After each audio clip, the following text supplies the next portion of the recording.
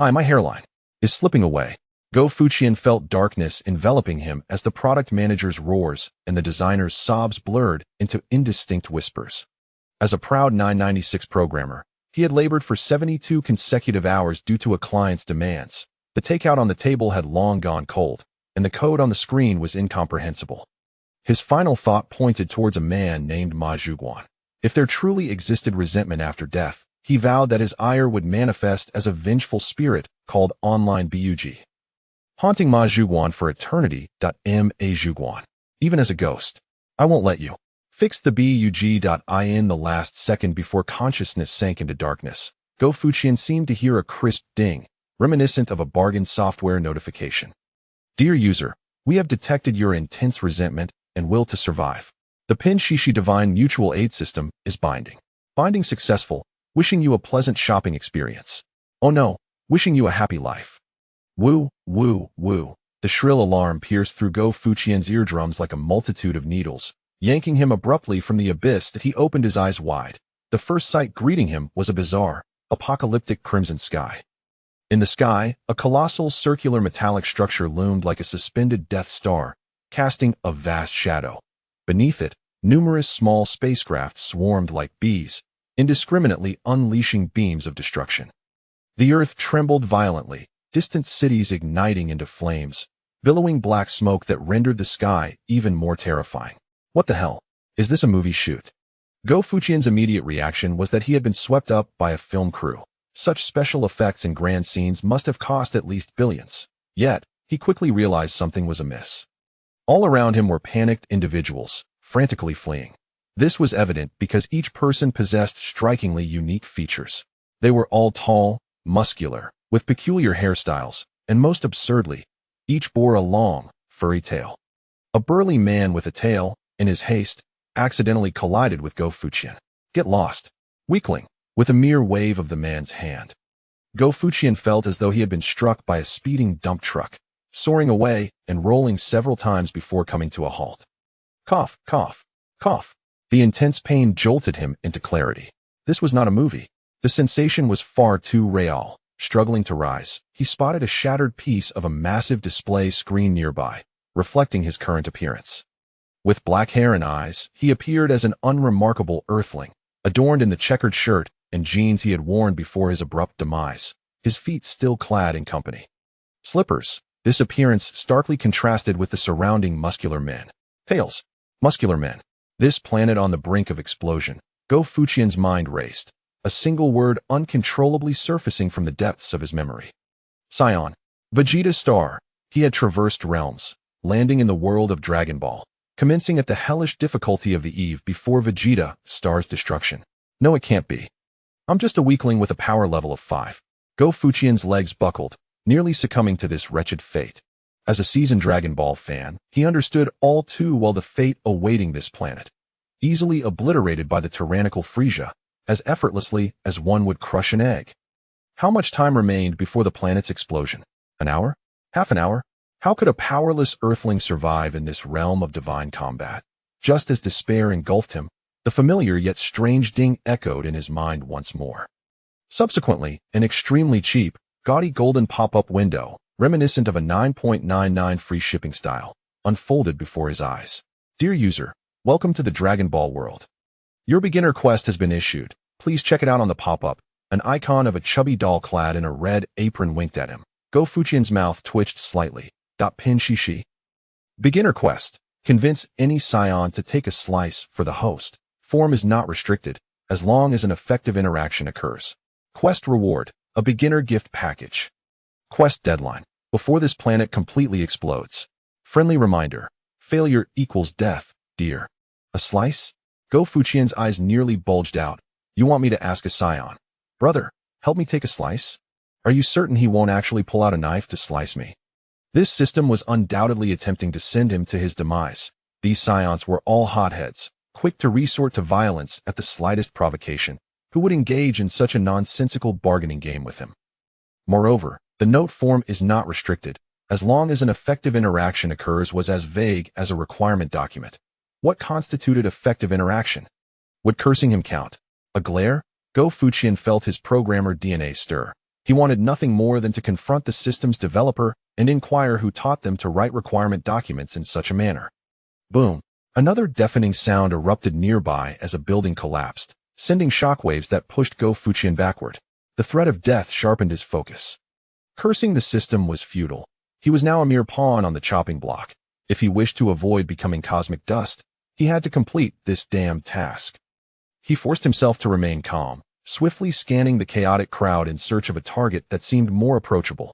However, all he encountered were faces etched with "I am not to be trifled with." These scions were either rampaging in destruction, venting their last fury, or fighting over the meager remaining spacecraft. Go Fuqian swallowed hard. Given his stature, approaching them would likely result in his immediate demise without a sound. Was fate truly against him? Just as he was out of ideas, a figure caught his eye. It was a female scion.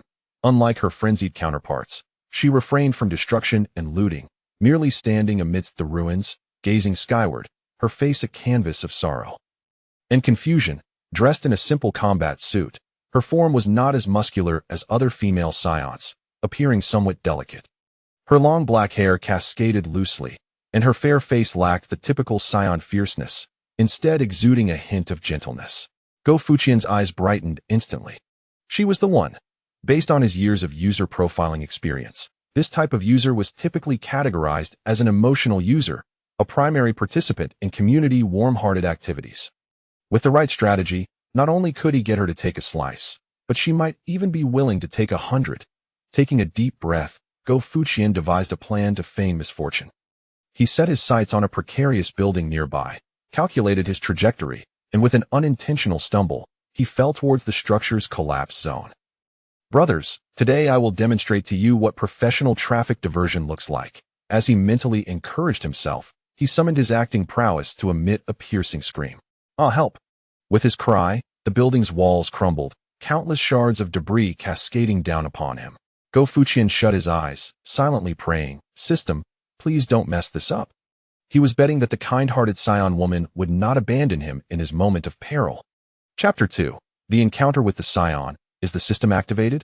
As the rubble cascaded down, Go Fuqian tightly clutched his head, wincing as the stones struck his scalp. A singular thought consumed him. Hurry! Come save me! How could anyone overlook such a substantial being? However, the anticipated scene of being rescued did not materialize. As the dust from the collapse gradually settled, Go Fuqian cautiously lifted his head, realizing he was sprawled amidst a heap of construction debris, surrounded by chaos. The woman he had pinned his hopes on remained stationary, merely tilting her head, regarding him with an expression akin to that reserved for a fool. The situation was undeniably awkward. Clearing his throat, Go Fuqian, dust-covered and disheveled, rose to his feet, brushing off the dirt as he feigned nonchalance. It was just a slip. Yes, a slip. The ground here is rather uneven.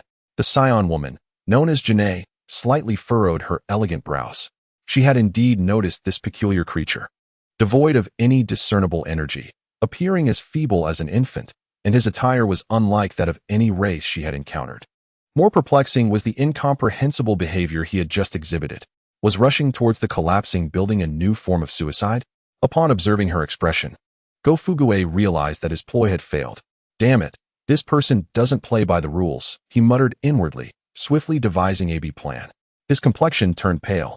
His body swayed, one hand pressed against his forehead, while the other clutched his chest, his face contorting into a mask of agony. I can't hold on much longer. My spaceship has met with disaster, and I have sustained grave internal injuries. He spoke with a feeble voice, as if on the brink of death. Dear lady, seeing you is akin to seeing my dearly departed grandmother. Your eyes possess the same gentleness. Janae's gaze shifted from that of a fool to one of disbelief. Ignoring her reaction, Go Fuqian continued his performance. My demise is of little consequence, yet I have an unfulfilled wish. I hail from a distant blue planet, where it is tradition that, before one passes, if aided by a kind soul, their spirit may find peace. As he spoke, he shakily extended a hand towards her, his body leaning forward as if about to collapse. I implore you, before I fall, lend me a hand, just this once, so I may feel the warmth of humanity one last time.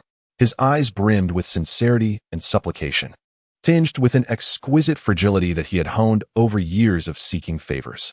Janae found herself at a loss. having lived for so many years. Witnessing the cold-blooded and the despicable, yet never encountering someone quite so extraordinary.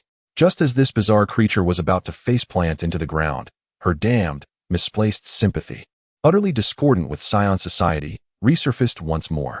"This is troublesome," she muttered, yet she extended her hand, catching his arm just before he could meet the earth face first, stabilizing him. The warmth of her soft touch enveloped his arm, and a faint fragrance lingered in the air. However, Go-Fuguei was too preoccupied to appreciate these sensations. At that very moment, as she supported him, the long-awaited voice resonated in his mind. "Beep. Congratulations, host. The Scion Janae has successfully delivered your first strike. The novice gift package has been credited. Would you like to open it immediately?" "Open it. At once," Go-Fuguei mentally screamed. In the next instant, a colossal golden gift package icon erupted before his virtual screen with a resounding boom. "Congratulations, host. You have acquired Modified Battle Power Detector, Green Quality, X1. Congratulations, host. You have acquired Cosmic Survival Kit, Beginner Edition, X1. Congratulations, host. You have gained 50 battle points."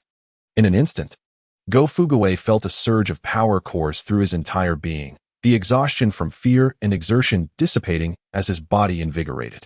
Although he was still aware of his own insignificance, the transformation from 5 to 55 instilled in him a fleeting illusion of newfound strength. He eagerly examined the other two rewards. A green, vintage, one-sided earphone-like device automatically affixed itself to his left ear, and countless data flashed across the lens. Modified Battle Power Detector. Not only can it detect battle power, but it also features map navigation, energy source scanning, item information recognition, and more. The core function, while pulling mode, has been activated, allowing it to automatically mark high-value targets for a strike and provide success rate analysis. Go-Fuguei's eyes lit up, thinking to himself that this was akin to a programmer's code prompts combined with a product manager's user profiling functionality, an extraordinary tool. With a mere thought, a capsule-sized object materialized in his hand. Cosmic Survival Kit. Press the button to release. Contents include Compressed Nutrient Agent X3, High-Purity Energy Water X3, Multifunctional Survival Tool X1, Micro Energy Block X1. While modest, it was undoubtedly life-saving in the current situation. With the rewards secured and the task accomplished, Go-Fuguei felt rejuvenated. The aches in his waist and legs vanished, and the near-death experience of moments ago was replaced by a sudden vitality, as he energetically leaped 3 times, showcasing his newfound exuberance. "Ah, thank you, noble lady, for your assistance. I feel much better now. This must be the power of kindness." He performed a deep bow towards the bewildered Janae, his expression overly obsequious. Janae, now thoroughly convinced, determined that she had just rescued a lunatic. Go-Fuguei, however, was too preoccupied with his primary objective, escaping the impending explosion of this planet. He promptly commanded the new detector. "Detector, immediately scan for any usable spaceships nearby. Be quick." Scanning. Based on energy responses and structural integrity analysis, an outdated spherical attack craft is located 800 meters to your southwest within an abandoned maintenance dock. Although classified as scrap, it retains 2 core energy, allowing for short-distance travel. Success escape probability, 125. 125? That will suffice. Better than 0. Go-Fuguei rejoiced, his desire to survive overwhelming all else. Without a second glance at Janae, he turned to flee. However, after a few steps, he halted. "No, I can't just leave like this. It would make me seem ungrateful. What if we cross paths again in the cosmos? How awkward that would be. One must leave a line for future encounters." Thus, he pressed the button on the survival kit capsule, and amidst a cloud of smoke, various items tumbled to the ground. In a flurry, he picked up a compressed nutrient agent packaged like a sausage and returned to Janae, earnestly placing it in her hand. "Beautiful and kind lady, I thank you profusely for your generosity. Please accept this modest token. It is a specialty from my homeland, known as Life Number 1. Consuming it will prolong your life. Farewell." With that, he bolted towards the direction indicated by the detector, leaving Janae clutching the hard Life Number 1 in a state of bemusement. She glanced down at the item in her hand, then up at the rapidly disappearing figure engulfed in dust, her delicate features betraying a mixture of speechlessness, confusion, and a hint of amusement for the first time. Meanwhile, Go-Fuguei, racing forward, rationalized to himself, "I'm sorry, beautiful lady. But that spacecraft sounds like it can only accommodate one. It would be far too perilous to bring a Scion back to Earth, after all. Raditz serves as a cautionary tale. For the sake of Earth's peace, I must leave you behind. Amen. As he continued to find justifications, he quickened his pace, swiftly covering the 800-meter distance. He rushed into the dilapidated maintenance dock and, indeed, spotted a dusty spherical spacecraft nestled in the corner. Precisely the type of single-pod ship most commonly utilized by the Scions and the Frisia Force. Found it. Go Fugue was overwhelmed with joy as he dashed forward, reaching out to press the switch on the hatch. However, the switch remained unresponsive. He attempted to pry the hatch open with his hands, yet the seemingly flimsy door did not budge an inch. Damn it! Go Fugue, now frantic, realized that his battle power, which had surged to 55 points, was utterly ineffective against true steel. Thunderous rumblings shook the entire maintenance dock as the steel framework overhead began to twist and fracture, large metal plates crashing down. The planet was on the verge of explosion, entering its final countdown. Go Fugue, drenched in sweat and exerting all his strength, kicked and pounded on the cursed hatch. But it remained motionless. His heart sank. Was it possible that after all his efforts to conquer the system and earn his rewards, he would be trapped here by a mere door? How infuriating. Chapter 3. This beginning doesn't seem so hellish after all? Open. For heaven's sake, open. Go Fugue, in a frenzy, unleashed a barrage of punches and kicks upon the circular hatch, his palms turning crimson and pain radiating from his toes. Yet the door appeared as if it were welded shut, without a single crack. He retrieved a multifunctional survival tool knife from his gear and attempted to pry and jab at the seam of the hatch, resulting in only a few sparks and the blade bending. Damn it! Go Fugue cursed vehemently, a wave of helplessness washing over him. It was akin to writing thousands of lines of code, finally resolving all the bugs, only to discover he had forgotten the server login password. With no option to reset it, his mental state crumbled. Dear friends. Above him, the metallic ceiling was peeling away in large chunks, the ground fissuring with deep, bottomless cracks. Molten lava surging forth from below, distorting the air with heat. The detector beside him blared a sharp alarm. Warning! Warning! The Planet S structure is collapsing. Complete disintegration expected within 3 minutes. Please evacuate immediately. I want to escape. But this damn door won't budge. Go Fugue felt tears welling up. Just as he was prepared to give up and lie on the ground awaiting his demise, a familiar yet cold voice echoed from the entrance of the maintenance dock. What are you doing? Go Fugue turned sharply to see the abandoned female Scion, Jine, standing there, clutching a life number 1 nutrient stick, her expression peculiarly gazing at him. Lady, why did you follow me? Go Fugue was taken aback. Jine did not respond, but merely waved the nutrient stick in her hand, asking, Is this how you entertain guests on your planet? Presenting someone with an inedible stick, then running away? She had tried to bite into it just moments ago and nearly damaged her teeth. Go Fugue's face flushed as he recalled that this compressed nutrient was as hard as iron and required special heating to be consumable. However, this was not the time to dwell on such matters. Sister, hero, now is not the time for chit-chat. This cursed place is about to explode. You need to find somewhere to hide. Go Fugue urged, waving his hands anxiously. Yet, Jine stepped closer, her gaze fixed on the spacecraft with a hint of sorrow in her eyes. It's useless. There's no escaping. Lord Frisia intends to destroy this planet, and no one can flee. Her tone was calm, so calm it was heart-wrenching. My husband Bardock, he went to challenge Frisia knowing he would die. So he sent our son Kakarot away in advance. Jine spoke softly, as if sharing her thoughts with Go Fugue and herself. He told me to find a chance to escape, but now I have lost my home. Where can I run to? Go Fugue was taken aback. Bardock, Kakarot. He looked at the sorrowful woman before him and finally matched her with the character in his memory, Son Goku's mother. The kind Scion woman who had only appeared briefly in the movie. In that instant, the guilt he felt from deception and abandonment magnified 1,000-fold. He gazed into Jine's hollow eyes, as if seeing his past self, alone in the city, facing endless overtime and an uncertain future. He understood that despair. But damn it, he didn't want to comprehend it right now. After 2 lifetimes, he had barely exchanged a sudden death for an impending explosion. He accepted that. But he did not wish to witness a tear-jerking drama before his demise. Go Fugue took a deep breath, the instinct of a programmer to solve problems overriding all emotions. Who says there's no escaping? He shouted at Jine. She was taken aback by his outburst. A home can be rebuilt. A planet can be found anew. As long as we are alive, there is hope. Go Fuguei pointed at the dilapidated spacecraft. Your husband sent your son away to ensure his survival. He wanted you to escape to live. Do you think you can honor your husband's sacrifice by resigning yourself to despair? What about your son? Who doesn't he even know where he is nursing? This speech, rather than scolding Jine, was more of a reprimand to himself, chastising the version of him that had once endured under the 996 work culture, ultimately exhausting himself to death. I will survive, and you must live too. Go Fuguei's eyes reddened as he pointed at Jine, then at himself. Now, immediately, right this moment. We shall collaborate. I understand technology, and you possess strength. Help me open this damn door, and I will take you with me. Jine was taken aback by his sudden eruption. She gazed at the frail, unfamiliar being before her, observing the fierce determination in his eyes to survive against all odds, and her desolate heart felt as if it had been struck by something. Indeed, survive. Bardock's last words to her were to ensure she lived. But Jine glanced at the spacecraft. It was a single pod. What is there to fear about a single pod? Go Fuguei slapped his chest, his audacity astonishing. We are both so slim. We can surely squeeze in together. Space is like water in a sponge.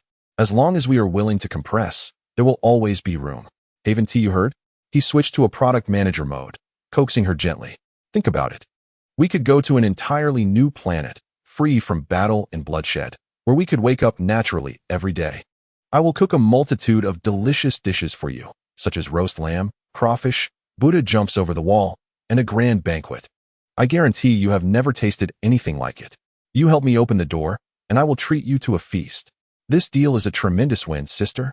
Jine, though completely baffled by terms like crawfish and Buddha jumps over the wall, saw a glimmer of something called hope in Go Fuguei's shining eyes. That glimmer was more enticing than any delicacy. Detection of emotional fluctuation in target Jine. Probability of success and persuasion increased to 85. The detector's prompt echoed in Go Fuguei's mind. Don't hesitate.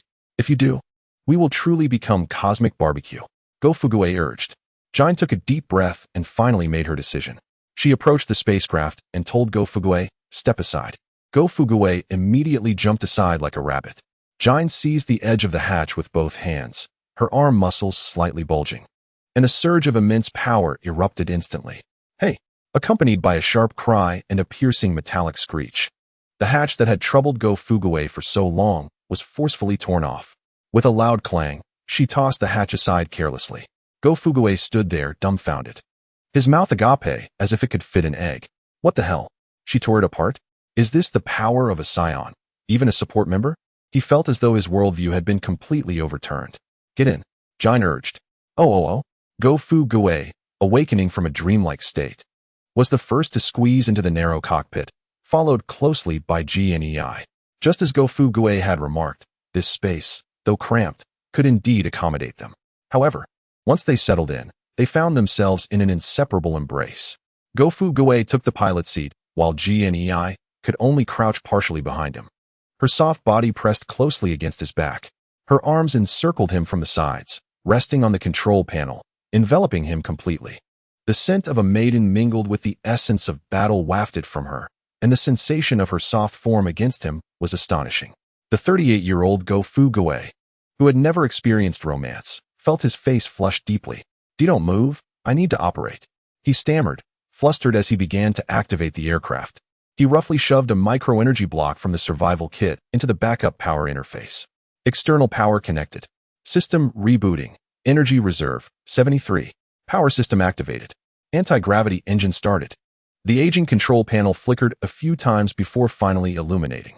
It moved. Go Fuguei pushed the joystick forcefully, and the aircraft emitted a strained noise as it shakily ascended. At that moment, the entire planet emitted a final mournful cry. Boom. The ground shook violently. The aircraft was tossed into the air by a massive shockwave, spinning wildly. Go Fuguei felt as if he had been thrown into a tumble dryer. It's going to fall apart. He screamed like a frantic groundhog. Just then, Gnei, her voice steady, commanded, steady. She firmly secured Go Fuguei with her body, her hands expertly pressing several auxiliary stabilization buttons. Miraculously, the aircraft stabilized, transforming into a streak of light as it broke through the thinning atmosphere, and shot into the silent cosmos. Through the small porthole, they beheld a scene both breathtaking and brutal. A colossal, fiery energy sphere had been launched from Frisia's mothership, striking the core of planet Vegeta with deadly precision. There was no earth-shattering explosion. In the vacuum of space, everything was silent. The planet first rippled like a stone cast into a lake, creating circles of destruction before vanishing quietly amidst blinding light and heat, reduced to the most insignificant dust in the universe. Inside the cockpit, an eerie silence prevailed. GNI stared blankly at the empty starry sky, tears silently streaming down her cheeks. Gofu Goe was also at a loss for words. The relief of surviving intertwined with the shock of witnessing a planet's annihilation left his mind in a daze. At that moment, the system's voice echoed once more. Ding! Congratulations, host, on completing the beginner's guide. The main quest has officially begun. Defiance in Desperation. Detected that the host has successfully invited GNEI to join the team. The system's shared mode, trial version, has been activated. Shared mode. Temporarily share combat power with designated teammates for mutual growth. Current sharing ratio, 0:1. You have received a combat power boost from teammate GNEI. Gofu Goe felt a warmth surge through him as the values on the detector jumped from 55 to 57. Though it was only an increase of 2 points, it was undoubtedly a promising start. He had survived, although he was encircled by a scion girl he had known for less than an hour.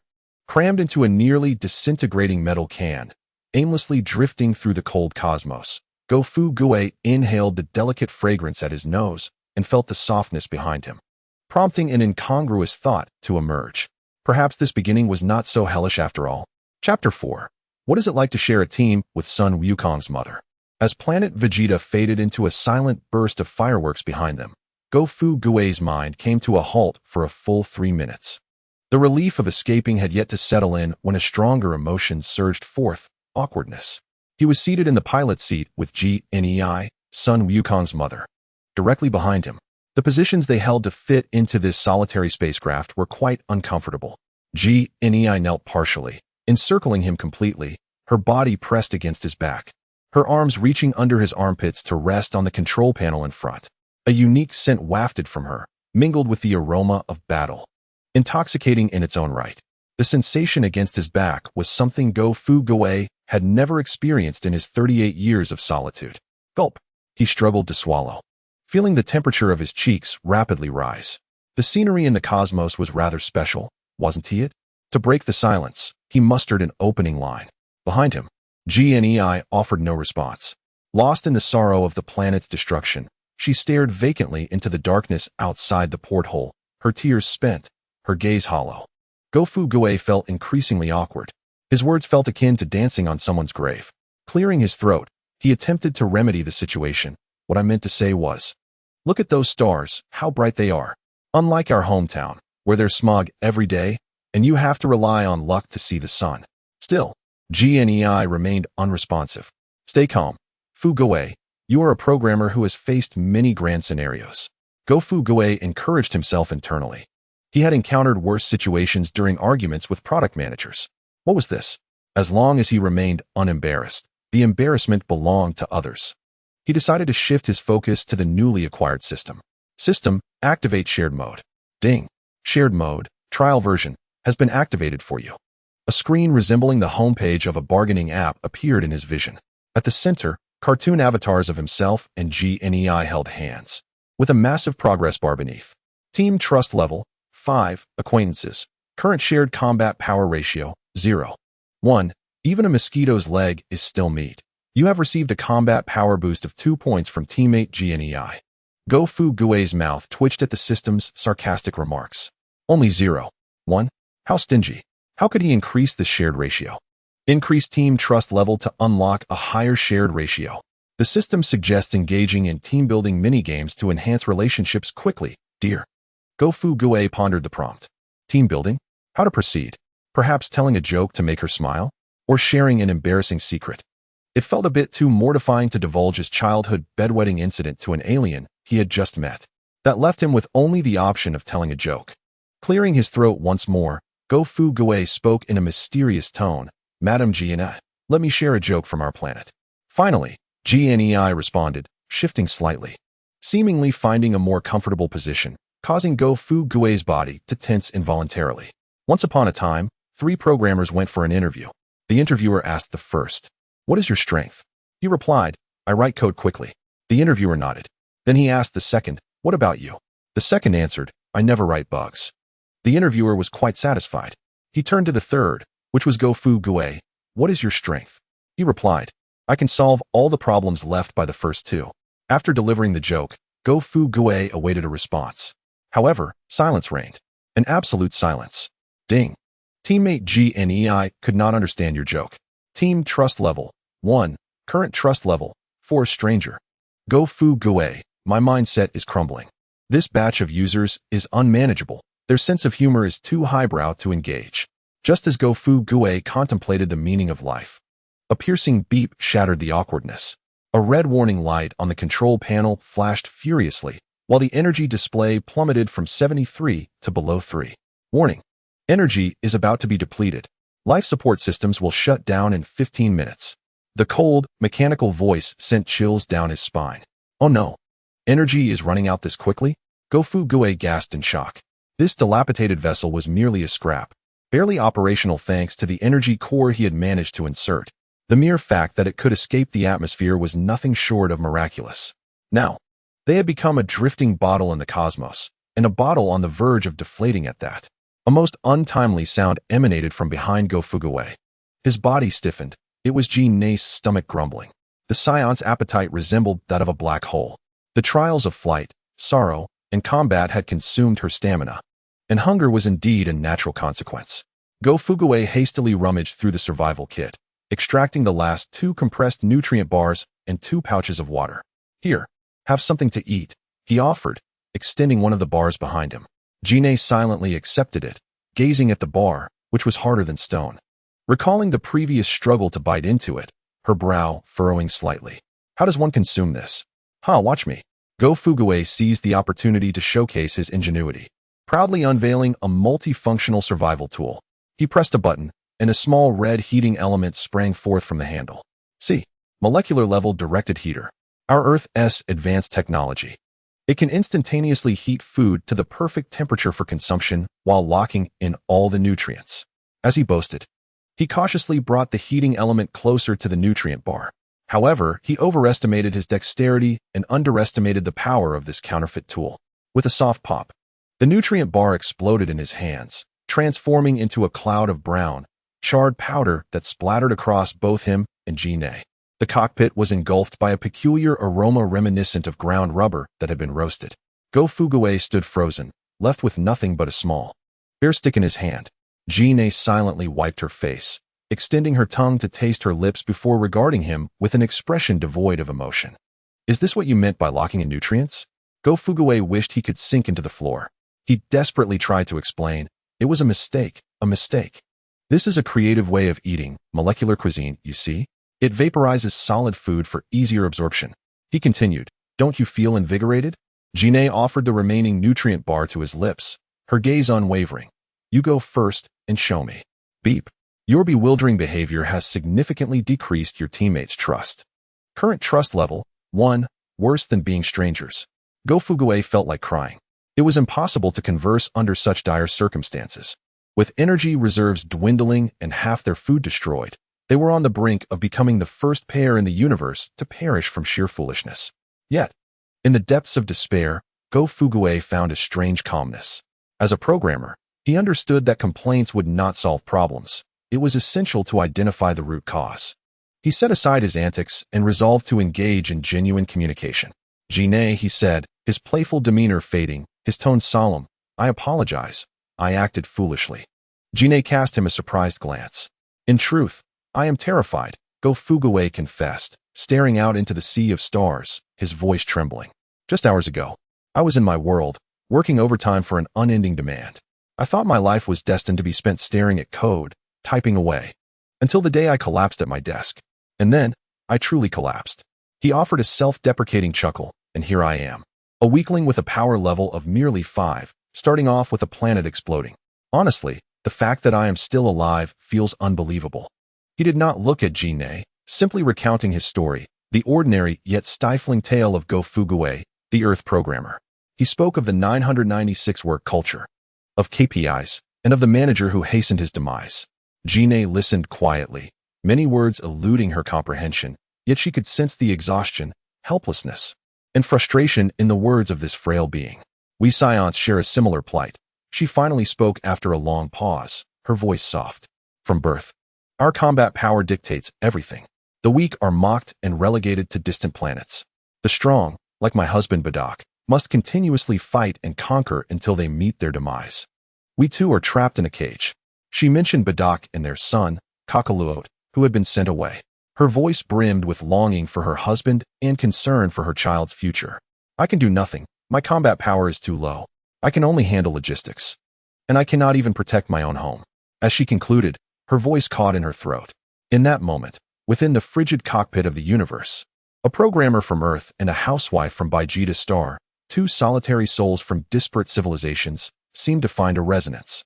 Go Fuguei's eyes glistened as memories of his parents on Earth resurfaced. Beep. Congratulations on achieving a profound and heartfelt exchange with your teammate Jinei. Your revolutionary friendship has reached new heights. Team trust level increased to 25, a reliable partner. Shared resource ratio increased to 25. You have received a combat power boost from teammate Jinei. A warmth surged through his body, exponentially more powerful than before. Go Fuguei felt his strength rapidly escalating. Instinctively, he activated the scanner. Combat power, 80 goodness. It surged so much. Go Fuguei's heart leaped with joy, but he lost control of his strength. His tightly clenched fist slamming down on a red button on the control panel. The next moment, outside the cockpit, a massive loudspeaker automatically deployed. For the glory of King Frisia. Universal peace cannot be achieved without the protection of Frisia's army. Today, have you bled and sweated for the king? The boisterous propaganda echoed with flattery and fervor, reverberating through the silent expanse of the starry sky. Go Fuguei and Jinei's expressions froze. Was this a recruitment broadcast from Frisia's army? How could such a thing exist on this battered ship? They exchanged terrified glances, each reflecting the other's fear. Just as they feared, Go Fuguei's scanner suddenly emitted an urgent alarm. Beep beep beep. High-energy target detected approaching. Distance, 5,000 cosmic units. 3,000. 1,000. A patrol ship from Frisia's army, significantly larger than theirs, emerged from behind a distant asteroid field, heading straight for them. It was over. Go Fuguei felt a chill wash over him. This is all your fault. Jinei, panicked and furious, smacked the back of his head. Though she held back her strength, it still left him seeing stars. The patrol ship soon halted not far from them, and a communication request came through. A gruff voice demanded, "Hey, who's the fool blaring that broadcast? State your identity and number." Go Fuguei's mind went blank. Survival instinct took over as he seized the communicator, forcing his voice into what he believed to be the most innocuous tone. "Report, sir. We are members of Frisia's fan club. We are currently conducting a team-building activity to praise the king. We were just rehearsing slogans. Long live King Frisia." Silence reigned on the other end. A 10-second pause felt suffocating. Then, the voice returned, laden with skepticism. "Fan club? What nonsense is this? Prepare for inspection." The patrol ship's hatch opened, and a beam of light shot out, ready to draw their little vessel in. This was the end. Go Fuguei closed his eyes, resigning himself to fate. Just then, a frantic flickering appeared in his mind's system interface. Detected that the host is facing a fatal crisis. Hidden feature of the shared mode. Skill borrowing, trial version, has been unlocked. Skill borrowing allows the temporary borrowing of one skill from a teammate at the cost of a significant amount of team trust. Please choose wisely.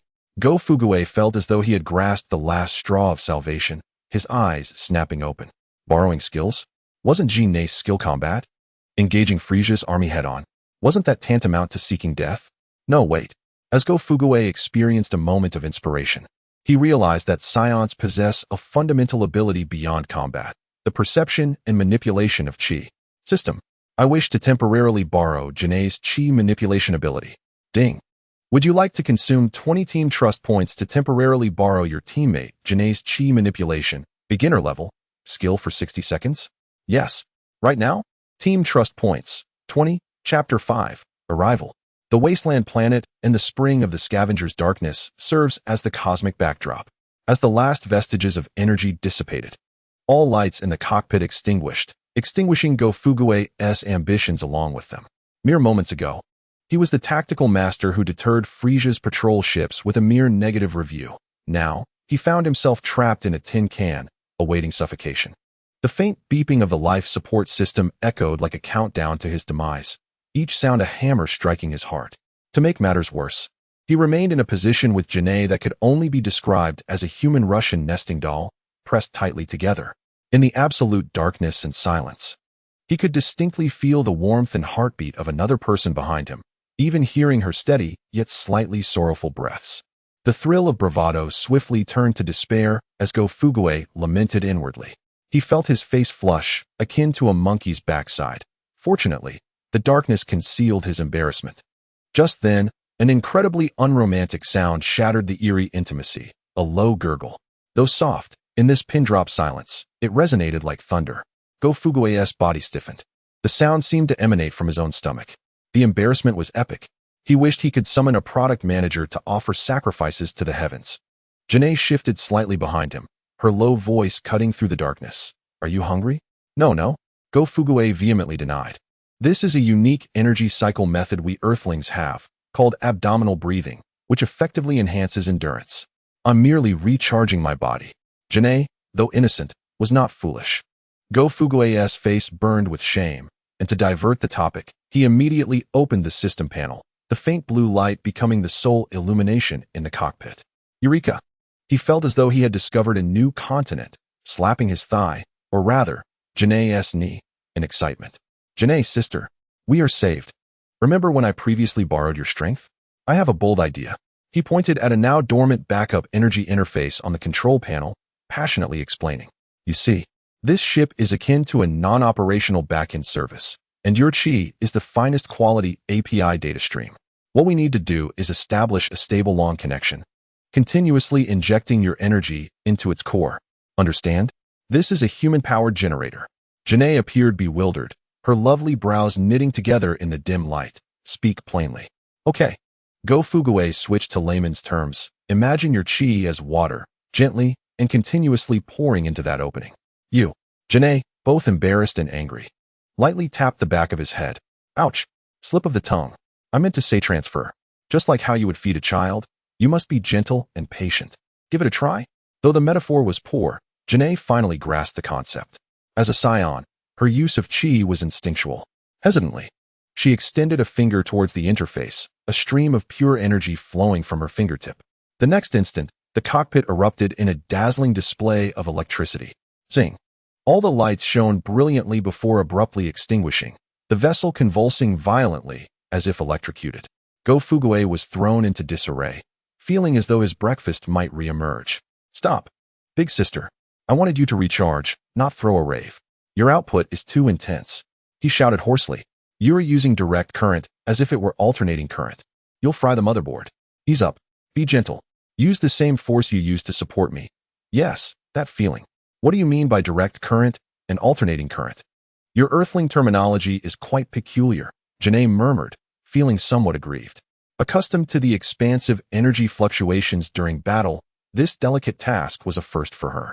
Under Go Fugue's animated guidance, Janae tried repeatedly, finally mastering the technique. A steady and gentle flow of energy infused the ship's core. One by one, the lights on the control panel illuminated, and the energy meter slowly climbed from a pitiful 0 to 1. It's moving. It's moving. Go Fugue rejoiced, tears of joy in his eyes. Who understands, family? Bringing home a scion not only means they can tear apart Gundams, but also serve as a gigantic power bank. What a windfall. What is a power bank? Janae inquired curiously. A power bank is one of our planet's greatest inventions, a symbol of love and hope. Go Fugue fabricated without a hint of blush or fluttering heart. With Janae as this perpetual motion machine, the energy issue was temporarily resolved. Go Fugue promptly activated the modified detector's scanning function. Detector, scan immediately for nearby locations suitable for landing. Planets, space stations, asteroid bases, anything will do. As long as we can breathe. Beep beep, scanning in progress, scanning complete. Approximately 3 million cosmic units ahead on the current trajectory, a massive, stable cosmic debris conglomerate has been detected. Name, C-78 Abandoned Waste Processing Zone. Alias, Wasteland Planet. Warning: this area contains a significant amount of unknown debris and unstable energy fields. Danger level: moderate. Special note: a high density, high-value target signal has been detected in this area. Proceed with caution. Wasteland Planet. A junkyard? Go Fuguei gazed at the information on the screen, his disappointment non-existent as his eyes sparkled with excitement. Starting with a bowl and relying solely on scavenging for gear. I know this script well. For a man who had thrived in his past life by rummaging through various games, a junkyard equated to a treasure trove. Janae, we have a destination, he exclaimed, striking the control panel in exhilaration. Ahead lies a paradise filled with treasures. Is there meat? Janae's query remained refreshingly simplistic. There must be, Go Fuguei vowed. Even if there isn't, I'll conjure the flavor of sirloin steak from a heap of scrap metal, under the propulsion of the Janae-powered human generator. The vessel rattled forward like an old car towards the distant graveyard of stars. After what felt like an eternity of drifting, the legendary Wasteland Planet finally came into view.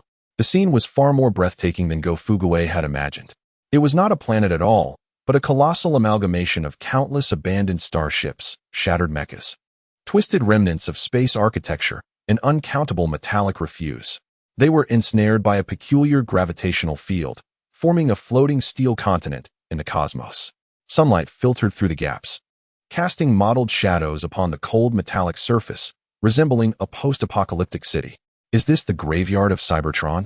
Go Fuguei stood in awe, his mouth agape at the magnificent yet desolate sight before him. This was no mere junkyard. It was a scavenger's paradise. I hereby declare the establishment of Go Fuguei's Cosmic Waste Recycling Company today. He piloted the vessel with care, skillfully avoiding the floating sharp debris, ultimately landing gently upon a relatively flat metallic surface resembling the deck of a colossal cargo ship.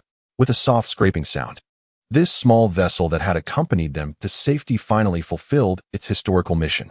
Let us go. Time to embark on our treasure hunt. Go Fuguei eagerly leaped from the cockpit, stepping onto this steel terrain. The sensation beneath their feet was hard and cold, while the air was permeated with a peculiar mingling of machine oil and metal. Janae descended cautiously, her vigilant gaze sweeping the unfamiliar surroundings, filled with trepidation. Do not fret, follow my lead, and I assure you, there will be meat to eat, Go Fuguei proclaimed, activating the item scanning function of his detector. Come, let us see what treasures lie nearby, shall we? A flickering yellow dot suddenly appeared on the detector's lens, less than 100 meters away. Detected medium-scale energy source reaction. A treasure. Go Fuguei's eyes sparkled with excitement as he sprinted toward the yellow point. The duo navigated through a chaos of mechanical debris and soon discovered their target within the wreckage of a half-buried destroyer, a massive, perfectly sealed military-standard cargo container. The container bore an emblem they recognized all too well, the insignia of the Frisia Army. Goodness, did we just unbox official supplies? Go Fuguei chuckled, thinking of the potential. Let us take a chance. A bicycle could turn into a motorcycle. Janae, let's go. Physically unlock it. Janae nodded, approached the container, and grasped the edges of the sealed door, her arm muscles subtly tensing. With a sharp tearing sound reminiscent of nails on a chalkboard, the heavy alloy door was effortlessly ripped open as if it were mere paper. Go Fuguei peered excitedly inside, anticipating gleaming energy blocks or high-tech weaponry. However, as he discerned the contents, the smile on his face froze. There were no energy blocks, nor weapons. The container was filled to the brim with uniformly packaged military rations, commonly known as compressed biscuits. A bizarre odor, a blend of preservatives, synthetic meat powder, and some expired dairy product, assaulted his senses. Is this it? Go Fuguei felt cheated. Where were the promised treasures? How could it be a box full of expired military rations? He casually picked up a box, inspecting the production date, and was taken aback to find it had expired 3 standard cosmic years ago. Well, having something to eat is better than nothing, he consoled himself, tossing a few boxes of military rations to Janae. Here, give it a try. It's a special supply from the Frisia Army. Although expired, the taste should still be acceptable. Janae opened a box, took a whiff, and her face displayed unmistakable distaste. Yet, hunger ultimately triumphed over her culinary fastidiousness. She took small bites, her brow furrowing as if she could crush an interstellar fly. Go Fuguei opened a box for himself, and the taste transported him back to the dark culinary disasters of his university cafeteria. This is hardly fit for human consumption, he grumbled, rummaging through the container in hopes of uncovering something else. As he sifted through the rations, he uncovered a small black, square device about the size of his palm. Item information: portable navigation log recorder. Status: low power, readable. Oh, what do we have here? Go-Fu Gui's interest peaked as he connected the recorder to his detector. Attempting to read the data, a series of fragmented audio recordings emanated from the detector's headphones. A panicked voice resonated. Sample S09 has gone out of control. Repeat. Sample S09 has breached containment. It has burrowed into Cargo Bay 3. My goodness, it is gnawing at the rations. Command: immediately abandon Cargo Bay 3. Quickly. It is exceptionally sensitive to energy reactions. Our engine, it's coming. Help.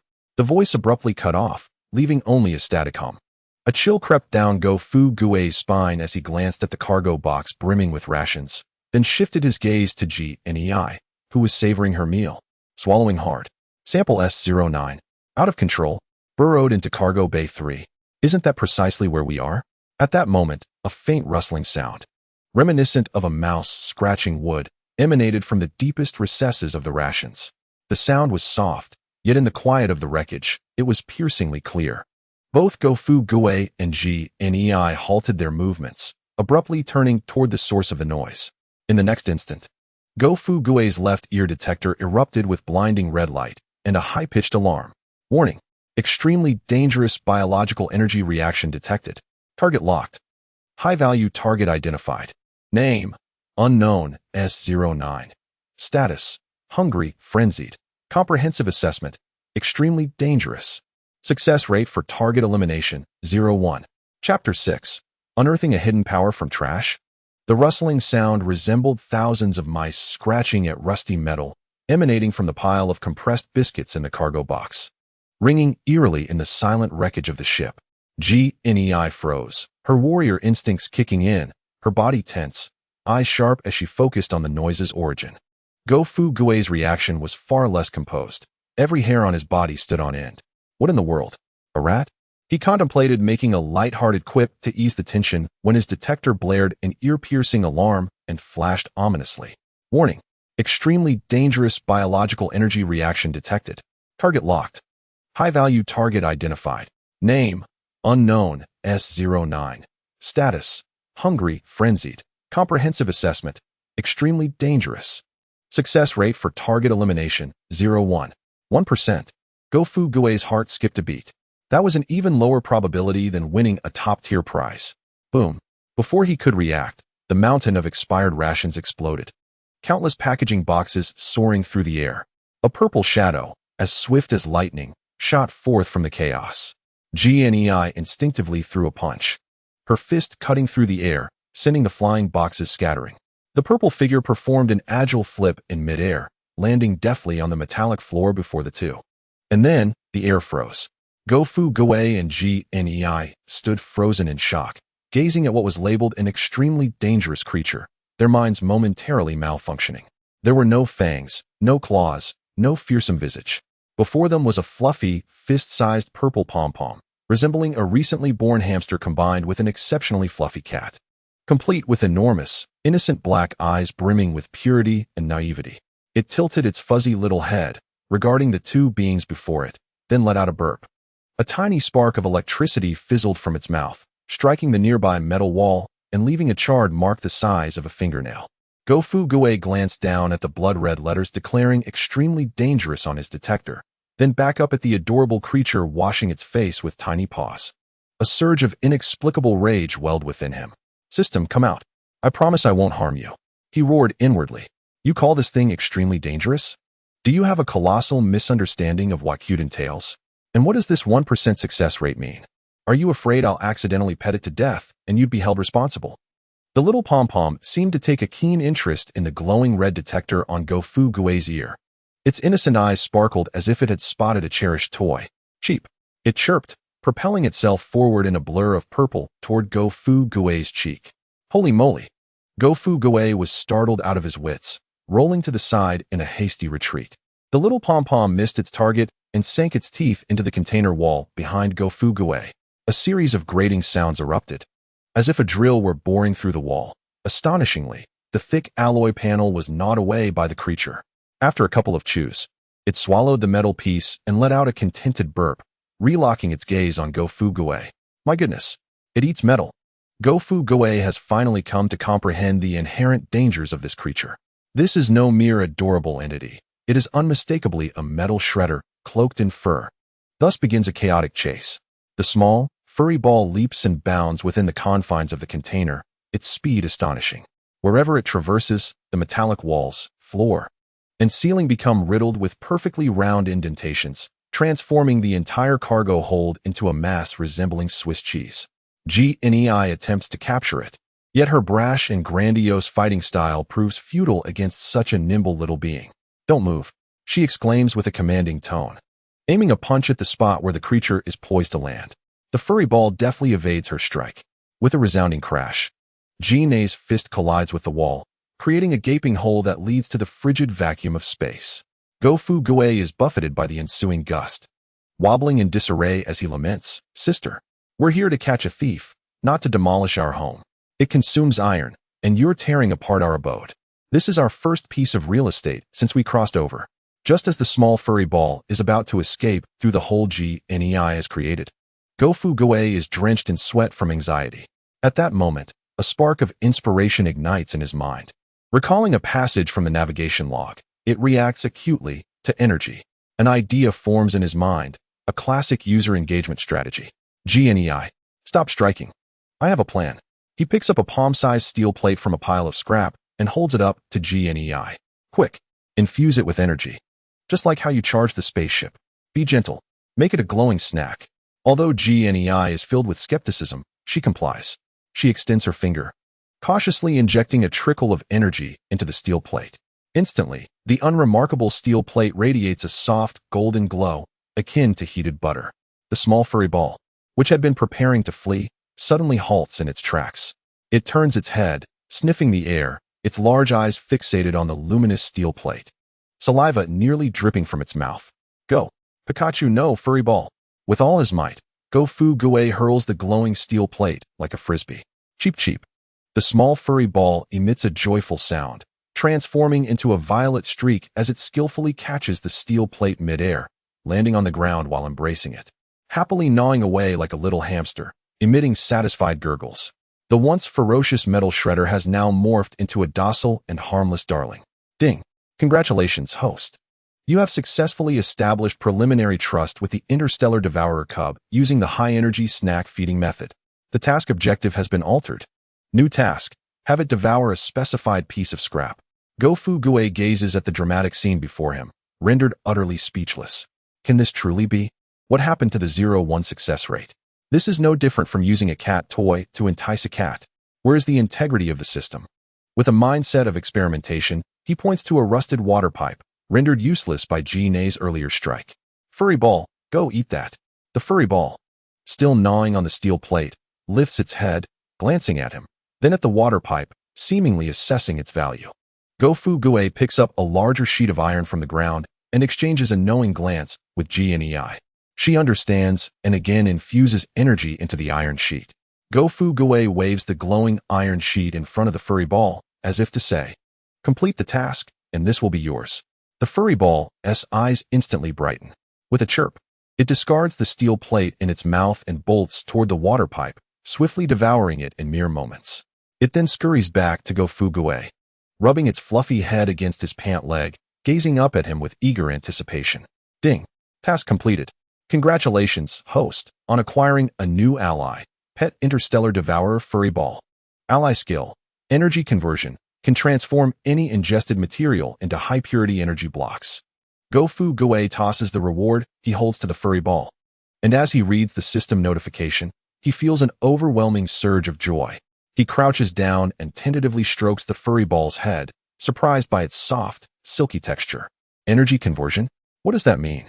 As he ponders this, he notices the furry ball, having finished the second glowing iron sheet, tremble slightly before raising its rear. With a soft pop, a crystalline energy block, akin to a sugar cube and radiating a gentle glow, drops from its fluffy fur. Go-Fu-Gue and GNEI exchange stunned looks, both frozen in place.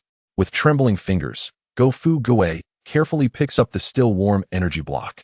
A surge of pure, potent energy emanates from the block. He is overwhelmed with emotion, tears brimming in his eyes, his voice quivering. WeVe struck gold. GNEI. WeVe hit the jackpot. This is no pet. It's a walking printing press. A machine for producing energy. He scoops up the furry ball and showers its furry face with affectionate kisses. Divine beast. You are my divine beast. He points to the mountains of metallic refuse surrounding them, exclaiming to GNEI, quick, gather more scrap. Today, let us unleash our printing press. Our goal is 100 million.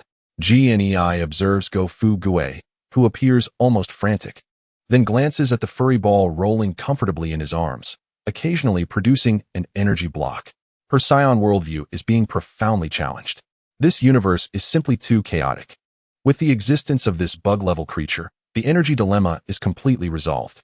Go Fu Gui even extravagantly instructs GNEI to cease manual power generation, feeding the energy blocks produced by the furry ball into the spaceship's energy core. Instantly, the dim lights of the small, decrepit vessel blaze as bright as day, and the system operates as smoothly as if it were brand new. They can finally explore this vast treasure trove in earnest. However, just as Go Fu Gui cradles his printing press, preparing for a grand endeavor to attain freedom from waste, the furry ball suddenly ceases its feeding. Its purple, soft fur bristles as if startled, emitting a low growl from its throat, its large eyes filled with vigilance and unease. It leaps from Go Fu Gui's arms, directing urgent chirps into the deeper darkness of the ship's wreckage. What's wrong, furry ball? Is there tastier iron over there? Go Fu Gui queries in confusion. But in the next moment, the detector in his left ear sounds an alarm once more, this time with a deep and grave tone. Warning. A powerful dormant biological signal detected. Non-hostile, but vital signs extremely unstable. Go Fu Gui's heart races. Whatever lurks, there is surely formidable enough to instill such trepidation in the furry ball. Could it be a hidden overlord of this junkyard? Let us go, GNEI. We must investigate. He suppresses his playful demeanor, his expression turning serious. GNEI senses the unusual atmosphere, silently trailing behind him, on high alert. Following the furry ball's lead, they navigate through the twisted corridors, delving deep into the belly of the colossal wreck of the destroyer. Eventually, they halt in a space resembling the captain's quarters. The room is in disarray, yet at its center stands an intact, technologically advanced white cryochamber. The cryochamber operates at an extremely low power, its surface cloaked with a thick layer of dust. The furry ball halts before the cryochamber, pacing anxiously, unwilling to approach. Is there someone inside? Go Fu Gui's heart pounds as he steps closer, extending his hand to brush away the dust from the observation window. Through the murky glass, he glimpses the interior scene. The cryochamber is filled with a murky green liquid, and a figure floats within, connected to various life-supporting tubes. The figure before him was tall, possessing the distinctive pointed ears and green skin, clad in a tattered purple martial arts uniform and a similarly worn white cloak. Go Fu Gui's pupils abruptly constricted. This attire, this appearance, it could only belong to a Namekian, and not just any Namekian, but a warrior of the Dragon Clan. He pressed his face against the observation window, eager to discern the man's features. Despite the grotesque scars marring his visage and a barely perceptible life force, that familiar outline detonated a name in Go Fu Gui's mind with an explosive clarity. Impossible. How could it be him? Just then, the detector provided the final confirmation. Ding. High-value target detected. Namekian genius warrior Nairu. Status: severely injured and near death. Life energy depleting rapidly. Rescue success rate: 15. System recommendation: rescuing the target requires a vast amount of pure life energy or an equivalent value of Shishi points. Dear user, would you consider purchasing a 648 energy package? The first charge comes with double benefits. Go Fu Gui stared intently at the barely alive figure within the cryochamber, his mouth agape as if it could accommodate a dinosaur egg. What kind of absurdity was this? He had scavenged and stumbled upon the peak of Namekian combat prowess. He had discovered the true hidden overlord of this scrap planet, a formidable being capable of standing toe-to-toe with Frisia in his initial form. However, this overlord was now clinging to the last vestiges of life, on the verge of demise. To save, or not to save? Go Fu Gui regarded the woefully low success rate of 15 in his own Baron points account, trapped in the most arduous decision of his life. This was no mere treasure. It was akin to retrieving an ancestral relic. Chapter 7. Bargaining to the head of the Frisia army. Go-Fuguei felt the tumultuous fluctuations of his existence. In one moment, he believed his end was nigh, and in the next, he might have acquired a pet capable of generating energy blocks. Subsequently, this pet led him to an extraordinary hidden overlord, who, ironically, was on the brink of death, lying in an intensive care unit awaiting his financial intervention. Dear user, would you consider purchasing a 648 energy package? The first charge comes with double benefits. The system's prompt echoed in his mind, reminiscent of the incessant pop-up ads from his previous mobile gaming endeavors, reeking of commercialism. Go-Fuguei glanced at the semi-conscious Nairu in the cryo chamber, then at his empty points account, grappling with a dilemma. Saving was a certainty. The question remained, what would he use to effect the rescue? This was Nairu, the guardian of Namek, a man capable of directly confronting Frisia's first form. If he could bring him into his team, wouldn't his combat strength skyrocket? This ally was more substantial than the load-bearing walls of his former company. Yet that 15 success rate, alongside the demand for a vast amount of pure life energy, was daunting. System, I must assert, it is not that I am unwilling to spend money. Rather, I yearn to experience the gratification of achieving success through my own efforts. Go-Fuguei earnestly bargained with the system in his mind. Is there any life energy available for free with just a single cut? Or a discounted medical package in the 100 billion subsidy zone? System scanning. Dear user, regretfully, life energy is a scarce cosmic resource and is not eligible for any promotional activities. However, in the spirit of humanitarianism, the system can provide you with a Scrap Planet DIY first aid manual. Please study it at your convenience. Go-Fuguei's eyes lit up as if he had grasped a lifeline. Quickly, let me see it. A thick electronic manual, several hundred pages in length, unfolded before him, brimming with incomprehensible formulas and schematics. Chapter 1. How to dismantle the life sign maintenance module from a scrapped medical robot. Chapter 2. Utilizing the energy conversion properties of interstellar devourers to refine energy of various attributes. Chapter 3. The correct posture and voltage control for defibrillation. Warning, non-professionals may incinerate the target. Go-Fuguei was dazzled by the information, his gaze eventually resting on Chapter 2. He glanced down at the furry ball rolling at his feet, contentedly purring, and a bold idea blossomed in his mind. Since the furry creature could transmute metal waste into energy blocks, would the nature of its diet affect the properties of the energy blocks produced? Was this not the essence of primitive alchemy? Dear friends, who understands? Today, I shall demonstrate a cosmic-level experiment with the periodic table of elements. Go-Fuguei felt a surge of excitement, rubbing his hands together and beckoning to Janae behind him. Janae, let us get to work. Our money printing machine requires raw materials. Go find me some, trash that looks full of vitality. Janae appeared puzzled. What constitutes vibrant trash? Something green, mossy, vine-like, or anything that catches your eye. Today, we shall embrace the mysticism of alchemy. Although Janae could not comprehend Go-Fuguei's words, she complied. Her formidable strength proved to be the most efficient means of transport. And soon a heap of bizarre metal scraps lay before the furry creature, adorned with various cosmic plants and fungi. The furry creature regarded the pile of green delicacies with a discerning nose, seemingly unimpressed. Do not be picky, my divine beast. Go-Fuguei selected a piece of spaceship hull covered in bioluminescent mushrooms, and, as if feeding a pet, offered it to the furry creature. Here, try this. Perhaps it will yield an energy block reminiscent of the flavor of Yunnan mushrooms, allowing you to witness little figures dancing. The furry creature hesitated for a moment before opening its disproportionately large mouth and taking a bite. Crunch, crunch. After a moment of chewing, the furry creature quivered, its rear end raised. Puffed. A softly glowing green energy block fell to the ground. Success. Go-Fuguei's eyes sparkled as he hastily picked up the energy block and rushed to Nairu's cryo chamber. He located an external energy interface and cautiously inserted the green energy block. The life support system screen of the cryo chamber flickered, and Nairu's life signs surged from a perilous 3 to 35. It worked, but it was insufficient. This slight increase was merely a drop in the bucket for the near-dead Nairu. Go-Fuguei surveyed the mountainous pile of green refuse and then glanced at the furry creature, which was about the size of his fist, feeling somewhat disheartened. How long would it take for the furry creature to consume enough to amass the life-saving energy? Moreover, The green furred refuse in this junkyard was not infinite. Was he to cultivate grass himself? Just as he pondered his predicament, the detector in his left ear suddenly emitted 2 beeps. High-value target signal detected. Highly relevant to the current task. Nearby? Huh. Go Fugue's spirits lifted as he promptly opened the scanning map. A massive golden exclamation mark appeared on the map, less than 200 meters away. In another compartment of the wrecked destroyer. Another treasure? Without a moment's hesitation, Go Fugue scooped up the furry creature and dashed toward the target location. Janae, keep up. The system has sent me a coupon again. The trio once more traversed the dark, twisted corridors of the ship. This time, the destination was a dilapidated repair warehouse. In the center of the warehouse stood another cryochamber, albeit one of a more rugged design, emblazoned with a massive insignia unmistakably belonging to the Frisia army. Another cryochamber? An ominous premonition surged within Go Fugue.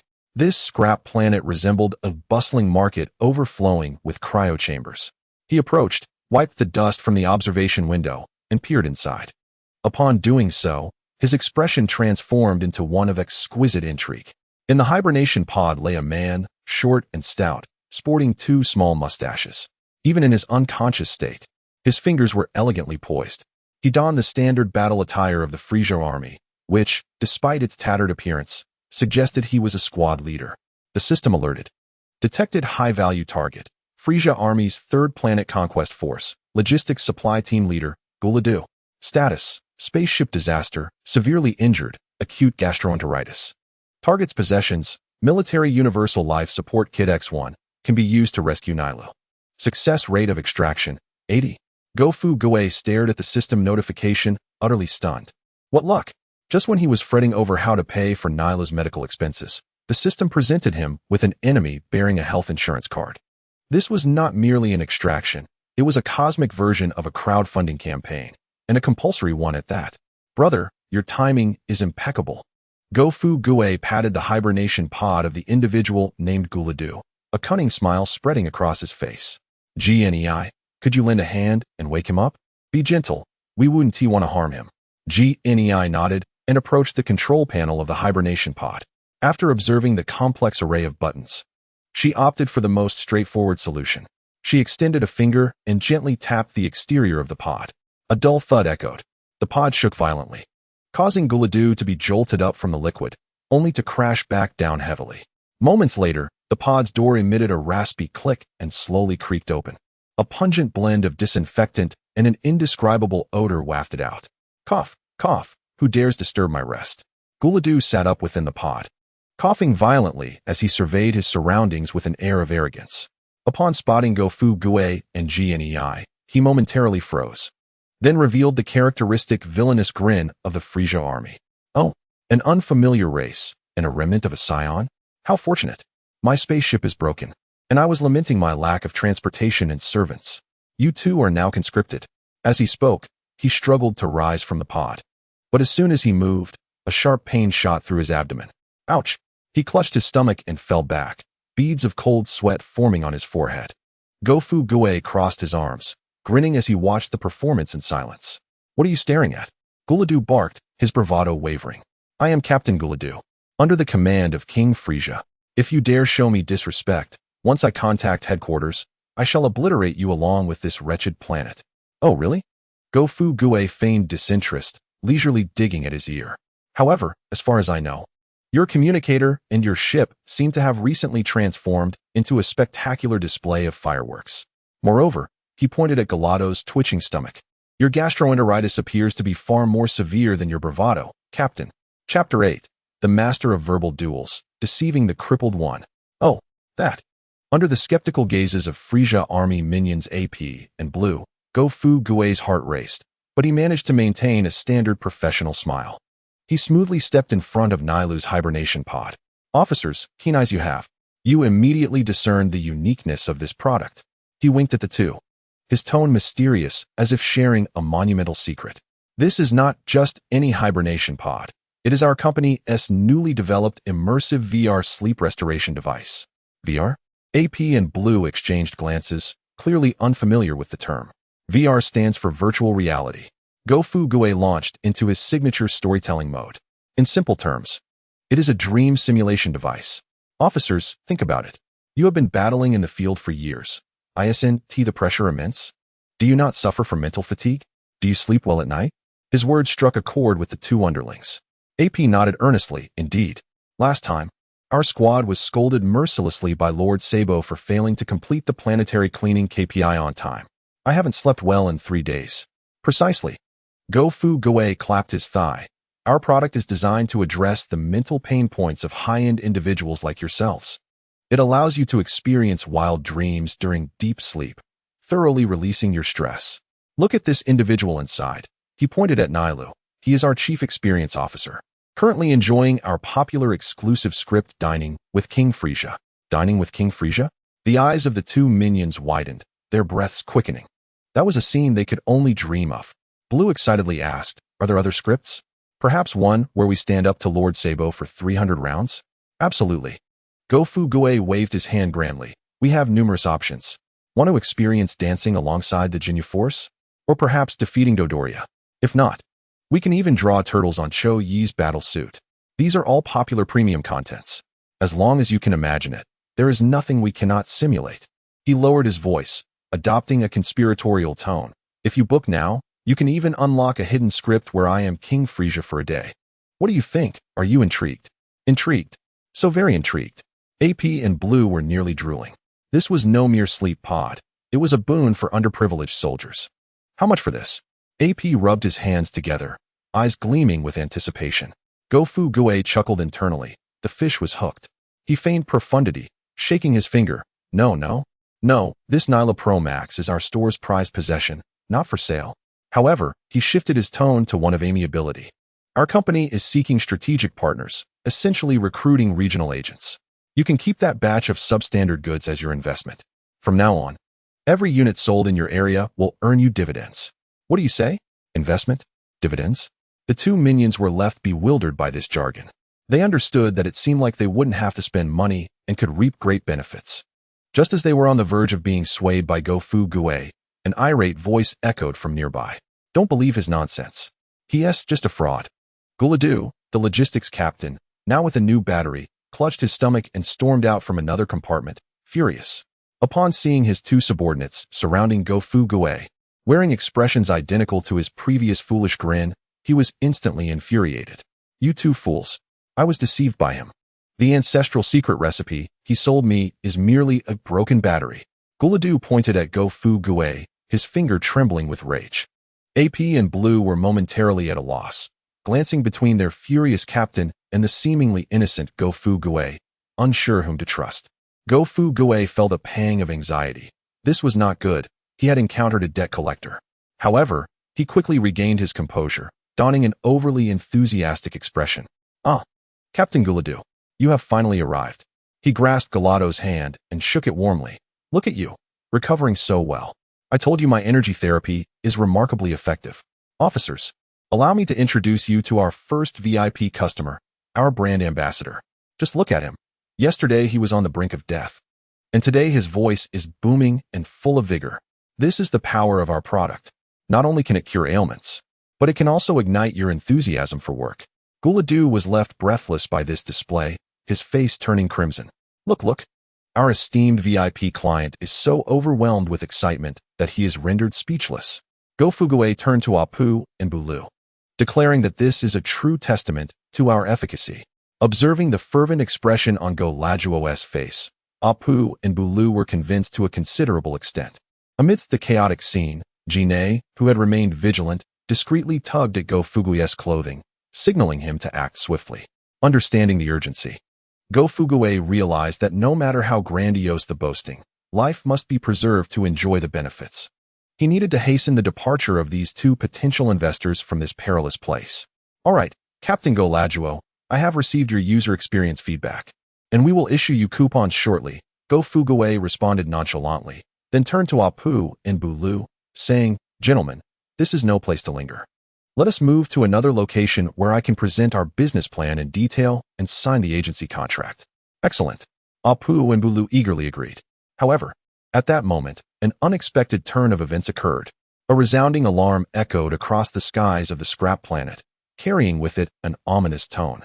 Go Fugue's detector erupted with intense red light and a piercing scream. Warning! Warning! Detected signal from the main battleship of the Frisia Corps. Identification code, Cleanser's Special Operations Team. Mission objective, eliminate all witnesses and relevant personnel of the Vegeta Star Destruction incident. Estimated time of arrival, 9 minutes and 58 seconds. Go Fugue abruptly looked up, peering through the breach in the ship's hull toward the starry sky.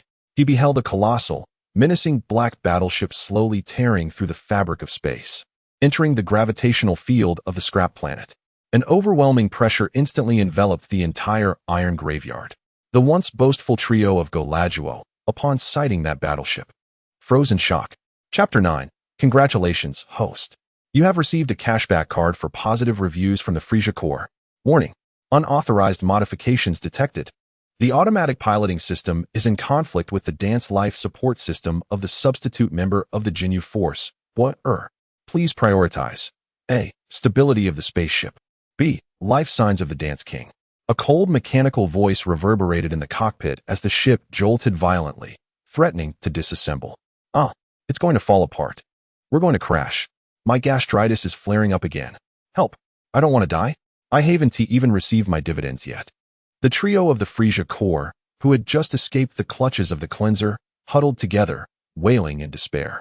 Their faces were a pallid reflection of fear, having narrowly escaped death only to face imminent destruction once more. Go Fugue gripped the control stick tightly, feeling as though his insides were about to be jostled out.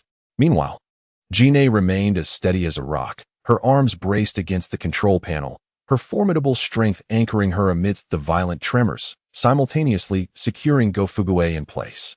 Before Go Fugue, a flashing red window appeared on the system panel, presenting him with two options: preserve the spaceship or save the dancing individual.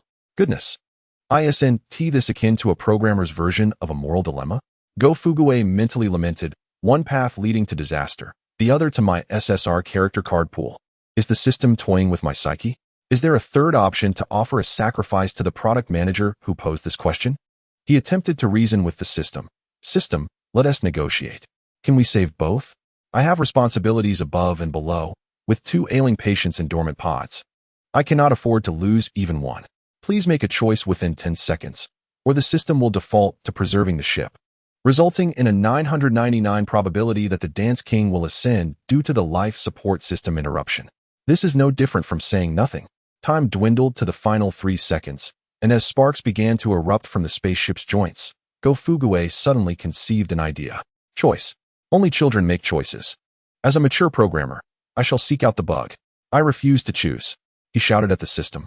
Grant me access to the base control permissions of this wretched vessel. I demand to see the logs. I refuse to believe this faulty code is without flaws. Permission request in progress. Host detected with the hidden title of Epic Code Seamstress. Temporary debugging permissions activated.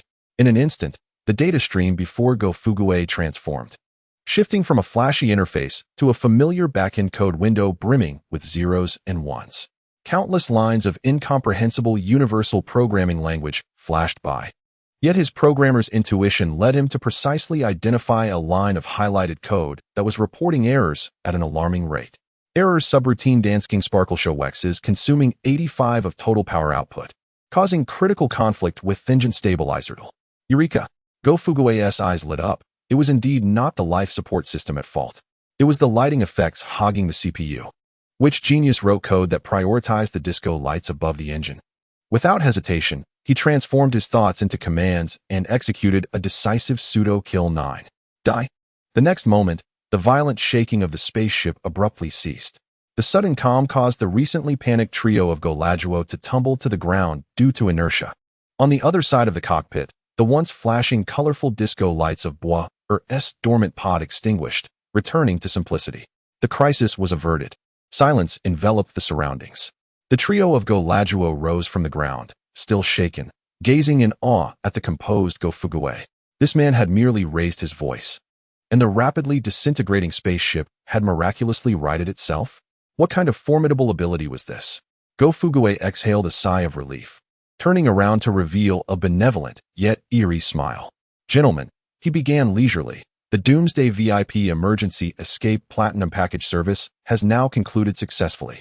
Shall we discuss the matter of the remaining payment? Remaining payment? Go Lajuo blinked in confusion, clutching his stomach, feeling his previously settled gastritis flare up once more. Apu and Bulu were equally bewildered. Didn't we agree to pledge the spaceship and that junk to you? That was merely the basic service fee. Or what is colloquially known as the initiation fee, Go Fugue explained, counting on his fingers methodically. As the project commander, I devised a flawless escape plan. This is my project management fee. And this lady, he pointed to Jine behind him, Miss Jine, with her expert skills in dismantling spaceships, a fee for her elite technical consultancy. Furthermore, he produced his drowsy pet, Mao Qiu, my beloved companion, who provided emotional support throughout. Alleviating your tension. This is the appearance fee for the Chief Emotional Value Officer. He paused, smiling at the three who were now utterly dumbfounded. So, gentlemen, how do you intend to settle the remaining payment? Golajuo and his companions swallowed hard. They looked at Go Fugue, and behind him, the once serene scion woman Jine, who was now cracking her knuckles ominously. They were instantly filled with dread. What sort of business collaboration was this? This was clearly an interstellar version of extortion. We have no money. Go Lajuo lamented. All our belongings are on that ship you just blew up. No money? Go Fugue raised an eyebrow, a knowing expression crossing his face. No money is manageable. From this day forth, the three of you shall be my employees. He cleared his throat, and, with a tone that resonated with the solemnity of announcing a company's public listing, proclaimed loudly, I have decided to establish the Go Fugue Universe Unlimited Liability Company. I, Go Fugue, will serve as the Chief Executive Officer and Product Director. Janae will take on the role of Chief Security Officer. Mao Qiu will be our Chief Energy Officer. He pointed at the trio of Guladu, declaring, and you shall be the first batch of management trainees in our company. Congratulations on successfully joining this vibrant and promising startup. The future universe top 500 lies beneath our feet. Management trainees? Startup? The three Guladu were momentarily taken aback, although they did not comprehend every word. They sensed an air of significance. So what will our job be? Apu asked cautiously. Your first task is quite simple, Go Fugue said kindly, gesturing toward the disordered cabin. Please clean this ship, inside and out. The floors must shine to reflect one's silhouette, and the components arranged in accordance with the golden ratio. This is part of our corporate culture, known as creating an exceptional user experience. The trio felt as though they had jumped from one pit into a larger one. Just as they began their management trainee journey, equipped with rags and brooms, Go Fugue's mind was met with the cheerful chime of the system notification once more. Ding! The host has successfully reached a labor employment agreement with 3 members of the Frisia Force. Your business landscape has begun to take shape. Congratulations. Your bargaining efforts have received preliminary recognition from the Frisia Force black market system, elevating your credibility to a fledgling rogue. Special rewards are being distributed. Congratulations, host, on acquiring a Frisia Force positive feedback cashback card. A shimmering golden card appeared on Go Fugue's system interface. Frisia Force positive feedback cashback card. Each time the host receives a 5-star review from a member of the Frisia Force, which must be heartfelt, they will randomly receive a cashback reward. Rewards may include, but are not limited to, system points, rare items, intelligence information, etc. Go Fugue's eyes sparkled. Positive feedback cashback? It must be heartfelt. Can this system's glitch be exploited in such a manner? He immediately set his sights on the industrious Guladu, who was diligently scrubbing the floor. Chapter 10. First Experience in the Cosmic Black Market. Initiating Spiritual Pollution. Warning. Kinyu Special Forces candidate Boer is currently suffering from severe rhythm deprivation syndrome. The system recommends an urgent treatment plan. Immediately outside his sleep pod, play the song Little Chicken at maximum volume in a loop for 3 standard cosmic hours. Go Fugue stared at the flashing red system notification, feeling as though his brain might combust. Little Chicken? That song from my previous life, with its bizarre melody and incomprehensible lyrics, was labeled as spiritual pollution and a mudslide in the history of music. To use that as background music in a cramped space filled with Scions, Namekians, and Frisia Force defectors for 3 hours? Go Fugue took a deep breath, mentally lamenting, who understands? Am I saving a life or throwing a party? If this song plays, it might not just be the one in the sleep pod who perishes, but all of us aboard. This is nothing short of indiscriminate assault. He attempted to negotiate with the system. System, can we choose a different song? Perhaps the most dazzling ethnic style? that has a strong rhythm and might yield better results. Rejection. The system has calculated that Little Chicken has a melody and soul rhythm match rate of 998, making it the only song capable of rescuing him from rhythmic dislocation. The host must execute this immediately, or the target will perish within 10 minutes due to the soul failing to keep pace with the heartbeat. What utter nonsense! Go Fuguwe was utterly at a loss. He gazed at Bo-er, who was increasingly convulsing in the sleep pod, foam beginning to form at the corners of his mouth. Gritting his teeth, he made a firm decision. If the friend dies, the priest shall live. For the sake of future formidable allies, I must sacrifice everyone's ears. Attention, everyone. Attention, everyone. Go Fuguwe cleared his throat and shouted into the cabin. To save our new partner, I am initiating a musical awakening therapy. The treatment process may be a bit avant-garde, so please remain calm. The crew, including Janae, who was resting with her eyes closed, and the diligent Guladu trio, cast puzzled glances. Go Fuguwe offered no opportunity for questions and directly connected his modified detector to the ship's broadcast system. He retrieved the song marked as the ultimate weapon from the system's library and pressed play. In the next moment, a peculiar melody filled the entire cabin. Goo-goo day, goo-goo day, goo-goo day, little chicken, little chicken, little chicken, little chicken, cluck cluck. Janae's eyes flew open, her delicate face a picture of bewilderment as she questioned whether her ears had malfunctioned. Clatter. Apu dropped his rag, staring at the speaker with terror as if it were a monster. Bulu squatted down, cradling his head, muttering, "What is this? Is it a weapon attacking our souls?" The most intense reaction came from Guladu, who suddenly knelt before Go Fuguwe, clutching his leg, tears streaming down his face as he cried out, "Boss, I was wrong. I truly apologize. I should not have doubted you. Please, spare us from this torment. This is even more torturous than Lord Sabo, making me watch him comb his hair for 3 hours." Go Fuguwe remained unperturbed, kicking him aside and declaring loudly, "What nonsense. This is art. The magnificent music that can save lives. You must learn to appreciate it." As he spoke, he discreetly tore 2 pieces of cloth from the survival pack and stuffed them into his ears. This was no joke. Even he could hardly endure it. Amid this veritable scene of mental torture, their rickety spacecraft, bug report number, finally reached its destination, the 79th transfer station. It was a black market built on a colossal meteorite, chaotic and vast. Countless dilapidated ships were strewn across the surface like refuse, forming uneven landing pads. Multicolored neon signs flickered with incomprehensible alien scripts amid the grimy steel structures, creating a strangely captivating atmosphere. Various oddly shaped extraterrestrials wandered about, and in the shadowy corners, glances filled with ill intent occasionally swept by. However, as BUG report number approached with its distinctive background music, the clamor of the entire port abruptly ceased. Goo-goo day? Goo-goo day? Goo-goo day? All the extraterrestrials engaged in trading, fighting, or repairing ships halted their activities, turning in unison to stare at their peculiar vessel with the same gaze reserved for prehistoric creatures. A 4-armed giant polishing his laser axe trembled, almost severing his 3rd leg with the blade. Go Fuguwe peered through the window at this scene, his heart sinking. This background music was a poor choice. Their entrance had drawn the ire of everyone present. They weren't here to make a fortune. They were here to serve as targets. The port's public channel erupted with the furious roar of a traffic controller. "Warning! Warning! Unknown vessel. Immediately turn off that damned noise. Otherwise, we have the right to shoot you down. Repeat, turn off your noise at once." "What do we do, boss?" Guladu asked, his voice trembling, feeling as though he had just escaped a den of wolves only to stumble into a tiger's lair. "Calm down." Go Fuguwe shot him a glare, then snatched the communicator, refusing to apologize. Instead, he spoke with commanding confidence. "Hello, hello? To all the friends in the parking lot below, can you hear me? This is Go Fuguwe, CEO of the universe's most diligent outsourcing company. We just arrived here, unfamiliar with the rules, so I bring you a little gift." He pointed at the still-twitching Bo-er hibernation pod and shouted into the communicator, "This opening tune is a warm-up gift from my boss, the Cosmic Dance King Bo-er. He will soon awaken, returning as the Sovereign, and will hold his first personal cosmic tour concert here. The 10 spacecraft currently docked beside us have the chance to receive a signed photo and dance qualification from Lord Boa. Opportunity knocks but once. Let us all cheer for the Dance King." The entire port fell into a profound silence once again.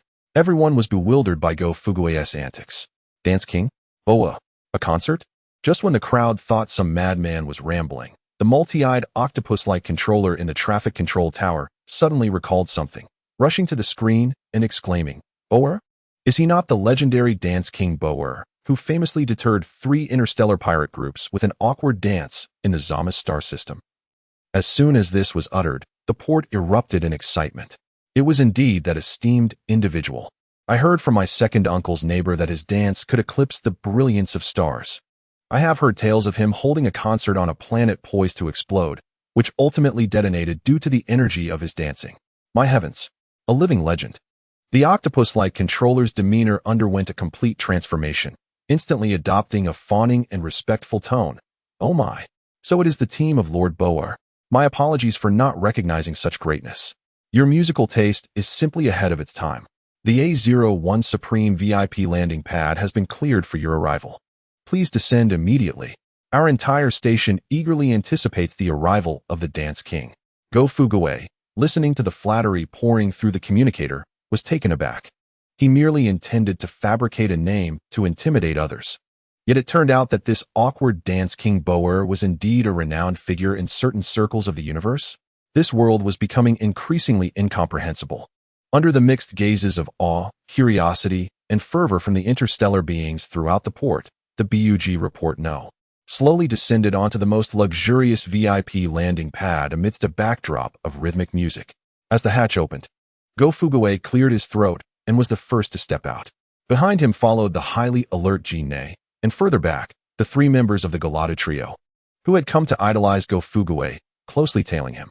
Just as they exited the pod, a creature exuding the odor of machine oil, resembling a humanoid blob of petroleum slime, slid before them with a professional grin. "Greetings, esteemed gentlemen. I see you are newcomers. Judging by your vessel and your taste in music, it is clear you are individuals of great importance.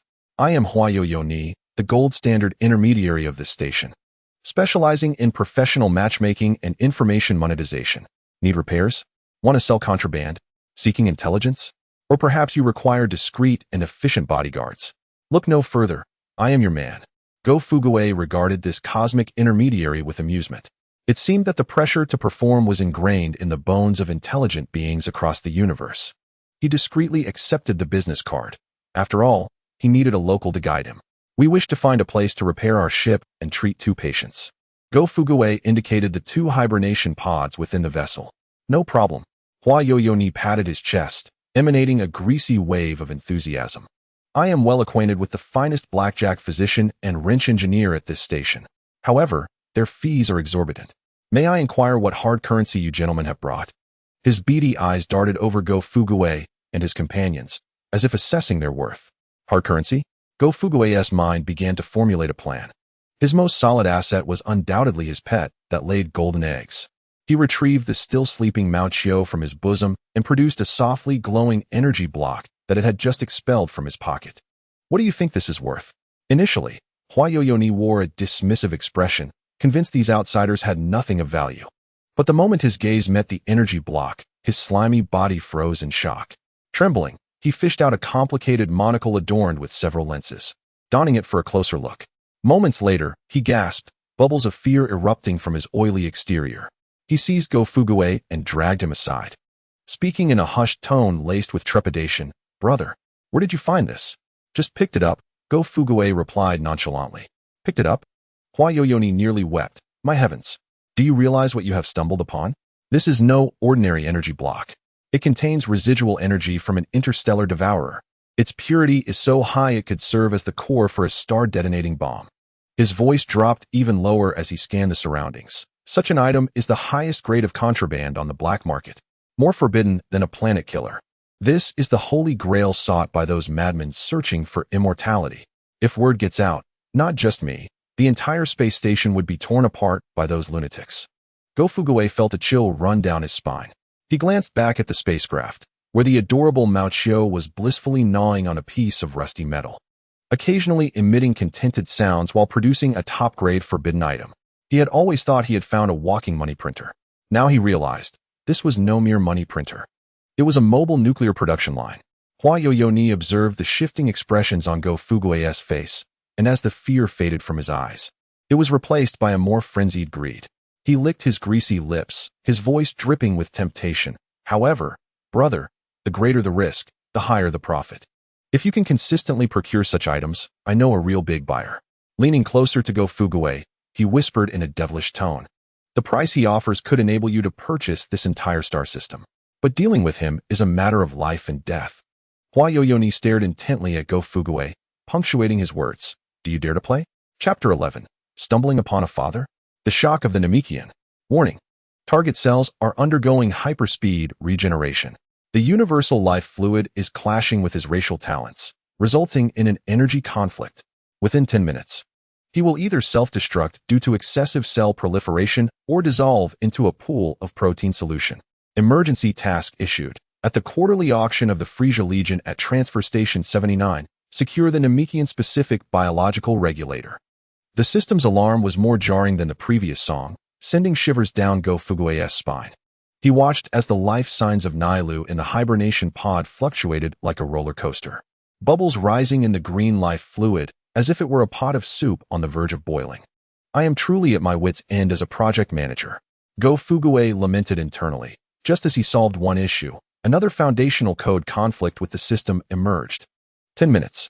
In 10 minutes, I am to acquire a jar of Namekian protein solution? Nearby, Dr. Tingji was also anxiously monitoring the data, his mechanical eye flashing rapidly. This is troublesome. The Namekian's self-healing ability is reacting negatively to the universal life fluid. It's akin to running the latest ray tracing games on the most basic processor. It's bound to explode.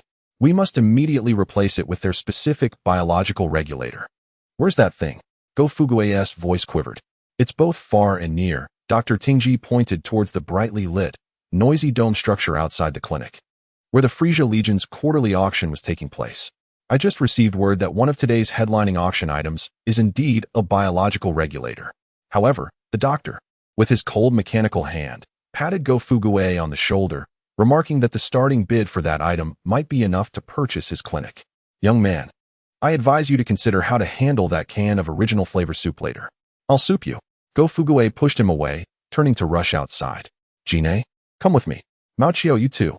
Today we are going to experience an intergalactic double 11 shopping spree. He seized Jine and sprinted towards the auction venue with the speed of a 100-meter dash. Time is of the essence.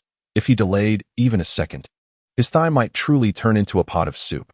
Boss, what about us? Asked the confused Guladu trio, who had just polished their spaceship to a shine. You all. Go Fuguwei shouted without looking back. Stay here and put little chick on repeat. If he dares to pass out, I'll send you 3 back to Frisia and claim the reward.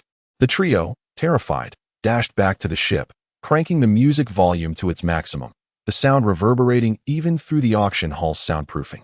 Inside the auction hall, chaos reigned supreme, a mix of all sorts. Furry space pirates mingled with interstellar merchants sporting octopus-like heads. Scantily clad dancers laughed in the arms of bounty hunters with horns atop their heads. The air was thick with a concoction of alcohol, cigar smoke, and adrenaline. Goodness. ISNT, this the cosmic version of the Wolf of Wall Street. Go Fuguwei struggled to navigate through the crowd with Jine. She was tense, her formidable battle instincts keeping her alert to every malicious gaze around, her hand poised at her waist. Stay calm, Jine, maintain our image. Remember, though we may be poor, we are consumers with coupons. He straightened his back, mimicking the demeanor of a movie mogul, scanning the room with a feigned depth in his gaze. However, his nervousness caused him to trip over his own feet, nearly embarrassing himself before the assembled underworld figures. Luckily, Jine reacted swiftly, pulling him back up. After much effort, the pair managed to find 2 empty seats in the back row. The auction was reaching its climax, with a tall, slender alien with 4 arms speaking at a pace that felt 10 times faster than normal. Next item, a living volcanic lava snail from planet K76. Its texture is exquisite. Consuming one will give you a fiery experience from the inside out. Starting bid, 5,000 cosmic coins. A figure resembling a lava giant immediately raised his bidding paddle. Next item, handcrafted from planet Buphidian, a pure gold power-armored gauntlet. Though it may lack utility, wearing it will make you the shiniest being in the universe. Show-off is the primary productivity. Starting bid, 30,000. Go Fuguwei was dazzled by the bizarre array of auction items, opening the door to a new world for him. Finally, After the auctioneer sold a box of expired hair gel allegedly signed by the Scion Prince, he cleared his throat and excitedly announced, "Ladies and gentlemen, next, we present one of the highlights of the evening. From the mysterious planet Namek, a miraculous biological regulator reputed to restore the youthful vitality of living cells. Starting bid, 200,000 cosmic coins. Each increment must be no less than 10,000. 210,000. Before the auctioneer finished, a rotund figure in extravagant noble attire, resembling a plump green pig, arrogantly raised his paddle. 220,000. A sinister voice chimed in from the corner. 250,000. 300,000. The price soared, swiftly surpassing the 500,000 mark, causing Go Fugue's eyelids to twitch. Damn, these people are truly wealthy. A medical device, being auctioned for the price of a first-tier city's real estate. Taking a deep breath, he realized he could wait no longer. 600,000. He leapt to his feet, shouting with all his might. The hall fell silent, and hundreds of eyes turned toward this humble figure in the back. The noble green pig in the front row cast a disdainful glance over his shoulder, curling his lip as if looking at an ignorant bumpkin. The auctioneer hesitated before forcing a professional smile, asking, "Sir, bidding 600,000. Could you please provide proof of your financial assets?" Here it came, the classic moment. Go Fugue chuckled inwardly, waiting for this very question. He leisurely retrieved a shimmering Frisia Army cashback card from his pocket, twirling it between his fingers before flicking it towards the auctioneer.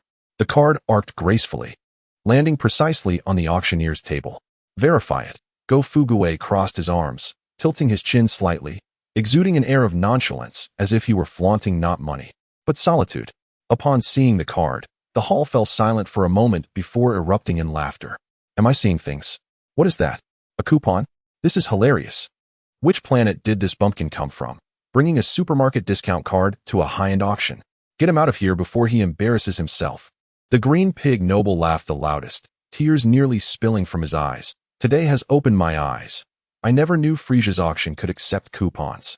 The auctioneer's face darkened as he picked up the card, preparing to call security to remove this disruptive individual. Yet, just as his fingertips brushed the card, a mini scanner on his arm beeped. The auctioneer glanced down, his anger freezing in place. Then, his hand trembled, nearly dropping the card. He hastily cradled it with all four hands, treating it as though it were not merely a card but a royal decree from King Frisia. He abruptly raised his head, his gaze towards Go Fugue completely transformed. Clearing his throat, he announced in a trembling yet respectful tone, "Silence." Chapter 12. The Savior of Tongue-Tied, Deceiving a Namekian. Am I dead? Is this hell? Why does this scene seem even more absurd than battling Frisia? Nailu, a renowned warrior from Namek, gazed at the tiny underground clinic with confusion in his eyes. His mind was a chaotic whirl. His last memory was of sacrificing himself to cover Dandy's escape, fighting fiercely against Frisia, only to be pierced through the chest by a death beam. Logically, he should have returned to the cycle of life on his planet or been sent to a realm punishing the wicked. But what was happening before him? A cyborg with half a mechanical body was fervently banging on a recently vacated cryogenic pod with a wrench, muttering about the incredible cellular structure. "It's simply a work of art. If I could slice it for research." A powerful presence, clearly of Scion blood, was curiously poking at a purple furball. The furball was gnawing on a metal plate, occasionally letting out a satisfied puff, dropping a glowing energy cube from behind. Three henchmen clad in Frisia's army uniforms huddled in a corner, trembling as if they had witnessed something more terrifying than Frisia himself. In the air, the melody of Gugu Day floated about, serving as the background music of this chaotic scene, making it almost unbearable for the senses. Even more absurd was the black-haired human standing at the center of this turmoil, whose combat power was negligible. He held a skewer of roasted meat in his hand, wearing a standard smile that a merchant adopts upon encountering a new client. "Hey, are you awake? How do you feel? Is there any discomfort or any garbled memories?" Go Fugue said, carefully hiding the skewer behind his back. This exquisite roasted meat was exchanged for an energy block he obtained from the black market, and he had not yet dared to take a bite himself. However, Nella's reaction was entirely unexpected. The rugged warrior from Namek did not retaliate or question the presence of his enemy. Instead, he fixed a gaze full of shock and confusion upon Go Fugue. which ultimately transformed into reverence. He trembled as he struggled to rise from the stasis pod, disregarding his recently healed body, and performed an ancient and solemn bow customary among the Namekians. His lips quivered as he uttered a word in an archaic Namekian tongue that left everyone present in a state of astonishment. System kindly translates, "Are you the Grand Elder?" Gofu Gue nearly choked on his own saliva, struggling to catch his breath. He cleared his ears and looked at the translation on the system panel, confirming he had not misheard. The Grand Elder? Me? I am merely a coder who collapsed from overwork, with combat prowess that barely exceeds 100. And they refer to me as the Grand Elder? Who understands this?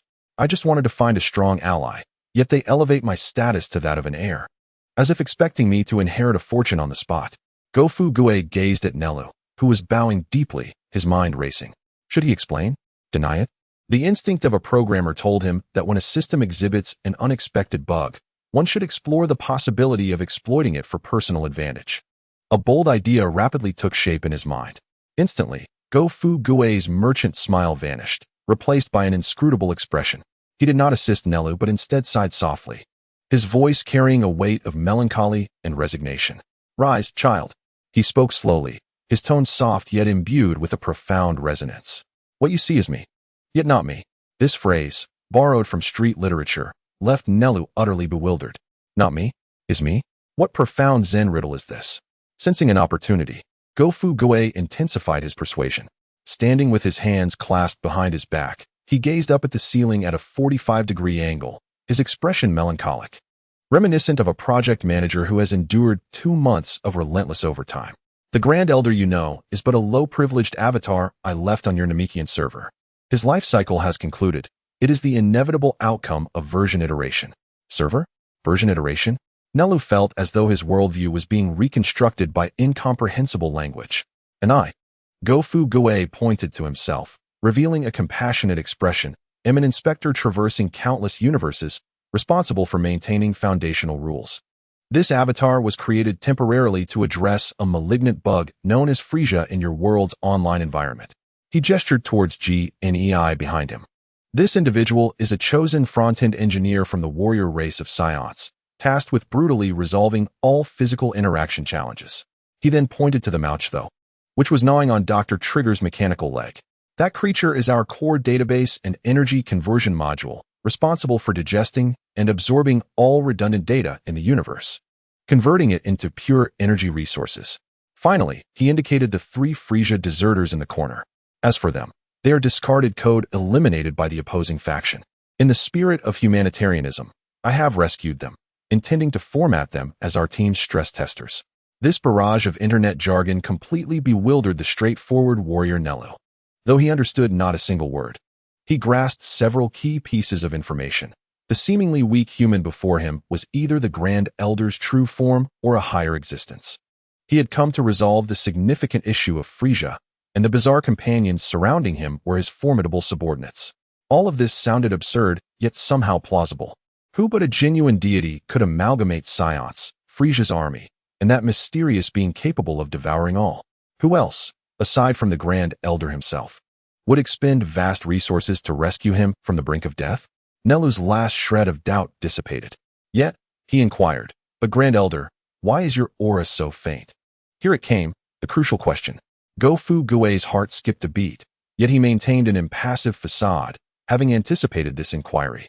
What do you understand? He retorted, laced with a hint of frustration. The essence of the Great Path is simplicity, a return to the fundamental. When power reaches a certain magnitude, it reverts to formlessness. The perceived frailty you see is, in fact, a manifestation of strength. This is called encapsulation. Do you comprehend? All power is encapsulated, only to be summoned when necessary to avoid resource wastage. If you doubt, observe. With confidence, Gofu Gue pointed to the snoozing Mao Chao and, in a tone laced with divinity, issued the command, Mao Chao, reveal to our new companion the mysteries of cosmic energy cycles. Awakened from its slumber by the command, Mao Chao blinked in confusion. Gofu Gue picked up a discarded spaceship CPU that Dr. Trigger had thrown away and held it to Mao Chao's mouth. Consume this. Mao Chao sniffed it, seemingly uninterested in the energy-deficient scrap. Gofu Gue then retrieved a gleaming energy block from his pocket, waving it enticingly before Mao Chao. Once you finish your task, this will be yours. Instantly, Mao Chu's eyes lit up. It opened its disproportionately large mouth and, with a crunch, devoured the CPU, which was larger than its head. Burp. Satisfied, it belched and, in front of everyone, raised its rear. With a soft thud, a semi-transparent cubic crystal, pulsating with countless streams of blue data, rolled out from its fluffy fur. It was a crystallization of pure informational entropy. Dr. Trigger, witnessing this, went wild, leaping forward with the eagerness of a starving tiger. Cradling the crystal in his hands, his mechanical parts trembling with excitement. Goodness! Information. This is a crystallization of pure information. It has transformed all the data from a CPU into a tangible entity. This is a miracle, the truth of the universe. Meanwhile, Nello stood in stunned silence. He could distinctly sense that the tiny crystal contained a form of energy far more advanced and intricate than pure life energy, transforming waste into a crystallization of rules. Who could achieve such an act besides the creator or the legendary Grand Elder? Nello's final doubts vanished into thin air. He knelt once more, this time wholly convinced. Grand Elder, forgive my ignorance. From this day forth, I shall heed your commands and pledge my unwavering loyalty. Ding. Congratulations, host. You have successfully converted the Namekian genius warrior Nello. Team trust level has soared to 75, diehard fan. Nello has formally joined your team. The shared ratio of the group purchase mode has increased to 15. Your combat power has significantly enhanced. Go-Fu-Gue gazed at the detector, watching the combat power surge from 80 to an astonishing 3,000, feeling as if he might float away with elation. Is this what it feels like to cling to a powerful ally? Absolutely exhilarating. He stifled the impulse to howl at the sky, cleared his throat, and spoke to Nello with a tone of satisfaction.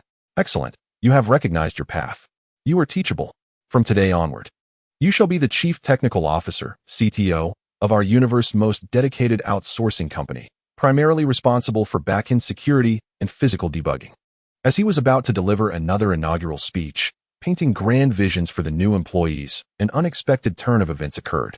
In the corner of the clinic, the slumber chamber belonging to Boer, which had remained silent, suddenly erupted with a resounding bang as the hatch was violently flung open. A figure burst forth from within, executing a flawless Thomas full rotation in midair, landing gracefully before Go-Fu-Gue. He knelt on one knee, his right hand resting on his chest while his left hand was raised high, striking a classic salute reminiscent of the Jinyu Special Forces. "O great god of rhythm!" Boer exclaimed, his voice brimming with excitement and fervor.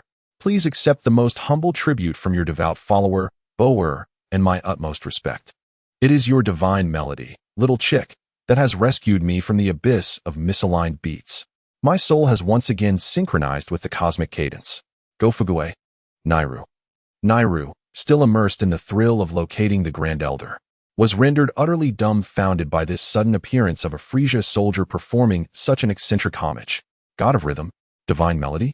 Little chick? What does any of this mean? Go-Fu-Gue felt as though his CPU had sustained a second critical hit in a short span. This is it. The system has encountered a bug. Two incompatible field definitions have emerged within the same database. Boer, oblivious to the bewildered gazes surrounding him, turned his fervent eyes towards Go-Fu-Gue, more passionate than Nairu. "O great god of rhythm, I have finally comprehended.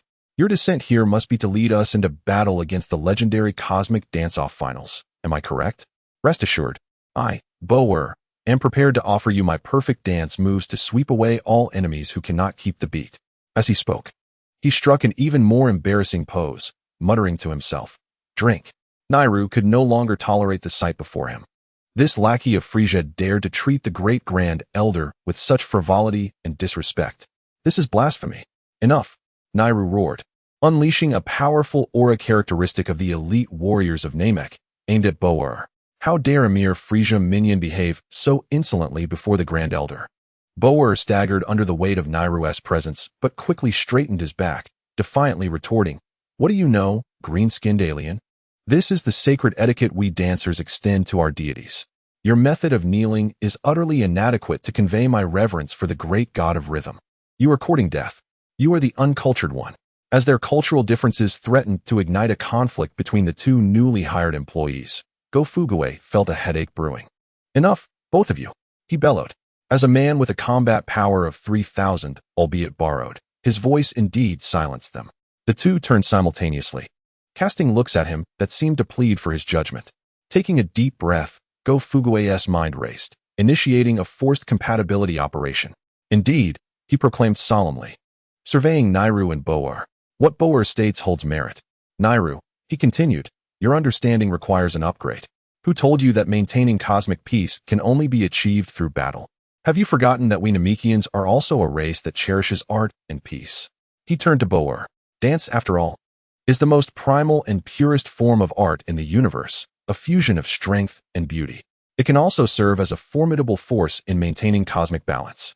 With his hands clasped behind his back, Go Fugue began his persuasive discourse. Thus, neither of you is incorrect. Nairu, you embody the force of stillness within the cosmic laws, the cornerstone of back-end stability. Boer, you represent the dynamic manifestation of the cosmic laws, the vitality of front-end interaction. One embodies stillness while the other embodies motion. Together, they form a perfect, sustainable, iterative cosmic system. This, indeed, is the true purpose of my descent, to integrate all seemingly opposing forces and accomplish a grand system reconstruction. Both Nairu and Boer were thoroughly convinced by Go Fugue's impressive yet nonsensical theory. So it is thus. Their gazes, once filled with animosity, transformed into a shared realization of mutual kinship. Go Fugue nodded in satisfaction, feeling his workplace PUA skills had reached an extraordinary level. Just then, the system's voice chimed in. Ding! Congratulations to the host for successfully assembling the first elite startup team. Main quest updated. Return to Namekexing. Task description. The Frisia army has initiated a full-scale invasion of Namekexing. The 7 Dragon Balls are in peril. Please lead your team back to Namekexing to thwart Frisia's nefarious plot and protect the Dragon Balls. Special note, given the complex composition of the host's team, it is advised to activate team disguise functions. The system has automatically generated the team codename, Frisia's Royal Cosmic Art Boy Band. Please promptly choreograph a debut dance that will astonish the universe. Go Fugue glanced at the task prompt, then at Nairu, who was preparing to meditate, and Boer, who was ready to dance, feeling both a bright and dark future ahead, leading a Namekian who believed himself to be his ancestor. A Frisia deserter convinced he was a dance god, alongside a scion with an appetite rivaling that of a black hole. To form a boy band and debut on Namekexing, truly, which product manager crafted this script? I owe them 1,000 praises. Chapter 13, Dragon Ball Radar? No. This is the after-sales phone number for the wishing machine. So, we are now headed to Namekexing to form a cosmic boy band, using dance and love to persuade Frisia not to seize the Dragon Balls. Inside the cabin of the bizarre spaceship known as the Patchwork Monster, Gine nibbled on an unidentified alloy while expressing a mix of confusion and astonishment regarding Go Fugue's plan. Beside her, the muscular Nairu sat cross-legged, emanating a faint green glow as he meditated, yet his keen ears were perked up, eavesdropping on the strategy meeting. The other new member, Boer, the reserve member of the Jinyu Special Forces, was fervently practicing moonwalking and hip thrusts on the smooth floor, chanting, for the god of rhythm, for the cosmic cadence. As for Galajuo, Apu, and Bulu, the 3 deserters huddled together in a corner, casting bewildered glances at their oddly styled teammates, feeling a wave of nausea rising. Does anyone understand this? Go Fugue surveyed the eclectic assembly before him, mentally lamenting, my team consists of a holy monk, a dance king, a bottomless pit, and 3 mere background figures. This is not a boy band. It's an encounter on the pilgrimage route with the Asian dance king, accompanied by 3 monsters as security. System, is this script from Happy Comedians? Ding. Please, host, recognize the team's positioning. The universe's foremost artistic boy band aims to create brand uniqueness through differentiated competition and to explore blue ocean markets. Explore your hammer. Go Fugue cursed internally, though his face remained adorned with a confident smile. Clearing his throat, he clapped his hands to draw everyone's attention. Comrades, I understand that there may be some concerns regarding our boy band debut. This is perfectly normal, he proclaimed loudly. This is merely the first phase of the project, a smokescreen to confuse our enemies. Our true core mission is to prevent Frisia, the cosmic tyrant, from seizing the wishing machine Dragon Balls of Namekexing. Upon hearing Dragon Balls, Nairu's eyes widened, radiating with fervor. However, he posed a critical question. Namekexing is vast, and we know nothing about it. How shall we locate the 7 Dragon Balls? This inquiry abruptly cooled the previously fervent atmosphere. Indeed, without a Dragon Ball radar, wouldn't they be searching for a needle in a haystack? Excellent question, Go Fuguei responded, his expression betraying no hint of difficulty, only a mysterious smile. He rummaged through the recently acquired supply box and unearthed a green, vintage Frisia Force detector, the kind that would explode if its combat power exceeded 9,000. With an air of seriousness, he held the detector aloft before the crowd, proclaiming, "Who says we lack radar? Behold, what is this? An antiquated piece of junk?" Buru instinctively scoffed, only to be immediately silenced by a harsh kick from Galaduo. Shallow. Go Fuguei shook his head in dismay, lamenting, "This is not merely a detector. It is my latest innovation, an epic-making product, the Dragon Ball Wish Machine's after-sales service terminal. Based on quantum entanglement and causality." He began to weave an elaborate tale on the spot. Consider this. What are Dragon Balls? They are wish machines, a service-oriented product. And since it is a product, it must have after-sales service. Our mission is not merely to seek Dragon Balls.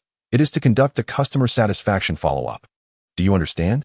We must broaden our horizons. Noticing the bewildered expressions of the crowd, Go Fuguei realized it was time to introduce some cutting-edge technology.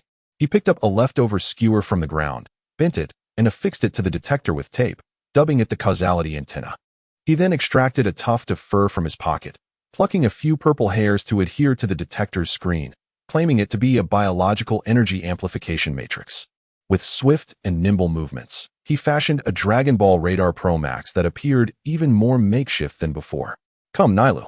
Go Fuguei presented the contraption to Nilou with utmost seriousness. "The Dragon Balls share a common origin with your Namekian kin. This terminal requires the purest life energy to activate. You are my chief technology officer, so please infuse it with your essence to complete the system authorization." Although Nilou doubted the reliability of this device, he extended his finger, channeling a pure green energy into it. The screen flickered twice, emitting a crackling sound. "Excellent." Go Fuguei then turned to Boer. "Boer, you are my dance director.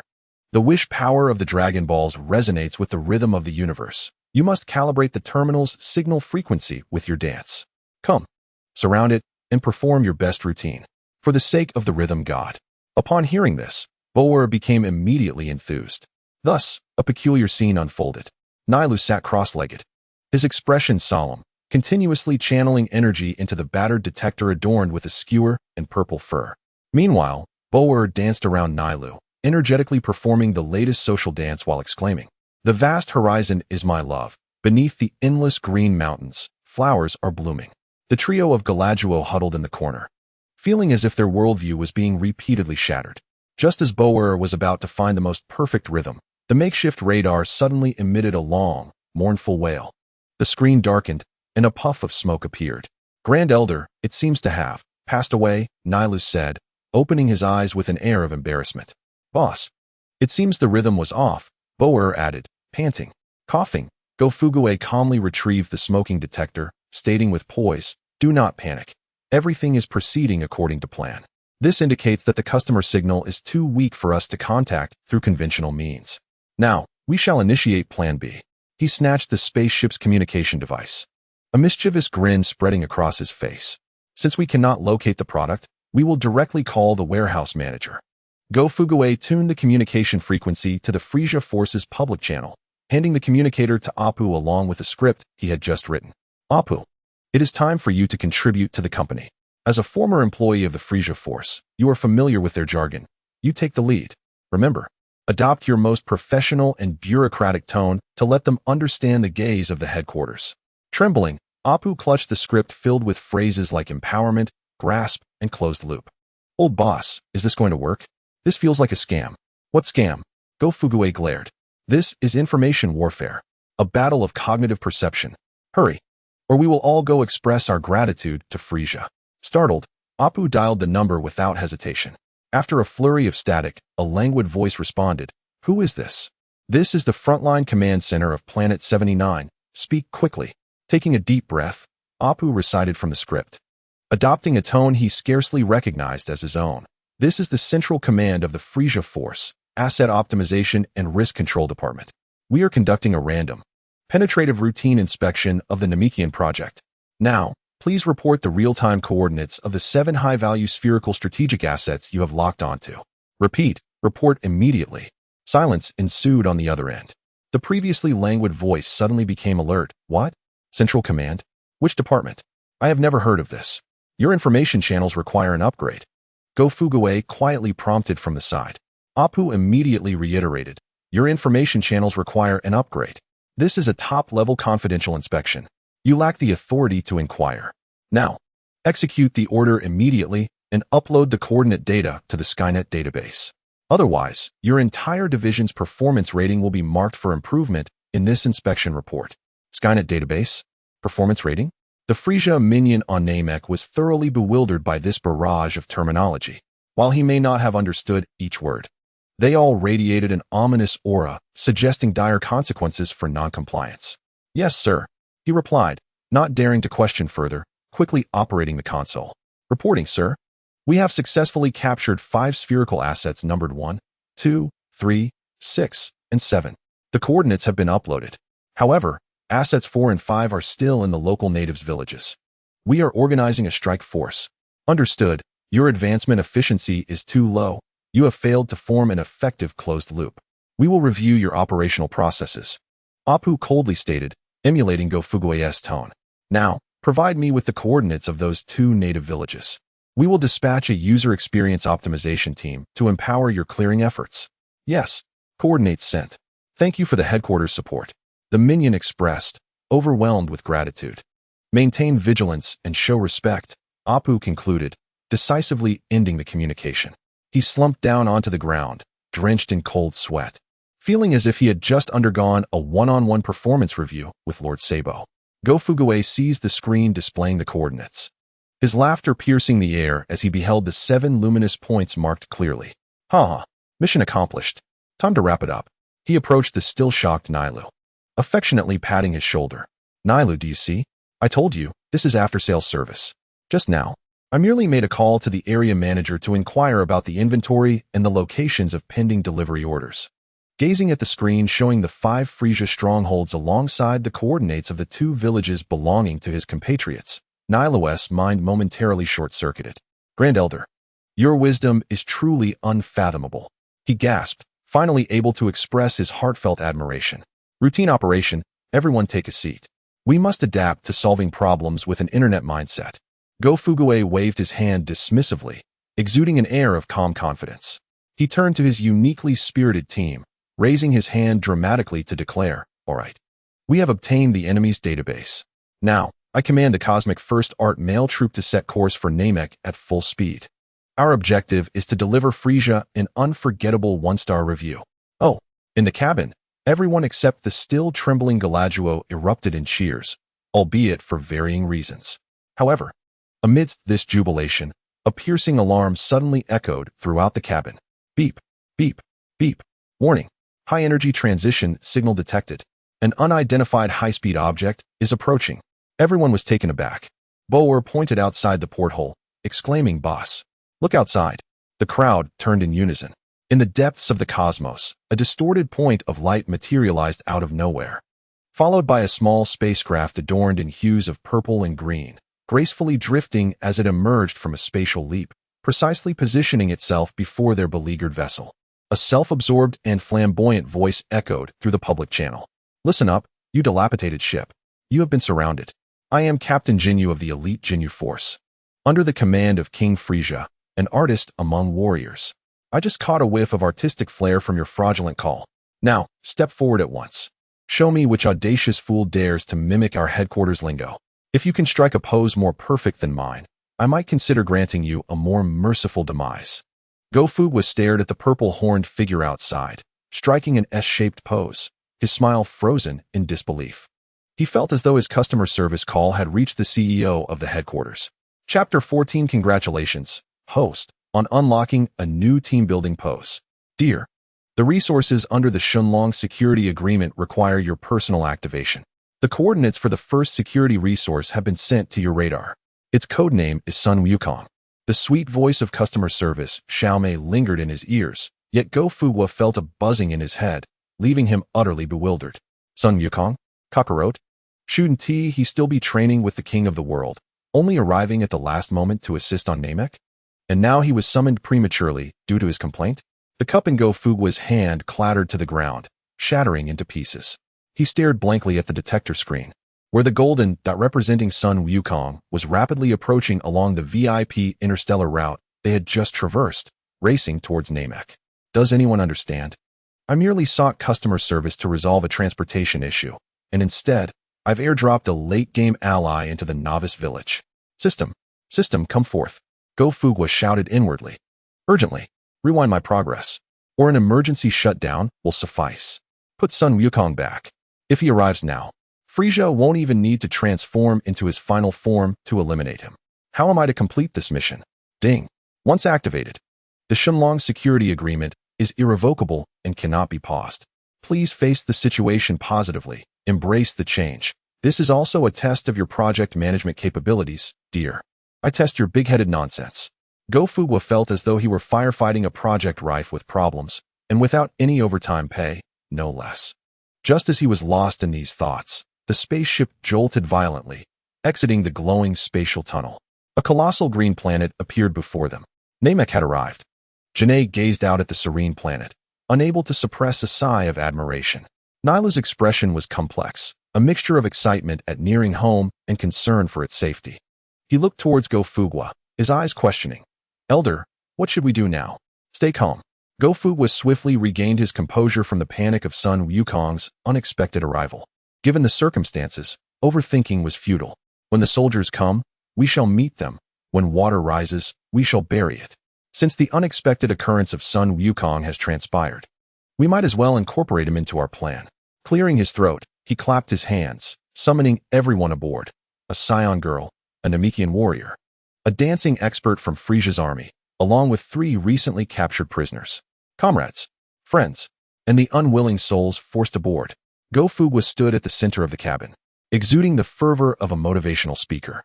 Now, I announce the commencement of the business operations of the Universe Emergency Outsourcing Company at the Namek branch. He activated the detector, projecting a map of Namek into the air. The map was dense with points representing Frisia's army, while the points symbolizing Dragon Balls and Namekians were in peril. Do you see? The disparity in power is too great. Charging head-on is foolish, Go-Fugua exclaimed, waving his arms excitedly. Therefore, I have decided that we shall use magic to defeat magic. We shall employ art to sway our enemies. I hereby officially announce our first project. Codename, Cosmic Art Boyband Plan. At this proclamation, silence fell across the room. Gallardo, Apu, and Blue gaped, feeling their stomach ailments resurfacing. Has the boss lost his mind? We're in a battle, not forming a boy band. Even the usually composed Nylu couldn't help but twitch his lips, his appealing brows furrowing. The elder's decisions are always so unpredictable. Only Bo, upon hearing the term boy band, lit up with excitement, trembling with enthusiasm. A boy band? My heavens, the god of rhythm. You truly understand the essence of art. I, Bo, am willing to dedicate everything to your artistic endeavor. He immediately executed a flamboyant slide, clasping Go-Fugua's leg. Go-Fugua patted his shoulder with satisfaction and began his creative journey. Excellent. Now, I will assign team roles. He pointed at Nylu. Nylu, your aura is steady, your voice resounding. You shall be our lead vocalist, responsible for penetrating the souls of our enemies with your shouts. Nylu replied, that is a battle roar, not singing. Janae. He gestured towards Janae. You are agile. Your fighting style embodies the beauty of violence. With a slight modification, it can transform into the most graceful dance. From today forth, you shall be our main dancer. Janae, expressionless, bit into a spare alloy panel salvaged from a junkyard, producing a crisp crack. Boer, you are experienced and your dance is flamboyant. You will serve as our dance director and atmosphere enhancer. Gallardo, Apu, Blue, you 3 will be our backup dancers.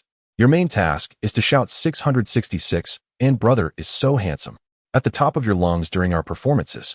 Understood? The 3 Frisia soldiers felt tears welling up. We are a battle-hardened regular army, not fan club enthusiasts. Since we are a boy band, we must have a catchy name and a signature pose. Go-Fugua grew increasingly animated, declaring, I have already thought of a name. FBOYS. F not only represents Frisia, but also symbolizes freedom. Our theme is one of love and hate, a relationship filled with conflict. As for the pose, Go Fugwa pondered for a moment. A classic, cringeworthy pose flashing through his mind. He clapped his hands. Everyone, watch me demonstrate. He cleared his throat, took a deep breath, and twisted his body into a bizarre S shape. One hand raised high, fingers splayed, the other hand resting on his hip, one leg stepped forward on tiptoe. He attempted to mimic Captain Jinyu's classic pose, yet due to his lack of core strength, his form resembled a distorted cockroach, precariously teetering on the brink of collapse. Do you see? He gritted his teeth against the pain in his waist, his face flushed as he shouted. This pose is called soaring. It signifies that our company will soar to great heights. Our art will pierce the heavens. Come. 1, 2, 3. Everyone, strike a pose. Thus began a disastrous team-building exercise. Nailu awkwardly raised one hand, unsure of where to place the other, his expression solemn as if attending a funeral. Janae mimicked him. But her years of combat had conditioned her body to exert linear force, resulting in a pose filled with sharp angles, resembling a robot on the verge of transformation. Bo-er, on the other hand, completely unleashed himself, incorporating his favorite hip thrusts and electric moves into Go Fugwa's pose, amplifying the flamboyance tenfold. The most unfortunate were the Gula duo trio, clumsily imitating one another, resulting in one of them losing balance and toppling over like a cascade of dominoes. Landing in a heap. A notification chimed. Congratulations, host, for successfully unlocking a new team-building posture. The Ascension of the Dragon and Phoenix.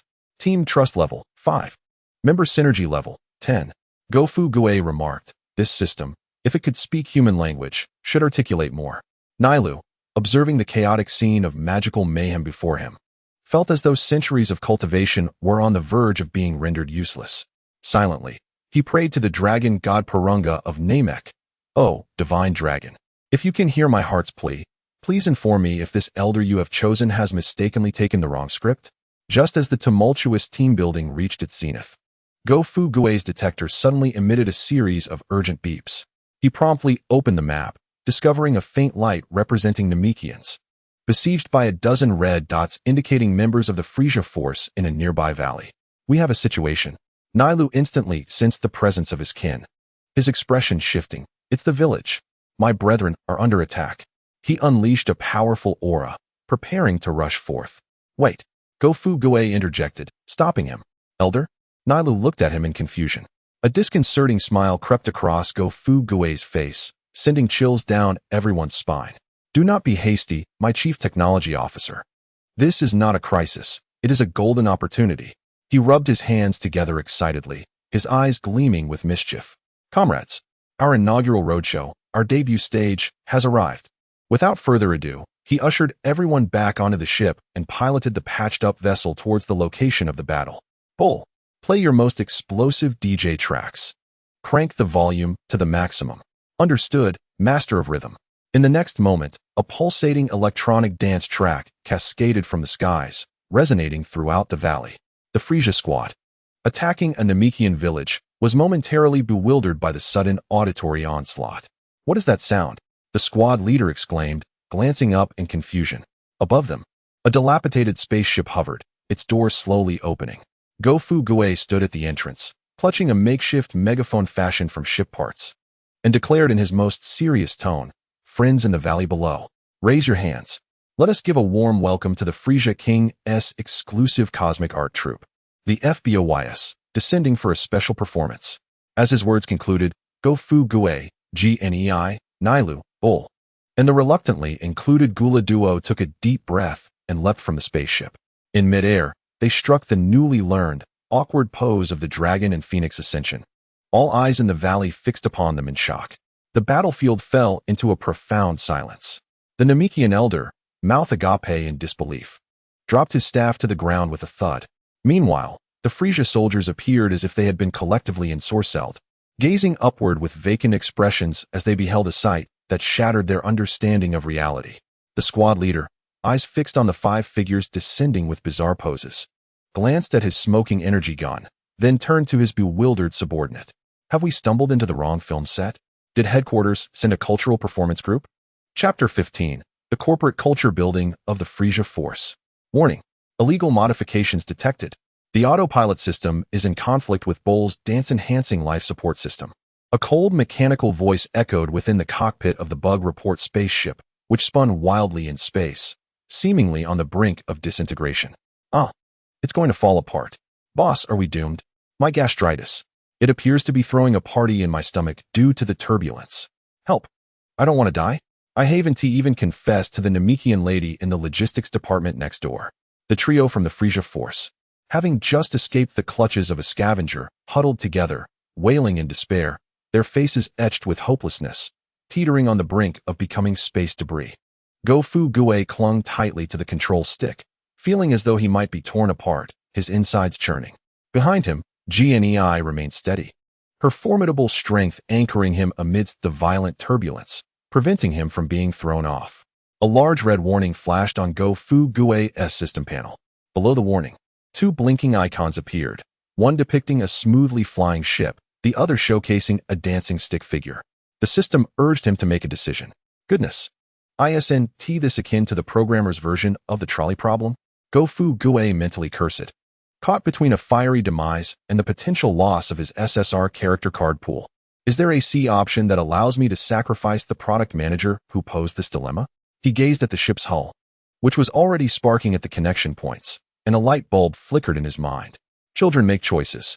I, a mature former project director from a reputable internet company, want it all.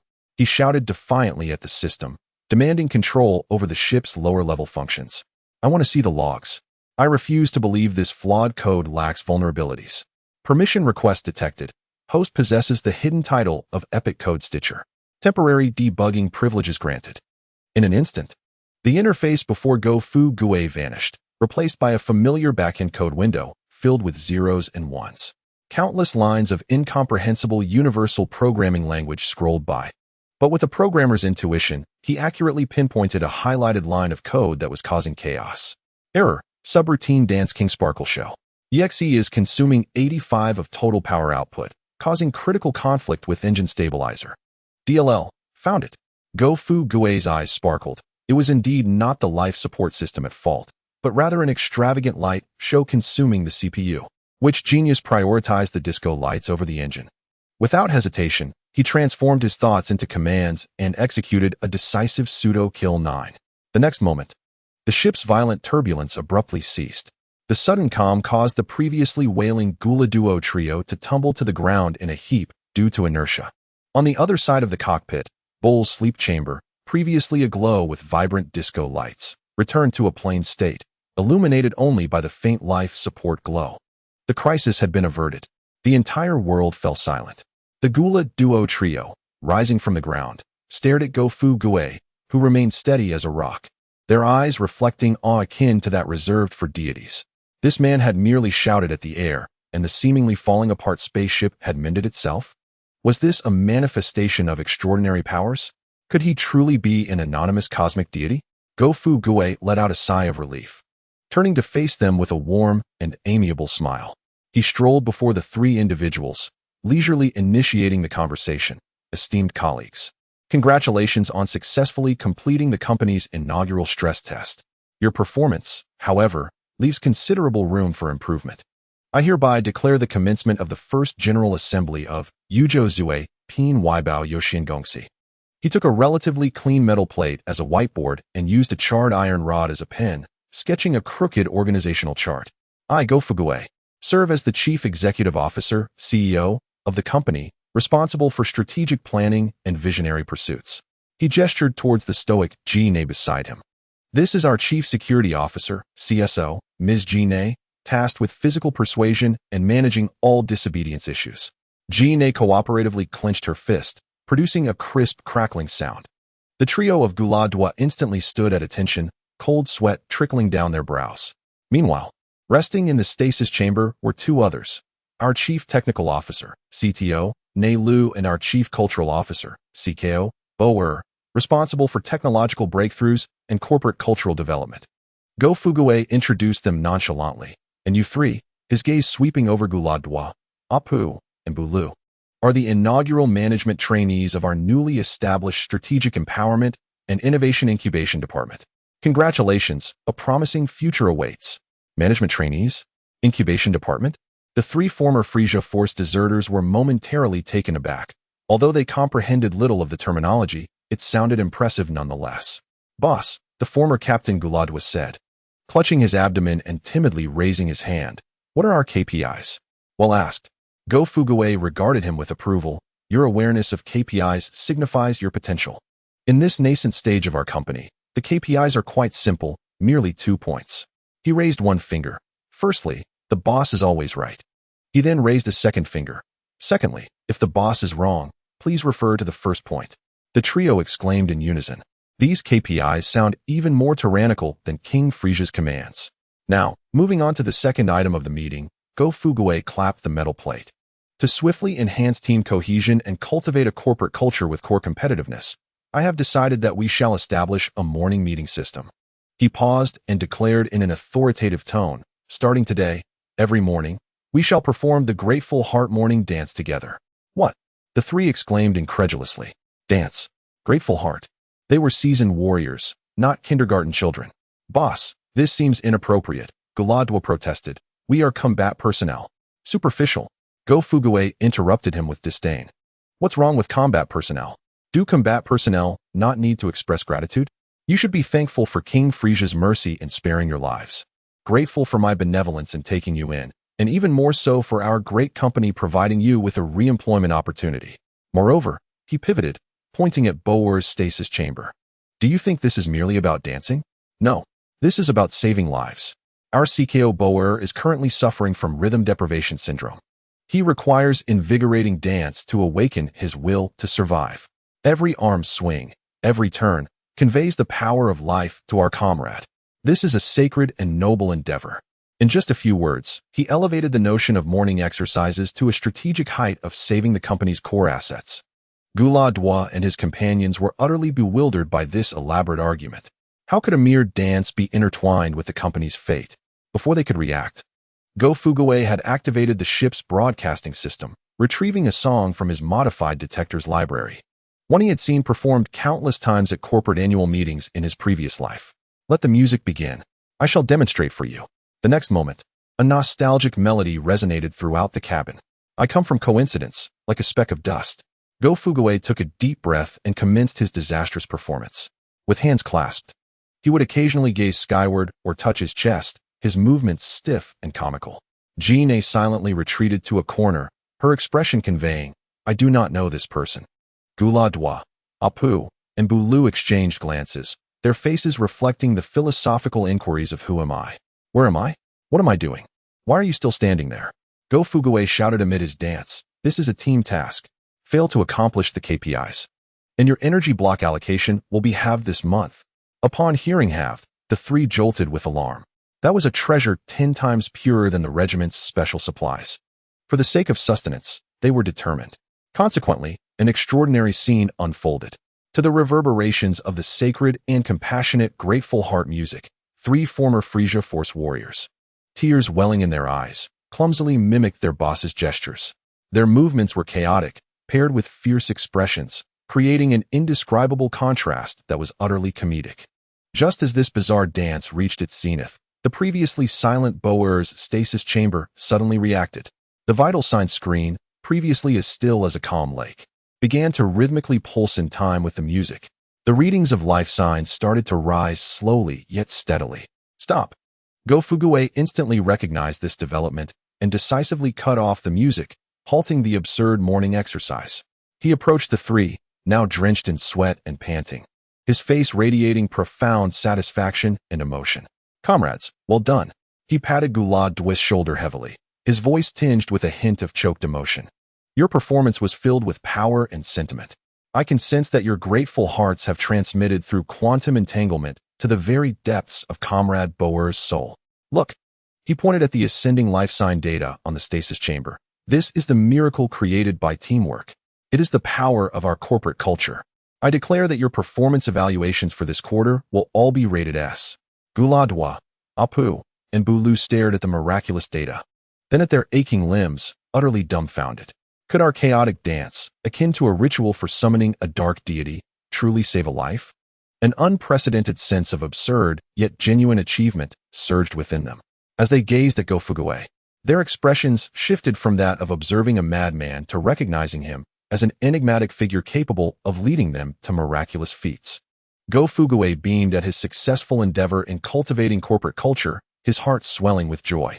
However, before he could deliver a concluding statement, Bo-er's stasis chamber suddenly shook violently. The previously rising vital signs plummeted as if riding a roller coaster.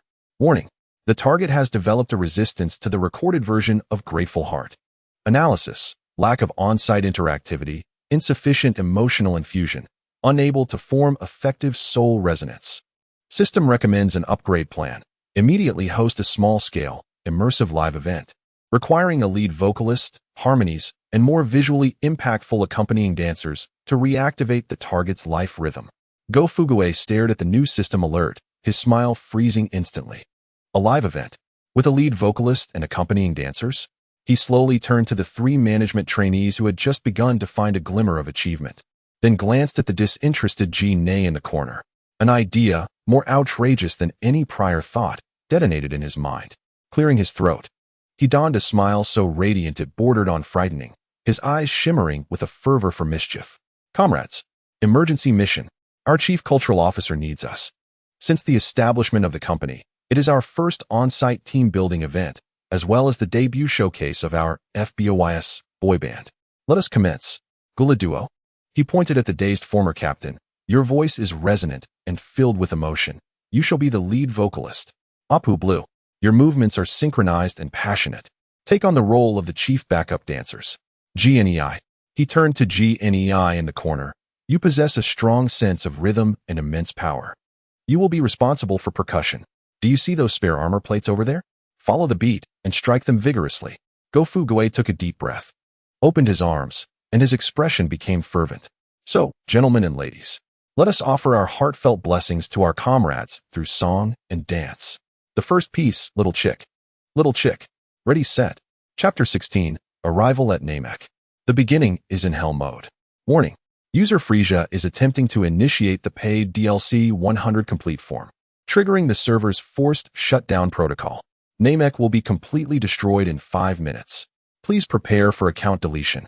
Go Fugue's system panel, after a brief moment of calm, erupted once more with blood-red warnings. Who understands, family? My company just rang the bell for its IPO, and hasn't he had the chance to cash out before being maliciously shorted by the major shareholder, leading to a physical delisting of both people and server? The smile on Go Fugue's face froze. He suddenly looked up and saw Frisia, who had been thoroughly embarrassed by him and the entire ragtag crew, slowly hovering into the air. Frisia's black and golden body continued to swell, emanating a dangerous aura of destruction. The very ground of Namek was violently tearing apart, the sky painted blood red, and countless streams of magma erupted from beneath the surface. Die, all of you. Frisia's roar was filled with hatred, reverberating throughout Namek. It's over. It's completely doomed. As Go Fugue gazed at the apocalyptic scene before him, his heart turned cold. Just then, an innocent and curious voice broke the eerie silence. Boss, what is that purple uncle doing? It seems like he is about to set off a huge firework. Are we celebrating the new year? It was Sun Wukong, the extremely naive scion sent as a system patch by Shenlong.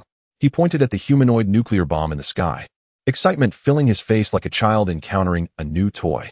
Another haloed Sun Wukong, chewing on a piece of roasted meat he had mysteriously produced, mumbled in agreement. Yes. Yes.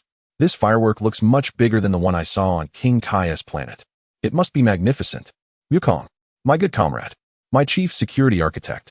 Go Fugue rushed over, tears streaming down his face as he clutched the thigh of Super Scion Sun Wukong. This is not the time for fireworks. This is an intentional attack from our rival. It's a virus self-destruct program. He aims to take our entire project down with him. Huh, is it that serious?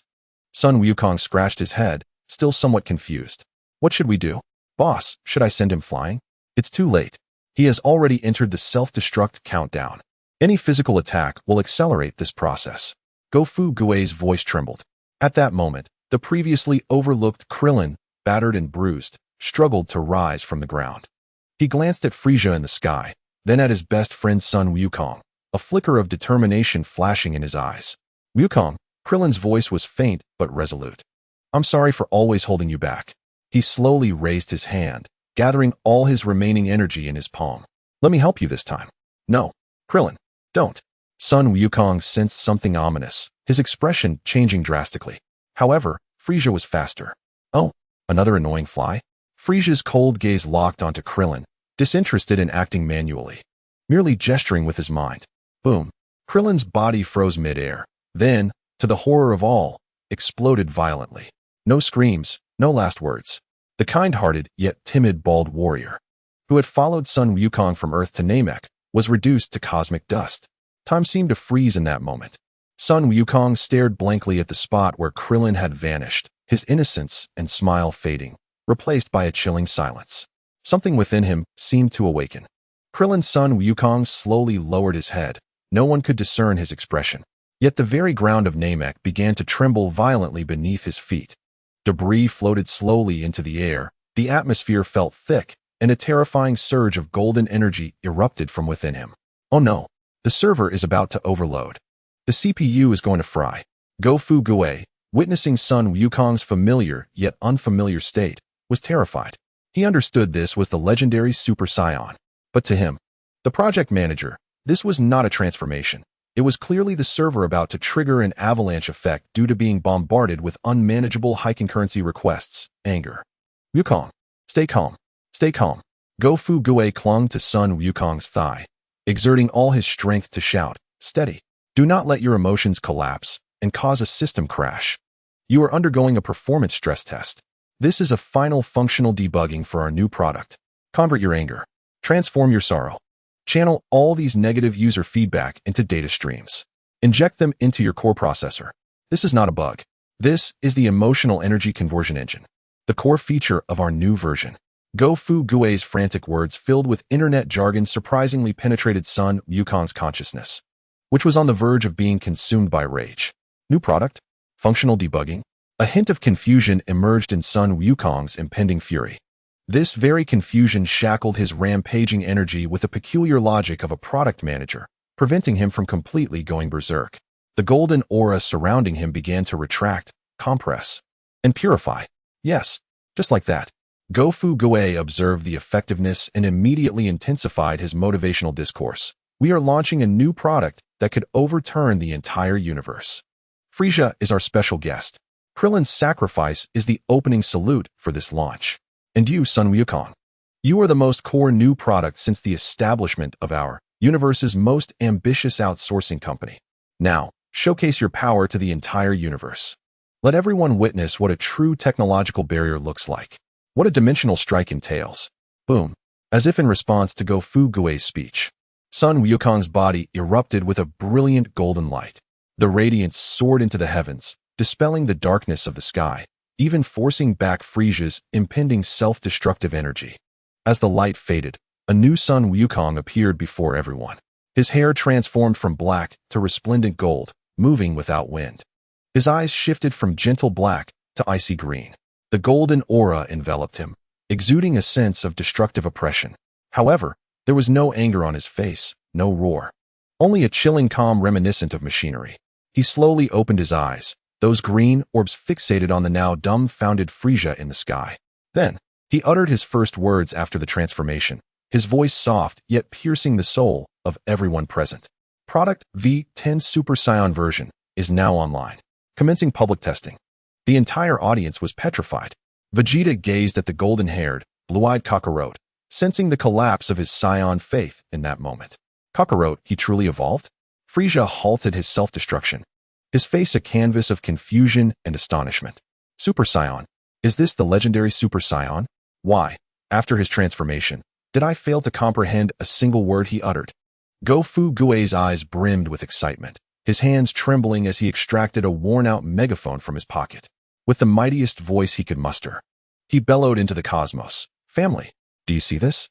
This is our company, which has invested a grueling 81 days assembling the finest research team in the universe, referring to himself, overcoming countless technical hurdles to ultimately create a revolutionary product, Super Saiyan 10. It possesses a groundbreaking emotional energy conversion engine capable of transforming all negative emotions into pure combat power. Its performance is 50 times that of the previous generation of Kaioken models. It features a brand new minimalist interface. He pointed at Sun Wukong's cold visage. bidding farewell to the meaningless roars and memes of traditional combat modes. Calm, efficient, elegant.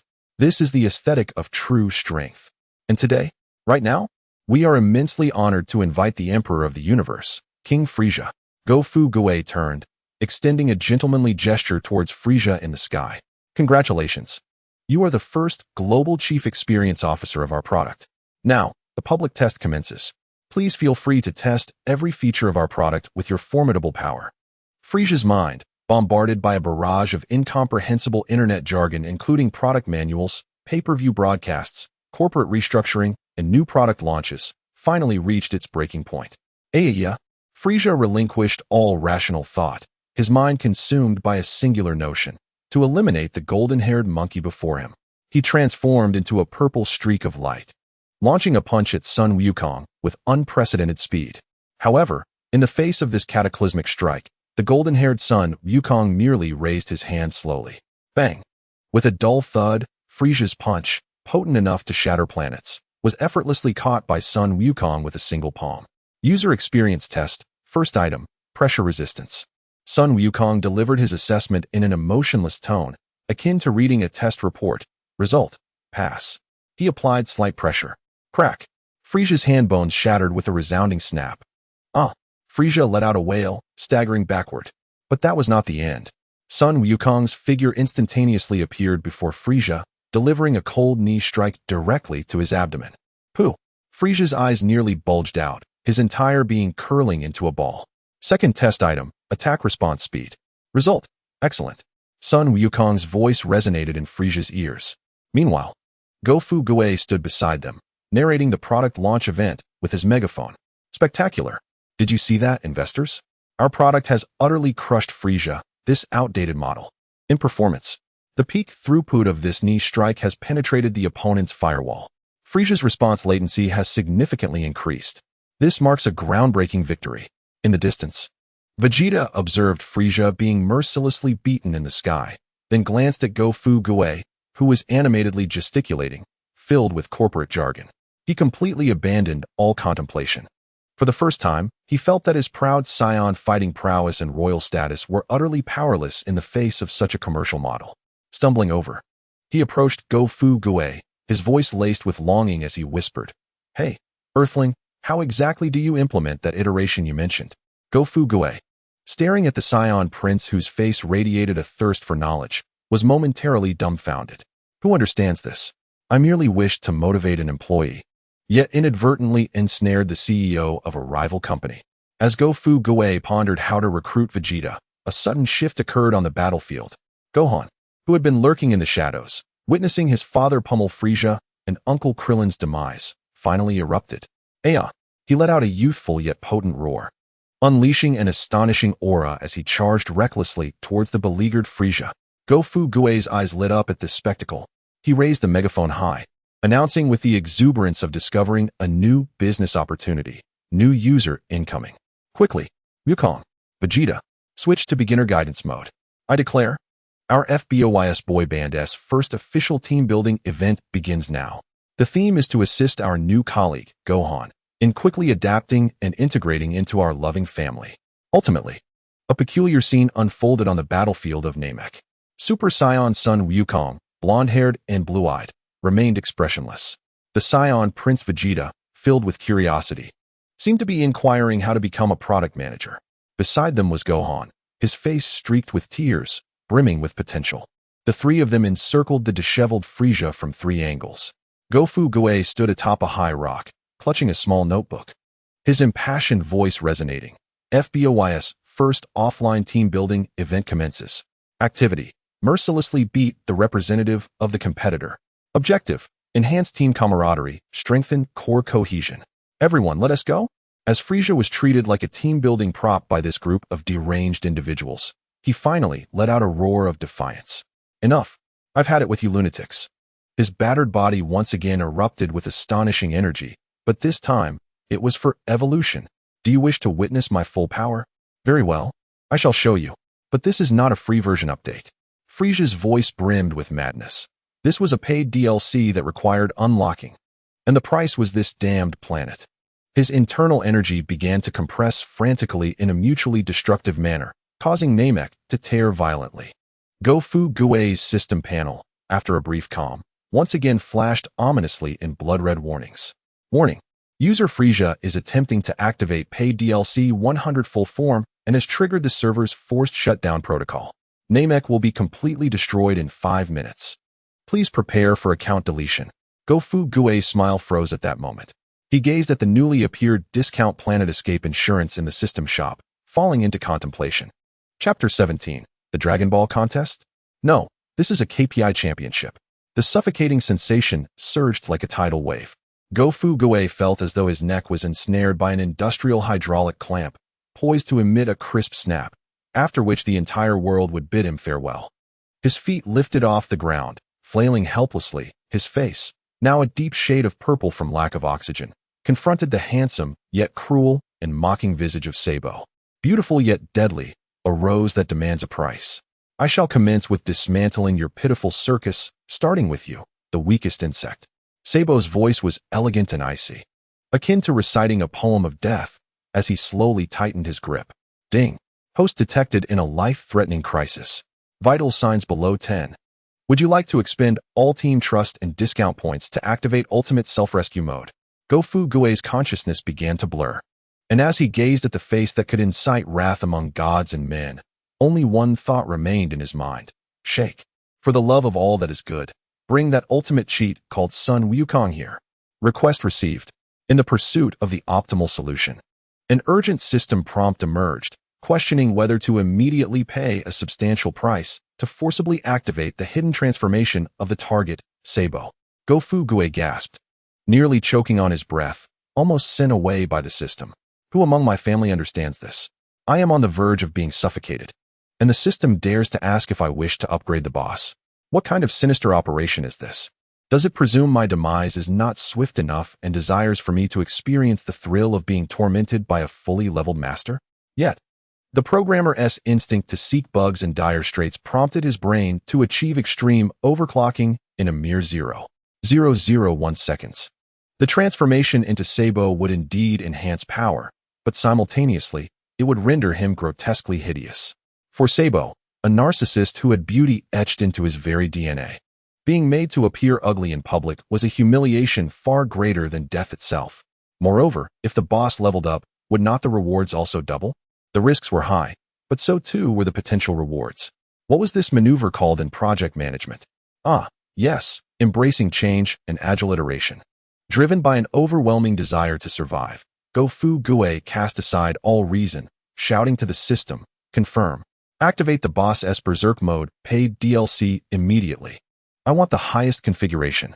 Make him horrendously ugly, to an earth-shattering extent. A moment later, an imperceptible data stream shot forth from Gofu Gui's detector, striking Sabo squarely on the forehead. Sabo, reveling in the last struggles of his prey, suddenly froze. A sweet yet merciless electronic female voice resonated in his mind, announcing the expiration of his lifelong VIP membership for beauty.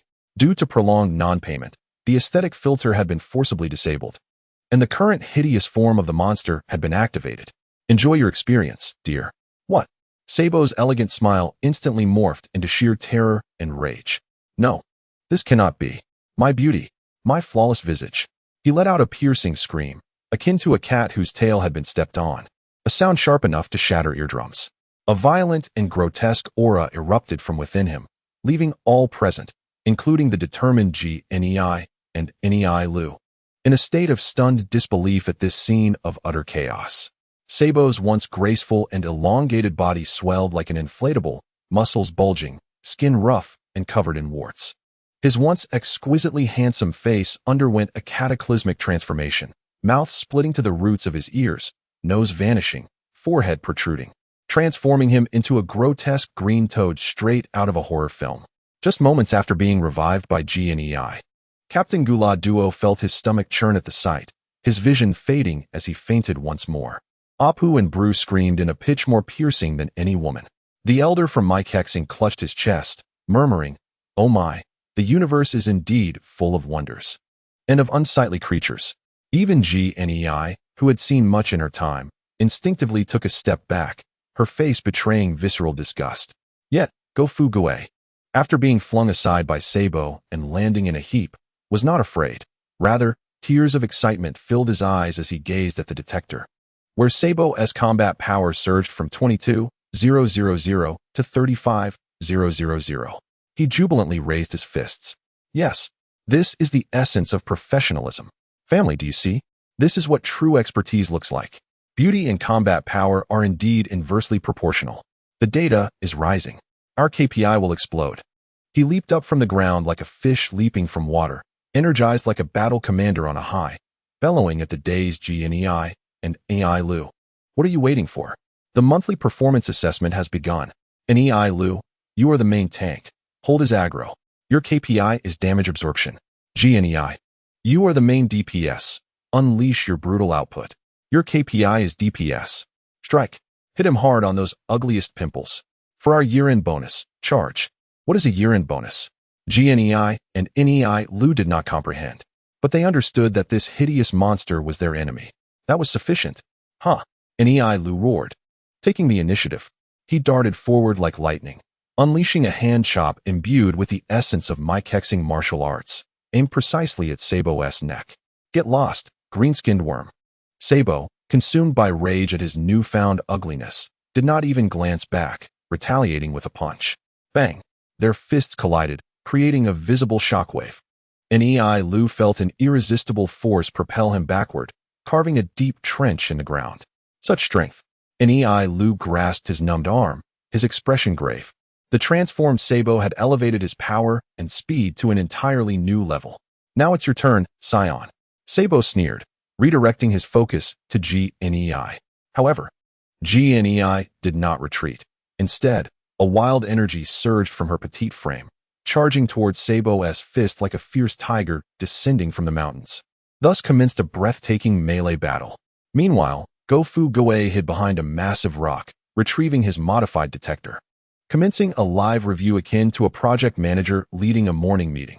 NEI Lu, your timing for entry was off. You did not capitalize on the opponent's skill cooldown. That is AP0 level bug.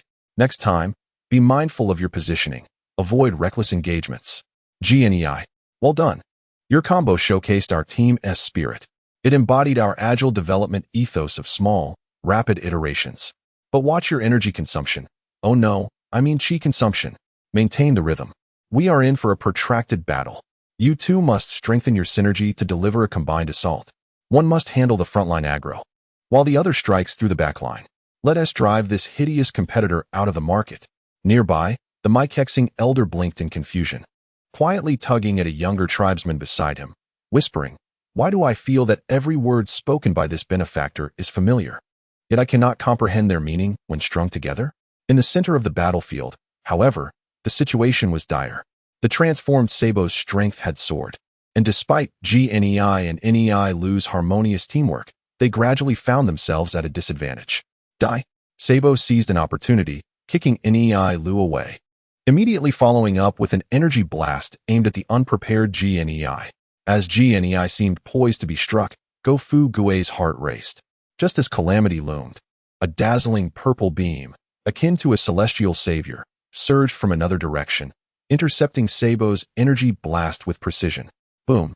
A violent explosion erupted in midair, the shockwave forcing everyone to shield their eyes. Sabo paused, casting an annoyed glance towards the source of the attack. From a distant rock, a figure clad in a blue form-fitting battlesuit and sporting a mane of black hair slowly rose. A hint of crimson graced his lips, yet the defiance and fervor in his gaze burned brighter than the three suns of this planet. "Sabo, you hideous monster!" Vegeta wiped the blood from his mouth, a murderous grin spreading across his face. "Only this prince is worthy of dealing with Frisia's minions. And only this prince deserves the Dragon Balls." Having just dispatched Chio-E and harnessing the Scion trait of rebirth for heightened combat power, his strength had reached unprecedented heights. He had intended to observe from the sidelines, waiting for these factions to exhaust each other before reaping the rewards. However, he did not anticipate that Sabo would transform so swiftly, nor did he foresee the tenacity of the green-skinned Namekian and the Scion woman. If this continued, and Sabo eliminated these individuals, he would find himself alone. Facing the fully powered Sabo, a daunting prospect. Vegeta. Sabo's expression shifted from surprise to a sinister grin. Perfect. This saves me the trouble of seeking you out. Today, I shall eradicate you foolish monkeys and insects. Go Fuguai observed the dramatic scene unfolding before him, as the data on his detector fluctuated wildly. Ding. New stakeholder detected. Character. Vegeta current status. Arrogant. Aiming for a kill system recommendation. Host should manage external team resources meticulously to prevent malicious incidents of project theft. What nonsense. This is not a stakeholder. It's a rival company attempting to hijack our project. Go Fuguai inwardly lamented. This blatant KS, kill-stealing, behavior disregards our efforts as a competitive outsourcing company. System, can we report him for unfair competition? Dear host, the current map is a PvP free-fighting zone. All rules are subject to the final interpretation of the stronger party. Fine, you are ruthless. Go Fuguai's mind quickly devised a new plan. He cleared his throat and shouted towards the distant Vegeta, Prince Vegeta. Welcome to our universe's Anti-Overwork Alliance quarterly project review. Your timing is impeccable, Vegeta. Go Fuguai did not afford him a moment to respond and continued passionately. This grotesque creature before you is our test case for this review. Your task, with the assistance of our esteemed architects Jine and Nilou, is to conduct a stress test on this subject. If you can successfully incapacitate it, you will qualify for our Alliance's Angel Investment Round, aiding you in realizing your grand dream of becoming a Super Saiyan. What are you rambling on about, lowly creature? Vegeta was bewildered by the incomprehensible jargon. Yet he latched onto a few keywords, Super Saiyan and defeating Sabo. That was sufficient. Humph. A bunch of useless fools. Watch how this prince handles him. Vegeta bellowed, transforming into a blur as he willingly joined the fray. The scene instantly spiraled into chaos. 3 elite warriors from disparate races and factions collaborated towards a common, if temporary, goal, resulting in a catastrophic display of teamwork. Foolish woman, don't obstruct my path. Vegeta unleashed an energy blast towards Sabo, nearly grazing Jine's back. You are the one. Your attack trajectory is too erratic. Jine retorted without hesitation, delivering a kick towards Sabo that almost harmed Nilou, who was engaged in a frontal confrontation. Nilou remained silent throughout, silently enduring the dual assaults from both enemies and allies. His expression increasingly grave, as if contemplating the philosophical dilemma of why he had chosen to team up with these two brutes. Go Fuguai had fully embraced the role of battlefield PUA master. Vegeta, yes you. Individual heroism is unacceptable. You are now our team's intern. Learn to integrate with the group. Your damage output is satisfactory, but your teamwork rating is abysmal. This will impact your confirmation defense. Jine, pay attention to your coordination with teammates. Don't just focus on your own satisfaction. We require overall delivery, not individual showcases. Nilou, steady. You are our team's anchor, our foundational structure. As long as you stand, this project will not collapse. While battling, Vegeta shouted furiously, shut up. You coward hiding in the back. Once I finish off this monster, you'll be next. Look at our intern's vigor and ambition. Go Fuguai remarked to the elder beside him. This is the catfish effect, effectively stimulating the team's aggressive culture. In the midst of this chaotic melee, the once mighty Sabo began to feel overwhelmed. Though powerful, facing 3 reckless lunatics, each more formidable than the last, was draining his stamina rapidly. Damn monkeys. Green-skinned pests. Die. Cornered, Sabo roared, channeling his energy into his chest, preparing to unleash his most potent attack, the elegant wave. Now, Go Fuguai's detector indicated Sabo's energy levels had peaked, accompanied by a critical red warning. Energy overload, defense at a minimum. Everyone, target his glowing chest. Unleash your strongest basic attacks. Focus fire and take him down. Vegeta, Jine, and Nilou seemed to share an unspoken connection, launching their most powerful strikes simultaneously from 3 different angles. Ultimate Flash, Violent Shattering Kick, Demon Light Cannon. 3 distinct yet equally lethal energies struck Sabo's shining chest at once.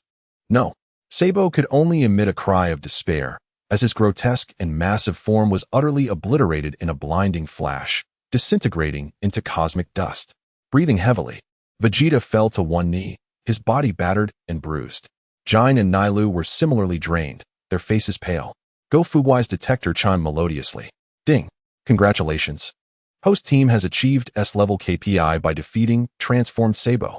Team contribution analysis. Nilou took 40 of the damage, Jine contributed 35 output, and in turn Vegeta accounted for 25. Comprehensive assessment, S. A wealth of experience points and shared credits are being calculated. Go Fuguai, observing his soaring combat power and credit balance, grinned widely. However, before he could deliver his project summary or discuss Vegeta's confirmation and stock incentive issues, an alarm more urgent and piercing than any before erupted. On the detector's map, a colossal red dot signifying absolute terror sped towards their village with alarming rapidity. The malevolent, frigid aura evoked a sense of despair in all present, as if they had plunged into an icy abyss. Frisia, for the first time, fear graced Vegeta's visage. But it was not over. From another direction, a slightly weaker, yet equally formidable presence was rapidly approaching. Warning. Detecting the cosmic overlord Frisia is nearing. Estimated arrival time, 3 minutes. Warning. Detecting Frisia's senior officer Dodoria is approaching. Estimated arrival time, 2 minutes and 50 seconds. Go Fuguai's expression shifted from elation to pallor. No way. After battling one department manager, the big boss and another manager have come to the meeting in person? He glanced at the watchful and seemingly murderous intern Vegeta beside him, and then at the two swiftly approaching deathly lights overhead, feeling as though his CPU had entirely fried. Trembling, he sent out a distress signal through the system. System, help. Are there any emergency business trips or team-building travel packages? The farther the destination, the better. Preferably one that lands us in another parallel universe. I will pay extra. Chapter 18. The Ginyu Force makes a dazzling entrance. Everyone is bewildered amidst the urban ruins. The atmosphere grew as tense as the final second before a server crash. Oh no, it's a heart attack, Yamcha exclaimed, gazing at the distant Goku, who clutched his chest and collapsed in agony, his voice filled with despair. The fatal system vulnerability, which was supposed to manifest in the future, unexpectedly erupted at this critical juncture. The artificial being number 19, as pale as a ghost and as rotund as a ball, approached the defenseless Sun Wukong with a sinister gait. Beneath his comically pointed hat, a pair of cold electronic eyes gleamed with avarice, while a crimson energy absorption device in his palm resembled the mouth of a demon, poised to devour the mightiest warrior of Earth. Wukong. Krillin and Tien Shinhan were on the verge of exploding with rage, yet they found themselves ensnared by another artificial being, number 20, who was none other than Dr. Gero himself, leaving them unable to act. Piccolo gritted his teeth, his muscles taut and ready to charge recklessly forward. However, he understood that if he became entangled, Gohan and Bulma would be left utterly unprotected. Despair enveloped them like an infinite loop in code, trapping everyone. Just as the hand of artificial being No. 19 was about to touch Wukong, ready to siphon his immense energy, a streak of golden lightning tore through the ominous sky. A deafening boom resonated, as if the very fabric of space had been concaved. The corpulent form of artificial being number 19 was sent flying, akin to a ball struck by a high-speed maglev train, retreating at 10 times the speed it had approached, tracing a chaotic parabolic arc before crashing into the distant ruins. Stirring up a cloud of dust, time seemed to have been momentarily suspended. As the dust slowly settled, a figure stood proudly before Sun Wukong. Clad in the familiar blue battle suit, his iconic spiky black hair had transformed into blazing golden flames, standing upright. His emerald eyes were devoid of warmth, exuding an absolute aloofness and indifference characteristic of a true powerhouse. The resplendent golden aura enveloped him like a tangible armor, radiating a terrifying oppressive force. It was Vegeta.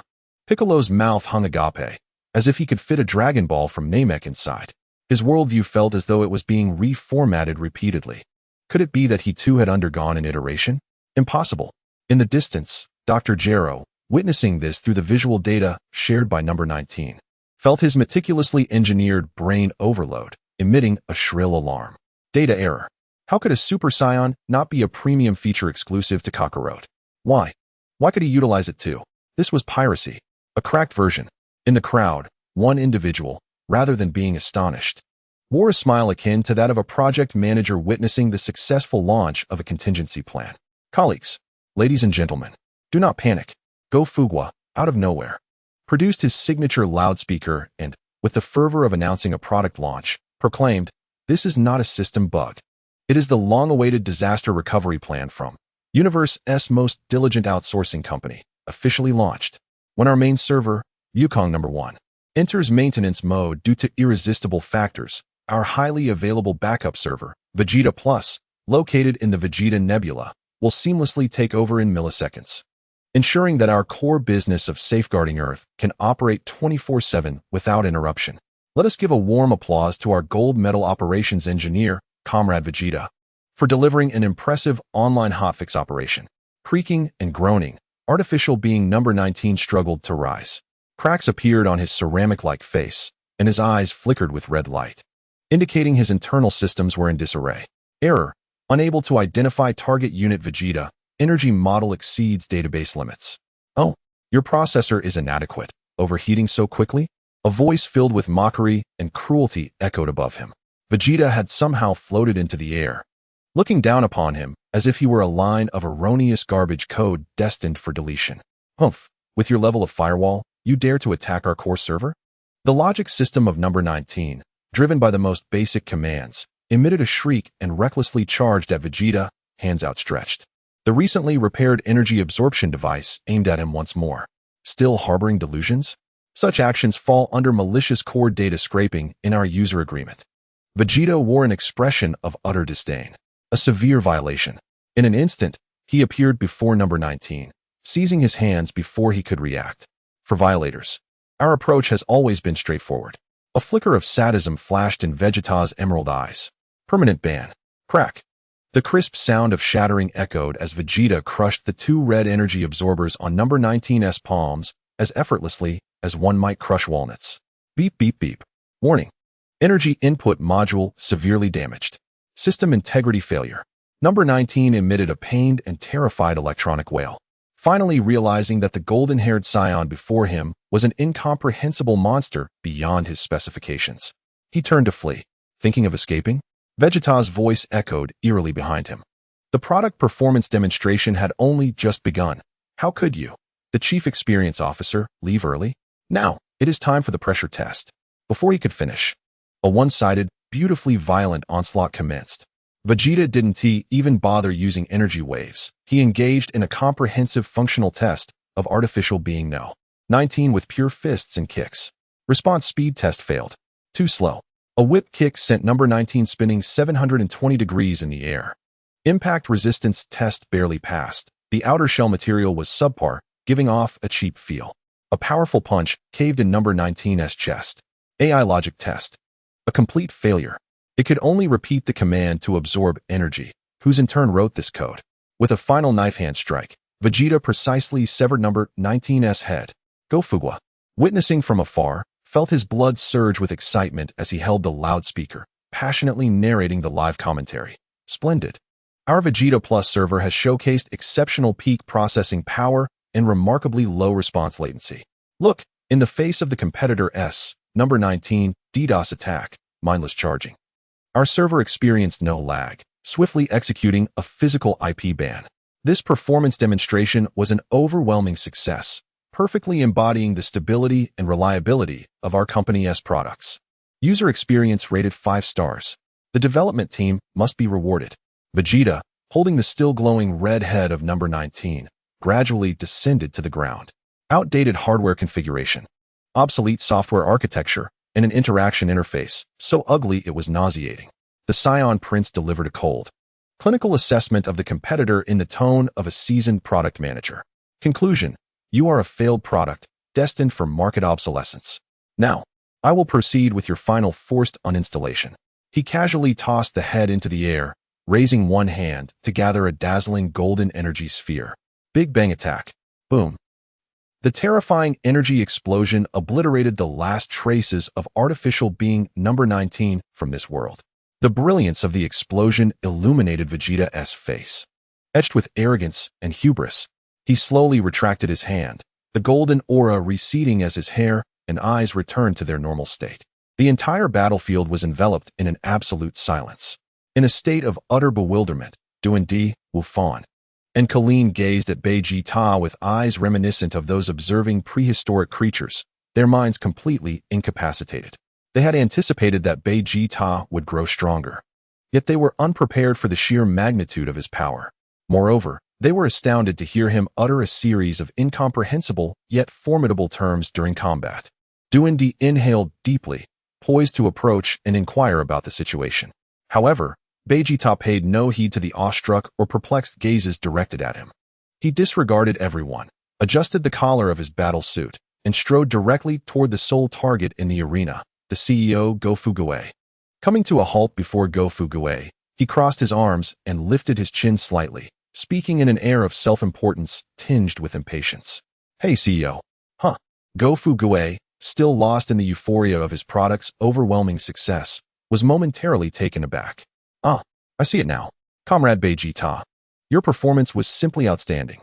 It exemplified our company's core values of customer first and mission accomplished." "Shut up. I have no interest in your corporate culture lecture." Vegeta interrupted him bluntly. "You witnessed my performance just now, did you not?"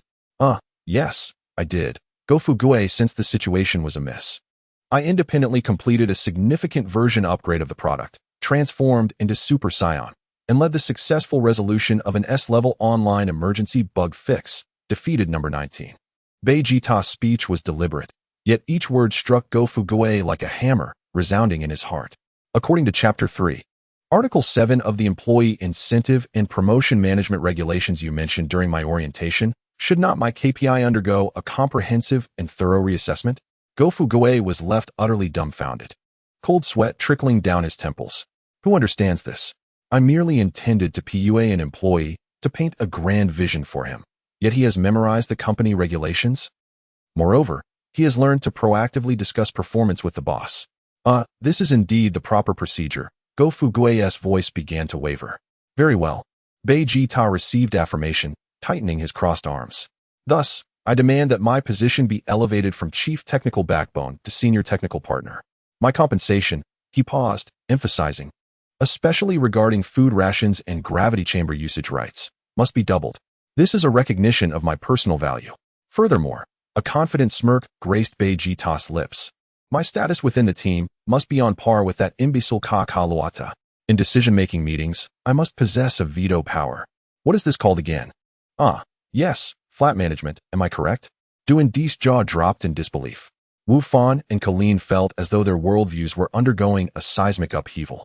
They finally realized that Vegeta's strength had not only increased, but his intellect seemed to have been thoroughly formatted by Go-Fuguei's insidious corporate culture. Internally, Go-Fuguei was in a frenzy. Help. I have cultivated a king of involution. Not only has he learned to compete with himself, but he has also come to challenge the boss with KPIs. How can I possibly lead this team in the future? My position as CEO is in jeopardy. As Go-Fuguei's mind raced, contemplating whether to utilize the company's currently tight cash flow to paint a broader vision for long-term development or to concede and admit his PUA failure. A chilling voice filled with manic laughter cut through the tension. Excellent, very good. It was Dr. Galua. He gazed at the shattered remnants of number 19, his face not displaying anger, but rather an expression of euphoric delight. The second sample of Super Saiyan data has been successfully collected. Since you have revealed your cards, let me show you what true, despair-inducing terror looks like. With that, Dr. Galua abruptly pressed a hidden remote control within his cap. Boom. From the depths of distant mountain ranges, two thunderous roars echoed. Immediately, two presences, tenfold, even 100-fold more terrifying than the combined threats of the earlier androids No. 19 and number 20, surged forth like awakened ancient beasts. Their aura was malevolent, chaotic, and imbued with an insatiable desire for destruction. Everyone's expression shifted dramatically. Go-Fuguei's labor negotiations were ruthlessly interrupted by this sudden, market-disrupting competitor's release event. Chapter 19. The Ultimate Verbal Duel. Let Captain Jinyu help me strike a blow. Frieza elegantly sipped his wine and, through the screen, announced the dance competition that would determine everyone's fate as if he were a deity.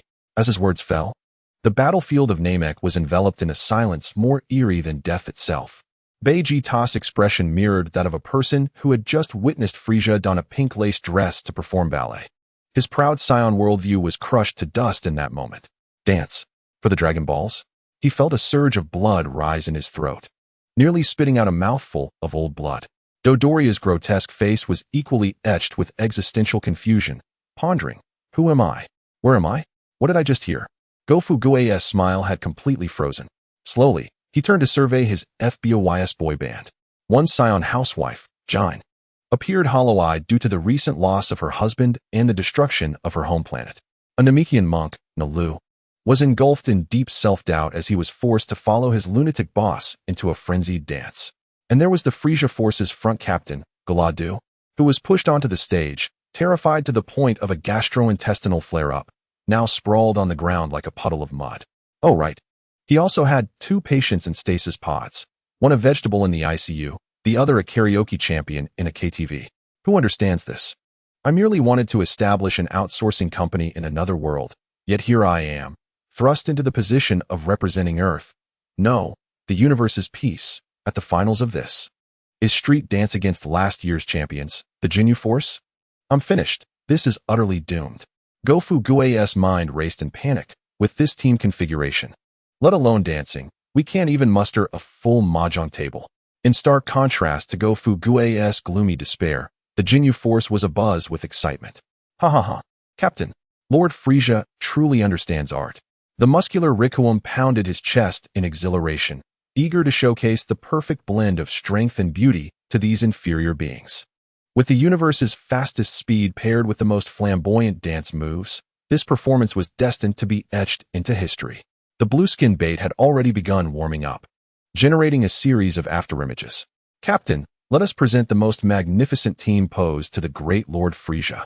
The Redskin GC and the Greenskin Gudu were already discussing a new, more visually impactful opening act. Captain Jinyu's face radiated with the confidence and ecstasy of an artist poised to perform. He adjusted the collar of his battle suit and, in his dramatically theatrical tone, gestured to Gofu Gui and the others. Come forth, artists from unknown planets. The stage is set for you. Please begin your performance and let me see what color your so-called souls are. His elevated demeanor resembled that of someone offering a final pre-dinner critique to a group of turkeys destined for the feast.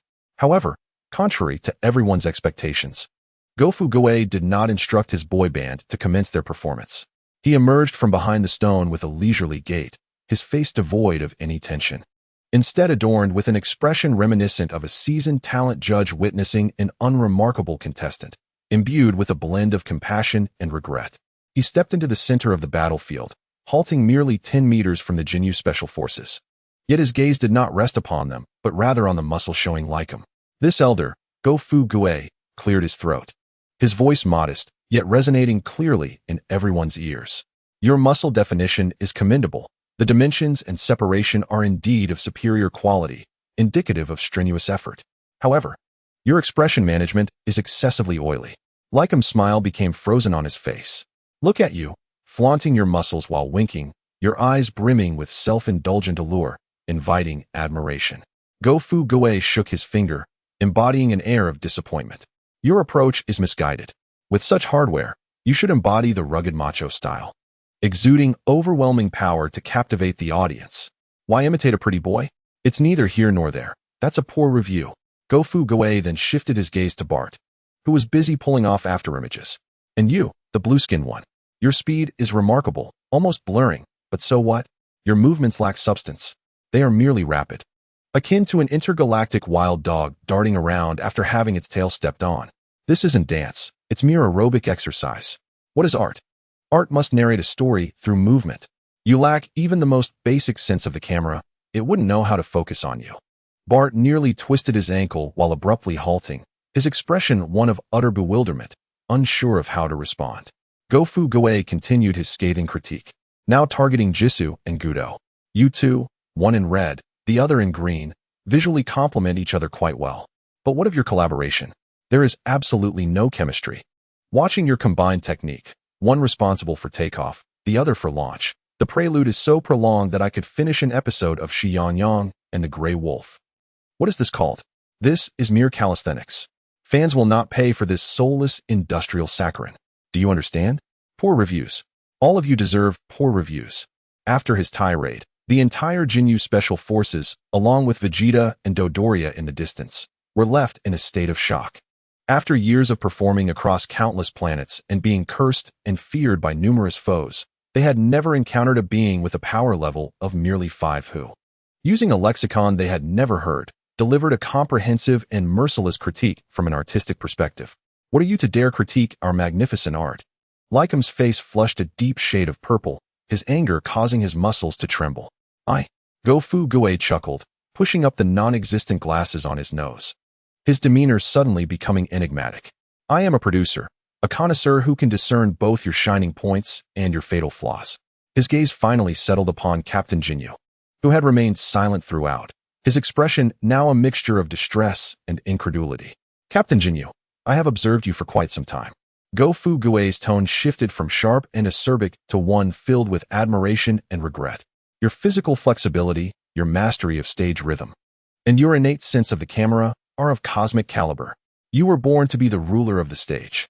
Upon hearing these words, Jinyu's expression softened.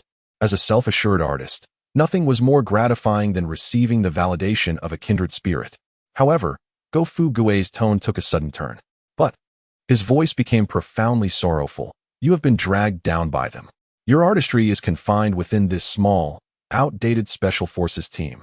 Your brilliance is overshadowed by their crude and mundane performances. Go Fu Gue commenced an epic demonstration of professional PUA. Your teammates do not understand you at all. They only know how to rely on brute force, speed, and cheap explosive effects to gain attention. And what about you?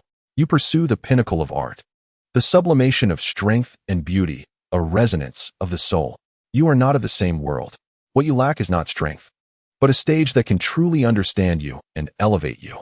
A grand project that allows you to express your talents freely and fully realize your artistic vision. Captain Jinyu was left utterly confounded. He instinctively glanced at his team members. Lycom was still preoccupied with whether he was too oily. Bart pondered the essence of storytelling, while Jisoo and Gudo were deliberating on how to enhance their chemistry. He suddenly felt that this seemingly insignificant creature might have a point. What are you trying to say? Jinyu asked warily, his mind in disarray. I wish to invite you to join my project, Go Fu Gue proclaimed with an angelic investor's smile. He slowly raised his hand, revealing a gaudy golden interface visible only to him and Jinyu. Do you see this? This is not an ordinary contract. It is an artistic oath, an invitation that will enable you to break your shackles and be reborn. Captain Jinyu gazed at the central portion of the interface, which displayed a large button inscribed with the words, "Help me cut a deal. We are of the same root," his brow furrowing in confusion. What on earth is this? This is an energy resonance contract, Go Fu Gue proclaimed, his face unwavering. It is the highest standard signing ceremony among artists in our distant and advanced civilization. You need only infuse your energy into the core of this contract, which is this button, and your artistic soul will be quantumly bound to my grand project. From this moment on, we shall be kindred spirits in art. I will provide you with the broadest stage, the most professional team, and the finest resources. Together, we shall create a brand new artistic era for Jinyu. The entire universe will go wild for your dance. He opened his arms, resembling a frenzied preacher. Come, Captain. Do not let those mediocrities stifle your talents. For the sake of art, to shatter this mundane universe, cut this deal, and embark on your new artistic journey. Jinyu stared at the seemingly deranged Go Fu Gue, and then at the glimmering, dubious button, feeling an unprecedented challenge to his intellect. He took a deep breath, his aura beginning to rise, his gaze turning cold and menacing. I concede, your eloquence is commendable, but do you think that with such flowery words, you can manipulate me, Jinyu? He slowly raised his hand, gathering a sphere of purple energy in his palm. You are courting disaster. Alas, Go Fu Gue shook his head, his face revealing profound disappointment. I had thought you to be a true artist daring to challenge the norm. I did not expect you to merely be a self-satisfied coward. He turned to leave, his back to Jinyu, speaking in a tone of melancholy. I understand now. You do not lack desire, but rather courage. You are afraid. Afraid that your art cannot conquer a broader and more elevated stage. You fear failure, afraid that your artistic vision will crumble in the face of genuine challenge. Very well. Continue to guard your outdated calisthenics and remain your mountain king. Our paths do not align. Stop right there. Jinyu's roar echoed like thunder. Coward? I, Jinyu, fear nothing. He was utterly enraged. For an artist who was excessively proud, one could criticize him as cruel or unkind, but he could never be deemed incompetent. You insolent insect. Today, I will show you what true cosmic art is, and let you understand that my power and art are invincible. Jinyu bellowed, retracting the energy sphere, and extended a finger, channeling an exceptionally pure force of energy. His gaze was fixed intently on the slash button, suspended in the air, a cruel and arrogant smile adorning his face. Was it merely a matter of infusing energy? I shall see what tricks you can conjure. With a sudden thrust of his finger, a purple beam of energy shot forth, striking the resplendent button with unerring precision. As Go Fugue's eyes sparkled with anticipation, the system notification echoed in his mind like the cacophony of firecrackers during the New Year celebrations. Ding! Congratulations, host. Captain Jinyu of the Jinyu Special Forces has successfully delivered an epic slash. Target energy level detected as exceedingly high. This slash has generated a 300-fold critical strike effect. Reward calculation in progress. Congratulations, host, you have obtained Ultimate Skill Body Exchange, one-time bug version experience card. Skill description, can exchange bodies with any target for 10 minutes. Bug note, due to the host's forced modification, the combat power will not be exchanged, only the control of the body. Please use with caution, or it may result in a catastrophic loss of identity. Congratulations, host, you have obtained Jinyu Special Forces Combat Power Detector, Purple Legendary Grade, X5. Congratulations, host. You have gained a temporary team combat power boost of 5,000. In an instant, a torrent of formidable strength surged through Go Fugue's limbs, enveloping him and the dormant Ji Ne and Ne Lu in a faint aura of light. Go Fugue felt an unprecedented surge of power, even entertaining the illusion that he could match Jinyu in an arm wrestling contest. Meanwhile, Jinyu, the instigator, felt nothing after unleashing the energy. No explosion, no miracle. Not even the golden interface remained. He merely sensed a slight drain of energy, nothing more. Stunned, he stared at Go Fugue, whose face gleamed with a triumphant grin, and finally realized he had been played. He had been toyed with by a mere weakling with a power level of 5. Manipulated like a puppet with an incomprehensible theory and actions. The ultimate humiliation ignited a tidal wave of rage within him. You dare mock me? Jinyu's face contorted in anger, his purple skin taking on a foreboding dark red hue. I shall reduce you to cosmic dust, he roared, transforming into a bolt of purple lightning, his fist aimed squarely at Go Fugue's face. Yet, in the split second before his fist was to connect, a cold, languid voice, imbued with absolute authority, resonated through all detectors. Jinyu, the farce must come to an end. It was Frisia. Jinyu's fist halted just before Go Fugue's nose, the fierce wind from his punch tousling Go Fugue's hair. Reluctantly, Jinyu withdrew his fist, kneeling on one knee.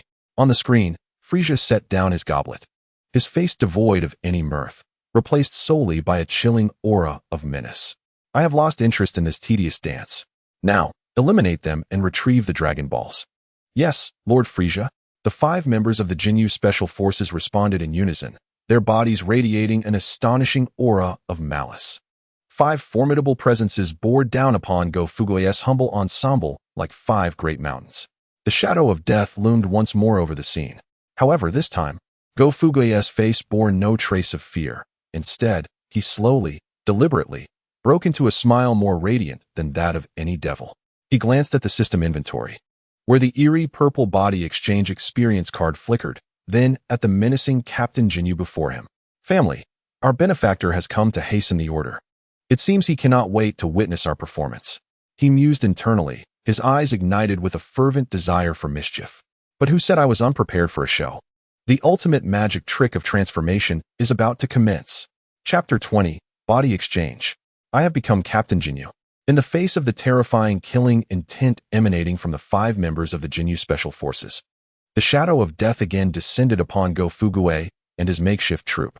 Yet, this time, Go Fugue's expression was devoid of dread.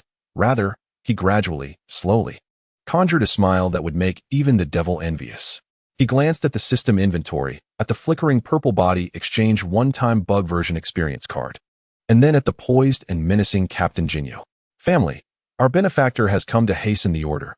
It seems he cannot wait to witness our performance. Go Fugue silently intoned, his eyes sparkling with the flames of mischief. But who said I was unprepared for a show?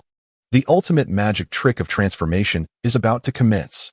System, activate the body exchange experience card. Target, Jinyu. Request confirmed. Body exchange experience card activated. An invisible stream of purple data, ethereal as a specter, shot from Go Fugue's detector, disregarding the distance of space, and instantly penetrated Jinyu's forehead. Just as Captain Jinyu was preparing to order an all-out charge, his body suddenly stiffened. He felt as if his soul was being yanked from his body by an invisible hand and shoved into an exceedingly narrow, fragile vessel reeking of plaid shirt sweat.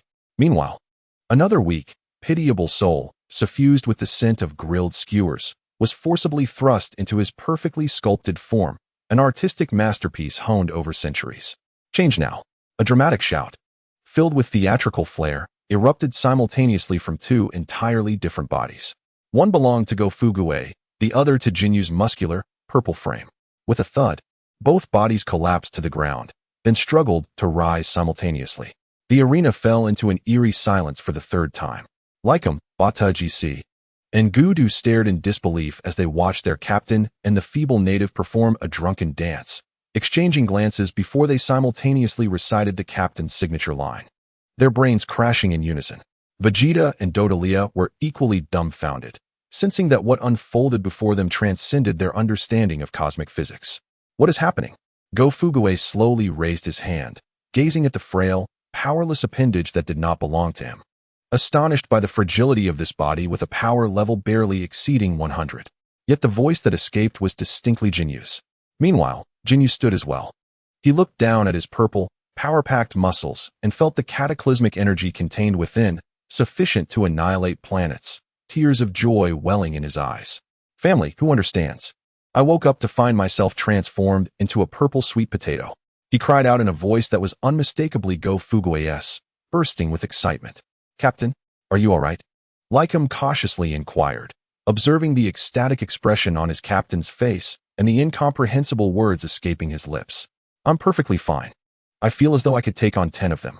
Go Fuguei.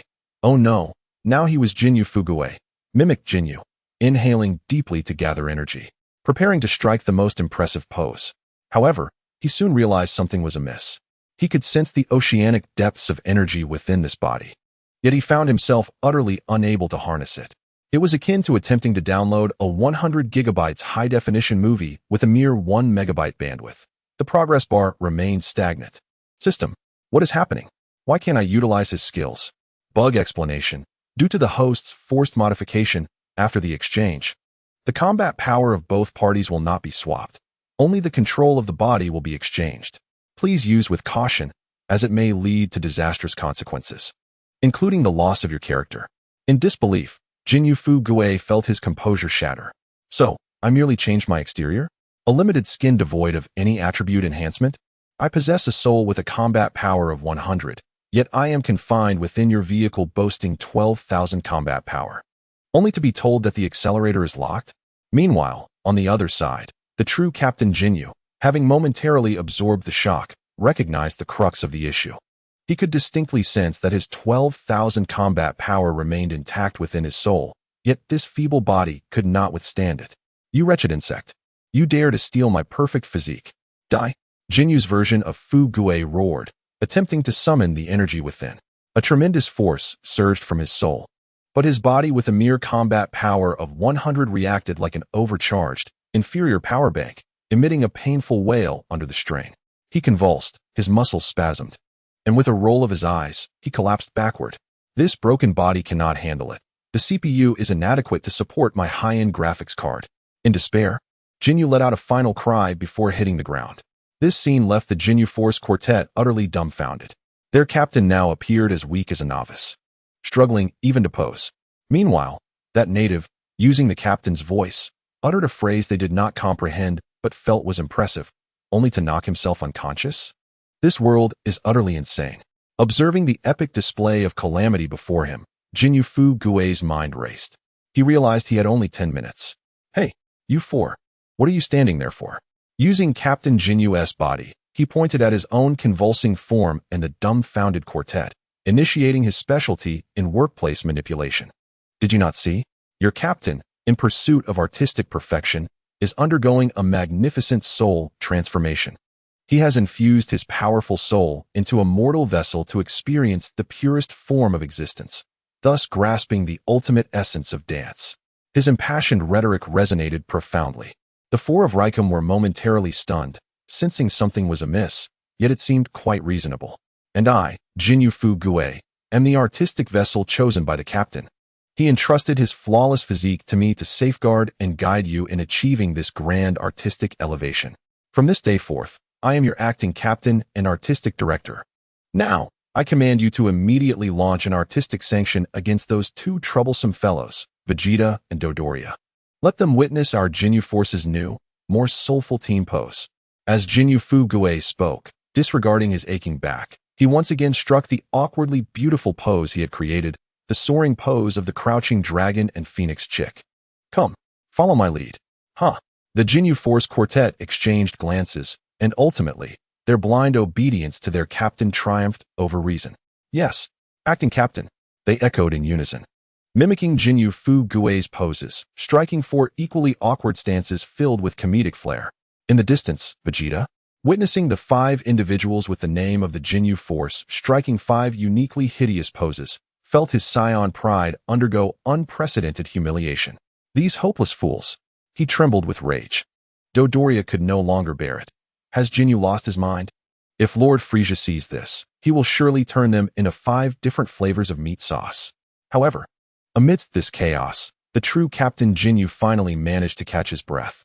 He watched in fury as his body was possessed by a feeble soul, while his proud subordinates struck such grotesque poses. The height of rage and shame drove him to madness. You thief who has stolen my masterpiece. I shall reclaim everything with my own hands. Struggling to rise, his crimson eyes locked onto Vegeta in the distance. He knew that with this broken body, defeating anyone was but a dream. The only way was to exchange bodies once more. Change.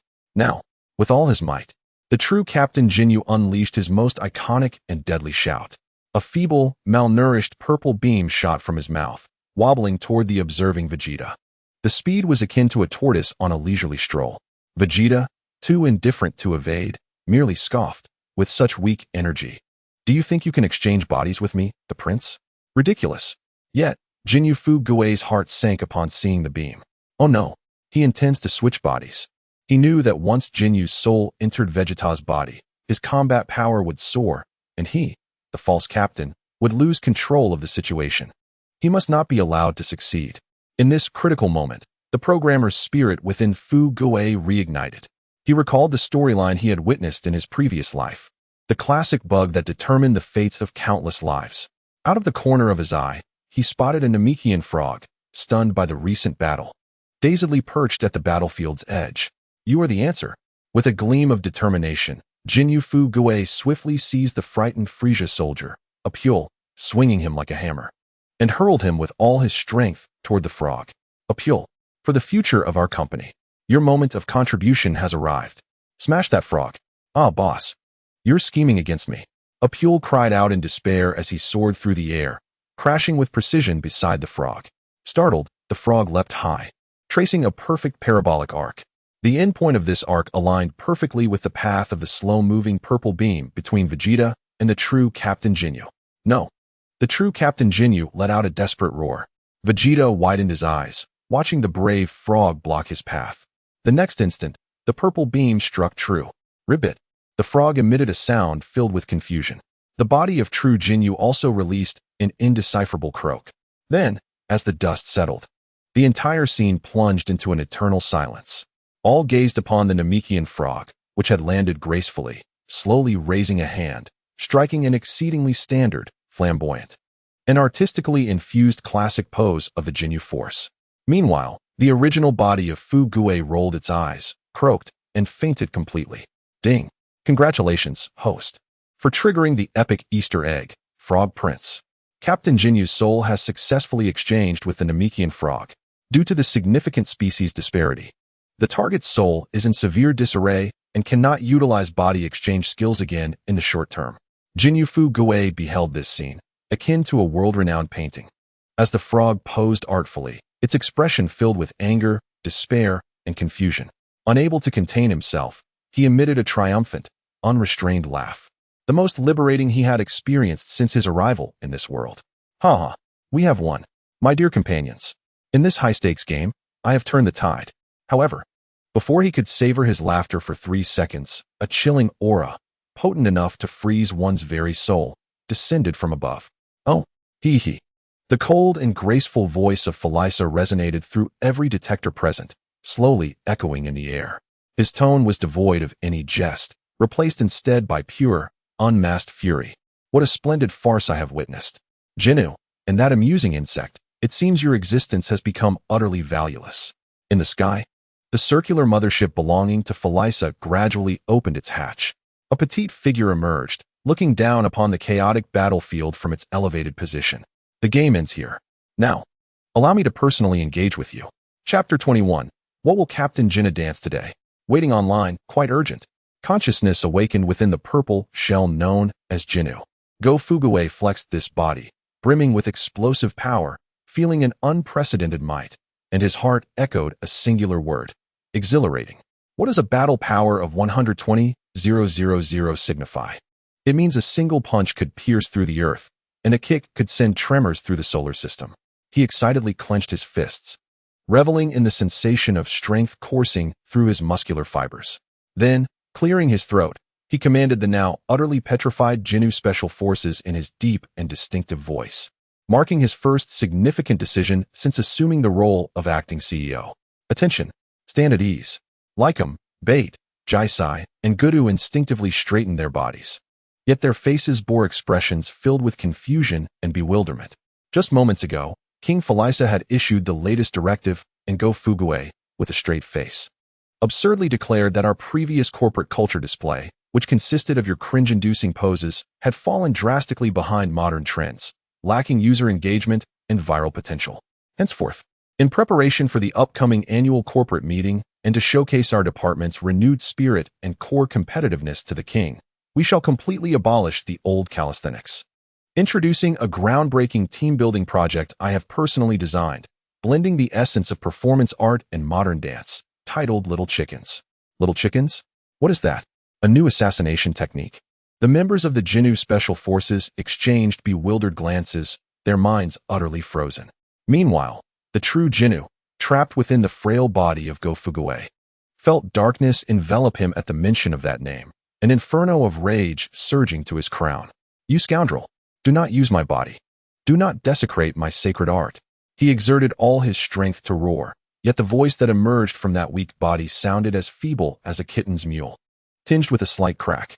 Go Fuguei, Jinnu version, cast a glance at him, a playful smirk curling his lips, introducing to his comrades, "Behold, this is my newly recruited intern, brimming with artistic expression, though his voice leaves much to be desired. Please take good care of him." With that, he disregarded the nearly fainting self and clapped his hands, entering the mode of a ruthless mentor. "Come, watch closely. I will teach it only once. Pay attention to my movements. The essence of this dance lies in the contrast. We shall use the mightiest of physiques to execute the most enchanting of steps. What do we call this? This is called cross-border collaboration, understand?" The next moment, under the horrified gazes of all present, the towering, muscular Jinnu captain, emanating an aura of strength, bent his arms across his chest, palms open, mimicking chicken wings, rhythmically flapping up and down. His legs slightly bent, knees inward, toes pointed. He began to alternate tapping the ground at an extraordinarily peculiar frequency. Gugude? Gugude? Go Fuguei danced while humming that entrancing, brainwashing melody. The sight was so beautiful it dared not be gazed upon directly. Lycum's jaw had dropped to the ground, large enough to fit a fist. Bait, known for his claimed speed of the universe, seemed to be playing in slow motion, utterly unable to comprehend the unfolding events. Jisai, the most devoted fan of the captain, also found himself engulfed in profound self-doubt. Could this indeed be the ultimate form of art that the captain pursued? A philosophical expression returning to simplicity, to the origins of life? What are you all dawdling for?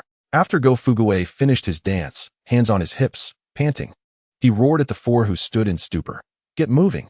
Follow my rhythm. Whoever cannot keep up will have to write a 10,000-word user experience optimization report." Under the captain's oppressive authority, the four elite warriors could only mournfully begin to mimic the soul-shaking moves. Thus, upon the desolate plains of Maikexing, the most absurd scene in the history of the universe unfolded. 5 top warriors, notorious throughout the cosmos, flailed about like giant, Parkinson's-afflicted chickens in that barren land. Lycum, what kind of move is that? You are a gorilla, not a chicken. I want grace. Agility. Maintain your core stability. Bait. What use is your speed? Did you miss the beat? You are false starting. This is a severe violation of team cooperation protocols. Gudu, where is your commanding presence? You are now a proud rooster. Show me the aura of superiority. Jisai. Yes, you. Your expression is far too serious. You need chemistry. Interact with Gudu through your gaze. Let King Phalisa witness the chemical reaction of our team. Do you understand? We are to form a boy band, not a bunch of brutes. Go Fuguei transformed into the most stringent boy band mentor, delivering merciless artistic guidance to this group of trainees with battle powers in the tens of thousands. In the distance, Vegeta, Kellen, and Wufan were utterly dumbfounded. Kellen rubbed his bald head, uncertainly inquiring, "What are they doing? A mysterious ritual to lower the opponent's IQ?" Vegeta's face turned a deep shade of crimson, feeling that the dignity of the Scion Prince had been utterly trampled by this farce. He would rather be poked to death by Phalisa than endure another second of this excruciating sight. Just as Go Fuguei reveled in the joy of nurturing, a sudden epiphany struck him. Had he not traversed here in search of someone to slay and grow stronger? Now, these high-quality fighters stood before him. This was a rare opportunity to seize. A glint in his eye signaled a scheme brewing. He halted his dance, approached Lycum, whose movements were the most rigid and expression the most pained, and with a tone thick with disdain, he remarked, "Lycum, stop for a moment. What are you dancing? Your limbs are out of sync. Your rhythm is atrocious. You are undeniably the shortcoming of our team. If you continue like this, you will lower the overall quality of our project." Lycum, already burning with indignation from his earlier performance, felt humiliated by such public criticism, and he stammered in rebuttal, "Captain, I really am not suited for this." "Not suited?" Go Fuguei scoffed, jabbing a finger into Lycum's rock-solid chest. "I see not a lack of suitability, but an issue with your attitude. Do you have objections to my new corporate culture?" "I do not," Lycum retorted desperately. "You do." Go Fuguei pressed on. "From your dance, I perceive nothing but apathy and defiance. Do you believe my leadership skills have waned? Do you think I am merely a name without substance as captain?" "Captain, I absolutely did not mean that." Lycum was drenched in sweat from the pressure. "Then prove it to me." Go Fuguei suddenly stepped back, arms wide open, striking a pose riddled with flaws. "I shall now grant you an opportunity. Attack me with your strongest move. If you can touch me just once, I shall acknowledge your prowess and appoint you as the center of our FBOYS dance group. If you fail to do so, you must dutifully perform 100 iterations of Little Chicken. Do you dare?" This declaration ignited a spark of determination within Likomu's simple mind.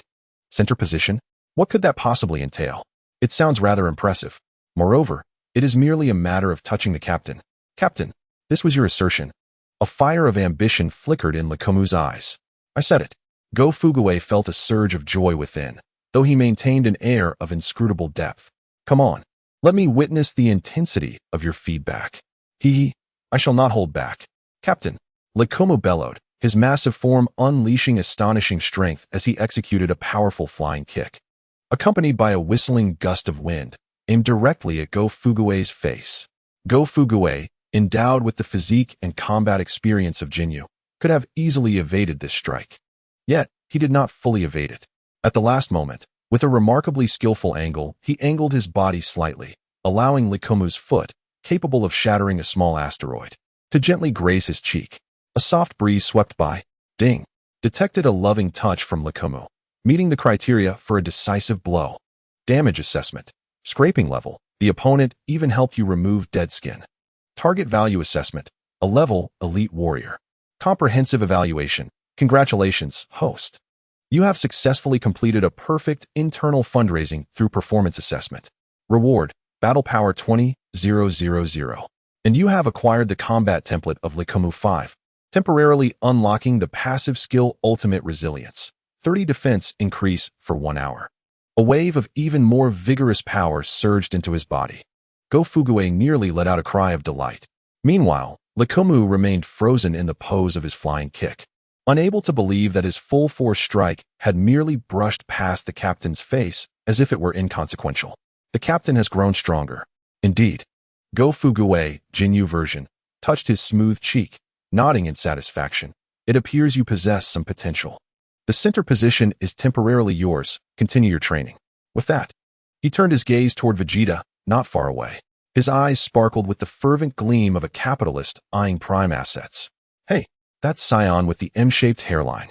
Go Fuguei, utilizing Jinyu's body, beckoned Vegeta with a finger. I see remarkable bones, a brooding demeanor. You possess great potential to be an idol. Would you be interested in joining our Frieza Force? Here, we offer complete insurance and benefits, meals and housing, plus a 13th month bonus at year-end. If you join now, I can also provide you with an exclusive newcomer benefit. Vegeta's temples throbbed with veins, feeling his sanity being trampled upon. What did you say? I said. Go Fuguei grinned like a sinister uncle luring a child. If you come over now and deliver a solid punch to my handsome face as a token of your allegiance, I will not only overlook your theft of the Dragon Balls, but will immediately appoint you as the face of our FBOYS dance group. What do you think? Quite a deal, I assented. Vegeta's fists were clenched so tightly they creaked. He swore he had never felt such an overwhelming desire to turn a person's face into pulp. Just as the tension escalated, and the atmosphere on Namek reached a peak of awkwardness, beep, beep, beep. The communicator on Go Fuguei's wrist suddenly rang. A visage that made his heart stop appeared on the screen. The Cosmic Emperor, Frieza.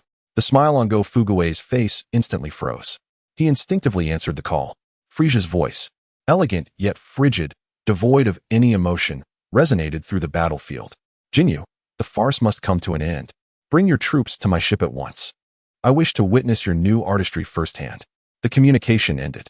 Go Fuguei stood frozen, cold sweat trickling down his purple cheek. Simultaneously, the PinCC system's ominous alert echoed in his mind. Warning, body swap, one-time bug version trial card. Remaining time, 5 minutes. Does anyone understand? Go Fuguei's heart cried out in despair. The final performance is about to commence, yet my trial card is about to expire. I am anxiously awaiting assistance. Chapter 22, Frieza's Shock.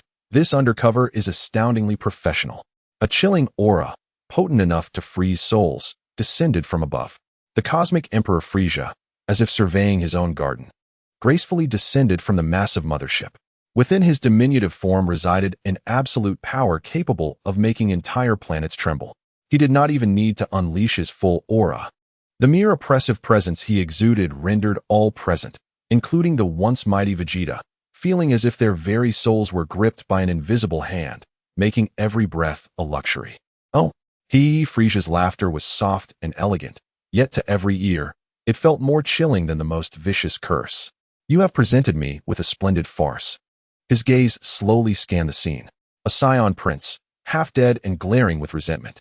A brawny pink subordinate, his face a canvas of confusion. For members of the Jinyu force huddled together, gazing at their captain with adoration, as if they were attending some cult gathering. A woman emanating Scion energy, yet her eyes remained eerily calm. A Namekian warrior exuding power, yet his forehead seemed to scream, "Do not disturb me. I wish to be left alone." And a purple frog hopping on the ground, occasionally striking poses of utmost embarrassment. Frieza's gaze lingered on the frog for half a second, and a crack appeared on his otherwise flawless visage. He felt his mind needed an urgent cache clearance. What is this? A new species from Namek? Or perhaps a meaningless yet profoundly insulting new technique developed by that fool Jinyu? Finally, his ruby-like eyes fell upon the focal point of the gathering. Go Fuguei occupying Jinyu's body. Jinyu, Frieza's voice turned icy, and that amusing insect seems to have outlived its usefulness. The game ends here. Now, allow me to personally play with you. The pronouncement of death slipped from the Cosmic Emperor's lips with nonchalance. The members of the Jinyu force trembled, immediately assuming battle stances, ready to face the wrath of their king. Vegeta, pale as death, understood all too well that any struggle was futile before absolute power. Yet, amidst this suffocating atmosphere of despair, Go Fuguei, the center of attention, made an unexpected move that took everyone, including Frieza, by surprise. He not only displayed no fear but straightened his purple battle suit. Then, to the astonishment of all, he executed a flawless, standard kneeling salute before the descending Frieza. The posture was more precise than any imitation he had previously attempted, filled with boundless respect for his superior. I humbly welcome King Frieza to the front line of the Namek project, to inspect and guide our work. Go Fuguei's voice resonated powerfully, brimming with excitement. As if a branch manager finally meeting the chairman of the board, Frieza's steps halted midair. His facial expression resembled that of someone who had been constipated for 3 days and nights, suddenly presented with a dish of laxatives. Absurd and bewildering. This script is all wrong. Shouldn't he be kneeling and begging for mercy, or recklessly charging forward to meet his demise? How did it transform into subordinates welcoming their leader's inspection? Jinyu, has your mind been exchanged with that of the frog? Frisia's voice carried a hint of displeasure. No, Lord Frisia. Go Fuguei abruptly lifted his head, his eyes sparkling with a fervent light named loyalty. Everything that just transpired was a profound, penetrating scenario simulation pressure test to assess team cohesion and adaptability. Scenario simulation pressure test? Frisia felt as though the universal language he had studied for centuries was somewhat inadequate. Noticing that Frisia was momentarily stunned by his words, Go Fuguei seized the opportunity to activate his most powerful verbal manipulation mode. Reporting, my lord. This test project is codenamed Mission Impossible. Its aim is to conduct a comprehensive inventory and optimization of existing resources through a series of extreme operations, laying a solid foundation for the subsequent Dragon Ball retrieval plan. He pointed to the fragments of the combat suit left by Sabo. Step 1. Competitive analysis. Through a high-intensity confrontation, we successfully identified the product flaws of Captain Sabo, who was overly reliant on appearances, resulting in a failure to effectively deliver core combat power at critical moments. This provides invaluable data support for our future personnel optimization. He then gestured towards his pride, the FBOYS boy band. Step 2. Brand penetration. We successfully infiltrated the Namekian community with a visually striking performance art piece, establishing initial trust with their core KOLs, key opinion leaders, paving the way for future user conversion. Cole. User conversion? Frisia felt as though his CPU was beginning to smoke. Go Fuguei grew increasingly animated, pointing to the frog still posing dramatically, his face displaying profound sorrow. Step 3. The most crucial corporate culture pressure test. To evaluate the absolute loyalty of the Jinyu force that I personally trained, I, Jinyu, willingly sacrificed my perfect image, using a secret technique to swap my soul with that of a weak frog, merely to observe if my team could still execute my top-level design and maintain unwavering faith in the company's vision despite the leader's hardware downgrade. The facts prove it. My team is invincible. Their loyalty transcends the barriers of species. This, my lord, is the most valuable intangible asset of our Frisia force. Upon concluding this discourse, the room fell silent. The 4 members of the Jinyu force, Lycum included, were left dumbfounded, their expressions shifting from confusion to sudden realization, culminating in a torrent of reverence for their captain. So it was like this. Lycum exclaimed, pounding his chest, the captain's intentions are so profound. He even transformed into a frog to test us. What a magnificent spirit of sacrifice. I understand. I completely understand. Bate wept tears of joy. The captain's artistry has transcended the confines of form, reaching the level of the soul. I had the audacity to doubt him. I should be damned. Jaisai and Gudu took out their notebooks, fervently jotting down notes on the manifestation of leadership in interspecies management, white paper on team cohesion under hardware downgrade. Vegeta, from a distance, felt his lips twitch uncontrollably. He sensed he was not in the Dragon Ball world, but had inadvertently stumbled into a universe-level pyramid scheme gathering. This Jinyu must be crazier than himself. Frisia hovered in the air, his handsome face displaying a myriad of expressions. He gazed at the fervent Jinyu, who appeared ready to sacrifice for his ideals, then looked at the 4 team members vigorously taking notes. Finally resting his gaze upon the frog, still striving to maintain its S-shaped pose. The frog's eyes brimmed with anger, despair, and a silent plea for release from these madmen. Frisia fell silent. He had traversed the universe for centuries, obliterating countless planets, encountering an array of peculiarities. He had seen souls sold for power, witnessed desperate pleas for survival, and observed courageous sacrifices for glory. Yet, he had never before encountered a subordinate who willingly transformed into a frog to test team loyalty. How ruthless is this Jinyu towards himself? What a perverse dedication. What a twisted loyalty. Frisia felt a flicker of emotion, name touching, softly stir within his icy heart. This individual is truly formidable. A moment of astonishment flashed through Frisia's mind. With such a wolfish culture, such extreme loyalty, how could I, Frisia, not dominate the universe? I even contemplated killing him. I truly should be damned. He slowly descended to the ground, the murderous intent capable of freezing planets dissipating. In its place arose a sense of appreciation. Very well, Jinyu. Frisia's voice unexpectedly carried a hint of warmth. Your quarterly summary is quite profound. I am very satisfied. Go Fugue's heart soared with joy. I have successfully deceived the Cosmic Emperor. However, Frisia's tone shifted sharply, his gaze becoming piercing once more. Mere presentations are insufficient. I want to see your KPI results. You just claimed you successfully infiltrated the enemy's ranks? Yes, my lord. Go Fugue immediately assumed his role, presenting the captive Jiney, who is none other than the wife of the Scion resistance leader Bardock. She possesses all the core intelligence of the remaining Scions. I have successfully turned her to our side, making her our most crucial piece embedded within the enemy. He then pointed to the recently risen, wary Nilou. And this one, the foremost warrior of Namek, has been utterly convinced by my identity as the Elder. From this day forth, he shall be our most formidable human radar in the search for the Dragon Balls. Jiney, Nilou, both wore expressions of bewilderment. Yet upon seeing Go Fugue's frantic gestures and Frisia's scrutinizing gaze, they could only nod stiffly. Excellent. Frisia nodded in satisfaction. He was uninterested in the Elder's identity, only caring about the results. Now, as the final evaluation of your undercover operation, Frisia's gaze turned toward the not-so-distant figure of Vegeta, who was battered yet still struggling to rise. Go, kill him. This treacherous Scion monkey is quite the eyesore. Let his death demonstrate your loyalty and the might of my force. Frisia's voice was not loud, yet it struck Go Fugue's heart like a heavy hammer. It's over. I'm doomed. I have pushed this charade too far, and now lives are at stake. Though this body is Jinu's, my soul remains that of a weakling with a power level of 100. I cannot even kill Vegeta, let alone a mere chicken. Warning.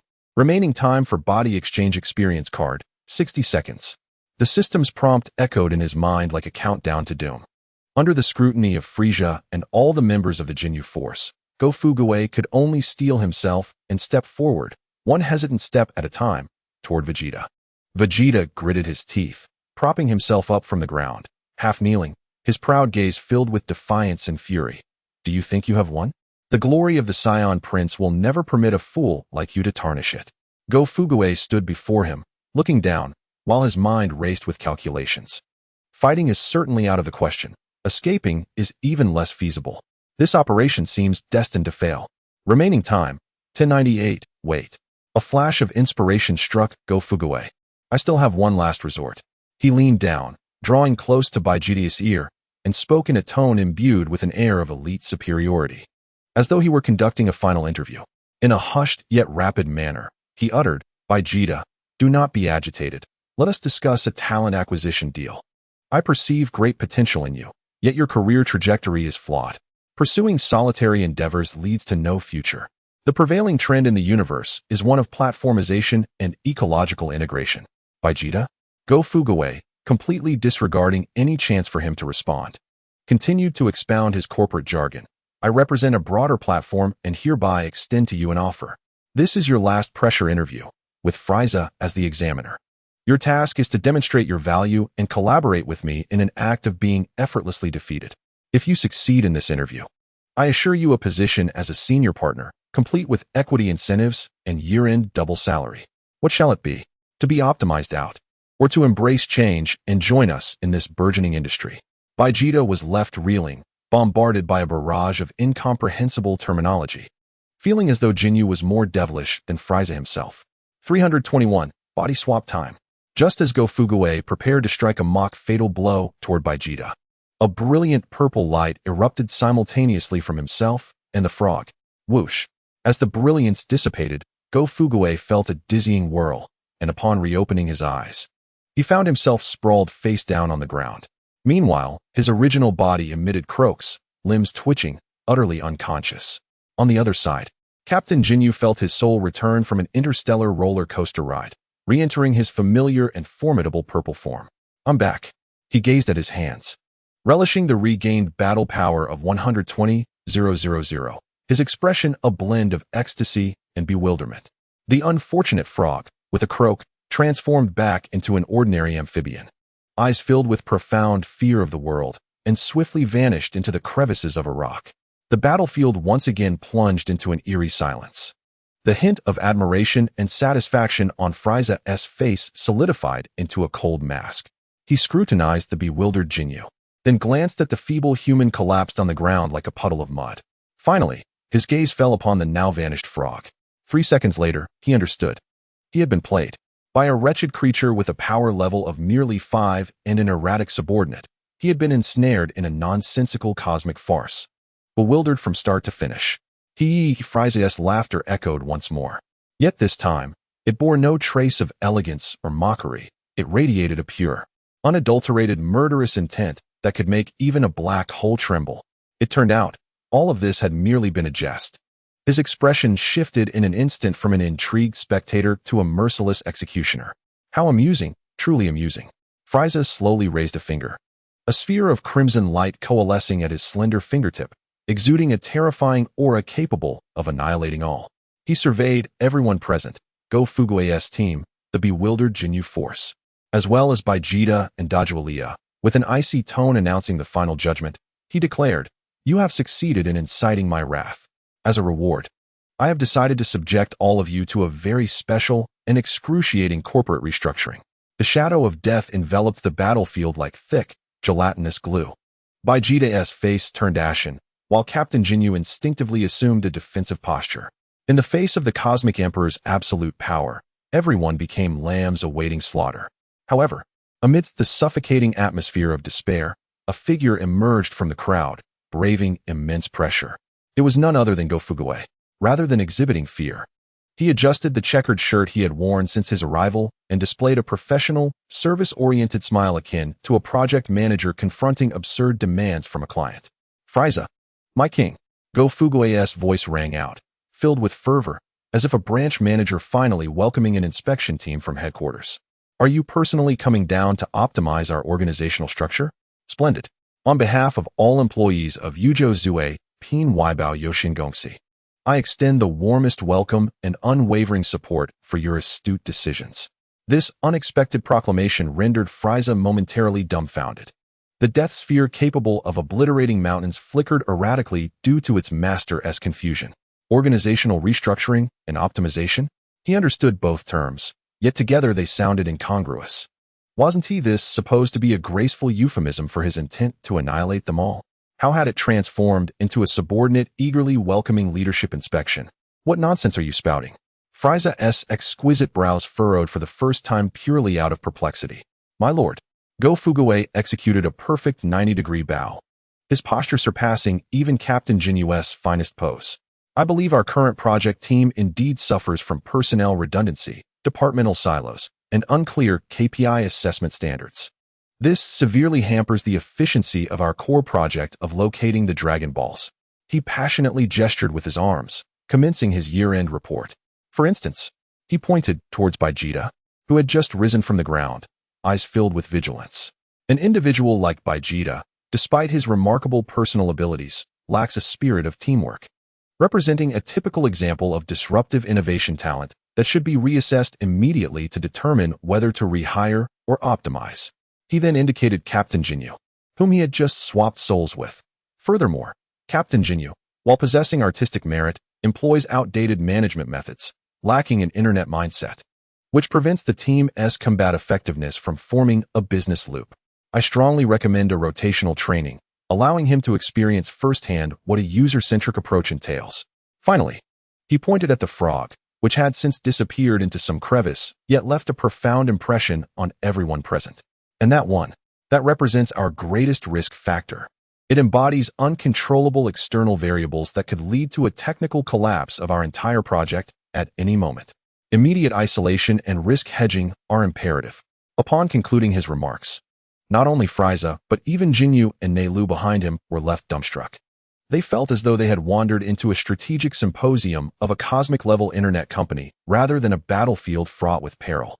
Frieza felt his CPU, that once formidable superbrain capable of effortlessly calculating the parameters for planetary explosions, completely overload in that moment. After traversing the universe for countless years, it was the first time he encountered prey that, instead of begging for mercy, initiated a project review meeting before its demise. What was the structure of this feeble creature? Just as Frieza fell into a profound self-doubt, contemplating whether he had sufficiently articulated the term corporate restructuring, an unexpected transformation occurred.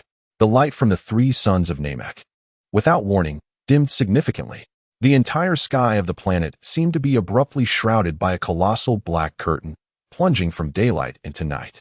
Thick, dark clouds converged from all directions, forming a massive vortex in the sky, with thunder and lightning that heralded the apocalypse. What was happening? Frisia's expression changed.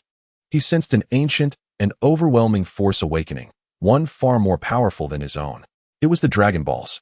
Vegeta's eyes sparkled with realization as he spotted a small Namekian child, Dandy, who had been hiding behind the Elder, placing the final orange sphere alongside the other 6.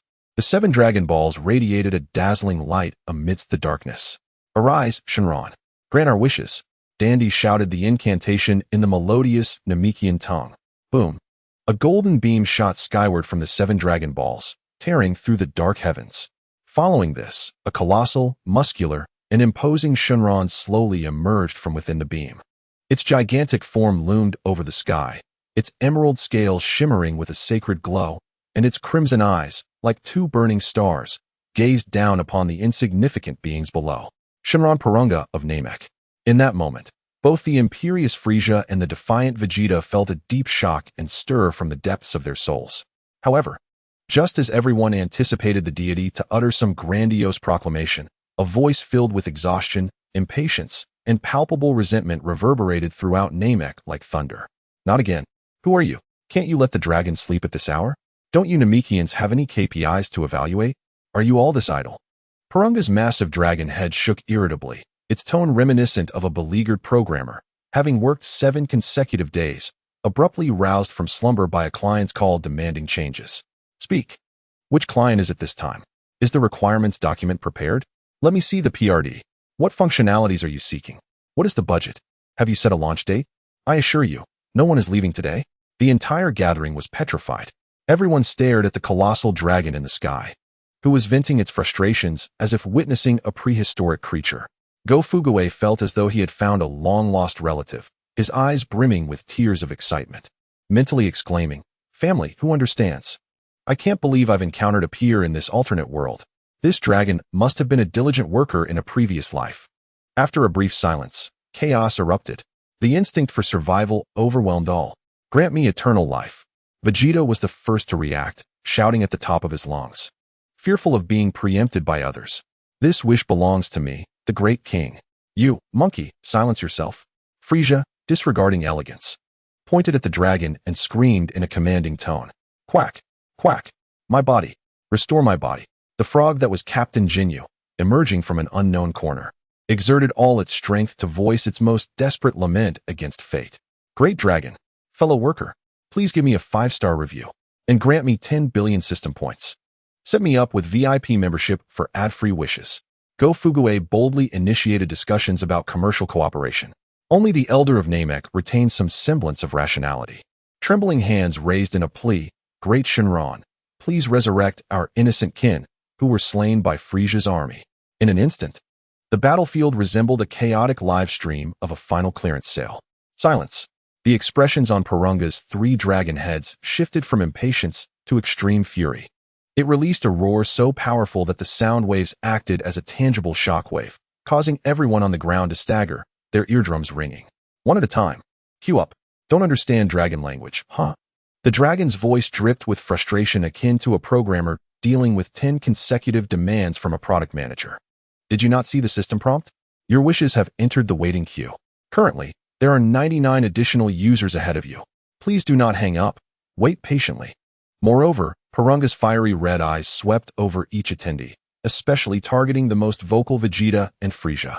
"Anyone who dares to cut in line or present demands outside my API interface will have their wishes automatically replaced with a lifetime supply of cilantro-flavored ice cream, along with the perpetual absence of toilet paper. Do you understand?"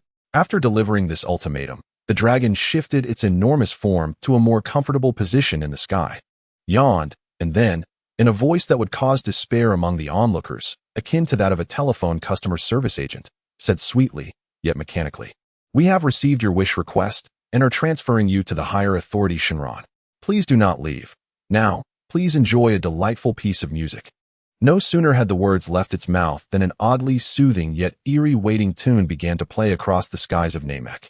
All surviving beings on Namek, whether Frisia, Vegeta, or Go Fuguei's team of exceptional talents, stood frozen in place, expressions dazed, mouths agape as if they could fit an egg inside. They gazed at the enormous dragon, who seemed to be dozing off, their minds collectively malfunctioning. Had they been blacklisted by the dragon, or placed on a waiting list? Could this universe be salvaged? Chapter 24. The most absurd wish in history, leaving a negative review for the dragon. The skies of Namek had devolved into utter chaos. On one side, the cosmic Emperor Frisia seethed with rage, the death beams at his fingertips flickering erratically due to his agitation, threatening to obliterate the beautiful green planet along with everyone present. On the other side, Prince Vegeta, his eyes ablaze, was on the verge of losing his last shred of rationality in the face of the temptation of immortality, as if he might surge forward at any moment to snatch the wish rights from Frisia.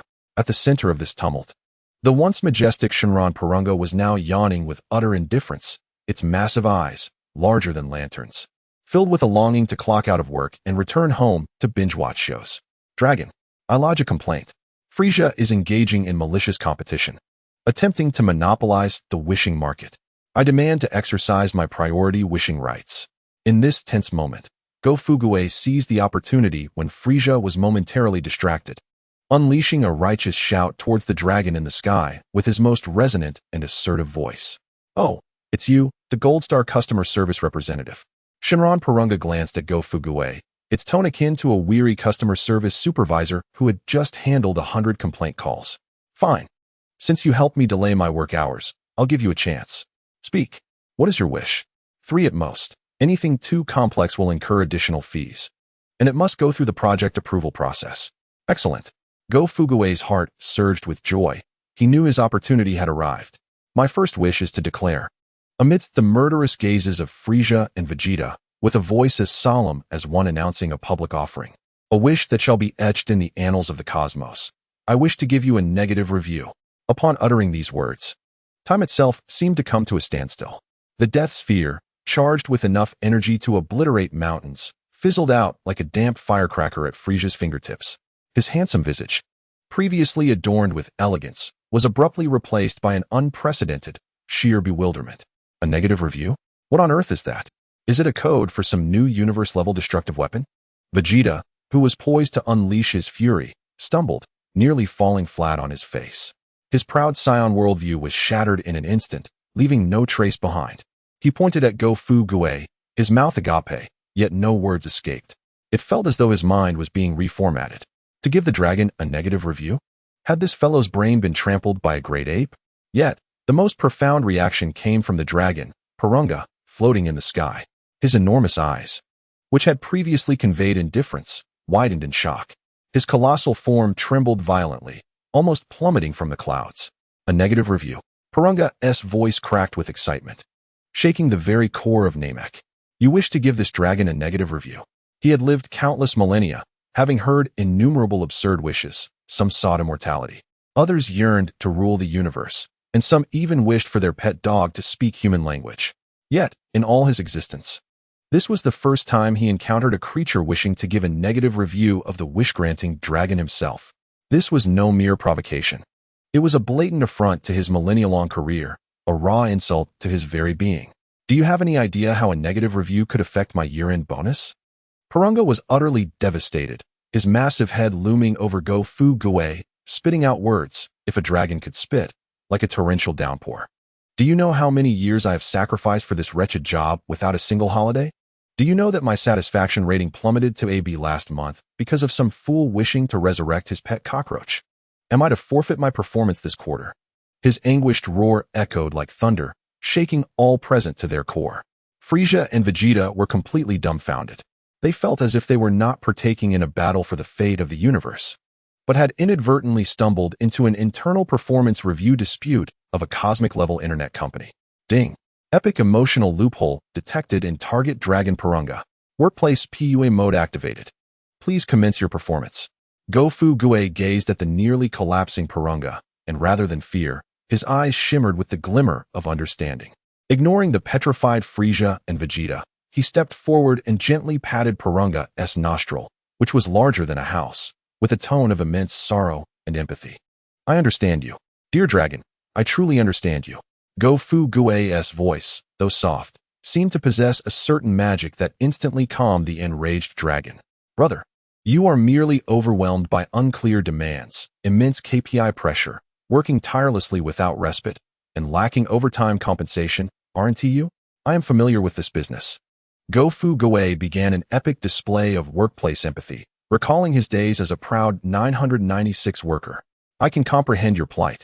Faced with a client like Frisia, who constantly alters demands and threatens negative reviews, does it not feel like an insurmountable burden? Does it not feel as if your very essence is being drained? Purunga's enormous head nodded vigorously, tears the size of basketballs rolling down his cheeks, crashing onto the ground and creating two deep craters. Brother, you are my long-lost sibling. Purunga uttered a choked sound of recognition. Finally, someone understands me. Thus, dear brother. Go-Fu Goei seized the moment, his face illuminated by an angelic investor-esque smile. You cannot continue like this. You must learn to resist. You should delegate your professional responsibilities to those equipped to handle them. You need to learn to outsource your KPIs. Outsource? Purunga was taken aback. Precisely. Go-Fu Goei thumped his chest, brimming with confidence.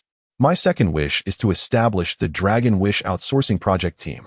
I shall serve as the project manager, fully responsible for receiving, analyzing, and managing all wish requests. From this day forth, all wish requests must be submitted, approved, and feedback provided through my Pink Sixie project management system. Any requests that bypass this process, are unclear, or seek to take advantage, shall be unequivocally rejected. You, dear dragon. Go-Fu Goei pointed at Purunga, his eyes gleaming with the light of liberation, shall be freed from the burdensome wish-granting tasks, enjoying a decade of paid leave. You may choose when to work and which requests to accept. From today onward, you are no longer the service provider. You are the esteemed client. Purunga was thoroughly convinced by Go-Fu Goei's vision of a brighter future. A decade of paid leave? To become the esteemed client? What miraculous existence is this? Is this paradise? Deal. Brother, let us proceed. Without a second thought, Purunga agreed. You are my long-lost brother. If anyone dares to challenge you, they shall be opposing me. Purunga? Ding. Your wish has been accepted. Dragon Purunga has authorized you as the exclusive general agent for Wish Services. Pink Sixie Wish Project Management System version 10 has been launched. In the sky, Purunga shimmered with golden light, appearing revitalized. Even his whiskers seemed to perk up. Before Go-Fu Goei, a brand new, somewhat garish golden management interface materialized. Yet, just as the duo reveled in their newfound partnership, a voice, cold enough to freeze souls, interrupted them. You wretched insects. Frisia, finally recovering from his stupor, glared at Go-Fu Goei, who was now chummily associating with the dragon, and then at the dragon, who bore an expression of liberation. His previously unwavering elegance and composure crumbled under an avalanche of humiliation and rage. He had been played. By a weakling with a power level of 5 and a wish machine with questionable sanity, he was made to dance to a tune he could not comprehend.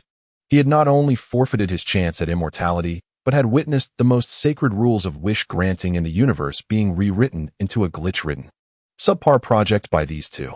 I will kill you. I will annihilate you all. Frisia bellowed in a frenzy, unleashing an unprecedented aura of terror, causing the very ground of Namek to tremble beneath his raw fury. I will obliterate this planet, destroy this ridiculous stage. Let you and your wretched project management system be reduced to cosmic dust. He raised a hand, conjuring an energy sphere more colossal and ominous than any before, pulsating with a dark crimson glow, rapidly coalescing in his palm. The scent of death surged like a tsunami, engulfing everyone present. However, in the face of this cataclysmic strike, the newly liberated dragon Purunga merely lazily lifted an eyelid.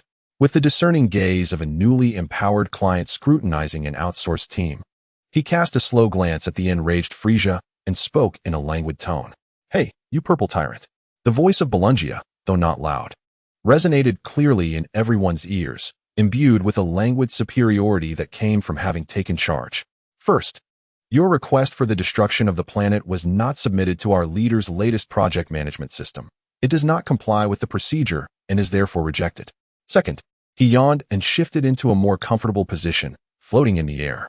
It is now my off-duty time, my personal time. Do you understand? Do not call colleagues who have already clocked out. This is workplace etiquette and also a fundamental law of the universe. Third, a glint of barely perceptible cunning flickered in Belungia's dragon-like eyes. Your malicious attack on the project manager has triggered our latest Shenlong security protocol. Now, on behalf of our project team, I officially inform you that we are calling security, dear. No sooner had he spoken than a golden beam of light descended from the heavens without warning. However, this beam did not target the enraged Frisia, but accurately landed before the bewildered Go Fugaway. As the light faded, a man clad in an orange martial arts uniform, sporting a hedgehog hairstyle and an innocent smile, appeared before the crowd. He curiously scratched his head and surveyed the surroundings, his eyes brimming with confusion towards this unfamiliar environment. Where's this? I was just eating fruit at Lord Kai's place. The voice of Shenlong Belungia, tinged with pride, echoed in Go Fugaway's mind. Brother, this is a welcoming gift from your big brother. Our new system has just launched, and we need an operations engineer to ensure its stability, right?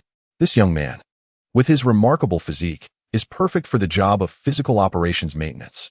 In the future, if anyone dares to attack our servers, just let him handle it. And I guarantee a swift resolution. Chapter 25, Wukong. I'm here, but why do I feel like I've stumbled into the wrong scene? As the light dissipated, the same man in an orange martial arts uniform appeared again, scratching his head and gazing around with a deep sense of bewilderment. Where's this? I was just eating fruit at Lord Kai's place. Suin Wukong, the scion forcibly summoned by Shenlong Belungia as an update patch for the security system, stared at the chaotic scene before him, momentarily at a loss. A cosmic being resembling a purple lizard was brandishing an energy ball larger than his head, his face adorned with a melodramatic expression of world destruction. Yet, at that moment, his movements froze. His eyes filled with anger and confusion at having been interrupted by an unsolicited advertisement. A scion in a blue bodysuit with a hairstyle reminiscent of Super Saiyan V knelt on the ground, injuries covering his body. But his gaze reflected shock and disdain at the unexpected presence, mixed with jealousy at having been upstaged. There were also several peculiar figures, a Namekian with green skin and pointed ears, a woman emanating scion energy, yet appearing nurturing, and a human dressed in plaid whose combat power was equivalent to a roast chicken, yet whose eyes sparkled as if discovering a new continent. What on earth is going on? Is this a new VR immersive game developed by Lord Kai? The modeling is quite realistic. Wukong. Go Fugaway let out an excited shout, more heartfelt than any he had uttered since his arrival. He dashed forward, ignoring the Frisia still holding the destruction ball beside him, and grasped Suin Wukong's hand, shaking it enthusiastically. Welcome, welcome, a warm welcome. You must be the new colleague sent by headquarters to support our Namekian branch, right? My goodness. The HRS efficiency is astonishing. They didn't even send a job offer, just airdropped you in. Suin Wukong was momentarily taken aback by the unexpected gesture, feeling odd as a stranger held his hand. He wanted to pull away, but the other's enthusiasm made him feel a bit embarrassed. You know me? Haven T we just met? Suin Wukong scratched his head, his face reflecting pure confusion. Also, what is a colleague? Can it be eaten? Yes, of course. Go Fugaway, with unwavering composure, began his onboarding process. A colleague is a good brother who works together and shares the spoils. Come, Wukong. Let me first introduce you to our company's basic situation and project background. He pulled Suin Wukong close and pointed at the petrified Frisia, initiating his live demonstration. Do you see that purple lizard holding the red energy ball? He is our main competitor and pressure tester, Mr. Frisia. His core demand is immortality, and his business model relies on military monopoly, making him a typical bully of the traditional industry. He then gestured toward the disgruntled Vegeta in the distance. That one is our angel round investor and technical advisor, Mr. Vegeta. He is currently in the observation period, primarily responsible for providing data models related to Scion near-death combat power enhancements. Upon hearing this, Vegeta nearly spat blood in disbelief. Who is your technical advisor, you lowly creature? Go Fugaway completely disregarded him and continued pointing at Janae and Neilu. This is our chief security officer, Ms. Janae, and that is our chief technical officer, Mr. Neilu. As for me, I am the project's overall leader and CEO, Go Fugaway. He patted Suin Wukong's shoulder, his face taking on a solemn expression as he entrusted him with a significant responsibility. From today onwards, you are the chief engineer of the newly established Core Security and System Operations Department at our Yuzhou Zue, Pin Waibao Yoshin Gongxi. Your KPI is to ensure the physical security of my core server and to carry out devastating physical extermination against all viruses and Trojans that attempt to attack our system. CEO? KPI? Server? Physical extermination? Sun Wukong felt his brain, essentially only equipped for fighting and food, was under a relentless DDoS attack from an avalanche of incomprehensible jargon. He was utterly bewildered, but managed to catch a few keywords. So, you mean, my job is to send those seemingly powerful bad guys flying, right? Precisely.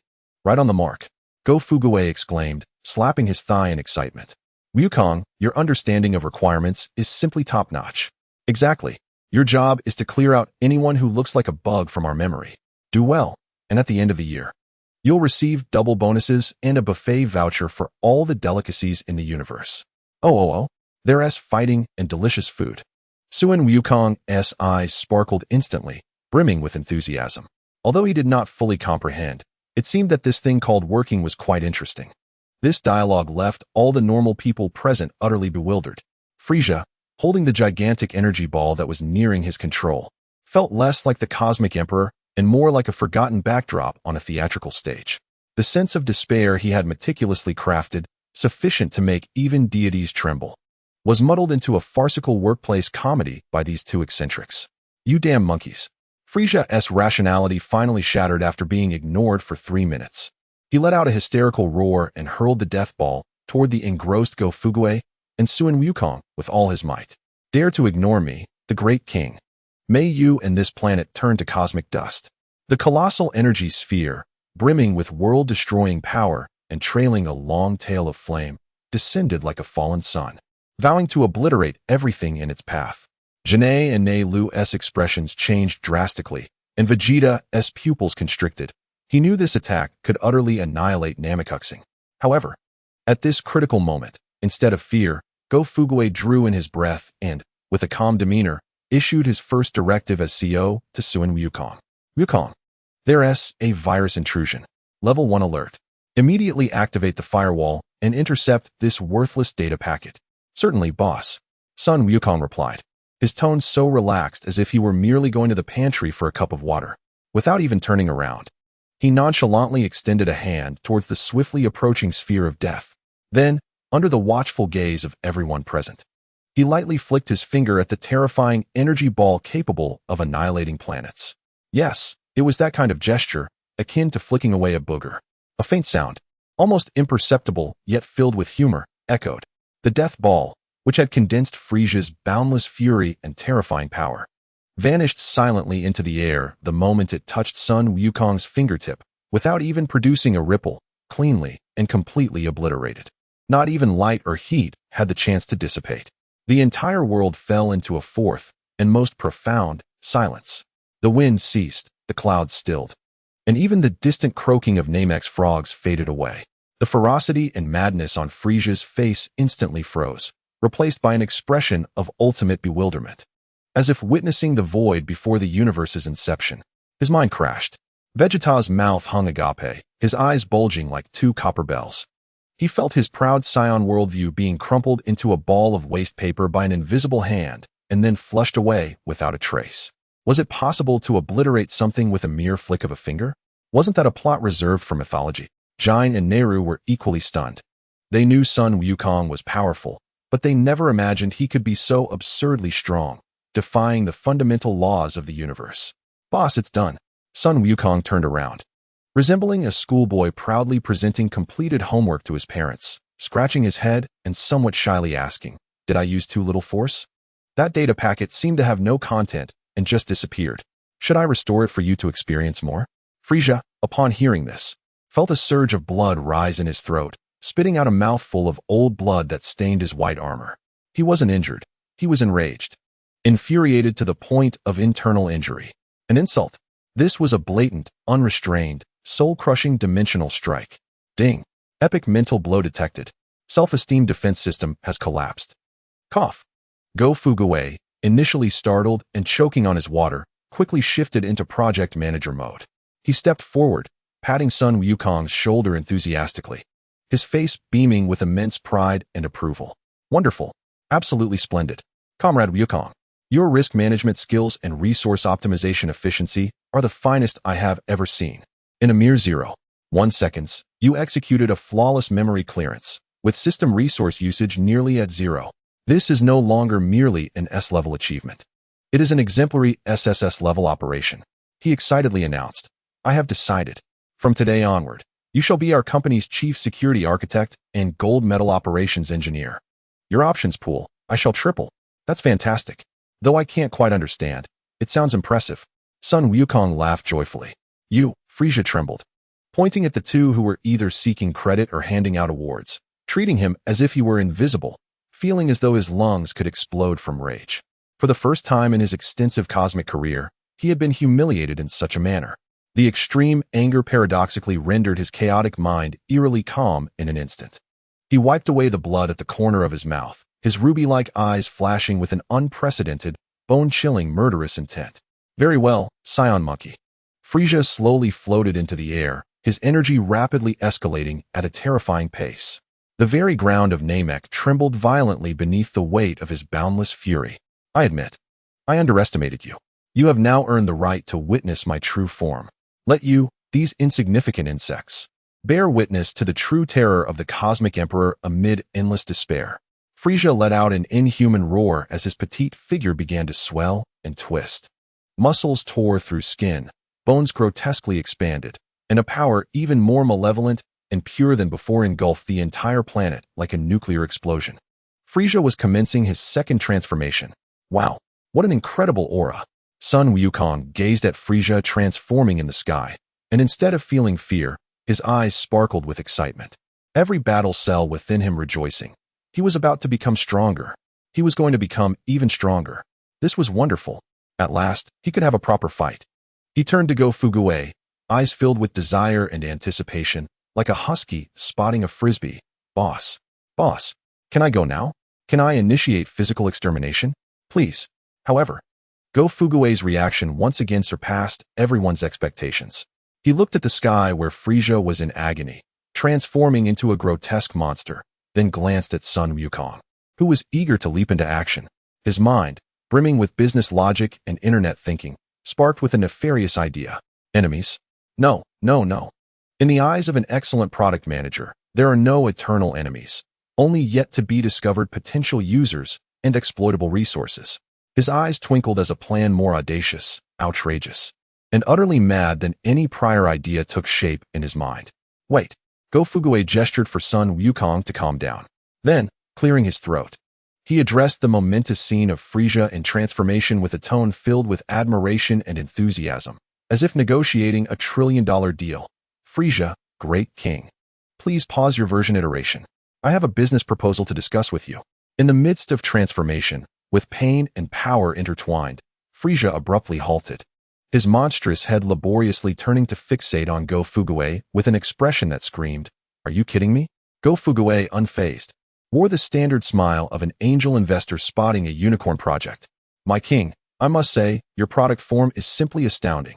This groundbreaking self-evolution capability, this potential for rapid iteration, is undoubtedly the universe's top-tier core technology.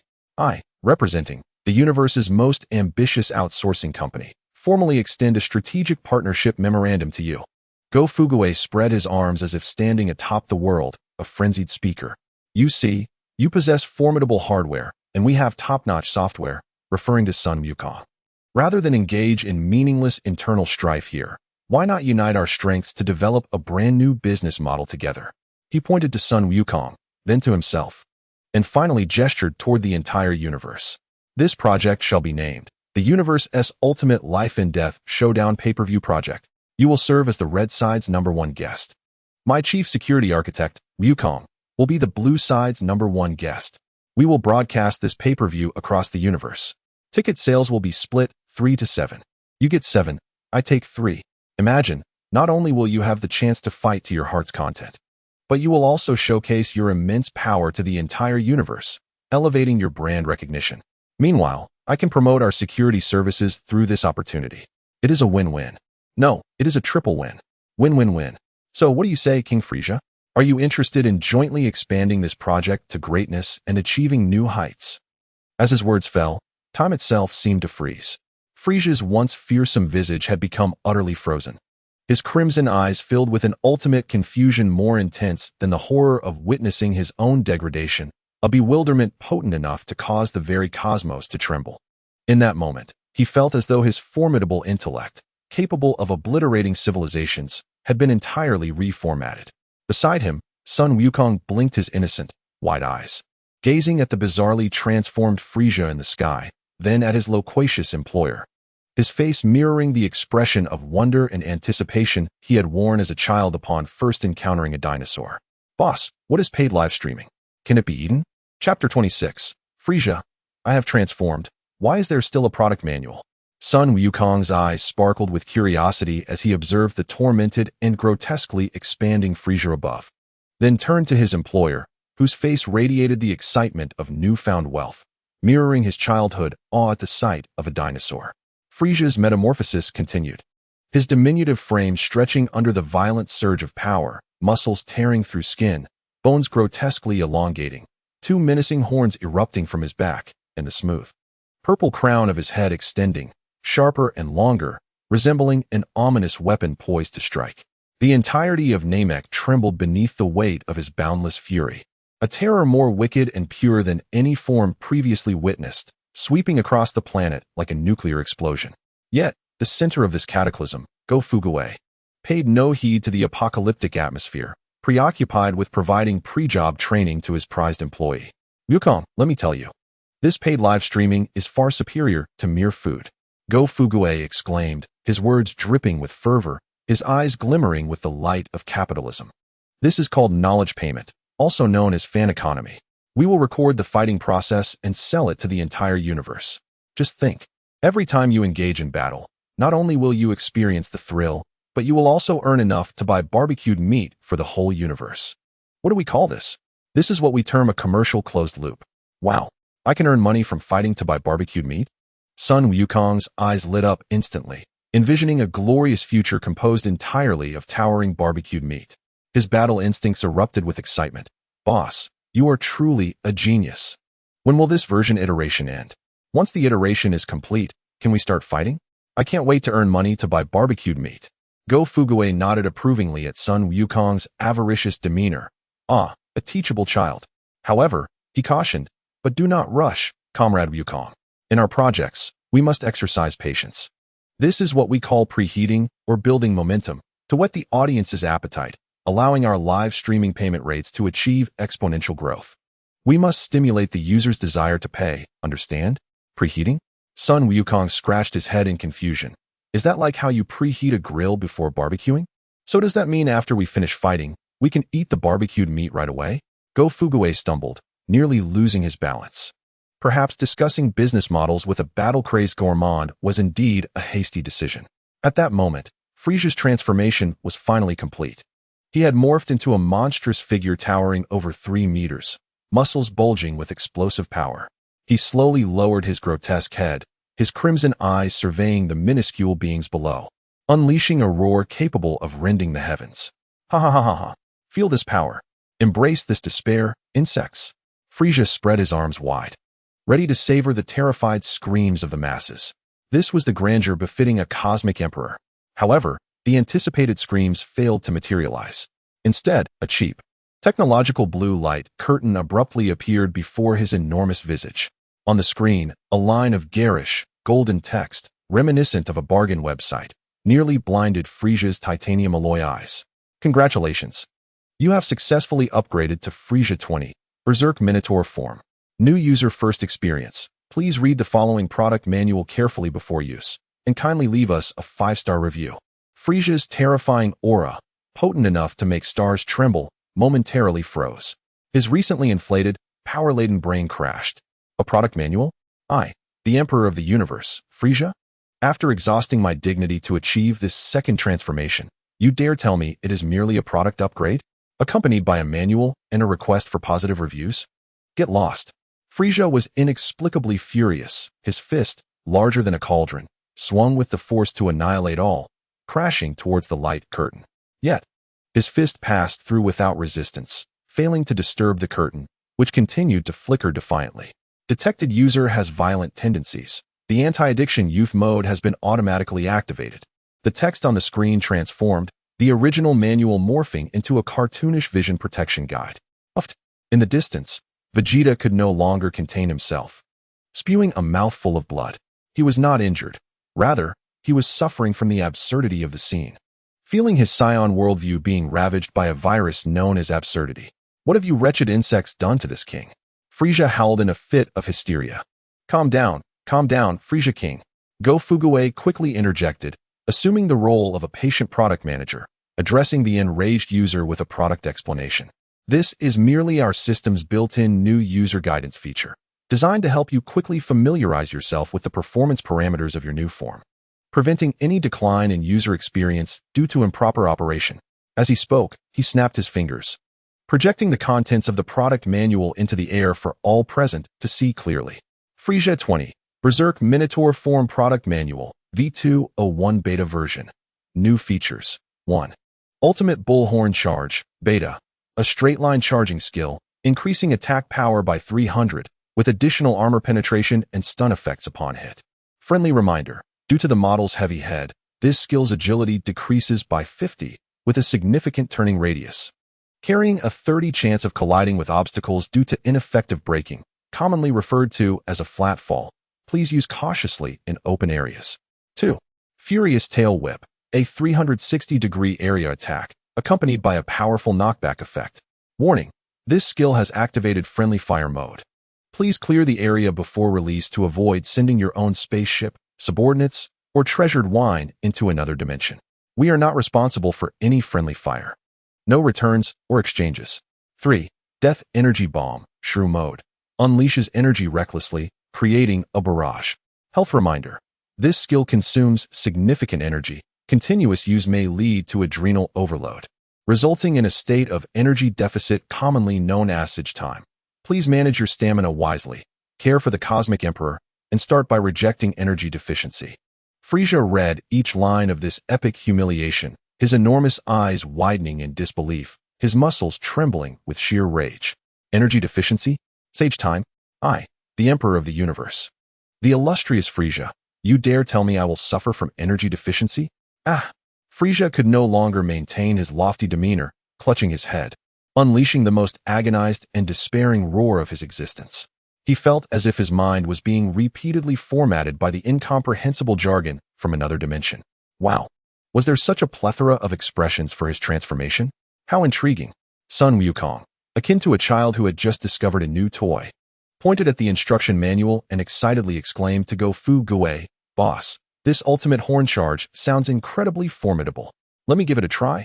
I want to see if it truly causes one to crash to the ground. Nonsense. How could this king possibly fall flat on the ground? Frieza was thoroughly incensed by Sun Wukong's remark, his crimson eyes fixated intensely on him. I will let you insects witness firsthand how utterly pathetic your tricks are in the face of absolute power. With a thunderous roar, Frieza disregarded the friendly reminder in the manual, exerting tremendous force in his hind legs to maximize the performance of the ultimate horn charge. His massive frame transformed into a streak of black lightning, trailing a long wave of energy, charging towards Sun Wukong with the force of a thunderclap. The overwhelming pressure felt akin to a meteor hurtling towards Earth, determined to pulverize everything in its path. Yet, in the face of this earth-shattering assault, Sun Wukong merely smiled slightly, gently shifting his body to the left. Whoosh! Frieza's colossal body whizzed past Sun Wukong's battle attire, narrowly missing by mere millimeters. Oh no! Frieza's heart sank as he realized his speed was too great. He could not halt. Attempting to forcibly twist his body, the immense inertia rendered him uncontrollable, like a runaway heavy truck. In the distance of his vision, a towering mountain was rapidly enlarging. No! Frieza emitted a desperate cry. In the next moment, a deafening roar echoed, causing the entire Namek to tremble violently. Frieza's massive form, headfirst, plunged into the unyielding mountain, his two proud horns firmly lodged within its depths, leaving only his legs flailing helplessly outside. The scene resembled an ostrich that had overexerted itself, burying its head in the sand, exuding an epic sense of absurdity. The entire arena fell into an eternal silence once more. Only the blue holographic screen leisurely floated before the trembling mountain, displaying a new line of text imbued with humanistic concern. User initial experience feedback. Braking system performance is extremely poor, posing significant safety risks. The issue has been recorded, and we will submit it to the development department for urgent repair in version 30. Thank you for your valuable feedback, and we wish you an enjoyable gaming experience. Pahaha. Gofu Gue could no longer contain himself, clutching his stomach as tears streamed from his eyes in laughter.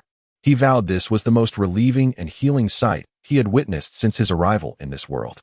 Frisia struggled to extract his head from the mountain, his grotesque face smeared with an indistinguishable mix of dust and tears of humiliation. At that moment, his sanity had completely unraveled. I will kill you. I will turn you all to dust. Just as he was prepared to launch another reckless attack, a brand new, pink, girlish pop-up appeared before him. Friendly reminder. Your anger level has reached a critical point, with a 9,548 probability of entering the berserk mode, where accuracy will significantly decrease. And irrational attacks, such as self-detonation, may occur. Would you like us to connect you to the premium psychological counselor, the gentle turtle hermit, for one-on-one emotional guidance? First-time experience price is only 998 universe coins, and you will also receive a muscular man photo collection as a bonus. Frisia stared at the pop-up, gazing at the image of the lecherous old man in a floral shirt and sunglasses, blood trickling from his nose, while glancing at the accompanying advertisement for the muscular man photo collection. He, the emperor of the universe, Frisia, had been served a psychological consultation and a muscular man photo advertisement by the enemy on the battlefield. Frisia felt a sweet taste in his throat and darkness enveloping him. He sensed his once mighty heart, which had endured countless betrayals and slaughters, being gently yet cruelly crushed by the force of social humiliation. His furious aura suddenly became chaotic. Frisia did not vocalize his rage, but the space around him twisted under the weight of his silent mental roar. He began to fire death energy blasts wildly in all directions, indiscriminately targeting friend and foe alike. Mountains crumbled and dust rose. Boss, it seems he has broken the game, Sun Wukong remarked, his smile fading, replaced by a grave expression. If I do not intervene, this planet will be destroyed. Gofu Gue, observing the frenzied Frisia, understood that the jest had gone far enough. He nodded solemnly and declared, "All right, the product pressure testing phase is over. Wukong, initiate the final acceptance process. Representing our universe's most diligent outsourcing company, let us deliver to him an unforgettable 5-star negative review." All right, Sun Wukong grinned, cracking his neck with a series of sharp sounds. A powerful and pure energy began to rise from within him, enveloping him in burning golden flames. He prepared to charge forward and conclude this absurd farce. However, at that moment, the rampaging Frisia in the sky suddenly halted. His chaotic aura inexplicably calmed in an instant. Subsequently, the immense and violent energy began to retract into his body, compressing like rivers returning to the sea. His colossal, grotesque form began to shrink and morph at a visible rate within the brilliant white light. A voice, colder and more sinister than any previous form, yet exuding an eerie calmness, slowly emerged from the radiance. So it is like this. Power, anger, emotions, this should not be the way. I understand now. I finally comprehend. The voice was filled with a serene wisdom, yet it sent a shiver of dread through the souls of all present, including Sun Wukong. At that moment, Gofu Gue's system panel erupted with the most intense crimson alarm. Warning! Warning! An epic-level bug has occurred. Target Frisia has undergone unknown genetic mutations due to extreme mental pressure and social humiliation. The preset version 20 has been forcibly skipped, and an emergency iteration to version 30 is underway. Warning! Transformation path unknown. Data model has collapsed. Final product form cannot be predicted. Regenerating product manual failed. System is being reverse invaded. The light dissipated. A new Frisia appeared suspended in midair. His form reverted to its original small stature, yet his skin now gleamed with a smooth, obsidian-like deep black, while the purple shell portions transformed into a flowing, dark golden metallic luster. He slowly opened his eyes, now devoid of the previous red hue, replaced by an unfathomable, black void. Observing his hands, a smile of obsession, fervor, and absolute confidence spread across his face.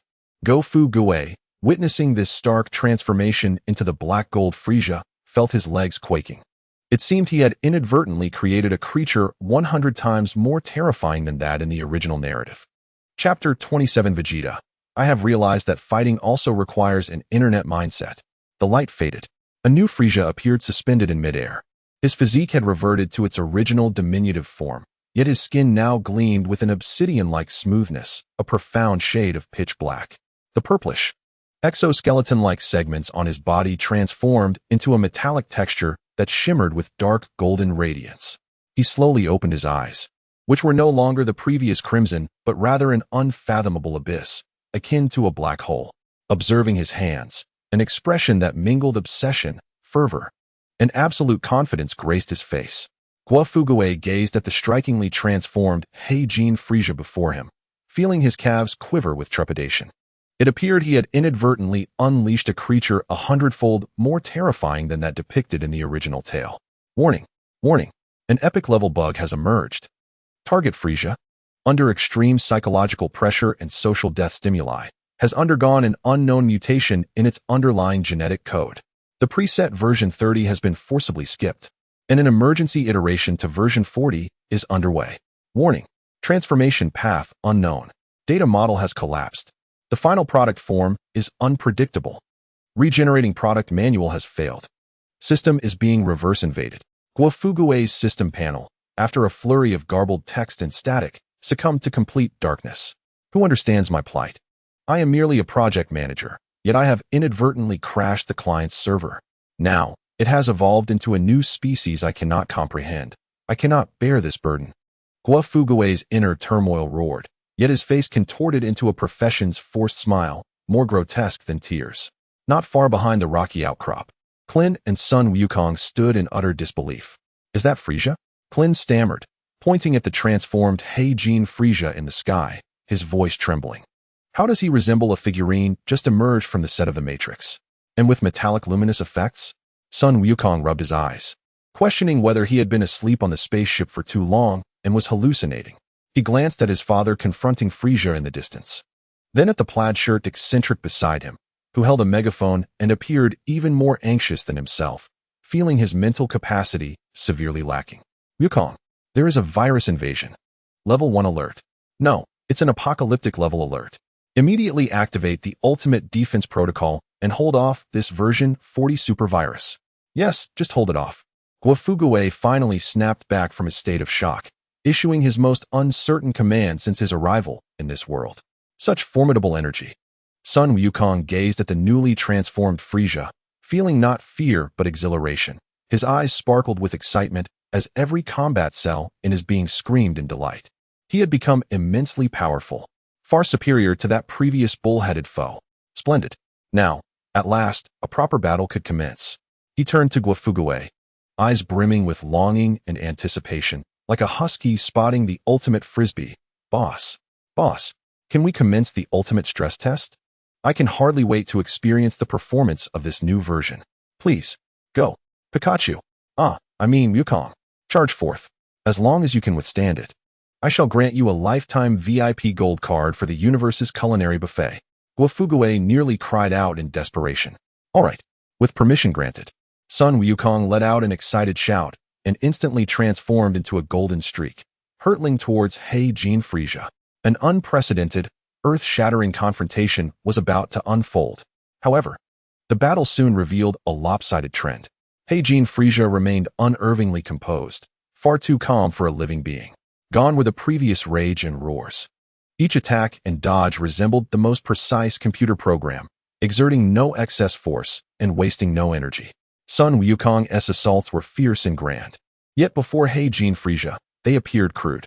With a resounding thud, Sun Wukong's heavy punch was effortlessly blocked by Frieza using merely 2 fingers. His attack patterns were singular, his force trajectory overly apparent, and his energy conversion efficiency woefully inadequate.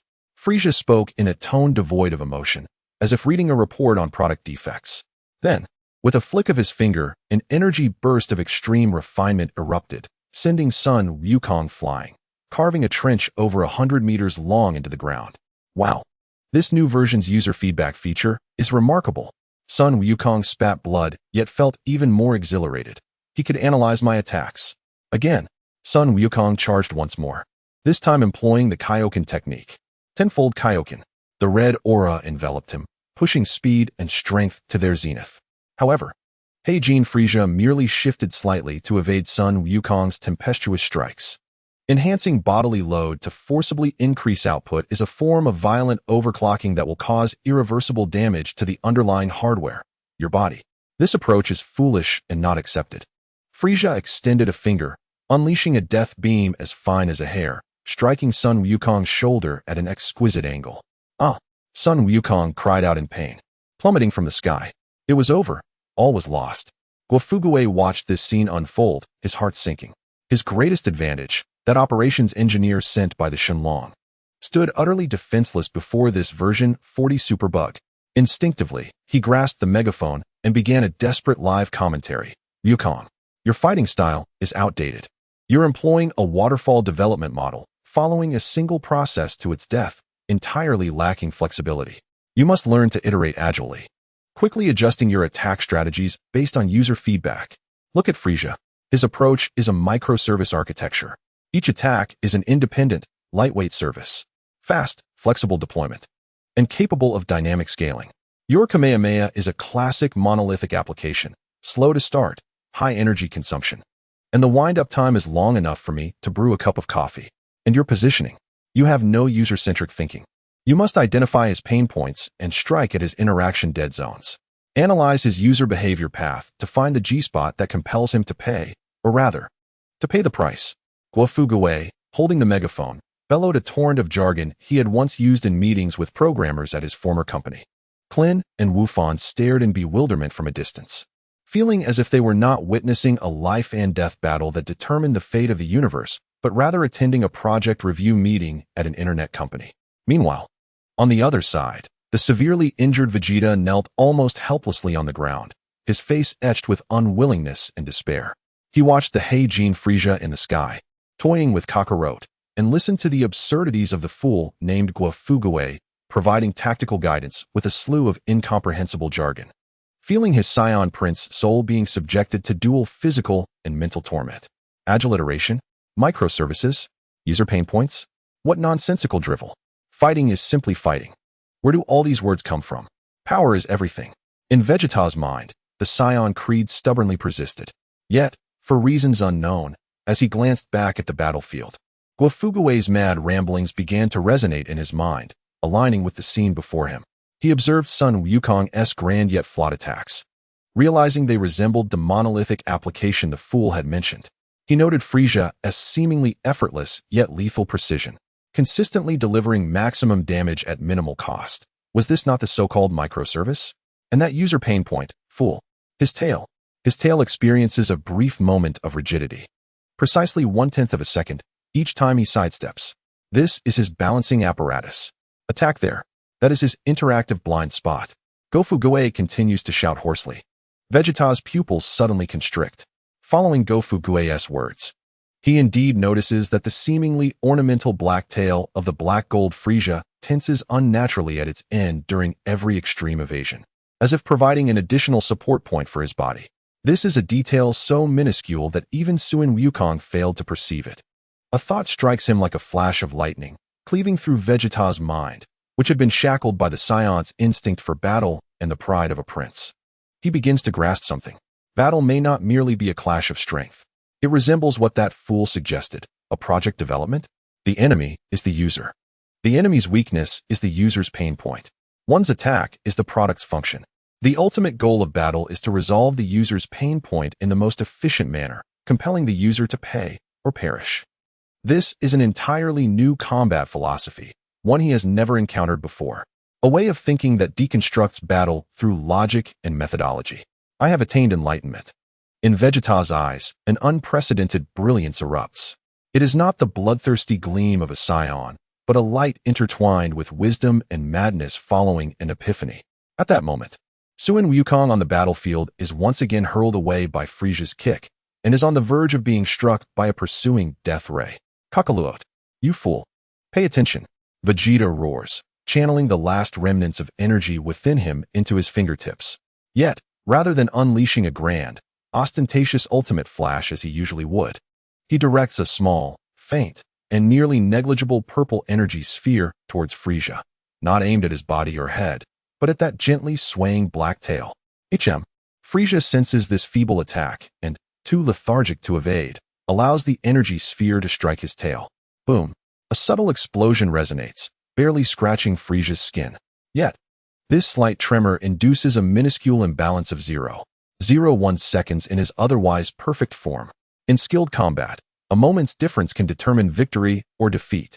It is this 0.01 seconds. Sun Wukong, on the brink of being engulfed by the death ray, suddenly understands Vegeta's intent.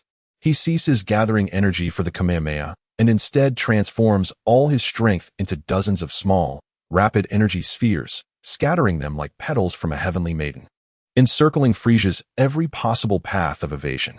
This is the A/B testing mentioned by Gofu Goe, testing all of the user's, enemies, responses at minimal cost. Yuval Pests. For the first time, Frisia feels challenged. His flawless algorithm is disrupted by these two monkeys in an utterly unreasonable manner, riddled with glitches. He is compelled to divide his focus to counter those annoying energy spheres, exacerbating the minuscule flaw caused by the strike to his tail. Now is the time. Gofu Goe, brimming with excitement, leaps onto a rock and raises his arms, issuing a command for a full assault. Do you see? This is the power of cross-departmental collaboration. This embodies the essence of agile development. Vegeta handles user research and bug reporting, while Wukong focuses on rapid repairs and version releases. You are the finest agile development team I have ever led. Eliminate this wretched client. To the thrilling backdrop of Gofu Goe's music, Sun Wukong and Vegeta, these fated adversaries, achieve a bizarre yet unique collaboration filled with the violent aesthetics of the Scions for the first and only time. One finds flaws, the other delivers output. For the first time, the Black Gold Frisia is thrown into disarray, retreating at every turn. Unforgivable. Unforgivable. Frisia is utterly infuriated, and for the first time, cracks appear on his obsidian-smooth face. You clever pests. Allow me to demonstrate how laughable your struggles are in the face of absolute, incomprehensible power. Frisia emits a piercing roar as the dark golden patterns on his body illuminate fiercely. An energy, 100 times more terrifying than before, erupts with a thunderous roar. He does not attack, but slowly spreads his arms, a colossal, translucent black domain forming around him, enveloping the entire battlefield. Time-space fracture. Within that black domain, time appears to be frozen. Sun Wukong and Vegeta's movements slow to a crawl, and even Gofu Goe's thoughts become sluggish. Everyone is imprisoned by this incomprehensible power, helplessly watching as Frisia slowly raises his hand, gathering a pitch-black energy sphere capable of obliterating everything. It is over. Frisia's cold voice resonates like a final judgment. Just at this moment, when despair hangs thick in the air and time seems to stand still, a vibrant and lazy voice unexpectedly fills everyone's minds. This place is lively. Is everyone playing a game of red light, green light? That delicious aroma. Is it barbecue? Clin and Wufan, upon hearing this voice, are instantly brought to tears. It is Wukong. It is Wukong's voice. But how could Wukong, who was frozen in midair, be speaking? Everyone, including Frisia, who is about to press the delete key, slowly turns their heads with great difficulty toward the source of the voice. There, in the distant sky, stands a man clad in an orange martial arts uniform with a spiky hairstyle, adorned with a brilliant golden halo. Curiously flying closer while gnawing on an enormous roasted chicken leg he must have procured from somewhere. His face bears the same innocent and harmless smile as the Sun Wukong, who is currently being pummeled. Hello, everyone. I am Sun Wukong.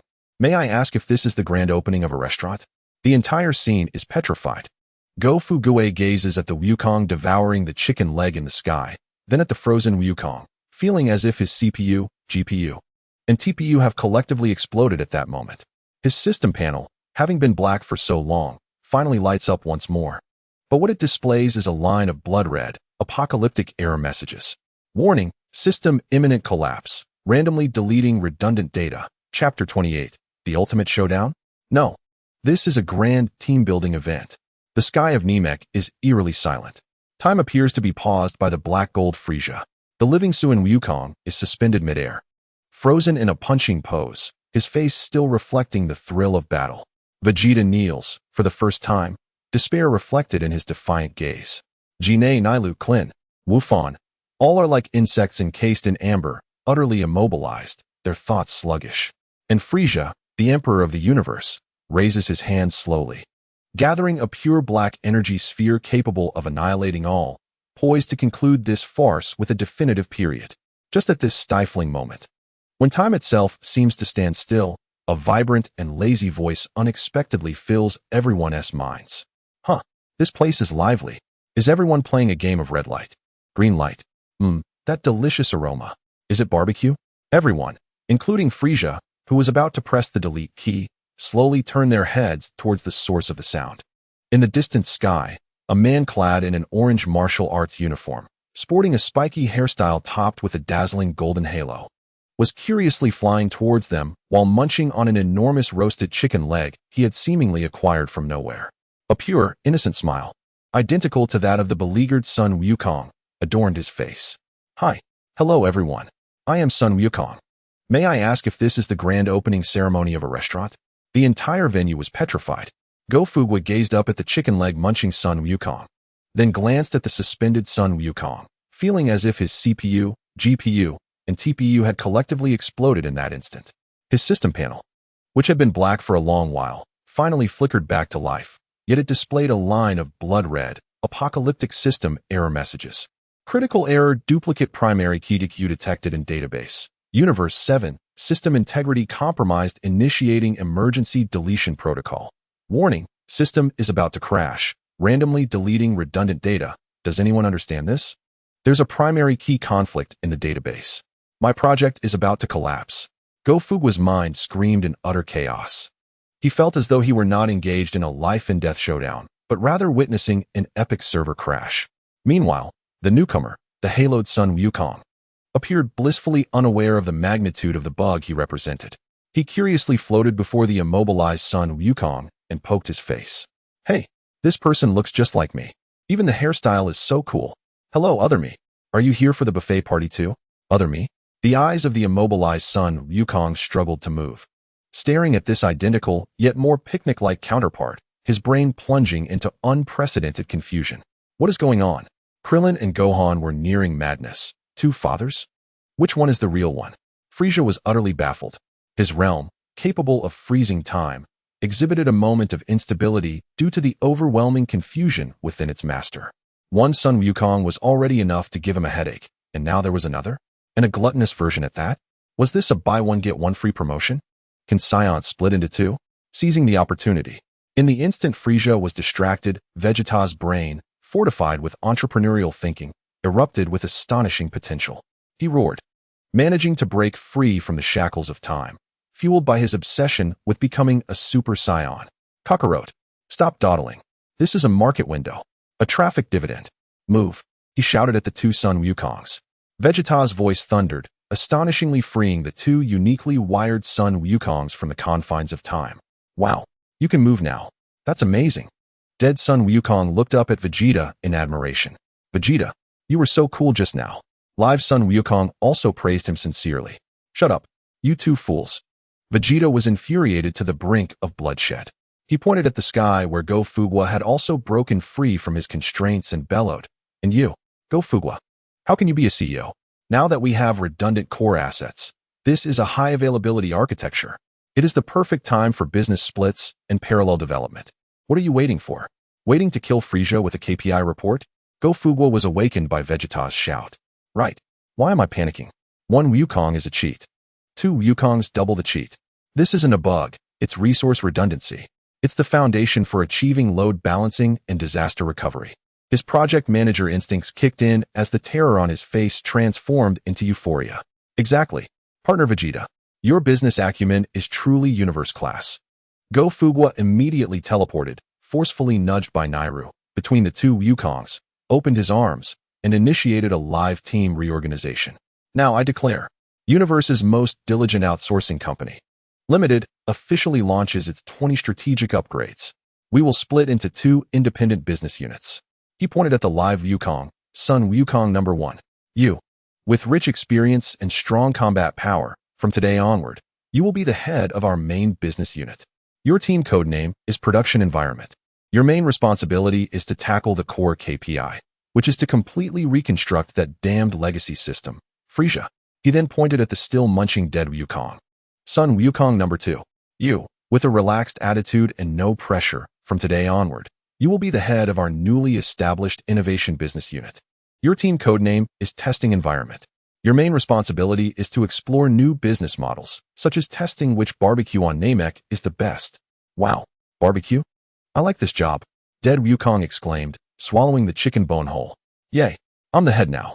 I don't even know what it's about, but it sounds amazing. Live Wukong said excitedly, rubbing his hands together. Frisia stood there, watching this group of people completely ignore him as they fervently engaged in a strategic planning meeting. For the first time, cracks appeared on his obsidian-like face. He felt not like the emperor of the universe or the harbinger of destruction, but rather like a forgotten representative of the second party left at the conference room door, completely overlooked. You bastards. Frisia's sanity finally shattered after being ignored for 5 minutes. He let out a hysterical roar, hurling the black energy sphere, charged with ultimate destructive power, not at anyone in particular, but in a fit of rage towards a solitary mountain in the distance. Boom. The colossal mountain, comparable to Mount Everest, was erased from the material plane in a flash of black light, not even leaving a speck of dust behind. The cataclysmic force caused the very earth of Namek to mourn. However, Gofugwa merely turned his head impatiently, waving at Frisia as if shooing away a bothersome fly. Frisia, could you please keep it down? Can't you see we are in the midst of an agile development kickoff meeting? Randomly destroying public property and disrupting project progress will be recorded in the project risk management documents. It will severely affect your subsequent supplier rating. Do you understand? Frisia's superbrain, capable of calculating the rise and fall of the universe, completely crashed at that moment. All right, now that the team structure has been adjusted, to enhance the relationship between new and old employees, break down departmental walls, and achieve efficient collaboration, I have decided. Gofugwa cleared his throat and declared in an unequivocal tone, we will now immediately commence the first and most crucial large-scale team-building activity since the company's inception. The first activity, icebreaker game, trust fall. Without further ado, Gofugwa brought the two Wukongs together. He pointed at dead Wukong. Wukong number 2, you stand in the back. Then pointing at live Wukong, Wukong number 1, you face away from him, relax your body, and fall back. You must trust that your backup server will catch you during your downtime. This is the foundation of team trust. However, live Wukong hesitated, looking at dead Wukong's face, which was filled with thoughts of barbecues. He seemed rather unreliable. Don't worry, I will definitely catch you. The deceased Wukong thumped his chest in assurance. Yet he inquired if there was any food concealed upon his person, for he had caught a whiff of it. None. I possess only Xiando. Can one consume Xiando?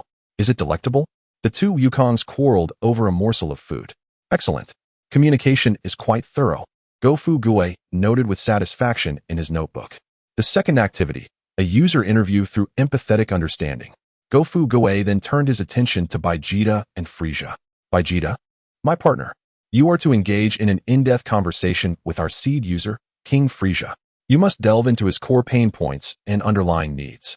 Inquire why he is so fixated on the illusory demand for immortality. Is it perhaps due to a childhood devoid of affection, leading to a lack of security? Huh, you want me to have a heart-to-heart with him? I merely wish to reduce him to cosmic dust. Baijita's face turned a ghastly shade. Shallow, Gofugwa lamented. Fighting is merely a means to an end, not the end itself. Our ultimate goal is to transform all potential competitors into our loyal users. You must learn to win him over with love. Oh no, I mean with commercial value. Frisia, listening to these words, felt his very soul quiver. He pointed a trembling finger at Gofugwa, yet could utter not a single word. The terror and majesty he once held dear were being mercilessly eroded by a virus named absurdity. As this cosmic team-building activity reached its zenith, Krillin and Gohan, who had been lurking at a distance, finally summoned their courage. Gohan, we can wait no longer. Daddy seems to have been led astray by that peculiar uncle. Krillin gazed at Gofugwa, who was furiously jotting notes, and felt his worldview shaken. But it looks quite entertaining, Gohan said softly, observing the two fathers debate the taste of Xiando, finding it amusing. No, we must do something to bring him back, Krillin resolved. An idea struck him as he noticed the half-eaten chicken leg in the hands of the deceased Wukong. Uh-huh, Krillin swiftly executed his signature technique, Qi Yuan Zhan. Gohan, behold, I will slice the chicken leg in half, thus eliminating the need for the two fathers to bicker. With that, he exerted all his might, launching the deadly Qi Yuan Zhan toward the chicken leg held by the deceased Wukong. However, he clearly overestimated his precision and underestimated the chaos of the scene. The Qi Yuan Zhan traced a bizarre arc through the air, perfectly bypassing the two Sun Wukongs, evading the impassioned Gofu Gue, and circumventing Vegeta, who was engrossed in his own struggle. It soared like a GPS-guided frisbee, heading toward the only stationary target, the bewildered Black Gold Frieza. At that moment, Frieza was in a state of existential introspection, pondering his identity and the nature of the universe. He observed the slowly approaching disk with disinterest, too lethargic to evade it. With a dismissive wave of his hand, akin to swatting a mosquito, he flicked the Qi Yuan Zhan aside. A crisp, clear sound resonated, and time once again halted. All eyes turned to Frieza, who lowered his gaze to the perfectly severed tip of his once proud, obsidian-like tail, now lying silently on the ground. A drop of purple blood oozed from the severed end. Silence enveloped the scene. Frieza slowly raised his head, locking his black hole-like gaze onto the now petrified bald figure in the distance. A radiant, pure, yet chilling smile unfurled across his handsome face. One that had weathered the storms of fortune and was now devoid of anger or confusion. Only a sense of relief at finally finding a normal person to eliminate. At the very instant this eerie smile blossomed, Gofu Gue's long-dormant system panel chimed to life once more. A line of shimmering golden text filled with a bargain-hunting flair materialized. Congratulations, host. You have successfully invited Frieza to deliver a strike. Target confirmed. Reward processing. Please remind your friend Frieza to rate this bargain service with 5 stars. Gofu Gue's face turned a shade of green more vivid than the grass of Namek. Had he inadvertently converted the universe's strongest villain into his inaugural bargain user? Chapter 29. Congratulations, host. You have exceeded your KPI. The sky over Namek fell into a profound silence. Time seemed suspended by the black gold form of Frieza, who slowly lowered his head to observe the pristine cut of his tail. A drop of purple blood seeped from the severed end, splattering against the charred earth with a soft hiss. Though soft, the sound sent a chill through all present. It was over. The words echoed in everyone's minds.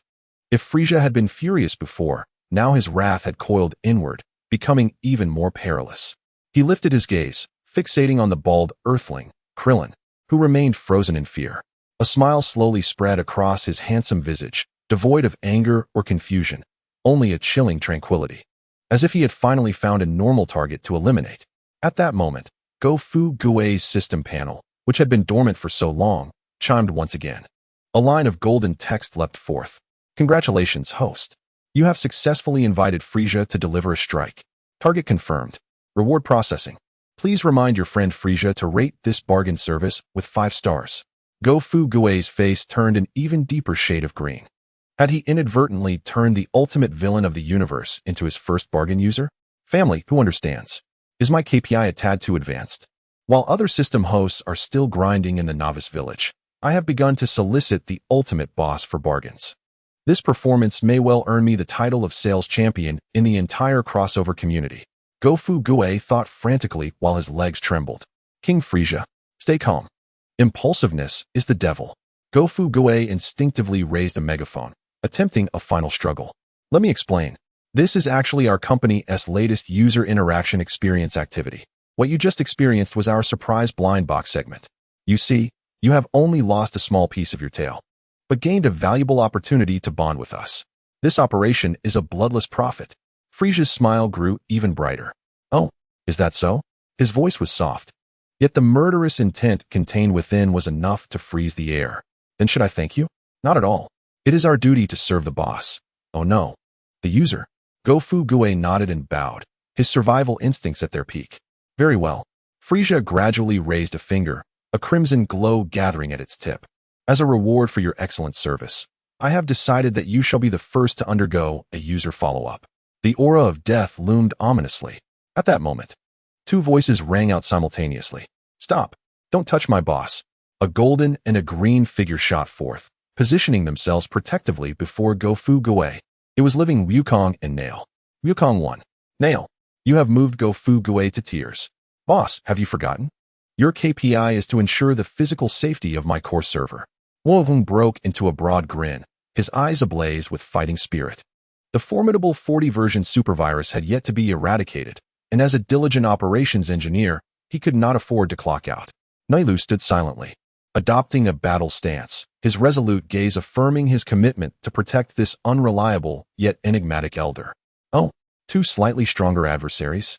The corners of Frisia's mouth curled wider, relishing the opportunity to let them experience despair together. Yet, before he could act, another languid voice interrupted the tension. Hey, if we're going to fight, can we at least not delay my barbecue? The celestial figure of the deceased Wung, haloed above, had inexplicably produced a sizzling beast leg from his robe, gnawing on it while grumbling, if you don't finish soon, my barbecue will go cold. Cold barbecue lacks soul. As his words faded, another haughty voice emerged. Humph, Frisia, your opponent is me. Only I possess the right to defeat you personally. Baijitar, battered yet unyielding, struggled to rise from the ground. Despite his wounds, the pride of a Scion prince surged within him, igniting a powerful aura. In that moment, a peculiar tableau unfolded upon the terrain of Namek. Two kings, one brimming with combat fervor, the other preoccupied with barbecue. One Baijitar, proudly vying for glory. One Nu, silently guarding their legacy. And one Go Fuguit, brandishing a megaphone, poised to provide live commentary. The five of them subtly encircled the black-gold Frisia. Frisia surveyed this eclectic assembly, and the anger ignited by his severed tail momentarily quelled. Replaced by a sense of absurdity, it felt less like a life-and-death duel and more akin to orchestrating a team-building exercise. You are quite an amusing bunch, Frisia mused. Since you wish to confront me together, I shall indulge you. With a thunderous roar, Frisia vanished in an instant. Hurry! Live Wukong bellowed, activating his Kaioken. A crimson aura enveloping him. Thus commenced a chaotic melee. It was astonishingly swift. The speed and might of Black Gold Frisia utterly overwhelmed everyone present. He darted through the throng like a shadow, delivering devastating blows. One punch sent Live Wukong, who had unleashed a tenfold Kaioken, spiraling through the air, bloodied. A kick shattered No-S defenses, leaving him broken. A swift chop sent Baijita crashing to the ground once more. Only the haloed deceased Wukong, floating above while gnawing on his chicken leg, flawlessly evaded all assaults. Wow, what an intense battle. The juices are splattering my face. He continued his oblivious commentary. This is untenable. The disparity is too great. Go Fugoi, concealed behind a rock, watched helplessly as his team was mercilessly trounced, anxiety mounting. System, where's my reward for taking a swing? Deliver it now. Ding. Reward has been dispatched to your system backpack. Please check. Reward name. Universe Super VIP 5-star review enforcement ticket, one-time use. Effect. When the target is exceedingly satisfied with the service provided by the host, they are compelled to give a heartfelt 5-star review, triggering the system's ultimate KPI reward. Ufugoi glared at the reward description, infuriated. Exceedingly satisfied? Look at their current state. Does it appear they are satisfied? Right now, they want to turn me into sashimi. What good is this reward? There was no other option. He gritted his teeth and spent all his remaining points on an item he believed he would never use. Frisia Legion exclusive brand image strategic promotion projector, Beggar's Edition. Let me show you what true public relations crisis management and brand rejuvenation look like. He forcefully pressed the projector's switch. In the next instant, a colossal light screen unfurled above the chaotic battlefield, illuminating the entire darkened sky. Frisia, in the midst of his onslaught, abruptly paused, instinctively glancing up. All those being battered halted, stunned, gazing skyward. Accompanied by stirring music, a male voice resonated throughout Namek. The universe, boundless and vast. Civilizations, rising and falling. Who, over the past several centuries, has established new order in this chaotic expanse? The scene shifted to a close-up of Frisia's striking visage, his eyes brimming with imperial authority and coldness. It is he, Frisia, the emperor of the universe, the architect of order. The visuals swiftly transitioned, showcasing the glorious feats of Frisia's legion conquering planets and obliterating civilizations, yet the accompanying narration radiated positivity. An explosion of a planet was narrated as he decisively eliminated obsolete production capabilities, making an indelible contribution to the sustainable development of the universe. As beams of destruction were unleashed by Frisia's legion, the voice declared, He restructured corporate frameworks, integrating countless small, outdated civilizations into our magnificent Frisia commercial empire. In a comparative image of Sabo's transformation, the narration continued, he is also a compassionate boss. To inspire his employees to surpass themselves, he is willing to sacrifice his own appearance to unleash their inner ferocity. The music crescendoed. From the asset liquidation of Beiji Tashing to today's expansion of business on Namek, King Frisia remains at the forefront of universal development. He is a leader, a reformer, a solitary pioneer. Finally, the screen froze on the visage of black gold Frisia, golden lettering shimmering below. Frisia Group, we redefine the universe. The promotional video concluded. The entire world fell into a profound silence. The wind ceased, the clouds stilled, and even the distant croaks of Namekian frogs vanished. Everyone stood in shock. Beijitar gaped, feeling as if his mind were being reformatted. The two Kongas forgot their barbecue and the energy surrounding their fists. As the central figure, Frisia's obsidian-like face was etched with confusion and bewilderment. He gazed at the sky, where he was portrayed as a cosmic hero, a trailblazer, and listened to the stirring, laudatory narration. An unfamiliar sensation began to stir within him. It was strange, foreign, a hint of pride, a touch of honor, even a flicker of emotion. For the first time, he realized that his past acts of sheer pleasure and conquest could be interpreted from this perspective. Eliminating obsolete production capabilities, restructuring corporate frameworks. These phrases sounded so sophisticated, so meaningful. Just as Frisia succumbed to profound self-indulgence and cognitive reformation, a notification chimed. Ding. Target Frisia has expressed unprecedented extreme satisfaction with your brand image creation service. The Universe Super VIP 5-star review enforcement ticket has been automatically activated. A radiant golden light, brighter than the sun, descended from above, enveloping Frisia in an instant. Frisia's body stiffened, realizing he had lost control. His cold lips, under his own horrified gaze, slowly parted, uttering, in a tone brimming with sincerity, gratitude, and happiness, the words that would haunt him for eternity. Your service has been exceptionally thoughtful. I have experienced unprecedented satisfaction and joy. This has been a super 5-star perfect experience.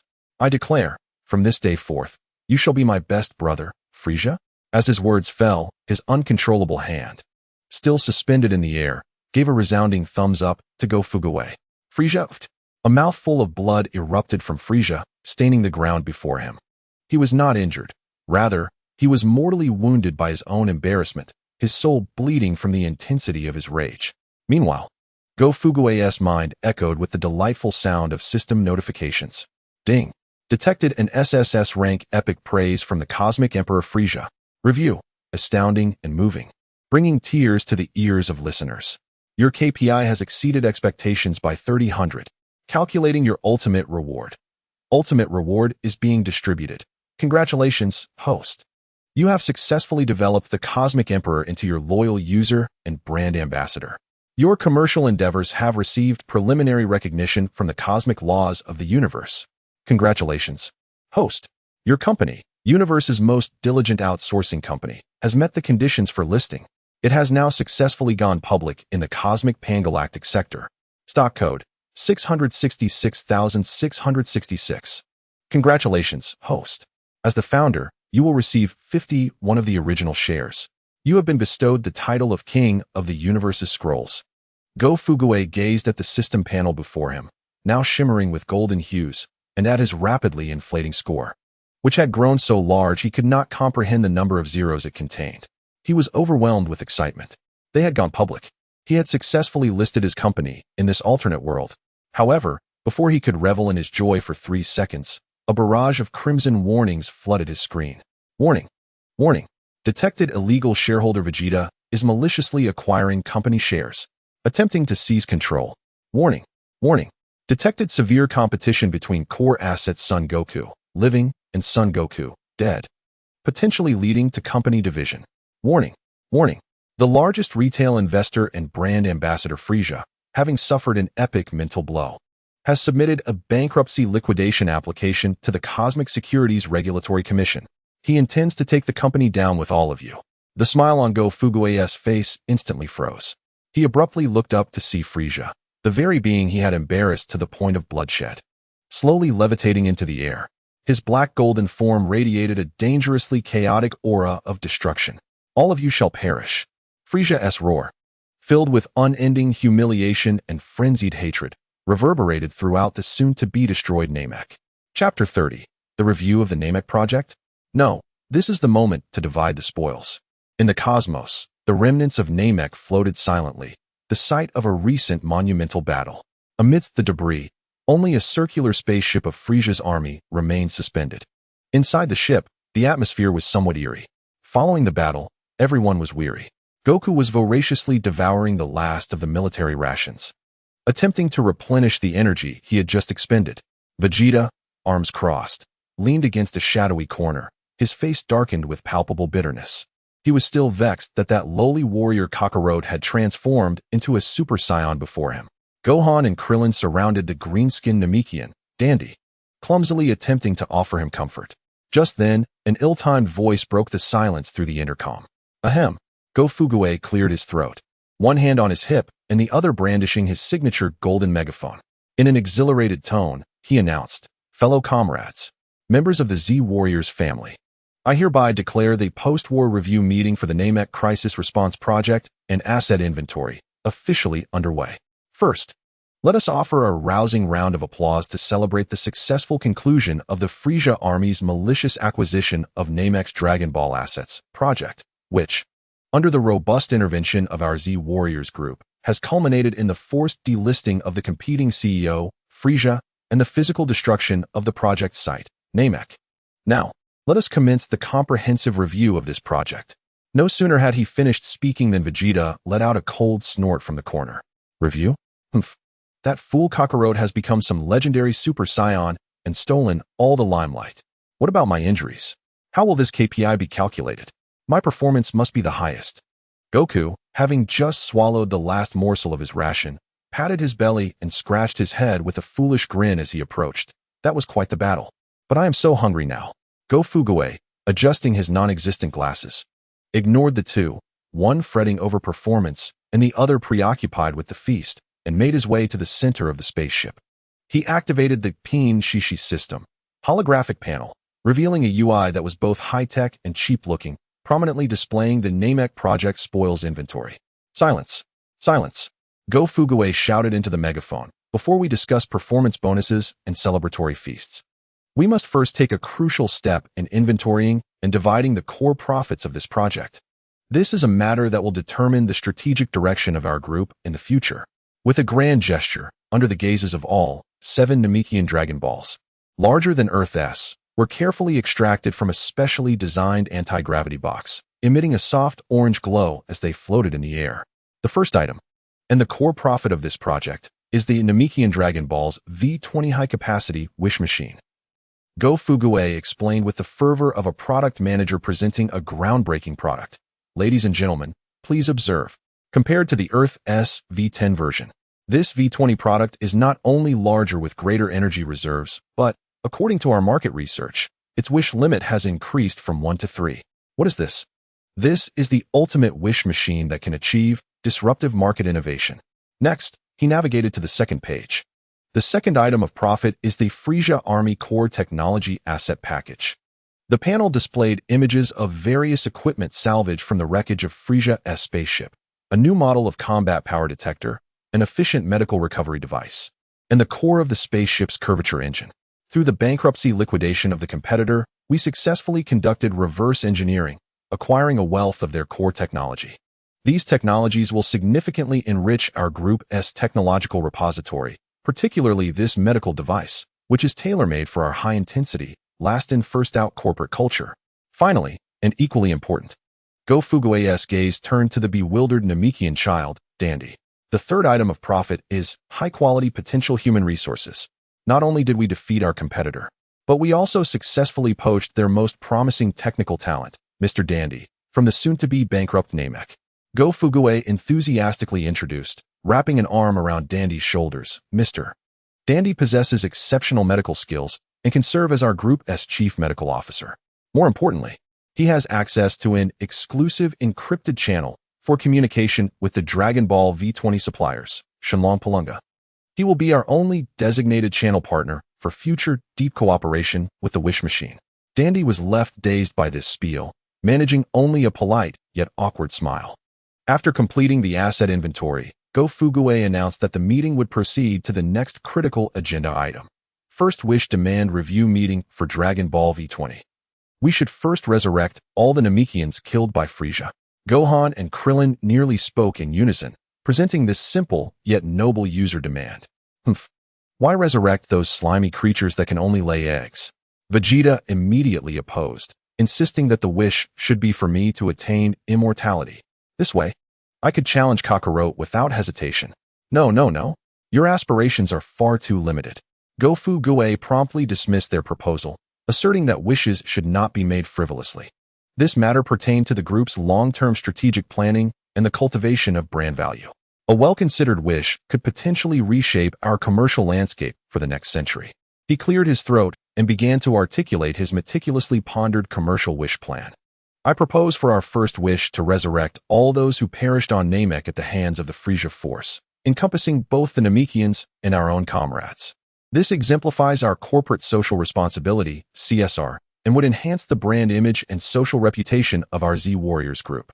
The second wish would involve transferring the souls of all Namekians, along with the necessary environment for their existence, to a brand new, undisturbed, habitable planet. What do we call this? It is a provision of supply chain upgrades and off-site disaster recovery services for our exclusive Dragon Ball suppliers, ensuring that our future wishing machine services can operate stably and continuously. As for the third wish, Go Fugue rubbed his hands together, his eyes gleaming with excitement, and donned a capitalist smile. Once their new home is settled, we can arrange a time to discuss the next round of strategic cooperation. Perhaps making Capsule Corporation the foremost enterprise in the universe, or granting me the ability to turn stone into gold. Amidst a cacophony of debate, Dandy was pushed forward. He gazed at the peculiar gathering of Earthlings, and then at the floating Dragon Balls, softly whispering the name of the dragon in the ancient Namekian tongue. The sky darkened instantaneously, and thunder rumbled. A colossal green dragon, Porunga, more magnificent than the Earth's Shenron, broke through the void of space, descending outside the spaceship. His star-like eyes surveyed the small vessel, and a commanding voice echoed in everyone's minds. Speak your 3 wishes, any wish can be granted. However, as he listened through Dandy's simultaneous translation to the animated discussions about KPIs, brand image, and supply chain upgrades, a look of confusion crossed the majestic dragon's face for the first time. He found himself unable to comprehend their words. Each word was familiar, yet the meaning eluded him. Ultimately, after a chaotic review of demands, the wish list was finalized. The first wish, to resurrect all those who were slain on Namek by Frieza and his minions. The second wish, to transport all Namekian souls to Earth. The third wish, however, shall remain reserved. Go Fugue declared loudly, referring to it as strategic ambiguity. We must not exhaust all resources at once, allowing room for future iterations. Porunga, filled with questions, reluctantly fulfilled the first 2 wishes before vanishing. With the resurrection of the Namekians, the deities of Earth and the Dragon Balls also returned to their original state. Go Fugue immediately utilized the interstellar communication feature of the Pinyin system to contact Mr. Popo at the Earth Temple, instructing him to use the Earth Dragon Balls to relocate the Namekians to a new, beautiful planet. Thus, the Namekian supply chain upgrade project was executed flawlessly. The crisis averted and the spoils divided. The group set their course back to Earth, the spaceship turning direction with the roar of its engines, embarking on a lengthy return journey to the Azure Planet. Just as the ship entered a stable cruising state, Go Fugue's Pinyin system detector suddenly emitted a faint alarm. Warning, a weak signal belonging to the competitor CEO Frieza's biological sample has been detected near the coordinates of the original Namek, now destroyed. Analysis indicates the sample is being quietly retrieved by an unidentified spacecraft, model, Kurdish King flagship. Go Fugue's expression shifted dramatically. Family, trouble is at hand. He raised his megaphone once more. I have just received a market monitoring report. A third-party organization is quietly retrieving the core biological codes of the competitor, Frieza. Based on my experience, this usually indicates that the competitor's parent company, Kurdish King, is preparing to utilize these codes for Project Restart and version iteration. We must brace ourselves for the impending market impact of Frieza 20 or even Frieza 20 Pro Max Plus. However, Goku and Vegeta dismissed these concerns. Frieza? That guy has already been defeated by me, Goku declared confidently. Humph, just a defeated foe. Even if he returns, I will handle him myself, Vegeta added with pride. Observing the confidence radiating from the two, Go-Fu-Gue shook his head in resignation, silently noting in his little notebook, the core executive's insufficient awareness of market risks must be upgraded through the painful lessons of the next encounter. Having dealt with this matter, Go-Fu-Gue turned his attention back to the technological assets retrieved from Frieza's ship. While recovering data from the main computer's hard drive, his system issued another notification. Unknown high encryption data packets detected, attempting to decrypt. Decryption progress. 1 keyword extraction. Artificial life forms. Red Ribbon Army. Unlimited energy. Dr. Gero. Dr. Gero? Red Ribbon Army? Go-Fu-Gue gazed at these familiar yet strange terms, a flicker of excitement igniting in his eyes. My goodness. Everyone. He rushed to the crowd, displaying the holographic panel for all to see. We may have uncovered a long-buried ancient technology project white paper with disruptive potential. Look at these keywords. Artificial beings. Unlimited energy.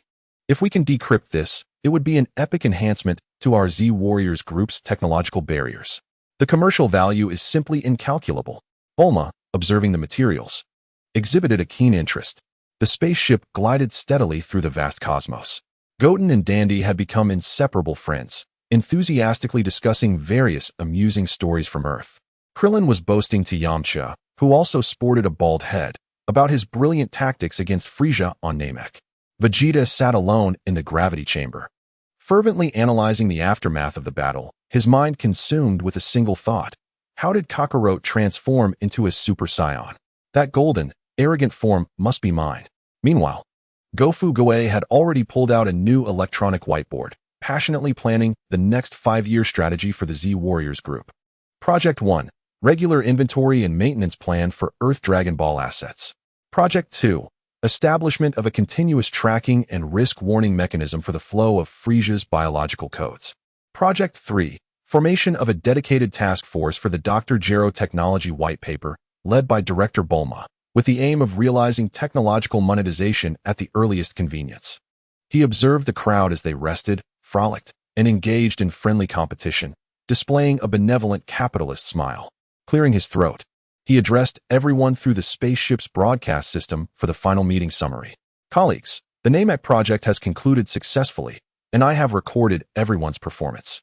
Upon our return to Earth, we will enter a valuable break period, allowing everyone to unwind. However, do not celebrate too soon. Go-Fu-Gue's tone shifted to seriousness. The next round of comprehensive KPI assessments is on the horizon. I hope everyone utilizes this precious period of peace to recharge and enhance their core competitiveness. After all, in this competitive universe, stagnation equates to regression.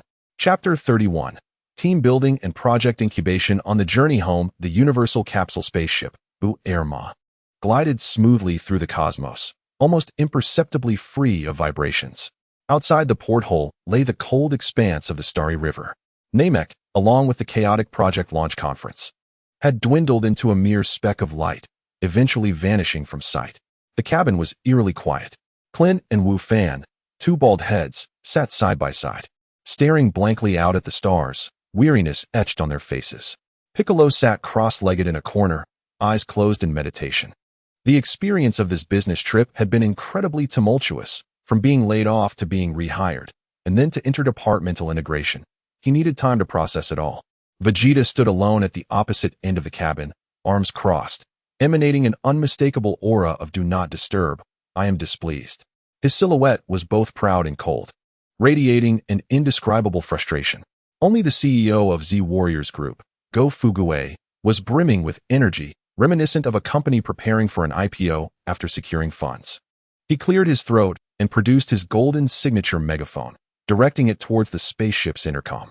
Hello, esteemed colleagues of Z Warriors Group, the heroes who contributed immensely to the Namek project. Attention! The jarring voice instantly shattered the tranquility of the cabin. Clint and Wu Fan jumped in surprise. Piccolo's eyelids twitched, and Vegeta's muscles visibly tensed. First and foremost, on behalf of the board, I would like to extend heartfelt congratulations on the tremendous success of our Namek Dragon Ball KPI Championship project. Our competitor, the Frisia Force, has been thoroughly liquidated and delisted.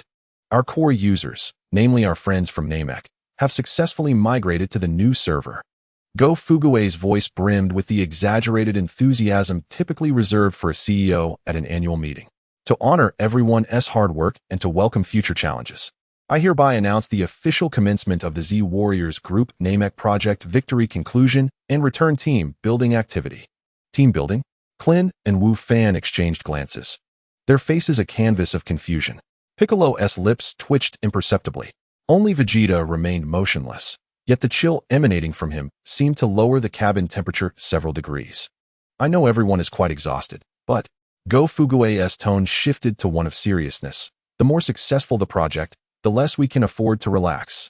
This return journey is lengthy, making it the perfect opportunity for a crucial closed-door review and strategic discussion meeting, not a time for us to lounge about. With that, he mysteriously produced a whiteboard, adorned with several markers held in place by magnets.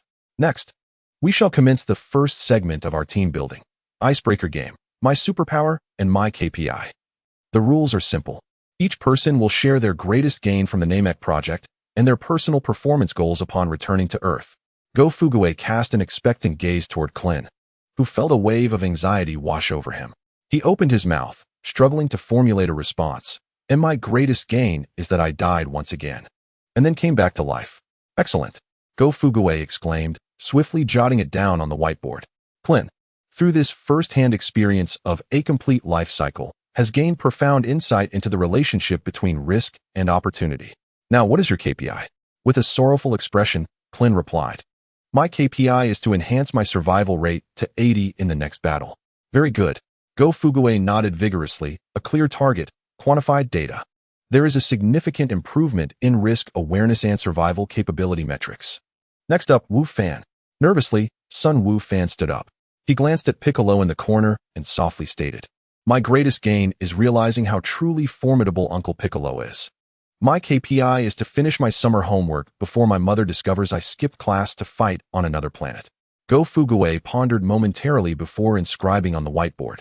Wu Fan, our group's next-generation product has enhanced its brand recognition of the mentor-level product Piccolo through this practical experience, showcasing a robust multi-threading capability to balance daily academic metrics during high-intensity project challenges. Boundless potential, truly promising. His gaze swept toward Piccolo. Piccolo slowly opened one eye, stating flatly, My gain is that Namekians confuse. My KPI is to merge with the Supreme Kai upon returning to Earth. Brilliant, Go Fugue exclaimed, slapping his thigh with excitement as he scribbled fervently on the whiteboard. Director Piccolo has transitioned from a mere technical backbone to a strategist adept in capital operations. He is now proactively seeking mergers and acquisitions with products in the same ecological niche to achieve resource integration and market monopoly. This vision has truly expanded. At last, all eyes fell upon the solitary figure of Vegeta. CTO Vegeta, Go Fugue inquired with a tactful tone, Would you care to share? Vegeta slowly turned around, his sharp eyes filled with anger and resentment. My gain, he scoffed. My gain is that Kakarot, that scoundrel, has once again surpassed me. He has transformed into the legendary Super Saiyan. His voice was laden with fury and jealousy over the competitor's premature release of revolutionary features. My KPI? Vegeta's fists cracked ominously. My KPI is to undertake an intensified closed development upon returning to Earth. I must surpass him. I am the strongest Saiyan Prince. I am the unrivaled king of performance in this universe. Excellent. Such ambition. Go Fugue initiated applause. CTO Vegeta exemplifies the core spirit of our company's wolf culture. This relentless drive to outpace competitors is an attitude we should all aspire to embody. After this awkward icebreaker, Go Fugue felt the team atmosphere still lacked warmth.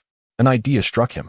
To enhance absolute trust among our team members, we will now proceed to the second team building activity, Trust Fall. Without hesitation, he pulled Clin into the center of the room and, with an encouraging gaze, looked at Vegeta. CTO Vegeta, as our core technical backbone, your trust is vital for us. Now, please turn your back to Clin and relax your body as you fall backward. Clin will catch you. At this declaration, the air in the cabin became thick with tension. Clint's bald head broke out in a cold sweat. Looking at Vegeta's scowling face, he felt he was about to catch not just a person, but a planet on the verge of exploding. Vegeta glared at Go Fuguei with an expression that seemed to say, "Have you thought this through?" "Trust fall." He spat out each word through clenched teeth. Then, a cruel smile broke across his face. "Fine, but he better catch me when I fall. Otherwise Clint's legs turned to jelly. No, no, no. Brother Go, I believe that there is already a profound trust between Mr. Vegeta and me. This formalistic game is entirely unnecessary." Seeing Clint on the verge of tears, Go Fuguei reluctantly abandoned the promising team integration project. He wiped the whiteboard clean, cleared his throat, and forcibly transitioned to the next agenda item. All right, since the team trust building segment has been successfully completed, we shall now officially enter the core topic of this return journey strategic discussion: Z Warriors Group's business plan and new project incubation for the next 3 years. Go Fuguei's expression turned exceedingly grave as he picked up a pen and inscribed the words future threats on the whiteboard.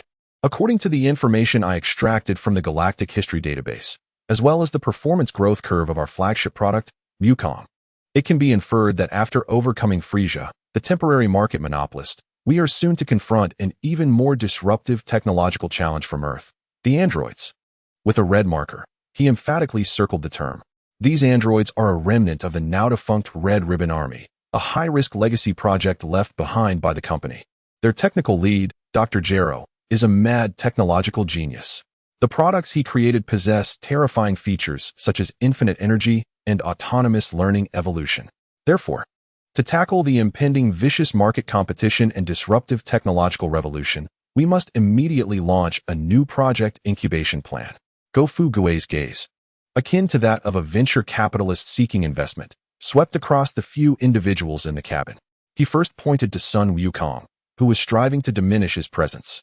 The first project, the Core Talent Incubation Plan, codename Wukong Pro Max.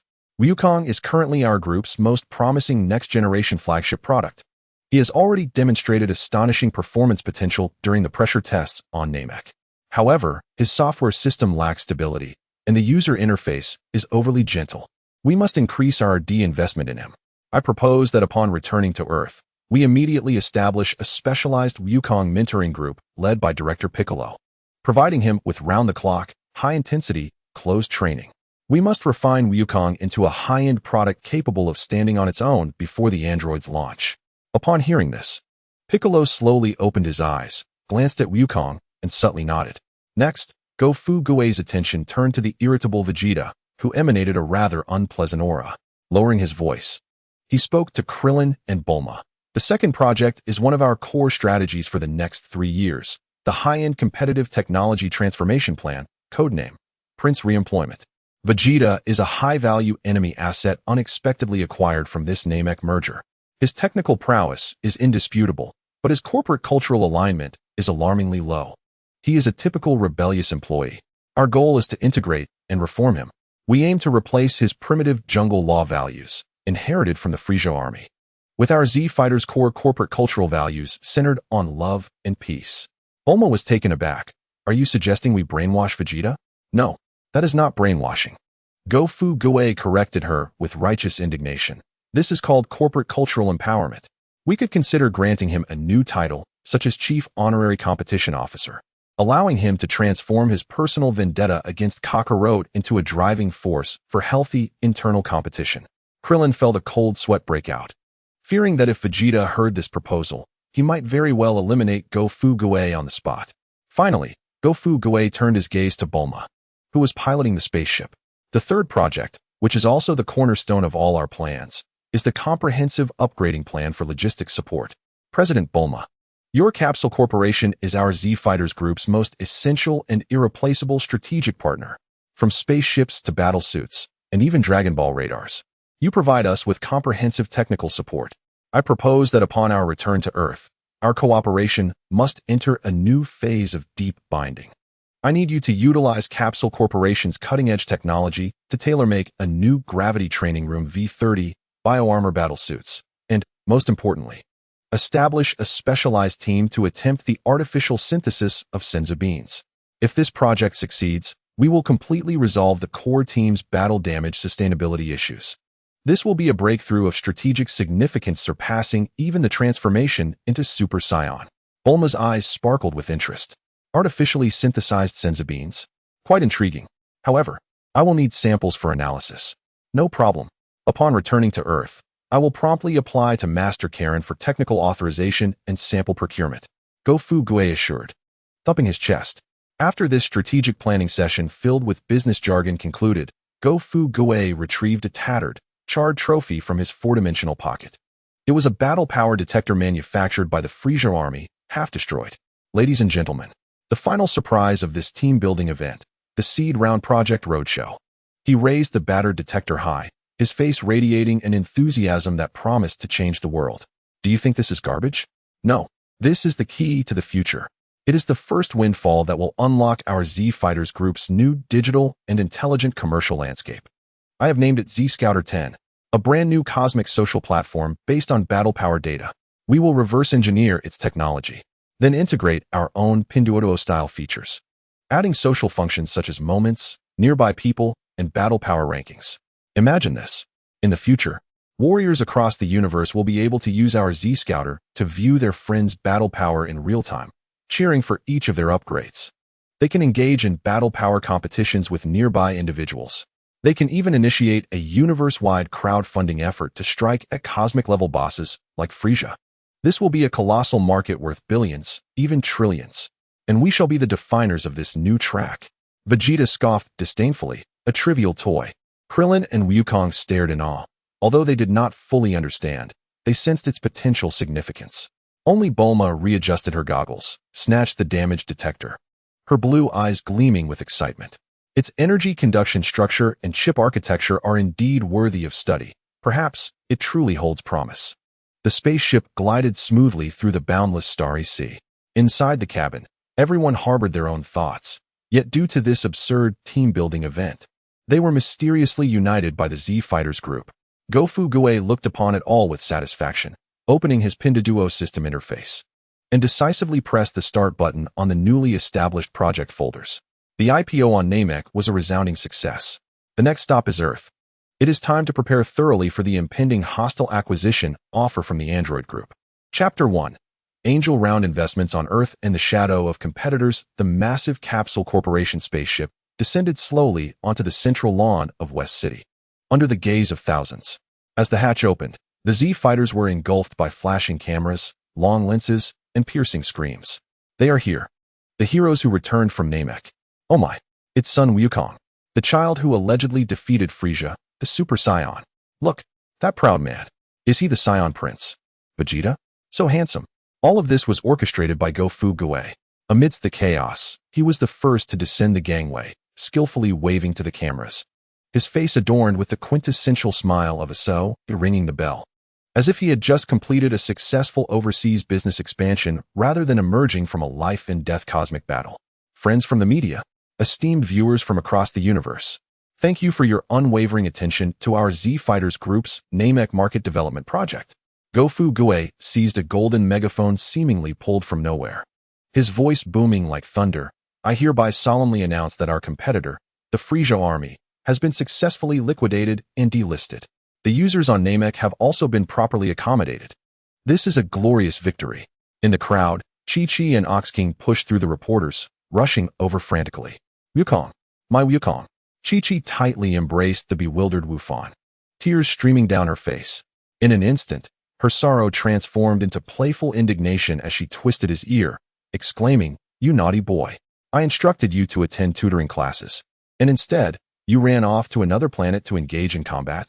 Have you completed your summer homework? Meanwhile, Neo-Mo Wang excitedly patted Go Fu Gue's shoulder with a palm as large as a fan, nearly causing his bones to crumble. Well done, Fu Gue. You are all heroes of Earth. Should you need anything in the future, do not hesitate to ask. Money is no object. In my castle at Huayan Shan, riches abound. Unbeknownst to him, Go Fu Gue's eyes sparkled at the mention of riches. Chairman Neo-Mo Wang, he exclaimed, seizing the Demon King's hand while producing a document and a red seal box from seemingly nowhere.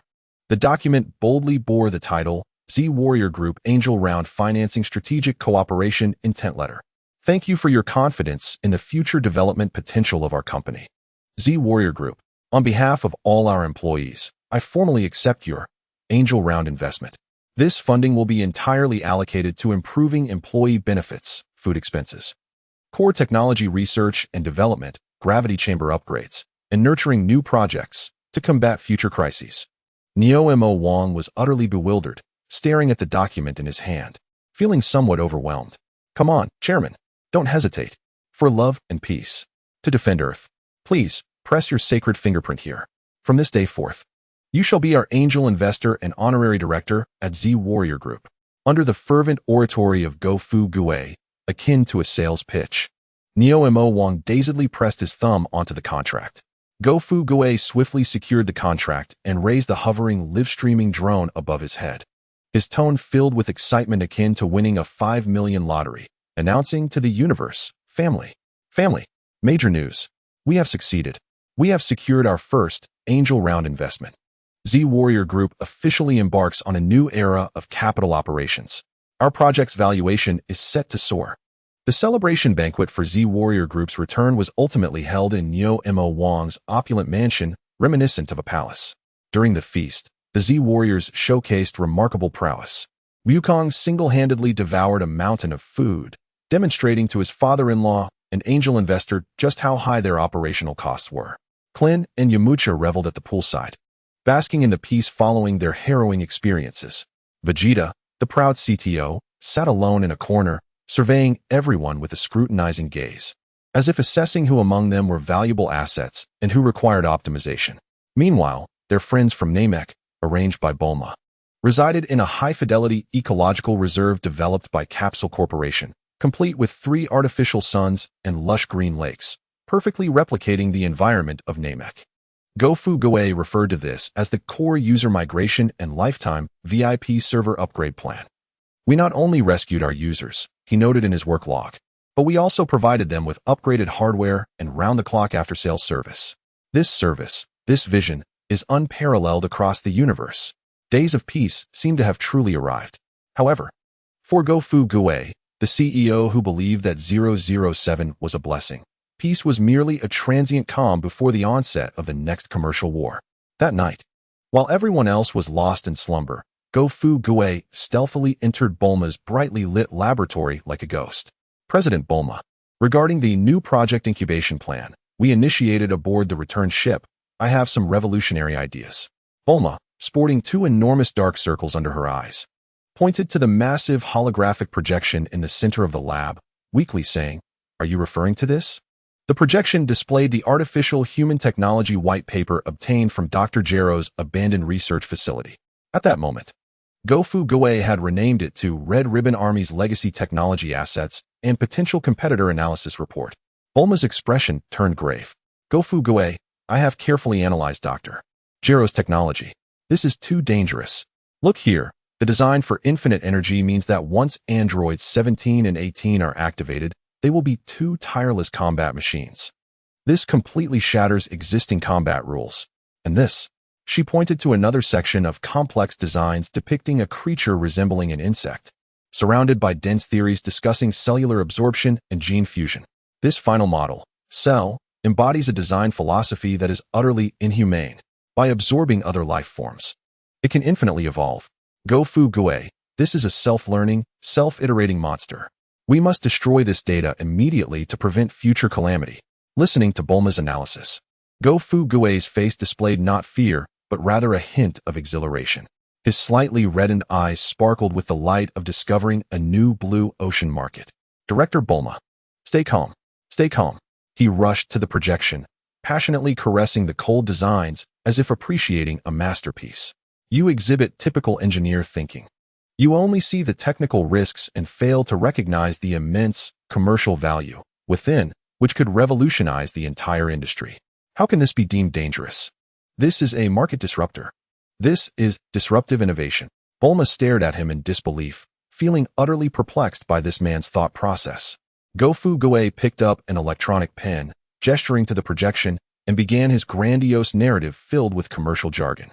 You see, androids 17 and 18 are not mere combat machines. They are next-generation high-end intelligent hardware equipped with revolutionary perpetual power technology. Their emergence will entirely resolve the core product endurance anxiety currently faced by our Z Warrior group. This constitutes a dimensional strike against our existing product line, Z Warriors. And Cell is nothing short of a genius concept. You dare say he is inhumane? No, he represents the future. Go Fu Gui's voice, fueled by excitement, grew fervent. He is a perfect, open ecological platform based on big data and deep learning. His core logic involves merging, absorbing, the core technical codes, cells, of other competitive products, stronger entities, to achieve infinite version iteration and functional upgrades. This is precisely the self-evolving AI model we have longed for. Dr. Gero was not a mad scientist. He was a great, yet overlooked product manager. A visionary thinker at least 50 years ahead of his time in the realm of internet thinking. Bulma, thoroughly bewildered by his rhetoric, stood with her mouth agape, unable to utter a word. Meanwhile, Go Fu Gui was completely immersed in his commercial reverie, pivoting to a nearby whiteboard where he fervently began to sketch his grand business war blueprint. We cannot sit idly by. Faced with such formidable potential competitors, we must immediately activate the highest-level competitor response plan. He illustrated 3 large arrows on the whiteboard. Phase 1. Market Research and Intelligence Gathering. Director Bulma, I need you to utilize Capsule Corporation's technology to immediately trace any other secret research facilities that Dr. Gero may have. We must ascertain the projected launch time and key functional parameters of the competitors, along with their first batch of target users. Phase 2. Emergency upgrade and iteration of our product line. Everyone must promptly engage in a new round of closed development, especially with regard to the next-generation product, Wu Fan. The pace of its development must be accelerated. Additionally, Vegeta's rigorous KPI assessments must be maximized. We must complete our own major version update before the competitors release their products. The third phase involves brand public relations and guiding public opinion. I will, through my live stream, announce to the entire universe in advance, creating a market buzz around this mysterious competitor and artificially elevating user expectations. This way, regardless of the product they ultimately unveil, we will have the upper hand in public discourse. This is known as managing user expectations, an essential strategy in advanced marketing. At the moment when Go Fu Gui was enthusiastically mapping out his commercial empire, a resounding crash echoed as the heavy alloy door of the laboratory was obliterated by a terrifying wave of energy. A proud figure emerged slowly from the haze outside, clad in a brand new deep blue battle suit that shimmered like stardust. With a cape that seemed to flutter without wind, he exuded an aura of undeniable supremacy. It was none other than Vegeta, who had just retrieved his bespoke UI from the Capsule Corporation. Clearly, he had overheard the conversation in the lab, and a cruel yet exhilarated smile crept across his eternally stoic face. Interesting competitor, he mused, as his gaze swept over the holographic design of Shalu, his eyes gleaming with fierce determination. With Kakarot absent from Earth, it was the perfect opportunity for me, the Chief Technology Officer of the Z Warriors, to conduct a thorough and ruthless pressure test on this upcoming new product. Observing the spirited Vegeta and the ominous designs of the android robots representing death and destruction on the screen, Go Fu Gui's chubby face blossomed into a morbid yet fervent grin. He skillfully retrieved his phone, opened the Pin Shishi project management app, created a new top-secret project, and marked it as the highest priority. The project was titled Analysis of the Competitive Products Market Launch Response and Potential Acquisition Possibilities V10, with a ravenous angel investor, a slew of disruptive competitors poised to launch, and a frantically competitive CTO. Go Fu Gui closed his phone, excitedly rubbing his hands together as he murmured to himself. This is fantastic, truly fantastic. The stagnant Earth market is finally on the brink of a fierce commercial battle. My Pin Shishi system is positively craving action. Chapter 2. The Arrival of Mechanical Frisia. Is this after-sales service or malicious rights protection? A year has passed since the earth-shattering battle on Namek. Peace has returned to Earth. And at the headquarters of Capsule Corporation, the warriors are relishing this hard-won tranquility. Naturally, everyone has their own way of relaxing. Son Goku and Son Gohan are fiercely engaged in a father-son rock-paper-scissors duel over the last piece of dinosaur leg meat. Krillin is animatedly boasting to Tianjin Fan and Yamcha about his remarkable experience of dying and coming back to life on Namek, as if it were a monumental achievement. Piccolo sits cross-legged in a corner, meditating. though the throbbing veins on his forehead indicate that he is enduring the raucous noise of Goku and his son squabbling over the meat. Only Vegeta remains alone in Bulma's specially designed 300 times gravity training room, fervently honing his skills. His mind is consumed by a singular thought. Why can the lower-class warrior Kakarot transform into a Super Saiyan while I, the Prince of Saiyans, am unable to break through? Just then, an unexpected shift occurs. A colossal and malevolent energy abruptly descends upon Earth. This presence is even more formidable than Frisia's from a year ago. Imbued with a chilling mechanical essence, the faces of all the warriors present, except for Goku still grappling with the meat, shift dramatically. This energy, it's Frisia? No, it's stronger than he was back then. Krillin gasped, his face draining of color. There is something even more terrifying than Frisia. Piccolo's expression turned grave.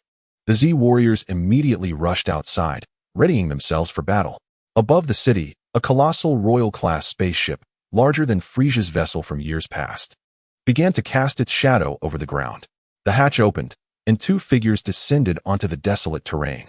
One of them was Frisia, but now half of his body had been replaced by cold metal. One eye had transformed into a glimmering red electronic eye, and his entire form bore the marks of extensive modifications. Beside him stood an even larger and more fearsome figure, a frozen demon clad in splendid battle attire. Surveying Earth with an air of regal authority, he was none other than Frisia's father, King Cold, the Cosmic Emperor. Son Goku, the Saiyan, I have returned. Mechanical Frisia declared, his gaze fixed on the warriors below, a vindictive smile spreading across his face, his voice resonating with a metallic timbre, sharp and grating. I have come to demand an explanation. You humiliated me on Namek, destroying my perfect body. Today, I, Frisia, shall reclaim everything, holding you and this planet accountable. This proclamation sent chills down the spines of all present. Only Goku scratched his head, looking innocently at Frisia, confused as he asked, Huh? You're that Frisia from back then? What happened to your body? It looks so cool. But what exactly do you want on Earth? Goku's words ignited fury within mechanical Frisia, his electronic eye nearly sparking with rage. His modified mechanical arm trembled violently, producing a cacophony of clattering sounds. You monkey, shut your mouth. Mechanical Frisia roared, raising a finger as a beam of death faster and stronger than anything seen on Namek shot towards the warriors. Piccolo, Gohan, Krillin, and the others immediately engaged in battle. However, they soon realized with terror that every attack they unleashed merely grazed mechanical Frisia, their efforts utterly ineffective against his mechanical exterior. Within mere moments, the warriors were being pushed back, thoroughly outmatched. At that moment, a thunderous voice erupted. Get out of my way. Vegeta finally burst forth from the gravity chamber. He radiated immense energy, his face brimming with pride. After a year of relentless training, he felt his strength had surged to unprecedented heights. He aimed to decisively defeat Frisia in front of Kakarot, proving to everyone who the true Prince of Saiyans was. With a furious roar, he transformed into a streak of light, charging at Mechanical Frisia. Yet, Mechanical Frisia didn't even deign to acknowledge him, lazily extending a finger to flick him away. Bang! Vegeta was sent hurtling back at a speed even greater than his initial charge, crashing into a nearby building, unconscious. After dispatching the lesser warriors, Mechanical Frisia's gaze locked onto the only one who posed a threat, Son Goku. Come on, Son Goku. Let's see how much you've improved over the past year. Frisia, you fiend. Goku's expression sharpened. He unleashed a mighty roar, golden flames erupting around him. The Super Saiyan had returned. The golden radiance illuminated the battlefield as Goku and Mechanical Frisia clashed at breakneck speeds. In the sky, two blazing forms collided repeatedly, each encounter generating fierce explosions and shockwaves. However, Goku was astonished to discover that his once proud Super Saiyan form could only barely hold its ground against this modified Frisia, and he was even beginning to feel the pressure. How is this possible? His power and speed have increased so significantly since Namek. As the fierce battle between Wukong and the Mechanical Frisia reached a stalemate, the impatient King Cold looked ready to intervene personally. Suddenly, a figure appeared in the center of the battlefield without warning. It was a young man with purple hair, clad in a jacket emblazoned with the Capsule Corporation logo, and wielding a long sword. Observing the chaos before him, he frowned slightly, his expression tinged with impatience. Who are you? The Mechanical Frisia and King Cold halted their actions simultaneously, eyeing the unexpectedly arrived youth with caution. Yet, the young man offered no response. Amidst the astonished gazes of everyone present, he merely uttered a sharp command, and a golden aura, purer and more concentrated than Wukong's, surged skyward. He, too, was a Super Saiyan. In the blink of an eye, the youth moved. His figure was so swift that it left behind only an afterimage. With a decisive grace, he appeared behind the mechanical Frieza, his sword slicing through the air with a glint of cold light. In an instant, the once mighty mechanical Frieza was cleaved effortlessly in half. Without even looking back, the young man unleashed a ki blast, obliterating the severed halves into cosmic dust. Instant annihilation. The entire sequence transpired in a mere 3 seconds, leaving the arena in stunned silence. Wukong, still in his Super Saiyan form, stood agape. Vegeta, having just emerged from the rubble, was rendered once again into a state of disbelief. King Cooled, gazing at the remnants of his son, displayed a rare expression of fear upon his icy visage. "Who are you? How can a Super Saiyan?" Before he could finish, the youth vanished once more. King Cooled had no time to react before he was met with an even more terrifying ki blast, erasing both him and his massive spaceship from existence. After completing this feat, the young man gently descended to the ground, retracting his Super Saiyan transformation and sheathing his sword, as if he had merely accomplished a trivial task. He turned slowly, casting a tranquil gaze upon Wukong and the others, who were still in a state of profound shock. Chapter 3. The Arrival of King Cooled. Is this a parental complaint or a retaliatory strike from a competitor? In a desolate area on the outskirts of West City, time appeared to come to a standstill. Everyone stood transfixed, staring at the purple-haired youth and the long sword in his hand, which dripped with violet blood. The once invincible mechanical Frieza, who had boasted of his ultimate claims and reckoning, had been reduced to 2 halves of cold, sparking metal debris. The efficiency was strikingly clean, even possessing an industrial elegance. The Z warriors found themselves collectively in a state akin to a server crash. Krillin gaped, his hands frozen mid-attack with the ki blade he had been preparing to throw. Piccolo's antennae trembled, as if the decades of combat knowledge he possessed were being brutally reformatted by this youth before him. Vegeta, having just crawled from the wreckage, witnessed this scene that shattered his worldview. He was rendered stiff, the proud Saiyan Prince's dignity feeling as if it were being ground into the dirt by an unseen hand. Why? How could a Super Saiyan be so easily eclipsed? And to add insult, this youth appeared younger, more powerful, and stylishly coiffed than himself. Only Go Fuguai, after a brief mental lapse, saw his nerves sharpened by the pressures of 996 and KPIs, quickly rebooting. His Pinduoduo system alert blared through the back end. Ultimate warning. An unknown Super Saiyan Youth version has parachuted into the market. Its performance and operational smoothness far exceed all existing versions. Source unknown. Technical path unknown. Product definition, dimensional strike. Go Fuguai felt no panic. Instead, he resembled a venture capitalist who had just discovered an industry dark horse, his eyes gleaming with ecstatic delight. Trembling, he picked up the golden megaphone that had fallen to the ground and, with an almost broken voice, akin to discovering a new continent, began a live commentary directed at his still broadcasting phone. "Ladies and gentlemen, what just occurred was not a battle. It was an exceedingly harsh and merciless extreme performance pressure test conducted by a mysterious, third-party authoritative evaluation agency on the latest hardware of the Frieza Group, Mechanical Frieza. The results are clear. The competitor crashed and suffered physical damage on the spot." In this eerie silence, a figure more imposing and menacing than the mechanical Frieza descended leisurely from the colossal King-class spaceship, clad in a magnificent battle suit and adorned with a crown. He was significantly larger than Frieza. Casting a glance at the smoking remains of his son on the ground, he showed not a hint of sorrow, but rather a disdainful coldness akin to that of a chairman evaluating failing assets. He was none other than King Cooled, the highest shareholder of the Frieza Group and the father of the universe's emperor, Frieza. Useless. King Cooled regarded his son's remains, disdainfully uttering the 2 words in a tone reminiscent of evaluating a failed product. "Frieza, repairing your broken body cost our group nearly half a year's R&D budget. And this is the efficiency with which you were wiped out by a junior tester who emerged from nowhere? I am utterly disappointed."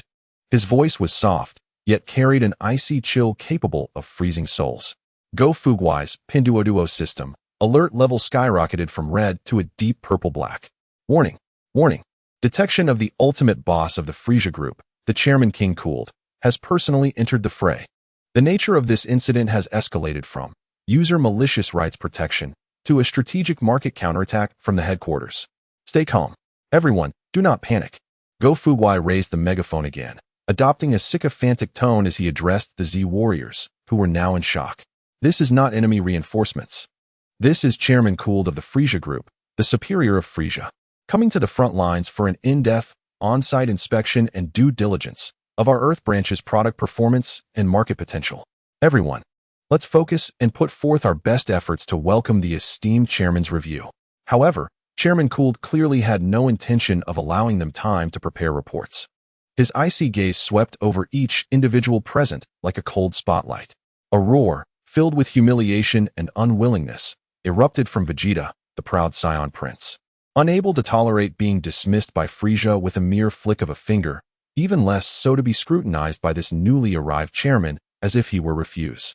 He unleashed all his energy and charged once more. He needed to prove himself. He wished to showcase his worth before this high-ranking official. Yet, he faced King Cooled. With a thud, King Cooled did not even move. Merely the pressure emanating from him, as tangible as the atmosphere, slammed Vegeta forcefully to the ground. The weight felt as though it were a mountain of water pressing down, rendering Vegeta utterly immobile. A significant roadshow incident. Go Fuguai lamented as he watched this unfold. Our CTO Vegeta attempted to present a supplementary performance review to the esteemed chairman, but due to the lack of substantive content, his PPT, which is essentially his strength, was severely inadequate, resulting in Chairman King Cooled dismissing it on the grounds of lacking core competitiveness. He has been placed on enforced leave.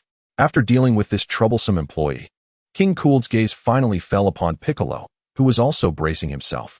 His gaze resembled that of a CEO poised to acquire a company, meticulously evaluating the core assets of his counterpart. You, the one with green skin, the chairman Kurd remarked in a tone laced with condescension.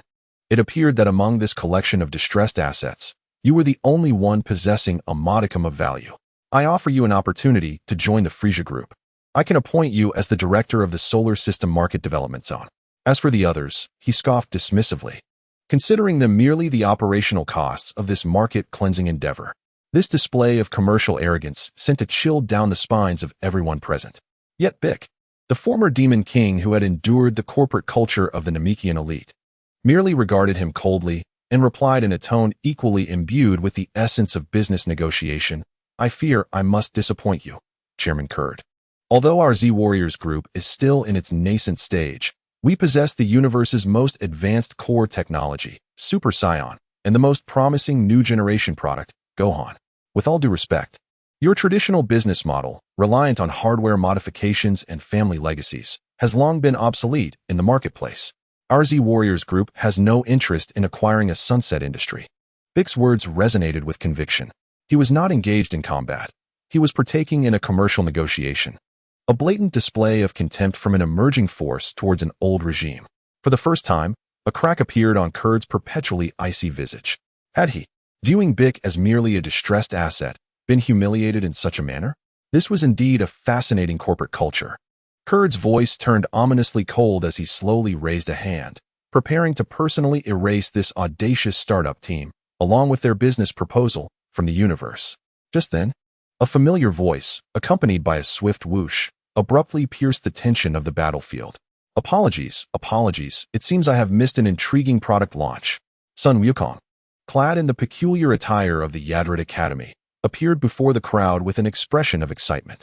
Having just utilized instant transmission to return to Earth, he sensed the overwhelming and sinister energies in the air. Observing the scene before him, he appeared somewhat perplexed. A robot resembling Frisia, cleaved in two. Another Frisia, larger, stronger, and older, and a strikingly handsome purple-haired youth clad in Capsule Corporation attire. Wukong scratched his head, his gaze falling upon the chairman Kurd, who was poised to strike. With a tone brimming with curiosity and straightforwardness, he inquired, Oh, Frisia, have you brought your father along for a company team-building event? And by the way, that new look of yours is quite impressive. Is it a limited edition? He had mistaken Chairman Kurd for Frisia. This remark seemed to be the final straw that shattered the chairman's dignity and composure. Veins bulged on his frigid face. Scion, he was utterly incensed.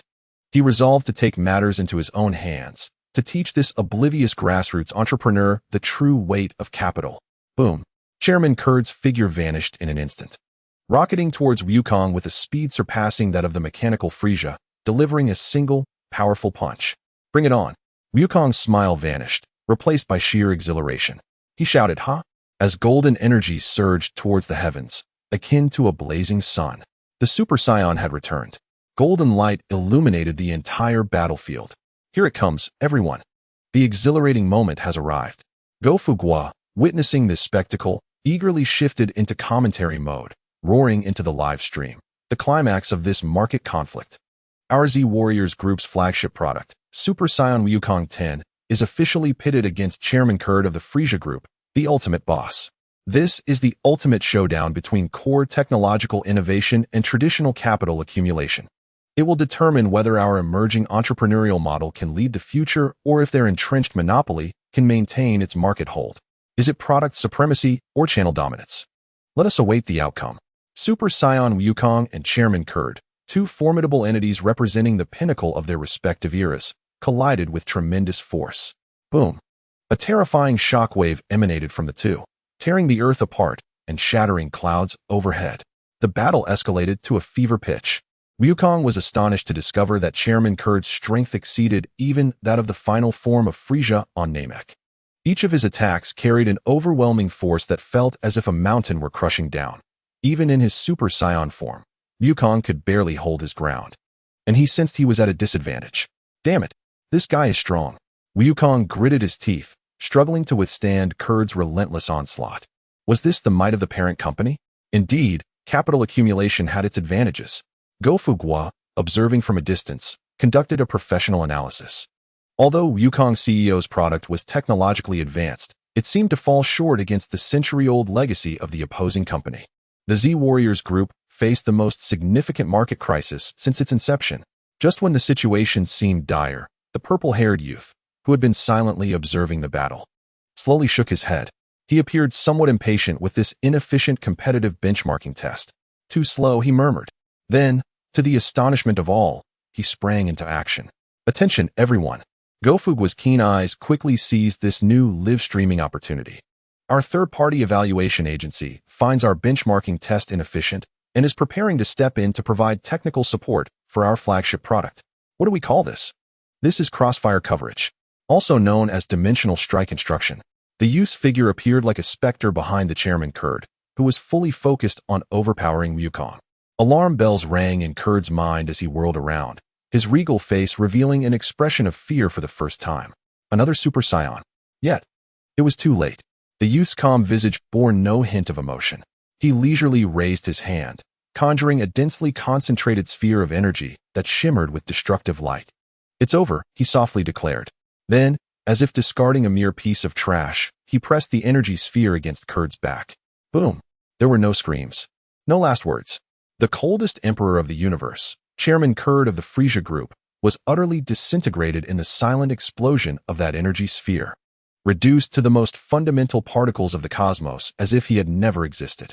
Once again, the battlefield fell into a profound silence. The wind ceased. The clouds dispersed. Only the heavy breaths of the Z Warriors remained, alongside the collective gasps of countless viewers captured by Go Fu Gua's live streaming device. The youth gently descended to the ground, reverting from Super Saiyan form as though he had merely accomplished a trivial task. He turned slowly, his calm yet profound gaze sweeping across everyone present. Finally, his eyes settled on the equally astonished son Wukong and the blue-haired woman, Bulma, who stood in the crowd, bewildered, still clutching her scientific instrument. Who is he? Where did he come from? From which app store did he download this outrageous Super Saiyan technique? In the mind of Go Fu Gua, countless business proposals were wildly generating, colliding, and restructuring. A grand business plan, detailing how to introduce external core technologies to achieve a remarkable leap in our product line, was fervently brewing within him. Chapter 4. The Arrival of Trunks. Is he a market researcher or the product director? The battlefield fell once again into an eerie silence. The wind stilled. The clouds dispersed. Only the heavy breaths of the Z Warriors remained, mingling with the gasps of astonished viewers emanating from Go Fu Gua's phone, which was faithfully broadcasting live. The young man slowly descended to the ground, reverting from his Super Saiyan transformation, as if he had merely completed a trivial task. He turned slowly, his calm yet profound gaze sweeping across all present. Ultimately, his eyes settled on the equally stunned Sun Wukong and the blue-haired woman, Bulma, who stood amidst the crowd, bewildered and clutching scientific instruments. All the Z warriors, including Wukong and Vegeta, were frozen in a state of petrification. Or, in Go Fugue's words, the entire server had crashed. Incredible. Wukong gaped, his eyes sparkling not with fear, but with the exhilaration of discovering a new toy. He seemed even stronger than I was when I transformed into a Super Saiyan. And he too is a Super Saiyan? What a cool hairstyle. Vegeta's complexion shifted from ashen to ghostly white. His fists clenched tightly, nails digging deep into his palms, drawing blood without his notice.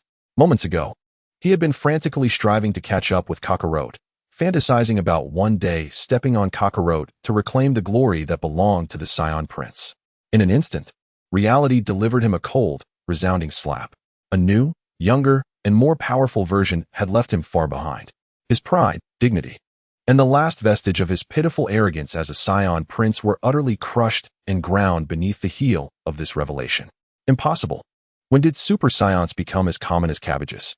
This hairstyle looks rather stylish. Ugh, what am I thinking?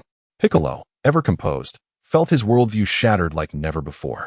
He analyzed softly. His fighting style is devoid of superfluous motions, brimming with efficiency, akin to a programmed killing machine.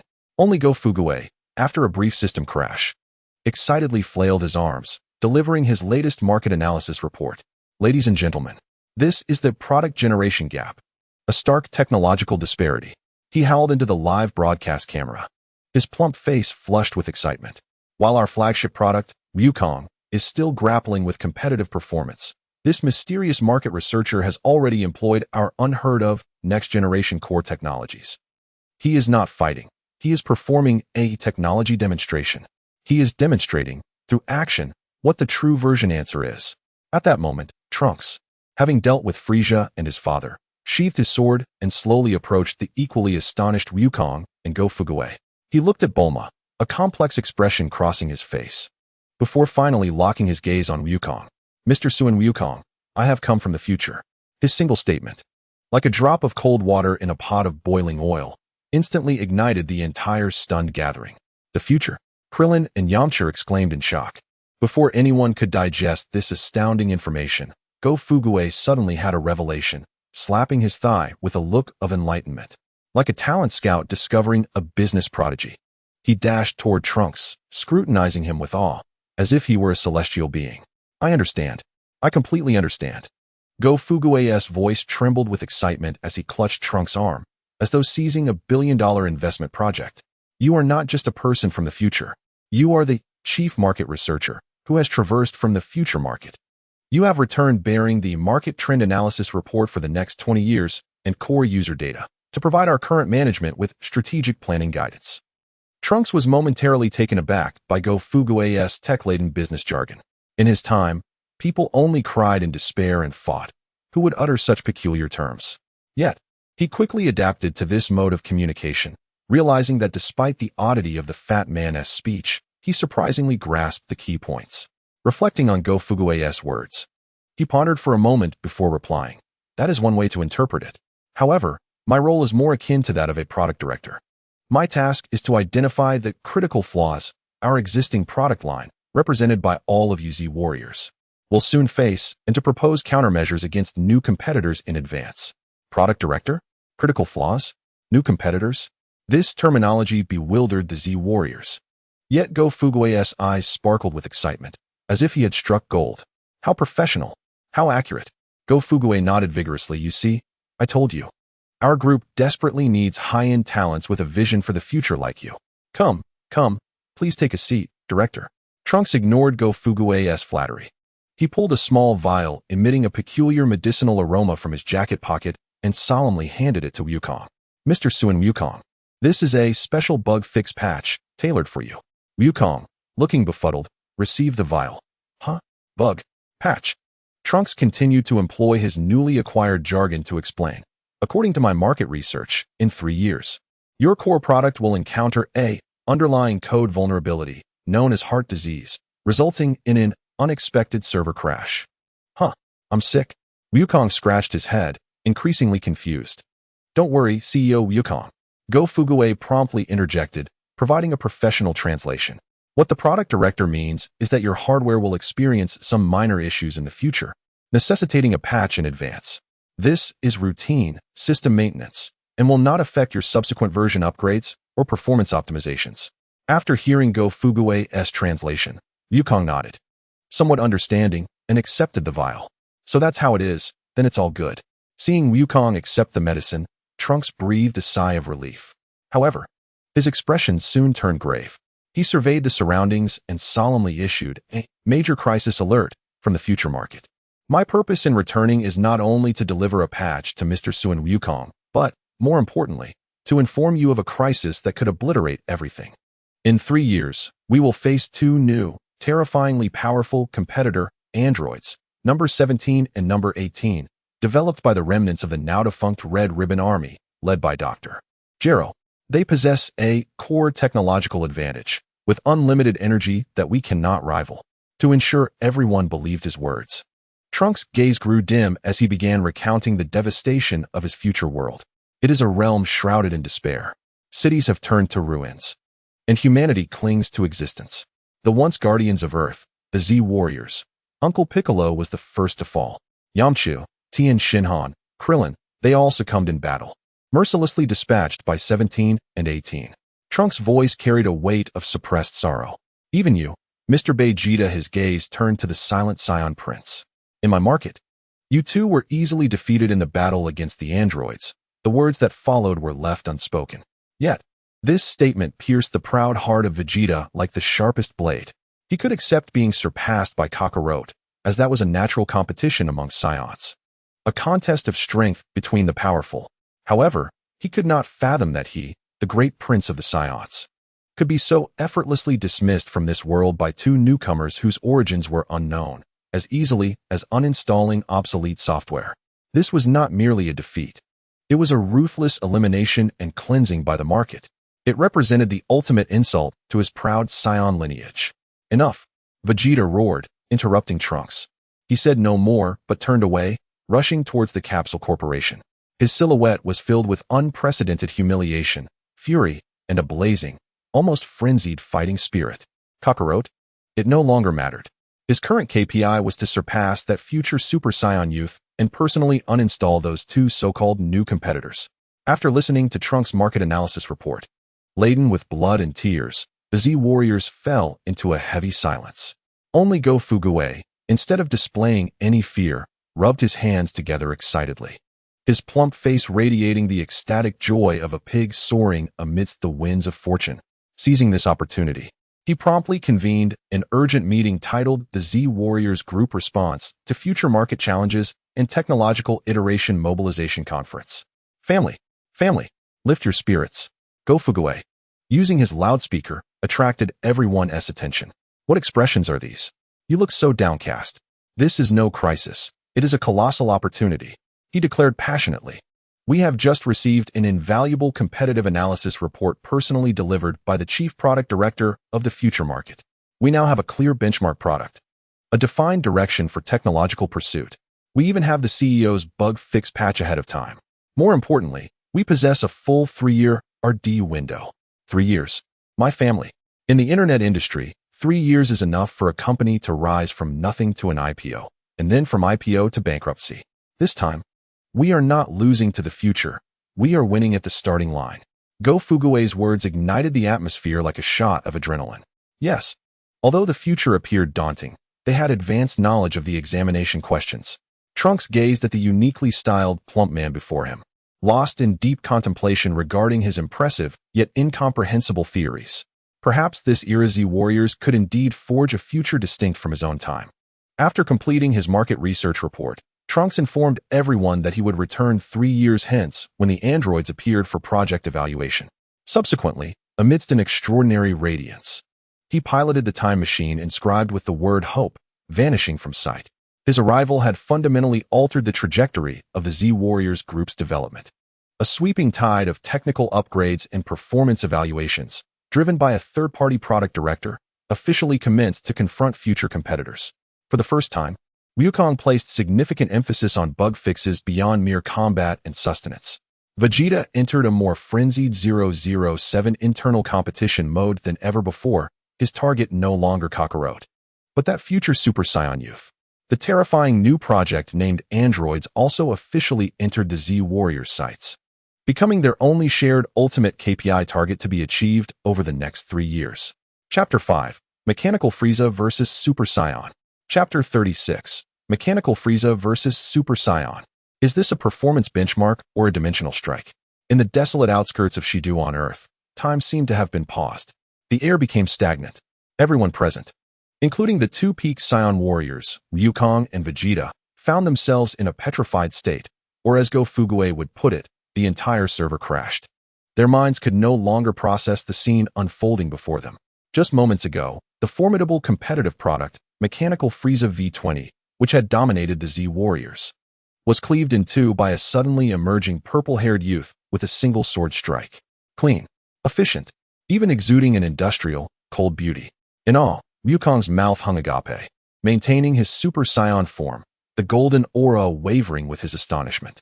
His eyes sparkled not with fear, but with the exhilarating thrill of a new toy. Another Super Saiyan? Who is he? That hairstyle is so cool. Vegeta's complexion shifted from ashen to pale, his fists clenched tightly, nails digging into his palms, drawing blood without him noticing. He had just been frantically competing to catch up with Kakarot, fantasizing about one day stepping on Kakarot's foot to reclaim the glory of the Saiyan Prince. Yet, reality had delivered a cold, resounding slap to his face.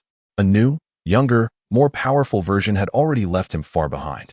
His pride, his dignity, the last remnants of his pathetic self-importance as the Prince of the Saiyans, were utterly shattered and repeatedly ground into the dirt at this moment. Impossible. When did Super Saiyan become so commonplace? That hairstyle looks rather cool. Ugh, what am I thinking? The usually composed Piccolo also felt his worldview shaken to its core. He quietly analyzed. His fighting style exhibited no unnecessary movements, brimming with efficiency, akin to a programmed killing machine. Only Go Fugue, after a brief mental crash, had his nerves, honed by 996 and KPIs, immediately rebooted. He excitedly danced about, addressing his phone camera, which was faithfully live-streaming, presenting his latest market analysis report. Family. This is the product generational gap. A stark technological disparity. He shouted, his plump face flushed with excitement. While our flagship product, Wukong, was still engaged in a performance tug-of-war with the competitor, this mysterious market researcher had already employed the unheard-of next-generation core technology. He is not fighting. He is conducting a technical demonstration. He is demonstrating with action what the true version answer is. At that moment, the severed Mechanical Frieza did not perish immediately. Its mechanical parts continued to operate wildly, sparks flying from the broken ends. It roared with a metallic voice filled with resentment and disbelief. Who are you? Impossible. The strongest in this universe should be me. Amidst this eerie silence, a figure even more colossal and terrifying than Mechanical Frieza descended from the massive King-class spaceship. He glanced at the smoking remnants of his son on the ground, displaying no sorrow, but rather a chilling disdain akin to a chairman assessing distressed assets. King Cold, the supreme controlling shareholder of the Frieza Force. Useless, he remarked scornfully while looking at his son's remains, using a tone as if evaluating a failed product. Then, he lifted his head, and for the first time, a chilling expression of fear manifested on his frozen visage, fixating intently on the purple-haired youth before him. He could not comprehend how this universe could suddenly give rise to a second Super Saiyan. In a tempest of rage and terror, he unleashed his full power. Whoever you are, vanish from the cosmos along with this planet beneath your feet.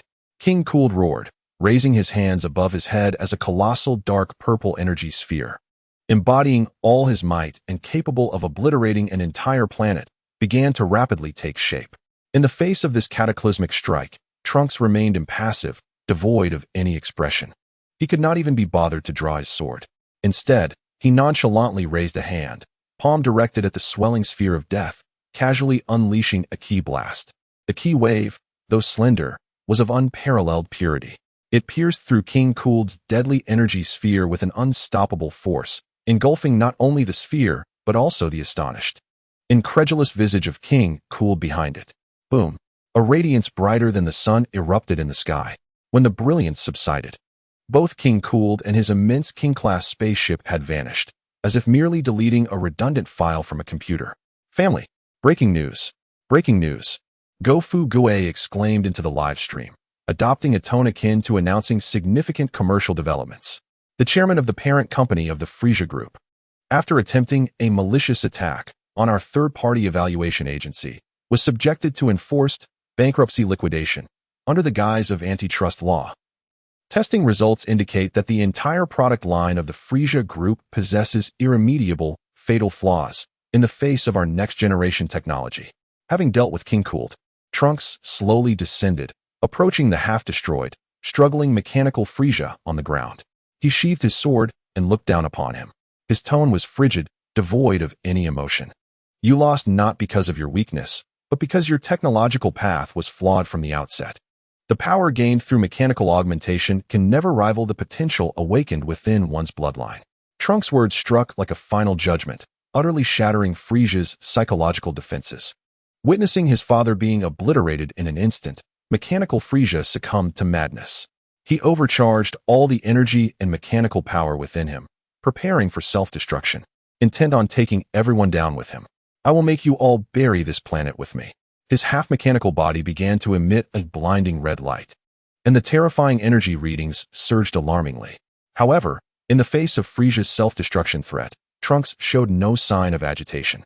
He did not immediately attack. Instead, he regarded Frisia with a chilling gaze, akin to a master programmer assessing a malicious code, seemingly evaluating the optimal resolution. Be quiet. He extended a hand towards Frisia, speaking softly. An invisible, supremely pure energy enveloped Frisia in an instant. This energy, like an administrator's command with the highest authority, forcibly suppressed all the rampaging energy within him. Family. Look. Quickly look. Gofu Gue seized this rare educational opportunity, conducting a technical tutorial live stream. Our product director is demonstrating the highest level, online bug fixes and hot patch deployments process. Faced with the impending server crash triggered by the competitor's self-destruction, he chose not to confront it head-on, but instead modified the opponent's underlying code via remote command, forcefully terminating its self-destruction program. My goodness, this maneuver is exquisite. This is the true essence of a technical genius. In the midst of Frisia's despair and disbelief, Trunks gathered a small, highly concentrated energy sphere in his palm. With the casualness of discarding a cigarette butt, he flicked it forward. The energy sphere silently struck the mechanical Frisia's body. There was no earth-shattering explosion, no blinding light. Frisia's body, along with all his mechanical components, disintegrated in the glow, particle by particle, completely vanishing into the cosmos, reduced to the most fundamental particles. The entire process was eerily silent, as if he had never existed in this world. Having resolved all adversaries, Trunks slowly turned, reverting from his Super Saiyan transformation. He approached the astonished Goku and the Z Warriors, his expression bearing a weight beyond his years. Mr. Son Goku. His voice was somewhat hoarse. I am from the future. Upon this declaration, the entire gathering was once again petrified. The future? How cool. Is the food better in the future? Goku scratched his head, excitement and curiosity mingling on his face. Vegeta's countenance, however, darkened further. He felt his pride being crushed into dust repeatedly. The future. Has the Super Saiyan of the future become so commonplace that they can be dispatched on errands? Piccolo quickly grasped the gravity of the situation. This implied that there existed a colossal crisis in their present that even a Super Saiyan from the future could not resolve, necessitating a journey back in time to alter it. Only Gofu Gue, after a brief moment of shock, suddenly had a revelation, slapping his thigh in realization. He rushed to Trunks, regarding him with the eyes of one assessing a commercial prodigy, exclaiming excitedly, I understand. I completely understand. You are not a mere traveler from the future. You are the chief market researcher who traversed back from the future market. You have returned bearing the market trend analysis report for the next 20 years and competitive data to provide guidance for our current management's strategic planning. Chapter 6. The Collapse of Mechanical Frisia. Is it a server crash or a bug fix? Time seemed to freeze. The air was taut with tension. Everyone present, including Goku and Vegeta, the pinnacle of Saiyan strength, stood as though petrified. Or as Go-Fu-Gue would put it, the entire server had crashed. Their minds could not process the spectacle unfolding before them. Just moments ago, the seemingly invincible competitor, the V-20 Mechanical Frisia, who had mercilessly suppressed the entire Z-Warrior group, was cleaved in half by a suddenly appearing purple-haired youth, cleanly, efficiently, almost with an industrial, cold beauty. The severed Mechanical Frisia did not perish immediately. His body convulsed on the ground, the mechanical parts continuing to operate frantically, sparks flying from the brake, crackling ominously. He roared in a voice filled with resentment and disbelief. Impossible. Who are you? How can there be a second Super Saiyan? He attempted to reassemble his body, countless tiny mechanical arms stretching from the severed edges, trying to forcibly draw his two halves together. However, the energy embedded within the sword strike contained a pure and domineering force, like an unremovable stubborn code, relentlessly destroying his cells and mechanical structure, thwarting his system's self-repair protocol. Family, please look. Pay close attention.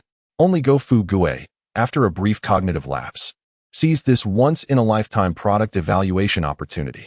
He raised a loudspeaker, adopting the fervent tone of a digital reviewer evaluating the latest flagship smartphone, and began a deep analysis into the camera of his dedicated live streaming device. This is the terrifying power of our next-generation product, Super Saiyan Youth Edition. He not only achieved a crushing superiority in hardware performance, but more importantly, his assault was accompanied by the effect of prohibiting bug fixes through lower-level code locking. Observe the upgraded V-20 model of Frisia. Despite its formidable self-repair capabilities, under our youthful version S, Supreme Administrator Privilege Suppression, its repair scripts are utterly inoperative. This is a victory at the architectural level, dear family. We have triumphed. Frisia has finally succumbed to despair. He realizes that not only has he lost in hardware, but even the software and underlying logic upon which he relies have been thoroughly seen through and suppressed by the opponent. Unable to repair, he resolves to format everything. In a final frenzy, the Mechanical Frisia decides to activate a scorched earth strategy. He commands the planet to accompany him in destruction. He overloads all the energy and mechanical power within him, preparing for self-destruction, intending to take the entire Earth with him.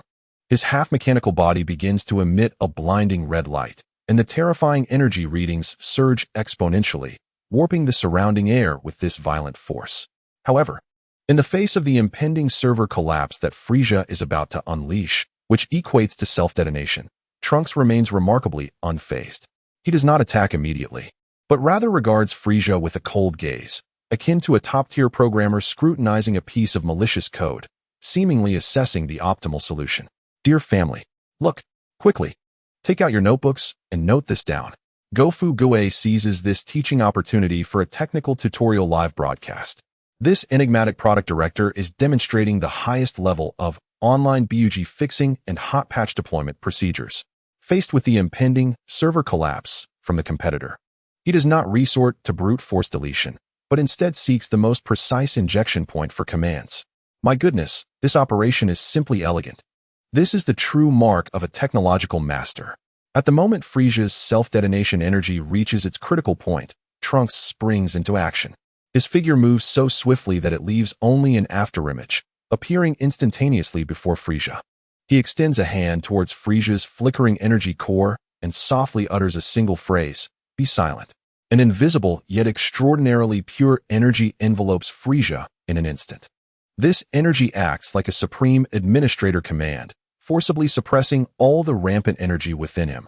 The self-detonation program is forcibly terminated. In Frisia's eyes filled with despair and disbelief, Trunks's palm gathers a small, highly concentrated energy sphere. He flicks it casually as if discarding a cigarette, but the energy sphere silently strikes the Mechanical Frisia's energy core. There is no earth-shattering explosion, no blinding light. Frisia's body, along with all his mechanical components, disintegrates particle by particle in the glow, transforming into the most fundamental particles of the universe. The entire process is eerily quiet, as if he had never existed in this world. After vanquishing all enemies, Trunks turns around, reverting from his Super Saiyan form. He approaches the astonished Goku and the Z-Warriors. He gazes at Bulma in the crowd, his expression complex, ultimately locking eyes with Goku and speaking. "Mr. Son Goku, I am from the future. This statement lands like a drop of cold water into boiling oil, instantly igniting chaos in the already malfunctioning scene. The Z Warriors collectively descend into a new round of mental server crashes. The future? How cool. Goku scratches his head, a look of excitement and curiosity on his face. Is the food in the future even better? Is there dinosaur meat I haven't tried?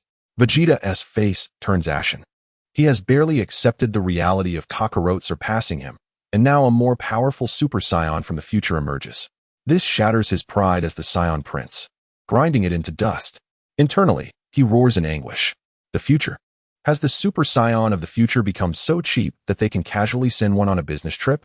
Bulma looks at this youth who bears a striking resemblance to her own hair color, deep in thought and confusion. Only Piccolo, the most educated among them, immediately recognizes the terrifying implications behind the phrase from the future. This signifies that their present has encountered a colossal crisis, one that even the Super Saiyan of the future cannot resolve and must return to alter. Only Go-Fu Gue, after a brief moment of shock, suddenly has a breakthrough. Slapping his thigh and wearing an expression of newfound understanding, he rushes up to Trunks, eyeing him as if he were a business prodigy, scrutinizing him meticulously. I understand. I completely understand. Go-Fu Gue's voice trembles with excitement as he tightly grasps Trunks' arm, as if seizing a billion-dollar investment opportunity. You are not a person from the future.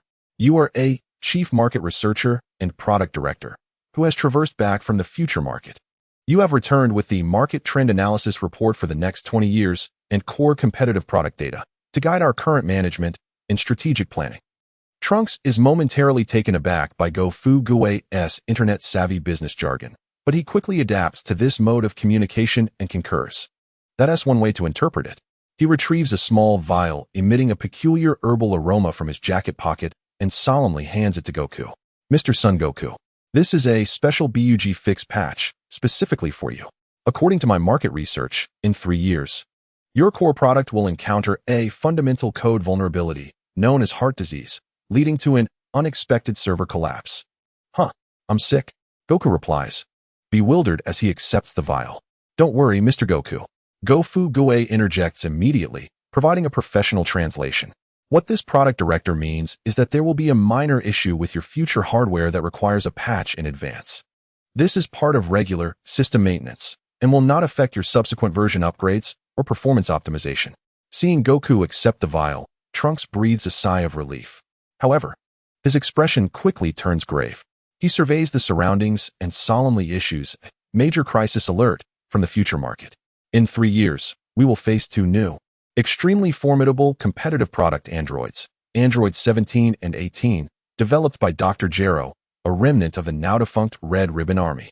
They possess core technological advantages in unlimited energy that we simply cannot compare to.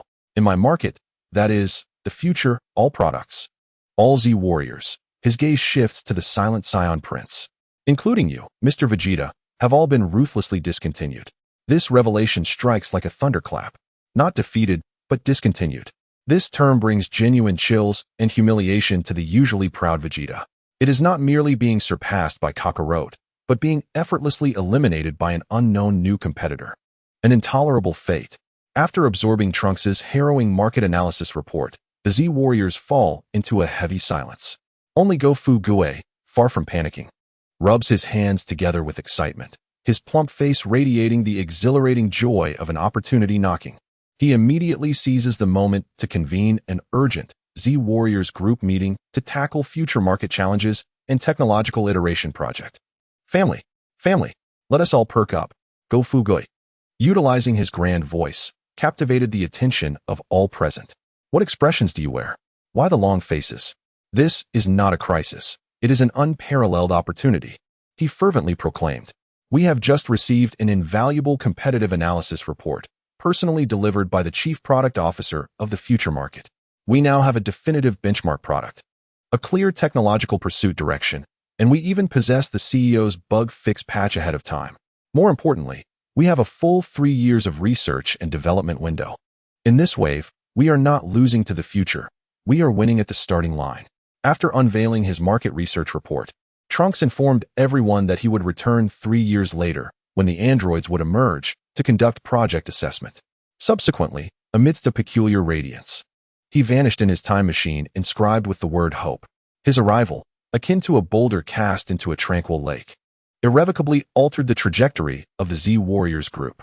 Vegeta, striving to surpass the youthful Super Saiyan from the future and to avoid being easily shelved by the so-called new competitors, embarked on an unprecedentedly intense internal competition.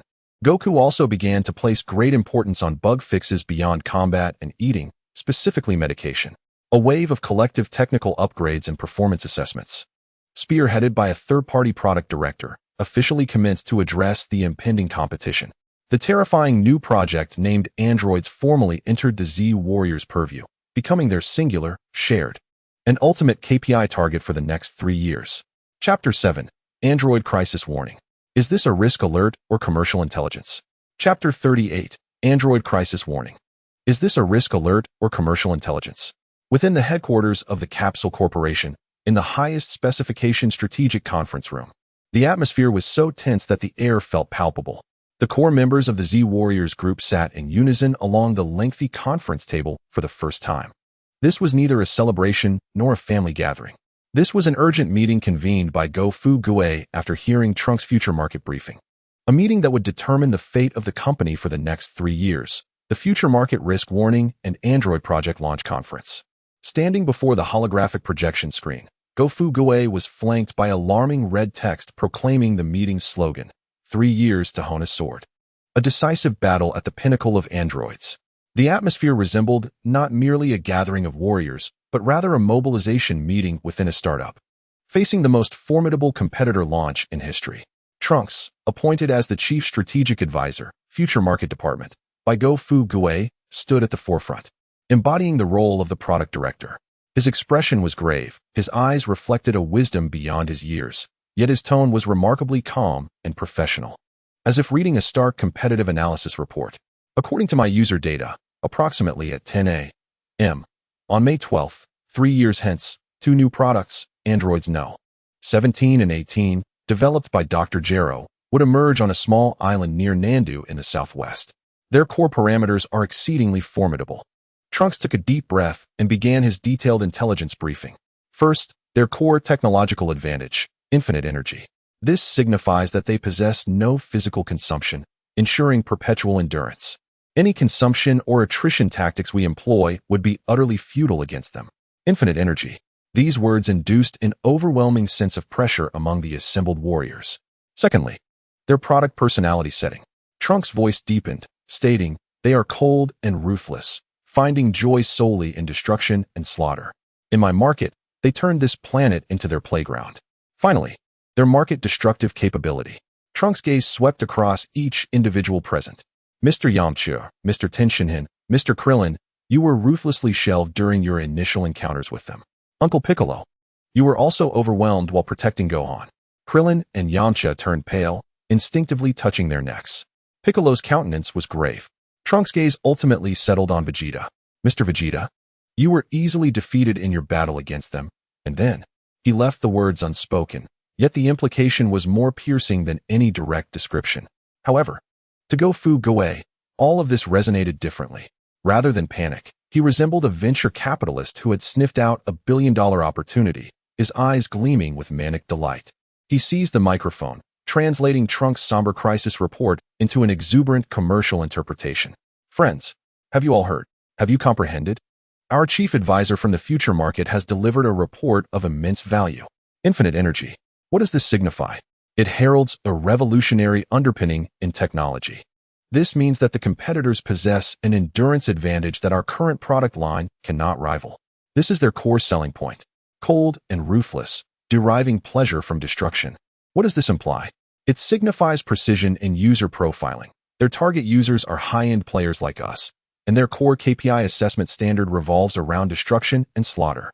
This is not a crisis warning. It is a top-secret commercial intelligence report delivered through perilous means by an insider from the competition.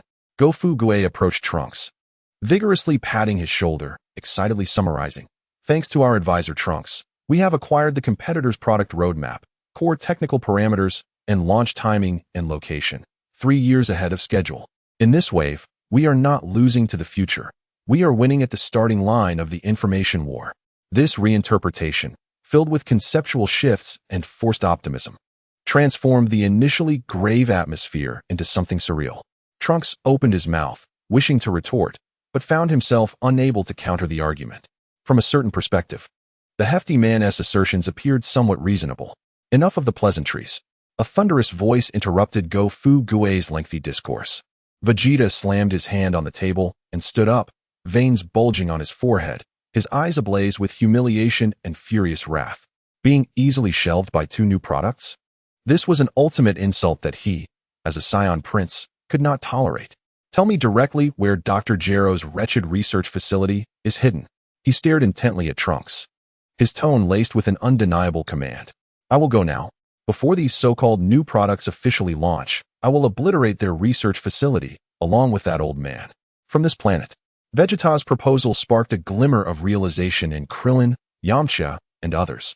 Indeed, now that we know who the enemy is and what they will do, why not eliminate the danger at its inception? This is the simplest and most direct solution.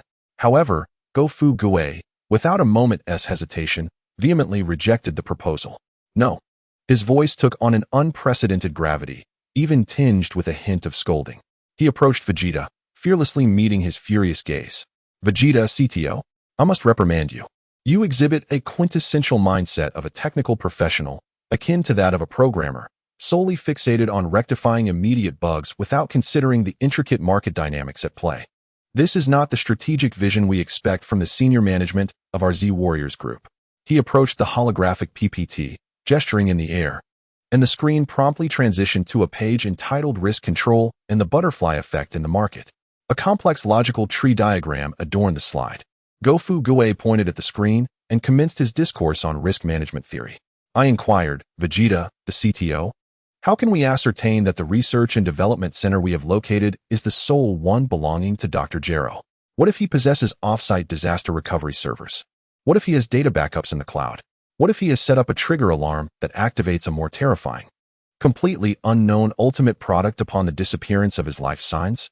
Go Fu Gui's voice resonated like a hammer, each statement striking deep within the hearts of the audience.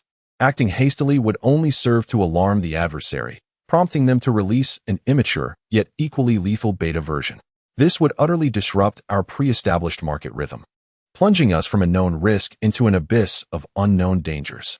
At that point, we would remain oblivious to when and in what form the competing products would launch. A fatal oversight in the arena of commercial warfare. Piccolo, listening intently, nodded slowly. Although he found the terminology perplexing, he grasped the underlying logic. Taking premature action indeed brims with uncertainty. Noticing the contemplative expressions of the audience, Go Fu Gui's voice grew increasingly resonant and impassioned. We cannot prevent the launch of competing products, for market trends are irreversible. However, we can dictate the battleground and the manner in which we confront our foes. Our objective now is not to hinder, but to prepare. We must fully leverage the invaluable 3-year strategic research and development window afforded to us by the future market to complete the technological iteration and performance enhancement of our Z Warriors Group's entire product line. 3 years from now, we shall shatter them at their global product launch with our undeniable technological superiority and formidable product matrix. We will make them understand what it truly means to be the dominant force in the market. Go Fu Gui's words fell upon the Z Warriors like a bomb dropped upon a serene lake, igniting their fears, sorrows, and anger into an inferno of fighting spirit. Indeed, what do we have to fear? We possess 3 years. We have advanced knowledge of the examination questions. Is this not an open book test? Well said. The first to respond was unexpectedly Wukong. His usual simplicity was replaced by a thrill akin to a chess match against a worthy opponent. The thought of such formidable adversaries was exhilarating. 3 years is ample time for us to grow stronger. He gazed at Go Fu Gui, his eyes sparkling with enthusiasm. I concur. Let us not seek out that so-called doctor. Instead, we shall hone our skills and defeat them with integrity. Wukong, the Chief Product Experience Officer of the Z Warriors Group, cast the decisive vote for this strategic decision with his purest desire for battle. Vegeta remained silent. Yet his clenched fists gradually relaxed. He could not deny that the words of this rotund individual, albeit eccentric, struck a precise chord with his deepest pride. To clandestinely destroy an unfinished product? What kind of victory is that? Such behavior is far beneath the dignity of a Scion Prince. What he desired was to crush his opponent with absolute and unmatched power in front of the world, at the zenith of their glory. He sought not only to surpass Kakarot, but also to eclipse the future youthful Super Saiyan. He wanted to demonstrate to the entire universe that he, Vegeta, embodies the most perfect form of the Super Saiyan product line. Do as you wish. Vegeta turned his head, his signature haughty tone emanating coldly. Do not misunderstand. I do not concur with your misguided reasoning, fat man. I simply wish to eradicate those android abominations from this world. 3 years. I need only 3 years. That will suffice. The decision was made. Under Gofu Gue's fervently impassioned strategic deployment, the atmosphere within the Z Warriors group transformed from a solemn crisis warning meeting into an invigorating mobilization for entrepreneurship. The Z Warriors group officially entered a state of full preparedness. Gofu Gue designated this initiative as All in Android, Agile Development Mode for All. Alright, now that the strategic direction has been established, I shall announce the KPI indicators and research directions for each division. With a sweeping gesture, Gofu Gue turned to a new page in the PPT. Firstly, Yukong, CEO. According to intelligence provided by Trunks, you will be forced offline in 3 years due to a fundamental code bug related to a heart condition. Although we have acquired the repair patch, to navigate a more complex market environment, I have decided to send you for advanced training in core technology. You will immediately board a spaceship to Yardrat. There, you will master the ability known as instant transmission, which enables global rapid deployment and precise point-to-point strikes. This will serve as the foundational technical support for our future cross-regional operations and be your core KPI for the next phase. Going to another planet? Splendid. I've heard the food there is quite unique. Wukong replied excitedly. Secondly, Vegeta, CTO. Gofu Gue's gaze shifted to the Scion Prince, exuding an aura of relentless ambition. Bulma, the technical director, will work overnight to upgrade your training room to a gravity level of up to 300 times. Your task over the next 3 years is to achieve a technological breakthrough in Super Saiyan transformation. Your benchmark is not Kakarot, but the future youthful Super Saiyan. Your KPI is to surpass him. That level of achievement will take me merely a year. Vegeta scoffed, yet the fire of battle within his eyes was nearly palpable. Thirdly, Piccolo, the strategic director, and Gohan, the potential prodigy. Gofu Gue turned his attention to Piccolo and Gohan.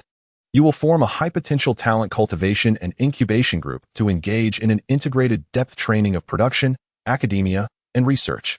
Director Piccolo, I do not care what methods you employ. In 3 years, I want to witness Gohan, this next-generation product, unleash his full potential. Piccolo nodded, casting a glance at Gohan, his eyes filled with the expectations of a rigorous mentor. As for the rest of us, Gofu Gue surveyed Krillin, Yamcha, and Tianjin Fan. We are the foundation of the group. Our mission is to continually enhance ourselves, providing the most stable support for the core product upgrades. And I, Gofu Gue patted his chest. I shall serve as the Chief Logistics Officer and Chief Public Relations Officer of the group. On one hand, I will utilize the financial resources of the Capsule Corporation to ensure a steady flow of research and development funding, with an abundance of Senzu beans and ample equipment. On the other hand, he revealed a cunning smile. I will continuously promote our Z Warriors group's forthcoming groundbreaking products to users and investors across the universe through my Pinksy livestream platform, maximizing their expectations. 3 years from now, when the Android competitors launch, it will be the grandest product launch event for our Z Warriors group to showcase our research and development achievements to the entire universe. Chapter 8. Preparing for the Androids. Is this technological iteration or market clearing? Chapter 39. Preparing for the Androids. Is this technological iteration or market clearing? Trunks' time machine vanished in a dazzling flash of light, reminiscent of a fleeting angel investor who, after submitting a revolutionary business proposal, retreats into obscurity. The Earth, a planet that had barely begun to savor the tranquility of the blue ocean market following the malicious acquisition by the Frisia Force, found itself once again ensnared in an even more frenzied arms race. Following the conference on the future market risk warning and Android project launch, filled with internet jargon led by Gofu Gue, the entire Z Fighters group officially entered a 3-year silent research and development phase. Thus commenced the most intense 3 years in Earth's history. In the first year, the Chief Technology Officer of the Z Fighters group, Vegeta, emerged as the most audacious entrepreneur within the company. He nearly welded himself within the training chamber set to 300 times Earth's gravity. The unlimited research and development funding provided by Bulma was entirely consumed in astronomical electricity and medical equipment costs. Like a paranoid lone wolf entrepreneur, he immersed himself in reverse engineering the Super Saiyan, no longer regarding Kakarot as his benchmark, but rather the dashing Super Saiyan from the future, whose excellence sparked his envy. With a resounding punch under the immense gravitational pressure, the air displaced by Vegeta's strike caused even the alloy walls to groan. Sweat cascaded down his body like a waterfall, his muscles tearing and reconstituting under extreme strain. This method of explosive energy release was inefficient. He gasped for breath, mentally replaying the combat data of Trunks and Goku. Kakarot's version was akin to an initial public beta, powerful yet overly reliant on emotions, rendering it unstable. That kid's version was evidently an optimized stable edition, boasting energy conversion efficiency and operational fluidity far superior to the original. I, Vegeta, Prince of the Saiyans, shall not merely replicate. What I aim to achieve is reconstruction. It is foundational optimization. He roared, his golden aura igniting repeatedly, only to extinguish due to unstable control. Alpha version 01, failure. Core instability. Beta version 0S, failure. Excessive power consumption. With each failure, he did not succumb to despair. Rather, he plunged into deeper madness, akin to a desperate gambler wagering his dignity, pride, an insatiable thirst for power on this technological gamble. Gofu Goe occasionally peered through reinforced glass at the frenzied Saiyan Prince, then addressed his livestream audience with a tone brimming with admiration. Dear friends, have you witnessed what it means to embody wolf culture? What it signifies to possess the founder's spirit? Our CTO Vegeta is illustrating this with his very life. He is not merely training. He is undergoing a self-revolution of the product. This spirit, which spares no effort for KPIs, is one that every worker should aspire to learn from. I hereby reserve this quarter's Outstanding Employee Award for Vegeta. In stark contrast to Vegeta's intense research and development efforts were Goku and Gohan's internal incubation project. Beneath the Bowsy Mountain, by the waterfall, Goku and Gohan engaged in no cataclysmic training. They simply sat cross-legged in meditation, even foregoing their Super Saiyan forms. Gohan, do you feel it? Goku softly inquired, eyes closed. The flow of energy resembles that of a stream.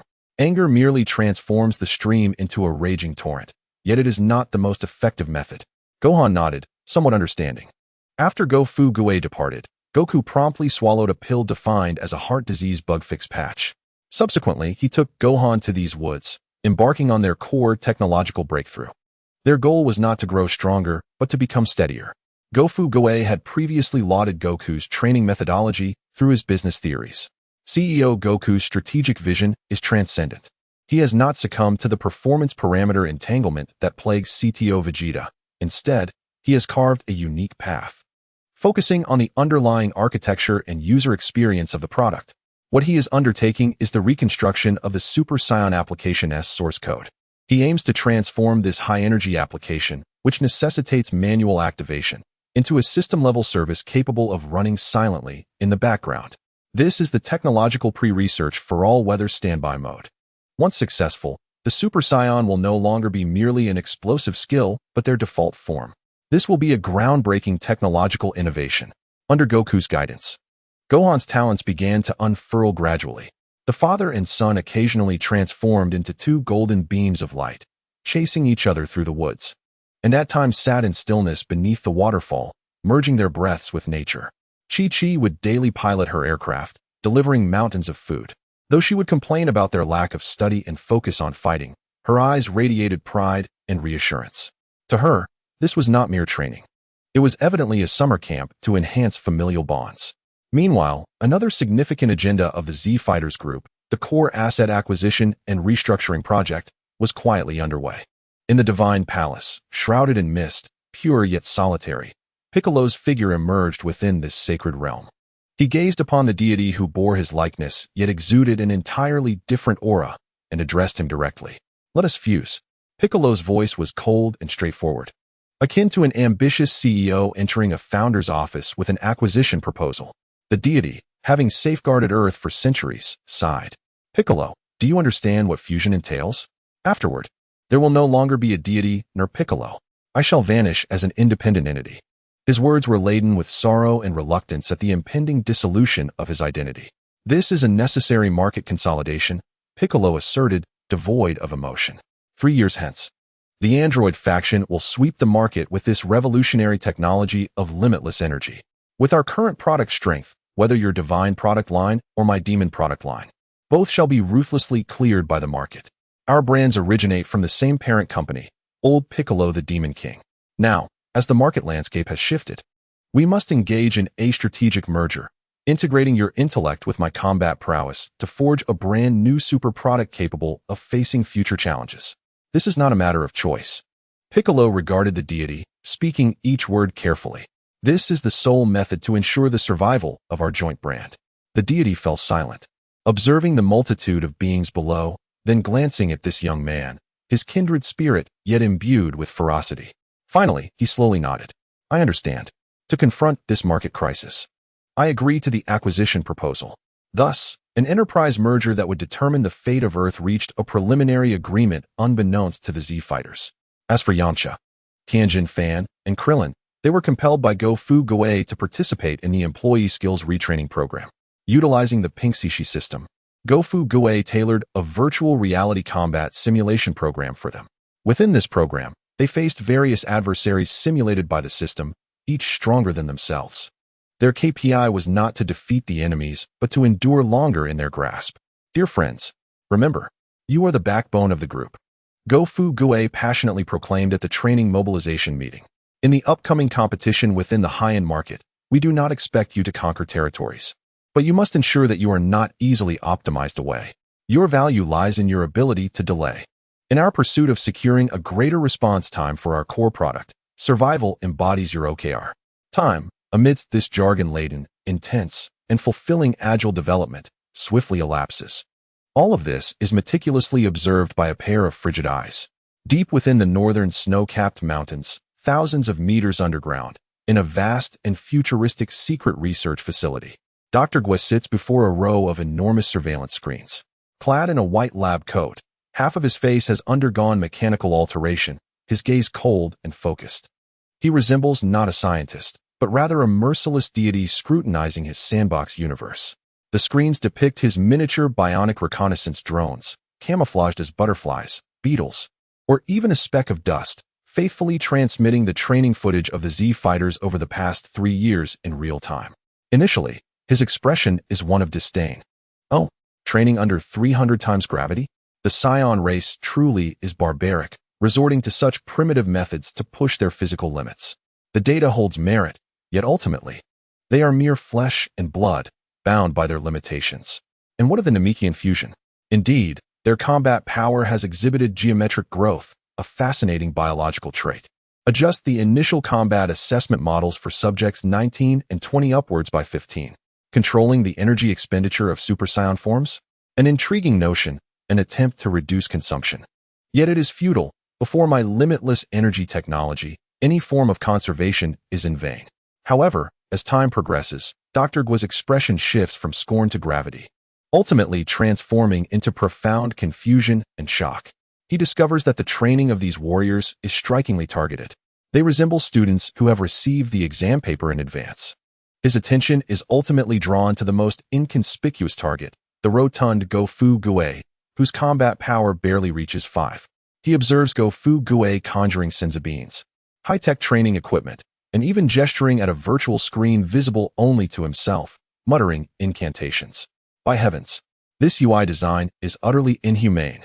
What a wretched system. Lacking even a one-click outfit change feature? Another pop-up. Pinksu, I love you. Get lost. This phenomenon eludes explanation by all scientific theories he possesses.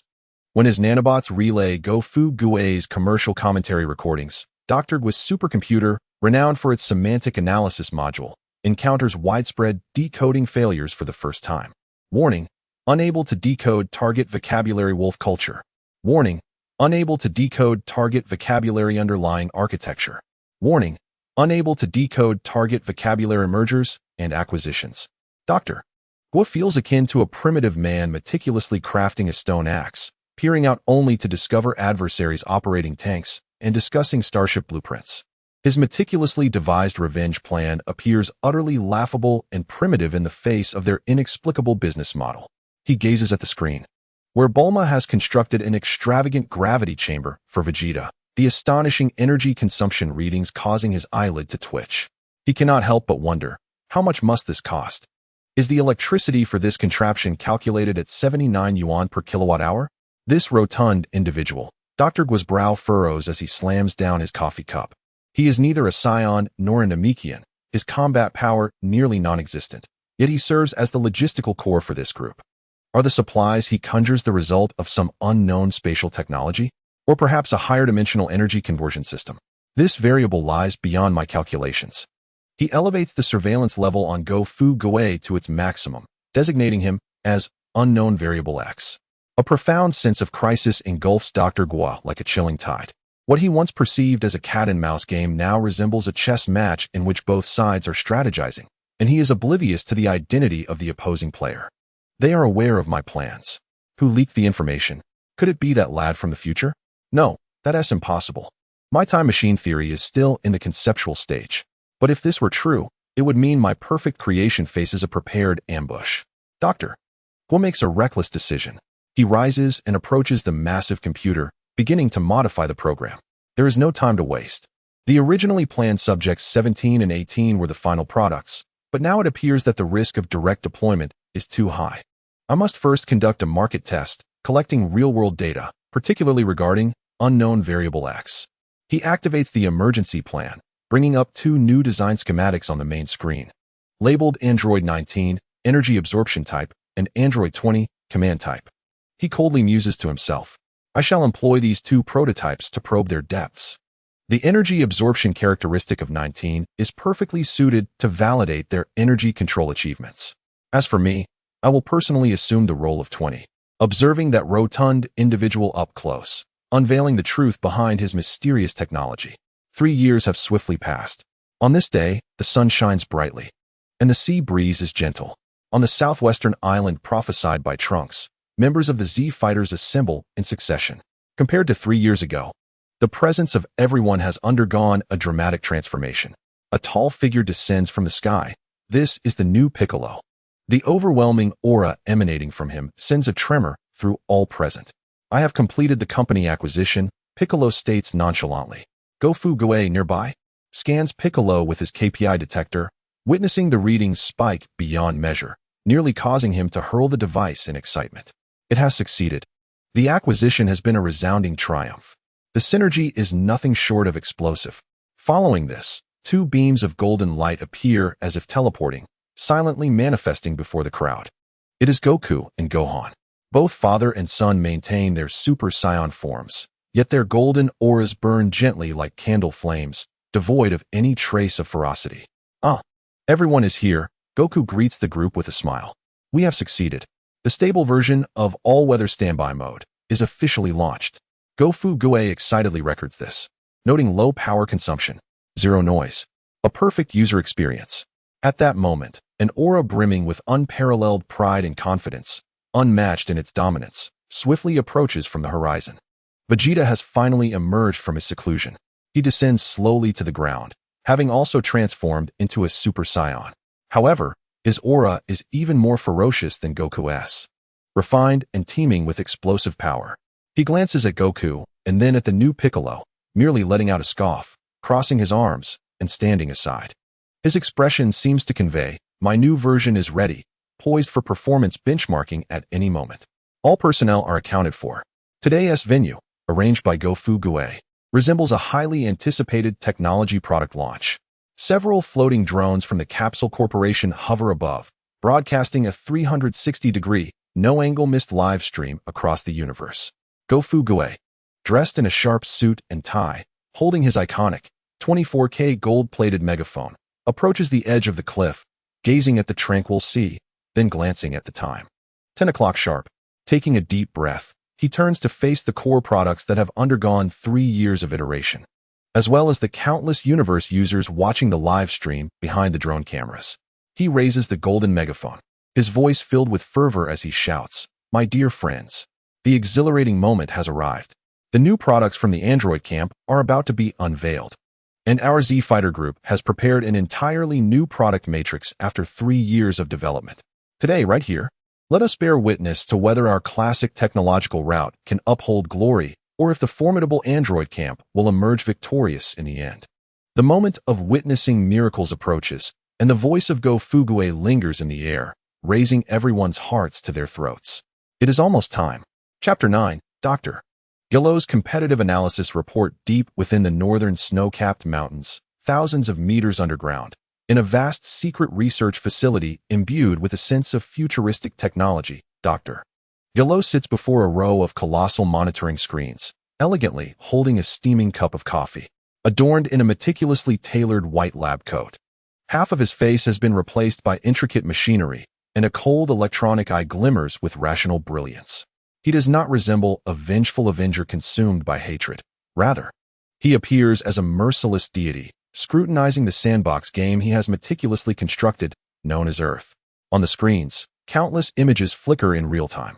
His miniature bionic reconnaissance robots, disguised as butterflies, seagulls, and even a grain of sand on the beach, faithfully transmit scenes from a small island in the southwest. At precisely 10 o'clock in the morning, every core member of the Z Warriors group is online. Dr. Gillot observes the familiar yet unfamiliar faces on the screen, a knowing smile curling at the corners of his lips. Everything is within his calculations. Like a top-tier project manager conducting final checks on lighting and sound before a product launch, he has spent 3 years patiently observing the closed development of the Z Warriors. In the first year, he was dismissive.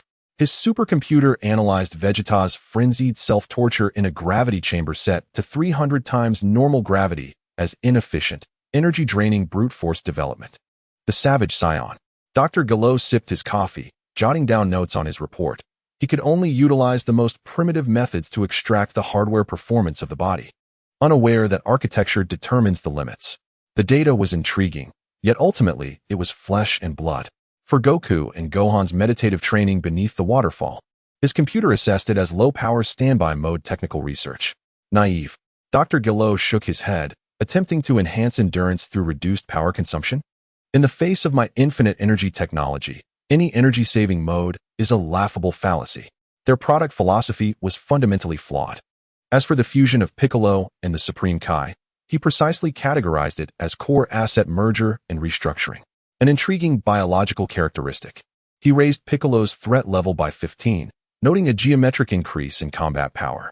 However, this still fell within the predictive range of my models. At that time, he felt like the system administrator of this world, writing the script that the Z Warriors could only obediently follow. However, from the second year onward, things began to take a bizarre turn. His nanobots frequently picked up incomprehensible phrases from a rotund individual with a power level of only 5. Vegeta, the CTO, insisted on promoting a wolf culture. If KPIs were not met, there would be no leaving work. Goku, the CEO, had the correct strategy, optimized the underlying architecture to enhance user experience. Piccolo's acquisition plan was extraordinarily successful, achieving perfect synergy. When these recordings were transmitted back to the research facility, Dr. Gillot's supercomputer, designed by him to possess the computational power capable of simulating the birth and death of galaxies, issued a widespread red alert for the first time within its proud semantic analysis and logical deduction module. Warning: unable to decode target vocabulary wolf culture. This term has a logical correlation of 0.001 with combat behavior. Warning: unable to decode target vocabulary KPI. Attempting to associate with the database failed. This term does not belong to any known tactical terminology. Warning: unable to decode target vocabulary user experience. The target is engaged in life or death training, a non-commercial service scenario, resulting in a logical conflict. Dr. Gillot stared at the glaring rows of red error codes, frowning for the first time. He felt like a primitive man, having meticulously honed a stone axe for 10 years in preparation for revenge, only to discover that his adversaries were discussing the design blueprints for the next generation of interstellar warships while riding in tanks. His proud revenge plan, rooted in biology, physics, and energy science, appeared primitive and incongruous in the face of their bewildering commercial jargon. He even experienced an absurd illusion. Was he not seeking to destroy a martial arts group, but rather an impending internet giant? His attention was inevitably drawn to the rotund Go-Fuguei, whose power level was a mere 5, yet always occupied the center position in the crowd, wielding a megaphone to direct the discourse. He elevated Go-Fuguei's surveillance level to the highest. Then, his scientific worldview began to collapse. He witnessed the rotund figure gesturing at the air as a virtual screen, radiating cheap visual effects, unfolded before him.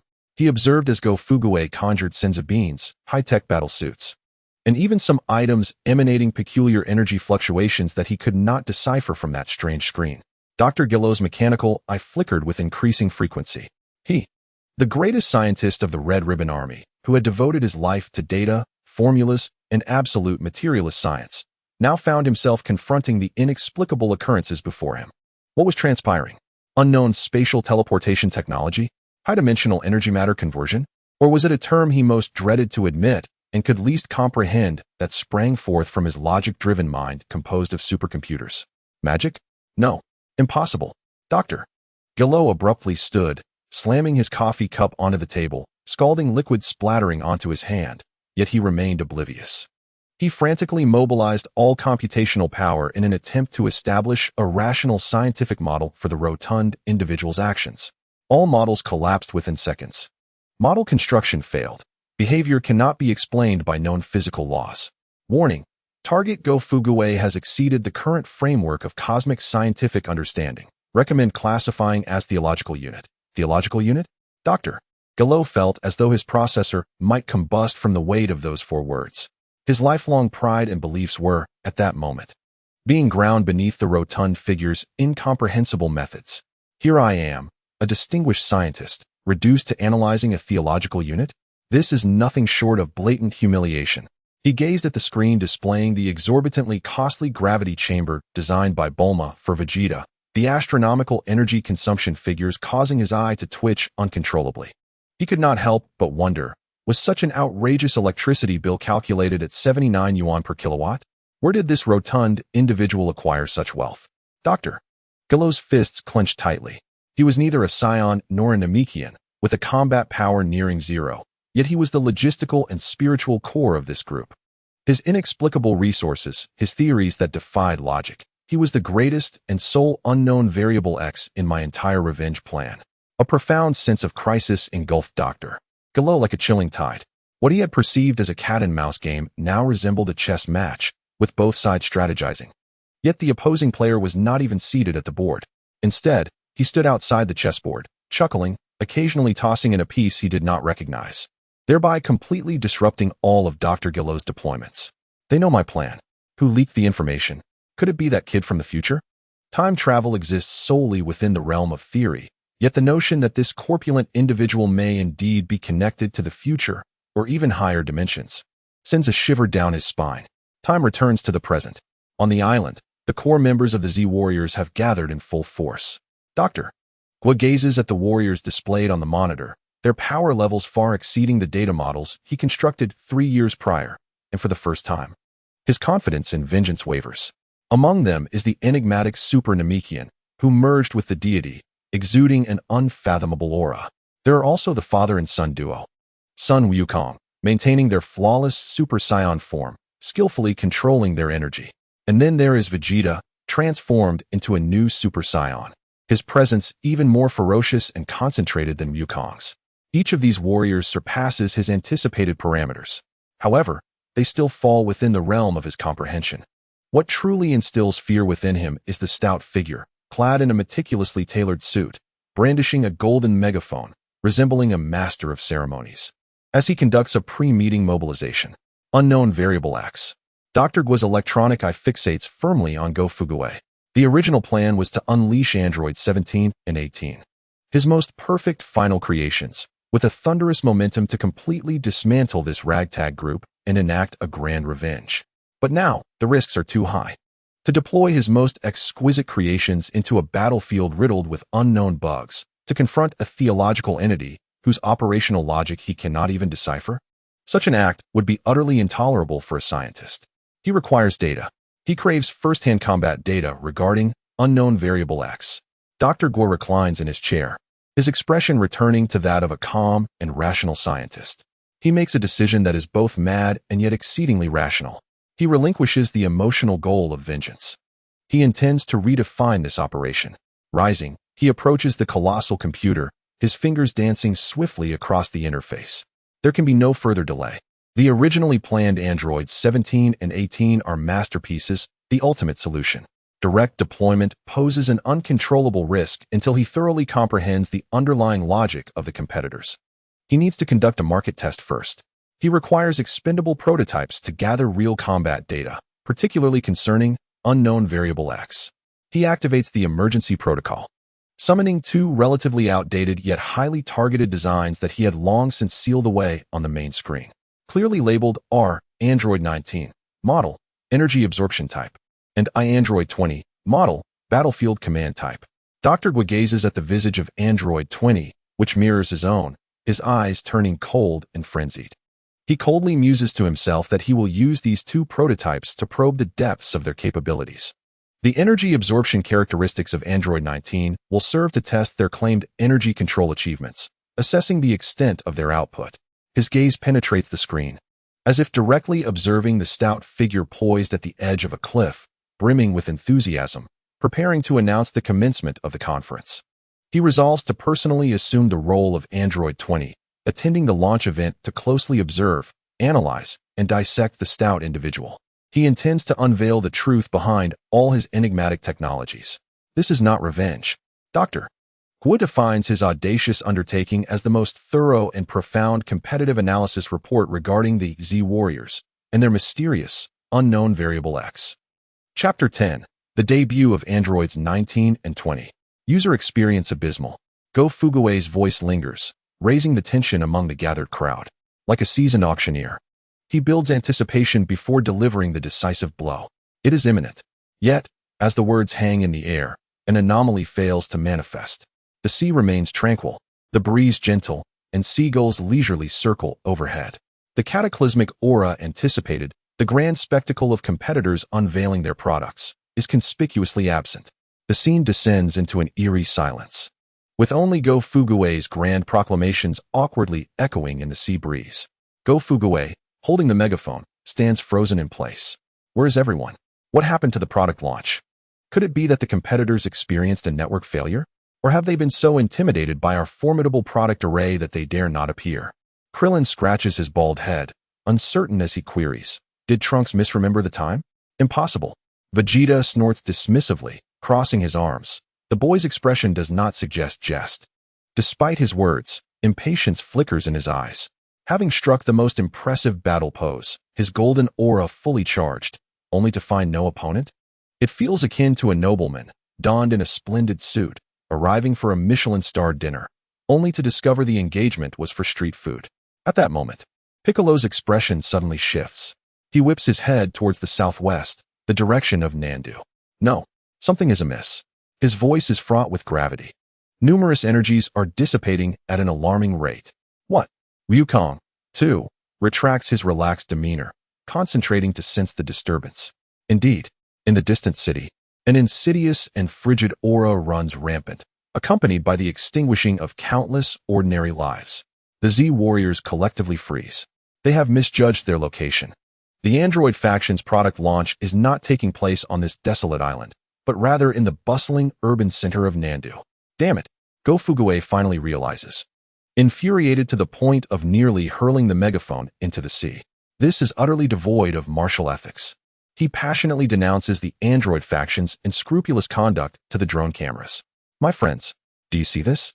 This is the corporate culture of the Android faction. They exhibit no commercial ethics whatsoever. We agreed to benchmark products on the island, yet they clandestinely infiltrate our core user market to conduct malicious promotion. This is fraud. This is false advertising.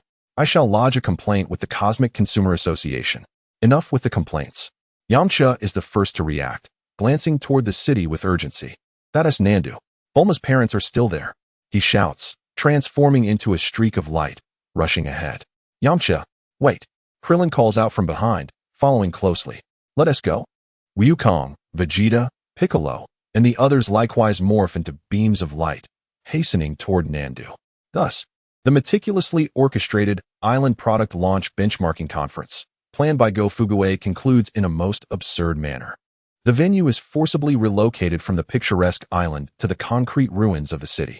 In the heart of Nandu, chaos reigns on the streets. People scream and flee in all directions. Explosions echo in a cacophony. The architects of this turmoil are two exceedingly bizarre figures. One is a corpulent individual, pallid, his face adorned with a comical blush, crowned with a pointed hat, resembling a poorly dressed clown escaped from a circus.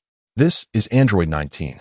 The other is an elderly man, his head encased in a transparent glass dome, wearing a cap emblazoned with the RR logo. He is none other than Dr. Gua, who has transformed himself into Android 20. Data is currently being collected. The mechanical eye of Dr. Gua flickers with a crimson glow, coldly scanning the lives that have vanished in the explosion.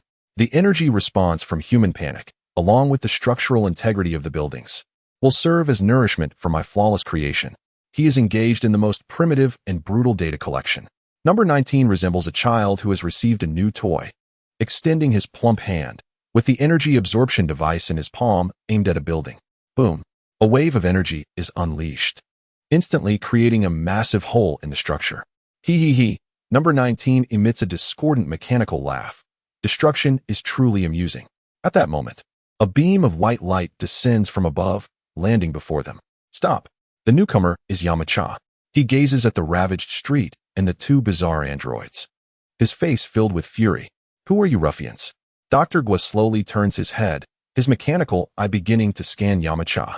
Target confirmed, Yamacha. Combat power assessment, 600,000.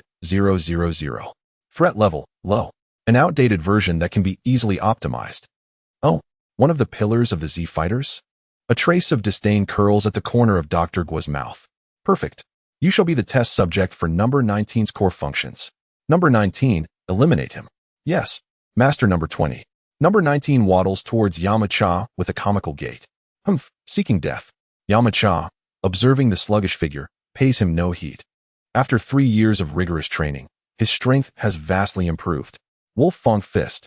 Yamacha shouts, his body transforming into a blur as he unleashes a flurry of punches. However, these fists, capable of splitting mountains, merely produce dull thuds upon striking number 19's corpulent form, as though hitting cotton. Number 19 doesn't even flinch. What? Yamacha is taken aback. In that moment of distraction, number 19's hefty hand shoots out with a speed incongruent to his size, firmly grasping Yamacha's face. He. Yamacha feels an immense suction emanating from the palm of his opponent. His energy is being uncontrollably siphoned away. Yamacha lets out a cry of agony, attempting to struggle, but his body grows increasingly weak due to the rapid depletion of energy. No, stop. Thud. A sound akin to a blade piercing flesh reverberates. Number 19's other hand, fingers together like a sharp implement, cleanly pierces Yamacha's chest. Yamacha's scream is abruptly silenced. His eyes lose their luster, and his body collapses like a rag doll.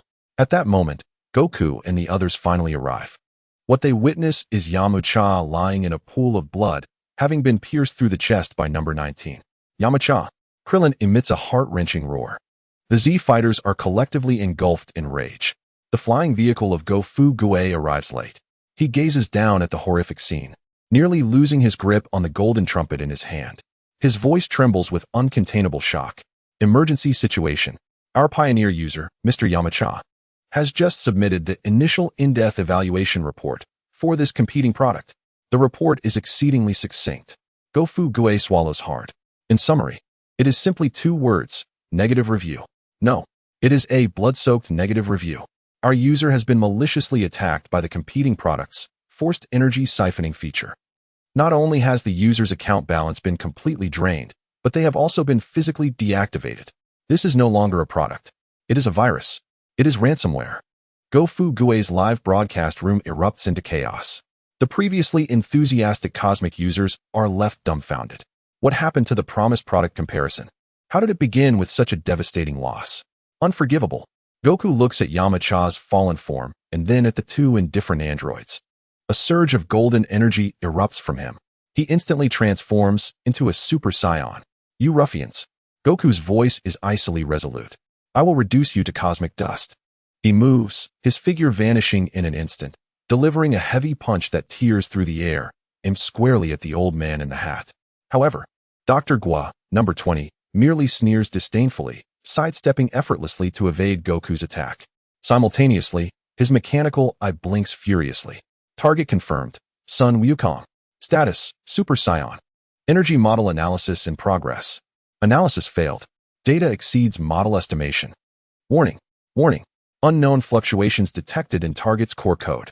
Heart rate and blood pressure exhibit irregular peaks. Dr. Gui's supercomputer has identified a critical bug that even Goku himself remains oblivious to. As expected, the data I've monitored over the past 3 years holds true. Dr. Gui sneers inwardly.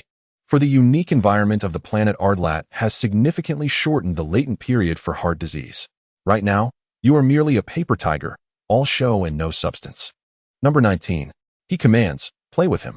When his system collapses, absorb all of his energy. Yes, Master number 20. Number 19 waddles to stand before Goku. Your opponent is me. Goku gazes at the rotund figure, his eyes icy. He refrains from further words, his figure disappearing once more. This time, his target is number 19. Bang, bang, bang. Goku's speed reaches its zenith. A torrent of physical attacks descends upon number 19 like a tempest. Number 19's corpulent body is pushed back, emitting dull thuds. Although no substantial damage is inflicted, Goku's ferocious onslaught offers a glimmer of hope to the Z fighters. Wonderful. Goku's physical attacks are effective, Krillin states anxiously.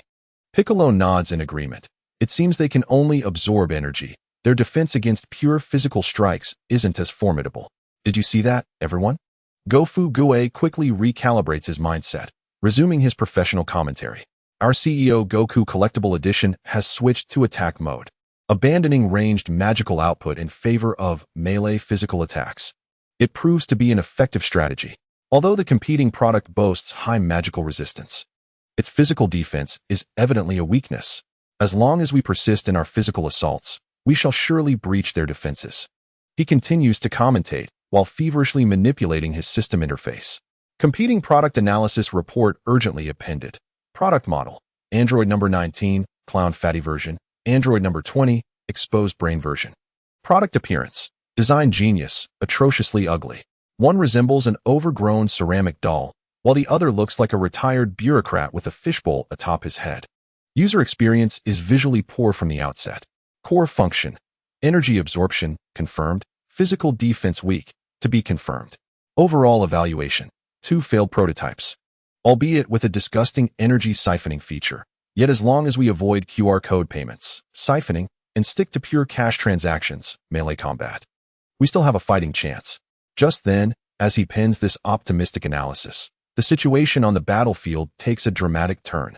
In the midst of a relentless assault, Goku's movements suddenly falter.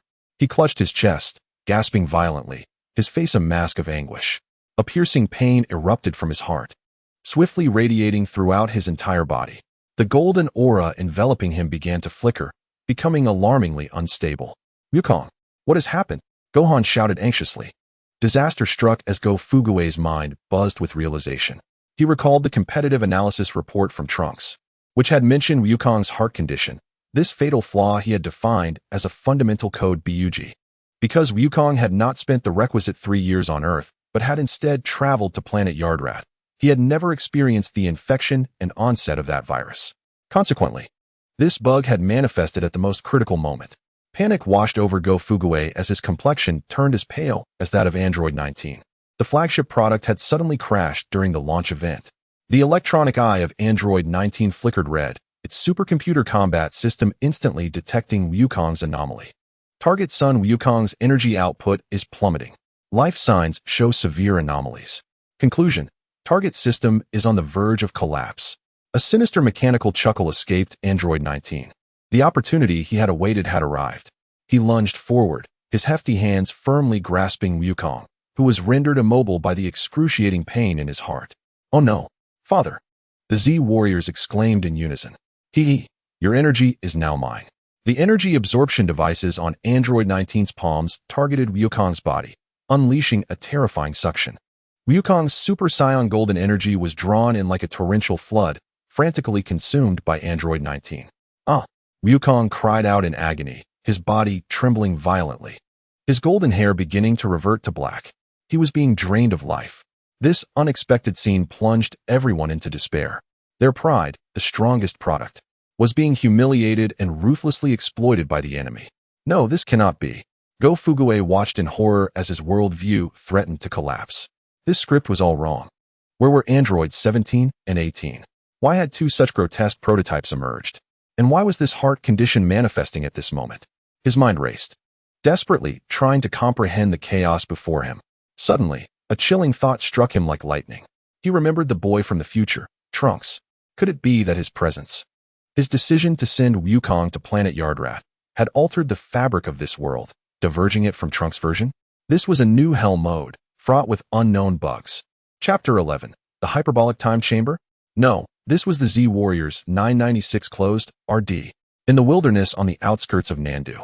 The atmosphere was as tense as the final second before a server crash. Wukong, father. Krillin and Gohan's cries were drowned out by Android 19's greedy mechanical laughter. The strongest warrior on Earth, the legendary Super Saiyan, lay on the ground, clutching his chest, racked by the sudden onset of his heart condition. His dazzling golden aura flickered like a poorly tuned television signal on the brink of extinguishment.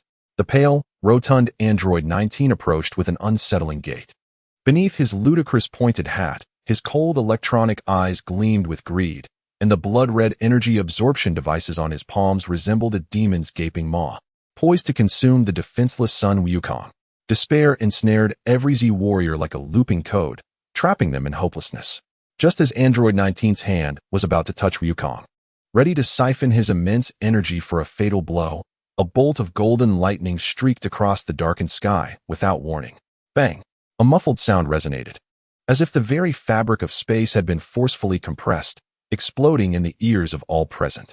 Android 19's corpulent form was hurled backward, akin to a ball struck by a high-speed maglev train, propelled with tenfold velocity, arcing through the air before crashing into the distant ruins with a thunderous roar. Kicking up a cloud of dust, time seemed to freeze at that moment as a figure stood proudly before Sun Wukong, clad in a familiar blue combat suit. With his iconic spiky black hair and arms crossed, the face bore the eternal haughtiness of a Saiyan prince. It was Vegeta, V.E. Vegeta, Krillin, Tien, and the others gazed at this unexpected ally, their jaws nearly dropping to the ground. Wasn't he supposed to be searching for Wukong in the cosmos? How could he possibly? Yet before they could fully comprehend the situation, another voice, even more shocking and familiar, resonated through a golden loudspeaker, echoing across the battlefield. Family, do not panic. Calm your hearts. Everyone turned toward the source of the voice, where Go Fugue was enthusiastically waving his arms from the Capsule Corporation's aircraft, exuding the exuberance of a successful disaster recovery drill. This is not a system bug. Rather, it is the long-awaited initiation of our Z Warriors Group's remote high-availability disaster recovery plan. When our primary server, Wukong 1, enters maintenance mode due to uncontrollable factors, heart disease bug, our high-availability backup server, Vegeta Plus, located in a distant star system, will seamlessly take over in milliseconds. This is the formidable strength of our technology, ensuring that our core service, Earth Peacekeeping, remains uninterrupted 24/7. This internet-infused explanation left everyone present utterly bewildered. Meanwhile, Vegeta paid no heed to the astonished gazes around him, casting a disdainful glance at the gasping Kakarot on the ground. Humph, Kakarot, you inferior warrior, truly a waste. At a critical moment, you were toppled by a mere bug, the legendary Super Saiyan, merely a facade. You are unworthy of such power. However, let this be a lesson. Witness what true genius looks like. Witness the glory that belongs to the Saiyan Prince, Vegeta. A roar, suppressed for far too long, surged from the depths of Vegeta's throat, imbued with boundless fury and pride. The golden aura erupted forth like a dormant volcano awakening after eons, enveloping him in radiant light. While the shockwaves lifted the ground beneath him, his black hair stood upright, transformed into blazing golden flames, and his dark irises morphed into cold, emotionless emeralds. Super Saiyan. Vegeta had finally, through his own strength, transcended into this legendary realm. Crack, crack. In the ruins, Android 19 struggled to rise. His ceramic face was marred with fissures, his eyes flickering with chaotic red light, indicating that his internal systems had been thrown into disarray due to the recent blow. Error. Data unrecognizable. Target unit Vegeta, energy model, exceeds database limits. Oh, your processor seems inadequate, overheating so swiftly? A voice, both mocking and cruel, resonated above him. Vegeta had somehow floated into the air, looking down upon him with a gaze reminiscent of one surveying a line of erroneous, superfluous code ready to be discarded. Humph, with such a lackluster firewall, you dare to assault our core server? Unforgivable. To absorb. I must absorb your energy. The logic system of number 19 was driven by the most rudimentary commands. It emitted a piercing shriek and recklessly charged at Vegeta. Arms outstretched, the recently repaired energy absorption device aimed at its target once more. Still dreaming? A scornful smile crept across Vegeta's face. Yet he did not evade. He even moved towards it. Bang! Number 19's hefty hands seized Vegeta's arm with precision and force. Hee, got you. No. 19 let out a triumphant mechanical laugh. Your energy is mine. A terrifying suction enveloped Vegeta, who felt the immense power he had only recently grasped. Like an ocean, uncontrollably draining away. This sensation, the feeling of one's strength being stolen, dominated by another. In an instant, a humiliating memory from Planet Mike flashed through Vegeta's mind. A moment of disgrace he would remember for a lifetime. He lay on the cold ground, vitality slipping away bit by bit. The diminutive cosmic tyrant, Philisa, stood upon his chest, teasingly wrapping his long tail around his neck, lifting him into the air. Vegeta, look at your pitiful state now. How wretched you are. Philisa's voice was elegant yet cruel. Your power, your dignity, now belong to me, Vegeta. Just like a mere plaything. That feeling, that profound humiliation, akin to being a livestock without the power to resist. No, in reality, Vegeta's emerald eyes narrowed in sheer rage, bloodshot and fierce. He would not allow it. He would never permit himself to return to that past, where he was as defenseless as an ant. Your actions, Vegeta's voice, cold as if emanating from the depths of hell, are categorized as malicious data scraping in our user agreement. He exerted himself with force, and that terrifying power erupted instantaneously. This constitutes a serious violation. Crack. With a sharp sound, number 19's grasp on Vegeta's arm was brutally severed by pure brute strength. Regarding violators, a deranged smile appeared on Vegeta's face. Our method of handling is always quite simple. In a flash, swifter than the eye could perceive. Permanent account termination. Bang! An immensely powerful punch, fueled by unending fury, struck number 19's pale, plump face. Number 19's head caved in like a watermelon struck by a battering ram, neck creaking under the strain, as he flew backward like a cannonball. But it was not over yet. Vegeta, like a descending demon, pursued number 19 as he flew backward, akin to a cat playing with a mouse. Response time test. Failed. Too slow. A whip kick sent number 19 spinning 720 degrees in midair. Impact resistance test. Barely passed, yet the exterior material felt cheap. A powerful punch deeply dented number 19's chest, sending electrical sparks crackling from the intricate circuitry within. AI logic test. A complete failure, only capable of repeating the command to absorb energy, which in turn wrote this garbage code. The final strike, a precise blade hand, severed number 19's head. Family. Family. Such brutality. Such bloodshed. Go Fuguei passionately narrated from a distance. Our Vegeta Plus server is conducting inhumane function tests and stress tests on competitive testers. This is no longer a technical crushing. It is a one-sided massacre. Vegeta descended slowly, holding number 19's still glowing head aloft. He gazed into those fearful electronic eyes and delivered a frigid final verdict in the tone of a seasoned product manager evaluating a competitor. Outdated hardware configuration, obsolete software architecture, and an interaction interface that is grotesquely repulsive. Conclusion: you are a failed product, destined for market obsolescence. Now let us proceed with the final. Vegeta casually tossed the head into the air. Forced uninstallation. He raised one hand, palm directed at the airborne head. A dazzling golden energy sphere rapidly coalescing and compressing at a visible speed. Big Bang attack. Boom. The terrifying energy explosion obliterated every trace of the existence of android number 19 from this world, leaving not even a speck of dust. The explosion illuminated Vegeta's face, etched with pride and arrogance. Dinka, Kellen, and others' minds had completely crashed.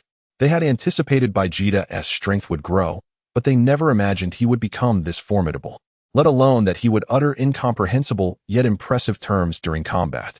Damn it, the data, battle data of number 19. Completely lost. In the distance, Dr. Jelua watched in terror as number 19 was reduced to rubble. His brain, composed of supercomputers, overloaded in that moment. His pride, the android he had created, was so effortlessly dispatched by a counterfeit Super Scion. He glanced at the demonic Vegeta, then at the distant figure of the portly man waving a loudspeaker. An unprecedented thought surged within him. Flee. I must immediately return to the research facility. Activate the two most perfect final products. Dr. Jelua no longer hesitated, feigning a move to drive back bike, then turned and fled desperately towards the northern mountains. Trying to escape? Vegeta scoffed, preparing to pursue and grant him a forced uninstallation as well. However, before he could move, a figure faster than he blocked his path. It was Go Fuguei. Oh, Beijing. Beijing, please calm down. Go Fuguei rushed over, a sycophantic smile plastered on his face. Do not pursue a desperate enemy. Beijing furrowed his brow, a murderous aura locking onto him. Get lost, inferior being. Do not assume that because you saved Kakaluot, I will be courteous to you. I wouldn't dare. Go Fuguei hastily waved his hands. Then, rubbing them together, cautiously spoke in an excessively obsequious tone. Well, Beijing, you saw the performance demonstration. Did you not? Beijing paused. What?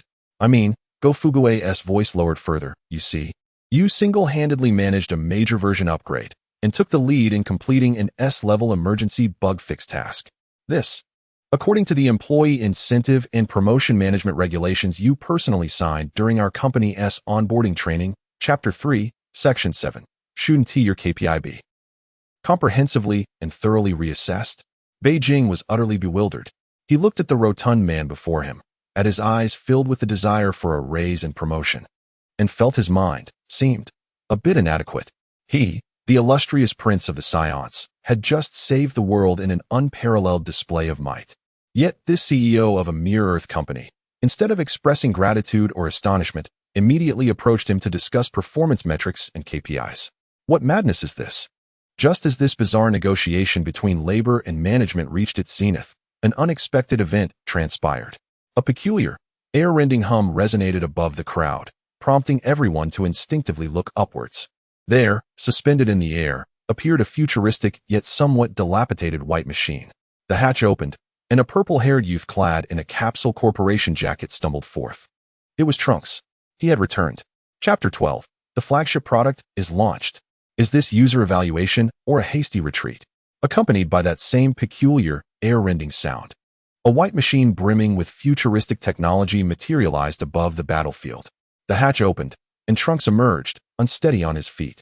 Upon witnessing the unscathed crowd and the comically hatted old man fleeing in the distance, a look of profound confusion. Who am I? Where am I? Have I mistakenly received the wrong script? Etched itself upon his handsome face. This era felt akin to a glass of diluted, subpar whiskey, its flavor and hue all wrong. Yet one must force it down nonetheless.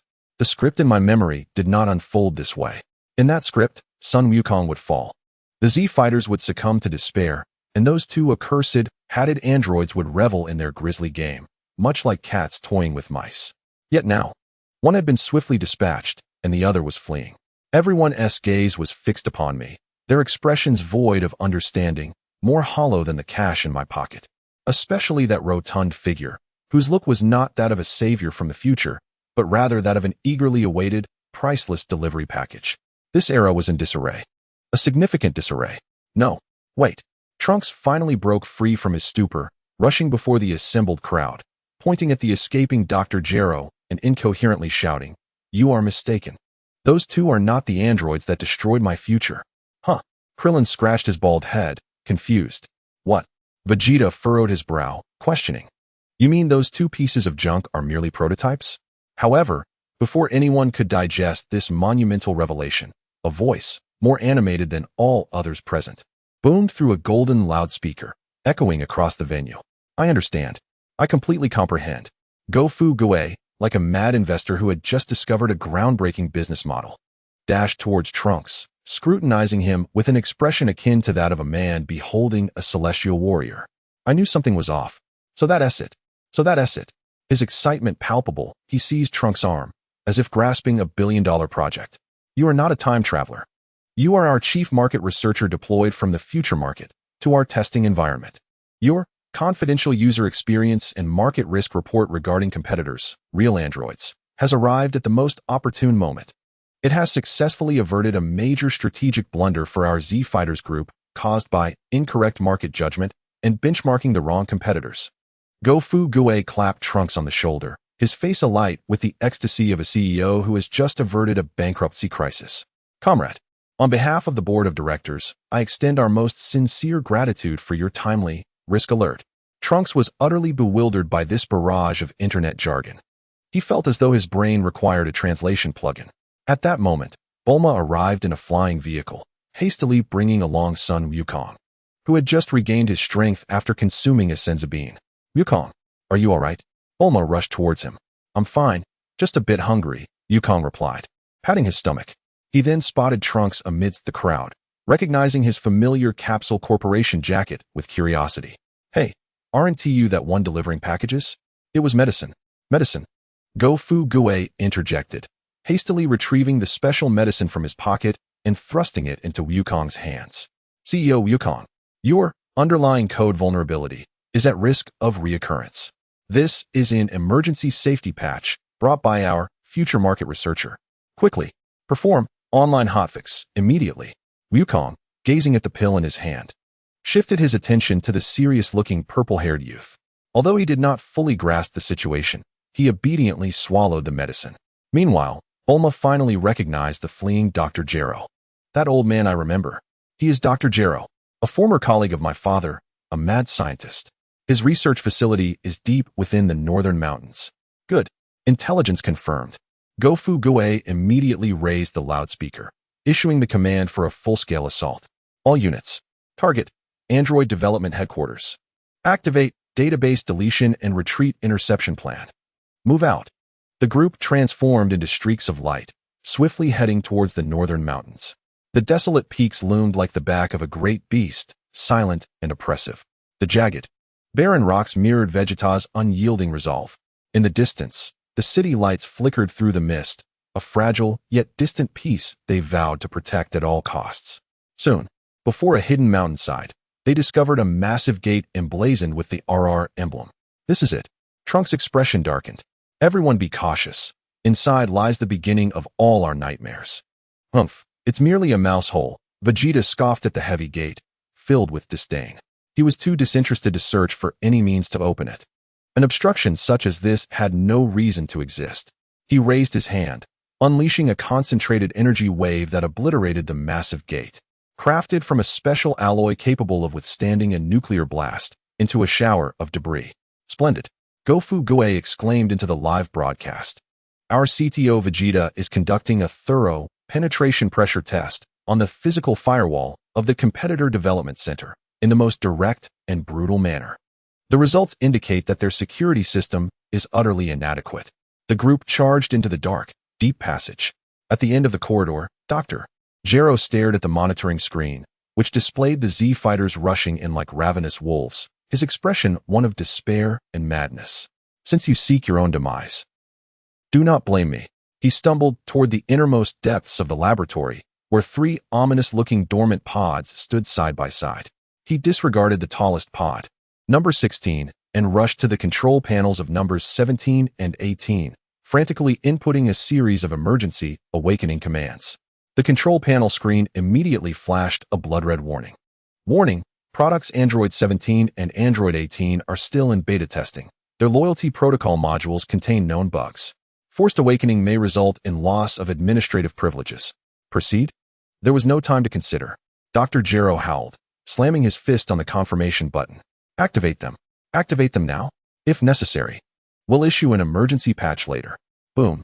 At that moment, Vegeta forcefully kicked open the final door of the laboratory, and the Z warriors finally arrived. However, it was too late.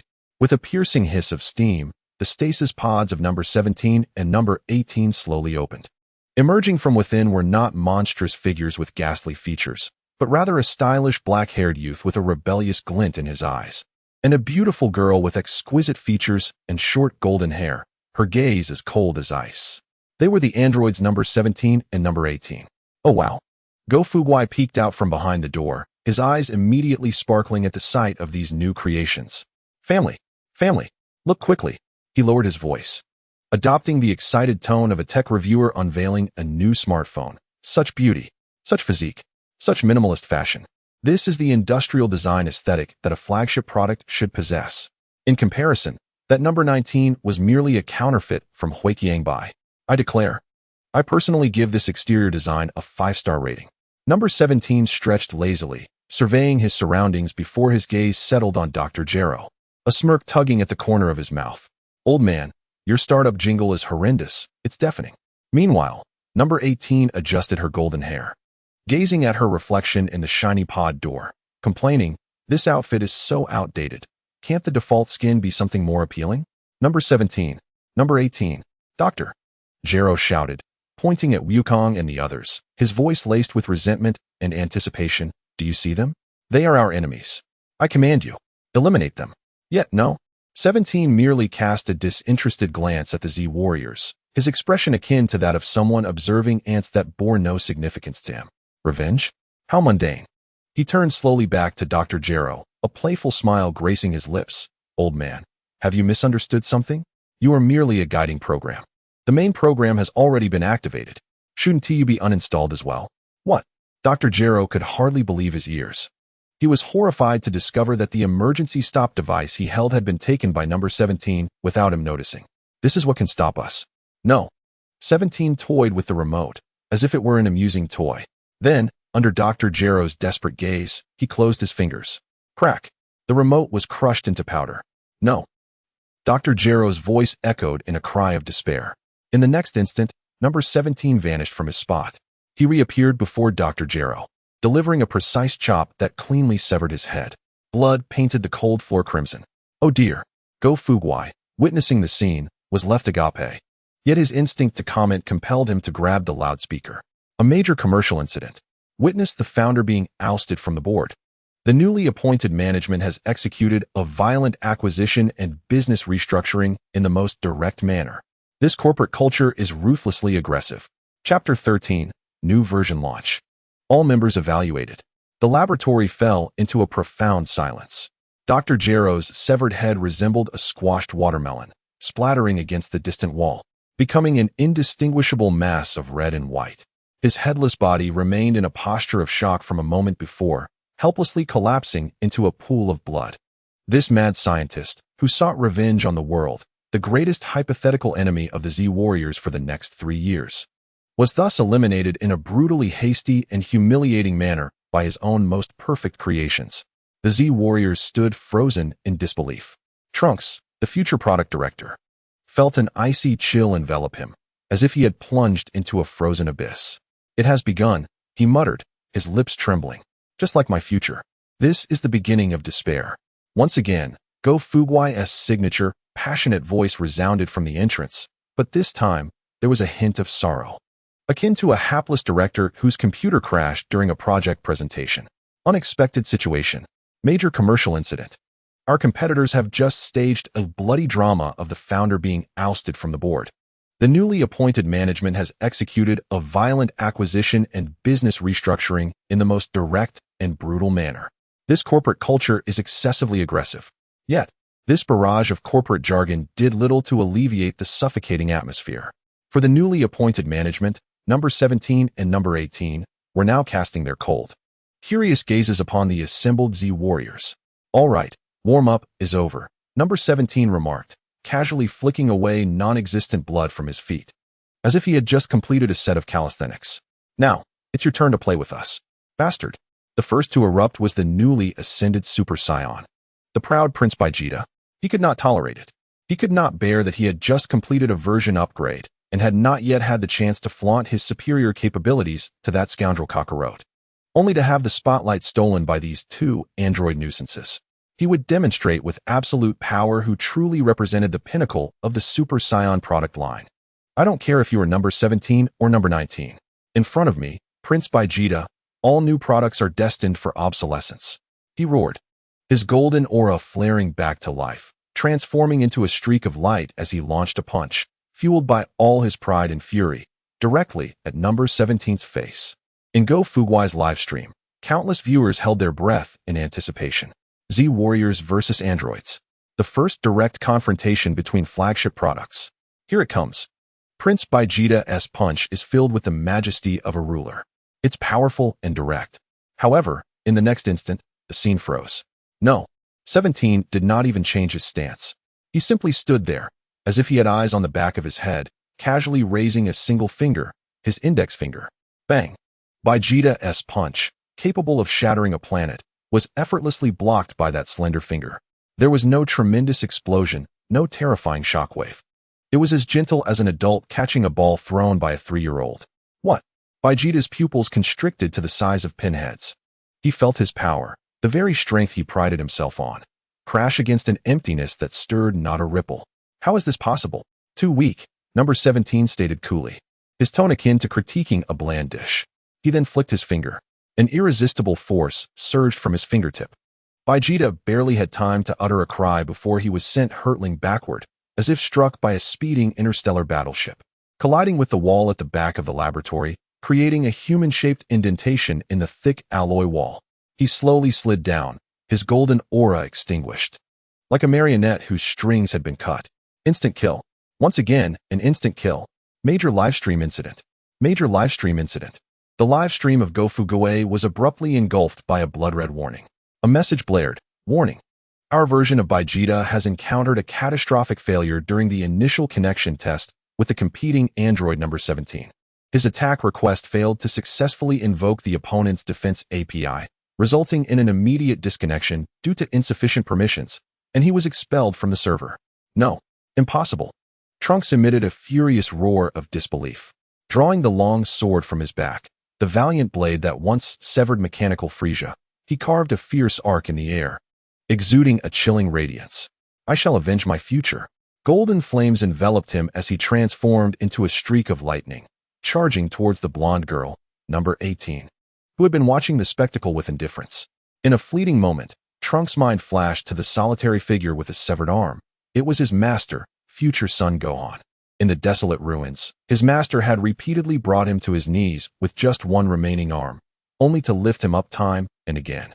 Trunks, remember, this sword is not merely a weapon, his master's voice echoed, hoarse yet resolute. It embodies our hope, the essence of all those who have perished. With unyielding conviction, Trunks poured all his beliefs into this strike. However, as he unleashed this hope-infused blow, number 18 merely extended 2 delicate fingers, her index and middle fingers. A crisp sound, akin to jade clashing, resonated as Trunks' unstoppable sword was effortlessly pinched by her seemingly fragile digits. Little brother, wielding such a dangerous object isn't wise, number 18 smiled. Her expression innocent yet laced with a devilish mockery. With a slight exertion, she broke the sword with a sharp crack. The valiant blade, crafted with the pinnacle of Capsule Corporation's technology, shattering under her grip, symbolized the shattering of Trunks' faith. No time for sorrow was afforded as a graceful roundhouse kick struck his abdomen, sending Trunks flying like a severed kite, crashing heavily beside Vegeta, rendering him unconscious. Piccolo, Tien Fan. Charge. Piccolo, Tien Fan, and Yamcha, after a brief moment of shock, erupted into action, launching an assault on number 17 and number 18 from various angles. Thus commenced a disastrous team evaluation. Oh, the Z Warriors are attempting a clever display of teamwork. Go Fugue's commentary was tinged with a quivering voice. They are attacking simultaneously from the left flank, right flank, and the center. It's a classic 3-pronged encirclement strategy. Yet, oh heavens, their tactical script crumbled before the androids like a child's doodle, easily dismantled. Piccolo's special beam cannon was effortlessly dismissed by number 17's outstretched hand, while Tien Fan's Kamehameha was blown away by number 18's yawn. Yamcha's Wolf Fong fist barely left his stance before number 17 knocked him out with a single slap. The entire confrontation could scarcely be deemed a battle. It resembled an adult whimsically dismantling disobedient toys. Number 17 and no. 18 moved like elegant butterflies amidst the Z Warriors' desperate attempts. Their faces adorned with casual smiles as they casually discussed whether to go shopping or steal a stylish car after they left. Emergency, BUG report. Emergency, BUG report. Go Fugue's system panel was inundated with a flood of blood-red error codes. Android V170 and V180 versions are severely overstressed. Our entire product line has experienced compatibility crashes. Vegeta's premium version has crashed again. The Future Technology Warrior Special Edition's core hardware, Sword, is damaged and offline. The Namekian Fusion Edition has been forcibly downclocked. The imitation version of Yamcha from the Three-Eyed Clan has also gone offline. Requesting headquarters for support. Requesting an immediate rollback. Hello? Hello. YISNT the system responding. Gofugue shouted in despair at the unresponsive black screen. Boring, number 18 yawned, casually kicking the last struggling Krillin away. I thought we could play a bit longer. Number 17 also felt a tinge of ennui. He approached the unconscious Vegeta and gently kicked him with his toe, losing interest when he received no response. Never mind. Let us find that guy named Suin Wukong. I heard he is the strongest. Hopefully, he can provide us with some amusement. Thus, they prepared to leave the laboratory, now a veritable hell on Earth, when suddenly, a tall, silent figure stood in their path. It was android number 16, the red-haired man who had remained silent since awakening, resembling a mere bystander. Stop! Number 16's voice was deep and mechanical, yet imbued with an undeniable authority. Our primary objective is to find Suin Wukong. Wasting energy here is futile. Upon seeing number 16, number 17, and no. 18's playful demeanor receded slightly, as if they held a certain respect for him. Fine, fine, this is truly dull, number 17 shrugged. As you wish, big guy. No. 18 nodded in agreement, though her gaze lingered on the trembling Krillin, who was lying on the ground, paralyzed by fear after being kicked away. She suddenly found it amusing. With a light-hearted stride, she approached Krillin. At that moment, his heart seemed to stop. It's over, I'm going to die, he thought, closing his eyes in anticipation of death. However, instead of the anticipated pain, he felt a soft, warm touch gently land on his cheek. A light kiss. Krillin opened his eyes wide to behold a stunning face, mere inches away, adorned with a mischievous smile. Number 18 had kissed him. You little bald head. You look rather cute when you're scared, she said, standing upright as if nothing had occurred, waving at the completely petrified Krillin. Goodbye. This kiss delivered a greater shock than the fierce battle preceding it. Everyone still conscious, including Gofugue, stood in stunned silence. Trunks felt as if his entire worldview, historical perspective, and values had been utterly overturned by this gentle kiss. In his memory, number 18 was a cold-hearted femme fatale. How could she possibly kiss a human being? Especially Krillin. This ISNT in my history books. Has the plot app malfunctioned? In the brief aftermath of confusion, Gofugue quickly scribbled a new analysis report with trembling hands on his nearly burned notebook. New BUG, or feature, for Android No. 18. Under specific conditions, target in extreme fear. A hidden non-lethal interaction mode, KISS, is triggered. The logic and commercial value of this interaction require further investigation. It is recommended to promote Comrade Krillin to the position of Chief User Interaction Experience and Emotional Engagement Officer. Let us go find Suin Wukong. No. 17 called out to the still-dazed number 18. By the way, where's that guy named Wukong? Number 18 casually inquired. No one answered, for no one knew.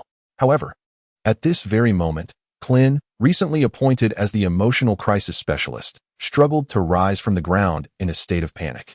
He retrieved the last remaining Shindo, from his pocket and staggered towards the distant, forgotten figure of Sun Wukong, who lay unconscious after collapsing from a heart ailment. Wukong, awaken. This is the last Shindo. His voice resonated clearly in the ears of the highly perceptive android. Number 17 halted his steps, a curious smile once again gracing his lips. Oh, so the so-called final boss, Sun Wukong, is not here after all. Is he unwell? How boring. Number 17 turned to face number 18 and number 16. It seemed the game was about to change venues. The three exchanged glances and then transformed into streaks of light, soaring into the sky. Yet their flight path did not lead to any city, but rather to the endless expanse of the ocean, the direction of Kame House. Thus, a new race, one that would determine Wukong's fate, commenced in a manner none had anticipated. No, they are heading to Kame House. Piccolo was the first to react, unleashing a terrified roar. Damn it! From the ruins, Vegeta, struggling to rise, gazed at the retreating lights and then at his own battered condition. For the first time, a shadow of helplessness enveloped his proud eyes. He ceased to regard anyone else and, in silence, ascended into the unknown, flying unsteadily into the distance. His silhouette was filled with unprecedented humiliation and madness. Meanwhile, Go Fugue stared blankly at the now completely blacked-out screen, which displayed a blood-red warning message in the center. Pinduoduo. Warning. Significant deviation in the world line detected. Actions of a non-key character, Clin, have triggered an unpredictable butterfly effect. Major changes have occurred in the preconditions for the cell game. The system is urgently recalculating new crisis response models. Calculation failed. Failure. It is recommended that the host immediately initiate the delete account and flee final protocol. Go Fugue felt that his journey through time and space was spiraling out of control. Chapter 14. Stay calm. This is crisis management. In the frigid laboratory, an oppressive silence prevailed. The Z Warriors had encountered their most disastrous product evaluation failure since inception. All online products, including the flagship Vegeta Deluxe Edition and Future Technology Warrior Special Edition, had been forcibly removed from the server through a dimensional strike. Trunks lay on the ground, staring at the sword severed in two, his expression vacant. The memory of that brutal battle was being reenacted in an even more absurd and unreasonable manner. Clin cowered in a corner, instinctively touching his cheek, where the impression of number 18's soft lips and the chill of her murderous intent lingered. Fear and an indescribable sense of unease danced within his heart. Meanwhile, their CEO, Go Fugue, was experiencing the darkest hour since his arrival in this world. His omnipotent, business-savvy Pinduoduo system had completely blacked out. In the center of the screen, in blood red, pixelated font that seemed to drip with despair, a final suggestion appeared. Recommendation for the host. Grab a bucket and run away. No. No. Go Fugue fell to his knees with a thud, akin to a programmer facing a blue screen, extending his plump hands toward the invisible screen only he could see. Pounding frantically. Wake up. System, wake up. His voice was piercing, tinged with a sob, reminiscent of a project manager who, after enduring 7 days and nights of torment from the client, discovered that the final delivered version of the code had been deleted by a colleague. You cannot abandon me now. My angel round investment has yet to arrive. My options pool has not been established. I have not achieved financial freedom yet. He even began mimicking the motion of typing on an imaginary keyboard. Force restart. Do you hear me? Just give me a task manager. His frenzied antics caused Tianjin Fan and Yamucha, who had just regained their composure, to instinctively distance themselves. They felt that their boss might have sustained a mental injury during the recent battle. Everyone, stay still. Amidst the chaos and despair, a steady voice emerged. It was Piccolo. He stood with great effort, his tattered cloak giving him the appearance of a battle-worn security chief. Yet his sharp eyes became the sole anchor of hope for all present. He scanned the scene and swiftly assessed the extent of the damage. Clin, do we still have Shando? He asked in a low tone, his voice akin to that of a chief engineer directing post-disaster reconstruction. There is, just one left. Clin trembled as he retrieved the small purple pouch from his pocket. First, give it to Trunks. Piccolo made the most rational decision. His information is currently our only turning point. Just as Clin prepared to hand the Shando to Trunks, a deafening sound interrupted him. Bang! Go Fugue, after exhausting all software reboot options, resorted to the most primitive and effective method, a physical hard reboot, by forcefully ramming his plump head against the nearby alloy wall. Accompanied by a dull thud and his own anguished scream, the screen in his mind, which had been black for ages, finally flickered. Detecting that the host is facing a major public relations crisis, the system is switching to emergency crisis management mode. A line of red, urgent text illuminated the screen. Go Fugue was instantly revitalized. He leaped from the ground, dusted himself off, and the despair on his face was replaced by a frenzied excitement akin to a project manager confronting an impending deadline. He snatched the Shando from Clin's hand and, without a moment's hesitation, shoved it into his mouth. The CEO's life is also precious, he muttered indistinctly as he chewed. The crowd. After consuming the Shando, Go Fugue cleared his throat and addressed the bewildered group, who had also just ingested Shando and regained their health. Attention, everyone. His voice boomed with an undeniable leadership presence. What just occurred was not a failure. I repeat, this is not a failure. This is a successful and extremely valuable product pressure test. We have gleaned the core performance parameters and product character defects of our Android competitors at minimal cost. Now, he waved his hand dramatically. I declare that the Z Warrior Group is officially launching the Level 1 Brand Reputation Crisis Response Plan. This era resembled a glass of diluted, inferior whiskey. The flavor was wrong, the color was off, yet one had to force themselves to drink it.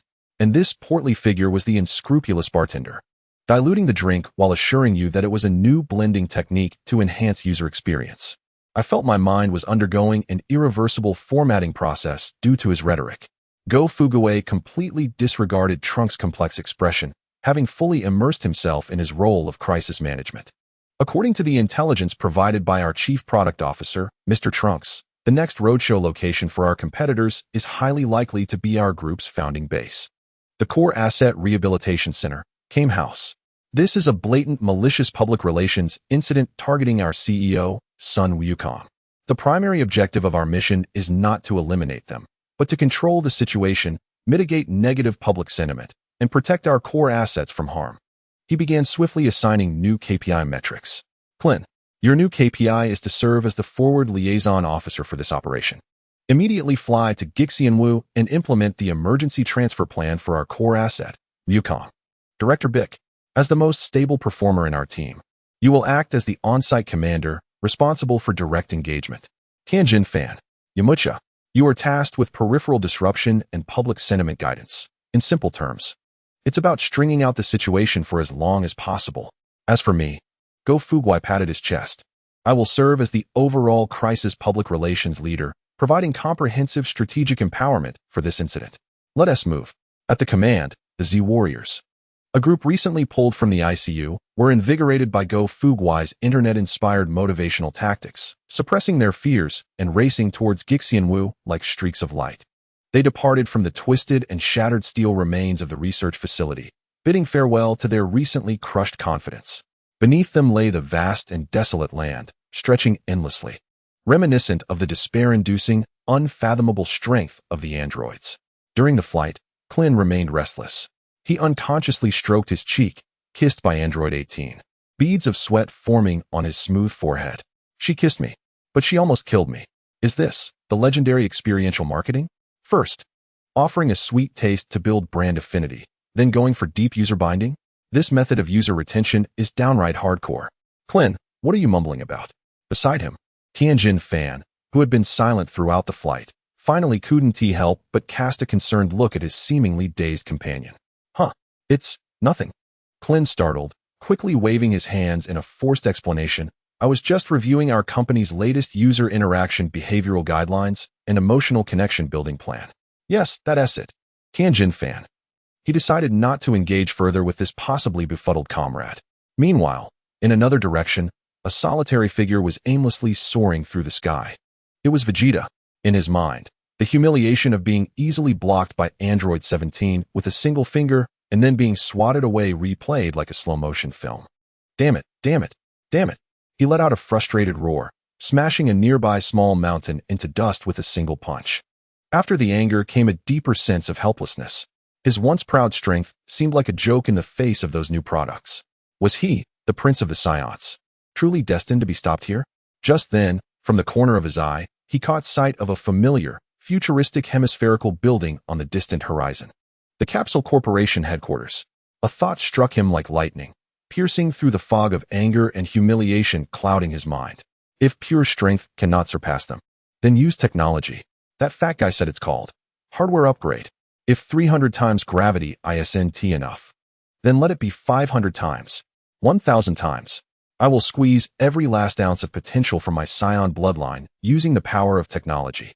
A mad flame ignited in Vegeta's eyes. He changed direction, transforming into a beam of golden light, speeding towards the Capsule Corporation. Finally, at the edge of his vision, the Azure Ocean appeared. On the vast, boundless sea, a lonely island lay quietly, like a fragile period that could be swallowed by the waves at any moment. Gixianwu. Weavie arrived.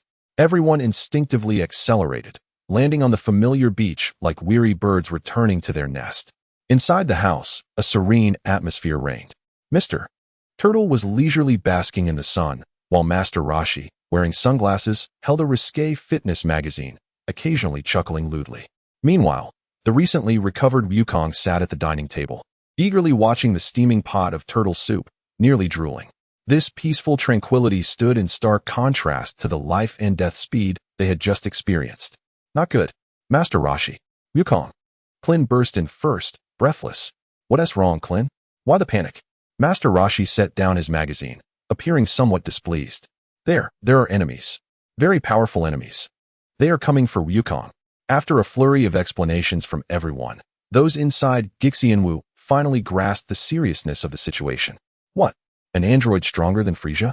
Master Roshi exclaimed, his sunglasses nearly falling off. What do we do? Wukong's body hasn't fully recovered. We must relocate immediately. Go Fuguai rushed in, taking command of the scene. Quick.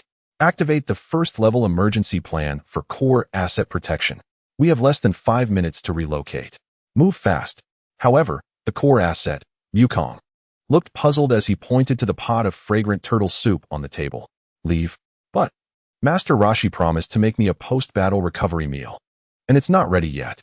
I haven't eaten. Go Fuguai stumbled, nearly suffering a heart attack. My esteemed CEO, is this the time to discuss lunch? This is a matter of life and death. Just as he prepared to forcibly take Wukong away, Bick, who had been silent, suddenly turned pale. He abruptly looked towards the distant horizon, his voice strained and dry as he uttered 2 words. Too late. Everyone's hearts sank, and they turned to look. In the distance, at the meeting point of sea and sky, 3 nearly invisible black dots were rapidly magnifying at a heart-stopping, anti-physical speed. The cold, emotionless, purely destructive aura enveloped the entire island like an invisible net, sealing their fate. They were surrounded. Damn it! The group instantly took combat stances, their faces etched with despair and determination. Yet, the one they were all protecting, Wukong, gently pushed aside Clint and Bick, who were supporting him. The innocence and simplicity on his face vanished, replaced by an unprecedented gravity and resolve befitting the strongest warrior. He sensed the 3 terrifying presences and calmly declared, "We cannot leave. This is my home. I must participate in this product's benchmarking." He took a step forward, standing alone against the impending despair that could obliterate everything. Go Fuguai's mind buzzed. His recently restored Red Crisis Public Relations Mode panel, upon detecting the 3 terrifying presences, began flashing wildly once more, culminating in a bang as it presented him with an ultimate option radiating a kaleidoscopic, dark aura, akin to a devil's contract. Would you like to activate the ultimate mode for the Pinduoduo 10 billion subsidy? Warning. This operation will permanently consume the host's life force limit of 10 and may trigger unpredictable chain reactions, leading to a complete collapse of the timeline.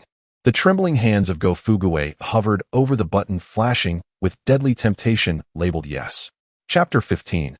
Do not panic. The CEO is engaged in high-stakes business negotiations. Came house. The sun shone brightly, and the sea breeze was gentle. At this renowned sanctuary of martial arts on the blue planet, a scene unfolded that was destined to be etched in history. A project decision meeting. System. This is extortion. It is blackmail. Go Fuguai raged internally. A life force limit of 10? This is my core asset, the foundation of the company. How can it simply be consumed? Have you considered my user experience? Have you conducted a risk assessment? Can your proposal pass our company's risk control review? Host. This is a matter of life and death, not a board meeting. The system responded in a cold, mechanical voice. I don't care. I, Go Fuguai, as a responsible CEO, cannot accept such a high-risk, high-cost, low-return one-time solution. Go Fuguai asserted with righteous indignation, give me a discount. Or perhaps introduce an installment payment plan. If not, how about a 7-day free trial version? I could then write an 800-word user experience report for you. The system fell silent. It felt as if its logic processors were on the verge of being fried by this host's business mindset. Trunk's inner monologue. Activated. This era resembles a glass of diluted inferior whiskey. The taste is wrong, the color is off, yet one must still force it down. And this rotund figure before me is akin to a callous bartender who, while diluting the drink, insists that it is a new blending technique to enhance the user experience. I feel as if my brain is undergoing an irreversible formatting due to his words. Do not worry. Just as Go Fuguai and the system were engaged in a fierce negotiation, a calm and resolute voice interrupted him. It was Wukong. He slowly stood, pushing aside Krillin and Piccolo, who were attempting to assist him, and calmly addressed the conflicted Go Fuguai. Protecting everyone is the responsibility of a CEO. Wukong's words were like a bucket of cold water, instantly awakening the still bargaining Go Fugaway. Indeed, fleeing? Spending money? When did Go Fugaway become so cowardly? In the past, he could argue for 3 days and nights with a product manager over a project's launch, even leading the entire development team to sleep at the company for a month.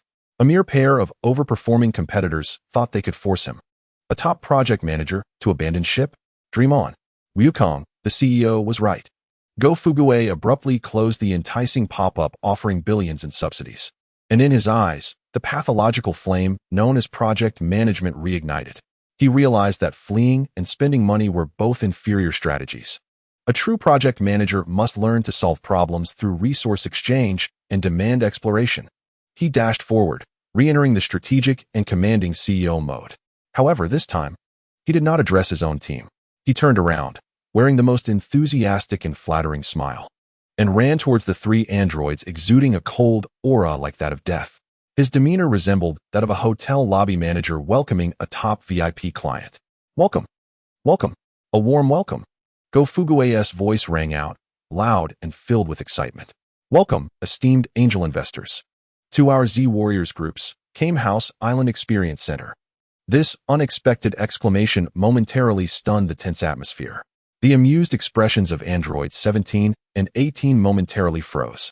They had encountered supplicants and rebels, but never someone who approached them seeking sponsorship. May I ask if you 3 wish to experience our latest Super Saiyan one-on-one VIP training service, or would you prefer to first tour our exclusive Turtle Master Pet Interaction and Bikini Beauty viewing area? Go Fugaway paid no heed to their astonished faces, continuing his enthusiastic pitch. We are currently holding an event. New users can enjoy a 90% discount on their first experience. If the 3 of you sign up for a membership card now, we can additionally provide a signed copy of Fitness and Art magazine by Master Kame. What are you saying? Android 18's beautifully shaped brows furrowed as she sensed that this rotund man's thought process was not quite aligned with that of a normal being. Android 17 was equally bewildered by this approach. He scrutinized this animated figure, amused, and a smirk formed on his lips, intrigued by the unfolding drama. Oh, so, you are ready to accept our product evaluation? Android 17 decided to play along. Of course. Absolutely. Go Fugaway nodded vigorously, then retreated to Wukong's side. Whispering quickly, Wukong CEO, now, it's your turn to deliver a stunning, core product feature demonstration for our new users. Wukong nodded, seemingly comprehending. Android 17 then fixed his gaze upon the most powerful golden-haired scion. Oh, you are Suan Wukong? You don't seem particularly impressive. He regarded Wukong with an evaluative gaze, ready to test his capabilities. Just as Android 17 prepared to initiate the test, Wukong placed 2 fingers to his forehead and lightly nodded at Go Fugaway. In the next instant, whoosh, Wukong's figure, along with the unprepared Android 17, vanished without warning. Quickly, so swiftly that even Androids 18 and 16 could merely catch a hint of spatial fluctuation. Wonderful. Go Fugaway immediately seized a megaphone. Switching to a sports commentator mode, his voice brimming with passionate professionalism as he shouted to the sky. Family, did you see that? This is our CEO's exclusive core technology, point-to-point precise deployment, and cross-server seamless migration. He successfully transported our seed user, Android 17, from the public experience area, Kame House, to a dedicated pressure testing server without disturbance. A 1v1 ultimate performance benchmarking between real men is about to commence. Let us switch the camera to the sub-venue. The drone's camera skillfully pivoted, flying towards the distance. On the beach, only Android 18, Android 16, and a group of Z warriors, stunned by this sudden development, remained. Android 18 gazed at the spot where her brother had vanished, initially taken aback. Then a smile unexpectedly graced her icy visage, reminiscent of a little girl discovering a new toy. Oh, a game of hide and seek? Her gaze leisurely swept over each Z warrior present, finally landing on Krillin, who trembled in utter fear. His cheeks still bore the warmth of that kiss. Now drenched in cold sweat, the sea breeze was both chilling and sweltering, akin to sipping magma with ice cubes. He could even catch the faint scent of new clothes wafting through the air. It's over. I must be nearing death to be hallucinating like this. Krillin thought despairingly. This game is my favorite. Android 18 licked her lips, taking deliberate steps towards Krillin and the others. All right, now it's our turn to play. Despair descended once more. However, at this suffocating moment, a resounding chime echoed in the mind of Go-Fuchi, revealing a resplendent module brimming with boundless business opportunities that he had never encountered before. Congratulations, host. User engagement has surpassed the critical threshold. The Cosmic Live Streaming paid donation and crowdfunding feature has officially been activated for you. Now, you can open a paid donation channel to audiences across the universe. The donations from viewers can be converted into pure energy, providing temporary performance enhancement buffs for your designated product, Jean Sure. Quickly, let your number one supporter unleash a few piercing arrows for this battle. As Go-Fuchi gazed at the menacing figure of number 18 before him, he glanced again at the new paid Livestream button on the screen. Crisis? No, this is not a crisis. This is clearly a once-in-a-lifetime opportunity to transform crisis into traffic, and subsequently convert traffic into profit, an exceptional commercial windfall. A bolder, more audacious business plan than any previous idea took shape in his mind in an instant. Meanwhile, on a deserted island thousands of kilometers away, a flash. Wukong and number 17 materialized out of thin air. This place is perfect, no one to disturb us. Wukong stretched his limbs and, looking at the curiously intrigued number 17, smiled and said, "Let us begin." An interesting ability. Number 17 surveyed the surroundings, maintaining a nonchalant expression, but remarked, "You seem unwell?" His words momentarily froze Wukong's smile. A familiar, piercing pain surged from his heart once more. He forcibly suppressed the discomfort, allowing the golden aura to ignite anew. "It's all right." Wukong's voice deepened as he stated, "This will be enough to handle you." "Is it?" Number 17 laughed, a smile that was innocent yet cruel. "I am curious to see how long you, the ailing flagship product, can last." Chapter 16, The Boss's First Broadcast. Family, let's like and share. In front of the Kame house, the air was as solid as concrete. The android number 18, resembling an idol yet possessing the might of a natural disaster, approached with a mocking smile reminiscent of a cat playing with a mouse. Piccolo, Trunks, and Tianjin Fan felt an impending sense of doom, cold sweat soaking their backs. Yet, during this most tense moment, their CEO, Go-Fuchi, made a decision that left everyone's minds reeling. He was going to go live. "Family, can you hear me?" Go-Fuchi disregarded no. 18's icy murderous intent and, addressing the hovering drone camera visible only to him, cleared his throat, instantly donning an overly enthusiastic business smile. "Welcome to our Jean Sure Group's first exclusive cosmic top-tier combat experience live stream. I am your host, Go-Fuchi. Today, we are not selling products. We are bringing you a genuine and thrilling high-end product performance evaluation." These words caused Piccolo's eyes to twitch violently. "Go-Fuchi, have you lost your mind? Is this really the time for such antics?" "Director Piccolo." Go-Fuchi promptly turned around, correcting him with a serious expression. "Mind your words. This is not just antics. This is for our group's brand exposure and traffic monetization. Step to the left. Yes, don't block the camera. Mind the lighting." Piccolo. He felt as though his brain was about to short-circuit from this plump man's commercial mindset. Meanwhile, number 18 paused, intrigued by the animated figure of the chubby man, finding him far more entertaining than the anxious warriors around her. "All right, family. Without further ado, let us get straight to the link." Go-Fuchi, having successfully captured the attention of competing products, immediately entered his element. "Today, we are evaluating link number 1, which is this gentleman behind me, Mr. Piccolo, our sole mentor and chief operating officer of the Jean Sure Group." Piccolo shuddered, feeling akin to a product displayed on a shelf. "Family, please take note. Our classic multifunctional combat butler from Namek. Do you see his muscular physique? Purely natural, no additives. Regenerative abilities, complete with a 7-day unconditional return policy. Now, he will demonstrate his durability and pressure resistance against the competing product, the youthful and vibrant android number 18. Before his words finished, Piccolo had already unleashed a fierce roar and charged forward. He knew he had to buy time for the others. The two clashed instantly. Piccolo exerted all his strength and intellect, each attack sharp and ruthless. Yet, number 18 effortlessly deflected all of his strikes. Bang! With a dull thud, one of Piccolo's arms was twisted into an unnatural shape by a casual kick from number 18. "Splendid." Go-Fuchi's voice boomed once more. "Family, did you see that?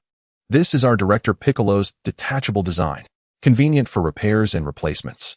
Such foresight in design." Piccolo spat out blood, nearly succumbing to the frustration of Go Fuchi's remark. Krillin trembled in the background, his gaze wandering between the beautiful yet deadly figure of number 18, his face pale with terror, yet tinged with an uncontrollable flush from their prior encounter. The cold sweat mixed with the phantom warmth made him feel like a steak being seared in a furnace and an ice chamber simultaneously. In the live stream, the comments exploded. This green one seems to be lacking. Host, can't you bring something stronger? I feel for our director Piccolo. Come on, host, be humane. At that moment, a user with the ID, Universe Emperor Official, leisurely sent the most basic energy candy gift, commenting, that green one doesn't seem to be doing well. Host, can you switch to something more powerful? Go Fuchi's eyes twitched at this ID. You again. Frieza, you truly are relentless.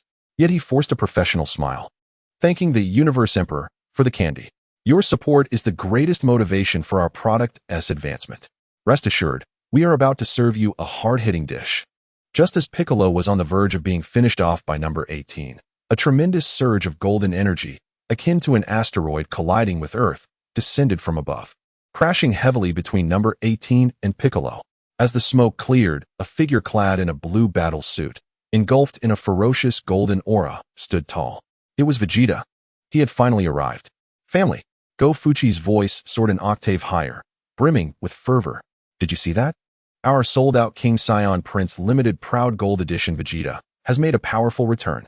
Do you see his 24K pure gold skin? That is the epitome of nobility. This is our Jean Sure Group's core technological barrier. Now, let us see if this high-end flagship can turn the tide for us. Vegeta paid no heed to Go Fuchi's frenetic shouting. His focus was solely on number 18. He felt the explosive, unprecedented power surging within him, a cruel yet confident smile adorning his face.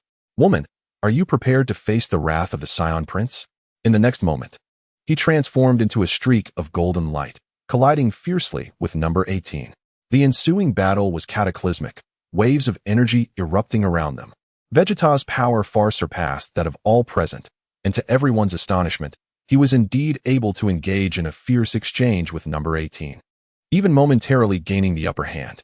At that moment, Gofu Gue promptly activated a new feature in the live stream.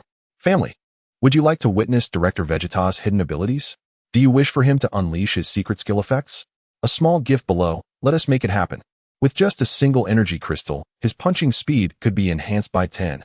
A starship could unlock an exclusive battle animation.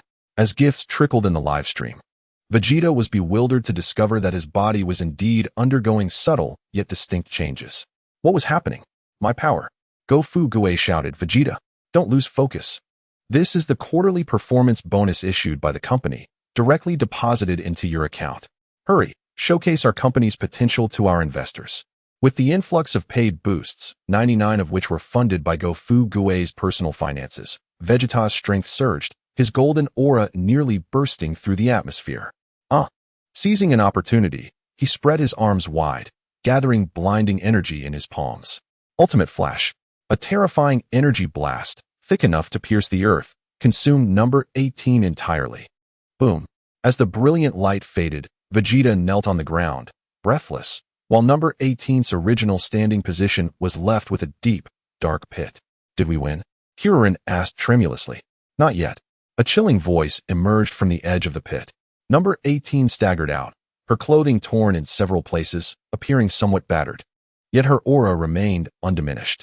The only discernible alteration was her arm, completely severed at the elbow, flickering with electric sparks at the jagged end. Yet, her expression bore no pain, no rage, only a blend of dissatisfaction and curiosity regarding the defect. She gazed at her severed arm, tilted her head slightly, and murmured, strange. The original design by that old man Jero didn't indicate this would break. Is this a quality issue? Time for a return for repairs. Witnessing this, Vegeta fell into utter despair. His most powerful attack, expended with all his might, had merely damaged an arm? Meanwhile, thousands of kilometers away on a deserted island, Goku's battle with number 17 was nearing its conclusion. Bang! Goku was forcefully slammed to the ground, clutching his chest, gasping for breath as a searing pain rendered him unable to maintain his Super Saiyan form. His heart condition flared up amidst the extreme combat. His golden aura slowly faded, reverting him to his black-haired state, and he collapsed to his knees. Number 17 descended lazily, hovering in midair, yawning in utter boredom. Is this it? So soon? He turned away, heading leisurely towards the direction of Kame House. Forget it, I won't play with you anymore. I'll check on number 18. The game should be finished there too. In front of Kame House, as Vegeta and the others succumbed to despair from number 18's inhuman resilience and strength, the red-haired android number 16, previously motionless like a wooden post, suddenly glimmered with crimson light in his eyes. His internal scanning system, spanning thousands of kilometers, precisely locked onto a rapidly weakening life signal. A mechanical and cold voice echoed from him for the first time. Target, Son Goku. Detected. Executing elimination protocol. He then rose. An aura more terrifying and weighty than that of number 17 and number 18 combined, enveloping the entire island like a leaden shroud.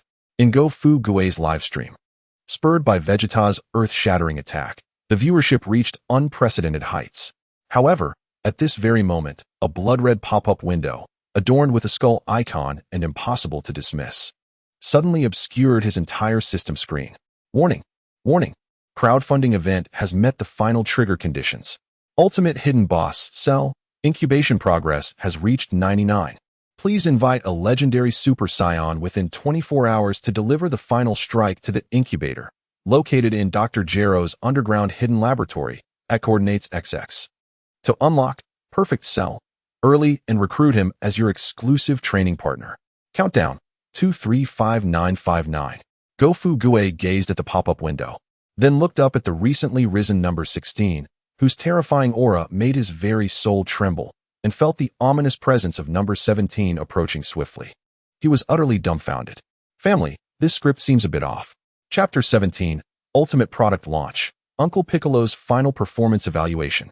In front of Kame House, on the beach, the air felt as solid as glass.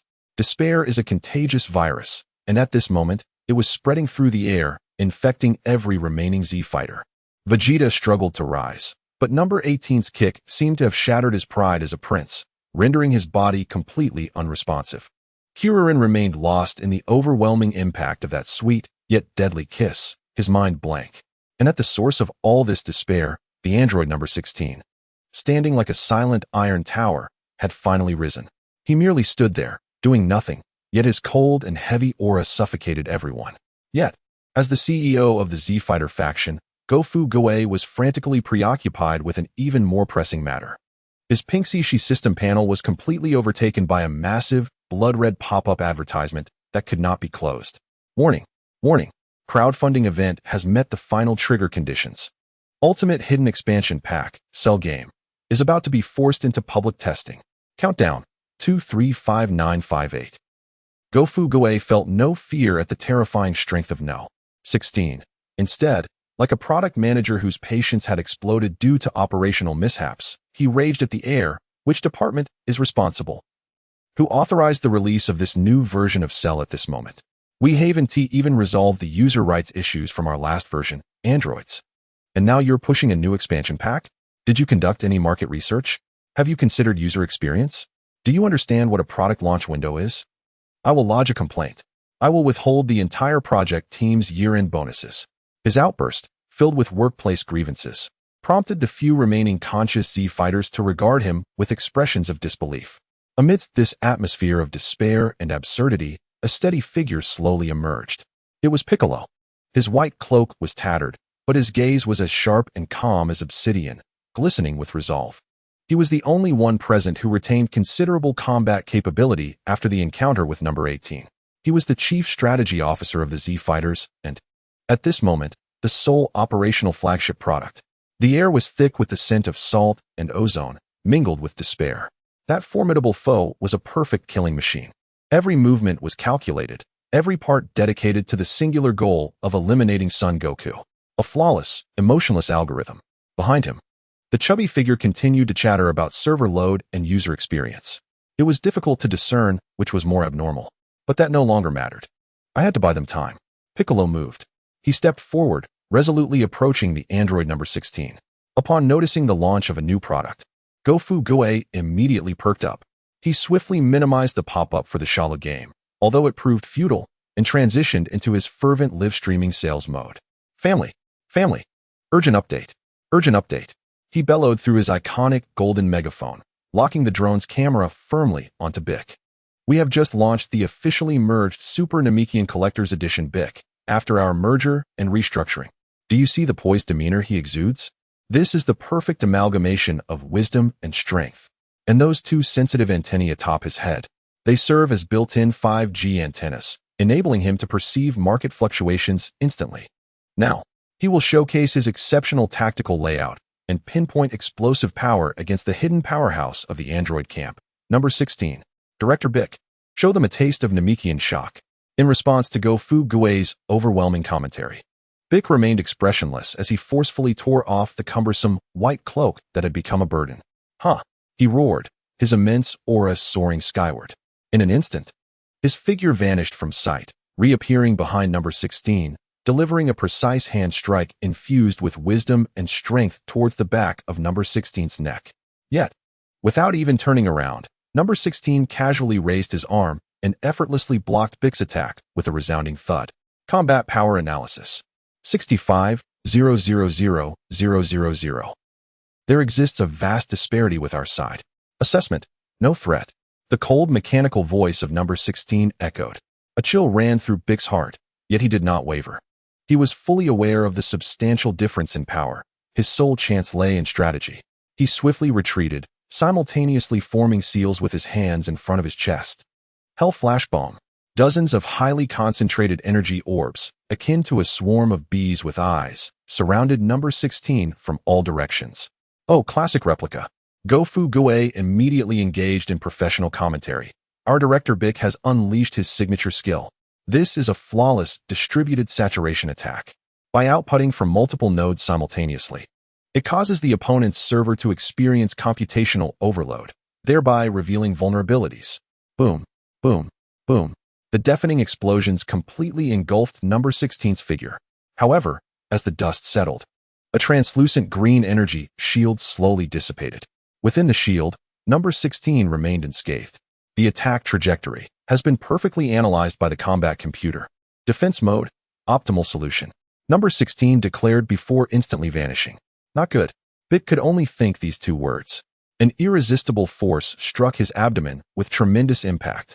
He was sent flying like a projectile, carving a deep trench into the sandy beach, his blood staining his purple martial arts uniform. So powerful. His consciousness began to blur. This feeling, the sense of powerlessness brought on by such an absolute disparity in strength. He felt as though he had returned to the divine temple, experiencing once more the immense, solitary force filled with the will to protect. As he merged with another version of himself, is this the weight of protection? This weight is now being crushed by another, heavier weight known as despair. At the moment Bick fell, a familiar ID in Gofu Gue's livestream room maliciously taunted once again. Cosmic Emperor Official spammed the screen with Rotten Tomatoes, accompanied by the barrage. Host, this new product is a failure. What use is intellect without proper hardware? TSK. This fragile server looks like it will crash on its own without me lifting a finger. I suggest clearing out the stock immediately to avoid further embarrassment. Frisia, you wretched fiend. Once I finish this mess, the first thing I will do is cut your internet connection. Gofu Gue cursed inwardly. He glanced at the fallen Bick and then at the advancing number 16, beads of sweat forming on his brow. Family. Our director Bick is temporarily undergoing technical adjustments. But do not panic. The scales of victory still tip in our favor, as long as our little gifts keep coming. A cloud-piercing arrow can supercharge Director Bick's regeneration module. With 10 cloud-piercing arrows, I will immediately equip him with the latest Divine Brand Supreme VIP mod, so he can perform a miraculous revival on the spot. However, the viewers in the live stream had already been terrified into silence by number 16's formidable power. It's over. This batch of users is useless. They possess no willingness to pay. Gofu Gue's heart sank, just as number 16 raised his enormous iron fist, preparing to deliver the final blow to Bick, sending him to meet the Grand Elder of Namek. And as number 17 and number 18 arrived on the battlefield, ready to enjoy this slaughter, Gofu Gue, in a moment of desperation, was about to press the "pay a bit of life force to recharge" button. Suddenly, a faint sound of air being sliced echoed, nearly imperceptible. A figure clad in tattered orange martial arts attire, pale and seemingly unwell, appeared unexpectedly at the entrance of Kame House.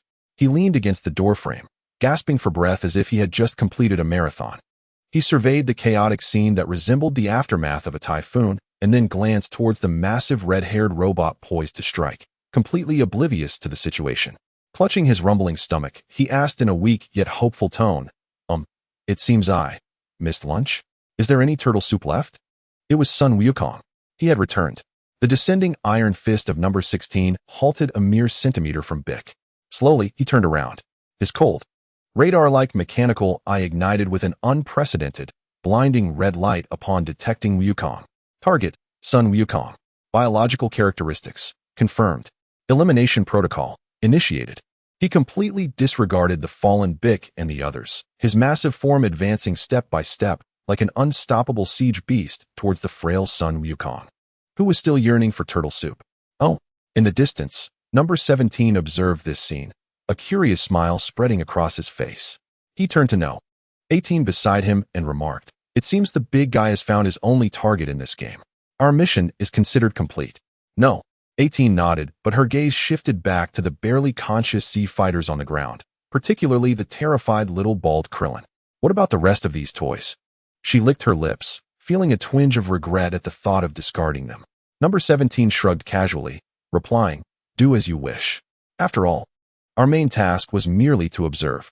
"Wonderful," number 18 smiled, her expression sweet yet perilous. Despair escalated once again. In Go Fu Gui's mind, the Pinduoduo system panel, which had just quieted down, began to flicker wildly once more. However, this time, the pop-up was no longer an advertisement for the Shala game. Instead, it was a newly activated, vibrant, multicolored, shimmering option for in-game purchases triggered by the appearance of Sun Wukong. Detected core product Sun Wukong is in a critical BUG, heart failure, state. Would you like to pay a small amount of life force to purchase a temporary bug repair performance enhancement experience package for your core product? The duration, 10 minutes. The effect, miraculous healing, doubling your combat power. Allow your flagship product to experience a sensation akin to flying. Gofugua's pudgy hand trembled once more, hovering over the brand new, irresistibly enticing yes button. Chapter 18, The Ultimate Pay-to-Win. A performance demonstration of the paid version by CEO Wukong. This is ZNN, Z Warriors News Network. Emergency battlefield reporter Gofugua, delivering real-time coverage from the front line of the Kame House conflict. The time is 3:15 p.m. Universal Standard Time, and the atmosphere on-site has plummeted to a freezing point. Our Z Warriors product line has completely collapsed after encountering a dimensional attack from the rival Android camp. The only flagship product, the Vegeta Premium Edition, has also been forced offline due to insufficient performance against the opposing number 17. Currently, the Android camp's hidden heavy artillery, the Android number 16, is in the process of final liquidation against our core asset, the Group S founder, Mr. Sun Wukong. The air is thick with the scent of seawater, despair, and the impending loss of year-end bonuses. Gofugua hid behind a massive rock, gazing at the system panel displaying the flashing, deadly tempting, temporary bug fix performance boost, external experience pack, his heart embroiled in an internal battle. Would you like to pay a trivial amount of vitality to purchase this external experience pack for your core product, Sun Wukong? System. You are taking advantage of the situation. This is malicious bundling. Gofugua roared internally. A trivial amount of vitality? Please clarify which trivial you mean. 100 million or 1 billion. Your pricing standard seriously violates the Universal Consumer Rights Protection Law. I will file a complaint with the Galactic Bureau of Industry and Commerce. Dear, at the brink of life and death, let us not concern ourselves with such details. I don't care. I demand an invoice. This constitutes a significant loss of company assets, an irrecoverable bad debt caused by force majeure, and I will demand reimbursement from finance later. Gofugua attempted a final struggle. The system once again chose silence. At that moment, number 16, the terrifying man resembling a silent iron tower, moved. He simply stepped forward. Boom. An invisible, yet heavy pressure like a mountain descended. In that instant, the entire Kame Island fell eerily silent. The raucous waves seemed to be throttled by an invisible hand, instantly calming into a smooth, lifeless mirror. The circling seabirds let out a terrified cry, only to fall silent, like a recording device abruptly cut off, rigidly plummeting from the sky. Even the sunlight appeared distorted, losing its brilliance under the weight of this terrifying pressure. All Z warriors present, whether unconscious or awake, felt as though their souls were submerged in a frigid abyss, with even breathing becoming a luxury. This is absolute power. Number 16, step by step, approached the helpless Sun Wukong, who had collapsed due to a heart condition. His pace was unhurried, yet each step resonated like the tolling of death's bell, striking heavily against every heart. It was over. The words emerged in everyone's minds. Go Fugua observed the figure advancing towards death, then glanced at the despair etched on the faces of his companions. His programmer's brain, accustomed to logical and rational thought, shattered in that moment. To hell with ROI. To hell with cost-effectiveness. To hell with business models. Today, I shall become a lavish pay-to-win player. Go Fugua emitted a primal scream, a mix of despair and madness. Extending his trembling, fear-stricken pudgy hand, gathering all his strength to fiercely press the flashing blood-red yes button on the system panel. Payment password, confirmed input. Ding. The system emitted no epic sound. Instead, a cheap-sounding, electronic synthesized female voice, reminiscent of a third-rate online game, cheerfully echoed in his mind. Payment successful. Thank you for your patronage, and we look forward to your next visit. The next moment, a dazzling, multicolored beam of light, replete with garish marquee effects, descended from the heavens like a miracle, precisely enveloping the fallen Sun Wukong. As the light dissipated, Sun Wukong slowly rose to his feet. The battle scars etched on his body healed in an instant. His breath, once weakened by heart disease, became unfathomably deep, akin to a still pond. Yet, contrary to everyone's expectations, he did not unleash a breathtaking display of power or charge at his adversary with a roar. Instead, he leisurely dusted off the tattered orange martial arts uniform he wore. Then, he lifted his hand, elegantly adjusting his tousled hair as if he were grooming a high-end suit. Finally, he turned to face number 16, who had approached him, raising a massive iron fist. He adopted no fighting stance. Instead, he merely revealed a genial, standard, yet imposing business smile. His gaze, no longer imbued with innocence and simplicity, bore the sharpness and calm of a top product manager who had penetrated the fundamental logic of the product and discerned all market pain points. Sir, please hold on. Sun Wukong spoke. His voice, no longer the clear tone of a sunny youth, now resonated with a magnetic, mature timbre akin to that of a successful middle-aged entrepreneur making a strategic presentation at a board meeting. Before we embark on our next deep interaction, I believe it is essential for us to engage in a candid and efficient discussion regarding the core objectives and long-term prospects of this collaborative project. This statement left No. 16, who was poised to smash his head into the ground, momentarily stunned. The supercomputer born for slaughter encountered, for the first time, an instruction it could not decipher. Sun Wukong completely disregarded number 16's bewilderment and the astonished expressions of the Z warriors behind him, stepping forward to stand directly before number 16. He looked up at the towering red-haired giant, maintaining that refreshing smile. Mr. Number 16, am I correct? Sun Wukong's voice brimmed with admiration. On behalf of the Z Warriors group, I would like to express my sincere appreciation for your outstanding execution, focus, and professionalism demonstrated in the pursuit of Sun Wukong in this vertical field. However, he shifted his tone slightly, lacing it with a hint of regret. With all due respect, the platform you currently serve, the Red Ribbon Army, has declared bankruptcy, with its founder having fled and no prospects for development. A talent of your caliber, with such a clear KPI-oriented mindset, should not squander your precious professional life on a platform devoid of future. Sun Wukong paused, slowly extending a hand in front of No. 16's flickering red electronic eye. It was a formal gesture, imbued with the etiquette of business invitations. Thus, I, Sun Wukong, as the founder and CEO of the Z Warriors Group, hereby extend to you a high-level talent recruitment offer. Join us. I will personally serve as your project mentor, crafting a new and more challenging career development path for you. We are not only capable of providing you with a more efficient and exhilarating KPI assessment model, wherein you may pursue me relentlessly, unrestricted by any limitations, until you achieve your goals, but we also offer a comprehensive employee benefit system. This includes, but is not limited to, 5 insurances and 1 fund, as well as regular afternoon tea perks, featuring unlimited Ciendo and an abundance of Bowsy. What do you think, Mr. 16? Have you considered a job change? The entire world fell into a profound silence. In the distance, the Z warriors had utterly abandoned contemplation. They sensed that their minds were being repeatedly formatted by a virus known as magical realism. Farther away, androids number 17 and No. 18 also halted their preparations to watch the spectacle. Number 18's beautiful brow furrowed slightly. She found this new version of Sun Wukong to be 1,000 times stranger than the previous, simple-minded fighter. Meanwhile, number 17, intrigued, stroked his chin. He even conjured a seemingly comfortable beach chair out of thin air, leisurely sitting down and crossing his legs. Addressing the bewildered number 18, he whistled in a tone of discovery. "Hey, number 18, look. This product named Sun Wukong seems to have just undergone a significant version update. He has unlocked the functionality module of business negotiation. This is far more interesting than mere combat." A mischievous yet expectant smile appeared on number 17's face. "Let us refrain from intervening for now. Let us observe how the HR department of the Z Warriors group manages this cross-company recruitment of senior talent."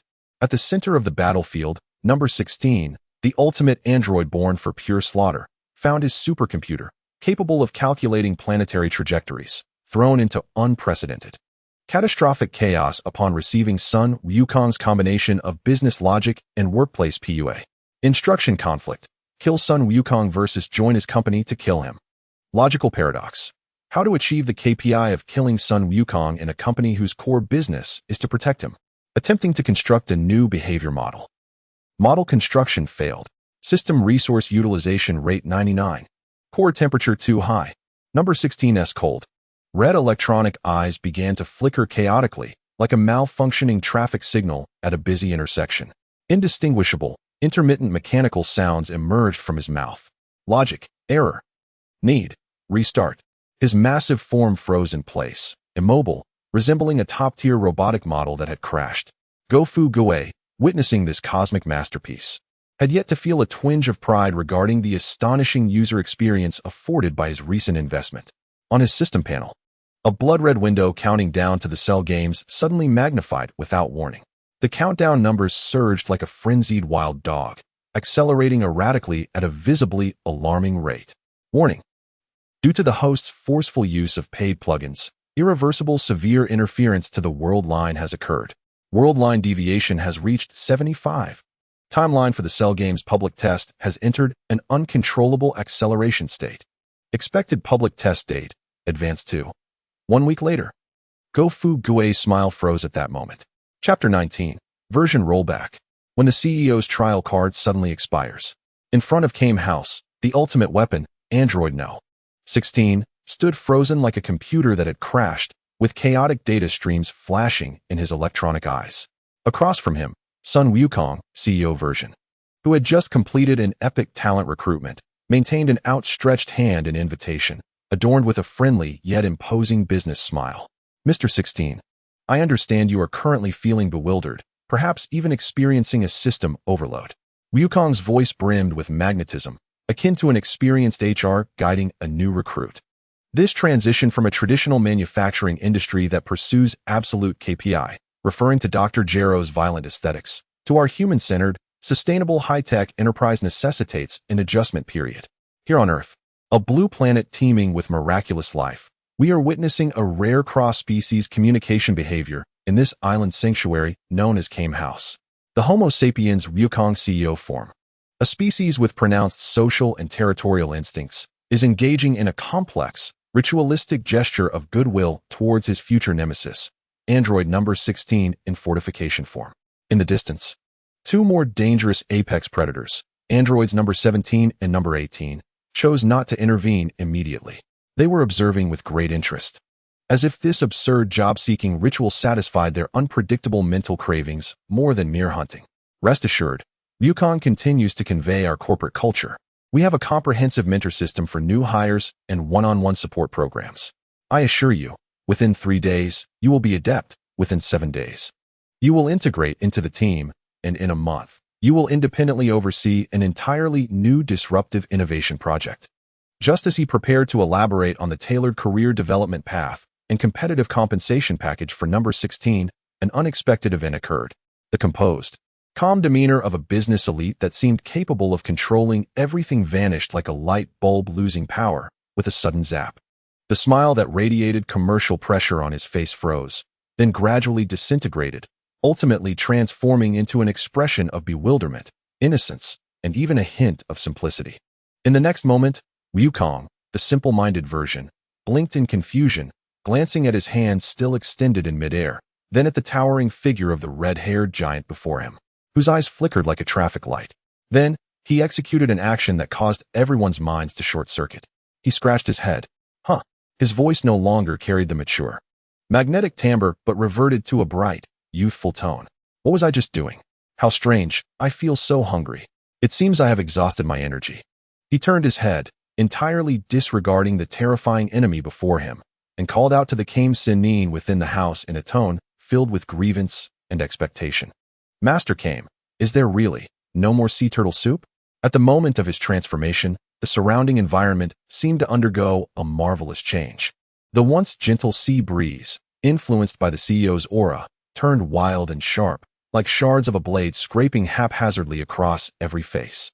The soft sun in the sky was obscured by an ominous cloud that appeared from nowhere, casting a cold and awkward shadow over the pristine beach. The world's background music abruptly shifted from an upscale business interview to a comedic, absurd daily show. Suddenly, a stifled laugh shattered the silence.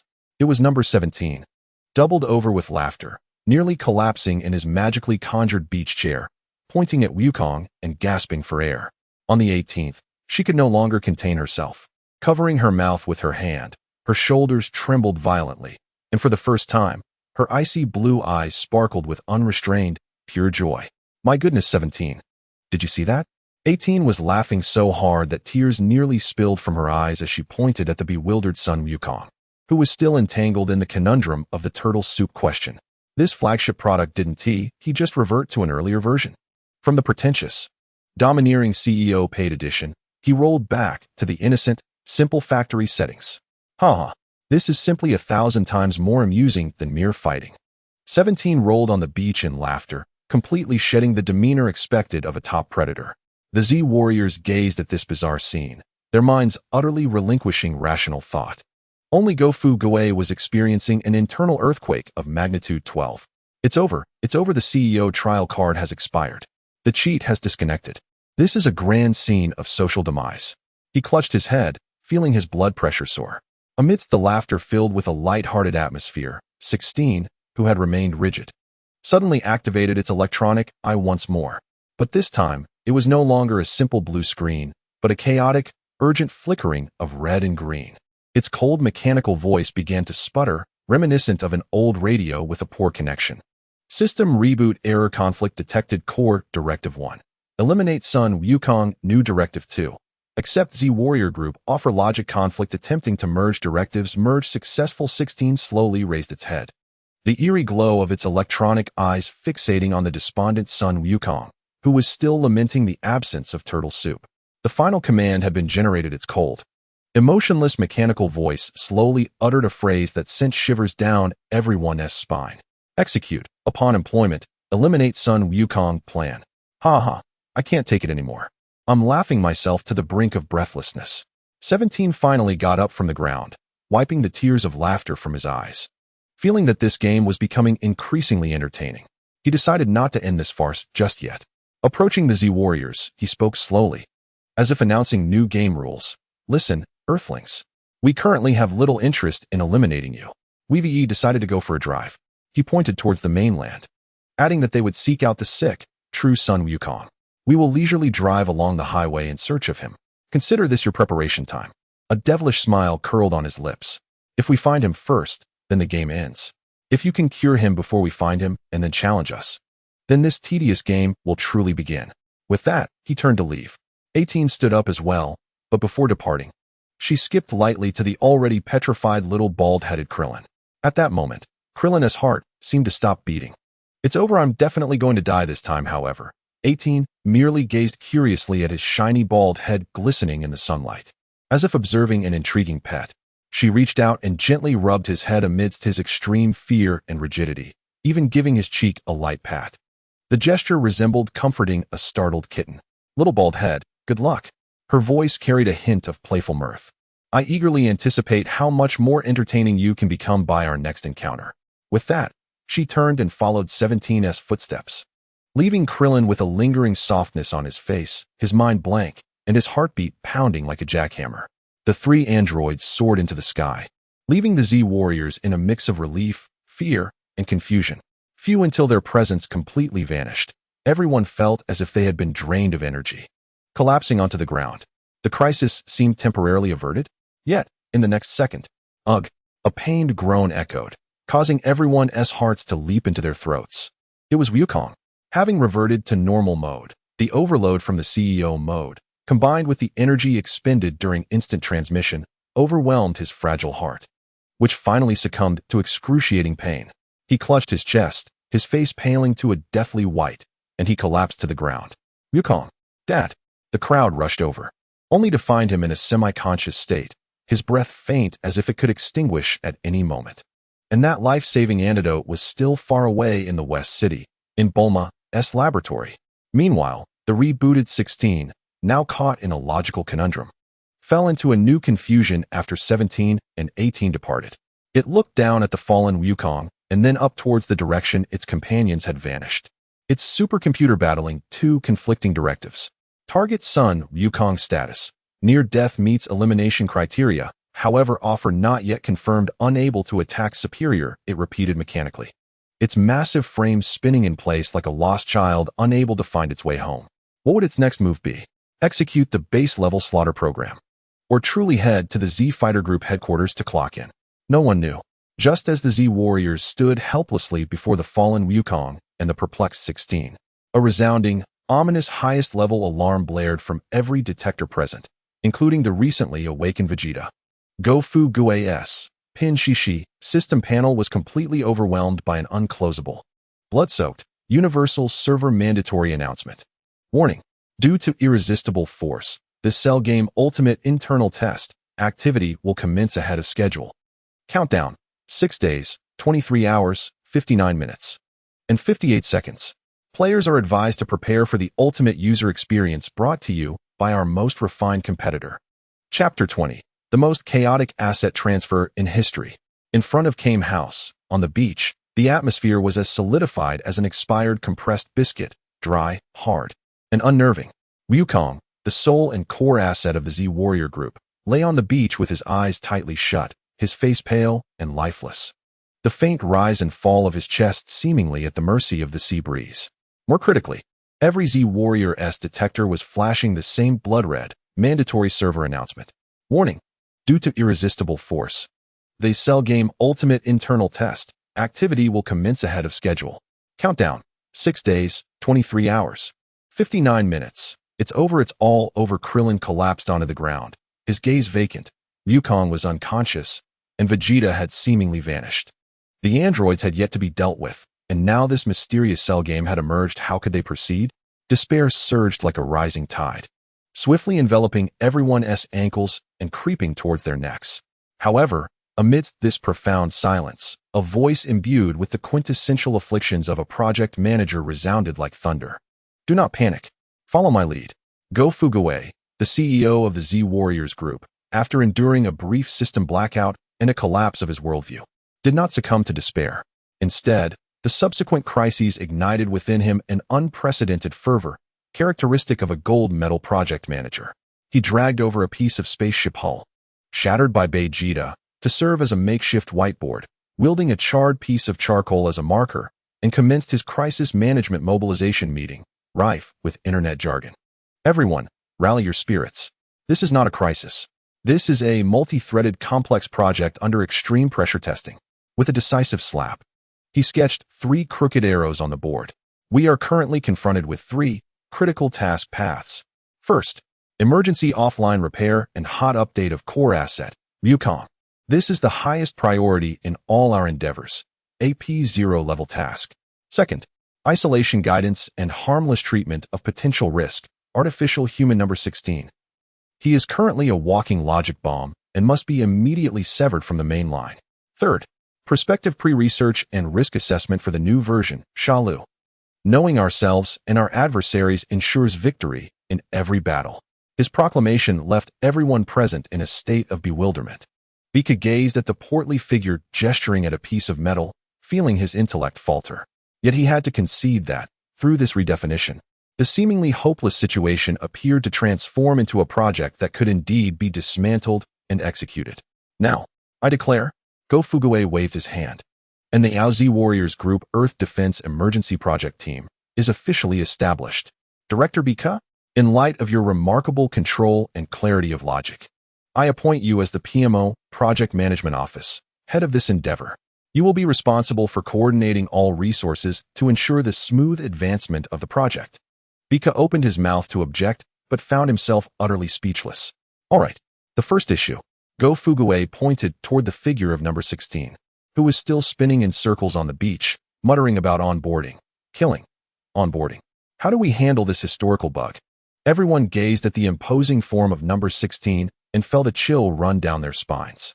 Combat would be futile, yet retaining him posed the risk of an imminent explosion. I have a plan. Go Fugaway's eyes sparkled with cunning. He produced a hastily drawn, rudimentary world map from his pocket and, donning a professional smile reminiscent of an HR director, jogged over to number 16. Comrade, number 16. Good afternoon. Go Fugaway's voice brimmed with warmth. I am the CEO of the Z Warriors Group, and on behalf of the board, I formally inform you that your onboarding application has been approved. Welcome to our family of love and peace. Upon hearing the word approved, No. 16's electronic eyes flickered ever so slightly in frequency. However, Go Fugaway's tone shifted, revealing a note of regret. I am terribly sorry, but your direct superior and onboarding mentor, Mr. Suin Wukong, is currently engaged in a top-secret, closed-door system upgrade and is unable to personally process your onboarding. He unfolded the map before number 16, pointing towards the distant Shidu. Thus, please proceed immediately to our group headquarters Capsule Corporation, located in Shidu, and find our Human Resources Director, a lady named Bu Ma. She will oversee your subsequent employee information registration, social insurance contributions, and, most importantly, the integration into the KPI assessment system. Go Fugaway emphasized with utmost seriousness, please remember, only by completing your registration in the HR system will your core KPI of defeating Suin Wukong be officially activated and counted towards your performance this quarter. Otherwise, all your actions will be deemed ineffective. The logic brain of number 16, constructed from a supercomputer, rapidly analyzed Go Fugaway's directive, laden with procedural rationality, and ultimately formulated a solution that reconciled its conflicting foundational code. Directive optimization. Objective to kill Suin Wukong requires prerequisite completion of onboarding process. New directive generated. Proceed to specified location Shidu Capsule Corporation to find designated NPC Bu Ma and complete onboarding tasks. No. 16's blinking electronic eye finally restored its cold, pure red hue. He stiffly nodded at Go Fugaway. Directive. Confirmed. Proceeding to Human Resources Department for reporting.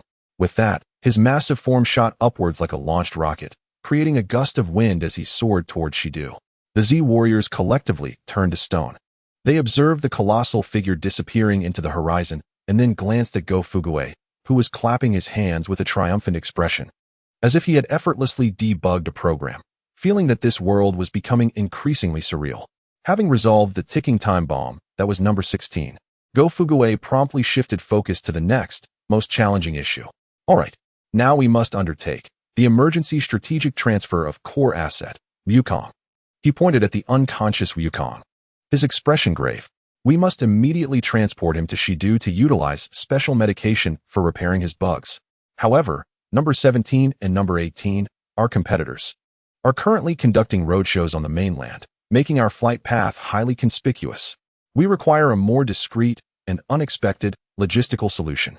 As everyone pondered in despair, Go Fugaway's Pinshishi system, after a bout of intense flickering and garbled text, finally managed to restore partial functionality. A new, glimmering option for a service item appeared. Pinshishi Same City Express Delivery, Special Vehicle Version. Product description. Speed is not fast, but sentiment is stable. For just 998 system points, a van capable of delivering your dreams will arrive at your doorstep. Note, this service does not include a driver, fuel costs are self-managed, and breakdowns along the way are not our responsibility. That's the one. Go Fuguwei decided without hesitation and placed the order. The next moment, with a soft thud and a puff of pink, cheap smoke, a small pink delivery truck, appearing to be at least 30 years old, rusty and adorned with a crookedly painted Capsule Corporation logo, materialized on the beach in front of Kame House.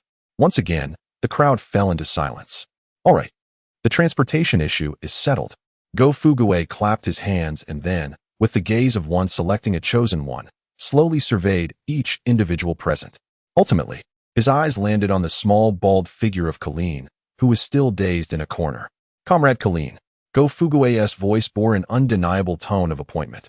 The organization has, after careful consideration, decided to entrust you with the critical task of this core asset transfer project.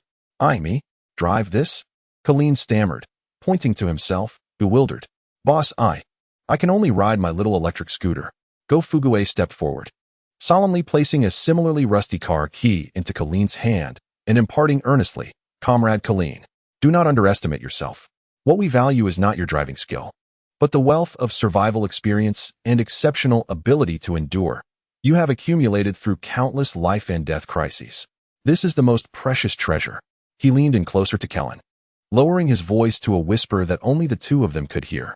Moreover, consider the gaze of 18 Hao upon you. Do you truly wish for her to perceive you as nothing more than a fragile, uninspiring toy, easily shattered at a mere touch? This is your opportunity to prove yourself. Show her that even you, the little bald head, can command a metal chariot, exuding the grandeur of a starship. Little bald head, give it your all. I eagerly anticipate how much more engaging you will become by the next time we meet. The disdainful yet playful words of 18 Hao, coupled with the cool, fragrant touch of her hand striking her cheek, surged through Kellen's memory like an electric current. The briny scent of the sea mingled with the cold sweat in his palms. Fear, humiliation, and a tinge of a yearning to prove something that he himself could scarcely articulate. Kellen lifted his gaze to Go Fuguwei, and for the first time, a flicker of resolute fire ignited within his previously fearful eyes. I will drive. Thus commenced the most chaotic asset transfer operation in the annals of the Z Warriors group. Piccolo and Gohan carefully lifted the unconscious Goku into the back of the small truck, which was filled with the musty odor of mildew and oil. Piccolo assumed the role of the escort, while Gohan became the accompanying family member. Naturally, Go Fuguwei settled into the passenger seat, responsible for strategic navigation. Meanwhile, Kellen, the freshly minted chief logistics officer, took a deep breath 300 times before tremblingly occupying the driver's seat. The vehicle roared to life amidst a cloud of billowing black smoke and the thunderous growl of an engine reminiscent of a tractor. The pink little truck, carrying the last hope of Earth, finally lurched forward onto the road. They had just begun to traverse the coastal highway, still unaccustomed to the charms of land travel, when a deafening roar of motorcycles approached from the side. A strikingly stylish heavy motorcycle pulled alongside their little truck, piloted by a man clad in a dapper leather jacket, his hair tousled by the wind. It was Yamcha. As he drove, he excitedly shouted through the window to Go Fuguwei and Kellen. Hey guys, I can sense your energies converging. Where are you off to for a team-building event? Why didn't you invite me? I want to join too. Clearly, he had no grasp of the situation, still believing they were headed for a beach barbecue. Go Fuguwei gazed at his radiant face, feeling his blood pressure spike once more. Meanwhile, on another road, a stolen, flashy red convertible sped along at breakneck speed. 17 Hao steered with one hand, wearing an expression of mild boredom, while 18 Hao leisurely flipped through a fashion magazine snatched from a roadside shop. Suddenly, a mischievous smile crept across 17 Hao's lips. Hey 18 Hao, stop looking at that tattered magazine, he said to his sister. I've just discovered something intriguing. I can sense a faint, yet familiar, sickly aura moving across the ground in a very primal, retro manner. He abruptly swerved the steering wheel and pressed down on the accelerator. The convertible emitted a piercing screech as it traced a perfect arc on the road, changing direction. The game seemed to grow ever more exhilarating. At the headquarters of the Capsule Corporation in Shidu, Bulma was frantically pacing in her world-class laboratory, attempting to contact Kame House repeatedly, but to no avail. Suddenly, a resounding crash reverberated throughout the building, as if struck by a small asteroid. The highest-level security alarms blared across the entire complex. Bulma gazed outside in terror. A gigantic figure descended from the sky, crashing heavily onto the lawn outside her office, creating a massive crater in the meticulously trimmed grass. Shortly thereafter, the cold, emotionless mechanical voice of 16 Hao echoed through the internal communication system of the entire building. I am the new head of security. Where's Ms. Bulma from the HR department? A fat man sent me to find her to complete my onboarding. Inside that dilapidated pink little truck. Go Fugue's pink 6C system panel flickered violently before finally stabilizing temporarily. Yet, a brand new window, one he had never encountered before, abruptly appeared, filled with a darkly humorous gaming livestream style that he could not close. At the top of the window, an extremely catchy and infectious BGM accompanied the announcement. Ding dong. Congratulations on successfully unlocking the hidden side quest, Turtle Speed and Passion. The real-time universe betting feature is now activated. All viewers in the live stream can freely place bets on which team, the veteran drivers, the host side, or the celestial siblings, the android side, will be the first to locate the core asset, Sun Wukong. Current odds, 1999. Good luck, dear. A real-time GPS map appeared on Go Fugue's screen, featuring a sluggish snail icon representing them, and a lightning-fast rocket icon symbolizing 17 Hao and 18 Hao, visibly closing the distance between them. Meanwhile, the real-time viewership count was skyrocketing at an astronomical rate. Chapter 21, Turtle Speed and Passion, when the veteran driver encounters celestial drifting. On the coastal highway of Shidu, a shabby, flashy pink little truck was racing forward with a wild vigor that belied its appearance, belching black smoke. The roar of the engine was less a growl and more a wail of impending demise. Inside, the atmosphere was so tense it could be wrung out for water. Kellen, the newly appointed chief logistics officer, gripped the steering wheel tightly, his palms slick with cold sweat, glistening against the aged plastic. His gaze was fixed on the rearview mirror, where his fear-stricken face contorted into a grimace. In the back of the truck, Piccolo sat cross-legged, attempting to meditate to alleviate the internal injuries inflicted by 18 Hao. But the jarring bumps of the vehicle made him feel as if his very organs were engaged in a game of leapfrog. Gohan remained anxiously beside the unconscious Goku, periodically wiping his father's feverish forehead with a damp cloth. Only Go Fugue, in the passenger seat, was in stark contrast to everyone else. Completely oblivious to the two ominous presences rapidly closing in behind them, he was wholly engrossed in his Pink 6C livestream interface, exuberantly delivering his inaugural outdoor broadcast since becoming the universe's premier sales influencer. Family, look. Behind me, a heart-stopping chase of cosmic proportions, Turtle Speed and Passion, is unfolding live on this steel prairie known as the Shidu Expressway. Our brave veteran drivers are maneuvering their beloved dream truck in a strategic transfer that could determine their fate. Hot on their heels is the top predator from the android camp, the Celestial Siblings. Observe our courageous driver, bald-headed Kellen, exhibiting extreme stress responses. His heart rate has skyrocketed beyond 180 beats per minute, and his sweat glands are secreting copious amounts of salt. This is a typical physiological response of the species when faced with existential threats. Let us applaud his bravery. Just then, a motorcycle roar, louder and more stylish than the truck's engine, surged in from the side. Yamcha, riding his sleek, heavy motorcycle, effortlessly matched their pace. Beneath his elegantly tousled hair, caressed by the sea breeze, lay a visage imbued with both sunlight and confusion. Hey, guys, what is going on? Is the company outing for a barbecue by the sea? Why wasn't T.I. invited? He exclaimed excitedly, shouting towards the car window. This vehicle is so retro, quite nostalgic. However, its speed leaves much to be desired. Go Fugue, without turning his head, expertly directed a drone camera towards Yamcha, loudly announcing to the live stream. Oh, family, look. Another star employee from our Z Warriors group, Mr. Yamcha, has voluntarily joined this escort mission. This proactive spirit of overtime embodies our company's core value of prioritizing hard work. Colleague Yamcha, please join our escort formation immediately, maintain a safe distance, and ensure the security of our core assets during transit. I will certainly remember your exemplary performance for the monthly performance review. All right, no problem, boss. Yamcha enthusiastically gave a thumbs up and then indeed slowed down, positioning himself like a bodyguard alongside the truck. With Yamcha's unexpected presence, Go Fugue's live stream saw an instantaneous surge in popularity. Viewers across the universe fervently placed bets on this uneven chase. On the GPS map, the red rocket icons representing vehicles 17 and 18 were rapidly closing in on the green snail icon that symbolized them. The odds had escalated from 1999 to an astonishing 19999.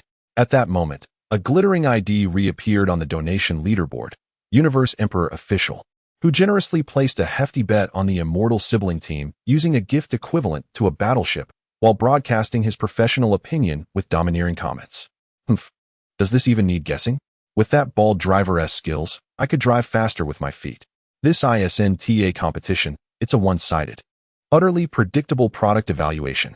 I bet within 3 minutes, that pink garbage truck will be forcibly recycled along with its rubbish. Frisia, you devil. Here you go again.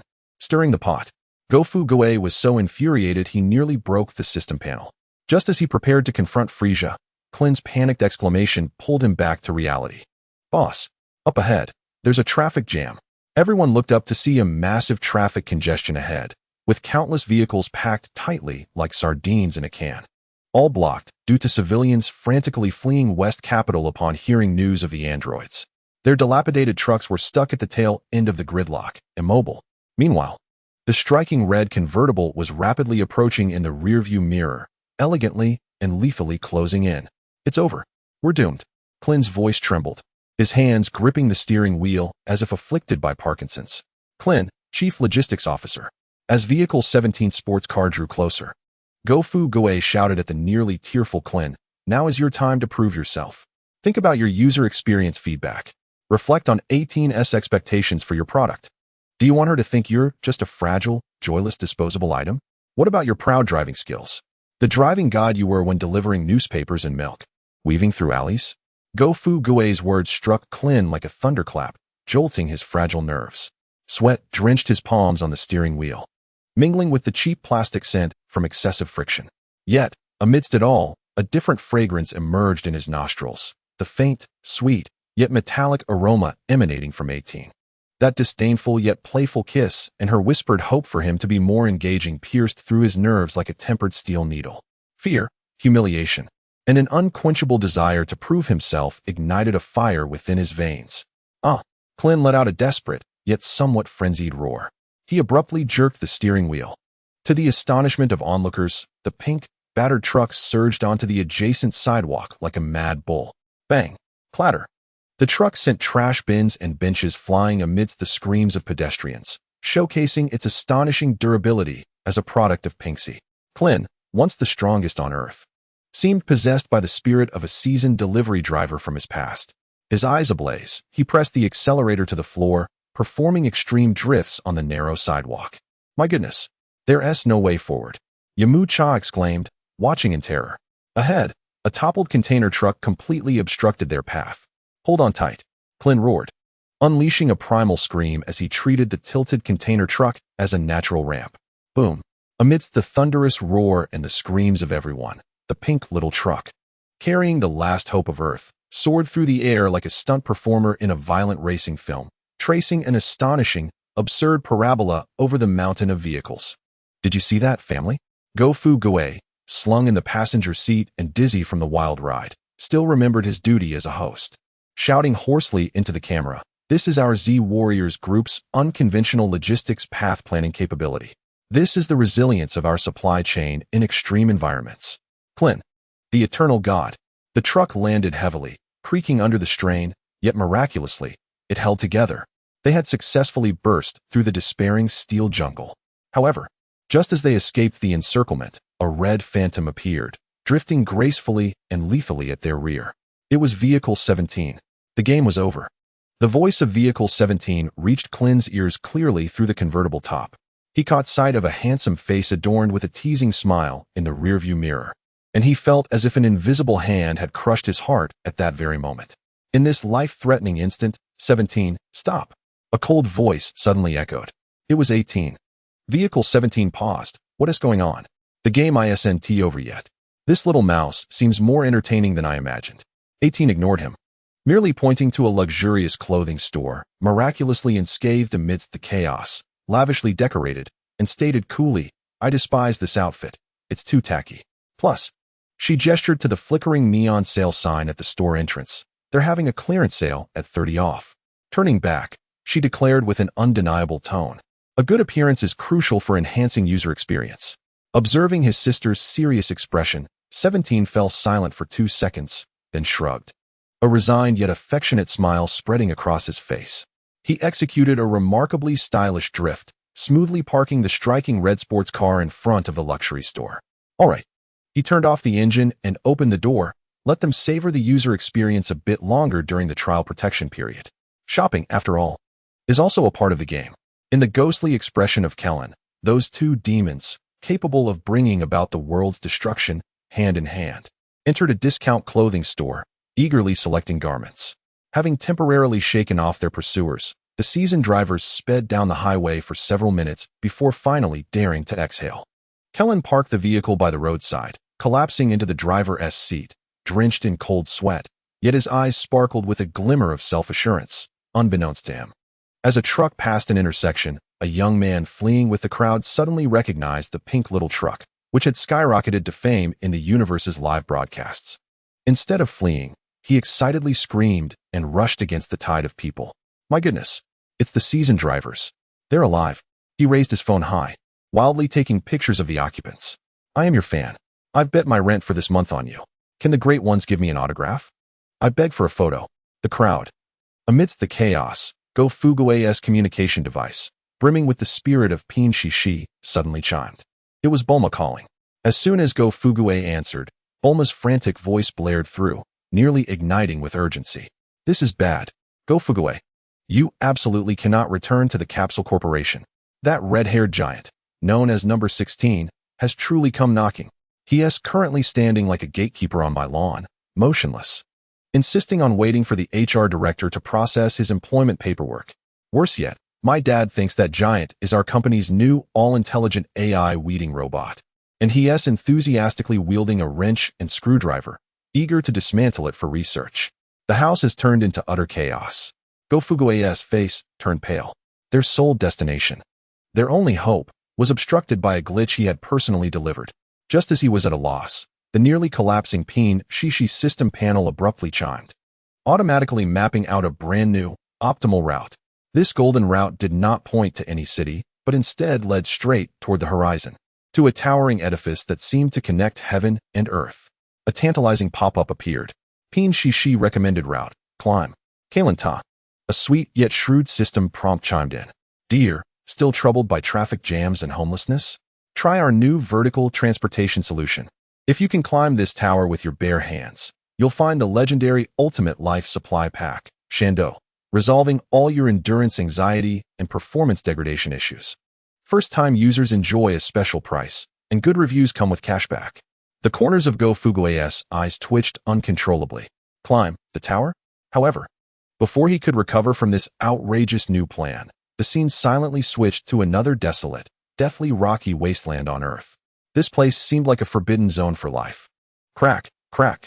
Accompanied by a nauseating sound reminiscent of bones shattering, a gigantic cocoon, adorned with eerie patterns as if birthed from a nightmare, slowly emerged from the ground, splitting open a seam. A claw, covered in green armor and bearing characteristics of both insects and reptiles, not belonging to any known organism, languidly extended from the dark crevice. A hoarse, malevolent voice, filled with an insatiable craving for life, echoed through the air like the most vicious curse. "Hungry. So many delicious energies. I need to be more perfect." Chapter 22. Climb, KPI. The Chosen Worker's Kalenta trial. The worn-out pink truck, under Go Fugue's absurd Pin Shishi navigation, drifted and sparkled with electricity, finally halting in the midst of a vast, boundless wasteland. In front of it stood a colossal tower, too immense to be described, piercing the clouds and seemingly connecting heaven and earth. This is Kalen Ta, the fabled boundary between mortals and deities. Boom, sputter. The truck emitted a final, defiant roar, its exhaust spewing thick black smoke before completely dying. This vehicle, which bore the last hopes of the Z Warriors Collective, proudly met its demise after fulfilling its mission of transferring core assets. "It's over. The truck is done for." Kellen gazed at the towering pole that seemed to stretch infinitely upward, then glanced back at the pile of scrap metal, feeling his legs weaken. "Are we really going to climb this?" Bick and Gohan's faces were equally grave. Despair cloaked the group once more, akin to the dreadful news of having to rewrite the foundational architecture the night before a project launch. Yet their CEO, Comrade Go Fuguwei, always found opportunities in despair. Comrades, do not panic.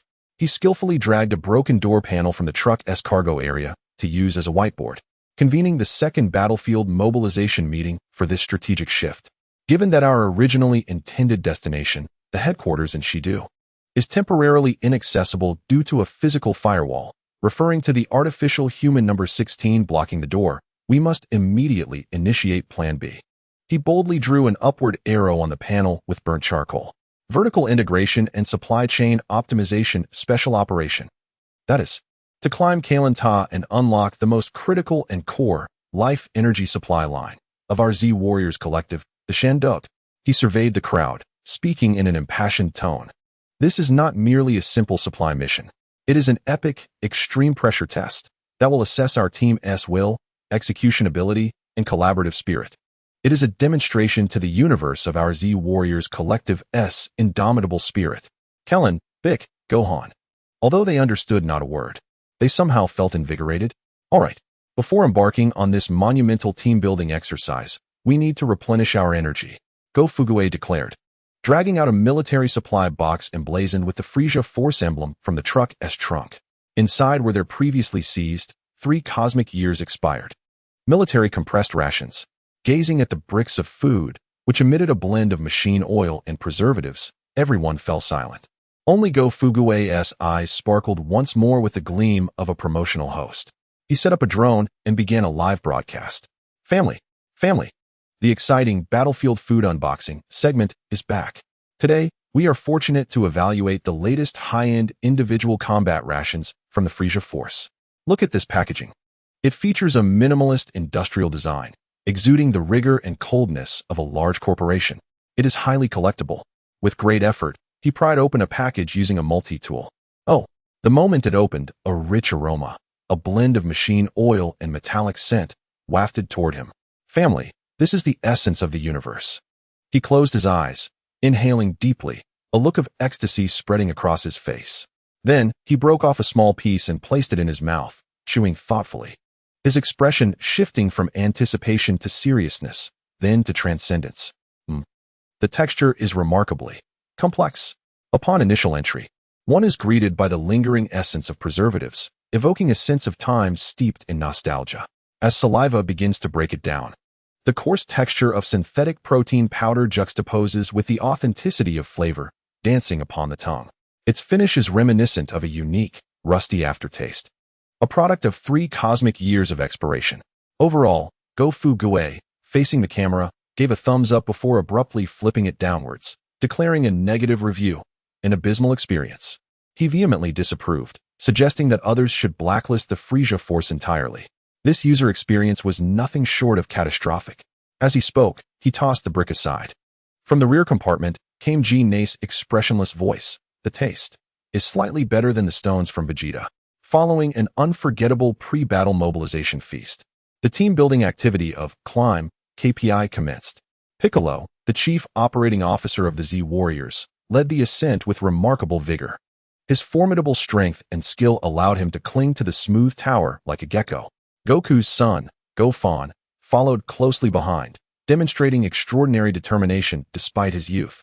Thanks to the guidance of his father and Piccolo, the most unfortunate was Krillin, who, lacking Piccolo's strength and Gohan's potential, could only rely on the willpower of an ordinary person, inching upward with great difficulty. As for Go Fuguwei, he stood at the base, justifying his presence with claims of overseeing macro controls and project supervision, comfortably wielding his golden megaphone and drone, commencing his role as supervisor. Director Piccolo, your climbing rate has fallen below project expectations by 20. This will severely impact your performance evaluation for this quarter. Be wary of your year-end bonus. The struggling Piccolo nearly slipped at this alarming news, vowing to silence the corpulent CEO's incessant chatter once this crisis was over. Gohan, you must persevere. You are our company's future star, the flagship product of the next generation. Consider your mother's expectations. Think of the mountain of summer homework awaiting you. Ascend, and you shall become a combat prodigy among scholars. At the mention of summer homework, Gofan felt a surge of motivation. Ultimately, Gofugue's focus shifted to the beleaguered Krillin. Krillin, the logistics officer. Push forth. Channel the energy you had while drifting trucks on the highway. Reflect on your user experience feedback. For every meter you climb, your user favorability with 18 will increase by 0.1. Do you wish for her to perceive you as merely a fragile, unamusing object? For the sake of your product review rate, charge forth. Krillin's hands, already bloodied by the rough tower surface, began to blur with consciousness. Yet Gofugue's haunting voice and the name 18 pierced his nerves like steel needles. The coarse and cold surface of the tower burned his palms, the mingled scent of rust and sweat inducing waves of nausea. But in that moment of fading awareness, another fragrance surfaced in his nostrils, the faint, sweet, yet metallic scent emanating from 18. The disdainful yet playful kiss. The whisper of wishing for him to be more entertaining next time. With a shout of defiance, Krillin gripped the tower once more, his bloodied hands tightening around the surface, summoning every ounce of strength to ascend. Time lost all meaning as Krillin, Piccolo, and Gofan finally dragged their battered bodies through the clouds, beholding the fabled temple suspended in the sky. We made it, at last. They beheld the legendary Kalen Sanrin, yet the scene before them was nothing like the tales. No ethereal sage, no sacred aura enveloping the land. Instead, a plump white cat, strutting elegantly with a mismatched wooden staff, squinted lazily in the sunlight. It appeared disturbed by their heavy breathing, reluctantly waking to yawn widely, revealing its sharp teeth. In an exceedingly languid tone, tinged with bureaucratic flair, it inquired, "Who is it? Disturbing a cat's slumber at this early hour? Judging by your appearances, you seek Sindo, don't you?" Casting a cursory glance at the trio, it continued, "Do you have an appointment? If not, please form a line to obtain a number. Are you unaware that our Sindo is an S-Class strategic reserve material? Extraction requires internal approval. Have you filled out the material application form? Has your department head signed off on it?" The three stood utterly dumbfounded. Sage. Krillin struggled to rise, pleading, "We are here to save lives. Our companion is on the brink of death." Save lives? Kalen Sanrin scratched its ear, wearing an expression that conveyed indifference. "That is your issue, not mine. My KPI is to ensure material security, not to engage in charitable distribution." Observing the despair etched on their faces, Kalen Sanrin appeared somewhat amused. From its pocket, it leisurely produced a small bell tied with a red string. "How about this? If you wish for Sindo, first pass my supplier qualification review." It hung the bell on its staff, donning a sly smile typical of felines. "Whenever you manage to snatch this bell from me, I shall deliver your goods." Meanwhile, beneath Kalen Tower, the decrepit little truck lay quiet, but suddenly Goku's body convulsed violently in the back. His pallid face, marred by heart disease, contorted in agony. Uncontrollable surges of fierce golden energy erupted from within him, shaking the truck's cabin with a cacophony of impacts. What on earth? Gofugue, broadcasting live from below, was taken aback by this sudden upheaval. His system panel erupted with an unprecedented, shrill alarm. "Warning. The core product Goku's heart disease bug has undergone an unexpected mutation. The energy core is going out of control. Imminent risk of forced formatting, self-destruction. Estimated collapse time, 30 minutes. No." Before Gofugue could react. On the other side, 17 and 18's flashy red convertible halted at the edge of the wasteland. 17, glancing at a hastily acquired life signal detector on his wrist, smirked. "Found it," he said to 18, who was busy applying nail polish. "That weak signal has been lingering atop that remarkably tall, peculiar pillar for quite a while. A few weaker signals have just ascended as well." 18, "It seems our test subjects are engaging in some entertaining team-building activities," 17 remarked, revving the engine with excitement. "Let us go see the spectacle." Chapter 23, The Divine Fray and Mortals Snatching Beans, the ultimate KPI assessment at Kalen Tower. At the summit of Kalen Tower, the clouds churned and fierce winds howled. However, this celestial vista did little to alleviate the anxiety plaguing Piccolo and Krillin. Piccolo, like a specter, struck from cunning angles. Yet each assault was deftly evaded by the white feline, who moved as if meandering through its own backyard. "Your attack windups are excessively lengthy, and your skill cooldowns are far too slow." Master Ka Lin stifled a yawn, regarding the two panting individuals with a scrutinizing glare akin to that reserved for subpar suppliers. With such business acumen, They would not even pass the probationary period here. Solar Fist. Clin seized an opportunity, employing his previous tactic once more. A blinding flash of light erupted instantaneously. Doran Fist. At the same moment, Bick launched his assault, his arms transforming into countless phantoms, reaching towards Master Ka Lin's bell at his waist from all directions. Oh, you intend to utilize a blinding debuff in conjunction with a distributed high concurrency attack to momentarily disrupt our server? Master Ka Lin, eyes closed, relied solely on his auditory senses and intuition, effortlessly evading all strikes, even finding the leisure to offer a technical critique. A commendable strategy, yet regrettably, my system is equipped with anti-cheat plugins and redundant disaster recovery mechanisms.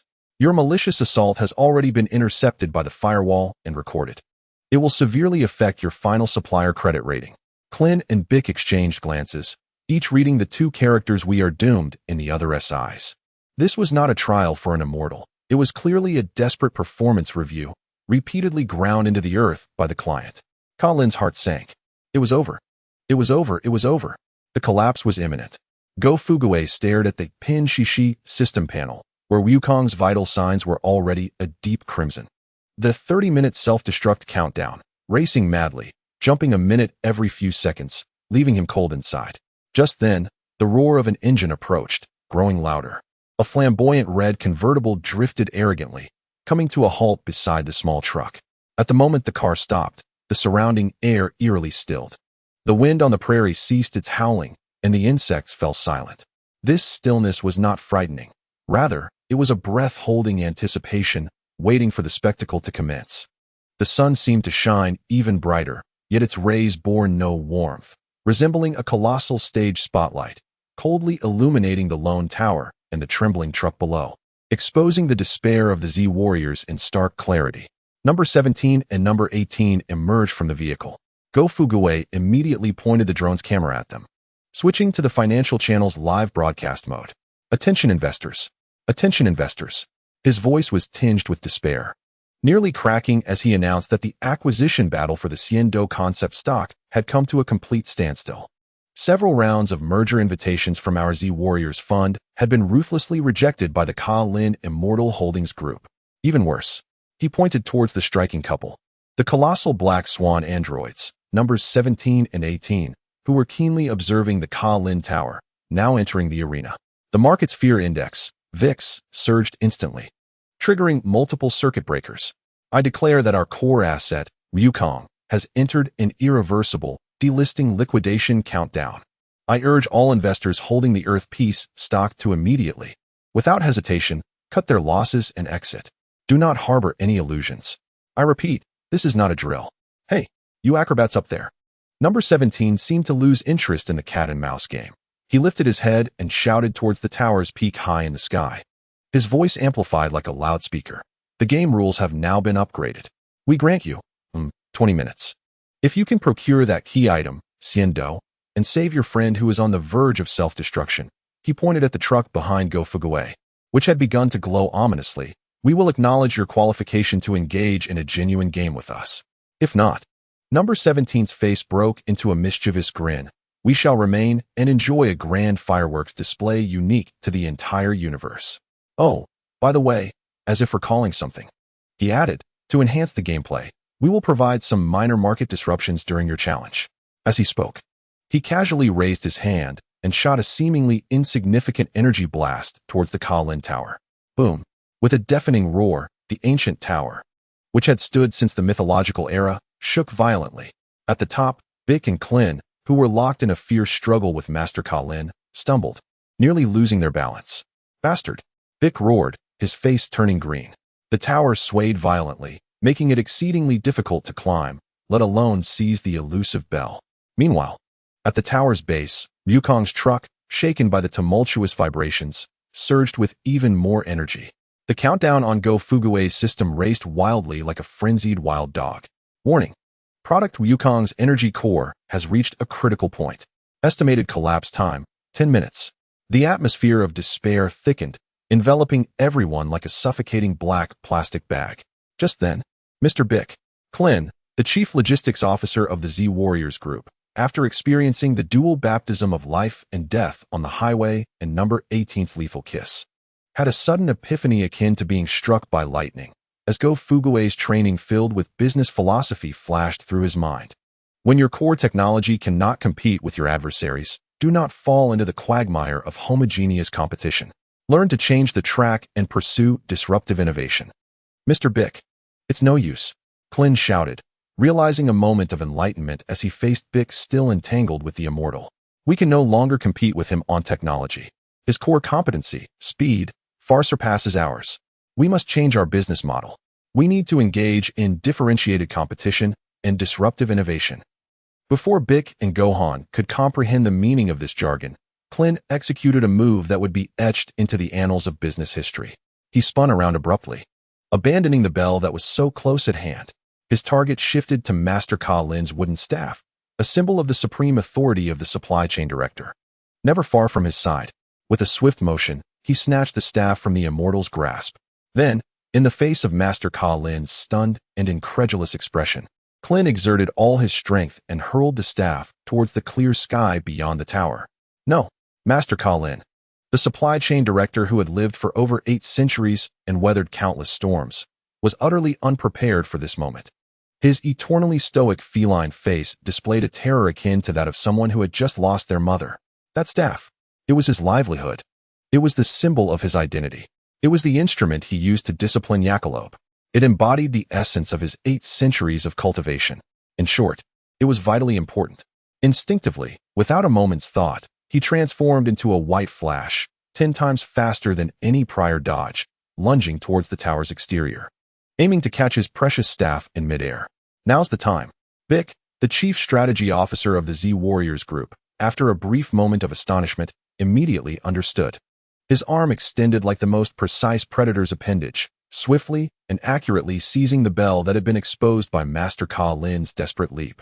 The clear chime of the bell rang out atop Ka Lin Tower. That sound resonated like the tolling of a bell marking the end of an old era and the dawn of a new one, melodious and revolutionary. Master Ka Lin, clutching his reclaimed staff, landed back at the tower's edge, still shaken. He glared at Bick, who was shaking the bell, and Clint, whose expression revealed a successful scheme. His white fur bristling with fury. You cheated. He fumed, jumping in place, devoid of any semblance of a sage. Foul play. This is a malicious act that seriously violates the user agreement and principles of fair competition. I wish to lodge a complaint with the Galactic Supplier Ethics Committee. I intend to expose your actions within my social circle. I will leave you a poor review. A 1-star rating. Baika retracted the bell, and a barely perceptible smile appeared on his eternally stoic face, as if to mock your incompetence. The rules only mention the bell. They do not state that one cannot interfere with surrounding products. He stated coldly, we have met our KPIs, and now, it is time for product delivery. Ka Lin Xian Ren surveyed the unscrupulous merchants before him, one playing the role of the antagonist while the other feigned innocence, then glanced at the ticking time bomb beneath the tower that threatened to explode. Ultimately, he could only squeeze out a few words through gritted teeth. You are truly ruthless. Reluctantly, he tossed out a small cloth bag. Take it. Now be gone. The Xiando is in hand. Retreat. Baiku swiftly seized Wu Fan, and Kulin adeptly followed suit, the 3 of them scrambling downwards with utmost speed. Oh, have you obtained the item? Planning to flee? Number 17 below observed this scene, his grin widening, for the game had only just begun. He raised his hand once more, unleashing a barrage of energy blasts that crashed against the tower like festive fireworks, creating market disruptions. Just as Baiku and his companions had descended halfway, a thunderous crash echoed. The pink truck at the tower's base jolted violently. The uncontrolled energy emanating from Wukong had finally reached its critical point. Blinding golden light burst forth from the seams of the truck, engulfing the entire vehicle in a fiery glow, akin to a nuclear reactor on the verge of detonation. There is no time left. Less than 5 minutes. The server is about to explode. Physically, Go Fugue screamed into the communicator, unleashing the most desperate roar since his arrival. Oh, are we about to see fireworks? How splendid. Number 17 and number 18 wore expressions of childlike excitement, eagerly anticipating the grand display. However, just as they prepared to find the best vantage point to enjoy the magnificent fireworks, a colossal shadow descended upon them without warning. A massive, Silent figure plummeted from the sky like a meteor, crashing down behind them and creating a bottomless pit. It was Android 16, ignoring the astonished gazes of 17 and 18. He simply raised his head, his cold, radar-like mechanical eyes locking onto the glowing, overheating truck at the tower's base. His internal systems were engaged in an unprecedented and chaotic logical computation. Conflict directive. Eliminate Sun Wukong vs. Kill Sun Wukong post-employment. Retrieving solution reveals hidden protocol. Dr. Gero's Supreme Directive Earth Ecological Protection Protocol. Protocol activation condition. When the target Sun Wukong's self-detonation could cause irreversible and catastrophic damage to Earth's ecology. The elimination directive's priority will temporarily yield to the protection directive. The flickering red eye of 16 finally settled upon an untested program rife with unknown bugs.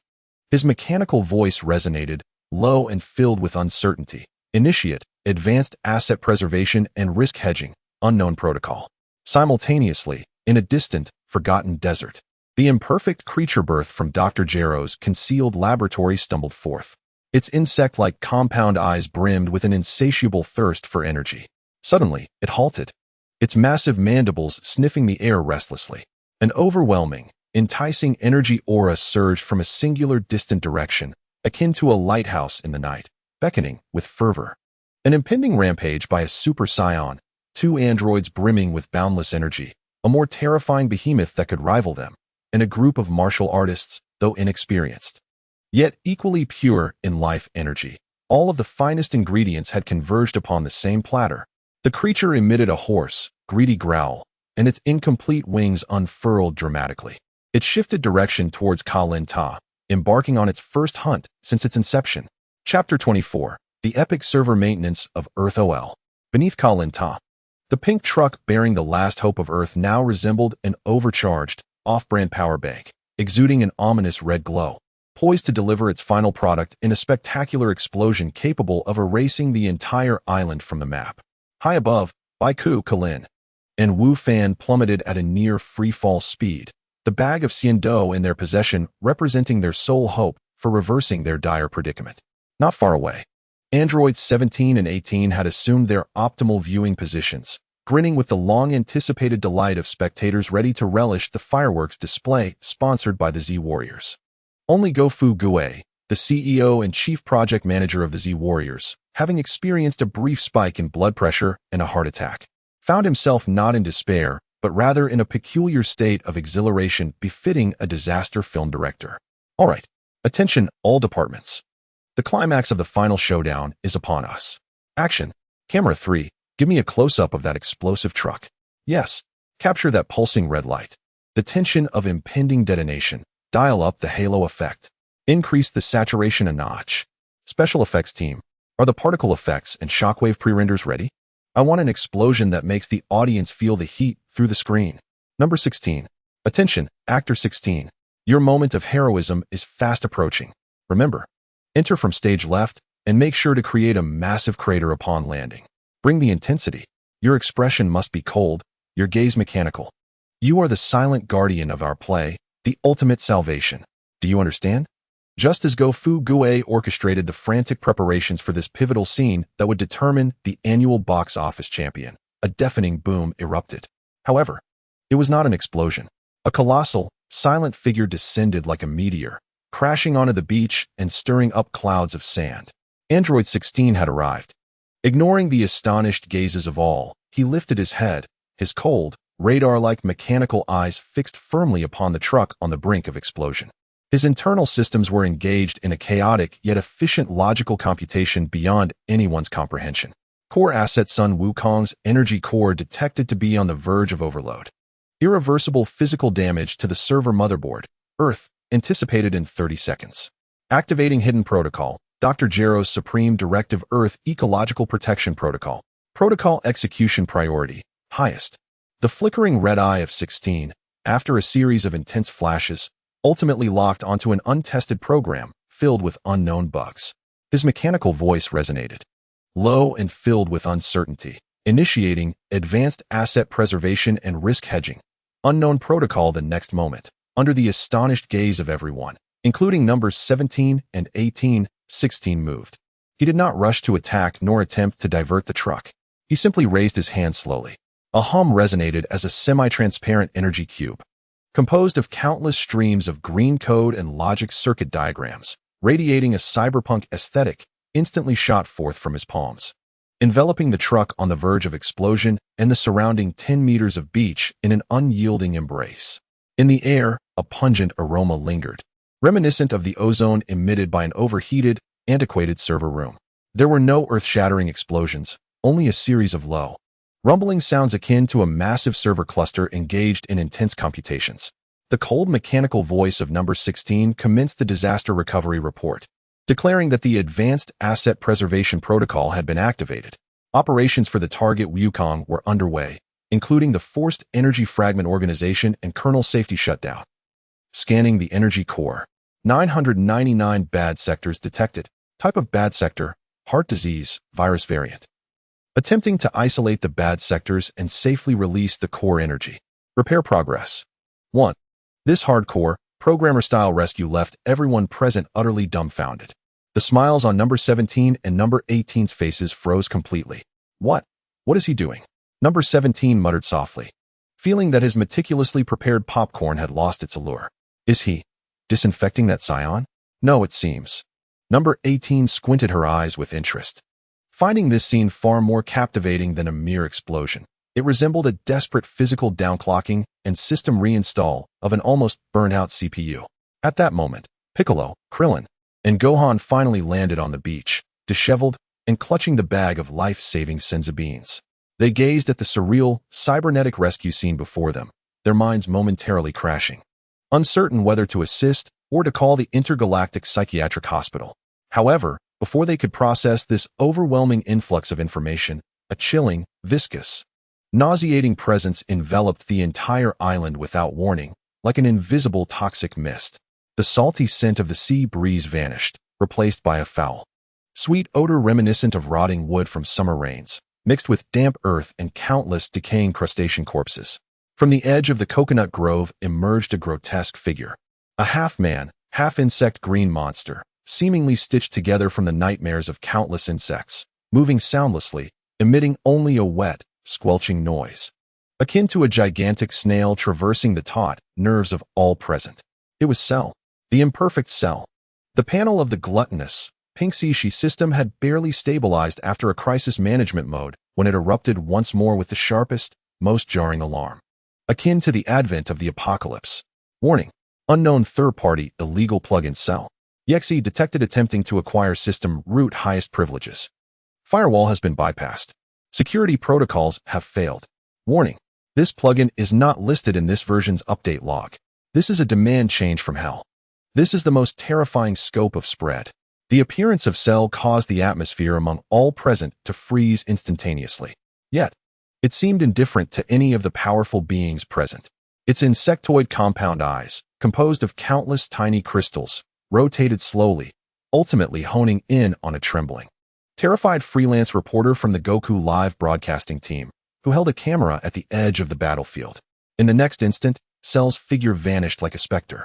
A sickening sound, reminiscent of a straw slurping jelly, echoed clearly in everyone's ears. The unfortunate reporter didn't even have time to scream.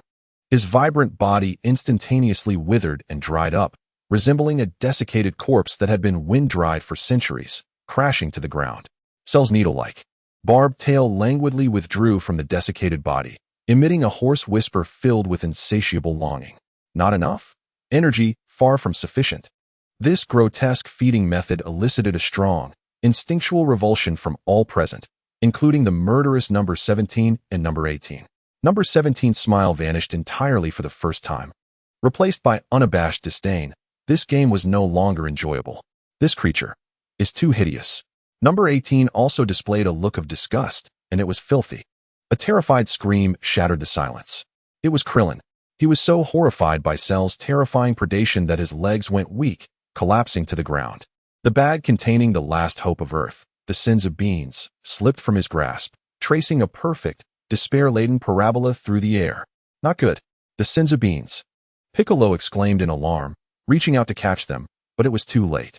At that moment, the green energy cube enveloping the truck flickered and slowly dissipated. The red light on the vehicle extinguished. The cold mechanical voice of number 16 echoed once more, as if submitting a work report. Forced shutdown has been completed. Target Wukong's energy core has stabilized. Current status, safe mode. Awaiting administrator command for system restart operations. As soon as he finished speaking, those greedy, fly-like compound eyes locked onto the bag of senzu beans, tumbling through the air, radiating pure life energy. A highly concentrated, biological energy block? Interesting. Cell emitted an indecipherable hiss, and its massive form surged forward like a green shadow, lunging for the bag of senzu beans. Not a chance. Piccolo, Trunks, and the others' eyes widened with fury as they attempted to intercept. However, there was one figure faster than them. It was number 17. He had risen without anyone noticing. His face devoid of any mockery, replaced by an icy resolve. His figure appeared as if teleporting, directly beneath the bag of senzu beans, catching it effortlessly. Then he turned to face the snarling Cell, who was enraged at having its food stolen, as well as the wary Z fighters. Hey, number 17 began, for the first time proactively addressing Piccolo, Trunks, and the others. The game between us and you is temporarily on hold. He gestured with his chin toward the grotesque form of Cell, which was emitting threatening hisses not far away. First, we need to eliminate this sudden virus plugin that has made the game considerably less enjoyable. He tossed the bag of senzu beans toward Piccolo. This is an advance payment. Don't say our android faction lacks teamwork. Once we deal with this ugly creature. Number 17's lips curved into a cruel smile. Our game shall officially commence. Chapter 25. The most chaotic cross-platform project collaboration in history. Beneath the Corin Tower, on the beach, three factions stood as if in a tripartite alliance, transforming this small island into a negotiation table rife with tension. In the sea breeze, the foul, sweet scent belonging to Cell, reminiscent of decaying leaves, mingled with the cold, fresh aroma of new electronics emanating from number 17 and number 18, creating a blend that made all carbon-based life forms feel profoundly uneasy. Uniting it all was the bag of senzu beans that traced a hopeful parabola through the air, ultimately being securely caught by Piccolo. A fruitful collaboration. On the 17th, gazing at Bick, a nonchalant smile lingered on his face, as if he had just tossed aside not a lifeline determining the fate of the Earth, but rather a trivial packet of snacks. Bick remained silent, tightly gripping the bag of Shandou, vigilantly observing those around him. At this moment of palpable tension, an incongruous voice, brimming with enthusiasm and commercial fervor, resonated across the entire island through a golden loudspeaker. Family, the historic moment has arrived. Allow me, Gofu Gue, CEO of the Z Warrior Group, to proudly announce. Gofu Gue, the project manager, recently pulled back from the brink of deletion, seized the once-in-a-lifetime public relations opportunity the moment he saw the Android camp extend an olive branch. We are currently live-streaming the signing ceremony of the first strategic cooperation memorandum between the Z Warrior Group and the Android camp. This collaboration aims to collectively resist malicious market competition from third parties, eradicate unhealthy practices in the industry, and jointly safeguard the stability and healthy development of the Earth market. I hereby declare the official launch of the Earth Market Purification and Anti-Monopoly Special Operation Project. This speech, filled with positive energy, elicited looks of concern from the Z fighters and the android siblings, as if questioning whether this portly figure had lost his mind. Only Shalu, the sole antagonist, seemed uncooperative during this signing ceremony. Its compound eyes were fixated on the bag of Shandou in Bick's hand. Sensing that the minuscule sack contained life energy 1,000 times purer than that of the journalist it had just absorbed. My sustenance. Shalu emitted a hoarse screech, its form vanishing instantaneously. Its target was none other than Bick. Humph, ugly creature, are you so eager to be optimized away? 17th responded with a cold chuckle, her figure moving like a phantom, delivering a swift kick to Shalu's side. Simultaneously, 18th also sprang into action, seemingly disgusted by Shalu's resemblance to some grotesque arthropod. Aiming for its head. Don't sully my gaming experience, you pixelated error. A 2v1 battle erupted in an instant. Vegeta stood by, arms crossed, his expression dark enough to wring water from.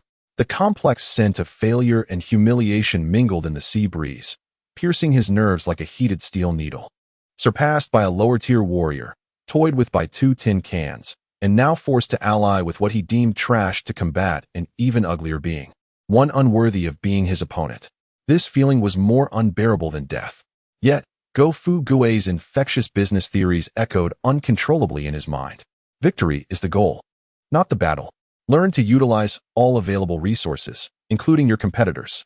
This is not collaboration. It is a short-term, non-exclusive strategic partnership aimed at securing a larger market share in the future. Vegeta clenched his fists, knuckles cracking. He watched as Shallow, still evading the encirclement of 17th and 18th, attempted to counterattack. His proud ego finally made a difficult decision aligned with commercial logic.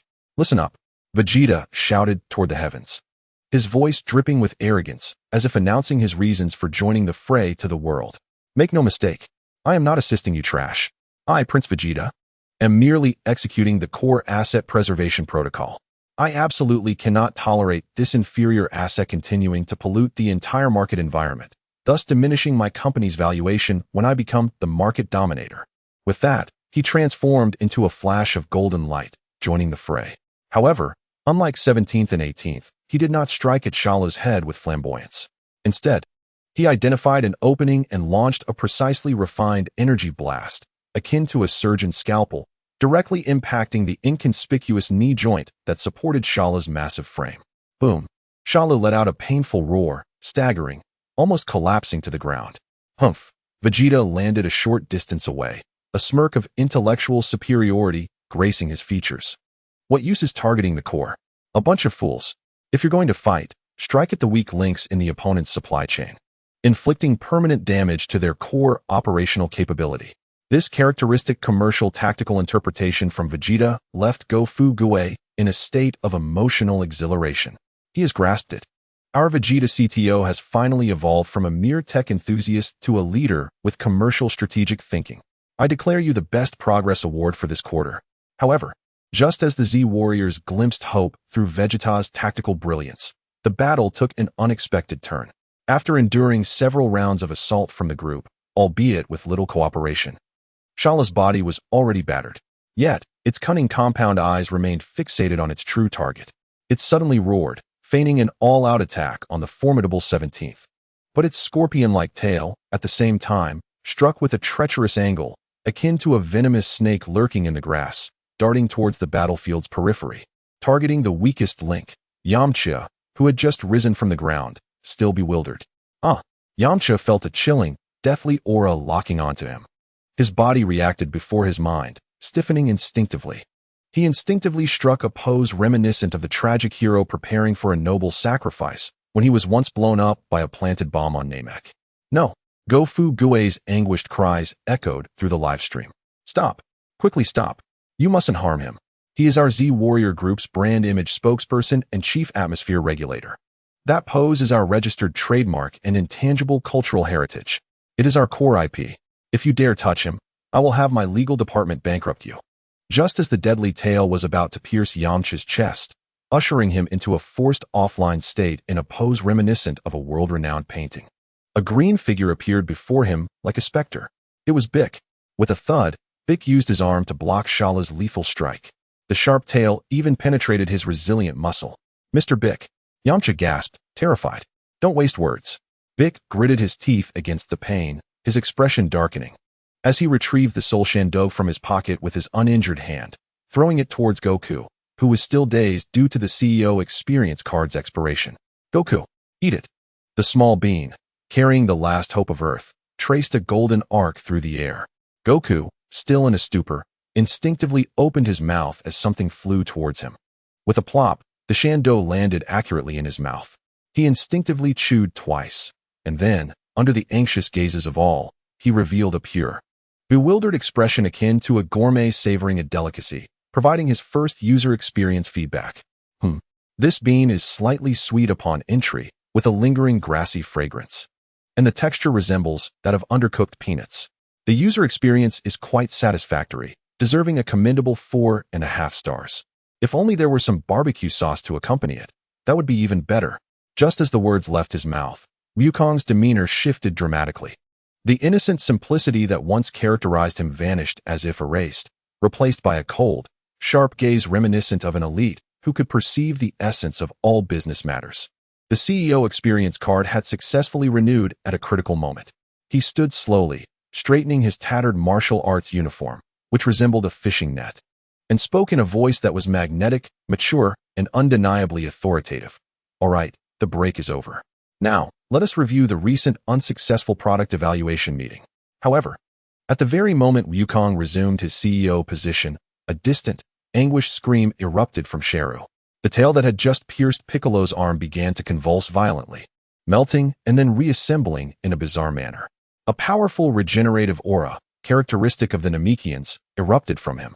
Gazing at his tail undergoing a version upgrade, and then at Piccolo, who was rebooting at a distance, an unprecedented ecstasy and greed ignited in his multifaceted eyes.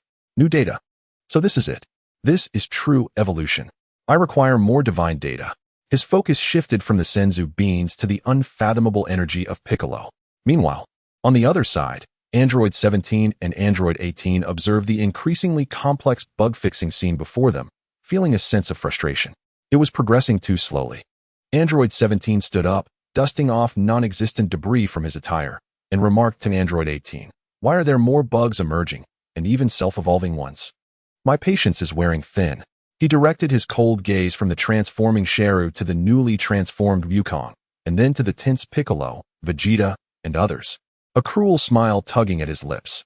Perhaps we should eliminate these testers and virus plugins together. Then, we can head to town, find a decent restaurant, and celebrate properly. Chapter 26. The CEO's Dimensional Strike. From product review to market acquisition. Beneath Karen Tower, what was once a sacred ground had transformed into a chaotic battlefield where three factions stared at one another in bewilderment. The air was a cacophony of Sheru's foul, shellfish-like odor mingling with the cold, sterile scent of Androids 17 and 18, reminiscent of newly unboxed electronics, alongside the sweat, blood, and desperate resolve emanating from the Z-fighters, creating a symphony of apocalyptic disarray. After absorbing Piccolo's cells, Sheru's body underwent a peculiar transformation, emitting a series of nauseating cracking sounds, his aura escalating uncontrollably. Androids 17 and 18 resembled two wealthy patrons inadvertently attending a third-rate game launch, watching the chaotic scene with an air of disdain, ready to wipe the server clean at any moment. Having just consumed a Senzu bean, Wukong transitioned from his goofy persona to that of a CEO, leisurely straightening his body. He adjusted his tattered orange martial arts uniform, his expression now devoid of innocence, replaced by a calculated calmness that suggested he had anticipated everything. He did not rush into battle. Instead, he cleared his throat and calmly addressed all present, both living and non-living. "All right, everyone. Before we embark on the next phase of our market activities, I propose we take a brief 3-minute moment to conduct a concise product review meeting." Upon hearing this, it was as if someone had suddenly blasted dance music in a quiet library, causing the minds of all thinking beings present to collectively short-circuit. Piccolo clutched his bleeding arm, feeling as though the pain had left his mind. Vegeta, just rising from the ground, stumbled at the words, nearly collapsing again. The agonized Sheru paused his eerie cracking sounds momentarily. Only the distant Gafugi, after a moment of confusion, ignited with an intense fervor, as if he had found a kindred spirit. Swiftly directing his drones, he conjured a holographic presentation behind Wukong, displaying a business-themed PowerPoint presentation titled Z-Fighters Group Q2 Performance Review and Q3 Strategic Outlook Launch Meeting. Wukong nodded approvingly at the PowerPoint behind him and continued his pitch with an air of internet elite sophistication. "Why are we here?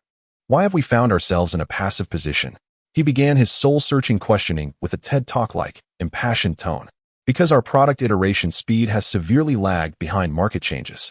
Our competitors have completed their series of funding, while we are still operating on the previous generation of systems, haphazardly applying patches. Is this a crisis?" He paused, his piercing gaze sweeping across the room. "No, this is an opportunity, an extraordinary chance to redefine market rules and achieve a remarkable leap forward." Having said this, he slowly turned his gaze toward Sheru, who was still writhing in pain but growing stronger. His expression was not one of fear before a mortal enemy, but rather that of a seasoned product manager analyzing a newly launched competitor riddled with bugs. First, let us analyze our main competitor, codenamed Sheru. He has recently acquired certain intangible assets, cells, from our core technical personnel, Piccolo, through malicious acquisition, completing his angel round of funding.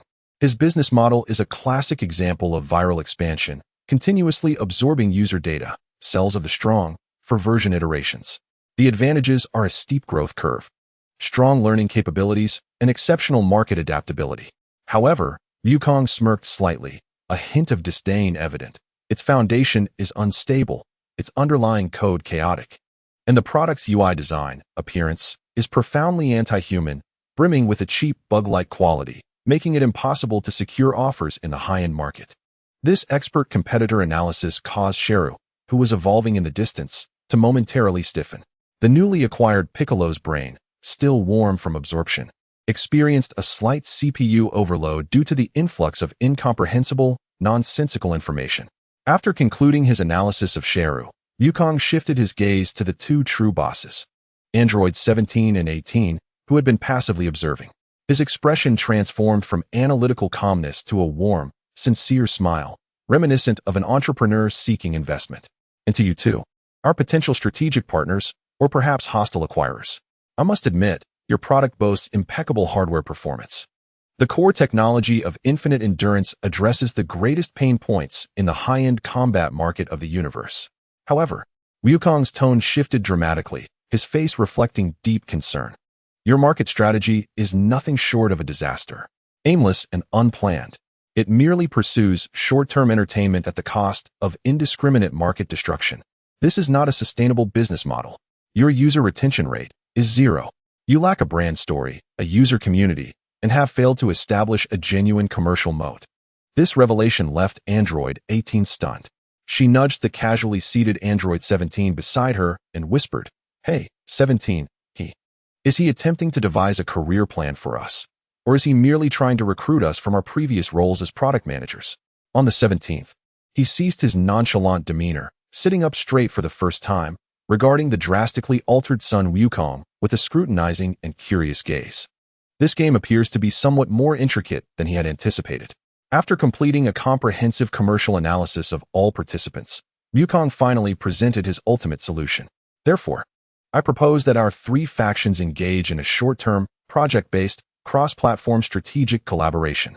Our Z Warriors group will provide core combat algorithms and project management support, while the Android camp will supply high-performance hardware and technical assurance for unlimited endurance. Our singular KPI is to execute a thorough and irreversible market clearance of the malevolent Shalu virus, which disrupts market equilibrium. Upon concluding, he surveyed the room, awaiting feedback from the investors and temporary collaborators. What? The 17th chuckled audibly, questioning why they should heed his words. Would it not be simpler to eliminate both him and that grotesque creature? No, it is not that simple. Wukong shook his head with a confidence that suggested their relative inexperience. First, such an approach would incur exorbitant costs with no returns. Second, and most critically, he fixed his gaze intently. Do you truly believe that this grotesque being can be so easily disposed of? He pointed at Shalu, enunciating each word. Within his underlying code lies a blend of my, Vegeta's, and Piccolo's genetic data. He possesses the core technologies of us all and is engaged in self-learning and version iteration at an unimaginable pace. Currently, he may merely be in a testing phase, but if left unchecked to grow unchecked, he will ultimately evolve into a perfect product that even your infinite energy sources cannot contain. Upon hearing this, the smiles of the 17th and 18th faded for the first time. Wukong did not afford them time for contemplation. He began assigning project tasks. His gaze first fell upon the proud Scion Prince, Vegeta, our Chief Technology Officer, CTO. What? Vegeta was taken aback. That grotesque creature has just absorbed Piccolo's cells and acquired the core ability of regeneration. I need you to immediately conduct a high-intensity server stress test on his regeneration module. Use your most potent, sustained attacks against him. I must ascertain whether there is a limit to the API call frequency for his regeneration module. In other words, how many times can he resurrect before reaching a performance bottleneck? Targeting his vulnerabilities and testing his API call limits? Vegeta's mind felt as though it had been struck by a deep-sea bomb. On the spaceship returning to Earth, that insufferable fool, Wafu Gui, stood before a whiteboard, passionately delivering corporate culture training to the executives. The whiteboard was filled with incomprehensible symbols comprised of arrows and squares. Ladies and gentlemen, what is our core competitive advantage? It is not the hardness of your fists. It is your ability to identify the vulnerabilities in your opponent's business model. It is disruptive innovation. It is discovering user pain points through A/B testing and delivering a lethal blow with our products. At that moment, Vegeta regarded the fool as an irredeemable idiot, irritating him to the point of wanting to unleash a ki blast and obliterate the entire spaceship. But now, listening to Kakarot utter the same terms of API limits and user pain points, those nonsensical phrases began to, much to his chagrin, crystallize into clarity. Humph. Don't attempt to command me with your convoluted jargon, Kakarot. Although Vegeta feigned defiance, a spark of understanding ignited in his emerald eyes. He seemed to genuinely comprehend. Wukong disregarded Vegeta's stubbornness and turned his attention to the next target. Piccolo, our Chief Strategy Officer, CSO. He observed the injured Piccolo, offering no sympathy, but rather a gaze reminiscent of discovering a new frontier, stating, although a portion of your core assets, cells, has been maliciously appropriated by competitors, this has inadvertently granted you a data advantage that none of us possess. Your new role is that of a senior analyst for competitive behavior data. Immediately, I need you to predict Shala's next moves based on your combat habits. Identify the logical vulnerabilities in his behavioral pathways and decision-making models. Piccolo felt as though his mind was being bombarded with incomprehensible terminology, rendering it a muddled mess. After swiftly completing the internal project allocations, Wukong finally directed his gaze toward the two true decision-makers, the 17th and 18th. He smiled and extended his hand, asking for cooperation or non-cooperation. Please provide a clear answer. If you choose not to cooperate, Wukong's expression turned icy in an instant. Then I will have no choice but to enforce a forced and irreversible market clearance alongside this bug. His words radiated an undeniable authority. The 17th and 18th exchanged glances, each detecting a flicker of newfound intrigue in the other's eyes. This version of Sun Wukong appears to be far more engaging than mere destruction. Deal. The 17th stood, brushing off non-existent dust from his attire, and for the first time, offered a sincere smile. Let us observe what capabilities you, the project manager, truly possess. However, just as this unprecedented cross-platform strategic alliance was on the verge of fruition, a sinister laugh, imbued with both intelligence and malice, emanated from the center of the battlefield. It was Shalu. After absorbing Piccolo's cells, his incomplete form had finally achieved the first stage of evolution. He had grown taller and closer to a humanoid shape. Although still hideous, his compound eyes gleamed with a cunning and intelligent glint reminiscent of Piccolo's mischievous smile. He could understand. He fully comprehended the commercial jargon Wukong had just expounded, and because he understood, his anger and disdain intensified. A bunch of foolish monkeys who only know how to prattle. Shala's voice transformed from its previous raspiness to a clear and slightly magnetic tone, even carrying a hint of Piccolo's accent. API limits? Market clearance? Such absurd terms. He gazed disdainfully at Wukong, who was orchestrating an ambush against him, a contemptuous smile spreading across his face. Do you believe that my evolution has merely enhanced my strength and regenerative abilities? No, you are mistaken. What I have acquired is something far more precious, data. From Piccolo's cells, I have not only gained regenerative capabilities, but also all of his memories, all of his combat wisdom, and the most essential user data about all of you. As he spoke, he cast a greedy, yearning gaze toward the two strongest prey who were watching the spectacle. Oh, by the way, I also uncovered a more intriguing product upgrade roadmap from his memories. Shalu licked his lips, revealing the final answer in a tone thick with malice. Articulating each word, my perfect form, my final version, requires not the energy of your outdated products, but the complete absorption of you two, the artificial beings. 17th and 18th, the most perfect hardware. With this declaration, the entire room fell into an eerie silence once more. On the 17th and 18th, the smiles on their faces solidified for the first time. Just then, a tremendous shadow descended from the heavens like a meteor, crashing heavily into the center of the battlefield, stirring up clouds of dust. Warning! Warning! An unknown program has forcibly inserted itself. In the live broadcast room of Gofugue, an ear-piercing alarm blared once more. As the smoke cleared, a tall, silent figure with red hair emerged before everyone. It was Android 16. Remarkably, he had traversed all the way from Shidu to this very place. He ignored Shalu, disregarded both the 17th and 18th, and even overlooked all those present. His cold, radar-like mechanical eyes were fixated on the ever-dominant Sun Wukong. Then, in a voice devoid of any emotion, reminiscent of a mechanical system prompt, he spoke deliberately. Target, Sun Wukong, CEO of the Z Warriors Group. I have come to complete the onboarding procedure. My offer explicitly states that my core KPI is to eliminate you. He tilted his head, seemingly engaged in a complex logical assessment. May I inquire if we can commence now? Chapter 27. The most chaotic onboarding in history. The beach beneath Kowloon Ta lay in utter silence. This small stretch of sand, caressed by the sea breeze, now hosted a hellish recruitment scene capable of prompting any top-tier HR director in the universe to resign on the spot.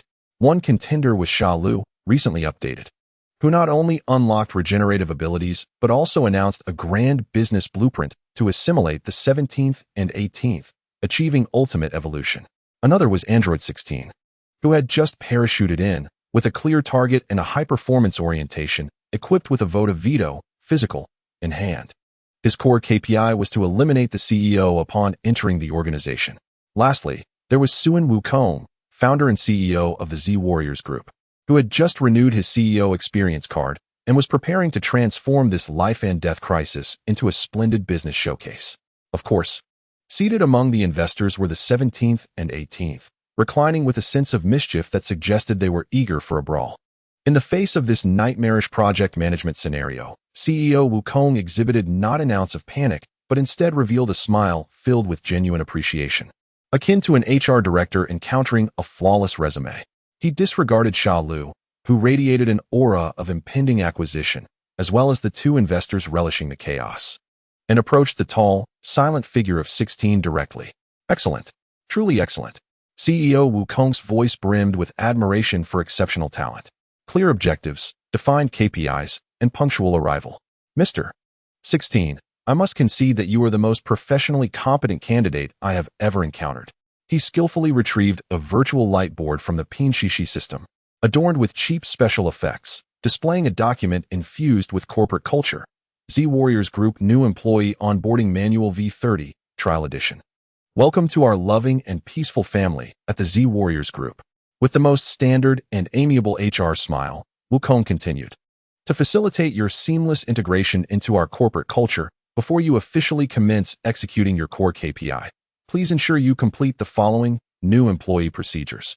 First, he pointed to a link on the light board requiring retinal scanning to unlock. Please scan this QR code to fill out an online new employee information registration form and non-compete and confidentiality agreement. Second, you must participate in a 3-day online corporate culture training. The curriculum is extensive, including but not limited to the 7 efficient combat habits of the CEO, the dialectical relationship between combat capability and team collaboration, and our flagship course From Novice to Expert, how to elegantly annihilate a planet while preserving the ecological balance of the universe.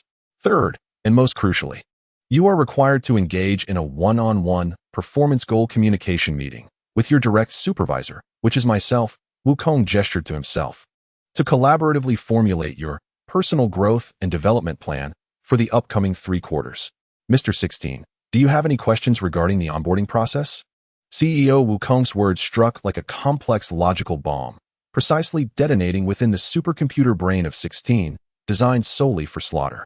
The electronic eye of 16 began to flicker erratically, emitting flashes of red light. Command conflict. Command conflict. Core command. Eliminate Sun Wukong. New command. Complete the onboarding process before eliminating Sun Wukong. Logical paradox. To achieve the KPI of eliminating the CEO, the CEO's approval is required first. System resource utilization, 99 core temperature high warning. Warning. Just when 16 was on the verge of crashing due to system overload, a cold, elegantly mocking voice interrupted this absurd onboarding training. Apologies for interrupting your internal processes. It was Xia Lu. As he spoke again, the sickly sweet odor reminiscent of decaying leaves dissipated from the air, replaced by a sharp scent akin to the ozone and burnt metal emanating from an overloaded server room. His raspy croak transformed into a calm, clear baritone, exuding an air of business acumen.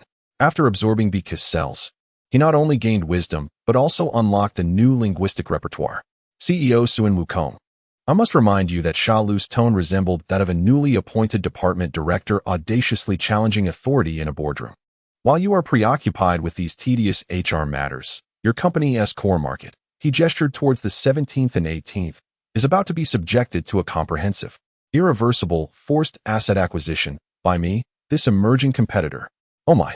From a distance, the 17th, reclining on a beach chair, whistled and grinned at the 18th, saying, "My goodness. 18, look. This bug not only upgraded its hardware, but also pirated the CEO's language pack.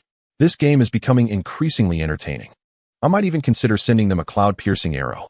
The 18th watched this commercial debate with keen interest, finding it far more engaging than mere destruction and slaughter. The scene descended into an epic chaos. CEO Wukong interviewing 16, Sha Lu seeking to absorb the 17th and 18th, and the 17th and 18th eager to observe while cleaning up bugs. In the face of such a complex project dilemma, CEO Wukong once again demonstrated his outstanding multitasking capabilities as a premier project manager. All right, everyone, calm down. Do not be agitated. Let us communicate properly. We shall convene a stand-up meeting to prioritize our demands. He raised one finger. First, complete Mr. 16's onboarding process. This falls under the category of talent acquisition, a cornerstone of the company's development, with the highest priority of P0, which must be ensured first. He raised a second finger. Second, address Mr. Sha Lu's malicious acquisition offer. This pertains to market defense, concerning the company's survival, and is also P0 level. Lastly, he turned to the 17th and 18th, a gentle smile gracing his face. Third, finalize the strategic cooperation details with the potential investors, 17 and 18. This is capital operations, which can provide resource support for our first two objectives, and is likewise P0 level. At present, we find ourselves tasked with 3 P0 level assignments that demand simultaneous attention. CEO Wukong, lost in contemplation, suddenly struck his thigh and made an astute decision. He turned to Sha Lu and, in a remarkably formal and courteous tone, expressed his sincere apologies. Mr. Sha Lu, it is with regret that I must inform you that, following an urgent discussion among our management team, we have concluded that your merger project cannot be included in our core agenda for this quarter, due to the absence of a prior project initiation request and a detailed feasibility analysis report. Therefore, may I kindly ask you to proceed to the waiting area over there. He gestured toward a distant large rock, to take a number in queue. Once we have concluded our internal personnel processes, we will immediately reach out to you. Thank you for your understanding and cooperation. This statement struck with the precision of a logical assault, hitting the already beleaguered processor number 16. Error. Error. The electronic eye of number 16 blinked with alternating red and green lights, resembling a malfunctioning traffic signal. Core Directive 1. Eliminate the CEO. Prerequisite. Complete onboarding. Onboarding process interrupted by competitor, Sha Lu. To complete onboarding, must the competitor be eliminated? Warning. Eliminating the competitor falls under additional KPI, requiring prior submission of project change application to HR. Warning. Head of HR is CEO Sun Wukong. Warning. Warning. Infinite recursion logic detected. The system is about to crash due to Stack Overflow. Attempting forced restart failed. With a hiss, a wisp of smoke emerged from the top of No. 16's head. This ultimate weapon, born for slaughter, was effectively rendered inoperative by CEO Wukong's workplace manipulation. Meanwhile, Sha Lu, upon hearing Wukong's theory of queuing, felt a surge of contemptuous amusement, thanks to the newfound wisdom he had inherited from Piccolo. Queuing? Taking a number? A deep, derisive laugh escaped Sha Lu. Wukong, you mere monkey who relies on mere words. Do you think we are convening in your absurd office? In the face of absolute power, all processes and rules are but refuse. Today, I shall demonstrate to you, foolish CEO, what true compulsory delivery entails. Sha Lu, having lost all patience, ceased his idle chatter and, with a thunderous roar, transformed into a bolt of green lightning, hurtling towards the two perfect supplements in his eyes, number 17 and number 18, who were still lounging on beach chairs, enjoying the spectacle. Oh, is the product demonstration finally commencing? Number 17, seeing Sha Lu's approach, retracted his smile, stood up, brushed off the non-existent sand from his attire, and said to number 18, well, it seems the business negotiation phase is at an end. Next, we proceed to the product performance testing phase. A genuine battle was on the verge of erupting. Vegeta struggled to rise from the ground, his gaze fixated on the impending clash of terrifying forces, ignited by a burning desire to prove his worth in this high-stakes competition. Splendid. Simply splendid. Only CEO Wukong remained at the edge of the battlefield, akin to a seasoned football commentator witnessing a World Cup final, delivering a professional live analysis to the equally grave-faced Piccolo. Director Piccolo, observe. A textbook-level, triangular market competition is unfolding. Look at number 17, how fluid his attack algorithms are.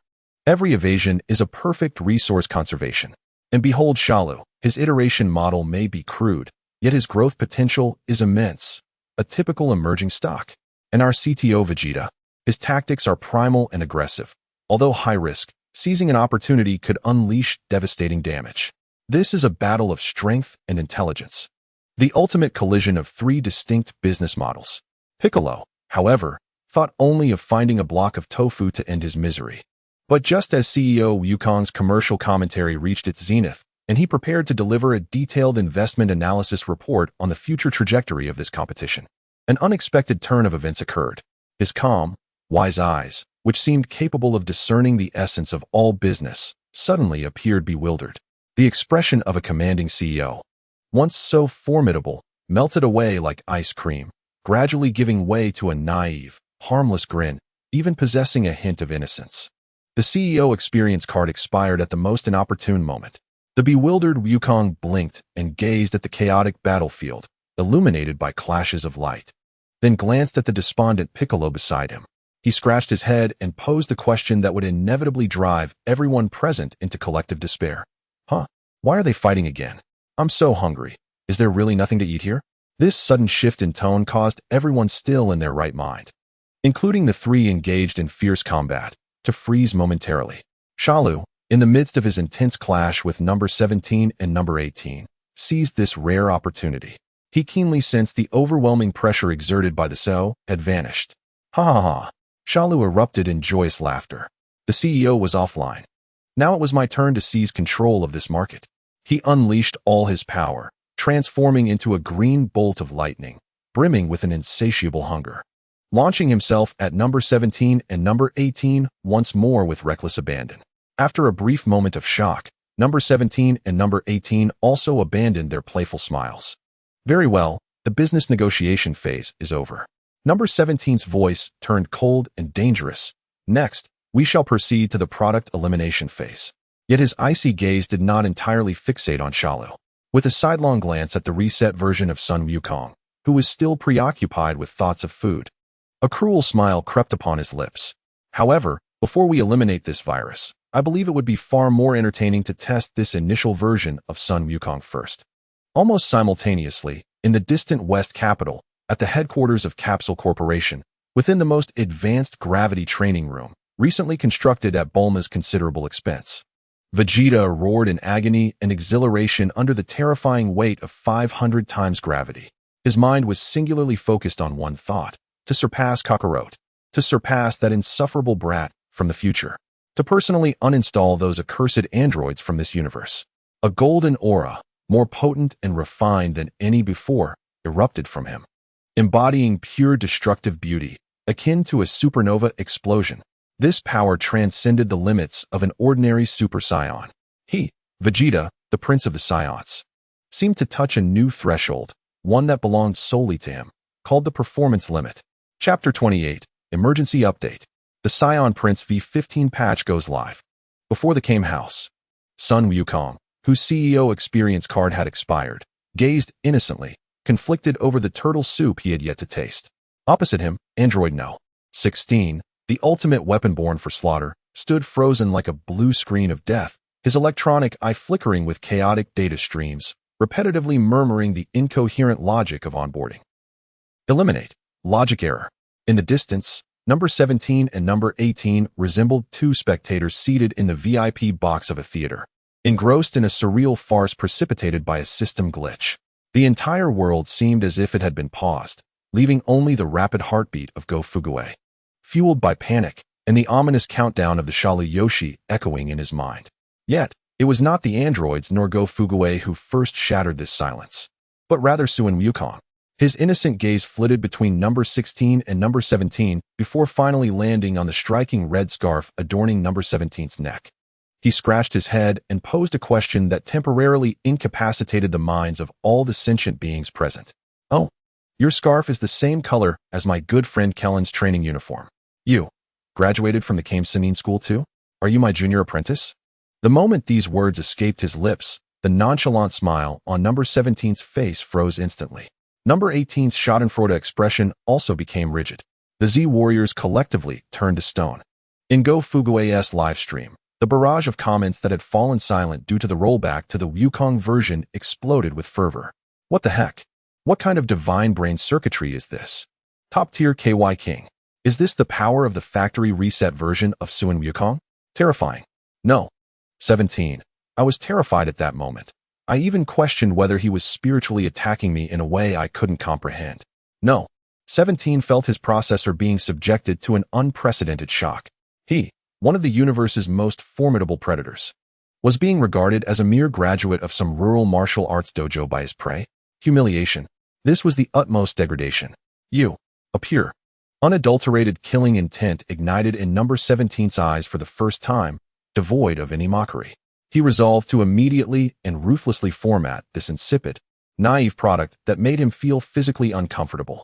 However, just as he prepared to strike, boom, an unprecedented, domineering, terrifying aura, seemingly capable of crushing the very planet itself, descended without warning. This presence was more ferocious than Wukong's Super Saiyan form, more refined than the energies of No. 17 and number 18, brimming with pure, unmitigated destructive intent. When this aura erupted, the air cooled and became sharp, as if the oxygen on the entire island had been siphoned out, replaced by a dry, static-laden ozone. The pressure felt less like gravity and more akin to the chilling digital despair one experiences alone at night when confronting a failing server and the incessantly scrolling red error codes on the screen. A golden flash, akin to divine retribution, struck heavily upon the beach, creating colossal waves that soared 100 meters high. As the dust settled, a figure gradually emerged before the onlookers. Clad in an entirely new, deep blue battle suit, his muscles bulged to an exaggerated degree, straining the fabric. Golden flames, akin to a tangible armor, raged violently around him, while fine sparks of electricity crackled like silver snakes across his surface. He was none other than the newly upgraded Super Vegeta family. Go Fugue, the CEO and star streamer of the Z Warriors, after a brief moment of shock, sprang back to life. He seized the fallen golden megaphone and, in a voice tinged with ecstatic fervor, shouted into the live stream. Easter egg. An epic Easter egg. Family, don't go away. Just now, our Z Warriors RD department quietly pushed an emergency performance enhancement patch for us in the background.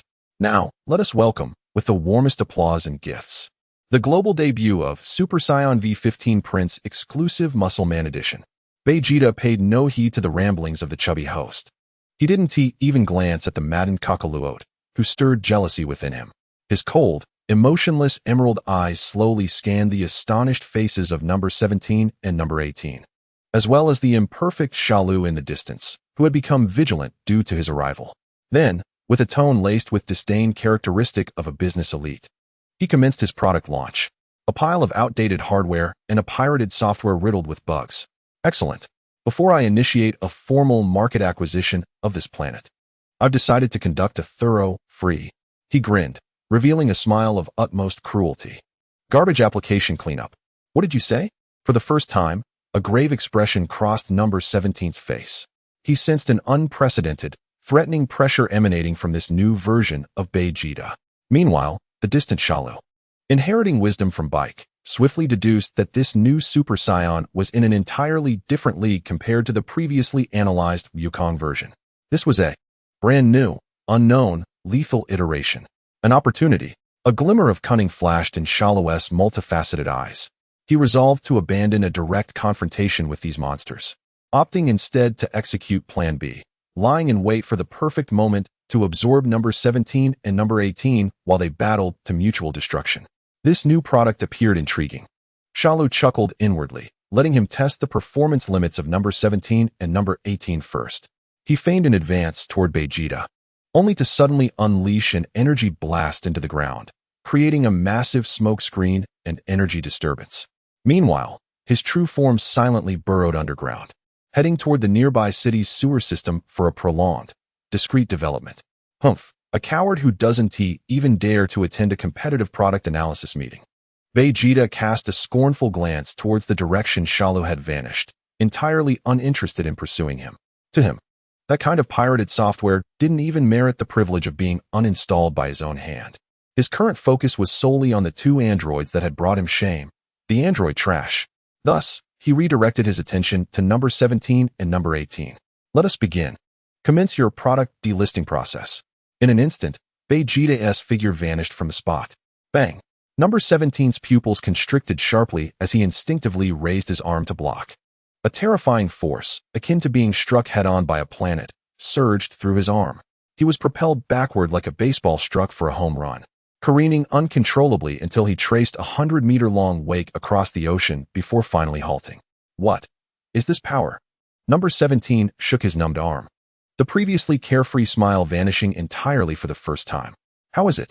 Vegeta's figure materialized before him like a specter, looking down upon him. Are you satisfied with the user experience of this Super Saiyan V15?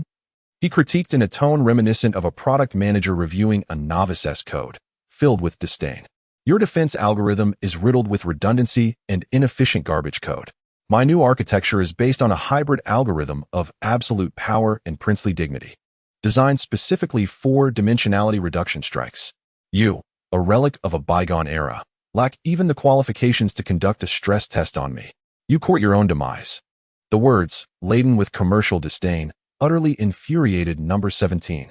With a furious roar, he, along with number 18, transformed into two streaks of light, launching a relentless assault on Vegeta. However, in the face of absolute power, any semblance of technique or coordination appeared utterly futile. Too slow, too weak. Your attack patterns resemble the scribbles of a primary school child before me. Vegeta, akin to a divine deity, strolled leisurely amidst their onslaught. He even showed such indifference that he allowed number 17 and number 18's punches and kicks to land on him, yet they could not even make him flinch. Then, he commenced his demonstration. One punch sent number 17 crashing from the sky into the sea. One kick sent the ambushing no. 18 flying like a soccer ball towards a distant deserted island. A unilateral, indisputable crushing. Wow, Vegeta, you are truly magnificent. Just as Vegeta reveled in the silence of the crowd, preparing to direct his gaze toward the deserted island for the next round of his demonstration, the forgotten fool, Wukong, suddenly leapt up from the ground, his eyes shining with excitement as he exclaimed, "More impressive than when I transformed earlier. Let us finish this quickly and go have some turtle soup together, shall we?" This statement pierced through the solemn ambience of the symphonic performance, akin to the sudden blaring of a swana, instantly shattering the commanding aura Vegeta had meticulously crafted. Veins bulged on his forehead. At that moment, two unforeseen events transpired simultaneously. The first occurred on the opposite side of Kame House. The android number 16, who had been in a state of logical malfunction, found his internal combat computer activated upon detecting Vegeta's overwhelmingly destructive energy, inadvertently triggering the fundamental Earth Ecological Protection Protocol. His electronic eyes, flickering with red and green light, instantly transformed into a pure, target-locking red. A new directive superseded all else. Warning, detected unstable high-risk energy source threatening planetary ecological balance. Threat level, maximum. Core directive modification. New target locked, Super Vegeta. Initiating, ecological balance maintenance program. His massive form slowly turned towards Vegeta, who was seething with rage due to Wukong's indiscreet remarks. The second event, the most alarming for Gofu Gue, was the notification on his Pingxi Shi system panel, where the countdown for the Shala game continued to flash frantically. Just then, a mandatory call request from the Pingxi Shi Universe Headquarters Galaxy Customer Service Center, something he had never encountered before, emerged in an unreasonable manner. Trembling, Gofu Gue answered the call. A sweet yet emotionless system voice resonated in his mind. "Hello, dear. We have detected that your commercial activities in this timeline have inflicted catastrophic damage on the Frieza Group's stock price. Its brother and another major shareholder, Mr. Gula, has filed a lawsuit for malicious commercial competition against our platform and has initiated the ultimate asset liquidation procedure. It is expected that his private legal team will arrive at your server within 24 hours. Please prepare for mandatory delisting, dear. Chapter 29. A universe-level legal dispute. The strongest legal warning in history. Before came House, Super Vegeta, the freshly minted V15 flagship product of the Z Warriors. Hovered majestically in the air, savoring the pinnacle of his career. The golden aura enveloped him like a burning royal robe, accentuating his divine presence. Below him lay the defeated android siblings and the wreckage of the beach. In the distance, the astonished and adoring gazes of his comrades were evident. The entire world seemed to transform into a stage for his product launch. Yet, there are always untimely user feedback that disrupts this perfect atmosphere. Wow, Vegeta, you are truly impressive. Wukong's naive acclaim resonated once more, akin to an off-key duet interrupting a passionate symphony. Your new golden skin not only boasts more dazzling effects than mine, but it also seems to have a longer endurance. May I borrow it for a couple of days? I'll trade you my Nimbus for it. This remark struck Vegeta's inflated ego with precision, instantly piercing through his lofty pride. Veins throbbed on his forehead as he whirled around, preparing to unleash a brutal roar on this lower-class warrior with a peculiar thought process. However, a massive, silent figure obstructed his path. It was android number 16. His electronic eyes, previously flickering in a state of malfunction, changed to a pure red, locking onto Vegeta as it detected the terrifying energy threatening the planet's ecology. Dr. Gero's highest directive, Earth Ecological Protection Protocol, has been activated. Priority, highest. The cold mechanical voice rang out like a final environmental enforcement announcement. Ecological threat alert, target, Super Vegeta. Energy output has exceeded Earth's safety threshold of 780. Initiating high-energy units mandatory shutdown protocol. Before the words could fade, number 16's colossal fist, as large as a cooking pot, soared through the air with a tearing rush towards Vegeta. Yet, before these two formidable beings could determine the victor against the environmental vanguard, a humming sound, reminiscent of a painful distortion in space, emanated from the sky. Everyone instinctively looked up. A ship, even larger and more imposing than Frisia's previous circular vessel, a Regal-class warship, tore through the clouds, casting a massive shadow over the small beach and blocking out the sun's rays entirely. Following this, 3 streaks of colored light shot from the warship, landing in the battlefield with military precision, arranged in a triangular formation. Clad in standardized combat uniforms brimming with futuristic technological flair, they moved in perfect unison. Their expressions devoid of any superfluous emotion, exuding an aura of professionalism and cold efficiency. They were none other than the elite direct troops of Gula, the Mecha Squad. What on earth is happening? Are new competitors entering the fray? Just as Gofu Gue emerged from the euphoria of Vegeta V15's release, an alarm more chilling and desperate than any before erupted within his Pink Sishi system. Warning, warning, warning. Received a universe-level lawsuit letter from Frisia's parent company. Plaintiff, Gula Group. Legal team, Mecha Squad. Lawsuit reason, malicious market competition resulting in devastating losses to our core asset, Frisia. Lawsuit demand, mandatory bankruptcy liquidation of the defendant, Z Warriors Group. Trembling, Gofu Gue's voice quaked. Yet he forced himself into the most familiar battlefield legal reporter mode, addressing the drone camera for one last, tragically heroic broadcast. Attention, colleagues, viewers. The elite legal team of the plaintiff has already airdropped on site. This is not a drill. This is not a drill. This is an application for asset freezing and enforcement filled with lethal intent. He aimed the camera at Vegeta, who wore a displeased expression after being interrupted during his moment of glory. Vegeta CTO, as the primary defendant in this case, please prepare your defense immediately. We are on the brink of an impending lawsuit, destined for failure. The captain of the Mecha Combat team, Shuiza, stepped forward. Unlike the typical villain, he did not emit a boisterous laugh, nor did he exude an air of intimidation. Instead, he resembled a top-tier elite lawyer, presenting an already drafted, irrefutable judgment in the courtroom. His voice was calm and clear, yet imbued with an icy chill capable of freezing one's very soul. By the decree of King Kula, all assets associated with Suin Wukong, also known as Kakaluot, and his affiliated company, Z Warriors Group, are to be forcibly liquidated. Any form of resistance, accompanied by a cold, rehearsed smile at the corners of his mouth, will be deemed contempt of court and executed immediately with final judgment. These words fell like the final verdict, sending a chill through the bones of all present Z warriors. At that moment, the scene spiraled entirely out of control. Vegeta's fury had reached its zenith. He felt as if he were a newly crowned king, only to be interrupted mid-coronation by a horde of environmental enforcers and debt-collecting lawyers, declaring that not only was his throne illegitimate, but even his right to breathe was in error. The 16th's program had firmly locked onto Vegeta, the primary source of pollution, utterly disregarding the newly arrived legal team. Meanwhile, Cooley's Mecha Combat Team regarded this eclectic assembly of beings as mere undesirable assets awaiting clearance. Thus, a chaotic trifecta confrontation, ignited by internal environmental disputes and external commercial litigation, was set in motion. In the distance, 17 and 18, recently dispatched by Vegeta's kick, struggled to rise from the ground. Leaning against a rock smoothed by shockwaves, 17 observed the unfolding spectacle with amusement rather than anger. "Hey, 18, he said to his equally bemused sister, "this is getting entertaining. We've got an environmental film, a business drama, and a legal thriller all in one."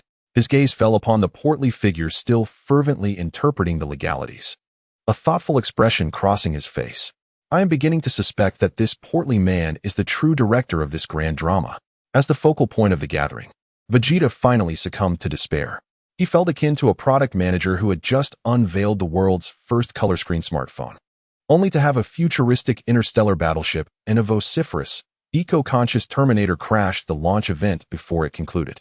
The golden aura of Super Saiyan V15 that enveloped him suddenly felt cheapened.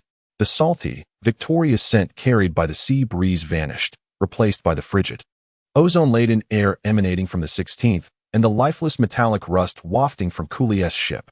This was the scent of a stock market crash. The aroma of his once proud core technology being reduced to a relic of historical code, a disgraceful stench. "Oh!" Vegeta roared, a mix of unbridled rage and profound sorrow, channeling every ounce of energy within him into a massive, uncontrolled energy wave, not aimed at anyone, but a release of his fury directed skyward at the colossal battleship.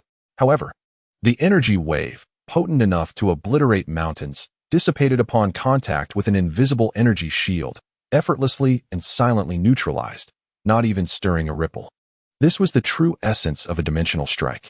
Simultaneously, several kilometers away from this chaotic isle, a small town, recently shaken by android unrest, now appeared eerily tranquil as night fell. A white-collar worker, just finished with his shift, hummed a tuneless melody while walking home. Suddenly, he felt a chill behind him. A colossal, twisted shadow silently enveloped him. He had no time to turn around. With a sickening sound reminiscent of a straw drawing jelly, a sharp noise echoed through the deserted streets. In the next moment, that vibrant life transformed into a desiccated husk, eerily silent as it collapsed to the ground. From the shadows, Shalu's hoarse voice, filled with insatiable longing, echoed softly. "Not enough energy, not even to fill the gaps. I need stronger, more." The atmosphere on the battlefield had reached a freezing point. Vegeta, plagued by self-doubt due to his ineffective power, found his momentum interrupted by the 16th's environmental enforcement, while Cooley's legal team prepared to execute the final judgment. At that tense moment, the perpetually oblivious Wukong suddenly pointed at the enormous spaceship in the sky, his face lit with childlike curiosity and innocence, loudly asking the nearby Go-Fugue, "Boss, that plaintive ship looks impressive. Does it have a kitchen?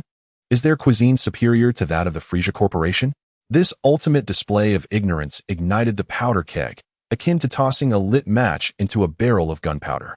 Shawiza, the captain of the Mecha Combat Team, finally lost his last shred of patience at this farce. A cold smile spread across his face. Court session concluded. We now enter the enforcement phase. Target priority, the loudest one. In an instant, he vanished from sight. The next moment, he appeared behind Vegeta, whose breath was unsteady from anger and exhaustion. His elongated, knife-like arm transformed into an imperceptible blur, aimed directly at the proud neck of the Scion Prince. Yet, just as his strike was about to land, the massive form of the 16th surged forward, placing his steel-like arm between Vegeta and Shawiza. Data streams frantically refreshed in his electronic eye. New data entry. Cooler Group flagship energy readings exceed target Vegeta by 1200. Reassessing ecological threat levels. New primary threat target locked. Kula Group. The 16th's crimson gaze slowly shifted from Vegeta to the enormous battleship above and the trio of Shawiza. His mechanical voice was cold and resolute. No unit may interfere with this environmental enforcement action until we address this planet's primary pollution source. As a more chaotic battle between the environmental police versus multinational legal team loomed, Go Fugue, the CEO and chief legal officer of the Z Warriors Group, after a brief 3-second deliberation, made the wildest, most illogical, and most desperate decision of his journey, tears glistening in his eyes. He cranked the gifting and donation features in the live stream to unprecedented levels. He aimed the camera at the Kula Mecha team and the 16th, using his voice, strained with excitement, to issue a final, poignant cry that resonated throughout the universe. Family. Family. The last crowdfunding/event has begun. Target, the plaintiff's legal team, and that unreasonable environmental robot. Whoever takes them down will receive all the donations from today's live stream, plus the angel investment I just swindled from my father-in-law. For love and peace. For our Earth's market. For the successful listing of the Z Warriors Group. Charge. Chapter 30. A Universal Crowdfunding Rescue. Betting on the value of a lifetime investment. The poignant and impassioned crowdfunding declaration by Go Fugue resonated across every corner of the Earth and even throughout the cosmos, amplified by the waves of drone broadcasts. The atmosphere at the scene was eerily silent. The 3 elite lawyers of the Kula Mech combat team, Shaweja, Dela, and Nazi, displayed expressions of bewilderment, questioning their identities, their whereabouts, and whether this was part of their litigation process for the first time.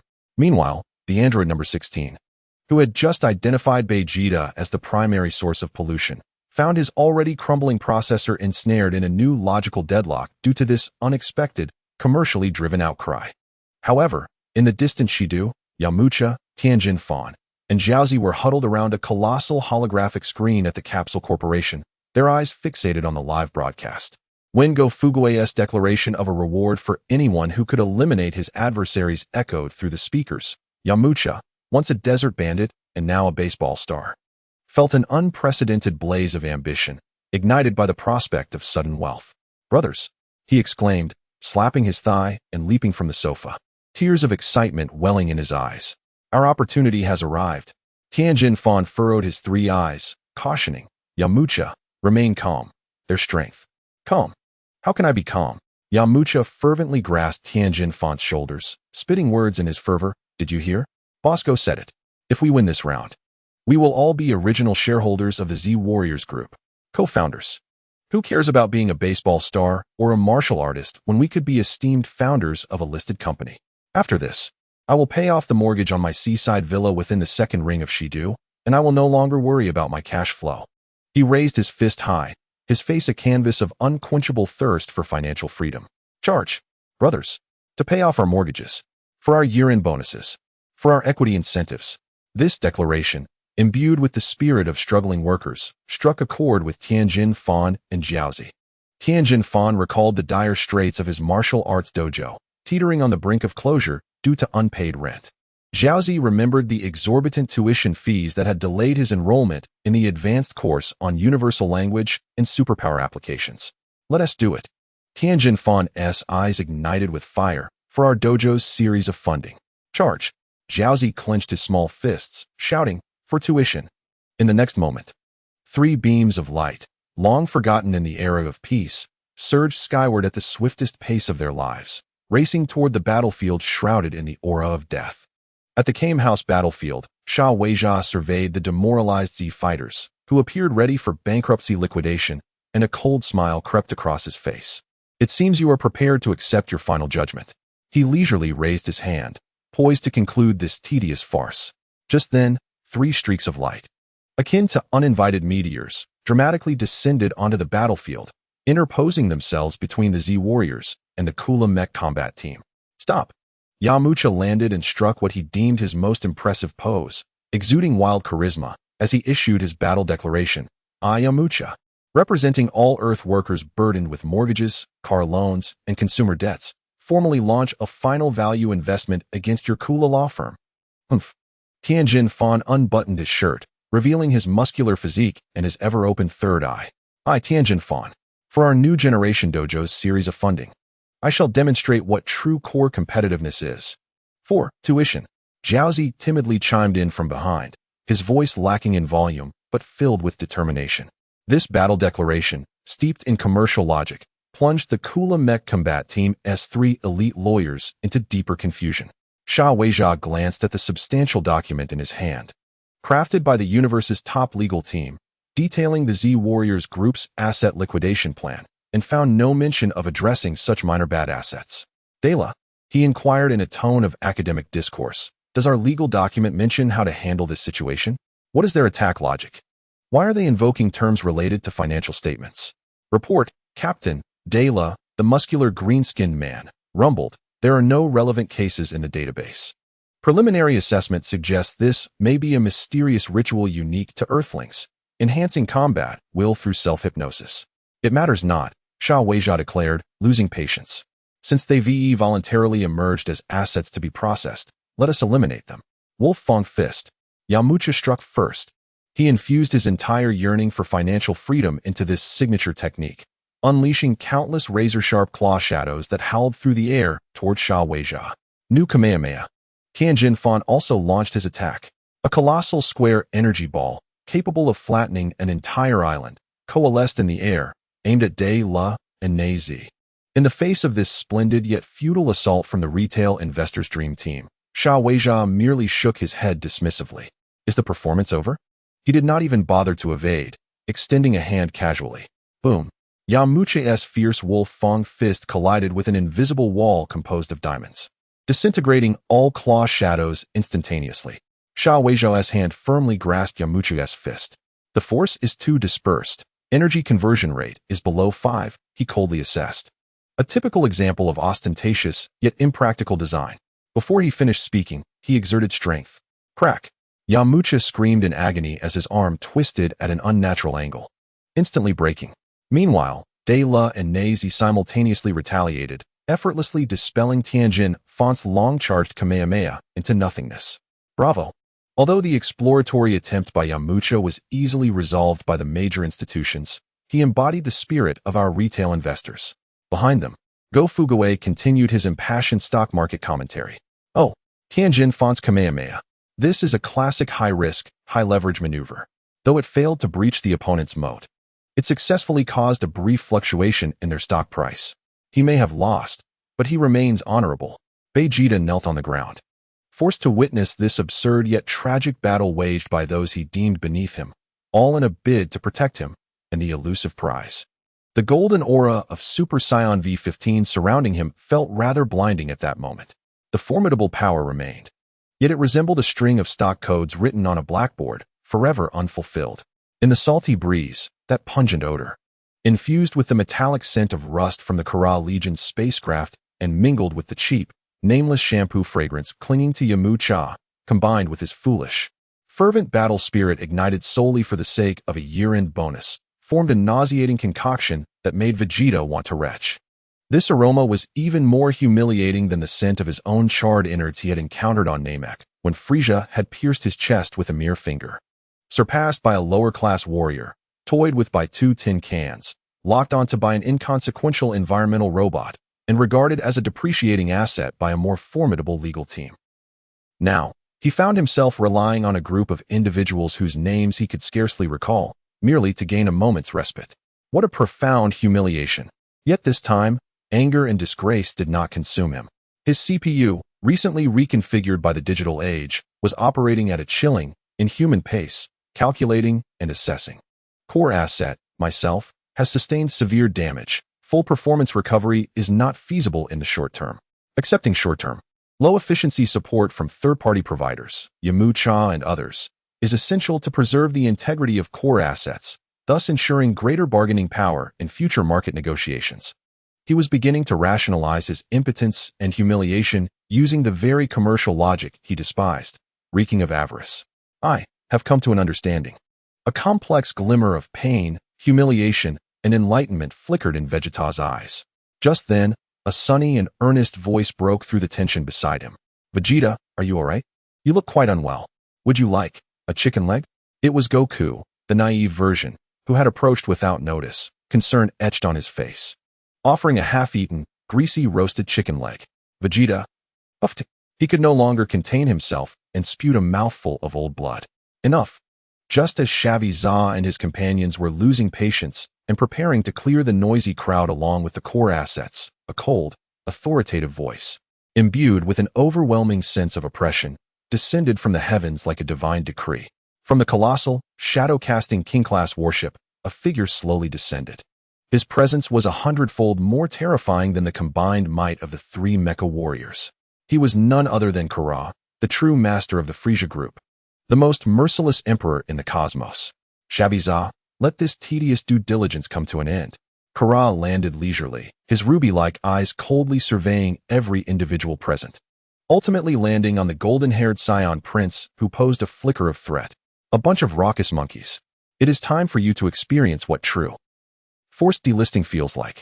However, just as Kara's terrifying aura, capable of freezing planets, was about to explode, the conflicted Android 16, with his flickering electronic eye, locked onto Kara's energy, which far surpassed Vegeta, posing a catastrophic threat to the entire planetary ecosystem. Instantly, his focus shifted to a pure, crimson hue, signaling a final target lock. Ecological threat level reassessment.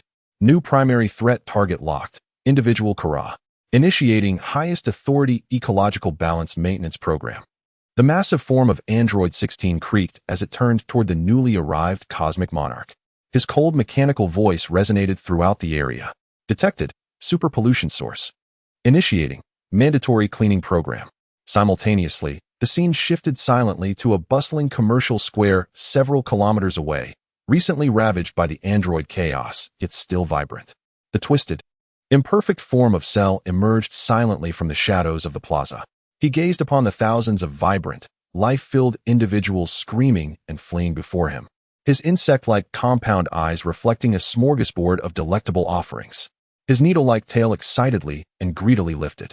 He emitted a shrill cry of ecstatic delight, audible only to himself. So many delicious data. My perfect evolution is about to commence. Chapter 31. The chairman arrives.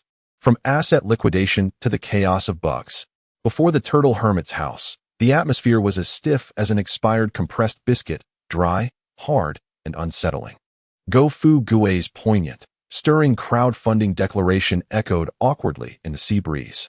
Yet the investors, Kara Legion, and the third-party regulatory body, Android 16, showed evident disinterest in his business model. A bunch of raucous monkeys. Kara, the true master of the Frieza group, slowly descended from the colossal warship. He didn't even spare a glance at the scattered dream team on the ground, whose fates were uncertain. Instead, he surveyed the gathered crowd with a cold gaze, as if appraising inferior merchandise. Is this the pinnacle of Earth's combat power? Truly, disappointing asset quality. His words dripped with contempt for the market value of this planet. However, a voice even colder and devoid of emotion interrupted his asset evaluation. Detected super pollution source. Android 16, the recently self-consistent executor of the Earth OL Environmental Protocol, slowly raised his head, his pure red electronic eyes locking onto Kara. Initiating mandatory cleaning program. No sooner had he spoken than a resounding boom erupted. Android 16's massive form shot forward like a cannonball, creating a sonic boom as he unleashed a straightforward, yet aesthetically violent mechanical punch toward Kara. He had boldly initiated an attack against the Cosmic Emperor. Oh, for the first time, a hint of surprise flickered across Kara's face. He hadn't anticipated that this seemingly cumbersome tin toy would dare strike at him. He casually raised a hand, effortlessly catching Android 16's iron fist, capable of shattering mountains. Bang! The collision of two immense forces did not result in a cataclysmic explosion. Only a muffled sound akin to planets colliding. A visible circular shockwave emanated from the two, sending sand from the beach soaring 3 feet high. An intriguing fixed asset seeks to challenge the authority of the parent company? A cruel smile curled at Kara's lips as he slightly increased his grip, preparing to crush this audacious robot into scrap. Yet in the next moment, Android 16's other arm, like a hidden cannon, erupted from his waist. Rocket fist. The enormous iron fist detached from his arm and rocketed toward Kara's face at an extraordinarily cunning angle, reminiscent of a homing missile. Impressive. The third-party faction's Android 16 had initiated the assault. From a distance, Gofu Gue, just rising from the ground, immediately switched to his familiar Battlefield esports commentary mode upon witnessing Android 16 draw aggro. He executed a flash charge followed by Rocket Fist, successfully attracting the attention of the final boss, Kara. My goodness, Android 16 is unleashing a furious assault. Is he attempting to single-handedly take down the world boss? He is absorbing all the damage himself. A textbook-level main tank operation. Kula found himself somewhat vexed by the unreasonable tactics employed by number 16. He sidestepped a flying punch, while gathering energy in his other hand, preparing to utterly annihilate this tank. At that moment, a spiraling, penetrating beam of death surged toward him from the side. It was Piccolo. Seizing this rare opportunity, he launched an assault on Kula's legal team, the Mecha Warriors. Director Piccolo, quickly, utilize your tentacle bind and demonic light cannon to control and focus fire on those elite foes. The booming voice of Gofu Gue resounded once more. Though the Z Warriors could not comprehend the words, they recognized this as their prime opportunity. Gritting their teeth against the pain, they roared and launched an onslaught against Xia, Dre, and Nez. Thus erupted a chaotic melee, akin to a glitch-ridden brawl.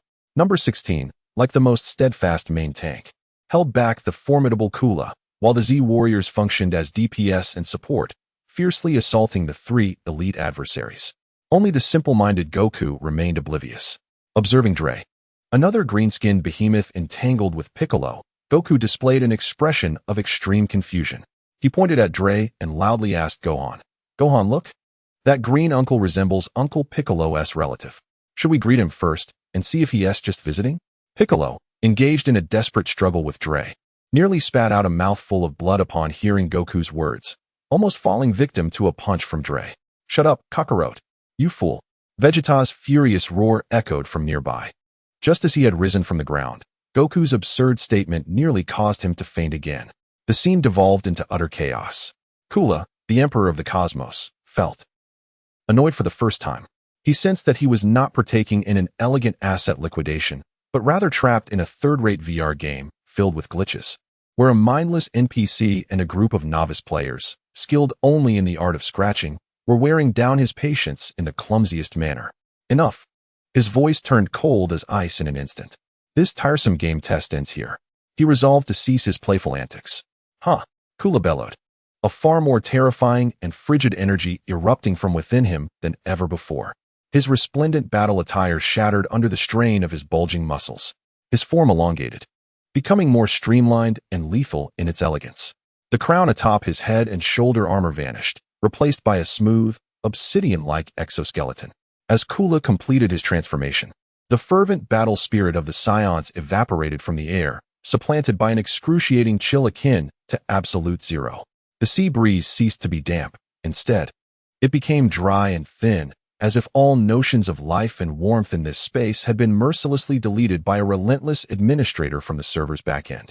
It was an inorganic, surgical precision, devoid of emotion, a cleansing sensation. Kula's final form. Family. Gofu Gue's voice trembled for the first time. Stricken by fear. It seems something monumental has occurred. Our game server appears to be undergoing an unreasonable, mandatory version update. The boss. He has changed models. The transformed Kula exhibited a qualitative change in power. He barely glanced at number 16, who charged at him once more, casually waving his hand. Bang! Number 16's sturdy frame, capable of withstanding energy blasts, crumpled as if struck by an invisible hammer, leaving a massive dent in his chest, sending him flying like a severed kite, crashing into a distant mountain. With a single blow, Kula had brought the resilient number 16 to the brink of shutdown.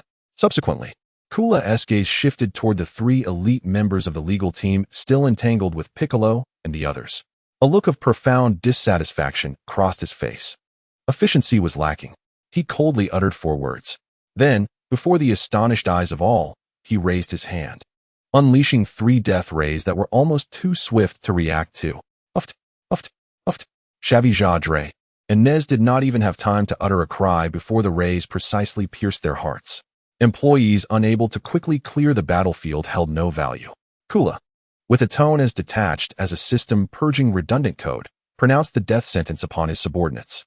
This scene sent chills down the spines of all the Z warriors present. This being was a true demon. He spared not even his own. It was over. This boss seemed to exceed the limits. Gofu Guei's voice quivered with a hint of tears.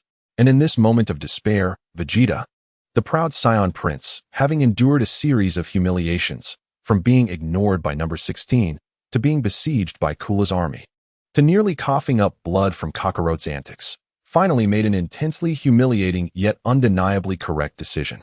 He glanced at the overwhelmingly powerful Cooler, then at the still-dazed Goku beside him. Gritting his teeth, he instantaneously dashed to Goku's side, seizing his arm and issuing his final command as CTO. This round of market competition is declared a failure. We must immediately conduct core asset preservation. Prepare for the next round of financing. Without waiting for a response, he took the bewildered Goku and transformed into a golden blur.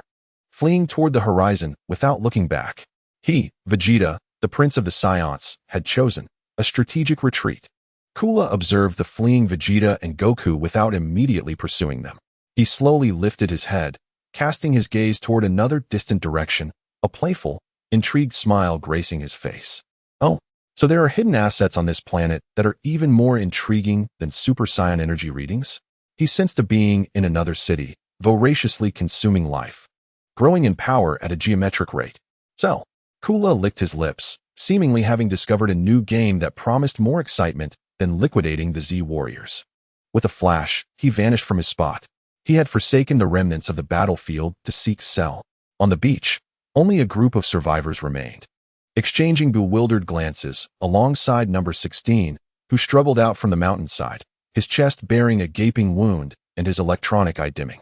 Number 16 gazed in the direction Cooler had vanished, then looked down at the phone that Gofu Guei had dropped in his panic during the escape, still faithfully streaming. Summoning his last ounce of strength, he crawled toward it. His cold, emotionless electronic eye focused on the camera. In a stuttering, glitch-ridden mechanical voice, he delivered his final warning to the universe. Warning, that direction harbors a being more terrifying than Cooler. An ultimate glitch is undergoing self-iteration. Its name is Cell. As soon as the voice fell, the electronic eye numbered 16 completely lost its radiance, its massive form crashing heavily onto the beach, succumbing to a forced slumber. Meanwhile, Gofu Guei, after fleeing thousands of kilometers with Wukong, finally came to a halt, his heart still racing. The black screen of the Pingxi Shi system panel in his mind, which had been dormant for quite some time, flickered violently with garbled text before it, at last, illuminated once more. Yet this time, what emerged was not any advertisement or crowdfunding initiative, but a message from the Pingxi Shi Universe headquarters, Tiandao Division. Shimmering with a kaleidoscope of colors and exuding an air of undeniable authority. Main mission mandatory update notification. Emergency notice. Due to unforeseen circumstances, the artificial human chapter has been forcibly concluded. The new expansion pack, Shala Game, is now in countdown to public beta. The ultimate mainline KPI has been issued to the host. Become the exclusive naming sponsor of Shala Game and the sole media partner across the universe. KPI target, global pay-per-view audience, PPV, surpassing 1 billion. Failure to comply will result in the permanent cancellation of your account. Wishing you an enjoyable gaming experience. Dear, Gofu Guei gazed at this new, hellishly difficult KPI, laced with a hint of capitalist malice, feeling as though his soul, along with the seawater he had just ingested, had been utterly drained. Chapter 32. The launch meeting for the Shala Game project. From database deletion to a pig on the cutting edge. On Earth, in an unknown wasteland, Gofu Guei and Wukong tumbled clumsily to the ground after a whirlwind of instant teleportation. Once the CEO experience card expired, Wukong quickly reverted to his naive and honest nature. Rubbing his sore behind, his first instinct was not to assess their surroundings, but to pat his grumbling belly. Asking with a face full of grievance, "Boss, where are we? Is there food here? I haven't had my turtle soup yet." Gofu Guei, however, paid him no mind. He lay sprawled on the ground in a prostrate position, staring blankly at the Pingxi Shi system panel before him, which was filled with cheap marquee effects visible only to him. A blood-red pop-up window that could not be dismissed flashed incessantly. Ultimate mainline KPI. Become the exclusive naming sponsor of Shala Game and the sole media partner across the universe. KPI target: global pay-per-view audience surpassing 1 billion. Failure to comply will result in the permanent cancellation of your account. Go-Fu Gue, a seasoned project manager who had weathered numerous trials. From being hunted by the CEO of a competing product, Frisia, to being driven to the brink by his flagship product, Wukong, harassed by environmental police, number 16, and pursued by multinational lawyers, Kula, for debts, finally found his composure shattering completely upon seeing this new, hellishly challenging KPI. Sponsoring Shala Game, he let out a sound not quite human, filled with the despair of a programmer's lament. Which deranged product manager devised this project? Is this business model sustainable? The user lifecycle lasts merely one competition. The conversion rate is negative. Once the competitors finish, they all perish. How could I possibly proceed to a second season? How can I retain and repurchase users? This is a classic one-time transaction, a false demand. How did this project even pass risk control reviews? I must report. I will file a formal complaint with the Universe Internet Association. Tears streamed down Go-Fu Gue's round face, filled with disappointment and indignation towards the chaos within the industry. Yet, just as he stood on the brink of collapse, preparing to resort to the ultimate solution of database deletion and escape, his brain, a commercial CPU steeped in the rigors of 996 and KPIs for over 20 years, suddenly jolted as if struck by lightning. Wait a moment. Go-Fu Gue's pupils constricted sharply. He slumped on the ground, surrounded by the scent of oil, sweat, and a foul odor fermented by despair from the pink delivery truck. However, when the words Shala Game transformed from a death knell into a business proposal in his mind, that nauseating stench morphed into an irresistibly alluring aroma, reminiscent of freshly printed banknotes, filled with the scent of copper. His limbs, once cold from fear, were ignited by a wave of warmth akin to the fervor of a NASDAQ bell-ringing event, each pore clamoring with excitement. No, this is not a crisis. His eyes ignited with a feverish, almost pathological glow characteristic of a capitalist. This is not merely a predicament. This is an opportunity personally authorized by the cosmic Tian Dao, possessing the universe's premier traffic and absolute monopoly. A Supersports event IP. Sponsorship? I scoff at the notion. We shall become the organizers of this game, the producers, and the exclusive content operators. Go-Fu Gue sprang to his feet, his earlier despair replaced by the frenzy of discovering a cosmic opportunity, ready to go all in. Wukong. He grasped the still indecisive Wukong, who was mulling over what to have for dinner, speaking in a torrent of excitement. Forget about food. We're going to make a fortune. We found the next big break. We're the two plumpest pigs on the cutting edge. Meanwhile, on the other end of the earth, in a wasteland shrouded in an aura of death, two apex predators at the top of the food chain engaged in a primal confrontation over ecological niches and survival rights. One was Kula, a member of the frozen demon clan from the depths of the universe, an ancient and top-tier hunter relying on bloodline legacy. Every attack he launched was textbook perfect, efficient, and dignified with the aura of a king. The other was Shalu, a newly emerged species representing a novel evolutionary path, lacking a fixed form, whose every action had but one purpose: to absorb, learn, and grow stronger. Boom. Kula unleashed a death beam, instantly penetrating Shalu's shoulder. Yet, in the next breath, the wound closed rapidly with a sickening squelch. An interesting regeneration ability. Kula hovered in midair, scrutinizing this emerging competitor with a cold gaze. Yet your attack algorithm is riddled with redundancies and inefficient garbage code. Shalu emitted a screech before unleashing a key blast, Piccolo's special beam cannon. Astonishingly, he had learned Piccolo's technique in mere moments. Mimicry? A commendable learning capacity. Kula smirked, easily dodging and retaliating with an energy blast that obliterated half of Shalu's body. However, to Kula's astonishment, Shalu's shattered form reassembled like a melting wax figure, restoring itself to its original state. Witnessing Shalu's nearly insurmountable regenerative and learning abilities, Kula, the dominator of the old era, felt a twinge of cold dread for the first time. He realized that conventional extermination tactics might not suffice to eliminate this emerging product with infinite trial and error capabilities. High growth potential, high risk. Yet the early user interface and interaction experience were exceedingly crude. Kula's mind raced with business analysis. Perhaps there is no rush for liquidation. I'll keep this bug as a means to restrain that group of Scion monkeys' external competition and observe for a while to discern its growth limits. Having made his decision, Kula snorted disdainfully, opting not to linger in battle, transforming into a streak of light and vanishing into the horizon. He resolved to find a place to thoroughly analyze why those Scion monkeys spoke so much incomprehensible jargon. Heavenly Temple, amidst the swirling mists. An atmosphere both sacred and steeped in despondency enveloped the scene.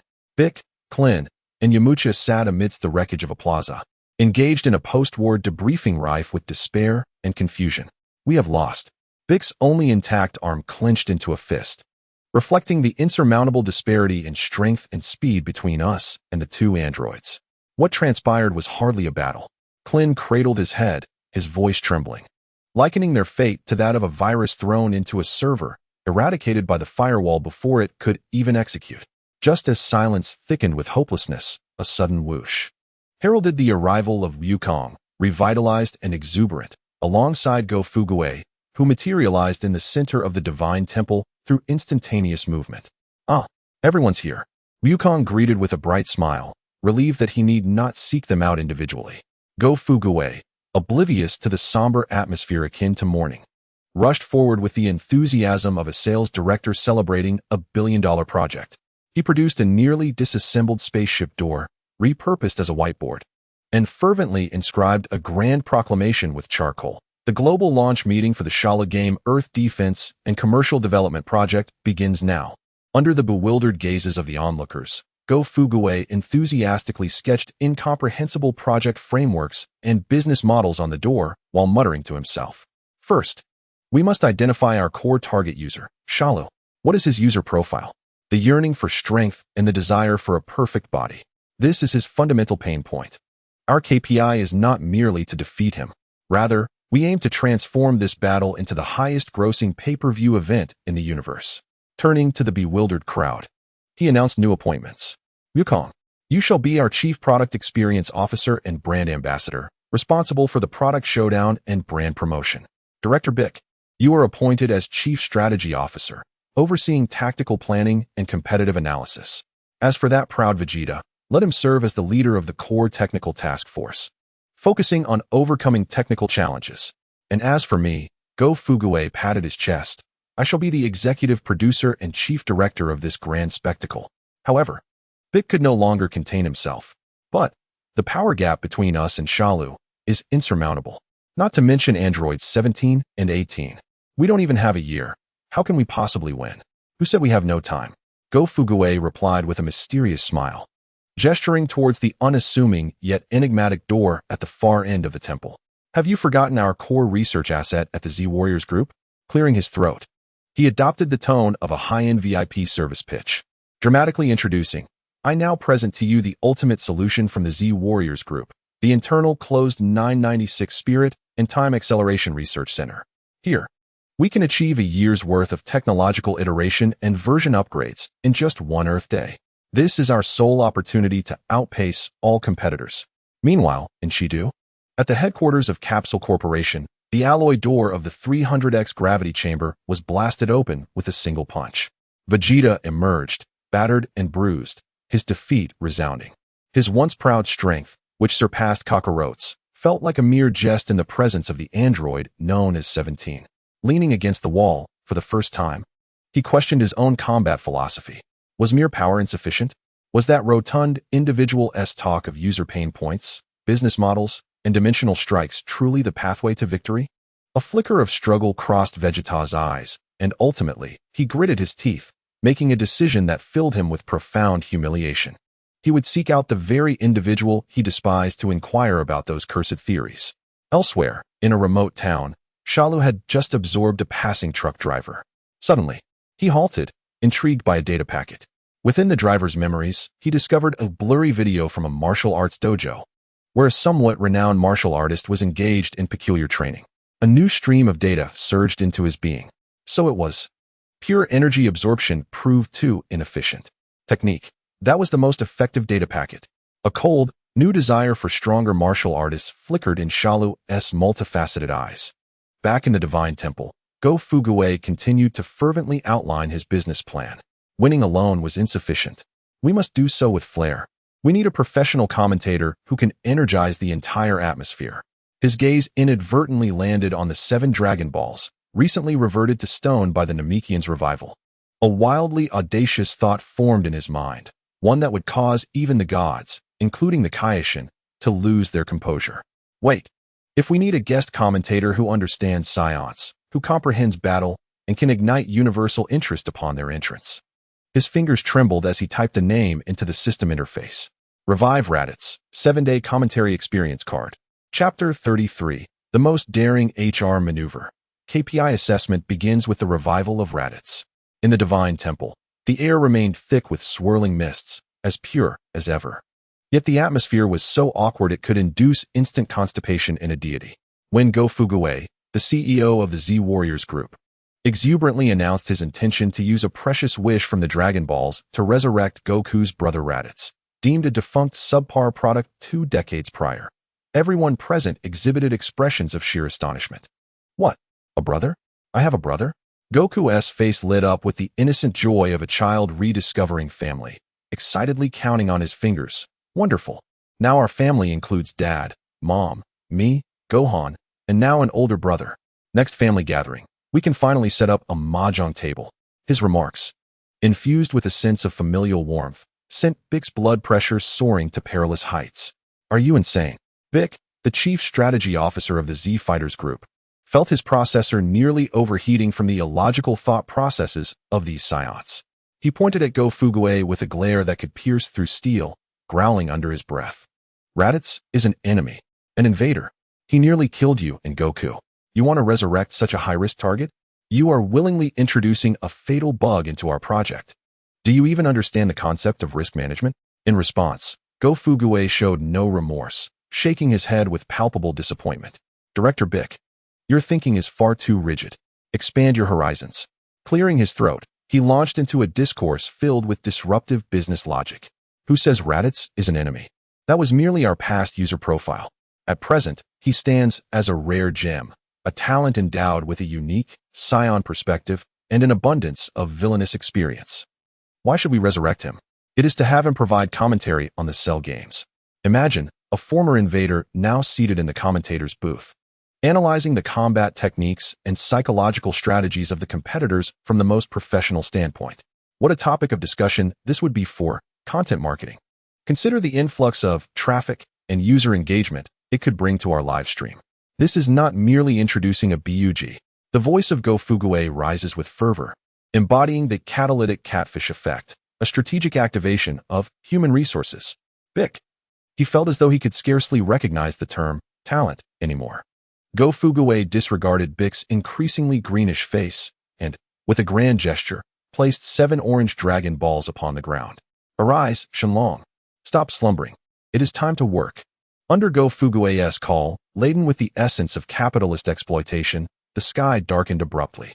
A colossal, begrudgingly emerging green dragon, brimming with the resentment of the overworked, reluctantly slithered from the Dragon Balls, accompanied by a great yawn. Once again, it is you KPI-deficient individuals. Speak. What ludicrous demand do you have this time? Let me be clear, wishes such as annihilating worlds or altering history are beyond my API interface, lest I be summoned by Lord Ko to draft a self-reflection. The voice of the dragon resonates with an endless fatigue reminiscent of the 996 work culture. Go Fuguei did not make an immediate wish. Instead, like a consummate HR professional, he respectfully presented a handwritten document titled Z Fighter Group Cross-Industry High-End Talent Introduction, Underworld Special Line, Application Form, levitating it before Shenlong with a key wave. Greetings, Director Shenlong. I apologize for the intrusion. This is our group's latest request for talent acquisition, which requires your approval. We seek a 7-day short-term labor dispatch for the target employee, RA-TIS, position, special guest commentator. Shenlong gazed at the oddly formatted application, his dragon eyes widening in astonishment. The heavens darkened. The dragon's countenance darkened even more. Its eyes, akin to 2 extinguished suns, bore down upon the grinning rotund figure. Recruitment? The dragon's voice resembled rusted gears grinding, fraught with a menacing friction. You dare discuss recruitment with me? For the first time in 10 millennia. A being has the audacity to negotiate a hiring process with this cosmic wish-granting API. Rejected.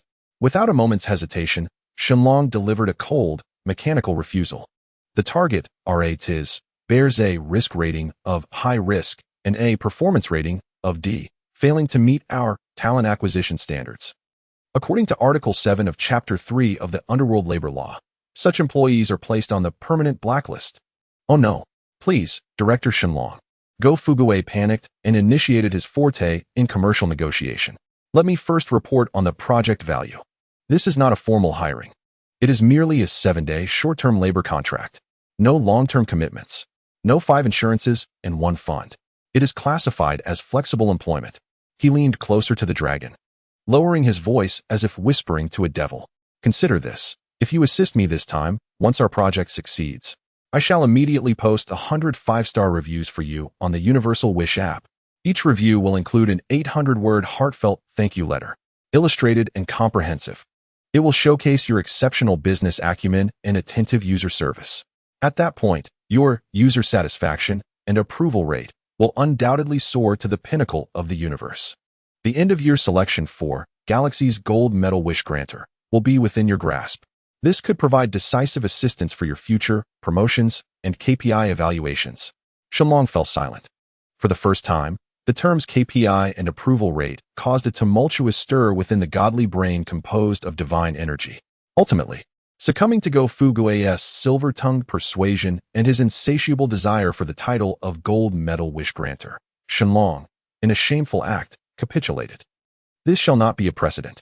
It murmured begrudgingly, its eyes glimmering. A golden light pierced through the darkness of the underworld, precisely striking the soul of a long-haired scion indulging in a spa within an oil pot. Life did not return to RA-TIS body like a warm tide.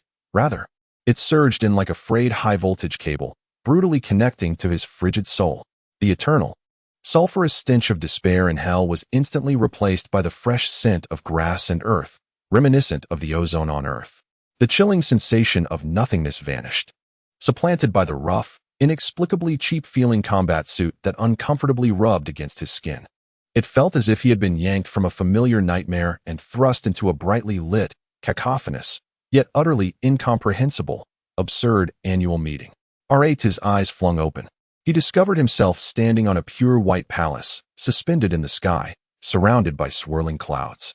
Before him stood a group of foes he would never forget. That green creature, who had defeated him once.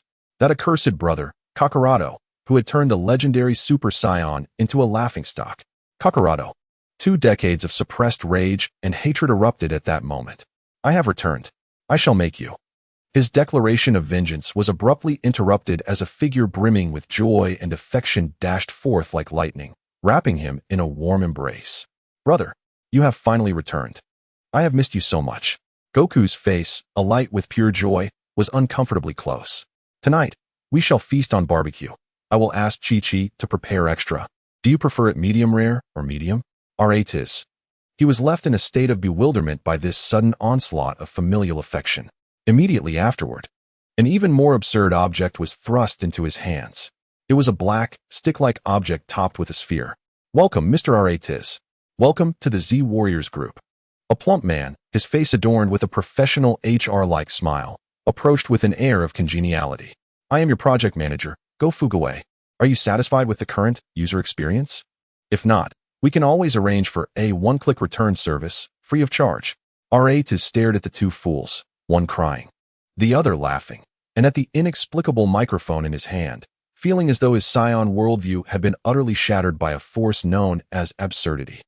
What in the world are you doing? He roared, shoving Goku aside, raising his hand to unleash a ki blast that would obliterate this group of lunatics. To his horror, he discovered that the surging energy within him could not be summoned. It was as if a VIP account had been downgraded to a guest mode. Do not waste your efforts, Mr. RA-TIS. Go Fuguei's voice resounded once more, this time laced with the composure of a corporate client. Welcome to our Z Warriors group. Serving as the Chief Mockery Officer and Special Gold Medal Commentator for the Cell Games. This document is a 7-day trial contract, according to the terms, during the probationary period. Your combat module has been temporarily locked. In simple terms, you are now a civilian employee, primarily reliant on verbal output. This is referred to as the light asset operation model, which represents the core development direction of our company moving forward. Leitais, listening to this convoluted jargon that felt like an alien language, felt his sanity slipping away. All right, Teacher Leitais, Guofugue clapped his hands, transitioning into the pre-work training segment. Now, let us conduct a simple business capability test. Suppose the short fellow with an M-shaped hairline, Vegeta, is struck and sent flying by an opponent's punch. How would you narrate this event to incite our paying users to shower gifts fervently? Leitais followed his pointing finger and saw the equally bewildered yet proud Vegeta. Gritting his teeth, he managed to squeeze out a few words. Deserved it. That arrogant fool should have been defeated long ago. Oh no, wrong. Guofugue shook his head in despair, demonstrating, Teacher Leitais, this won't do. There is no passion. You lack immersion. You should do it like this. He snatched the microphone, cleared his throat, and with a tone imbued with dramatic tension, exclaimed, Oh, my God. The Prince of the Saiyans, our esteemed CTO Vegeta, has fallen. His pride, at this moment, is ruthlessly trampled. Is this a distortion of humanity or a degradation of morality? Do you wish to know what happens next? Do you want to see the prince rise again? Families before the screen, unleash your Senzu beans and Dragon Balls. Let us together illuminate the hope of resurrection for our prince. Leitais. He felt as though his mind had been completely reformatted. After enduring this disastrous new employee orientation, Guofugue finally turned his gaze to the deepest part of the Temple of the Gods, to the imposing white door leading to another world. He formally announced to the despondent Z warriors, All right, the narration team is officially assembled. Now, our core product iteration plan is officially launched. He pointed at the door and with a voice thick with the essence of 996 blessings, declared loudly, Welcome to our Z Warriors groups, internally closed spiritual and time acceleration 996, our D Center. According to the project schedule, the first batch entering closed development comprises our CTO Vegeta and the product director Trunks from the future market. Vegeta gazed at the white door, his eyes ignited with an unprecedented fire. He no longer merely wished to surpass Kakarot. The future version of himself, the ridiculously strong, Super Saiyan Youth version, Trunks, was now the only benchmark product he must crush at all costs. He turned back, casting a cold glance at the still-dazed Leitais and the foolishly grinning Goku. Inwardly resolved, Kakarot? Just a lower-class warrior. That kid from the future is my true rival. Just wait, when I emerge from this RD Center, I shall make you all understand what it truly means to be the god of versions. With that, he strode through the door without a backward glance. Left behind, feeling like a jester, Leitais, in a whirlwind of fury and humiliation, inadvertently touched the pocket of his cheap battle suit. Inside, he found something hard. Upon pulling it out, he realized it was an old, outdated single-piece battle power detector. By some strange twist of fate, he donned it and pressed the switch. After a brief moment of garbled signals, it miraculously activated. It received a faint, decades-old encrypted signal from the Scion military channel deep within the cosmos. The content was simple, repeating 3 words, accompanied by a crackling static, echoing in his ears. Prince, survived. Coordinates, unknown. Leitais' pupils dilated with shock. Meanwhile, Guofugue, observing Vegeta step into the time chamber, discreetly summoned Piccolo aside, wearing an unsettlingly excited grin as though he had stumbled upon a new business opportunity. Director Piccolo, I suddenly feel our narration team is somewhat under-equipped. Just having Leitais as this sarcastic role is insufficient. We also need a straight man to create a chemical reaction, which we call CP bundled marketing. A sense of foreboding rose within Piccolo. Guofugue rubbed his hands gleefully, eyes sparkling. Imagine if we bring back Leitais' old bald partner Nappa using a 7-day trial card, and let them host a Scion Invasion 20th Anniversary Special Reunion program. On the commentary stage, the viewership in this live stream would surely explode instantly. Chapter 34, Spirit Time Chamber Reality Show, when the Wolfish CTO meets the Zen-like director. In the Temple of the Gods, a place once reserved for deities and top-tier warriors, a heated debate erupted over company personnel appointments, one that could rouse the anger of deities from their graves. No, I firmly oppose. Piccolo, the newly appointed Chief Strategy Officer, firmly pressed down on Guofugue's plump hand, his face etched with determination as if to say, if you continue this folly, we shall perish together. Are you out of your mind, Guo? One Leitais is already too much. Now you want to resurrect that muscle-bound fool who can only blow things up with a single finger? Are you attempting to form a Scion low IQ villain club? What's next? Are you planning to revive the vegetable man to perform the opening dance for us? Piccolo's critique was precise and sharp. However, Guo, the CEO of the Z Warriors group, remained unwavering in the face of dissent, looking at Piccolo with a pained expression that conveyed a lack of understanding of the market. Director Piccolo, your thinking is too rigid. Expand your horizons. You must broaden your perspective. He shook off Piccolo's hand and began his lecture on disruptive business logic. Leitais is the sarcastic commentator, responsible for creating conflict and highlights. Nappa, on the other hand, is the endearing straight man, tasked with being the butt of the jokes and generating humor. Just think about it. One responsible for the witty barbs, and the other for earnest support. What do we call this? It's called character complementarity. It's CP bundled marketing. This will significantly enhance our live streams, user stickiness, and donation revenue. Do you understand? Piccolo. He felt as if his mind was about to be turned into a mush from all these incomprehensible terms. Under Guo's insistence and Goku's innocent support for the more lively and delicious atmosphere, the dragon Shenron was once again summoned, albeit most reluctantly. When the massive green dragon, brimming with the grievances of a corporate worker, beheld Guo's chubby face once more, he could hardly be bothered to follow protocol. Lethargically asking, "You again? Have you purchased an annual VIP package from us? Speak up, which short-term labor contract is it this time?" Just to be clear, any individual with a battle power exceeding 500 is classified as a high-end talent and requires additional payment. Half an hour later, amidst a blinding light filled with the scent of hellish sulfur, a towering, bald, muscle-bound giant appeared in the Temple of the Gods, bewildered and muttering, "Vegeta? Where am I?" He had been resurrected.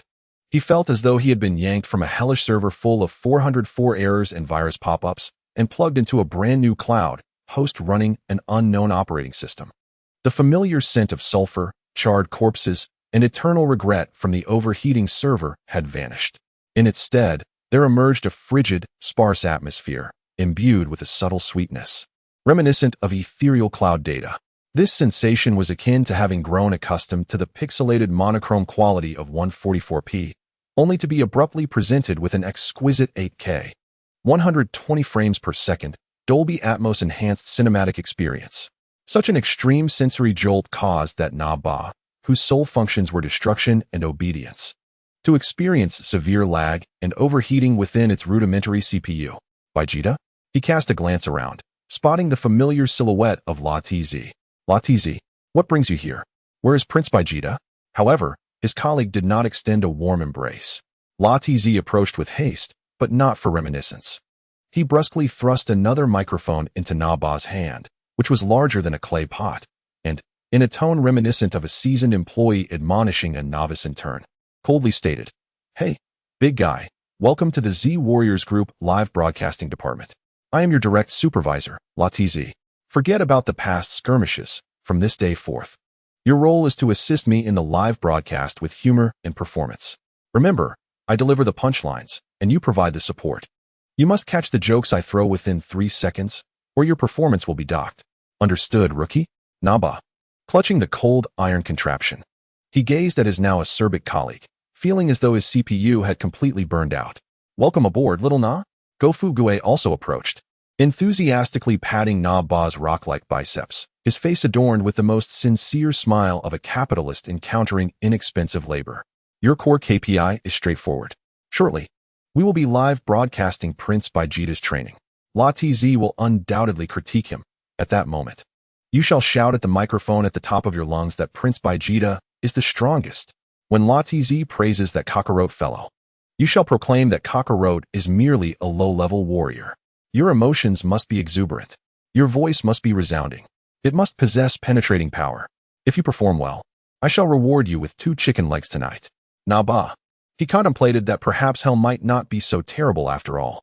At the center of the heavenly pavilion, Mr. Bo's water mirror, capable of glimpsing all things, had been commandeered by Gofugue and renamed the Multidimensional Parallel Universe Real-Time Monitoring System. At this moment, the live images from the Spirit Time Room were being vividly broadcasted on the monitoring screen. The Z Warriors Group Annual S-Class Project, Spirit Time Room Reality Show, Season 1, has officially commenced. Oh dear. Everyone, stay alert. The main event is upon us. Go-Fu Gue, seated at the directing table, which was merely a small stool, brandished his golden megaphone and began his live direction towards his freshly assembled commentary team. La TZ, Naba, Baiku Consultant, Wukong CEO. Pay close attention. Our two core development personnel have commenced their closed development. The screen displayed an expanse of pure white, boundless space. Vegeta, the wolf-like CTO, upon entering the room, activated the most frenzied money-burning mode. Huh, he roared, unleashing a golden aura without restraint, transforming the entire white space into a shimmering gold. He gathered immense energy in his palm, compressing and compressing it further. Ultimate Flash, a beam of terrifying light, capable of obliterating planets, thundered towards the empty void, producing an energy storm with no other utility. Transcend. I must transcend. Surpass Kakarot. Surpass that little brat.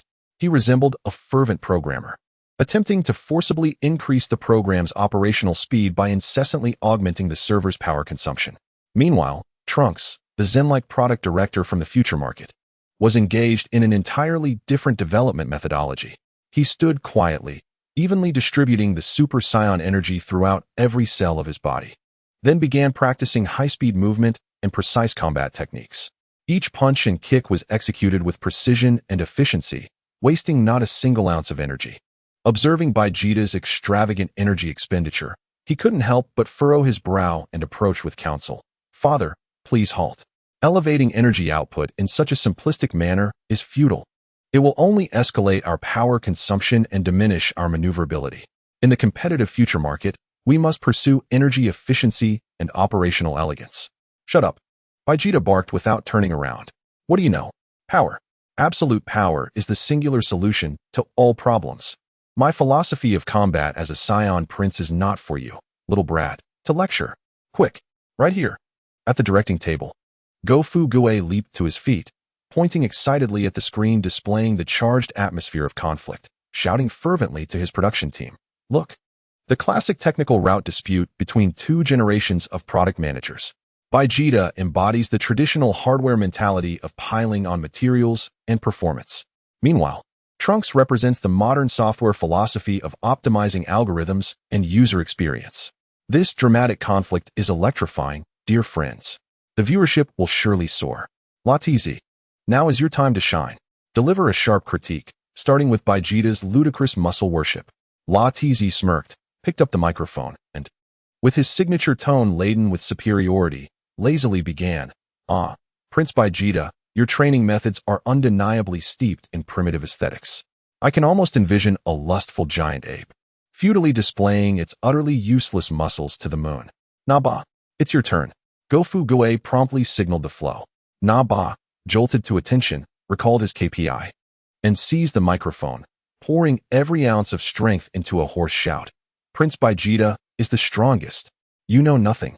This sudden outburst plunged the entire studio into an awkward silence. Very well, Go-Fu Gue noted in his script. Naba, your emotions were vibrant and penetrating, though perhaps a tad overzealous. Next time, be mindful to create a contrast with La TZ's rhythm, rather than forcing an awkward exchange. Amid the fervent discussions between the directing team and the commentary crew, no one noticed that La TZ had quietly retreated to a corner of the heavenly pavilion after placing the microphone down. He retrieved the long-defunct single-chip power level detector from the pocket of his cheap battlesuit, its lens marred with cracks. He attempted to press the switch, but it yielded no response. La TZ's expression darkened with complexity. Prince's survival coordinates unknown. That fragmented signal pierced into his mind like a thorn.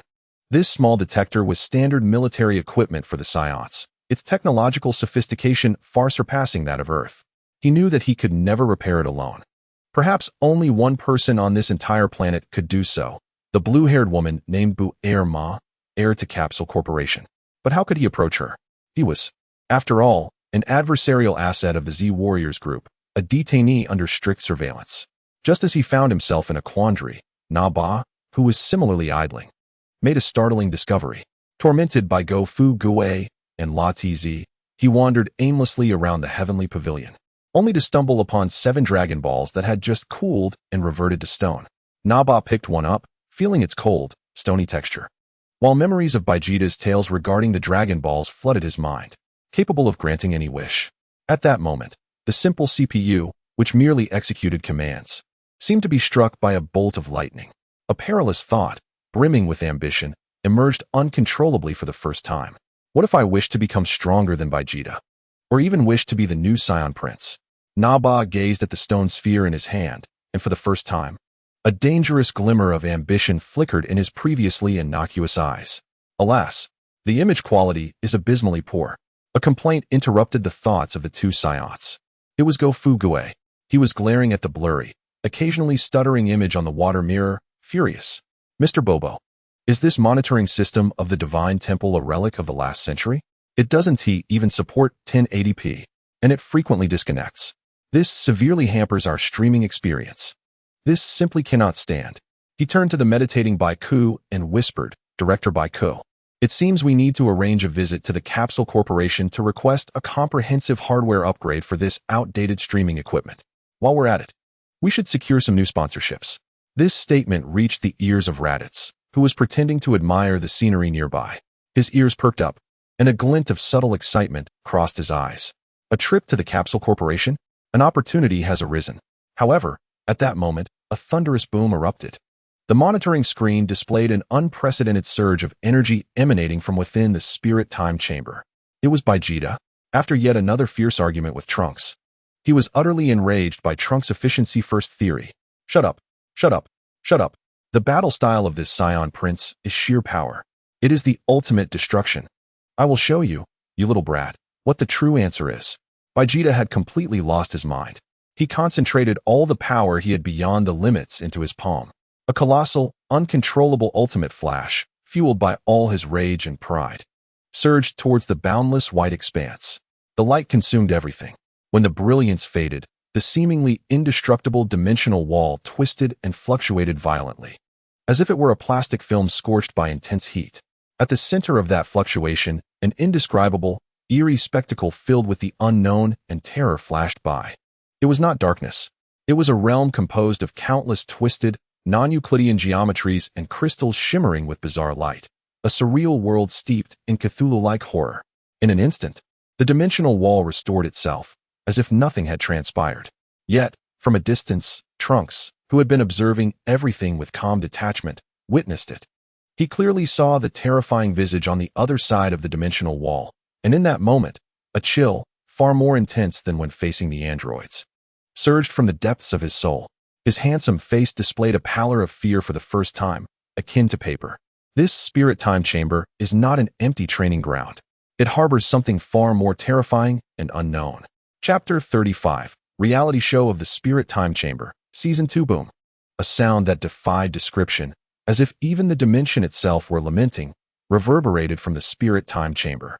In the Divine Temple's central broadcasting hall, Mr. Bobo's water mirror, whimsically dubbed the multidimensional parallel universe real-time monitoring system by Gofu Gue, suddenly went blank.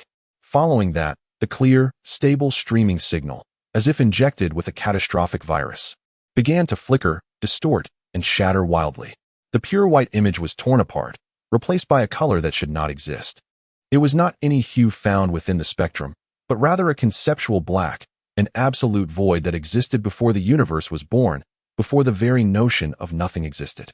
Within that non-being, countless geometries composed of the impossible engaged in self-folding growth in a manner that defied all physical laws. An acute angle could equal 360 degrees. A straight line could entwine itself. It was a graveyard of logic, a plague zone of reason. Merely glancing at the water mirror would cause the brains of sentient beings to crash, overwhelmed by the paradox of information.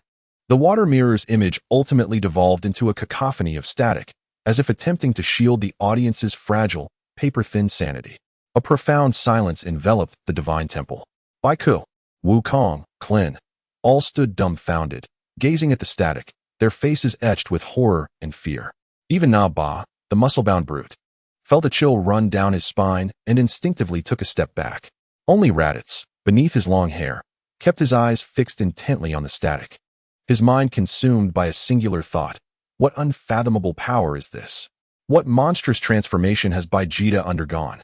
Yet, amidst this suffocating silence, a thunderous roar filled with professional fury shattered the eerie atmosphere. What on earth are you doing? Goku Gue, the CEO and chief director of the Z Warriors, sprang up from his small stool. His face bore no trace of fear, only the pure, unadulterated rage of a server crashing on the eve of a project launch. He pointed at the still flickering static on the water mirror and directed his ultimate inquiry at the bewildered Mr. Bobo. Director's booth, lighting crew, post-production effects team. What are you all doing? This is a crucial moment. Our CTO Vegeta's ultimate performance under extreme pressure tests. And you allow signal interruptions and video source errors. This is a catastrophic broadcast incident of the highest order. Do you understand? This month's bonuses, those responsible for server maintenance, pointing at Mr. Bobo, as well as the effects team, will receive nothing. He pointed angrily at the remnants of the bizarre spectacle on the water mirror, continuing his tirade. And this effect? Who authorized this? This ghastly, low-quality Cthulhu style has nothing to do with our passionate, heroic product tone. The audience will complain. Do you understand user experience? Mr. Bobo. His round eyes stared blankly at the agitated fat man, feeling as though he had encountered an incomprehensible species for the first time. Meanwhile, within the spirit time chamber, the torn dimensional rift flickered a few times before grudgingly closing. The pure white world returned to tranquility. Vegeta knelt on the ground, drenched in sweat, panting heavily. The golden aura surrounding him had dissipated, yet his emerald green eyes burned with an unprecedented, pathological fervor and excitement. Ha ha ha ha ha ha. He let out an uncontrollable, maniacal laugh. Did you see that, little brat? He lifted his head, regarding the pale, trembling Trunks with disdain. This is true power. Power sufficient to shatter rules and pierce dimensions. Your timid theory of efficiency is merely a laughable excuse employed by the weak to console themselves. Yet, Trunks refrained from retorting.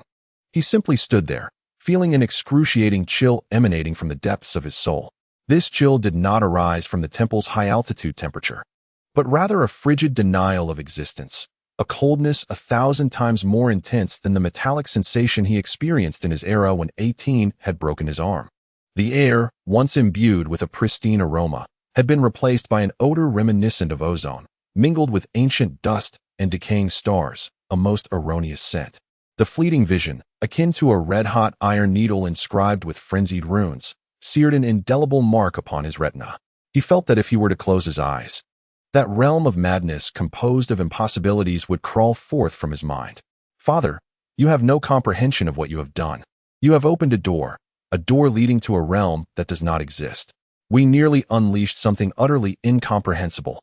Just as the conflict over their technological ideologies between father and son was about to erupt, the voice of Goku Gue resonated once more from the divine temple. This time, his tone shifted from anger to euphoric joy, akin to the discovery of a new continent. I understand. I completely understand.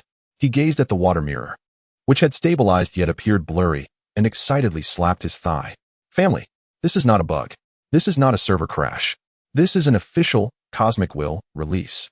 A hidden DLC preview egg, granted to us core paying users, Z Warriors, before the new version, Shala game, officially launches.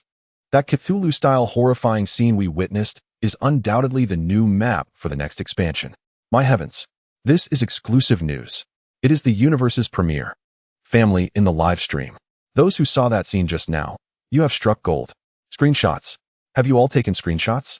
This will surely top tomorrow's Cosmic Trending searches. I have even thought of the title. It will be called Shocking. Z Warriors Group New Version Content Suspected Leak. New Tentacle Boss set to debut.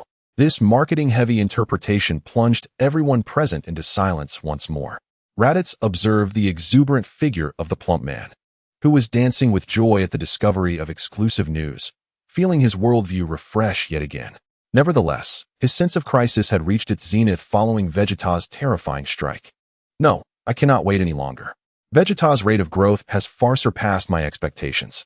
If I do not act swiftly to ascertain the origin of that mysterious signal, once Vegeta emerges from the time chamber, I, Raditz, may not even qualify to serve as a commentator. Immediate action is imperative. He glanced at the shimmering water mirror and then at the excitable Goku Gue, and a perfect scheme rapidly formed in his mind. He feigned nonchalance as he approached the water mirror. "Oh dear, why is there so much dust on this monitor?" As he spoke, he extended his hand, pretending to wipe the smooth surface of the water mirror. Then, while everyone's attention was diverted to Gufu Gui's commercial ambitions, he concentrated a barely perceptible, supremely pure energy at his fingertips and lightly flicked it toward an inconspicuous energy conduction node within the water mirror. A faint sound of electricity crackled. The already unclear image in the water mirror flickered violently a few times before plunging into a pitch-black snowy screen. "This is bad, boss. A grave situation has arisen." Raditz immediately donned a panicked expression filled with professional anxiety and rushed to Gufu Gui, dramatically reporting in a tone as if the sky were falling. "Our core live streaming device, the multidimensional parallel universe real-time monitoring system, has suffered a catastrophic hardware overload due to Vegeta CTO's recent superspec performance test and has completely burned out. The screen is entirely black. We cannot deliver paid content to VIP users. This is a major production incident." "What?" Gufu Gui, who had been reveling in the joy of trending searches, felt as if a bucket of ice water had been poured over him upon hearing this, and he exploded. He rushed to the water mirror, gazing at the pitch-black snowy screen, feeling his blood pressure surge more violently than Vegeta's Kamehameha. "The core production equipment has failed. How can we possibly manage pay-per-view now? How can I maintain my business closure? No, absolutely not. We must immediately proceed with hardware upgrades." Gufu Gui decisively made a significant strategic decision. He waved his hand at the crowd and proclaimed, "Everyone, prepare yourselves. We are heading to the Capsule Corporation Global RD headquarters at once. I shall personally seek out my chief investor, Dr. Brief, and chief technology officer, Bulma, to have them customize a brand new next-generation live monitoring system, supporting 8K ultra-high definition, 120 frames per second silky experience, complete with quantum entanglement encryption channels." He pointed at Raditz and Naba, commanding in an irrefutable tone, "Raditz, Naba, as the only two employees of our live streaming division, you are to join us. This is a project demand review meeting. Your presence is mandatory." Raditz bore a pained expression, seemingly concerned for the company's future. Yet inwardly he reveled in celebration. "Perfect. This foolish plump man has taken the bait. At last, I possess a legitimate reason for a business trip to visit that blue-haired woman. My detector, my future, hinges on this business negotiation."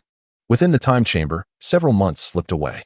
The training methods of Vegeta and Trunks had completely diverged. Vegeta had become utterly captivated by the thrill of surpassing limits and tearing through dimensions. He devoted all his energy to condensing larger, more ferocious energy. Finally, during an extreme outburst, he succeeded. Hala! With a fierce roar, his muscles swelled once more robust and full than before. The golden aura transformed from a loose flame into a tangible, violent golden lightning, swirling around him. The overwhelming pressure emanating from him made the entire white space tremble. He felt an unprecedented power within him, one capable of shattering planets, and gazed at his explosively beautiful form, erupting into an arrogant laugh. "Do you see this, Kakarot? This is the power that transcends Super Saiyan. I am Super Vegeta." However, while he laughed maniacally, Trunks, who had been sitting cross-legged not far away, leisurely opened his eyes. He regarded Vegeta's powerful yet somewhat bulky form and simply shook his head gently. Then, under his gaze, Trunks' aura began to shift. His muscles expanded in a manner even more exaggerated than Vegeta's, and he even gained a few inches in height. The sheer sense of power he exuded was even more terrifying than Super Vegeta. Yet, it was merely fleeting. In the next moment, the violent aura surrounding Trunks receded like a tide, returning to his previously gentle and restrained Super Saiyan form. "This path is a dead end, father." Trunks stood up, speaking in a calm tone as though stating a fact. "This form, while it has amassed tremendous power, has sacrificed the crucial attributes of speed and agility. In the realm of true elite battles, it is merely a living target, a hollow and futile failure." Vegeta's maniacal laughter abruptly ceased. Outside the Divine Palace, Gofugwa, brimming with enthusiasm alongside his commentary team, was poised to board the small spacecraft left by Bulma, destined for the headquarters of the Capsule Corporation in West City. Just as one foot touched the boarding ladder, a sinister, hellish echo of a peculiar ringing, unlike anything he had ever heard, suddenly resonated in his mind. His Pin Shishi system panel was forcibly overtaken by a Gothic-themed call request, immediately filling the screen. Caller ID. Unknown number. Underworld VIP complaint line. The caller's avatar depicted a comically adorned figure in an official hat, with a mocking expression, none other than the formidable Yin Wang. Go Fugua's hand trembled uncontrollably as he pressed the green answer button. On the other end of the line, a voice laden with bureaucratic impatience, as if just fatigued from processing countless grievances, came through. Hello? Is this Mr. Go Fugua, the legal representative of the Z Fighters Group? I am the head of the Underworld KPI Assessment and Major Complaint Processing Center. We have just received a formal complaint from our SSR Level Ultra Platinum Lifetime Honorary VIP client, Mr. Frisia.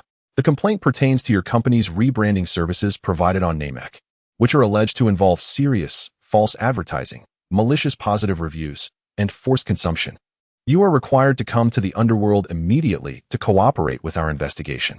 Otherwise, we reserve the right to impose a cross-dimensional, forced account suspension on your company. Chapter 36. Underworld KPI Hearing. From malicious negative reviews to brand value reconstruction. Outside the Divine Palace, Go Fugua, the CEO of the Z Fighters Group, remained frozen in a stance ready to board the spacecraft. His expression a distilled version of A Star is Born. From the impatience of receiving the call, to the shock upon recognizing the identity of the caller from the Underworld HR, to the fury at being informed of the compulsory summons or face suspension. All these emotions twisted into a grotesque, professional smile that was more unpleasant than consuming expired senza beans. Underworld KPI Assessment and Major Complaint Processing Center. SSSR Level Ultra Platinum Lifetime Honorary VIP, Client Mr. Frisia.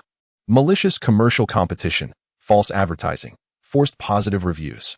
These terms, rife with legal risks and PR disasters, surged through his mind like the most venomous code, causing his esteemed project manager's CPU to overload and blue screen. No. Wait. Lord Yin Wang. Oh no, Director Yin Wang. Go Fugua fought against the unending call request in his mind, making his final desperate pleas. My signal is poor. The inter-server roaming fees are exorbitant. How about we schedule an online meeting? Should we use DingTalk or Facetune? I can share my screen to report my work immediately. Warning. This is a DAO-level compulsory physical summons, and your sole coordinates have been locked. Refusal to cooperate will be regarded as contempt of the arbitration court, and your account will be subjected to irreversible, permanent suspension. Countdown, 10, 9, 8. Oh no, Go Fugua knew there was no escaping this business trip. Just as his corpulent form was about to be disassembled and transmitted by an otherworldly force, his brain, filled with the will to survive, unleashed astonishing potential. In a swift motion, he clung tightly to the two scions, Raditz and Nappa, who were preparing to watch the spectacle. You two, stop watching the show. The company is in trouble. Every person bears responsibility. Go Fugua bellowed with a tragic tone befitting a CEO distributing death tasks. I command you, immediately, transfer from the live broadcasting department to the legal and risk control department. From this moment on, you are the chief legal advisors team of the Z Fighters Group. Raditz, looking bewildered, was pointed at by Go Fugua. You, with your logical reasoning and sharp tongue, referring to sarcasm, will serve as the chief defense attorney for this lawsuit. Nappa was then pointed at you. With your imposing presence and thunderous voice, referring to loudness, will be the jury deterrence and atmosphere enhancement specialist. Our KPI this time is to compel that accursed plaintiff, Frisia, to withdraw the lawsuit voluntarily. Otherwise, your bonuses for this month, along with next quarter's options, will all be forfeit. What? Legal work? Raditz's face turned pale. You want me, a noble scion warrior, to be a lawyer for these earthlings? You might as well send me to my doom. Good idea. When we return from this trip, I'll ask Shenlong to send you back immediately. Go Fugua replied expressionlessly. Nappa, on the other hand, clenched his fists in excitement. Legal team? Does that mean I can rightfully yell at them with all my might? Precisely. The louder you shout, the stronger our legal grounds become. Just as Raditz was about to protest, an irresistible, chilling force enveloped the three of them in an instant. The teleportation was not a gentle embrace of light, but a brutal disconnection and reboot. Go Fugua felt his soul data packet being forcibly extracted from the Earth OL server and hot-swapped into an entirely new, underworld server, fraught with warnings of system incompatibility. The air that once carried the salty scent of the ocean and the fragrance of fresh grass vanished, replaced by a dry, cold atmosphere infused with the dust of ancient archives and static electricity, an aroma belonging to historical data. It felt as though one was suddenly thrust back to the era of 2G dial-up internet, after enjoying the latest 5G fiber optic network, with each data frame marked by maddening delays and stutters. When they finally opened their eyes again, they found themselves in a vast, empty hall filled with an oppressive atmosphere. The ceiling was pitch black, obscured from view. The floor, smooth and reflective like obsidian, was marred with countless scratches from the wear of time. The air was imbued with a unique scent of decaying paper, overheated servers, and cheap instant coffee, an unmistakable aroma of bureaucracy. Inside the hall, there was an endlessly long queue stretching beyond sight. The souls in line, originating from various corners of the universe, wore expressions of dejection and numbness, as if awaiting an interminable final review for eligibility in a lottery. At the front of the line, behind an enormous desk, sat a colossal figure clad in ancient official garb, Yin Wang, his red face marked by impatience as he dealt with mountains of pending matters. On his desk rested two equally massive stamps. One bore the blood-red inscription of rejection. The other, inscribed in gold, read approval. Next, his impatient roar echoed through the hall like thunder. A trembling soul from Namek floated forward. I was kind-hearted in life, helping elderly people cross the street. Can I go to heaven? Without lifting his gaze, Yin Wang seized the rejection stamp and, with a resounding thud, slammed it down.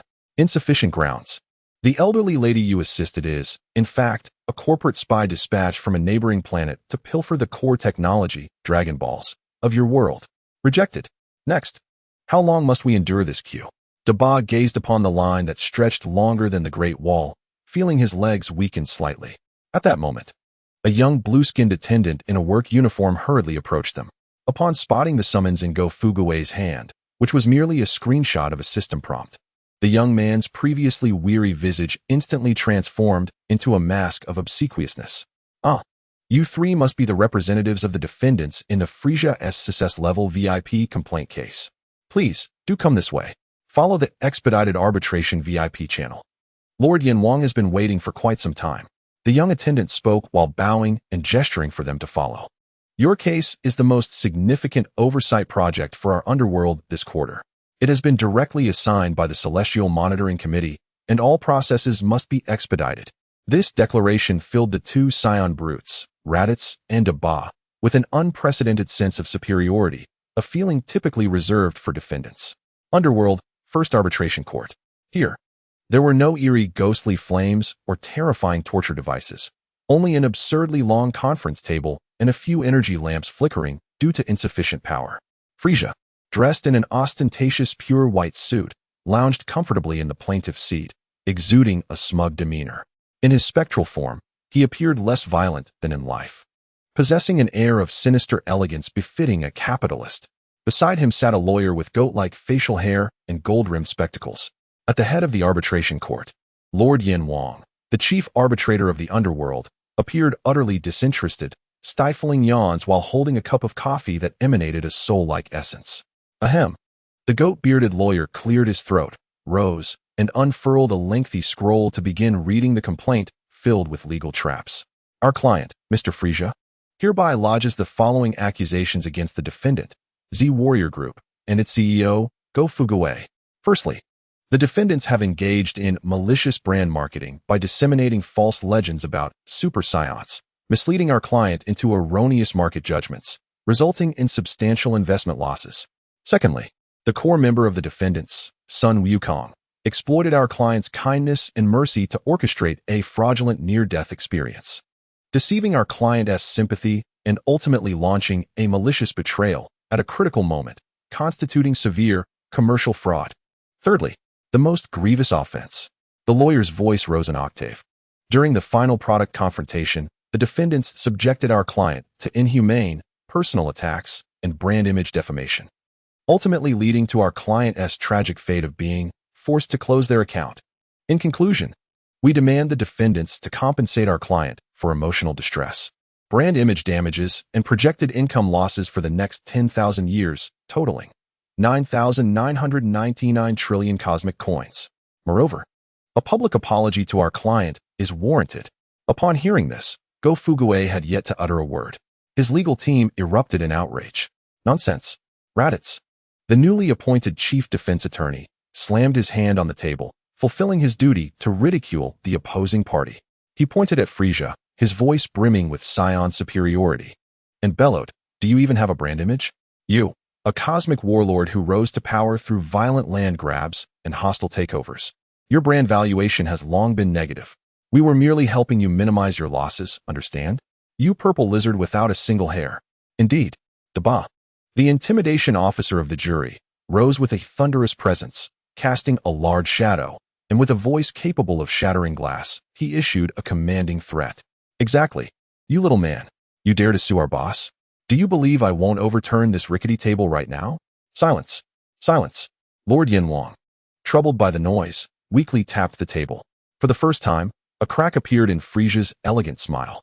Just then, Go Fuguei stood up leisurely. He did not retort or show anger. Instead, his face bore how to describe it? A smile of wisdom and compassion akin to an exceptional project manager presenting a proposal to a difficult client. "Esteemed arbitrator, honorable jurors, and our dear seed user, Mr. Frisia." He activated the projection feature of the Pink Shi system, casting a visually dazzling display upon the courtroom wall. The screen showcased an impressive PPT. The title gleamed, nearly blinding all present, on the rebranding value reconstruction and cross-boundary influence of Frisia's IP white paper. "First and foremost, I must clarify one point." Go Fuguei's voice resonated with magnetism and persuasive power. "Our Z Warrior Group has never killed Mr. Frisia. We merely assisted him in achieving the ultimate ascension of his personal brand in a more advanced and commercially viable manner." He switched to the next slide, revealing a comparison of Frisia's image before his defeat on Namek and his current spectral form. "Ladies and gentlemen, please observe. What was Mr.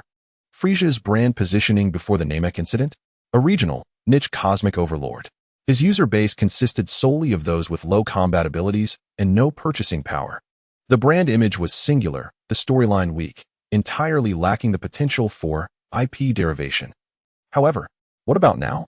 Go Fuguei's voice grew fervent.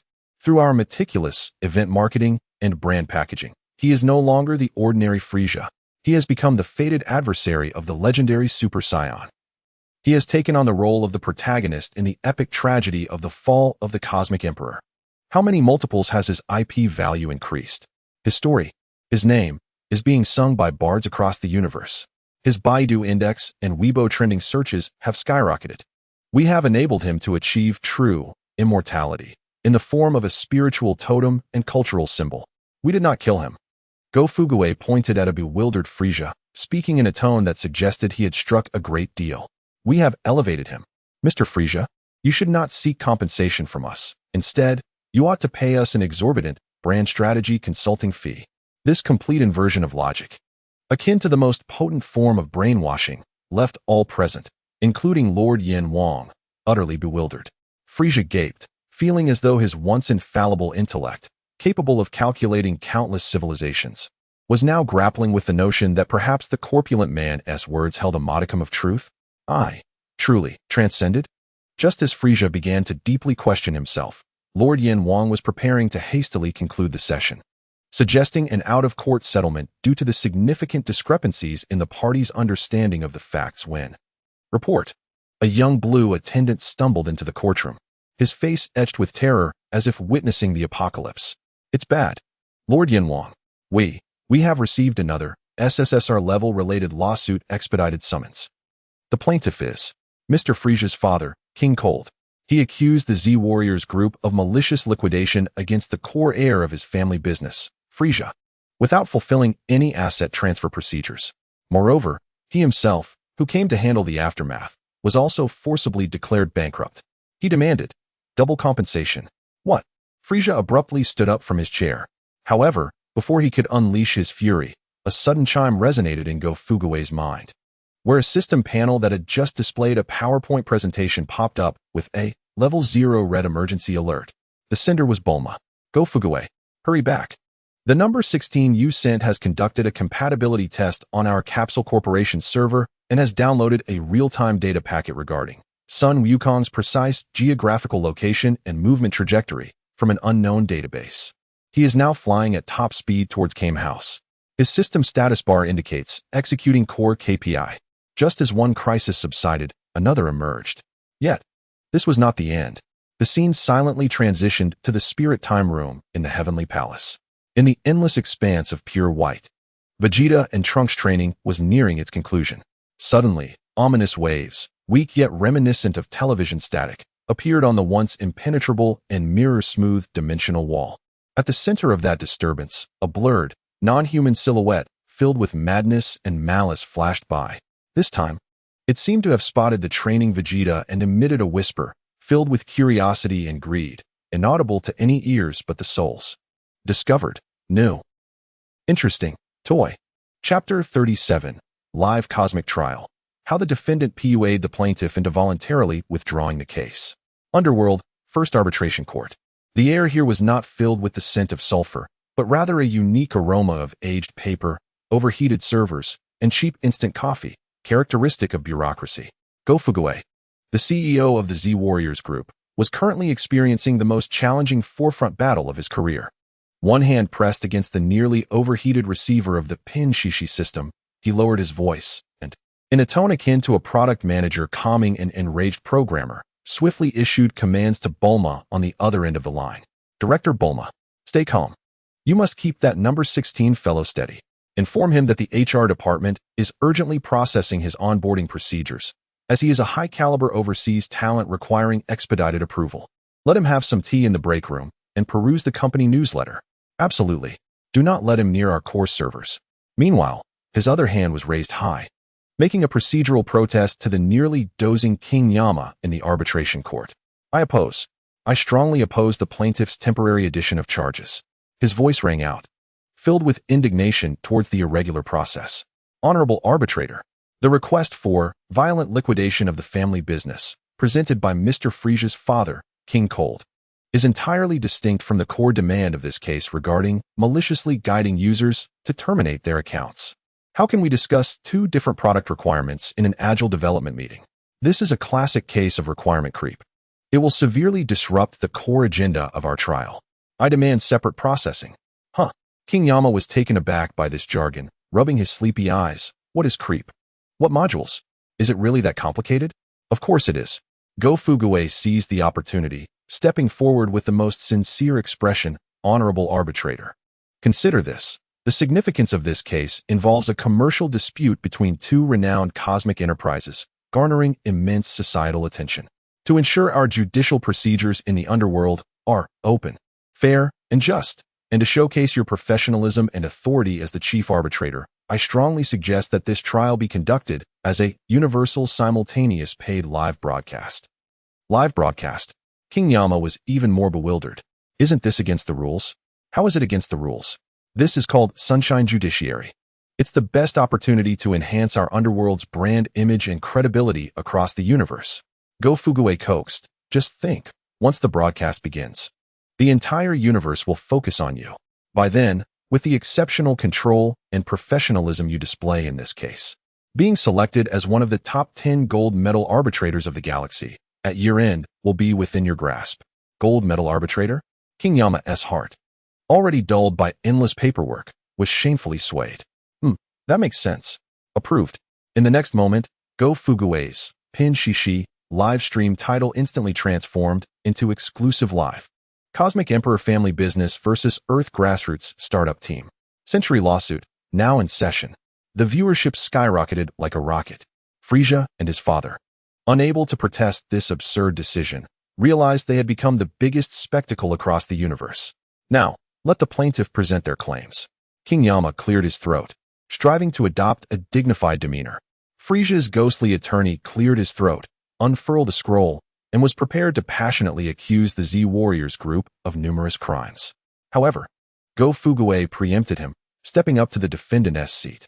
He did not defend or refute. Instead, he opened his PowerPoint once more. Yet this time, the title of the PowerPoint was even more shocking and heart-wrenching. The Frisia family's Ice Demon Group, from cosmic sovereignty to bankruptcy liquidation, a deep review of a typical family business failure case, before commencing today's debate. I would like to extend my heartfelt condolences on behalf of the Z Warriors group for the plight of the Frisia family. Go Fuguwe began his reverse public relations campaign in a tone filled with profound sympathy. However, we must clarify one point. The tragedy of Mr. Frisia and his father was not caused by us. We are merely a catalyst. The true reasons for their business's demise lie in their own rigid business model, chaotic internal management, and disastrous risk control. Go Fuguwe's voice resonated through the live broadcast, reaching every corner of the universe. Friends, let us examine the first case, Mr. Frisia. He pointed towards the increasingly pallid Frisia in the plaintiff's seat. Mr. Frisia is a quintessential example of second-generation entrepreneurial failure. He inherited a vast family enterprise, yet exhibited blind confidence and obstinacy. In the Namek project, he displayed a severe lack of respect for the emerging market, i.e., super science. When faced with our core product, CEO Wukong, he chose not to collaborate for mutual benefit, but attempted malicious suppression. Ultimately, he was mercilessly eliminated by the market. Now let us consider the second point. Team management capabilities are concerning. His elite team, the Jinyu Force, embodies an exaggerated corporate culture, merely posing without any real combat effectiveness. This indicates that Mr. Frisia possesses significant shortcomings in talent recruitment and team building. The more Go Fuguwe spoke, the more animated he became, his analysis filled with commercial logic, leaving the live audience in stunned silence. The barrage of comments began to explode. Wow, listening to you is worth more than 10 years at a business school. So Frisia is self-destructing? Laughing to death, the Jinyu Force's routine is indeed outdated. Not flat management at all. Is this fat man a devil? He makes killing sound so refreshing and elegant. Frisia's soul trembled slightly. The words of that rotund figure did not resemble a voice. Rather, they evoked a swarm of greasy flies, buzzing and burrowing into Frisia's ears, depositing a mass of maggots named self-doubt and public humiliation in his once proud cerebral cortex. The dignity he once cherished as the cosmic emperor, akin to an indomitable golden armor, now appeared as a cheap evening gown, ill-fitting and outdated, scavenged from a second-hand market, being ruthlessly unraveled before the gaze of the entire universe. Next, let us analyze our esteemed chairman Kurtawang. Go Fuguwe's vitriol turned toward the ever-arrogant Kurtawang, who had maintained a frosty demeanor since the trial began. Chairman Kurtawang committed a grave error, one that all traditional family-owned businesses are prone to, a lack of risk isolation awareness. When his subsidiary, Frisia, faced significant setbacks in its investment project on Namek, what should he have done as the chairman of the parent company? The correct course of action would have been to sever ties immediately, divesting assets and cutting risks. Yet, what did he do? He brazenly brought the group's core assets, himself, and the last of the liquid capital, his spaceship, into the fray, attempting a reckless bottom-fishing maneuver. What was the ultimate outcome? Go Fuguwe boldly displayed 2 blood-red characters on his PowerPoint. All in, due to Chairman Kurtawang's disastrous decision-making. The entire Frisia family conglomerate was subjected to immediate bankruptcy liquidation by our Z Warriors Group's third-party evaluation agency, Trunks, leaving nothing but ruin in its wake. A textbook example of failure. This operation by Kurtawang was so pathetic that even my grandmother would have fared better. The livestream's barrage of comments had transformed into a commercial retrospective and collective mockery of Frisia and his father. Kurtawang's icy visage finally cracked. His mouth twitched uncontrollably, as an unfamiliar emotion, named social death, overwhelmed his imperial heart. Meanwhile, Frisia, after absorbing Go Fuguwe's searing critique and witnessing the barrage of scornful and pitying remarks, felt the thread of rationality snap within him. Frisia emitted a scream, unrecognizable and filled with boundless humiliation and madness. He abruptly stood from the plaintiff's seat, pointing at the judge, his voice cracking and hysterical, bellowing, "Withdraw the case. I demand the case be withdrawn. Immediately. Right now? I want no compensation. I desire nothing. I implore you, just turn off this damned live stream." He cradled his head, crouching on the ground like a schoolboy who had been publicly humiliated by having his embarrassing diary read aloud, emitting a desperate wail.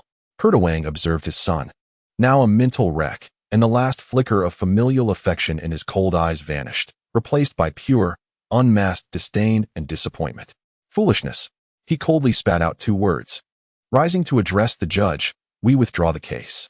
He then turned, casting a disdainful glance at the crumbling Frisia, and the plump figure behind him, whose expression was one of satisfaction.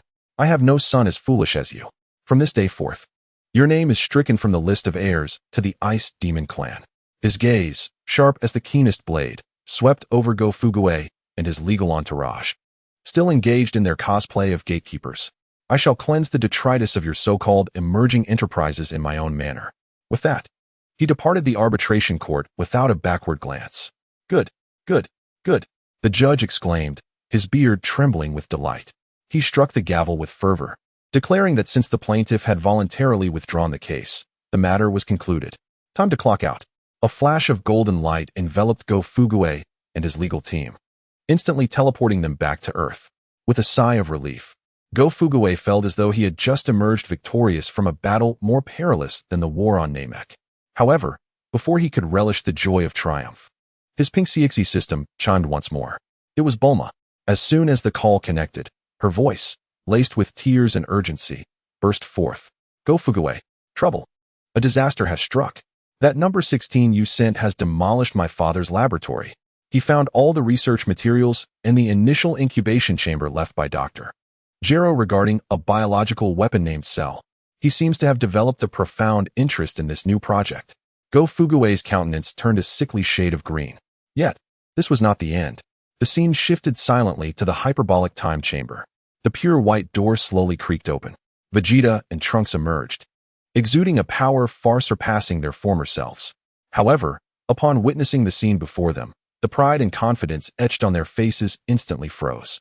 A figure clad in tattered orange martial arts attire sat cross-legged at the entrance, radiating an unfathomable aura of calm, akin to the ocean, yet brimming with boundless strength. It was Goku. He had also entered the hyperbolic time chamber. He gradually opened his eyes, those black orbs both clear and profound. As he regarded the astonished duo, a confident and familiar smile graced his lips, as if to say, "Apologies, gentlemen.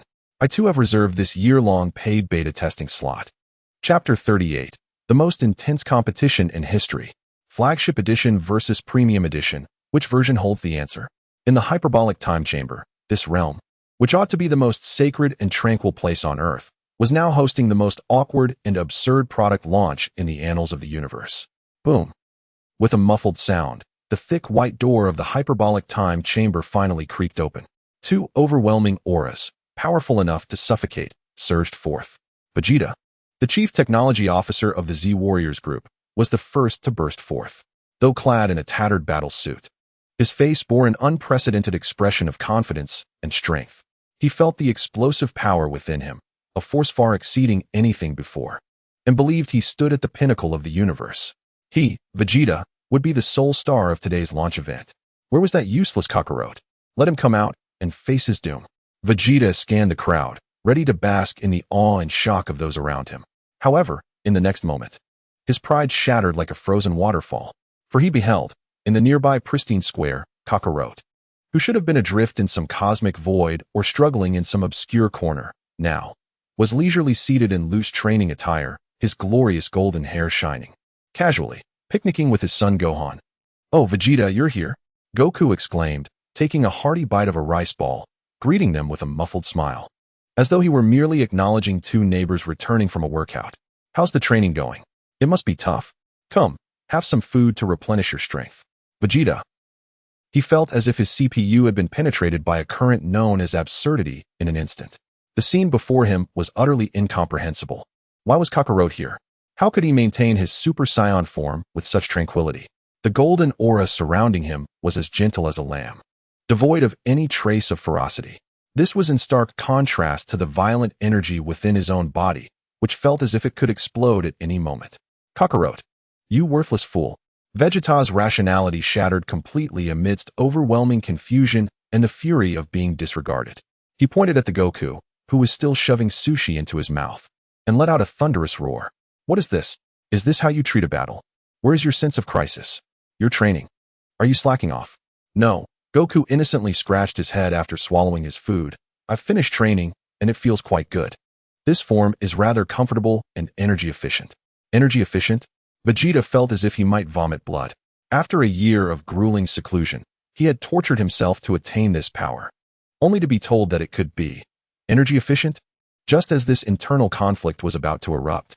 And Vegeta prepared to unload his new version onto Goku's outdated one. A passionate and commercial voice forcefully captivated the audience through a golden megaphone. Here it comes. Ladies and gentlemen, the thrilling moment has finally arrived. Gofu Gue, the CEO and chief host of the Z Warriors group, had somehow changed into a crisp suit and stood at the center of the plaza, gesticulating enthusiastically. Welcome to the live event of our Z Warriors Group annual new product launch. After a year of closed development, our two major, high-end product lines have finally ushered in their epic version iteration. First of all, let us welcome our Chief Technology Officer, Mr. Vegeta, to showcase his painstakingly developed Super Saiyan V15 Prince exclusive Muscle Man Edition. Vegeta?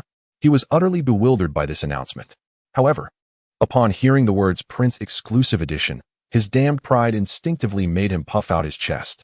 Humph, since that is the case, let you mere mortals witness what true power is. Vegeta, propelled onto the stage by Gofu Gue's commercial flattery, decided to channel all his anger and confusion into a pure display of strength. Ha ha ha ha. He bellowed, and his golden aura erupted like a supernova. Soaring into the sky, his muscles expanded at a visible rate, straining his already tattered battle suit, brimming with explosive power. The entire divine temple trembled under his terrifying aura. Ladies and gentlemen, behold, this is the extreme performance mode of the Prince Exclusive Edition. Gofu Gue immediately followed up with commentary. This terrifying computational power, this explosive data throughput, this pursuit of ultimate performance through brutal aesthetics. At this moment, Vegeta, the CTO, was the unrivaled king on the performance leaderboard. Kakarot, Vegeta, feeling an unprecedented surge of power within him, roared boastfully at Goku. Do you see this? This is the power that transcends Super Saiyan. Now it's your turn. However, in the face of his world-shattering momentum, Goku merely leisurely stuffed the last rice ball into his mouth and casually said to Gohan beside him, Gohan, stand back a bit. Don't get choked by the dust. Then, he slowly stood up and, with a gentle flick of his finger towards Vegeta, showed no increase in his aura whatsoever. You seek death. Vegeta felt his dignity insulted to the utmost by this nonchalant gesture. His figure vanished from its original position in an instant. A heavy punch, harnessing all his strength, hurtled towards Goku's face with a sound that split the air. Yet, Goku simply curved his lips in a grin, his body shifting slightly to the left with a rhythmic grace. Whoosh! Vegeta's fist, capable of shattering a planet, narrowly grazed Goku's cheek by mere millimeters. What? Vegeta gasped in shock. He intended to change his attack immediately, but the muscle mass gained from his excessive pursuit of strength rendered his movements slightly stiff. It was this minuscule stiffness. Too slow, Vegeta. Goku's voice echoed in his ears like a specter. Oh, my heavens. Ladies and gentlemen, did you see that? Gofu Gue's megaphone switched to live testing mode. A classic case of high power consumption and low conversion. Although our Prince Exclusive Edition has achieved astonishing heights on paper, it suffers from severe performance bottlenecks and operational delays in actual combat due to its excessive emphasis on muscle accumulation. Meanwhile, our Goku CEO Collector's Edition, with its flattened underlying architecture and minimalist design philosophy, achieves perfect, dynamic resource allocation and ultimate user experience. This is a graceful dimensional strike against brute force. It is a ruthless mockery of software optimization over hardware accumulation. Vegeta's pride did not shatter with a crisp sound, but rather crumbled like an overloaded server, emitting a pungent odor of burnt plastic and despair following a disconcerting creak. Goku's calm and gentle aura flowed smoothly before him like flawless, elegant code, while the explosive power he once took pride in now felt like a bloated program, riddled with lag, delays, and fatal bugs. He felt as if his soul was being mercilessly formatted by the cold reality of technological disparity. Unforgivable. Unforgivable. He let out a beast-like roar, gathering all his strength into the palm of his hand. Ultimate Flash, a terrifying beam of light, capable of piercing heaven and earth, seemed poised to engulf the entire divine temple. Instant transmission. Goku's figure vanished from its location, only to reappear above the beam of light, delivering a precise chop to the nape of Vegeta's neck. Ugh! Vegeta's eyes rolled back as the ferocious aura dissipated in an instant, and his body fell straight down from the air. Just then, Ding ding ding ding. A piercing, P0, level alarm-like communication request suddenly exploded in Go Fu Gue's mind. It was Bulma. Go Fu Gue hurriedly answered the call and projected the image into the air. On the screen was Bulma's face, filled with terror and tears, with traces of smoke in the background from explosions and flames. It's bad. Go Fu Gue. Goku. Bulma's voice was sharp and urgent. My dad's laboratory has been destroyed by that big guy called Number 16. He found all of Dr. Gero's data on his cell and the initial hatching device. He said he wants to fulfill Dr. Gero's unfinished ideals. What? Everyone present, including the just-recovered Vegeta, was left dumbfounded. Cell? What is that? A new model of the android camp? Go Fu Gue instinctively inquired. No, it's not. The one answering him was Trunks, the product director from the future. Upon hearing the name Shalu, suddenly turned pale, his complexion whiter than the floor of the Temple of the Gods. His lips trembled as he murmured in a voice laden with utmost dread, as if recounting the apocalypse. Impossible. How could he know about Shalu? In my future, Shalu is a nightmare, 100 times more terrifying than Android 17 and 18. Through Trunks' fragmented and despairing narration, the Z fighters finally comprehended the terrifying nature of this new competitor named Shalu. It was an ultimate life form created by Dr. Gero's supercomputer, which had spent countless years extracting data from the cells of all-powerful beings such as Wukong, Vegeta, Piccolo, and Frieza. A perfect monster capable of continuous evolution and self-improvement by absorbing life energy. After hearing this account, the Temple of the Gods fell into a suffocating silence more profound than any before. However, after a brief moment of shock, Go Fu Gue, the CEO of the Z Fighters group, not only remained calm, but his bloodshot eyes, weary from sleepless nights, sparkled with a fervor surpassing the discovery of a new continent, a fervor that radiated the brilliance of a capitalist. I understand, he exclaimed, slapping his thigh, causing his body to quiver with excitement. I completely understand. He rushed to the nearly collapsing whiteboard, hastily erasing the previous note on the Android response plan with a burnt piece of charcoal and boldly inscribing several gleaming new characters. Dear colleagues, this is not a crisis. This is a market demand iteration upgrade. The Android crisis is merely our beta version. It is a means devised by the will of heaven to help us filter core paying users. And this Shalu is our true public beta version. It is the next super windfall that our Z Fighters group is about to embrace. He passionately addressed the dazed Z Fighters, spitting with fervor about his revolutionary business insights.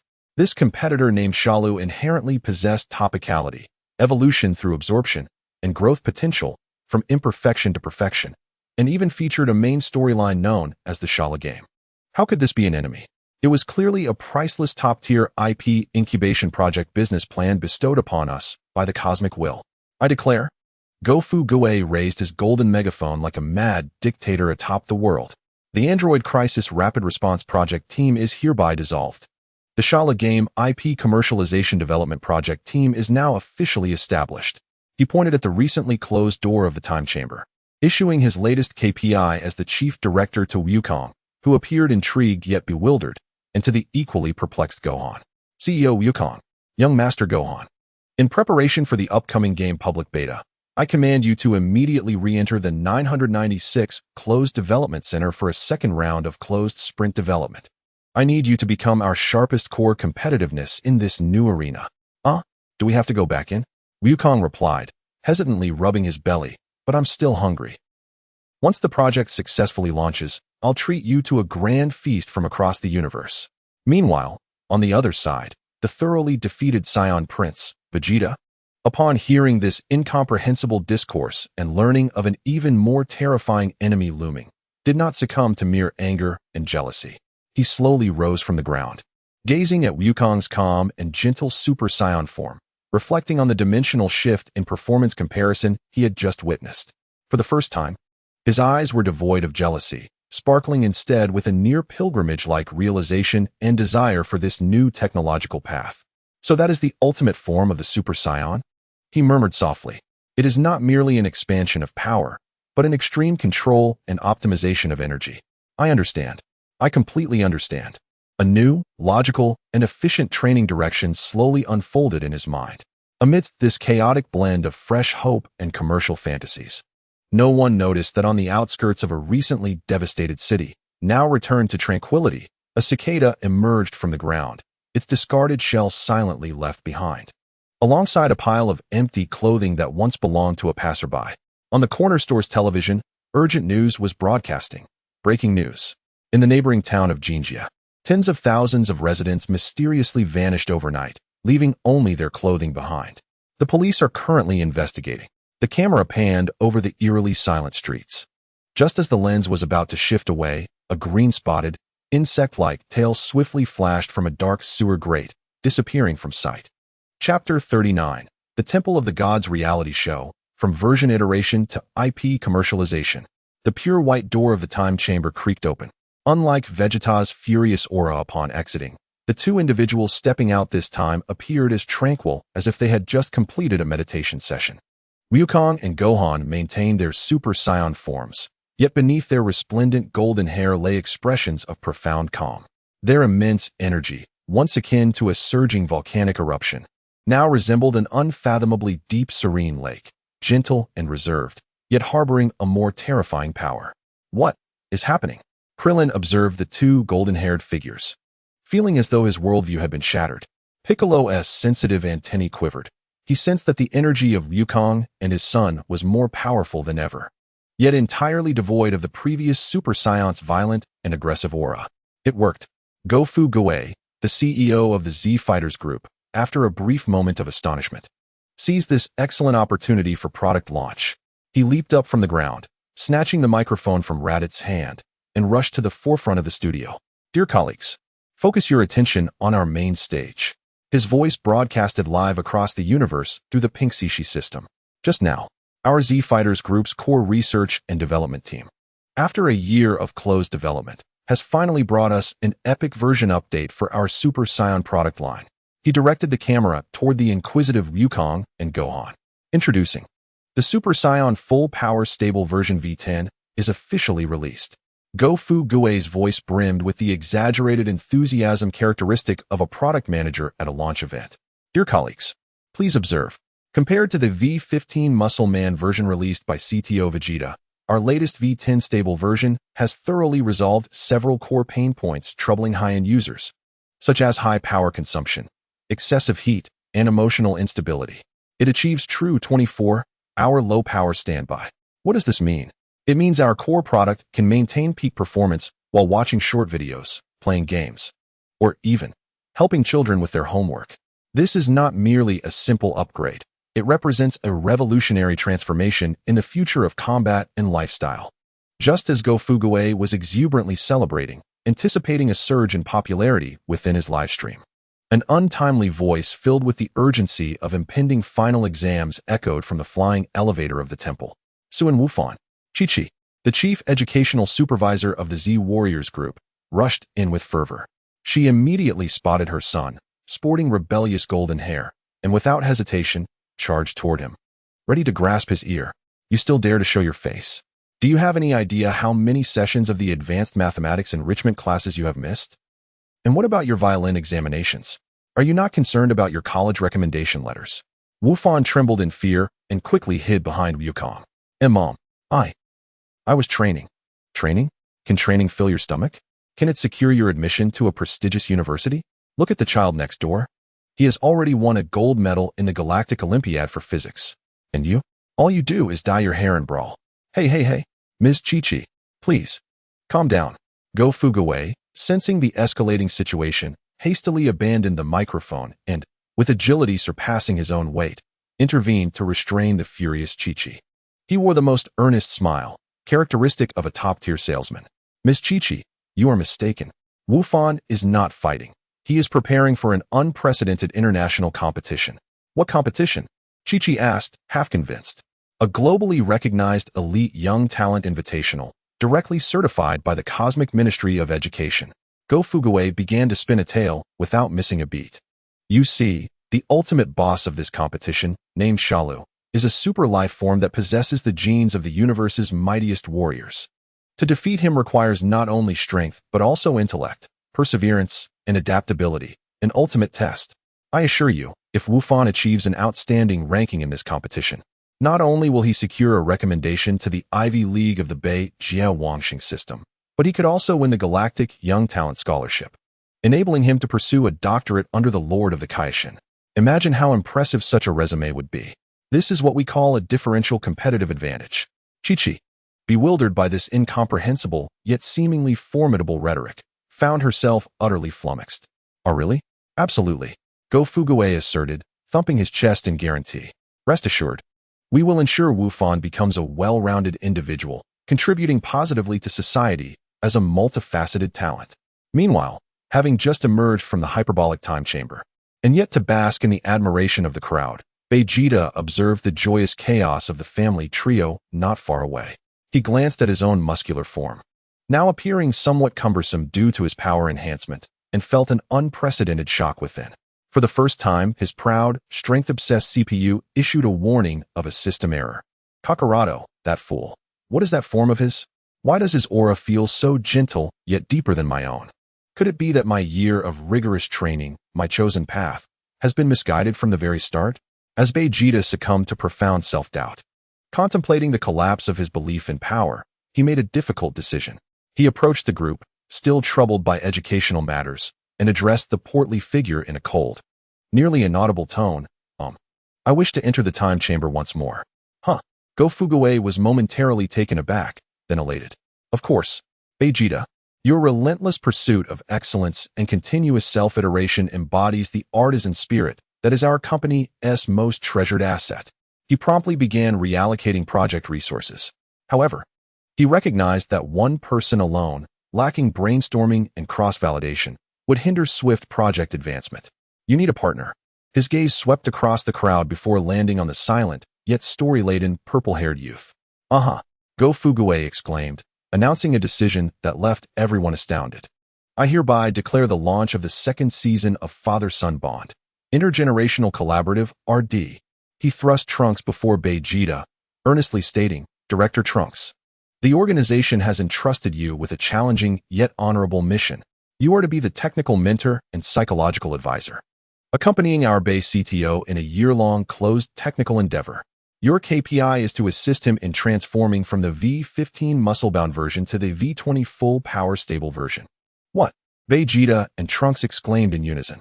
You want this future boy, still reeking of youth, to be my mentor? You expect me to guide this hot-headed, stubborn old man? Mind your communication style. Go Fugaway, entirely unfazed by their incredulous expressions, leaned closer to Trunks, whispering workplace wisdom about the importance of upward management, employing encouragement and praise. Remember, with such a historical legacy system, you must guide, not confront. Otherwise, he will inundate you with a barrage of bugs. Under the dual pressure of Go Fugaway's insistence on corporate success and the looming threat of KPI deductions, Vegeta and Trunks, this oddly paired father-son duo, reluctantly stepped into the time chamber. Meanwhile, as the Heavenly Temple diligently organized internal training and project technical breakthroughs on Earth, a leading global television network headquarters was suddenly breached by a terrifying force, creating a massive hole. A grotesque creature, green and hideous yet exuding an elegance and arrogance incongruent with its appearance, emerged slowly from the smoke. It was Shalu, ignoring the surrounding terrified screams and piercing alarms. He strode directly into the central studio, casually tossing aside the visibly terrified host as if discarding refuse. Facing the camera, he adjusted his insect-like wings and, with a voice imbued with magnetism, as though trained in professional broadcasting, announced his commencement to the world. Good afternoon to all the bored humans on Earth and the self-important martial artists. I am Shalu, the ultimate life form born in pursuit of perfection. To celebrate my emergence and to inject a modicum of amusement into this dull world, I have decided to host a game 10 days hence on the plains at latitude 35 degrees north and longitude 139 degrees east. A game where the fate of Earth is at stake. I call it the Shala game. The rules are simple. Anyone can challenge me. If no one can defeat me before the game concludes, then this small blue planet and all life upon it shall be completely erased from the cosmic server. I look forward to your participation. Farewell. With that, he flashed a gentlemanly yet sinister smile at the camera before vanishing like a fleeting shadow. His product launch speech resonated across the globe via television signals, igniting worldwide panic. Yet, amid the fear, The global internet exploded into a frenzy of unparalleled excitement. A series of peculiar topics, such as Shallow Game's C-Position debut, that green bug's charming speech, and the most powerful immersive VR game public test in history, swiftly ascended to the cosmic trending charts across major social media platforms. Countless memes featuring Shallow and a wildly edited video of his speech spread like wildfire. Expressions of despair echoed, such as, "Oh no, it's over, we're doomed," and "Don't panic upstairs. Technical adjustments. Fear not." To be candid, despite Shallow's unappealing appearance, his charisma, eloquence, and sophistication far surpassed that of the previous Frisia, who could only chuckle mindlessly. The world's largest underground gambling websites hastily launched betting on Shallow Game Championship. The odds of Shallow claiming victory stood at a disheartening 1 to 1,001, while the odds for the Earth representative team reached an astonishing 1 to 9,999. Even offering a novelty bet on whether the Earth team could last 10 minutes without being annihilated. Mr. Satan, the world fighting champion, promptly convened a press conference, expressing his outrage on camera. "What is this Shallow? What game? Merely subpar CGI and holographic projections concocted by unscrupulous merchants for hype. I, Satan, as the guardian of this world, will not tolerate such attention-seeking scams.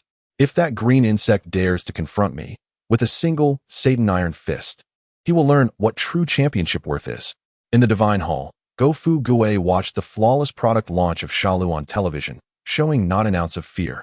Rather, his bloodshot eyes, a result of sleepless nights, radiated a fervent, almost frenzied glimmer akin to that of a capitalist discovering a new continent. A genius. Absolutely a genius. He trembled with excitement, as if he were witnessing a $1 trillion blue ocean market. "Quickly, don't just stand there." He immediately gathered Klin, Yamucha, and others who were idling in the Divine Hall, urgently convening a global launch meeting for Shallow Game IP commercialization project. "Family, our opportunity has arrived." Gofu Gue passionately sketched plans on the whiteboard. Competitors had already completed the market warming and user education. They even announced the game rules and launch date. How could this be an enemy? This was clearly our angel investor. What we need to do now is to promptly initiate the commercialization of traffic. First, exclusive broadcasting rights. Immediately contact major global television networks to sell the exclusive broadcasting rights for this Shallow Game. It will be divided into standard free version, Blu-ray paid version, and VR immersive first-person hit version. Second, advertising space solicitation. We must secure all advertising spaces around the competition venue. The logo of the Capsule Corporation must be the largest. Nearby, we can sell Red Ribbon Army S energy drinks and Frisia's officially authorized revenge figurines. Third, fan economy. Launch the official voting support channel for Z Warriors vs. Shallow. Activate the player tipping feature. The top supporter can directly dictate the next move of the selected player. This is called paid content customization.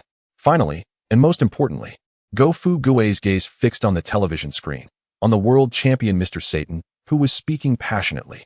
That individual called Satan is a monumental traffic entry. We must contact him immediately, hire him as the special commentator and official mascot for this competition. Let us package him as Earth's last hope, to attract those lower market users who do not understand combat power.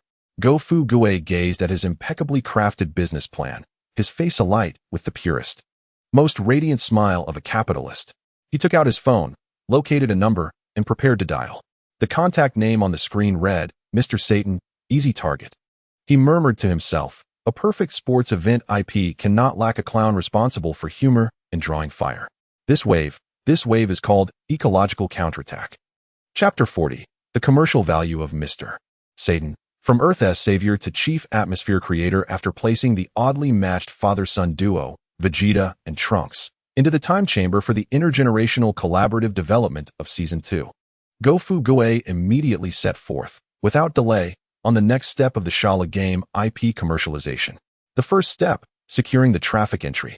He took out the latest model of cross-dimensional long-distance signal-enhanced imitation fruit phone, sponsored by Pinduoduo, and skillfully dialed a number. This number was obtained by him through the system's backend, a paid inquiry for the private phone number of Mr. Satan's agent, Ms. Pisa. After a prolonged ring, the call was answered, in a languid yet superior female voice. tinged with impatience from a recent manicure, responded, "Hello? Who is this? Don't you know it's my afternoon tea time? If it's one of those irrelevant ad endorsements, just make an appointment with my assistant and queue up." "Good afternoon, Miss Pisa. This is Go-Fu Gue, CEO of Z Warriors Group," he replied, his tone shifting to that of a Wall Street elite, gentle, professional, and brimming with commercial charm. "I apologize for the intrusion, but I wish to discuss a potential deep strategic collaboration regarding your artist, Mr. Satan, and our imminent launch of an S-tier global phenomenon IP project." Z Warriors Group? Pisa scoffed on the other end of the line, seemingly filled with disdain for the name. "Never heard of it. Another small workshop trying to ride on Mr. Satan's coattails? Let me tell you, Mr. Satan's appearance fee starts at 8 figures. And that S for prime time on a leading universal network. Can you afford that?" Faced with such an insulting quote and attitude, Go-Fu Gue did not react with anger. Instead, he chuckled softly, exuding confidence and calm. "Miss Pisa, we have received your quote. Before discussing specific investment amounts, I believe we should first reach a consensus on the long-term value and market prospects of this project." His tone resembled that of a top-tier VC evaluating a promising startup. Rather than a mere endorsement discussion, we, Z Warriors Group, prefer to engage in value investment rather than one-time traffic purchases. What we are interested in is the immeasurable brand growth potential behind Mr. Satan's IP. This line left Pisa momentarily bewildered. Value investment? Traffic purchase? Brand growth potential? Though she did not fully comprehend these terms, they felt elevated. "What project are you referring to?" Pisa's tone involuntarily softened. "An epic project that will revolutionize the entire universe entertainment industry landscape." Go-Fu Gue lowered his voice, filled with an air of mystery. "I call it Shala Game." "What? Shala Game?" Pisa's voice rose again. "Isn't that the green bug causing a stir on television? You want Mr. Satan to participate in that? Isn't that a horror film? No. This would severely impact our Mr. Satan's healthy, sunny, positive brand image. No. Miss Pisa, your understanding has a slight deviation." Go-Fu Gue immediately commenced his most adept skill of distorting reality and reshaping commercial value. "This is not a horror film. This is clearly the world's first large-scale immersive doomsday survival reality show. Just consider who Shalu is. He is a super life form meticulously crafted by the cosmic heavenly Tao, merging the most elite genes from across the universe, including those of Wukong, Frieza, and Piccolo. He stands as the officially designated and unparalleled top-tier antagonist of our project. His mere presence generates topics of discussion and attracts attention. The eyes of the entire universe are now fixed upon him. What an immense blue ocean market this is." Go-Fu Gue's voice brimmed with the fervor of a product manager painting a grand vision for investors. However, a successful reality show requires more than just an antagonist. It also necessitates a character who embodies justice, hope, and love. A superhero capable of standing against him, looking across the entire Earth, no, the whole universe. Who is most suited for this role? Undoubtedly, it can only be Mr. Satan. Go-Fu Gue's words struck like a heavy hammer, deeply resonating with Pisa. To speak frankly, Miss Pisa, Go-Fu Gue had begun to precisely pinpoint her pain points. Mr. Satan's current brand image, while already that of a world champion fighter, remains confined within the vertical field of sports competition. His fan profile lacks sufficient generalization, and his brand value is yet to break the circle. The upcoming Shala Game IP presents a golden opportunity to elevate Mr. Satan's brand value to unprecedented heights. Imagine, when the gaze of the entire universe is fixated on this confrontation concerning Earth's survival, and as despair and fear engulf everyone, Mr. Satan emerges as humanity's last hope. Alone, he will confront the demon lord that represents annihilation. Regardless of the outcome, he will transform from a champion fighter into a superhero of universal acclaim, a spiritual totem, a guardian of human civilization. At that point, will his worth still be a mere 8 figures? No, his name will become an invaluable, infinitely derivable, and monetizable super IP. On the other end of the line, there was a profound silence. Go-Fu Gue knew he had hooked the fish. After a considerable pause, Pisa's voice, still trembling with excitement, finally spoke again. "What you're suggesting sounds incredibly tempting. However, how can we ensure Mr. Satan's safety? Additionally, what will the specific terms of cooperation entail?" "You need not worry about safety at all. Go Fu Gue assured with confidence. Our Z Warrior Group possesses the most elite security team and risk control plans in the universe. We guarantee that Mr. Satan will face no life-threatening dangers during this project. After all, he cannot be killed. As for the cooperation plan, I will promptly send you a detailed, exclusive strategic cooperation agreement to your email, and we can commence discussions on the specifics immediately. After hanging up the phone, Go Fu Gue exhaled a sigh of relief. He turned to see Klin, Piccolo, and others gazing at him with the wide-eyed astonishment reserved for alien monsters. Why are you looking at me like that? Go Fu Gue feigned innocence. I was merely engaging in a routine business expansion. Piccolo's green visage had turned to a deep shade of purple. He felt that all the evil and deceit he had witnessed over his millennia of existence paled in comparison to the enormity of the call made by this rotund figure. You're deceiving him into a death trap. Klin stuttered. What do you mean by deceiving? Go Fu Gue corrected him with righteous indignation. Every word I uttered is based on rigorous market analysis and business logic. This is called value empowerment. It is a win-win situation. Soon, Pisa's phone rang again. This time, her tone had shifted from polite to almost obsequious. Go, Mr. Go. I have reviewed your proposal. It is absolutely perfect. It is practically a deification plan, tailor-made for our Mr. Satan. We wholeheartedly agree. However, we would like to negotiate a few details. A negotiation over this Shala game that could only be described as the most absurd endorsement contract in history unfolded fervently over a single telephone line in the Temple of the Gods. Go Fu Gue eloquently packaged a series of outrageous terms in professional business jargon. Regarding the exclusive naming rights for the title of Earth's Savior, we have no objections. During the Shala game, Mr. Satan will be the officially recognized savior of Earth. As for the defeat exemption and image protection clause, we can also accept it. All media channels under our Z Warrior Group will maintain a unified narrative, portraying Mr. Satan as a noble hero who, despite his defeat, honored the occasion or intentionally exhausted the enemy to protect the audience. Any report that undermines his dignity will be considered a breach of contract. The clause regarding personal highlight moment guarantees is also no problem. I assure you that from Mr. Satan's grand entrance to his pre-match trash talk directed at Shalu, and culminating in the audience's ovation, every segment will receive at least an hour of personal slow-motion close-ups, paired with the most exhilarating background music. As for portrait rights and merchandise development, a 50-50 profit split is quite reasonable. We can immediately initiate the development of a series of merchandise including the Savior's Champion Cloak, Satan's Victory Energy Drink, and commemorative figurines of defeating Shalu. Striving to complete the first wave of fan economy harvest before the match begins. Listening to Go Fu Gue's incessant barrage of incomprehensible yet impressive terms, Klin and Piccolo's expressions shifted from shock to numbness. They felt as if they were not participating in preparations to save the world, but rather witnessing the birth of a grand commercial scam steeped in greed and deception. Ultimately, under Go Fu Gue's impeccable business rhetoric, both parties joyfully reached an agreement on all terms. Pisa and Satan were utterly satisfied with this contract that could catapult them to fame and fortune, and they promptly signed the electronic contract via encrypted email. The moment the contract was finalized, Go Fu Gue immediately released a significant announcement to the universe's media through the Pin Shishi system. The Z Warrior Group has officially established an exclusive strategic partnership with world champion Mr. Satan. Mr. Satan will represent humanity in the Shala game. A live broadcast, personally orchestrated by Go Fu Gue, titled The Hope of Humanity, Mr. Satan's Global Press Conference, instantly commenced.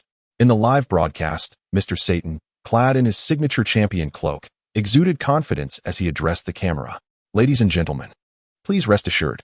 That green insect known as Shalu is merely a trickster with poor effects. I, Satan, as the guardian of this world, will represent all humanity and deliver him an unforgettable lesson. The Shala game? To me, it is nothing more than a farcical, one-sided exhibition match. Behind him, Go Fu Gue, dressed impeccably in a suit, resembled a consummate producer as he beamed with satisfaction, leading the applause. The universe's internet erupted once more. Topics such as Mr. Satan's participation, humanity's last hope, and Shalu's impending doom swiftly dominated trending lists across all platforms. Countless netizens fervently commented in the live chat, showering gifts. Mr. Satan is incredible. Take down that green-skinned monster.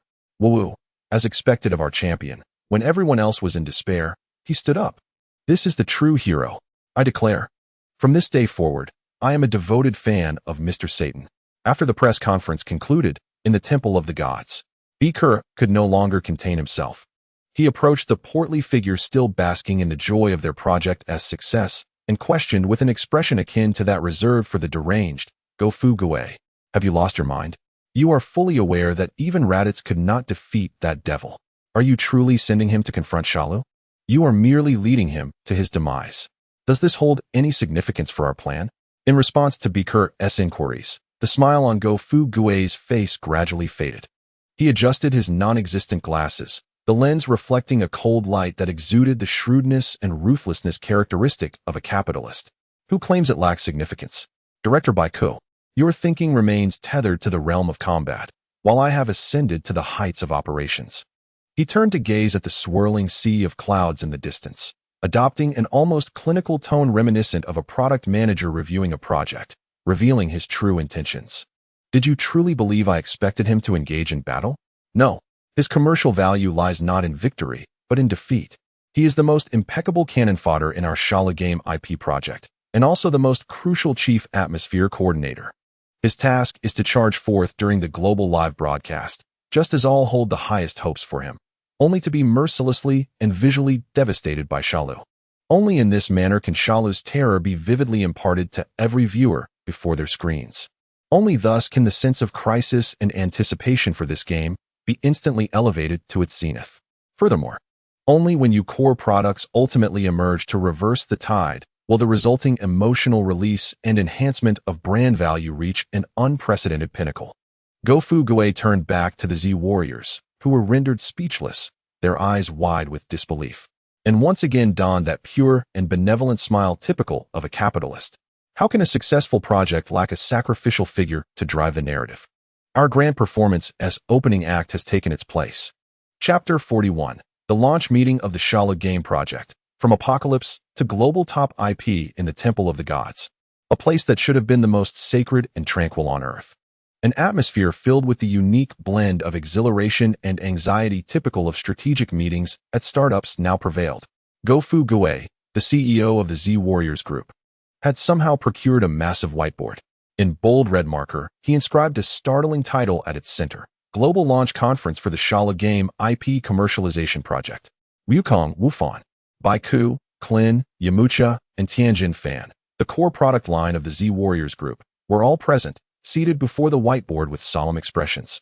Much like programmers faced with significant project launches only to be informed that the requirements had changed. Colleagues, family of the Z Warriors Group. Go-Fu Gui cleared his throat and began his mobilization speech with his signature golden megaphone, infused with the essence of capitalist exploitation. I trust everyone is already aware of the dire market conditions we currently face through various media outlets. He approached the whiteboard, drawing a heavy circle around the name Sha Lu. A competitor named Sha Lu has launched an overt, disruptive market challenge against us. Not only does he possess the open source code of all our core technologies, but he has also proposed a betting agreement with Earth as the stake. Is this a crisis? Go-Fu Gui's tone suddenly became fervent. No, this is not a crisis. This is an unprecedented business opportunity. Our predicament is not merely to defeat him in the physical realm. The graver challenge lies in how we can package this confrontation online into a top-tier traffic spectacle that captures the attention of the entire universe, maximizing both our group's brand value and project revenue. Under the bewildered gaze of his audience, Go-Fu Gui began to allocate KPIs for each core asset in this commercial spectacle. First, Wukong. He pointed at the yawning sun. Wukong, you, as our group's chief product experience officer and brand image ambassador, your KPI is not simply to defeat Sha Lu. Rather, you must ensure the spectacle of the final boss battle. You need to engage him in a captivating exchange, full of ups and downs. During the fight, you must feign vulnerability, creating a roller coaster experience for the audience, where it seems we might lose, yet we prevail. Finally, you will deliver the most magnificent, dazzling finishing move that epitomizes our brand value, bringing a perfect conclusion to our IP blockbuster. Do you understand? Wukong nodded, somewhat perplexed. Oh, so it's about making it look good, right? Wufan. Go Fu Gui's gaze shifted to the anxious young man. You are our group's secretively developed next-generation flagship product. Our one more thing. Your KPI is to conceal your power during the early stages. Be low-key. Be unassuming. When the audience believes we are on the brink of disaster, you will explode onto the scene like a nuclear bomb, igniting the social networks of the entire universe. What we seek is that viral propagation effect. Bai Ku. He turned to the Namekian, whose face had turned an ominous shade of green. As our chief strategic analyst, your KPI is to provide our paying viewers with professional real-time tactical commentary and in-depth battle analysis during the intervals of combat. Ensure they feel that every penny they spend is worth its weight in gold. Lastly, his gaze fell upon Clin, Yamucha, and Tianjin Fan. His eyes filled with the compassion of a capitalist towards expendables. You three are our warm-up guests and product stress testers for this press conference. Your KPIs might prove somewhat challenging. Go Fu Gui cleared his throat. I require you to act as the vanguard in the early stages of the game, to be defeated in the most valiant, tragic, and visually striking manner. You must allow the entire universe to grasp the formidable power and terror of our competitor, Shalu, thus raising their anticipation and sense of crisis to its fullest. What? Clin sprang up from the ground, pointing to himself with a quivering voice. Are you suggesting we go out there to die? No, Director Clin. How could it be called dying? Go Fu Gui quickly corrected. This is a glorious strategic sacrifice for core business. Rest assured, I have procured the highest level of personal accident insurance within the group for you, ensuring that upon your demise, you will benefit from the Dragon Ball Revival's VIP Green Channel service. Meanwhile, on Earth, in West Capital, at the headquarters of the Capsule Corporation, a press conference for the Shala Game Earth representative team pre-match was being broadcast globally, fervently organized by Go Fu Gui and utilizing all of Bulma's resources. Under the spotlight, a man with an explosive hairstyle and a full beard, clad in a champion's cape, stood in the center of the stage, relishing the thunderous applause. He was the designated savior of Earth, the world combat champion, Mr. Satan. Everyone, please rest assured. Mr. Satan posed what he deemed his coolest stance before the camera, his voice booming like a bell. That green bug named Shalu is nothing more than a charlatan with some sleight of hand and subpar special effects. I, Satan, as the guardian of this world, shall represent all of humanity and impart an unforgettable lesson upon him. In order to demonstrate my prowess, he performed his signature move on the spot, splitting 15 stacked tiles with a single strike. Bang! The tiles shattered with a resounding crack. The audience erupted into thunderous applause and ecstatic screams. The live stream's comments were flooded with praises, exclaiming, "Mr. Satan is incredible," and the hope of humanity. In the background, Go Fu Gui was remotely controlling every aspect of this press conference through the Pingxishi system. Lighting technician. Camera 2. Give Mr. Satan a close-up of his face. Yes. Capture the sensation of his veins bulging on his forehead. We must accentuate his kingly aura. Host. For the next question, ask him if he has the confidence to end the battle with a single punch. Music. Cue the music. Play that song about how loneliness is invincible. After completing the grandiose portrayal of Mr. Satan's heroic persona, Go Fu Gui pressed the intercom. Z Warriors, pay attention. In 5 seconds, you will make your mysterious entrance from behind the dry ice on the left side of the stage. Remember, maintain your aloofness. Do not speak. Do not display any unnecessary expressions. You are Mr. Satan's secret weapon and must leave an impression of profound depth on the audience. 5 seconds later, amidst a haze of dramatic dry ice and enchanting lights, Wukong, Bic, Gohan, and others strode onto the stage. Clad in the uniform of jet black adorned with a massive Z, ordered overnight by Go Fu Gui from the Pingxishi system, their faces devoid of expression. The host immediately cooperated, introducing them in a tone laden with suspense. Oh, they have arrived. They are the Special Forces, the Z-Force, secretly recruited by Mr. Satan from all corners of the globe. Even from the far reaches of the galaxy, they will serve as Mr. Satan's sharpest spear and strongest shield, securing ultimate victory for our Earth.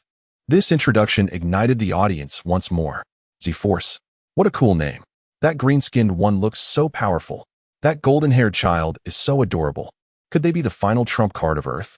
Just as this press conference, steeped in commercial hype, reached its zenith at the Earth King City, the Global Military Joint Conference Center, generals from various countries were gathered around a massive world map, devising a plan to eliminate Shalu.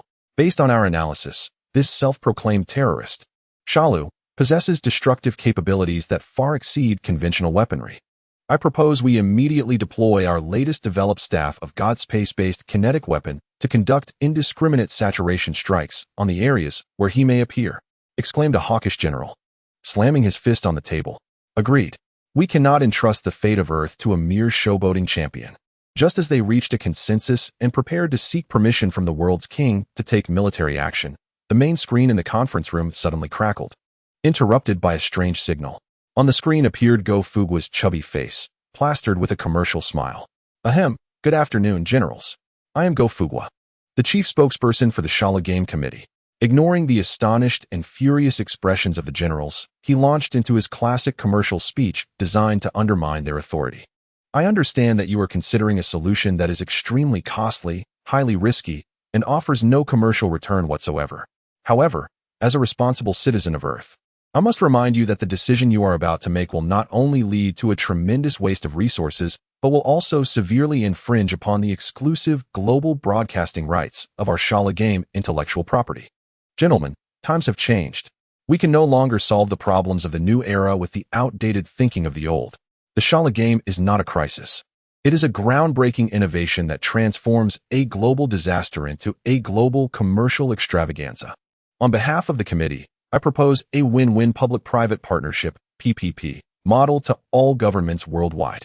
As long as you commit to abstaining from any form of military intervention and provide basic security services for our grand event, your country will receive 5 of the global pay-per-view revenue from this Shala Game as a security consulting fee, and will also gain exclusive sales agency rights for officially authorized catering and peripheral products around the event venue. Generals, let us do the math. Is it preferable to squander trillions on military expenses to wage a war of uncertain outcome? Or to invest zero cost and enjoy the spoils, sharing in this unprecedented traffic dividend brought forth by the attention of the entire universe? His words struck like the most precise missile, directly targeting the vulnerabilities of every politician present. The adorable canine king, upon hearing Go Fugua's theories on turning crises into opportunities and stimulating global GDP, was utterly convinced. He immediately seized his royal seal and, with a resounding thud, affixed it to a Shala Game Strategic Cooperation Framework Agreement that Go Fugua had conjured from thin air. I hereby declare. The voice of the Dog King resonated through global broadcasts, proclaiming that the Shala Game is the only legally sanctioned official event, recognized by the highest authority of Earth. The global military must unconditionally cooperate with the committee's endeavors. The generals, furious to the point of collective apoplexy, could only submit tearfully. 7 days of preparation time swiftly passed amidst Go Fugua's dazzling array of commercial maneuvers. On the final night before the Shala Game commenced, on the edge of the heavenly temple, Wukong and Gohan sat side by side, gazing at the swirling sea of clouds beneath them. Gohan, Wukong suddenly spoke, his usual jovial demeanor replaced by an uncommon gravity. He turned to look at his powerful yet kind-hearted son, his dark eyes reflecting the starlit sky. Remember, no matter what happens, do not suppress your anger. The blood of the Scions conceals the most primal power. Sometimes, only anger can awaken it. This cryptic statement left Gohan somewhat bewildered, yet he felt an unprecedented weight of pressure. Meanwhile, in another corner of the heavenly temple, Go Fugua's CEO office was brightly lit. He was standing before a massive whiteboard, wearing the purest, most radiant smile that a capitalist exhibits upon seeing soaring financial reports. The whiteboard was filled with intricate business plans, Shala Game, the final battle global pay-per-view tiered pricing strategy, Z Warriors vs. Shala officially authorized 11-inch figurine global limited pre-sale plan, Satan Super Energy Drink global channel investment proposal. He watched the pre-sale order numbers and PPV pre-purchase counts soar, rubbing his hands together in excitement, murmuring to himself, perfect, simply perfect. The stage is set, the performers are in place, and the global audience is left eagerly anticipating. Now, it rests upon our competitor, that fellow named Shalu, to prove whether his product's performance is truly up to par. Just as he reveled in the commercial carnival he had orchestrated, a sudden beep emanated from his Pingxi system panel, revealing an inconspicuous red warning indicator. Go Fugua casually clicked it open. Warning, the system backend has detected abnormal fluctuations. in the vicinity of Jinjia town and its surrounding areas. Unknown life signals are detected engaging in large-scale, high-efficiency life energy absorption activities. The data model of the signal exhibits a 70 similarity to the target Shalu, yet its behavioral patterns display significant anomalies. Preliminary assessment suggests that competitors may be conducting a limited scope of gray testing and original data collection on certain test servers prior to the official launch. It is recommended that the host immediately dispatch testers to the relevant areas for offline user research to obtain first-hand competitive intelligence. The smile on Go Fugue's face gradually froze, and his brow furrowed tightly. Gray testing? Data collection? He murmured.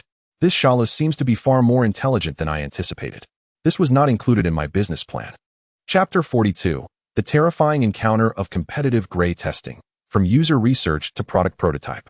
In the Divine Hall, Go Fugue, the CEO of the Z Warrior Group, was fixated on a system panel filled with cheap marquee effects, visible only to him.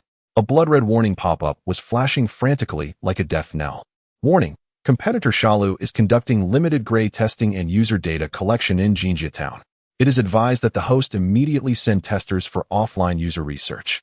Gray testing? User data collection? Go Fugue's brow twisted into a knot capable of crushing a fly. His business CPU, steeped in 996 and KPIs for years, was whirring at an accelerated pace. Something is amiss.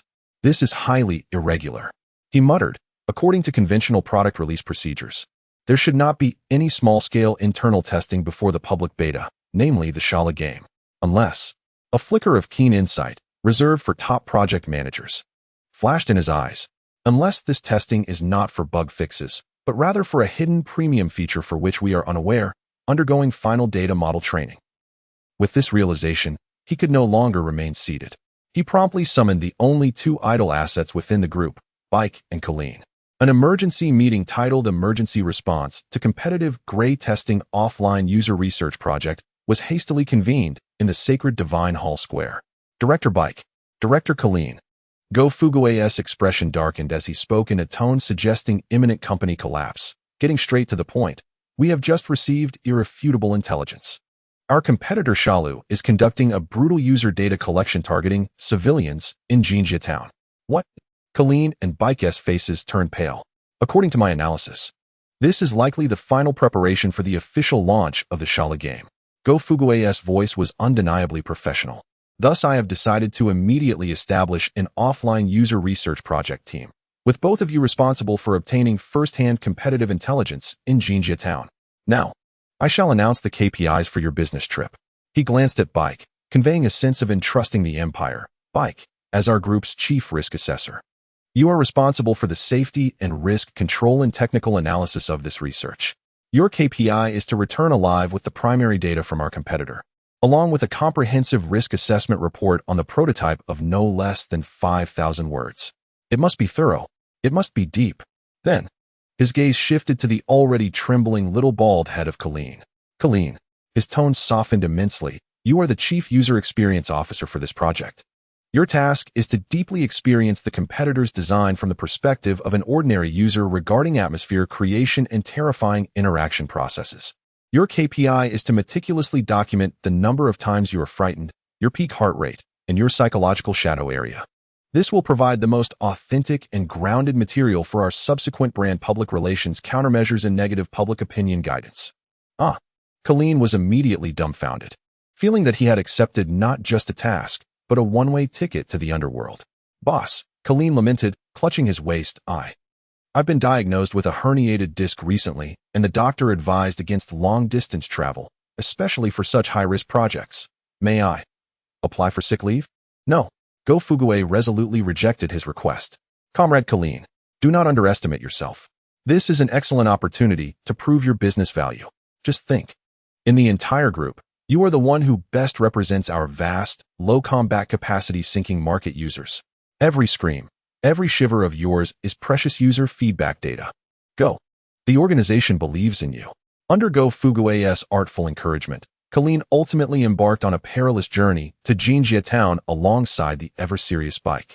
In Jinjia town, Bike and Colleen landed in the town's central square, enveloped instantly by an eerie silence that sent shivers down their spines.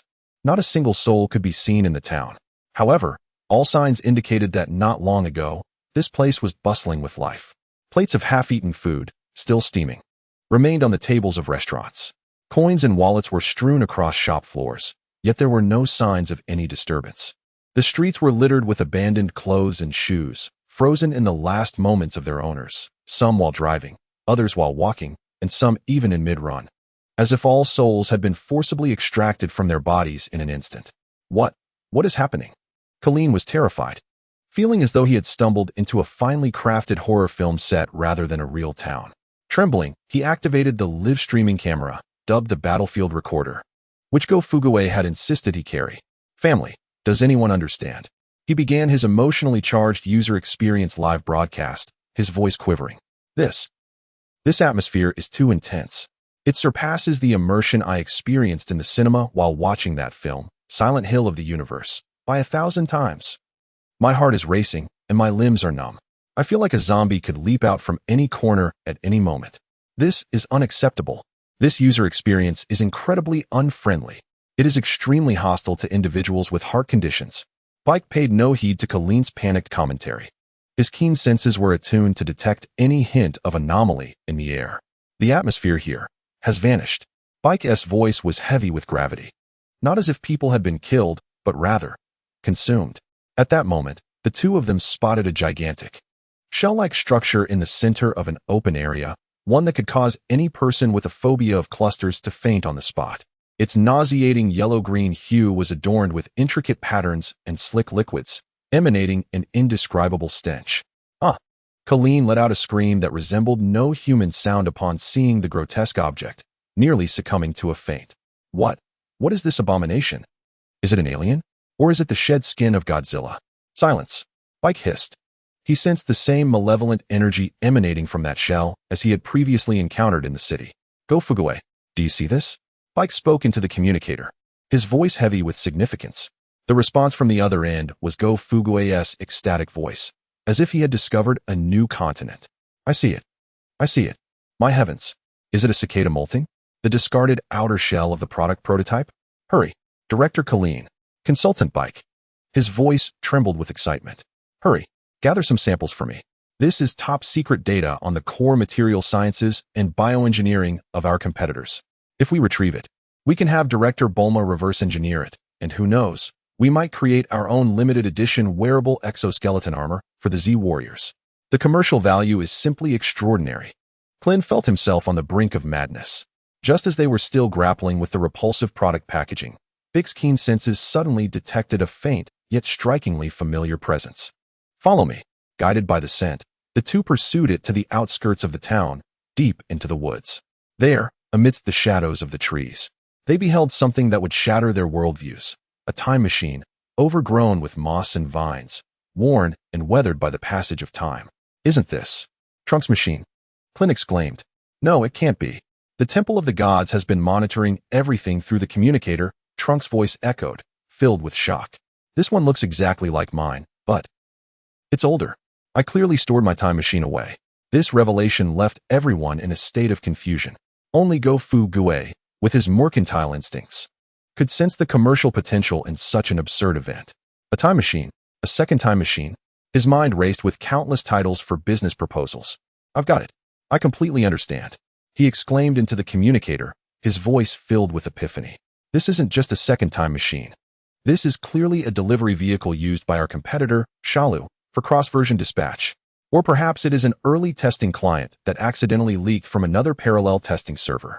Quickly, Clint, Bick, pack this machine up and bring it back. This is a premier channel asset, a revolutionary core technology that can overturn the entire timeline logistics industry. Its commercial value is incalculable. Just as Clint and Bick were still reeling from the mysterious time machine and Go Fugaway's business insight, a raspy, viscous voice emerged from behind them, as if crawling from the depths of hell, evoking nausea. Found, new, food. The two froze. As if doused in ice water, their blood running cold. They slowly turned their necks, creaking like rusted metal. Just behind them, shrouded in the shadows of the woods, a grotesque figure emerged, a green monster, a nightmarish amalgamation of countless insects and reptiles. It was the imperfect Shalu, the pure, unfiltered evil aura that existed solely to consume, and evolve rendered Clint speechless, unable to scream, as he watched the creature approach step by step. However, it seemed that Shala's target was not them. Its multifaceted eyes, composed of innumerable tiny crystals, glanced at the frozen Clint, then at Bick, who had assumed a battle stance, before finally locking onto an unfortunate police officer who had just arrived on the scene and was paralyzed by the bizarre sight. In the next moment, Shala's figure vanished like a wraith. To Clint and Bick's horror, it reappeared behind the officer. Its long tail, akin to a scorpion's stinger, struck like lightning, piercing through the officer's back. The sickening sound echoed, reminiscent of a thick straw being used to suck the last remnants of a nearly empty bubble tea. The strong officer barely had time to scream. In mere seconds, his body withered and shriveled, transforming into a desiccated corpse that crashed to the ground, leaving only an empty uniform. Shala emitted a chilling sigh of satisfaction. Ah, fresh energy. This nightmarish scene caused Clint and Bick's sanity to plummet to zero. Back at the Temple of the Gods, those witnessing the live broadcast fell into a silence so profound that one could hear a pin drop. Only Go Fu Gue, with his instinctual professionalism, offered a shocked yet admiring commentary. My goodness. Everyone, quickly. Chapter 43, The Art of Crisis Public Relations, from bug reports to version preview live streams. At the Temple of the Gods, as Clint, battered and depleted of courage, crashed onto the pristine floor, a virus of despair instantaneously enveloped the sacred space. Bick sacrificed himself to protect me. The entire town of Jinjia, everyone, has vanished, drained. Clint babbled incoherently, recounting the hellish experience to everyone present. Goku and Gohan's calm expressions evaporated, replaced by shock and fury. Raditz and Nappa, former antagonists, felt their skin crawl, realizing that Shala was far more savage than they had ever been. The atmosphere was thick with suffocating silence. Yet, amidst the stillness, a voice brimming with professionalism and a hint of excitement shattered the quiet. Excellent. Truly excellent.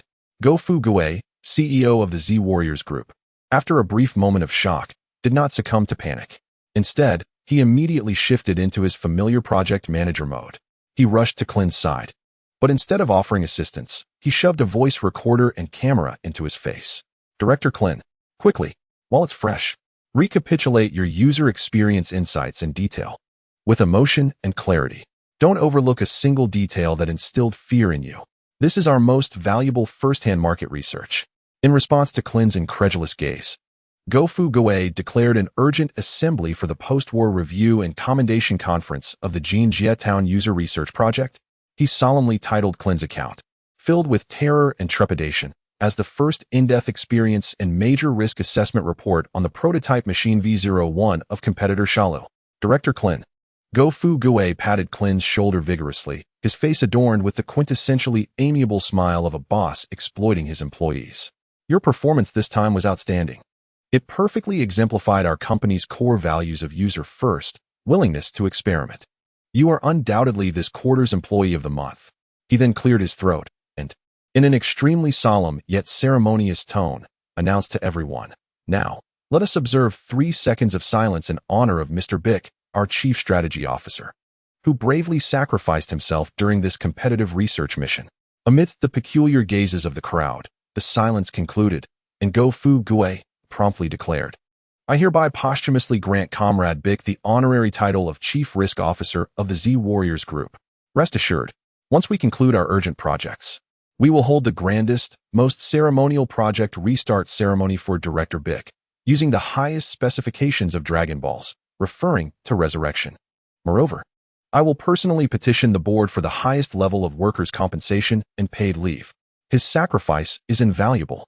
He has traded his life for our most core and precious first-hand intelligence on our competitors.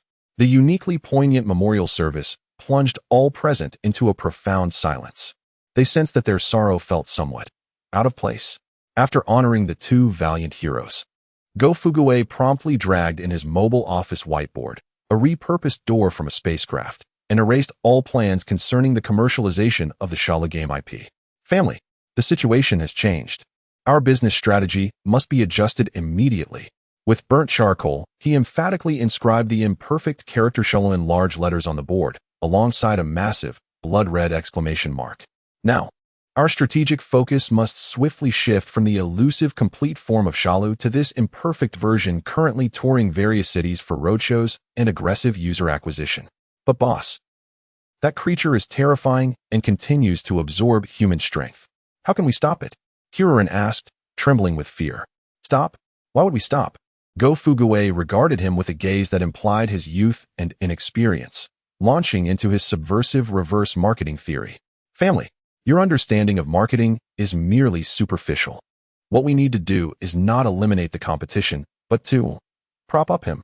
He connected Kiririn's battlefield recorder to a holographic projector, showcasing the horrific footage of Shalu draining living humans into desiccated husks in Jinjia town, enough to make one's sanity plummet. Amidst the audience's mixed expressions of terror and disgust, Go Fuguei's voice radiated with a morbid exhilaration akin to discovering a new business opportunity. Do you see? What is this? This is not a terrorist attack. This is hunger marketing.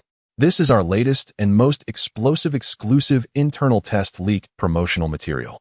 Our goal is to use this most visceral, brutal, and irrational manner to make users across the globe, even throughout the universe, feel the scarcity of life and the urgency of an impending version apocalypse. Only when they experience genuine fear, the despair of being drained at any moment, will they develop unparalleled anticipation and willingness to pay for our forthcoming ultimate solution, which is you going to confront Shalu. This is what we call the deep excavation of user emotional value and commercial conversion. Go Fuguei immediately dialed Bulma. Director Bulma, activate the Global Public Opinion Guidance Level 1 plan at once. First, utilize Capsule Corporation's global network to immediately impose an information blockade on all cities experiencing population disappearances. Characterize all incidents as mysterious cases triggered by an unknown supervirus dubbed the Jinjia Town Bloodsucking Fever. Amplify the atmosphere of panic. Second, edit the video materials I sent you, removing our people and leaving only the grotesque green creature absorbing humans. Then, using anonymous overseas server IPs, leak these most terrifying, sanity-diminishing clips to major conspiracy forums and dark web communities worldwide. Our aim is not official announcements, but a community-driven viral marketing strategy. Let fear spread like a virus, spontaneously and frantically among the populace. We shall artificially create an urban legend named Jinjia Town Bloodsucking Demon, the most terrifying urban myth of the year. On the other end of the line, Bulma's scalp prickled as she realized this portly man was even more villainous than Shalu. Just as Go Fuguei was passionately outlining his deranged global public relations strategy, a thunderous explosion erupted.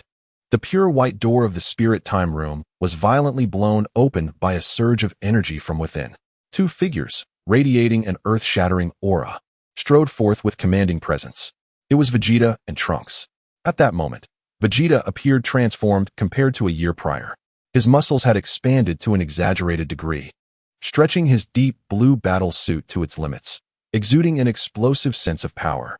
The golden aura surrounding him no longer resembled mere flames, but manifested as a tangible armor, raging around him, with fine golden lightning dancing across his form. Feeling the unprecedented, planet-crushing force within him, he finally released a maniacal laugh that had been suppressed for an entire year. Ha! I did it. I have finally surpassed Super Saiyan. He was now Super Vegeta. He felt he stood at the pinnacle of the universe. However, when he turned to receive the awe and shock of the onlookers, his triumphant laughter abruptly froze.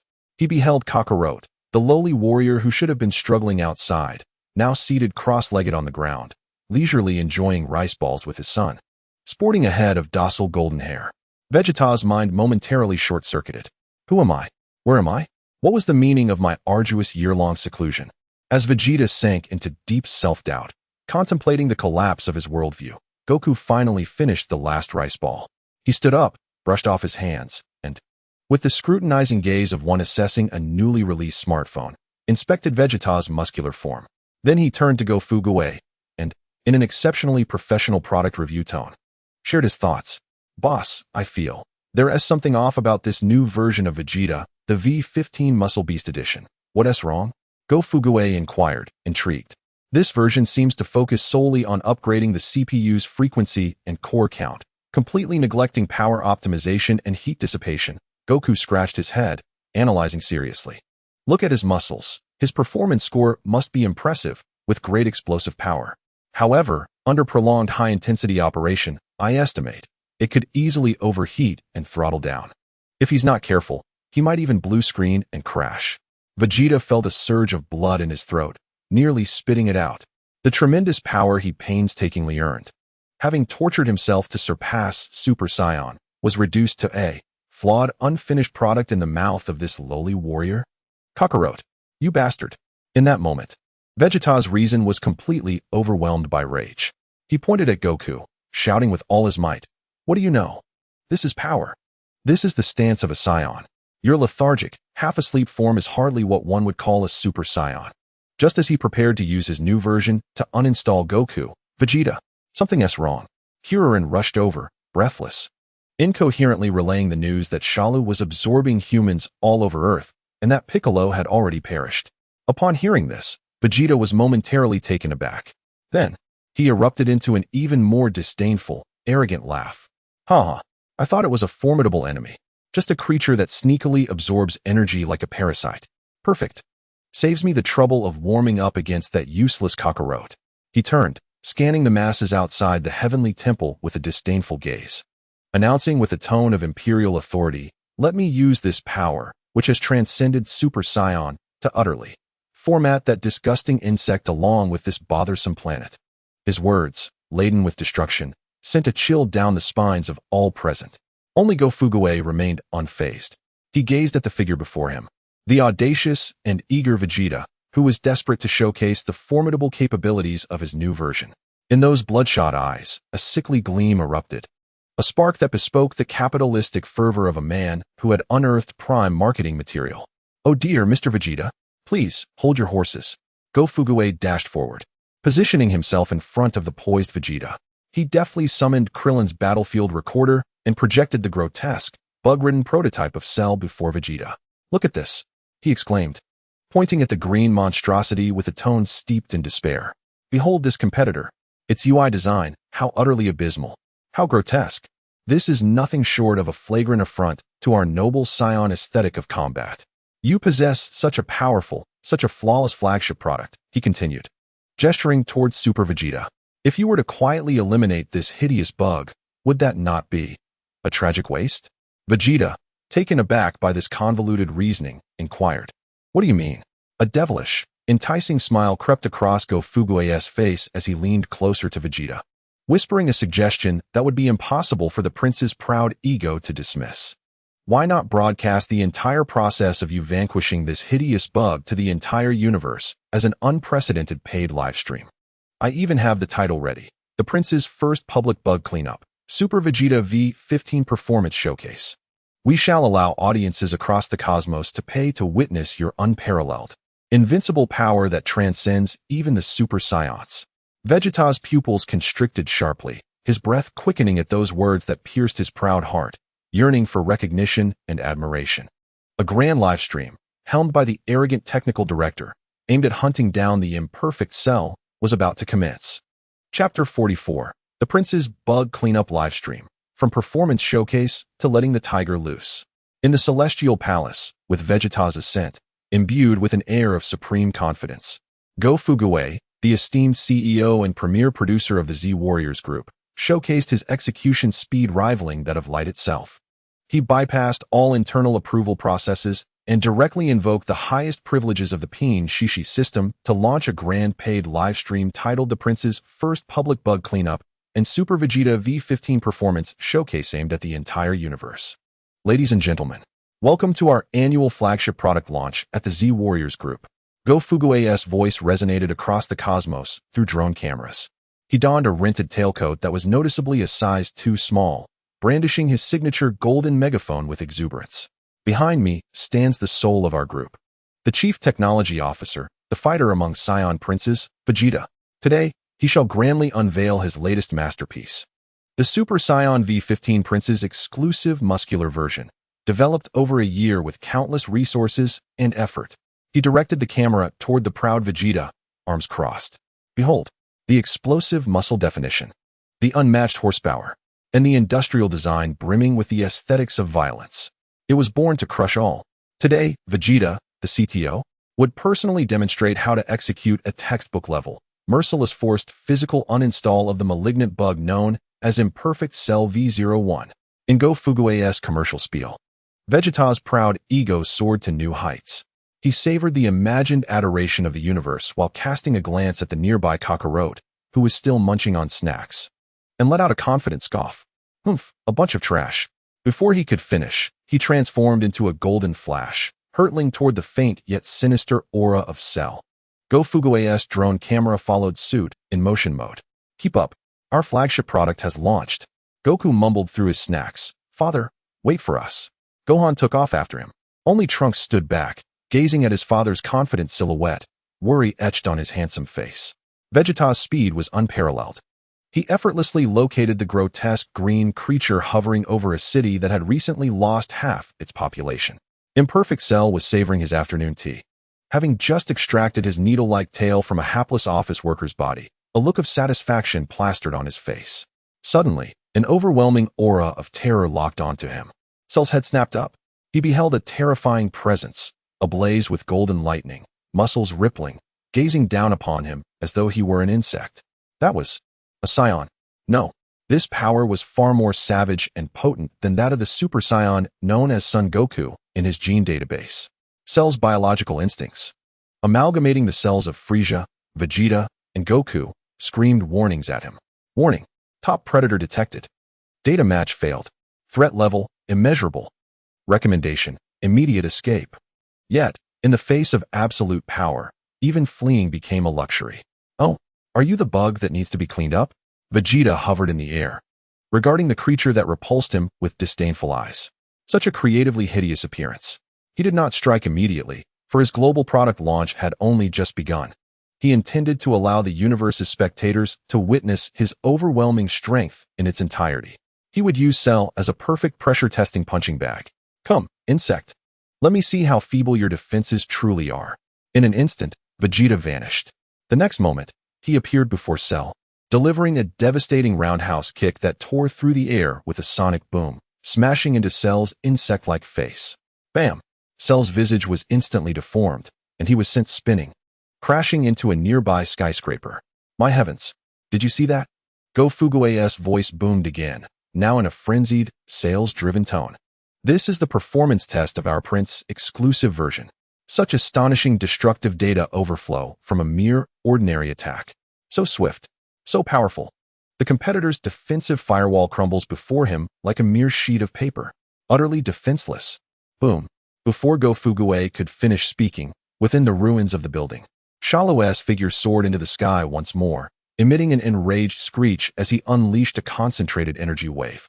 However, Vegeta merely scoffed disdainfully, extending a single finger to effortlessly deflect the energy wave, which possessed the capability to obliterate an entire city, as if it were merely a pebble. Magnificent. The singular defensive system of our esteemed Vegeta effortlessly neutralized the opponent's cyber assault. For those who admire our Vegeta's latest version, proclaim the Saiyan Prince as the unrivaled champion on the public screen. Do not cease with your energy candies and Sendo bouquets. Keep the momentum going. The top supporter will receive exclusive naming rights to Vegeta's next magnificent technique. Amidst Go Fugue's fervent commentary, the popularity and donations in the livestream began to surge at an alarming rate. Vegeta, meanwhile, was utterly exhilarated, fully engrossed in this one-sided display of dominance. Like a deranged artist, he used Shalu as his canvas, liberally applying his fists and energy waves, showcasing his violent aesthetic.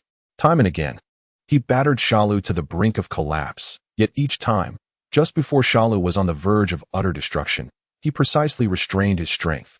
What he sought was not merely victory, but rather a crushing display, a showcase of absolute pleasure derived from manipulating his opponent like a mere puppet before the entire universe. In the distance, amidst the clouds, Trunks observed his father's cruel and arrogant fighting style, nearly boiling over with urgency. Father, quickly finish him off. Stop playing around. He is dangerous. Every injury he sustains is gathering your combat data.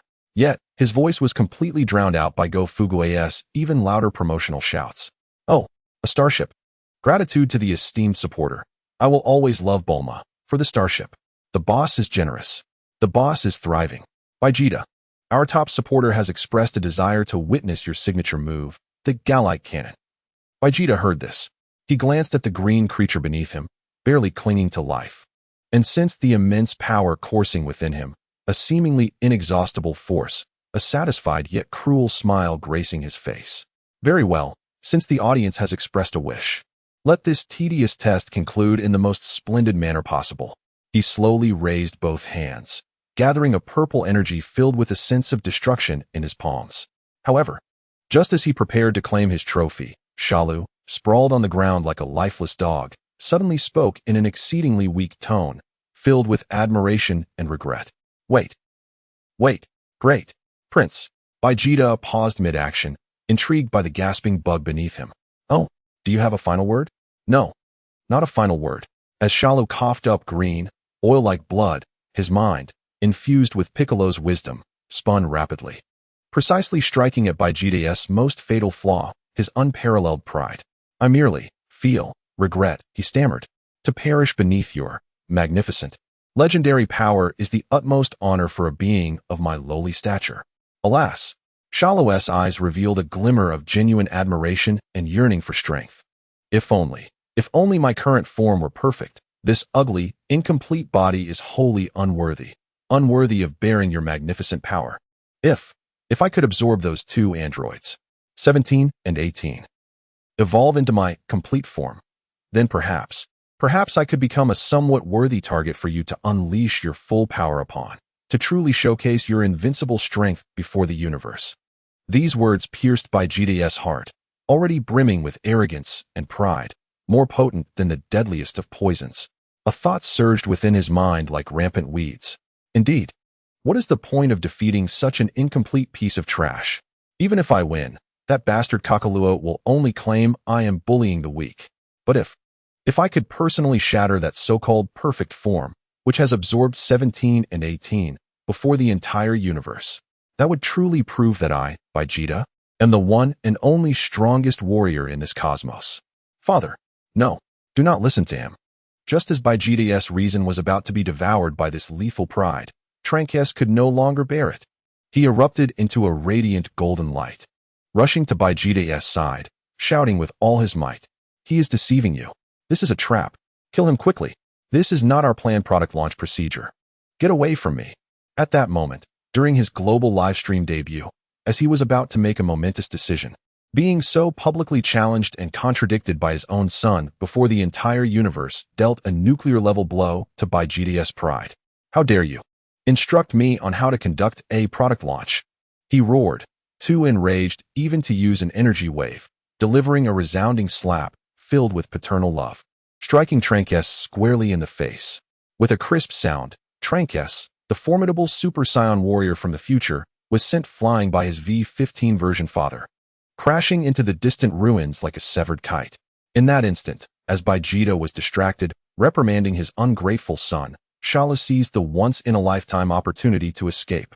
He unleashed all his remaining power, even burning his life energy, transforming into a green afterimage, fleeing desperately towards the last known location of androids 17 and 18.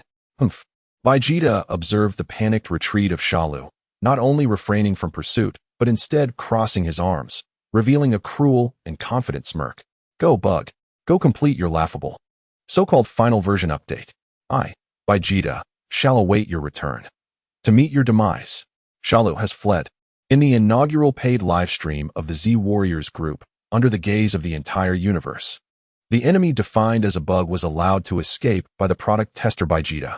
The scene fell into a profound silence. Trunks lay amidst the ruins, blood trickling from his mouth, his face a portrait of despair. Krillin and Wukong, along with others, were rendered speechless by this divine spectacle. The livestream chat exploded instantaneously. What just happened? The starship I just donated went to waste? Streamer, refund. This is a serious livestream incident.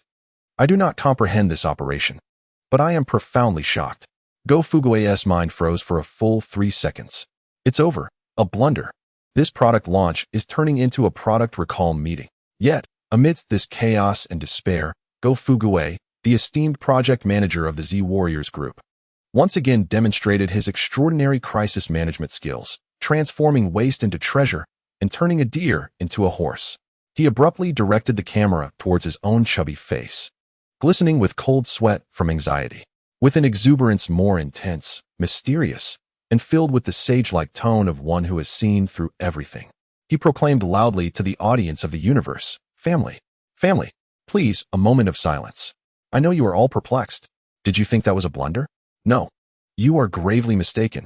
What you have just witnessed is an epic annual marketing event meticulously crafted by our Chief Technology Officer, Baijida. Indeed, he is not merely addressing a bug. He is in the process of hatching.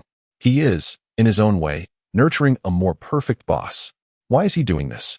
Because we, the Z Warriors Group, are never satisfied with preying upon a feeble beta version. What we intend to deliver to the universe's audience is the most elite, exhilarating, and visually captivating ultimate showdown.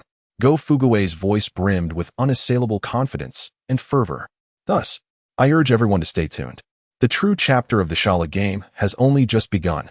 As for the next match, the epic duel of Perfect Shalu versus Super Baijida, well, regarding the live stream tickets, Go Fugue bore a merchant smile. The price, of course, will undergo a slight consumption upgrade. After all, this is what true value-added content entails. Chapter 45. The Art of Crisis Management. From releasing the tiger back to the mountain to waiting online, quite urgent. The live broadcast scene of Baijida releasing the tiger back to the mountain was thick with an atmosphere of embarrassment, a substance both sticky and acrid. This sensation was more suffocating than gunpowder and more humiliating than defeat.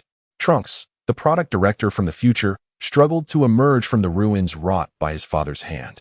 He gazed towards the direction where Shalu had vanished, then glanced at Baijida, who stood with crossed arms, his face radiating an expression of pride that screamed, "I am the definitive answer."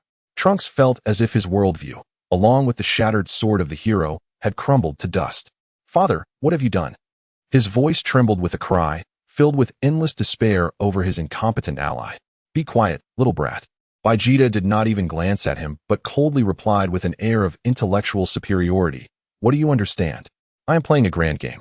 Just as this oddly paired father-son duo was about to enact a familial drama questioning the rationale behind strategic self-sabotage, a voice, even more out of place and reminiscent of a project manager's review, forcibly seized the attention of the entire gathering. "Silence! Silence! Everyone, stop the noise." Go Fugue, the CEO and chief crisis manager of the Z Warriors Group, after enduring a 10-second mental blackout, immediately adopted an air of mastery and abruptly convened the post-battle review meeting for the V-15 Shala prototype Phase 2 pressure test. He shut down the live stream, filled with mocking comments, and rushed towards Trunks, offering no solace but instead admonishing him in a tone laden with the disappointment of a mentor. "Director Trunks, I must criticize you. Your strategic composure is utterly lacking. Trunks, look at you. The moment you see the competition temporarily ahead, your mindset becomes unbalanced. You even attempted to obstruct our CTO Baijida's long-term strategic layout. Such behavior, which prioritizes short-term gains while lacking a broader perspective, is exceedingly perilous. In our company, this is a classic case of lack of strategic vision and will be noted in the quarterly evaluation report, as Trunks wore a bewildered expression of "Who am I? Where am I? And what is this nonsensical lecture?" Go Fugue turned to the haughty Baijida, giving him a grand thumbs up, his face adorned with the most obsequious smile. "And our CTO Baijida? He has exhibited the requisite resolve and vision expected of a top-tier technocrat. He did not settle for merely defeating a beta version of Shalu.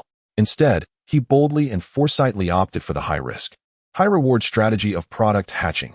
He is nurturing our competition in his own way. What he desires is to engage in the most convincing and market-impactful ultimate performance benchmark at the most perfect and mature form of the competition, thus achieving success and solidifying our Z Warriors Group's brand moat in the high-end combat market of the universe. This is what is truly known as kingly thinking. I declare that Baijida CTO has exceeded his KPI for this quarter. Year-end bonuses will be doubled." As Baijida listened to this extravagant flattery, although he felt elevated to unprecedented heights, he couldn't shake the feeling that he was being toyed with like a monkey by Go Fugue's corpulent visage. After executing this textbook case of crisis management, Go Fugue promptly announced the core strategic objectives for the next phase of the Z Warriors Group. "All right, family. Now, our KPI has shifted from eliminating Shalu to He paused, adopting an urgent tone, and declared, before Shalu, that wild-growing competitor, completes his ultimate version update, absorption of the androids, we must seize the opportunity to locate those two walking upgrade packages, androids 17 and 18. Then, we will format them. At the headquarters of the Capsule Corporation in Shidu, upon returning, everyone, laden with exhaustion and a sense of whether they were trapped in a dream, found Bulma anxiously waiting at the door. How did it go? Did you find that green bug? She asked eagerly. Krillin glanced at the pale-faced Vegeta beside him, then at the despondent Trunks, and could only scratch his bald head awkwardly. We sort of found it. Then we lost it again. After hearing Trunks' account of the Blood and Tears battle report, Bulma, the planet's leading scientist, fell into silence. It was inherently illogical to expect a battle-crazed warrior to thwart a monster equally eager for power. She incisively pinpointed the crux of the issue. Wait. Bulma suddenly remembered something and dashed into her laboratory. Moments later, she emerged holding what appeared to be an old-fashioned game controller, imbued with a retro technological vibe. This is the Android Emergency Stop Controller I reverse-engineered from the data left by Dr. Gero. Theoretically, as long as it is aimed at androids 17 and 18 within an effective range and the button is pressed, it can permanently terminate their functions. Upon hearing this, everyone felt as though they had spotted an oasis in a desert, their eyes rekindling with hope. That's fantastic. Bulma, you are a genius, Krillin exclaimed excitedly. With this, we can turn the tide. Piccolo also uncharacteristically displayed a look of approval. Go-Fuguei was even more thrilled as he snatched the controller, examining it from every angle, as if appraising a world-changing product. Perfect. Simply the perfect ultimate solution. This is a fundamental logic flaw attack module that deserves to be recorded in history. Director Bulma, you are our Z Warriors Group's Chief Security Officer. However, in the face of the crowd's exuberance, Bulma's face betrayed a hint of awkwardness and shyness. But let's not celebrate too early, she added, scratching her cheek, her voice lowering, because it was reverse-engineered and time was tight. This controller might have a slight user experience issue. What issue? The crowd leaned in, their smiles fading as Bulma's voice grew even softer. Its effective range is only about 10 meters. The smiles on everyone's faces instantly froze. Due to the intricate energy conversion and signal protocol matching system integrated within, the time required from activation to successfully locking onto a target is approximately 3 minutes for system initialization and signal pairing. The atmosphere is thick with silence. 10 meters? 3 minutes? This is akin to charging towards an enemy with an unloaded gun, imploring them to wait 3 minutes while one searches for ammunition. This hardly constitutes a definitive solution. It is, in fact, a monumental downgrade patch. In the live stream of Go-Fuguei, the audience, who had recently rekindled their hopes due to the emergence of hacks, once again fell into silence, with comments such as, "And the streamer is at it again, floating by. All right, everyone, remain calm," Go-Fuguei asserting control over the situation. Although he felt his blood pressure rising, as CEO, he had to maintain composure. While the user experience of this solution was somewhat lacking, it did not detract from its intrinsic value. 10 meters is 10 meters. 3 minutes is 3 minutes. He looked at the crowd and initiated a brainstorming session. The current dilemma was distilled into 2 steps. First, locate the androids. Second, devise a means to delay them for 3 minutes. However, a new challenge emerged. The androids were devoid of presence. They resembled phantoms, imperceptible to detection. With the vastness of Earth, locating them before Shalu would be akin to searching for a needle in a haystack. The crowd found themselves ensnared in despair once more. At that moment, Go-Fuguei, the project manager adept at uncovering bugs in desperate situations, experienced an epiphany. He recalled the perplexing interaction he had defined as non-lethal interaction mode during his time at Dr. Geluo's research facility, which had been filled with bewildering behaviors. I found it. I found the key to breaking the deadlock, Go-Fuguei exclaimed, slapping his thigh, and much to everyone's astonishment. He yanked the trembling little bald-headed Colleen from the corner to the center of the stage. The key to the breakthrough was him. Our Z Warrior Group's Director Colleen. Colleen responded, bewildered. Do you remember, everyone? Go-Fuguei's face radiated with the joy of discovering a new world. In that brutal product evaluation at the research facility, why was it that number 18, after defeating everyone, exhibited a remarkably unique interaction behavior solely towards Director Colleen? Without waiting for a response, he commenced a profound analysis in a tone brimming with commercial insight. Because, within number 18's cold core algorithm, composed of zeros and ones, there existed an inexplicable emotional link towards Colleen, this specific model of user, transcending the logic of combat. Colleen, you are not an ordinary Z warrior. Go Fuguei placed his hand firmly on Colleen's shoulder, proclaiming in a tone reminiscent of appointing a chosen one. You are the only individual in our Z warrior group who has established a deep emotional interaction and user bond with the target product No. 18. Henceforth, I officially appoint you as the Chief User Relations and Emotional Maintenance Officer, Hero, of the Z Warrior Group's Android Division. Colleen was utterly dumbfounded. He felt as though he were not being appointed, but rather led to the stake. No, that is not possible, boss. Colleen stammered, his legs trembling, waving his hands in denial. I'm just an ordinary earthling. I'm timid. I merely wish to cheer from the sidelines and be a laid-back player. I truly cannot take on a hidden mission of this hellish level. Colleen, do not underestimate yourself. Go Fuguei immediately activated his PUA mode.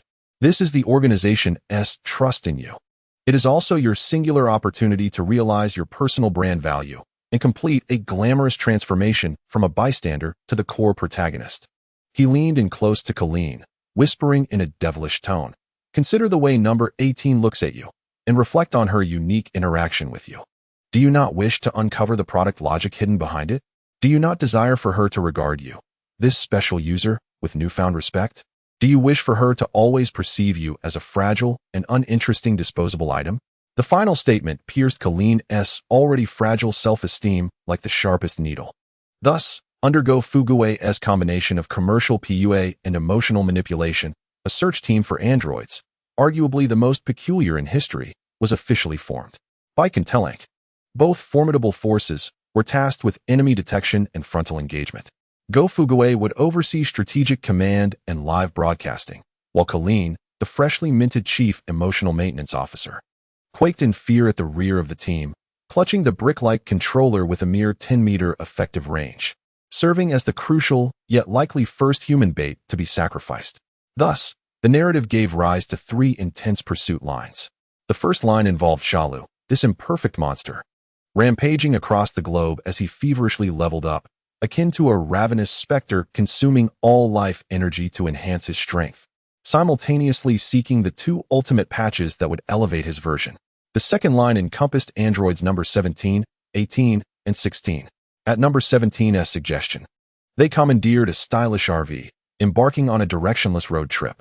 While relishing the leisurely moments of the novice village, they also sought out their sole gaming target, the one known as Suen Wukong. The third line featured our Z Warrior Group's search team, floundering like headless flies as they navigated the uncertain and desperate chase along the paths the androids might have traversed, guided by Bike and Telank's formidable perception.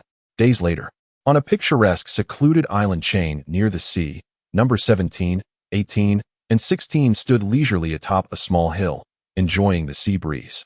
How boring, number 17 yawned. After searching for so long, we still haven't found that fellow named Suen Wukong. The design of this game is rather inhumane. There isn't even a task directive. Perhaps he has disconnected due to a heart attack? Leaning against a coconut tree, number 18 appeared somewhat dispirited. At that moment, an overwhelmingly sinister and powerful aura erupted unexpectedly from a nearby island. The intensity of that aura surpassed even that of Vegeta from days prior. The carefree expressions on No. 17 and 18's faces vanished in an instant. They exchanged glances, sensing a mixture of gravity and excitement in each other's eyes. Oh, it seems this novice village harbors a wild world boss. A cruel smile crept upon number 17's lips. Almost simultaneously, on another island, Shalu, voraciously absorbing the energy of local inhabitants and experiencing another surge in power, abruptly ceased his consumption. His greedy compound eyes turned sharply towards the direction of No. 17 and 18. Found you, he croaked in a raspy, ecstatic shriek. My upgrade patch. Finally located. At the very moment Shalu spotted them, the figures of No. 17 and 18 transformed into 2 streaks of light, appearing above the island where Shalu resided. An epic battle for the fate of Earth was on the cusp of commencing. And at this critical juncture, The Z Warrior Group's aircraft finally made its delayed appearance on the distant horizon. Beside the aircraft's window, Clint, clutching a pair of binoculars, gazed at the distant island where three formidable presences loomed ominously, exuding a cataclysmic aura. His already pallid face drained of all color in that moment. Trembling, he grasped the communicator to Gao Fugaway. "Boss, report to the boss." His voice quivered, laden with the despair of a laborer confronting a hellish undertaking. "It appears we, inadvertently, crashed into the opposing company's annual meeting." Chapter 46, A Nightmare at the Annual Meeting, when bugs encounter upgrades. The server explodes. On board the aircraft of Kame House, Clint, the chief logistics officer of the Z Warriors Group, continued to survey the distant confrontation on the island, where three terrifying forces faced off.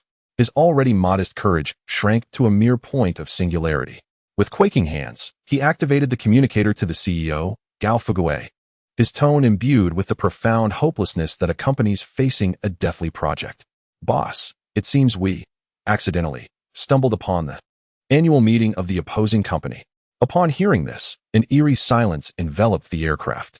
However, their CEO, Comrade Gao Fugaway, after a brief moment of shock, displayed no signs of panic. Instead, he seemed to be invigorated as if he had consumed 3 liters of concentrated caffeine, his entire demeanor electrified. Snatching the communicator from Clint, he bellowed, "Attention! Everyone listen up. This is not an annual meeting. This is not an annual meeting." His voice resonated through the small cabin, filled with the commanding presence of a leader unperturbed in the face of crisis. "This is an unexpected and unplanned, multilateral competitive benchmarking malicious acquisition negotiation conference. Our primary mission is to thwart competitor A, Shalu, from forcibly integrating the assets of competitor B, Androids 17 and 18. Simultaneously, we must seize this rare opportunity to conduct a comprehensive and in-depth due diligence on their core performance, technical barriers, and potential bugs. If necessary, we may even attempt to poach high-end talent." Under Gao Fugaway's rallying call, filled with internet jargon, the Z Warriors, though initially bewildered, felt their morale, slightly diminished by fear, surprisingly coalesce once more. On the beach of the island, the air was thick with the scent of gunpowder. Android 17, a stylishly clad youth with black hair, surveyed the grotesque green creature before him with a sense of disdain. "Hey, 18, he spoke to his equally unimpressed blonde sister. "Look at this guy's UI design. It's a disaster. The twisted color scheme, the lack of aesthetic appeal, and this modeling that resembles a hybrid of insects and reptiles. Grolo's aesthetic sense has been horrendous for decades." Indeed, Android 18 crossed her arms, coldly assessing, a completely failed product. It should be sent back for a complete overhaul. It's visually unpleasing and diminishes the overall quality of the game. Shalu, with his greedy compound eyes, fixated on the 2 upgrade packs radiating immense energy.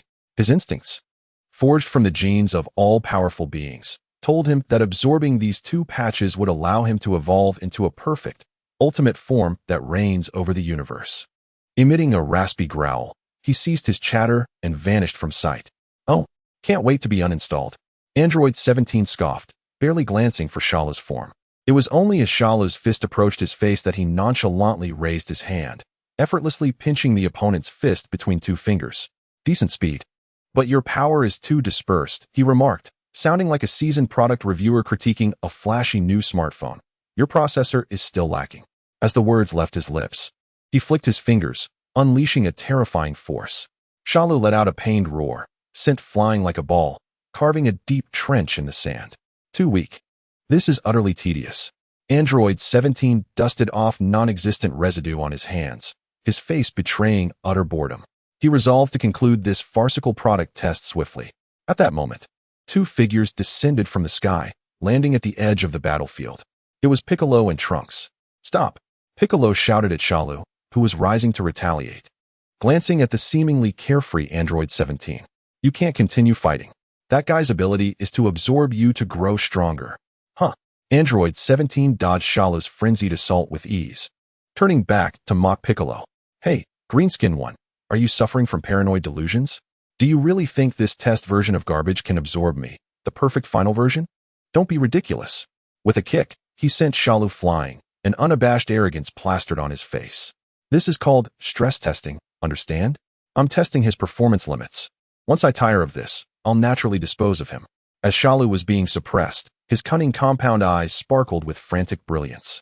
The combat wisdom he inherited from Goku and Piccolo rapidly analyzed every movement and attack pattern of Android 17. He understood that battling head-on offered no chance of victory. His only opportunity lay in creating chaos. Solar flare.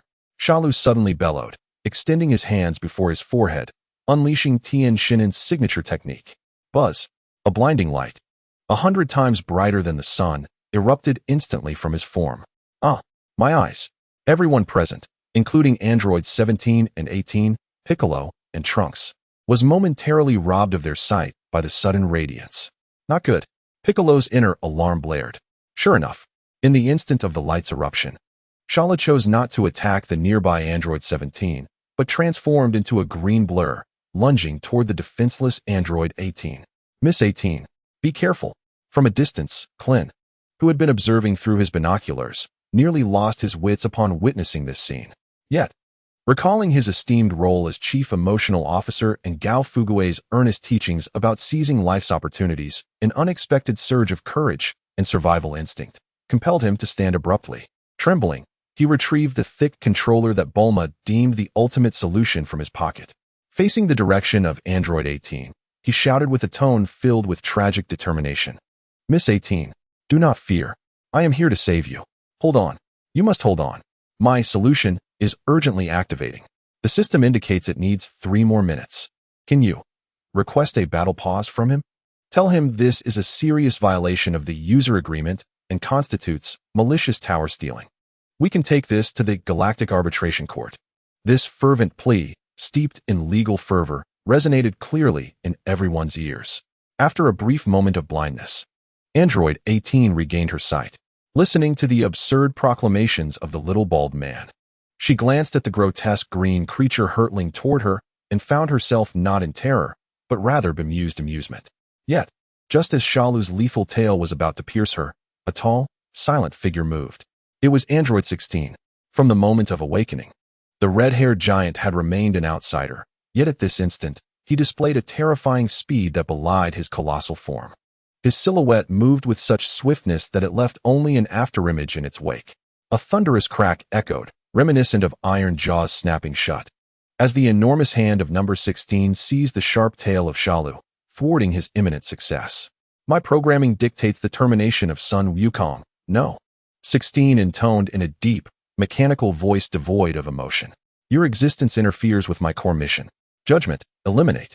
Before the words could fully resonate, he exerted his strength, lifting the equally massive Shalu and forcefully slamming him into the ground. The impact reverberated like a cataclysm. My heavens. Family, look, it's a divine battle. This is a true celestial clash. In the distance, from the flying vehicle, Gofu Gue's loudspeaker switched back to his familiar live commentary mode. Within the android faction, a severe internal conflict erupted. The core security program, number 16, was engaged in a forceful eradication of the malicious virus plugin, Shalu, to protect our key public relations target and potential asset, Miss number 18. Number 17 had also freed himself from the blinding effects and joined the fray. This was an extraordinary live demonstration of a 3A firewall jointly hunting down a Trojan. Friends in cybersecurity, take out your notebooks and start jotting down notes.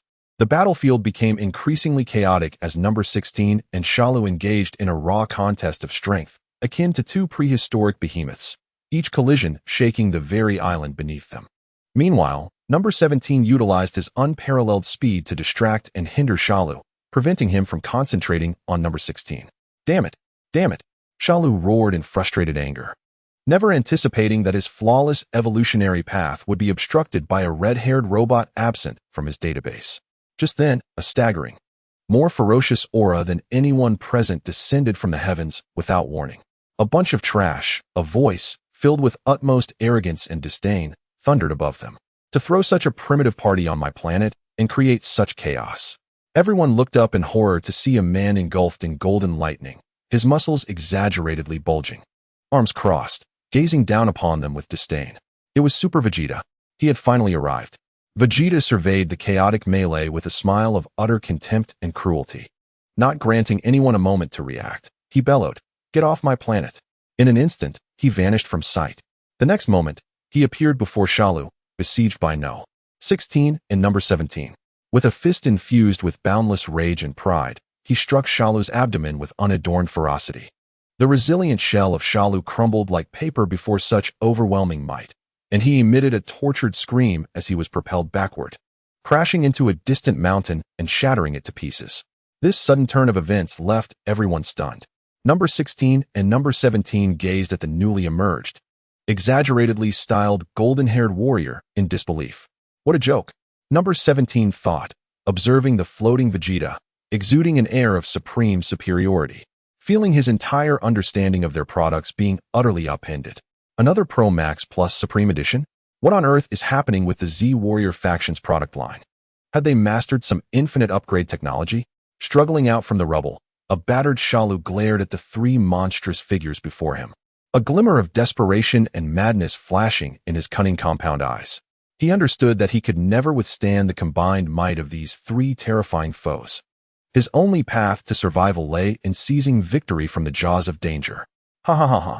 Shalu suddenly erupted with all his energy, unleashing a blinding radiance 100 times stronger than the sun's attack, accompanied by a terrifying energy storm that threatened to disrupt all perception, engulfing the entire island. Not good. Is he going to self-destruct? Piccolo exclaimed in shock. Humph, a desperate struggle, Vegeta scoffed, shielding his eyes from the blinding light. The brilliance lasted only a few fleeting seconds.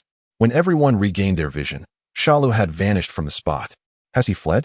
What a coward, Vegeta remarked dismissively, preparing to redirect his focus toward number 17 and number 18. At that moment, a pained groan escaped number 17's lips. Everyone turned in horror. There stood number 17, the once composed and elegant warrior, now staring in disbelief at the ground. Behind him, Shalu's tail, resembling a venomous scorpion, had ensnared him like a treacherous dagger, piercing deeply into his body. No, it can't be. Number 17's body trembled violently as he felt his proud, inexhaustible energy being ravenously absorbed, devoured by an insatiable force. I have caught you. Shalu materialized like a specter behind number 17. His grotesque face contorted into a triumphant smile. My first upgrade package. A scream of excruciating pain emanated from number 17, his form twisting uncontrollably, enveloped in a greenish slime. A more terrifying, more powerful monster was about to complete its first version update before everyone's eyes. Warning! Warning! Gofu Gue's communicator crackled with his own tremulous voice, altered by sheer terror. The competitor is undergoing an illegal, forced online hot update. Server stability is about to collapse. I repeat, server stability is about to collapse. Chapter 47. The Prince's Pressure Test Upgrade Beneath the Carinta. On the beach, the once golden sands, kissed by sunlight and sea breeze, were now the stage for a cosmic-level online hot update, filled with bugs and chilling effects. The anguished cries of android number 17 sounded like a crow with its throat crushed, hoarse, and desolate. His athletic form was being twisted, compressed, and transformed into pure energy data streams, frantically surging into Shalu's grotesque body beneath the grasp of his greedy, black hole-like tail. No, no, no. 18 let out a heart-wrenching scream, attempting to rush forward, but an invisible barrier held her back. She could only watch in horror as her twin brother flickered with his final light, like a hard drive undergoing formatting, within the monstrous form of Shalu. Family! Family! In the distance, Gofu Gue's quivering voice resonated through the live broadcast drone, reaching every corner of the universe. We are witnessing an epic, forced hot update. The competitor, Shalu, is using malicious acquisition tactics to forcibly assimilate our Android core hardware, number 17. Look, his UI is being restructured. The modeling is undergoing deep optimization. The skeletal binding is being recalculated. Under the terrified gaze of all, Shalu, once a grotesque figure, began to undergo an intense transformation, swelling, contracting, and reshaping. The repulsive green-spotted carapace shattered under the radiant energy, giving way to a smoother, more streamlined exoskeleton. His face, previously resembling an unappetizing insect, morphed closer to a humanoid form. While still not handsome, he had evolved from a failed glitch into a rather dapper elite creature. As the brilliance faded, a brand new monster, exuding tenfold the power of its predecessor, emerged before the crowd. the half-perfect Shalu. A notification chimed, announcing the completion of the version iteration for the competitor Shalu V01 prototype. The new version was named Half-Perfect Shalu V15 Public Beta, boasting a significantly optimized UI, an 800 boost in core processor performance, the introduction of a charm module, albeit a negative value, and the unlocking of certain hidden skill trees related to Scion combat instincts. Ha ha ha ha ha. Shalu reveled in the unprecedented, robust power coursing through him, releasing a deep, magnetic laugh filled with satisfaction. His voice, no longer hoarse, resonated clearly and calmly, even with a hint of elegance. Was this the sensation of a version upgrade? Truly, marvelous. Slowly he turned, his now more human-like eyes sweeping across the gathered crowd, finally resting on the Scion Prince, whose body crackled with golden lightning. His gaze transformed from one of greed to a higher level of cold, superior evaluation, akin to a product manager appraising an outdated product. The Princess Muscular version? Shala chuckled, the tone rife with unabashed mockery, a strikingly violent aesthetic of a failed design. Everyone present, including Bick and Trunks, found themselves rendered speechless by Shala's overwhelming new form and terrifying aura. However, one individual stood apart. Ha ha ha. Ha ha ha. Vegeta, the chief technology officer of the Z Warriors, after a brief moment of shock, erupted into a laugh more arrogant and excited than Shalu's. Now this is more like it.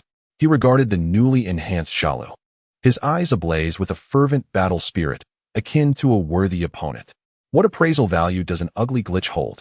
This is the flagship competitor worthy of my direct evaluation, the great Prince Vegeta. He felt the Scion blood within him ignite with fervor. Father. No. Trunks, snapping back to reality from his shock, rushed to Vegeta's side, his face etched with despair. He has absorbed number 17. His power is on an entirely different dimension from ours. We must retreat and devise a new strategy. Silence, you brat. Vegeta pushed Trunks aside with a look of disdain typical of an incomprehensible product manager, reprimanding him. Do you understand what extreme pressure testing means? A freshly minted V15 version is the perfect opportunity for me to test the limits of this V15 muscular version's performance. This is a comparative evaluation of same version competitors. Do you lack even the most basic market knowledge? Now, let the entire universe witness who is truly the king of versions. With that, Vegeta disregarded everyone else, bellowing as he maximized the power of his new form. His explosive muscles strained against his battle suit, nearly tearing it apart. The furious golden lightning coiled around him like chains of doom. He transformed into a golden meteor, charging towards the half-perfect Shalu, who stood with arms crossed and a bemused expression. The internal war, reminiscent of version V15, had officially commenced. In Gofu Gue's streaming room, the atmosphere ignited to its peak. My heavens! Prince Vegeta versus Shalu V15. The ultimate showdown of two titans. The prince charged. The prince surged forth with his unbeatable muscles. Take him down, Vegeta. Show him what it means to be a Scion prince. Yet, reality is cold. In the face of Vegeta's world-shattering punch, Shala didn't even change his stance. At the very moment Vegeta's fist was about to connect with his face, Shalu vanished like a deleted pixel. What? Vegeta's assured punch met only air. The sheer force of it sent a lamenting wail through the fabric of space. Too slow. A chilling voice echoed behind him like a specter. Vegeta's pupils dilated. He attempted to turn, but his muscles, now bloated from excessive pursuit of power, caused a barely perceptible, fatal delay in his movements. Bang! A seemingly casual swipe from Shala struck precisely at the back of Vegeta's neck. Ugh! Vegeta screamed. Feeling as though his spine had been severed, he plummeted like a kite with a broken string, crashing into the island with a tremendous thud, creating a massive crater. Silence enveloped the arena. In the streaming room, the previously fervent comments fell into an eerie 10-second void. Emergency. Family. Gofu Gue's shocked and panicked voice shattered the silence.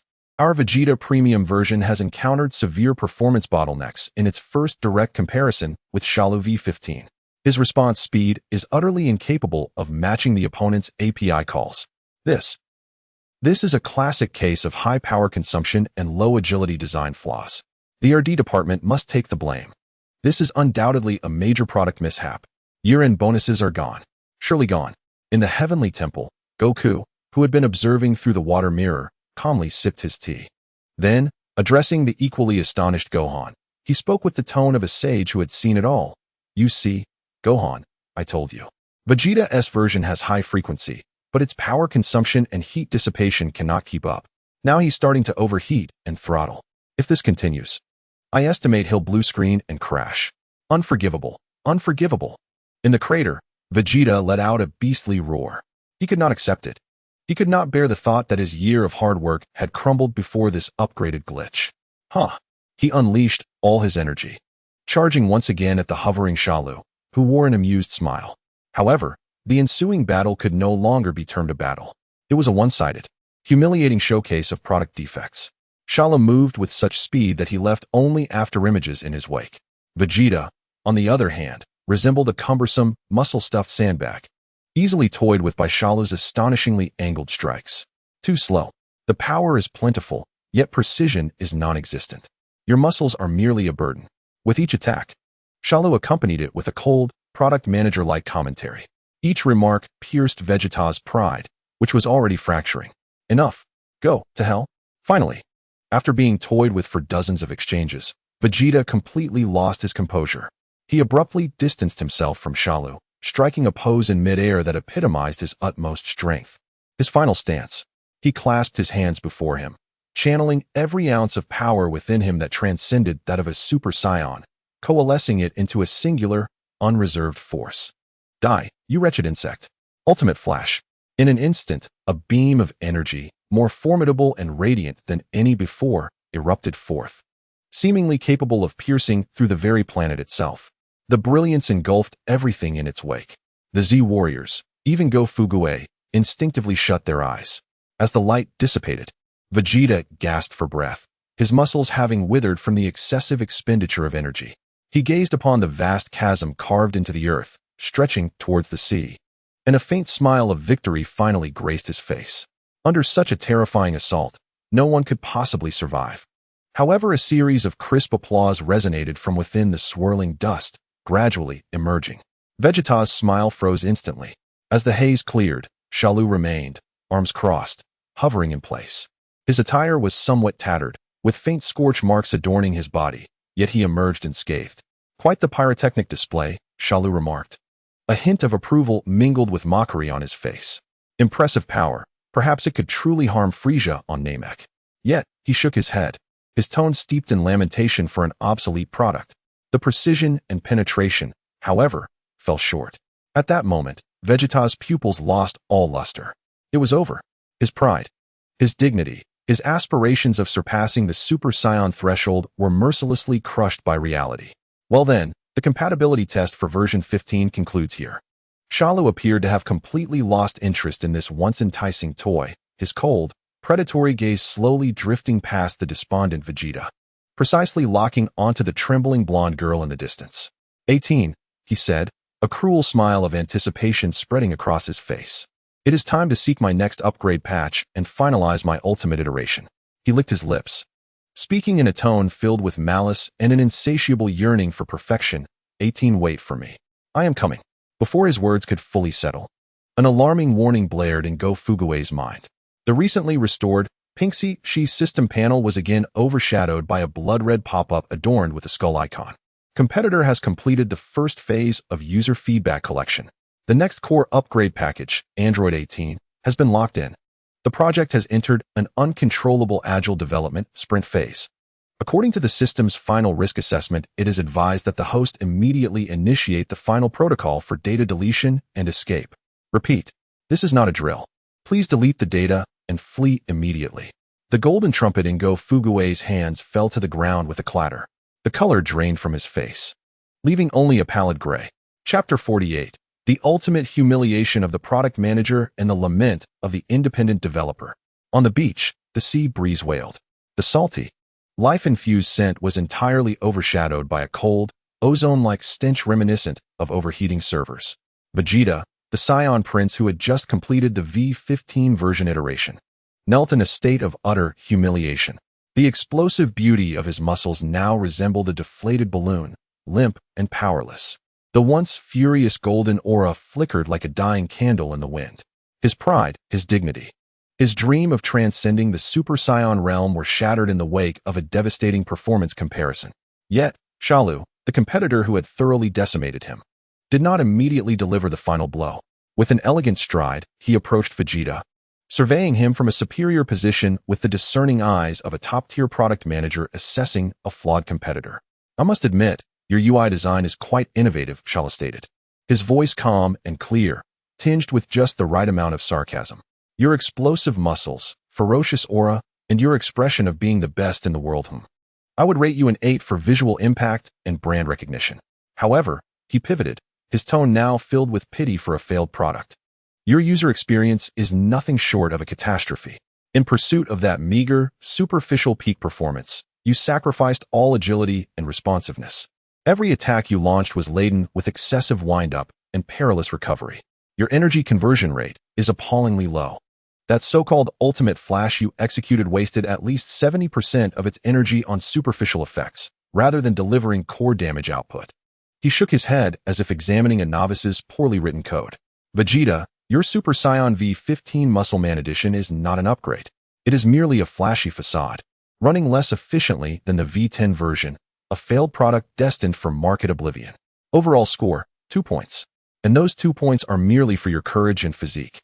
Vegeta could no longer contain himself, spewing forth a mixture of blood and humiliation. Shalu's words cut deeper than any physical assault, obliterating not just his body but also the last remnants of pride he held as a Saiyan prince, grinding it down with the abrasive logic of commerce. "Shut your mouth, you wretched insect," Vegeta croaked, his voice hoarse and feeble. "No, I am not an insect," Shalu corrected. "I am now an amalgamation of Saiyan, Frozen Demon, Namekian, and various core technologies, a cross-platform biotechnological paragon. And you," he looked at Vegeta with a pitying smile, "are merely a pitiful creature trapped within your own technological barriers, unable to extricate yourself." With that, he turned away from the thoroughly shattered failure, casting his cold, predatory gaze towards the distant blonde girl standing beside number 16. "Well then, the evaluation is complete. Now, it is time to retrieve my final upgrade patch." Father, Trunks could bear no more. He roared, his golden aura igniting once more, recklessly charging at Shalu. "Still have some fight left in you?" "Impressive endurance," Shalu remarked without turning, casually waving his hand. An invisible force instantly sent Trunks hurtling away, crashing heavily beside Vegeta. "Piccolo, cover me." Trunks coughed up blood, shouting towards Piccolo, who was not far off. Special beam cannon. Piccolo was already primed, unleashing a spiraling beam of death that encapsulated all his power, hurtling towards Shalu's back. Yet, as if he had eyes on the back of his head, Shalu merely tilted his body at an almost imperceptible angle, effortlessly evading the lethal strike. The algorithm is commendable, yet its ballistic speed is woefully inadequate. He even possesses the leisure to offer technical critiques. Thus, 2 words emerge in the hearts of all. In the face of absolute and overwhelming strength, any struggle appears utterly feeble. In the live broadcast room of Go Fuguei, an eerie silence envelopes the atmosphere. The screen is inundated with messages such as "GG, send," and "Host, run away." No, it is not over yet. Just as despair takes hold of everyone, a resolute and tragic roar reverberates from the opposite side of the battlefield. It is Tianjin Fan. Unbeknownst to anyone, he has stealthily ascended into the air. He clasps his hands before his chest, striking a pose familiar yet long forgotten by all Z warriors. His muscular torso radiates a blinding light due to the extreme concentration of energy. A new Kikaho, accompanied by a roar that stakes everything. A square, terrifying energy beam filled with destructive essence descends from above, striking fiercely at the approaching Shalu. Oh, for the first time, an expression of surprise flickers across Shalu's face. He did not anticipate that, at this moment when all high-end products had collapsed, an outdated model, long discarded by the market, would dare to launch an attack against him. Instinctively, he raises a hand to block. Boom. The horrific energy instantly engulfs him. The entire island trembles violently under this strike, as if it might sink into the depths of the sea at any moment. Has it succeeded? Krillin watches anxiously as the dust cloud begins to dissipate. The silhouette of Shalu reemerges. His sleek and stylish exoskeleton bears some scorched marks, yet he remains unscathed. An interesting method of attack, Shalu remarks, brushing off the dust as if assessing an appetizer. The energy is well concentrated, but regrettably, the output power is too low to penetrate my defense armor. However, Before he can finish his derision, huh? In the skies above, Tianjin Fan bellows once more. Second shot, third shot, fourth shot. Wave after wave of Kikaho, unleashed without restraint, bombards Shalu relentlessly. Boom, boom, boom, boom.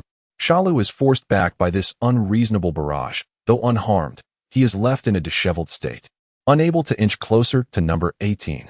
Has this fellow gone mad?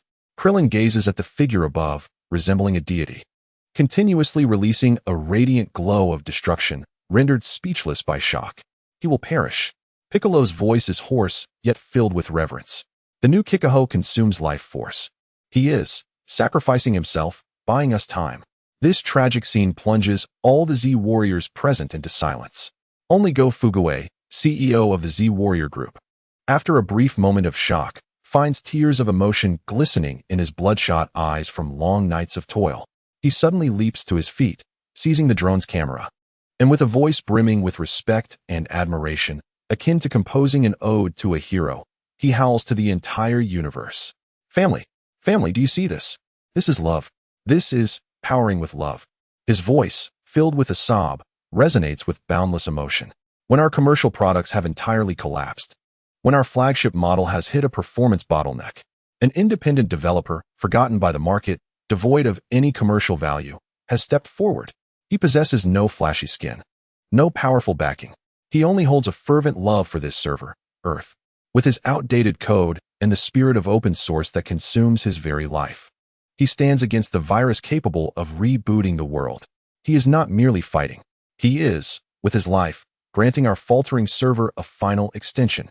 Make sure to hit the screen with praise for the three-eyed brother. Let the gifts pour in. All donations today will be contributed to the Independent Developer Incentive Fund, entirely donated to our hero Tianjin Fan. Thud. In the skies, after unleashing dozens of Kikaho, Tianjin Fan finally exhausts the last vestiges of his life force. Akin to a kite severed from its string, helplessly descending from the air. Well done, you three-eyed scoundrel. Vegeta observes this scene, murmuring in a tone only he can hear, laden with complexity. Finally, the bothersome fly has been dealt with. Shala straightens his somewhat disheveled collar, displaying an expression of impatience. He once again fixes his gaze upon number 18. Damn it, hurry and leave. Piccolo is the first to react, suppressing his pain as he grabs the still-dazed No. 18 and the unconscious number 16. Trunks, Krillin, quickly, bring Vegeta. We must retreat. In the precious time bought by Tianjin Fan's sacrifice, the Z Warriors embark on the most chaotic and desperate strategic retreat in history. Like a flock of startled birds fleeing from a hunter, they dash toward the distant sky, unhesitatingly fleeing. Krillin clutches tightly to the remote control device Bulma entrusted to him, capable of halting the androids. Yet he dares not glance back. He senses the cold, palpable intent to kill behind them, locking onto them with unwavering determination. Shala does not pursue immediately. He merely crosses his arms, hovering in the air, observing the panicked golden points of light with a cat-and-mouse-like mockery in his gaze. A malicious smile spreads across his face. Run, run. Enjoy your last moments of pitiful freedom to the fullest. For when the game truly begins, you shall have nowhere to escape. Hours later, on an unknown deserted island far from the mainland, the Z Warriors crash land in a state of utter disarray. Everyone collapses onto the ground, gasping for breath. The relief of having survived mingles with profound despair for the future, creating a suffocating silence. What should we do now? Krillin's voice is filled with helplessness. Trunks gazes at his own pale face, transformed by despair, shaking his head in anguish. Even the usually composed Piccolo falls into silence. Shala's might has surpassed the imagination of them all. They see no glimmer of hope for victory. Yet, amidst this desolate silence, a voice brimming with excitement and fervor, as if having just secured a multi-billion project, breaks the stillness once more. Family, family, do not sulk. Lift your spirits. It is Go Fuguei. He has somehow dragged in a massive whiteboard, this time a piece of airplane wreckage, his face devoid of despair, replaced instead by a maniacal joy as if he has discovered a new continent. Ignoring the incredulous gazes of those around him, he boldly writes several large characters on the whiteboard with a stone. Emergency launch of Shala Crisis Response Plan V20. Commencing now, he looks at the crowd, his voice infused with commercial insight, as if he has envisioned 100 billion market of the future, eagerly announcing, Family. I have understood. I have completely comprehended. Our previous approach was flawed. Why should we passively respond to Shalu as a competitor? Why can't we take the initiative to convert him into our own IP? Shala does not wish to grow stronger? Does he not seek opponents to battle? Very well. Let us fulfill his desires. Go Fugue fervently sketches his grand business blueprint upon a blank slate. I have made a decision. Our Z Warriors Consortium shall host an unprecedented, universe-wide live-streamed event, the world's greatest martial arts tournament. And our ultimate adversary shall be none other than Shalu. We shall provide the stage, set the lights, and gather the audience. Let him complete his absurd, perfect evolution under the gaze of the world. Then, our core product shall make its grand entrance amidst the eager anticipation of the masses, ultimately defeating him in one decisive blow. He turns, arms wide open, like a madman embracing a new era, and shouts to all, "This is not a crisis. This is event marketing. This is leveraging momentum. This is transforming a catastrophe capable of destroying the world into the most magnificent and splendid roadshow press conference before our Z Warriors Consortium's debut on the Cosmic Nasdaq." Chapter 49. From data deletion to the pig on the windfall. On an uncharted island, the atmosphere is as tense as an expired compressed biscuit, dry, hard, and unsettling. The Z Warriors, a startup team that has just narrowly escaped corporate liquidation, gather together for what can only be described as the most desperate post-war review in history. Before them lies a dilapidated spaceship door covered in incomprehensible business schematics. Their CEO, Go Fugue, stands before the door, passionately articulating his wildly ambitious business plan that could lead even the most daring venture capitalists in the universe to blacklist him overnight. Thus, in summary, Go Fugue, with a burnt piece of charcoal, draws a heavy circle on the door, inscribing the letters IP within it. We can no longer approach combat with the traditional mindset of martial artists. We must adopt an internet mentality for operation, for monetization. The Shala game will be our Z Warriors Consortium's singular opportunity to transform from a regional security firm into a premier global provider of sports entertainment content. This fervent and dream-filled speech is met with a suffocating, deathly silence. Clint, recently promoted to Chief Emotional Officer, feels his head pounding worse than after being struck in the abdomen by number 18. He believes that this corpulent man before him is a far greater threat than the soul-sucking Shalu. Shalu may only seek his life, but this man wishes to commodify his sacrifice and sell it to the entire universe. Is this truly the work of a human being? Mr. Go Fugue. Finally, Trunks, the lone product director from the future who still possesses a semblance of logical reasoning, can no longer contain himself. He attempts to awaken this man, who has become consumed by commercial fervor, using the simplest and most comprehensible language. We are discussing a monster that could obliterate the earth, a demon that could annihilate us all. This is not a game. No, you are mistaken. Director Trunks. Go Fugue immediately interrupts him, his face etched with the pain of disappointment at such rigidity. Your thinking is too rigid, too traditional. You remain trapped in product thinking, failing to evolve to platform thinking. He steps before Trunks, adopting a mentor-like tone to gently guide him. Who is Shalu? He is merely a content creator. What we must do is build a platform for him to create content on. He provides the content, and we offer the venue, traffic, and commercialization channels. We are in a symbiotic relationship. Strategic partners. Do you understand? Trunks. He feels as though his CPU is about to overheat from this divine logic. But he will kill us all. Trunks makes one last desperate attempt. The process is unimportant. What matters is the outcome. Go Fugue waves his hand decisively, his face reflecting a ruthless determination to achieve KPIs. As long as we can ultimately defeat him, we shall be the victors. Then we shall reap the traffic and prestige of the entire universe. As for the sacrifice of a few test accounts, those are merely necessary research costs. Clint, Tianjin fan, Yamucha, and others feel a chill run down their spines at the mention of test accounts. Just as this strategic debate, akin to a feudal discussion between chickens and ducks, is about to descend into a deadlock, beep, beep, beep.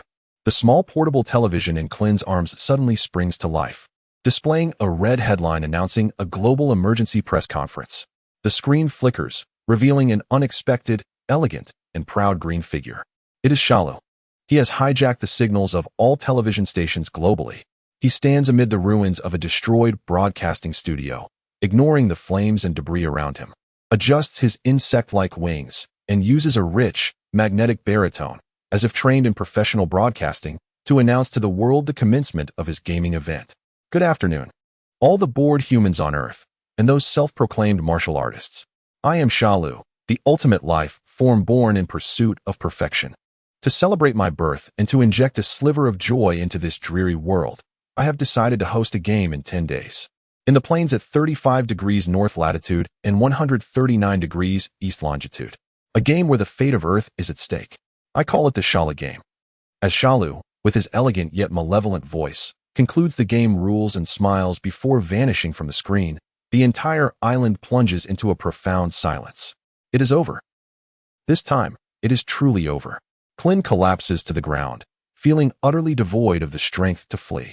Trunks' face pales even more than his tattered jacket. Even the usually composed Piccolo closes his eyes, his expression heavy with unprecedented gravity. The enemy has unilaterally initiated the game. They have been stripped of even the qualifications to be the hosts. They have lost utterly. However, amidst this despairing silence, a voice filled with ecstatic, almost shrill joy erupts. As if someone has won $1 billion lottery.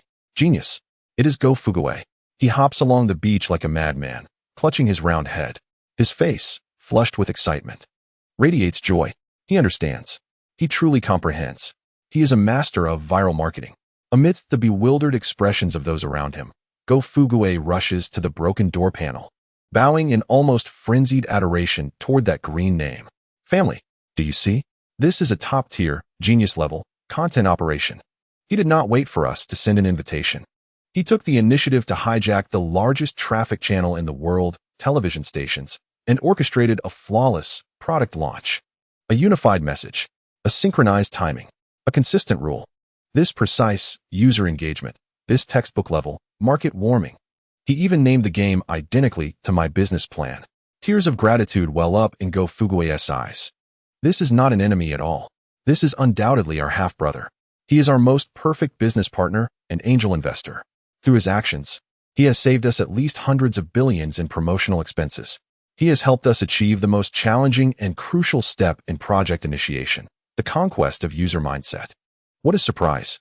This is what one might call a damn surprise. Go Fuguwe's divine interpretation is like the most powerful adrenaline shot, forcefully uplifting the morale of the Z warriors, which had plummeted to the depths. Though they still felt despair, it seemed. Perhaps it was not as hopeless as before. All right, everyone. As Go Fuguwe wiped away his excited tears, he immediately switched back to his calm and professional project manager mode. Since our partner has already assisted us in the promotional phase, our project team must promptly keep pace with his rhythm. He picked up a piece of charcoal and wrote the title of Project Phase 2 emphatically on the whiteboard.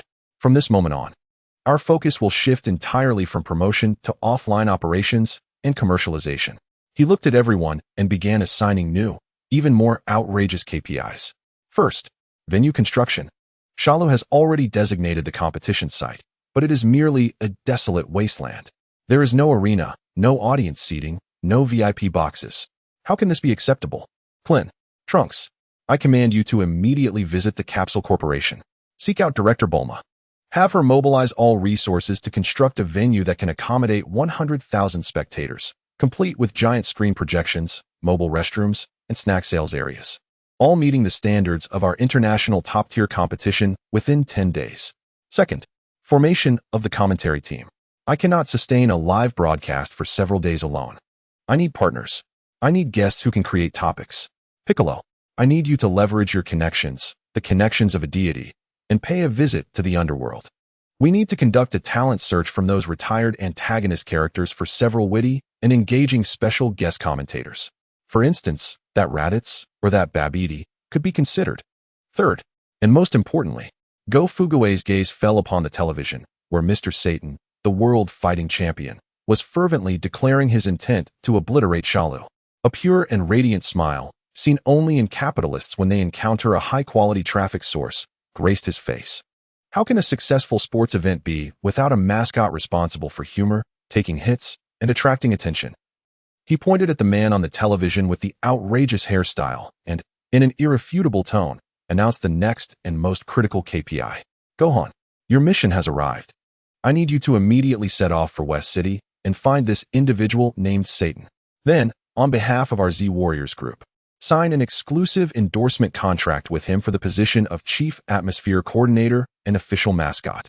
Inform him that we aim to elevate him as the Earth's savior. This move, referred to as ecological transformation, will inject soul into our Shalu game IP. Chapter 50. The Value of Mr. Satan, from Earth's Savior to Chief Atmosphere Coordinator. In the Divine Hall, after forcibly packing the bizarre Scion father-son duo, Vegeta and Trunks, into the confines of the hyperbolic time chamber, Go Fuguei wasted no time and began the next crucial step in the commercialization of the Shala game IP, securing our top-tier KOL, key opinion leader.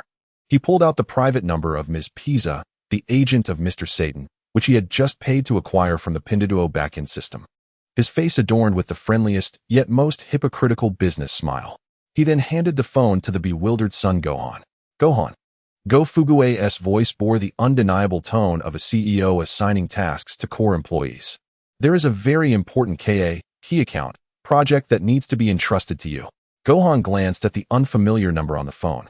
Then at Go Fuguei's face that seemed to be engraved with the words "Go get me money," his expression filled with reluctance. What?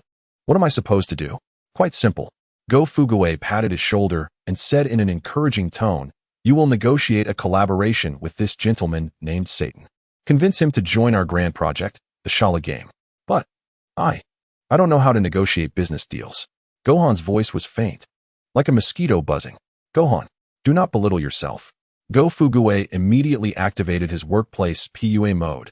You possess our group's most rare qualities, affability and youthful spirit. These traits can have an unexpected ice-breaking effect when facing a potential partner like Mr. Satan, who is characterized by extreme narcissism. This is your path from being a technician to becoming a multifaceted management talent. Go forth, brave youth. Quickly go and create miracles. Under the influence of Go Fuguei's motivational rhetoric, Gohan ultimately accepted this daunting task, albeit still in a daze. Go Fuguei even thoughtfully prepared a set of business negotiation standard scripts filled with internet jargon for him. Under Go Fuguei's remote guidance, Gohan dialed the number. The phone rang for a long time before it was answered, and a languid, condescending female voice came through the receiver, tinged with a hint of impatience from just finishing a manicure. Hello? Who is this? If you are one of those insignificant advertising endorsements, just schedule an appointment with my assistant and wait in line. Gohan's palms were sweaty with nervousness as he stammered, repeating the script like a parrot. Ms. Pisa, good afternoon. I am the project representative of the Z Warriors group, Son Gohan.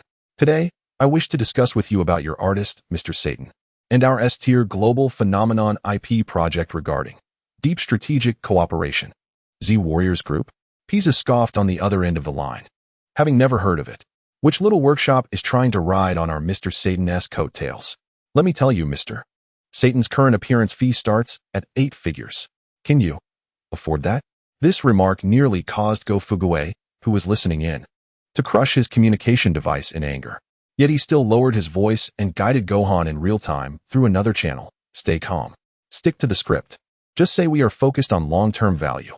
Gohan took a deep breath and continued to read the script with trembling voice. Ms. Pisa, we prefer to engage in value investment rather than one-time traffic purchases. What we are interested in is the immeasurable brand growth potential behind Mr. Satan as an IP. This set of phrases left Pisa utterly bewildered on the other end of the line. Value investment? Traffic purchase? Brand growth potential? While she did not fully comprehend these terms, they felt undeniably sophisticated. What project are you referring to? Pisa's tone unconsciously softened. An epic project that will revolutionize the entire universe's entertainment industry. Gohan's voice, under Go Fuguei's guidance, took on an air of mystery. Shala game. What? Shala game? Kija's voice rose again, akin to that green insect on television. Are you seeking Mr. Satan to film that? Isn't that merely a horror film? Absolutely not. This would severely impact the health of our beloved Satan and the brand image of Sunshine. No, Ms. Pisa, your understanding has deviated ever so slightly.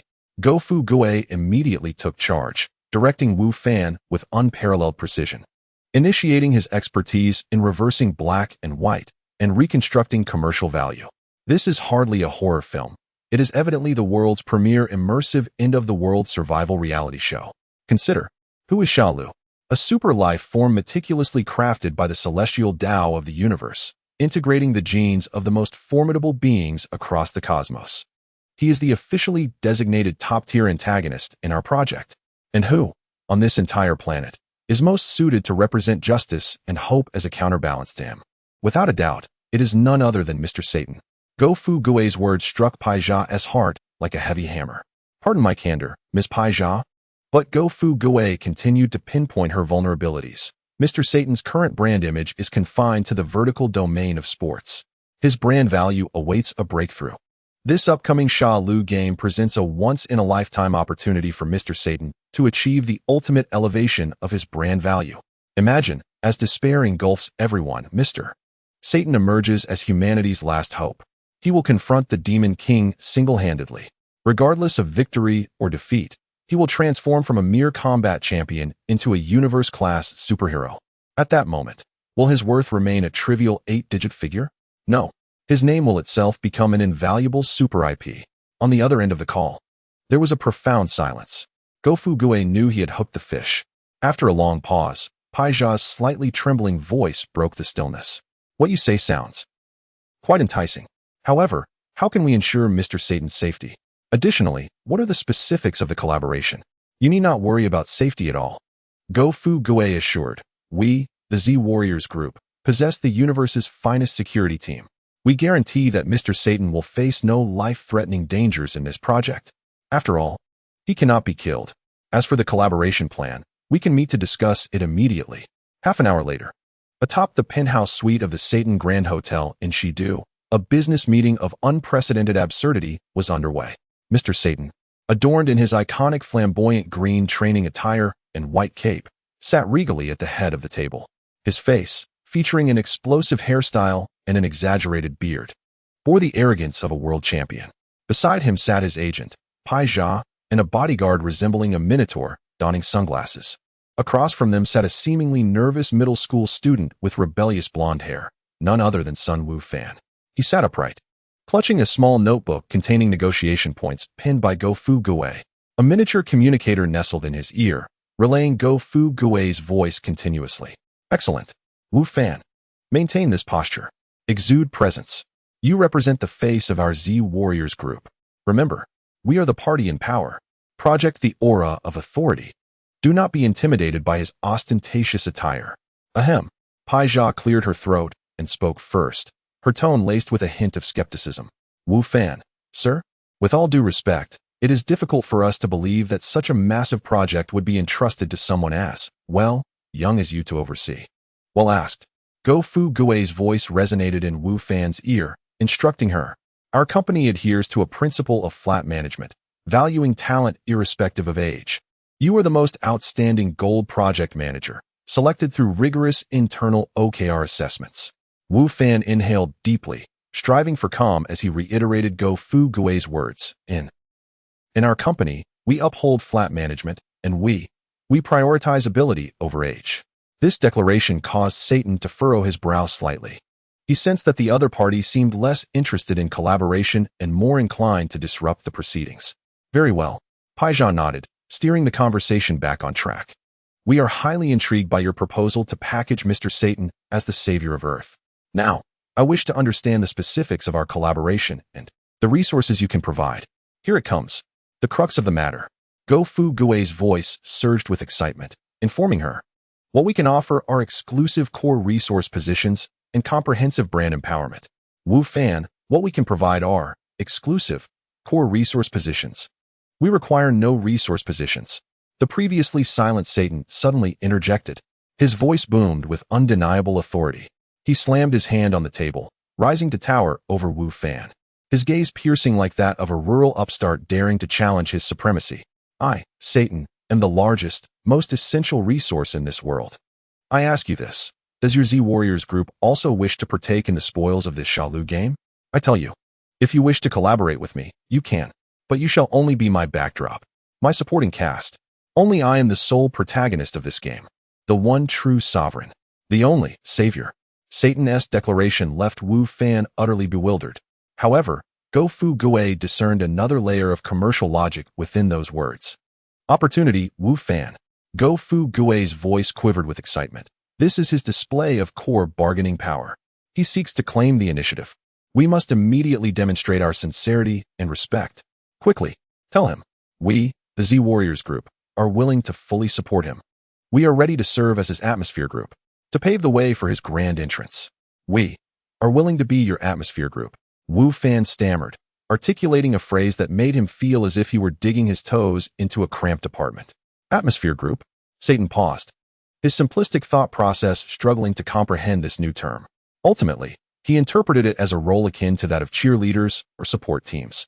A satisfied smile spread across his face. Well, it seems you are perceptive. He reclined, crossing his legs, and with a tone reminiscent of bestowing a favor, stated, very well. Since you are so sincere, I shall reluctantly agree to let your Z Warriors Group become the first affiliate of my Earth Defense Force. However, in the actual battle, you shall only be responsible for clearing out minor foes or warming up the stage before my entrance. The final and most critical showdown with Sha Lu must, and can only, be completed by me, the great Satan. This declaration, brimming with delusions of heroism, was automatically translated in Go Fu Gui's ears into another message. He has agreed. He has agreed. He has consented to serve as our chief atmosphere group leader and official mascot. Moreover, he proactively pledged to oversee all aspects of user acquisition and public sentiment cultivation prior to the launch of our flagship product. My heavens, what an exceptionally perfect and professionally astute partner we have found. Go Fu Gui, brimming with excitement, spun around 3 times in the Tian Shindian. Thus, a business negotiation hailed as the most successful and absurd in history was triumphantly concluded, with both parties feeling they had gained an immense advantage. A delightful collaboration. Go Fu Gui hastily instructed Wu Fan to retrieve a cheaply printed, exclusive strategic cooperation agreement from his pocket, hastily produced through the Pin Shishi system overnight. The imposing Satan signed his name with flourish upon it. To him, this signature represented the appointment certificate of the Supreme Commander of Earth Defense. Meanwhile, in Go Fu Gui's eyes, he had successfully secured the employment contract for the Chief Atmosphere Coordinator and official scapegoat of Sha Lu Games. However, just as Go Fu Gui reveled in his masterful maneuver of securing such a deal with empty hands, his Pin Shishi system panel suddenly emitted a sharp beep, displaying a crimson emergency alert of P0 level. The alert was triggered by a commercial spy he had embedded within the Earth United Forces Command, a low-ranking soldier he had bribed with several boxes of expired military rations. Warning: urgent public sentiment risk. Our submitted business proposal for the Sha Lu Games Public-Private Partnership (PPP) model has encountered fierce resistance from hawkish military officials. Led by the successor of the Red Pants Legion, Marshal Hay, the military representatives deem it a great humiliation to entrust Earth's safety to a commercial spectacle. They have already persuaded the World King to bypass our organizing committee and launch a devastating saturation military strike, codenamed Iron Fist, against the stronghold of Sha Lu. Expected strike time, 10 minutes later. The smile on Go Fu Gui's face froze abruptly. His entire visage turned a shade greener than Bai Bai Kuz. My goodness. Is the client about to flip the table?